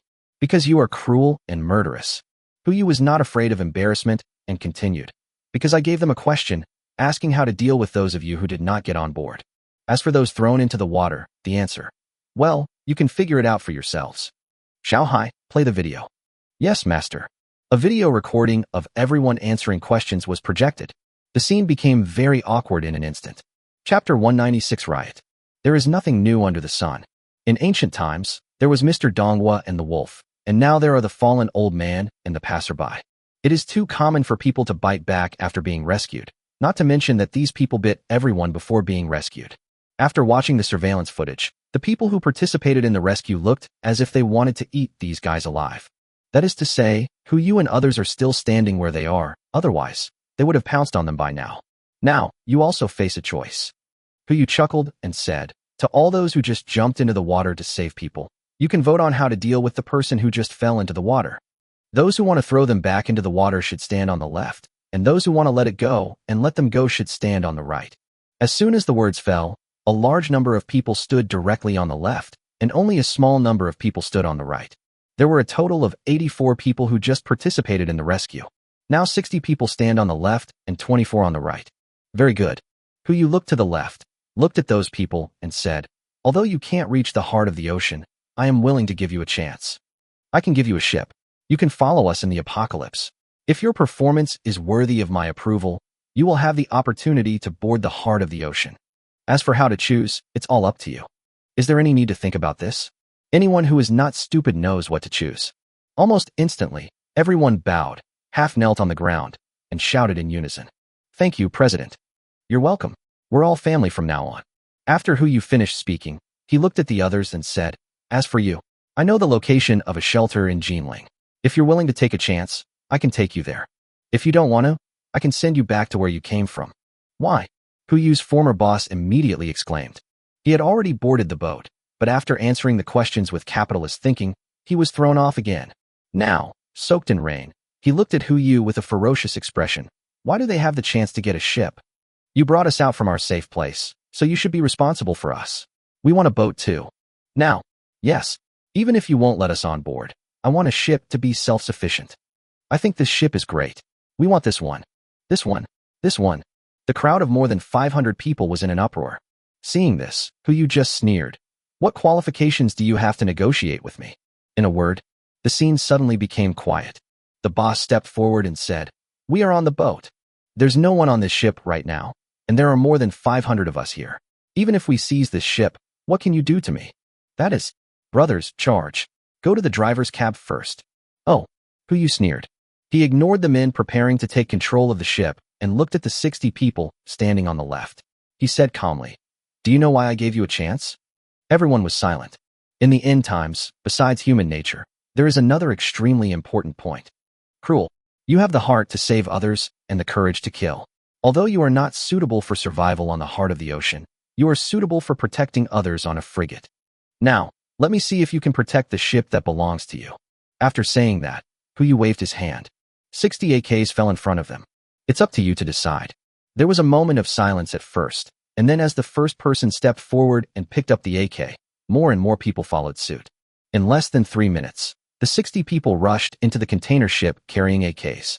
Xiao Mo, who was watching from the side, couldn't help but ask, "President, is this really okay? Should we kill all those people?" "I gave them a chance." Huyu shrugged and looked at Xiao Mo. "Remember one thing, in the end times, the least valuable thing is human life. The most valuable thing is also human life." After Huyu finished speaking, he continued to look at the container ship. About 15 minutes. The gunfire on the container ship gradually faded. The nearly tenfold difference in numbers cannot make up for the gap between bare-handed fighters and those armed with guns. It's time to check the results. Huyu waited quietly, and soon saw a group of people carrying guns walking towards him, and at the same time, it also gave him a surprise. No killing. At least not all of them were killed. They pushed the group all the way to where they were just now. Among the 60 people, the leader, who was also the first guy to jump into the water to save people, walked forward with a gun and put the AK in front of him immediately. "President, there were 515 rebels in total. 65 of them were killed. The remaining 450 are all here, awaiting your disposal." There was a smile in the corner of Huyu's eyes. He remembered this person. He is one of the few A-level talents in the database, but I haven't had time to look at his panel in detail. As soon as he thought about it, the opponent's panel popped up immediately. Name, Tu Xingyi. Gender, male. Age, 27. Skills, epic strategy, epic combat, perfect firearms, perfect management, masterful training, masterful personnel, masterful survival, masterful swimming, masterful daggers. Personality, treacherous, resourceful, loyal, decisive. Favorability, 10. No wonder he was rated as an A-level talent. With these two epic skills, let alone in troubled times, even in a peaceful and prosperous era, he will at least be a general-level figure in the future. Especially his character. That's loyalty. A rare talent. Very good. Huyu smiled with satisfaction. "What's your name?" Tu Xingyi. Tu Xingyi spoke calmly. For a person like this to reveal his real name in such a situation means that he has begun to trust Huyu. Xiao Tuesday. Huyu Ming knew that the other party was older than him, but he still pretended to be mature and said, "Answer me. Why didn't you kill them? You are the president." Tu Xingyi said coldly, "You only asked us to protect the ship, but did not tell us how to deal with these people. My brothers and sisters and I have decided to capture these people first and then hand them over to you for the decision." As expected, he is a person with perfect management. Originally, he was the only one showing off, but he brought along other people in the same situation. Even just one sentence was enough to give everyone a good impression of him. "I said, it's up to you to decide how to deal with this group of people." Huyu raised the corner of his mouth slightly. "Now, I want to hear your opinion." "Shelter." Tu Xingyi spoke decisively without any hesitation or consultation with the people behind him. "President, I beg you to give them one last chance and send them to a shelter." Tu Xingyi. Huyu spit out his full name, his eyes slightly lowered. "I just want to hear the truth." Chapter 197. Your taste is a little different. Kindness. Perhaps before entering the apocalypse, Tu Xingyi did possess this thing, but after experiencing the apocalypse, this thing obviously disappeared. This is not Huyu's guess, but actual evidence. The reason why Zhang Sirui kept such a talented person on the boat was because he provided enough resources in exchange for a ticket during the first screening. But later, when faced with other people's pleas, he just ignored them. He also didn't get a ticket after the second screening.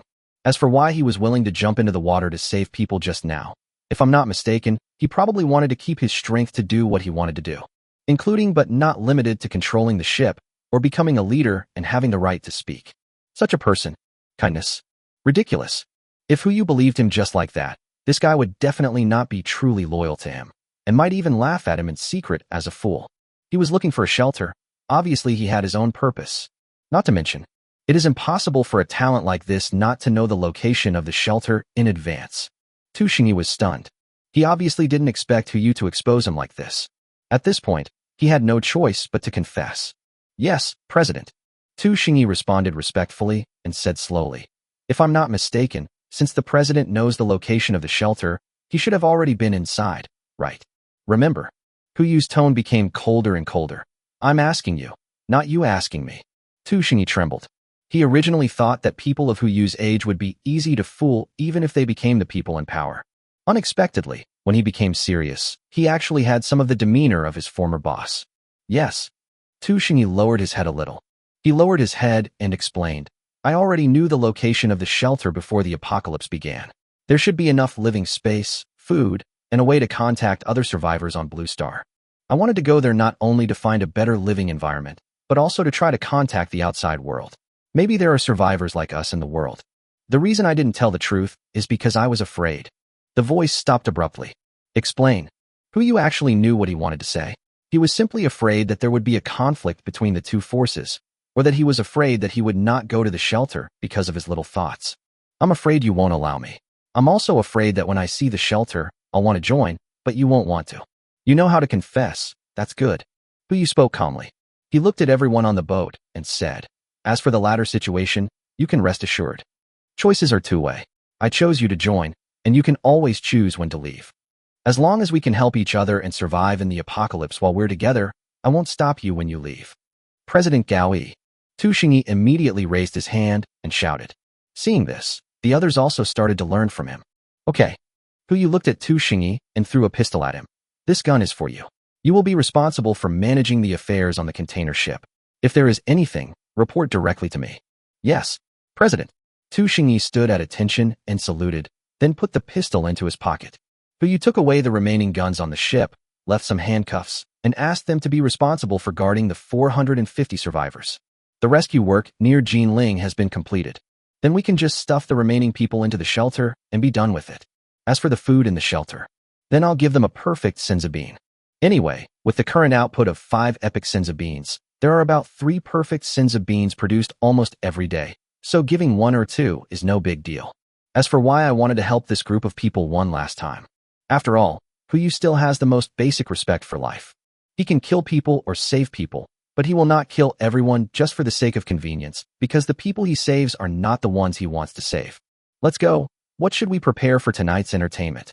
Huyu walked back all the way, thinking, how about playing mahjong? Xiaomo, do you know how to play?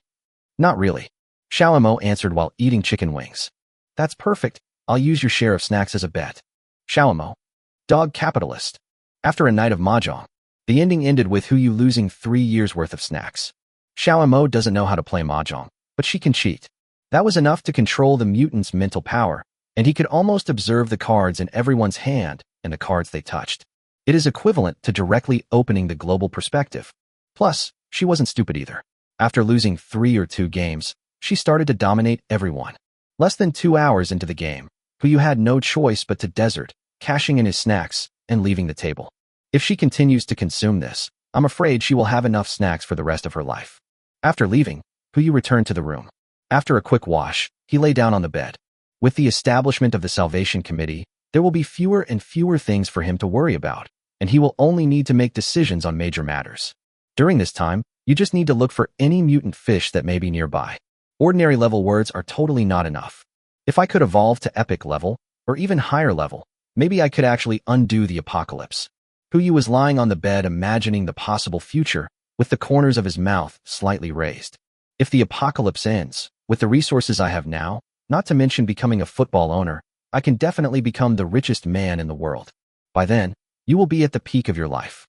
Just as he was immersed in his fantasy, a voice sounded quietly. What are you laughing at? Fall with a sound.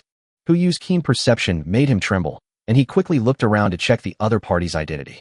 But this voice seems somewhat familiar. Here, the voice appeared again, and Huyu looked in the direction where the voice came from. I saw Sienna appear at the door of the toilet at some point, as if she had just come out. You, Sienna, why are you here? Coming out of the toilet? When I was taking a shower just now? Could she have seen everything? I have a question for you. And Sienna walked all the way to the bed and stared at him. Huyu subconsciously wrapped himself tightly in his blanket, and his heartbeat began to accelerate. Is she trying to force herself on Yuji? Could it be that this is another strategy created by that disaster star Su Linglong? This time she really made me die. You. And Sienna said, slowly coming up. The tip of his nose was only a hair's breadth away from the tip of Huyu's nose. She spoke slowly. You smell a little different. Chapter 198 Sienna mutates. Smell? Could it be that she discovered something? Huyu immediately laughed and said, maybe I changed to a new shower gel. Would you like me to get you some? And Sienna didn't answer, but kept moving forward, her nose twitching constantly, as if she was looking for the source of the strange smell, etc. Huyu saw that he couldn't hide it anymore, so he quickly said, "You don't suspect that I've mutated, do you?" Questions are raised. And Sienna also came out of the military dog state, stood by the bed, and nodded silently. "Please, if I really mutated, is it possible that I could hide such a big thing from you?" Huyu asked from the bottom of his heart. He also stretched out his arm and said, "Mutant's blood is all purple. If you don't believe me, try cutting me." With Sienna's personality, it's obviously impossible to get away with it in front of her, so it's better to scare her. Maybe she will be tricked by herself. But I didn't expect. The next moment, a dagger slashed through his arm. A stinging pain came. Huyu took a breath of cold air immediately, and Sienna's voice had just reached his ears. "Good. Please, what kind of good person would give an answer only after taking action?" Huyu's face turned pale, his breath was stuck in his throat, and he didn't know what to say. He could only watch the blood flow from his wound. Bright red, dripping onto the deck. Red? How could it be red? Not only in Sienna, but even Huyu himself was stunned. Logically speaking, after my evolution, my blood should be purple. How come? That's right. Evolution. According to the research results of Xiao Zissou and others, the reason why the unknown substance reacts to humans and fish is that it changes the body structure of the species at the DNA level. Purple blood is a manifestation of DNA sequence variation. But he is not mutating, he is evolving. With something like this happening, there's only one possibility left. One's own evolution is related to unknown substances and also to the system. Because of the existence of the system, although his own DNA has changed, it is different from the changes of other mutants. As for the specific differences, Huyu couldn't be sure. The only thing he could be sure of at the moment was that in terms of blood, he was still a normal human being. Look, Huyu quickly came to his senses, and while using gauze to stop the bleeding, he also said to Sienna, "I said I didn't mutate, right?" Sienna didn't say anything, just stood there. Still standing there, Huyu smiled helplessly. "Come and bandage me quickly. Ouch." And Sienna came to her senses, immediately stepped forward, took the gauze and medicine from him, and began to bandage Huyu. Huyu didn't blame Sienna either. After all, in her mind, there is no difference between sarcasm and truth. Since you asked me to give it a try, I'll give it a try. It was my own carelessness that led me to not consider this point. Otherwise, I wouldn't have gotten stabbed in vain. Bandaging completed. Huyu also smiled at Sienna and said, "Okay, it's okay. Go and rest quickly. We still have to travel tomorrow." Although the sanctuary is not too far away, it is less than half an hour's journey for the heart of the ocean. But we still have to take the speed of the other two ships into consideration. It will take at least 2 hours to reach the shelter after breakfast tomorrow. With the current rainfall and the rate of biological mutation, it is still unknown what will happen. And Sienna replied calmly, turned around, and walked towards the door. As she walked past the pool of blood, she did not forget to look back, as if to verify something. He simply didn't leave and just stood by Huyu's bed. She didn't say anything, but she made her meaning clear through her actions. "I'm not leaving tonight." Huyu smiled bitterly. He knew he couldn't control this girl, so he just let her do what she wanted. As the heavy rain came, the weather became colder.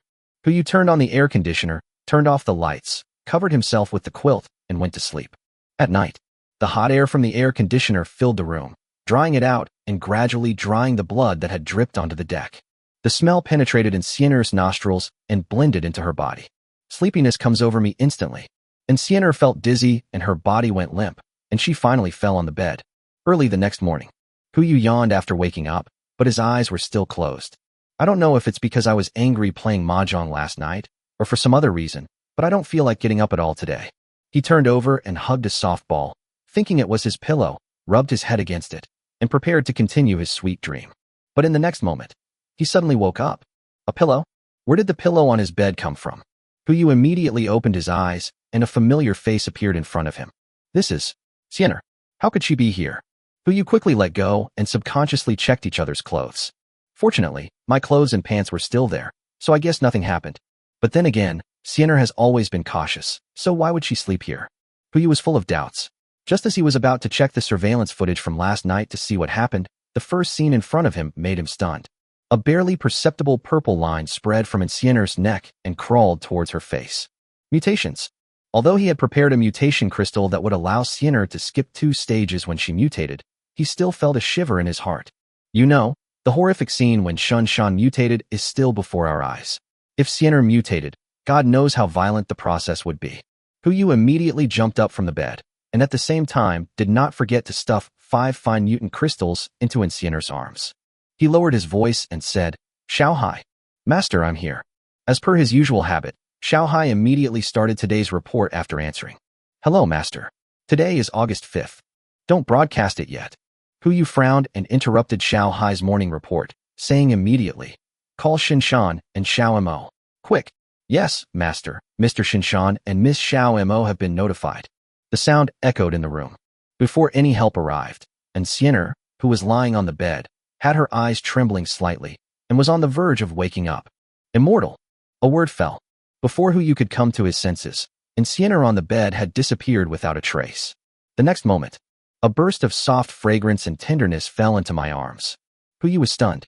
What kind of mutation direction is this? Running wild. Is it equivalent to hugging someone? It seems that Siener is not that dangerous after all.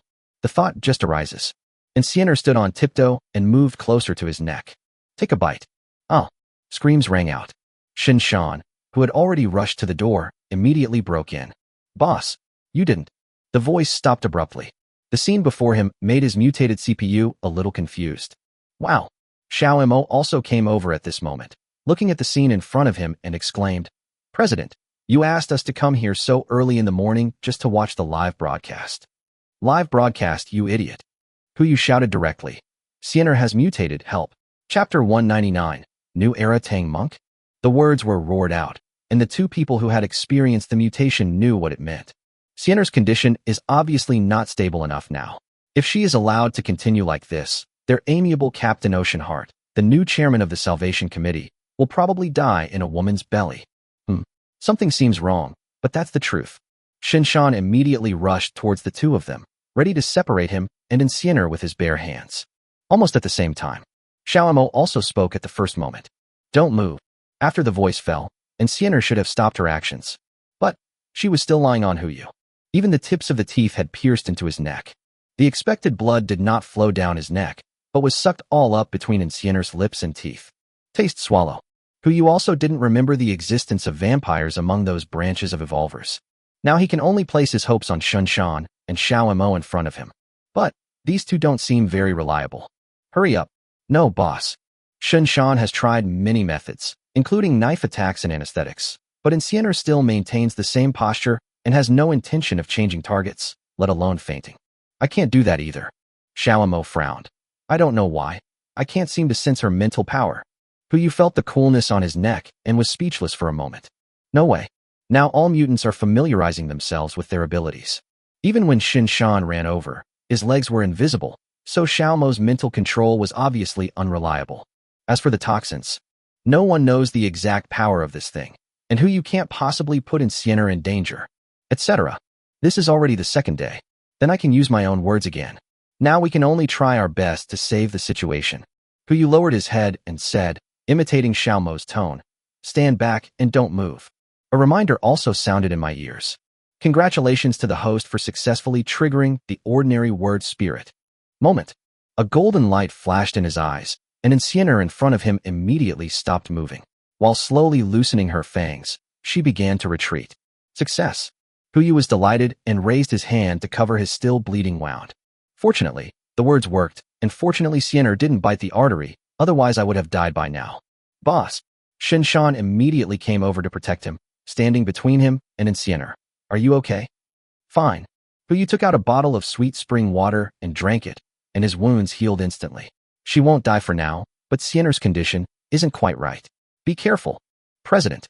Xiao Mo stood at the doorway, looking a little dazed. "You can also do mind control."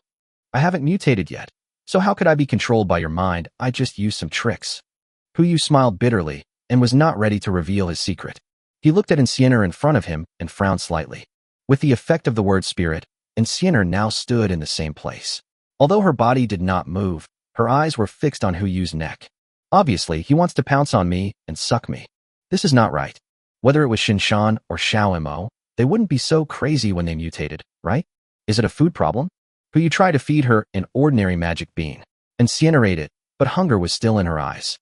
He threw the fine mutant crystal on the bed over again, but the other party's state remained the same, as if he wanted to eat Yu alive. "What is going on?" "Boss." Shinshan came over and asked curiously, "Did you do anything last night?" "I have to have that ability." Huyu smiled bitterly and replied, "With this young lady's abilities, what can I do to her?" Shinshan nodded silently. He also believed that his boss would not do such a thing, let alone drugging him. To take a step back, if the boss really wanted to let his bestial nature run wild, the women on Misusu's ship would be enough for him to have different ones for 3 months. Why bother to provoke Insienner? But he was also confused. "I didn't do anything last night, so how could this happen suddenly?" Could it be because... He looked down at the wound that was cut by the dagger last night. Because he didn't want to waste Li Chuan, who you didn't recover from the injury last night. Now, after drinking Li Chuan, the injury was also healed. The wrapped flesh felt itchy, and he remembered this incident. When Sienner cut him, his blood was exposed to the air. Although the blood looks bright red, the unknown substances it contains definitely far exceed those of all mutants at this stage. You know, he has swallowed a perfect level mutant crystal and an epic level mutant crystal. Plus, her target is her own blood. A guess emerged in Huyu's mind. He took out a dagger and an empty can, cut his fingertip, and tried to squeeze blood into the can. Moment. The smell of blood filled the entire room. Not only in Sienner, but also Shinshan standing next to her and Xiaomo at the door. The 3 people's eyes widened instantly, and Sienner was controlled and still standing there without moving. But Shinshan subconsciously moved forward and wanted to use his mouth instead of the can to catch the blood. Xiaomo also rushed over at the first moment, as if ready to snatch it directly. This thing is not only attractive to Insienner. Seeing this, Huyu thought it was not good, and immediately threw the can out and rushed towards Insienner. Shinshan and Xiaomo were attracted by the blood in the can and rushed over directly. He came to Insienner and put his fingers into her mouth. Insienner continued to suck like a little baby. The other 2 people shared the blood in the can, then regained their senses and looked at Huyu in a daze. "Boss, President, what just happened was..." "I don't know." Huyu frowned slightly. "But my blood now may have a fatal attraction to you." Before, only Sienner reacted. "It's likely because she sucked away all the blood that you didn't get hurt. If my blood was exposed to the air like just now, you would lose control."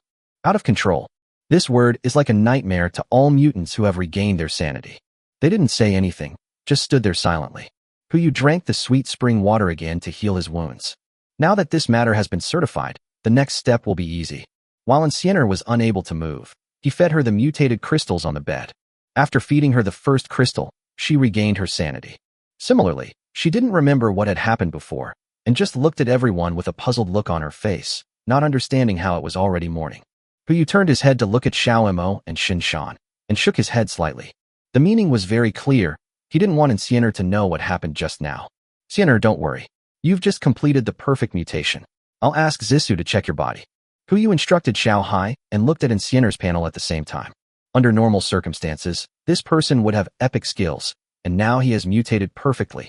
I don't know how terrifying the panel has become. You won't know until you see it. Once you see it. Even though Huyu was mentally prepared, he just stood there in a daze. Chapter 200 Evolver. Name: Insienner, Normal Evolution I. Gender: Female. Age: 25. Skills: Legendary Combat, Legendary Assassination, Legendary Firearms, Legendary Off-Road, Legendary Camouflage, and Masterful Metal Control. Personality: Loyal, Cute, Heroic, Protective, Taciturn, and Shy. Purity: 100. Favorability: 81. Huyu looked several times before he was sure that he was not dazzled and was not seeing things. All of Sienner's skills have been upgraded to a higher level, and just like Shinshan, the only additional skill is at the mastery level. And right next to her name, it was indeed evolution. In addition to herself, she is also an evolver. But she clearly absorbed the unknown substance in the water, so how could? Blood. That's right. It must be because of the blood. Sienner, let me do an experiment first. Huyu took out a dagger and grabbed Sienner's hand, then scratched her fingertips with the tip of the knife. Lilac blood oozed from the fingertips. Needless to say, her blood naturally does not have the same effect as Huyu's blood. But we are all evolvers. No, there is an I behind Sienner's evolver as an identifier. Could it be that because Sienner was transformed into an evolver by myself, she cannot have the same blood as me? In other words, the elite zombies infected by the Zombie King cannot transform other zombies or humans into elite zombies like her. Although this metaphor is not quite appropriate, it is the most suitable. He frowned slightly. Just then, Xiao Zissou, who was called, was jogging over in protective clothing. This is the efficiency of emergency doctors. What's wrong?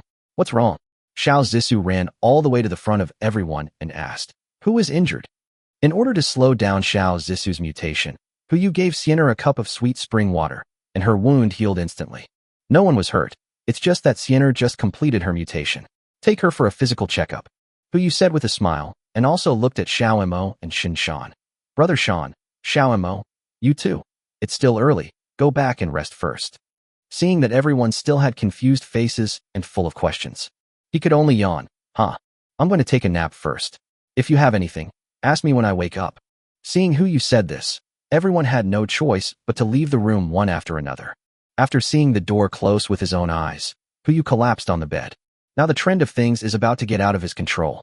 He didn't expect that his blood would have such an attraction to mutants.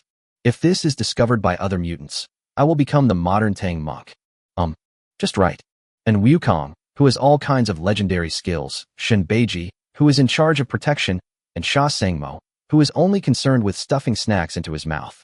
This configuration is really complete. Yu laughed at himself. Anyway, as long as there is no bleeding, this situation will not happen to me. He lay in bed, unable to fall asleep, and simply spoke to Xiao Hai. Xiao Hai, continue with today's report. Yes, master. It's August 5th, 7 a.m., the 23rd day after the apocalypse. The water level in Jinling has reached 237 meters, and the water level is increasing at a rate of 640 centimeters per hour. All facilities on board are operating normally. Everything is normal on the two nearby ships, and no suspicious circumstances have occurred. Research has confirmed that the toxin contained in Subject 1 is not a known toxin.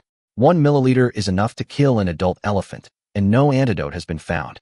After dissecting the black-scaled toothfish and black-scaled koi, all the blood has been collected. Miss Xiao Zissou is preparing to concentrate it in an attempt to artificially create a mutant crystal.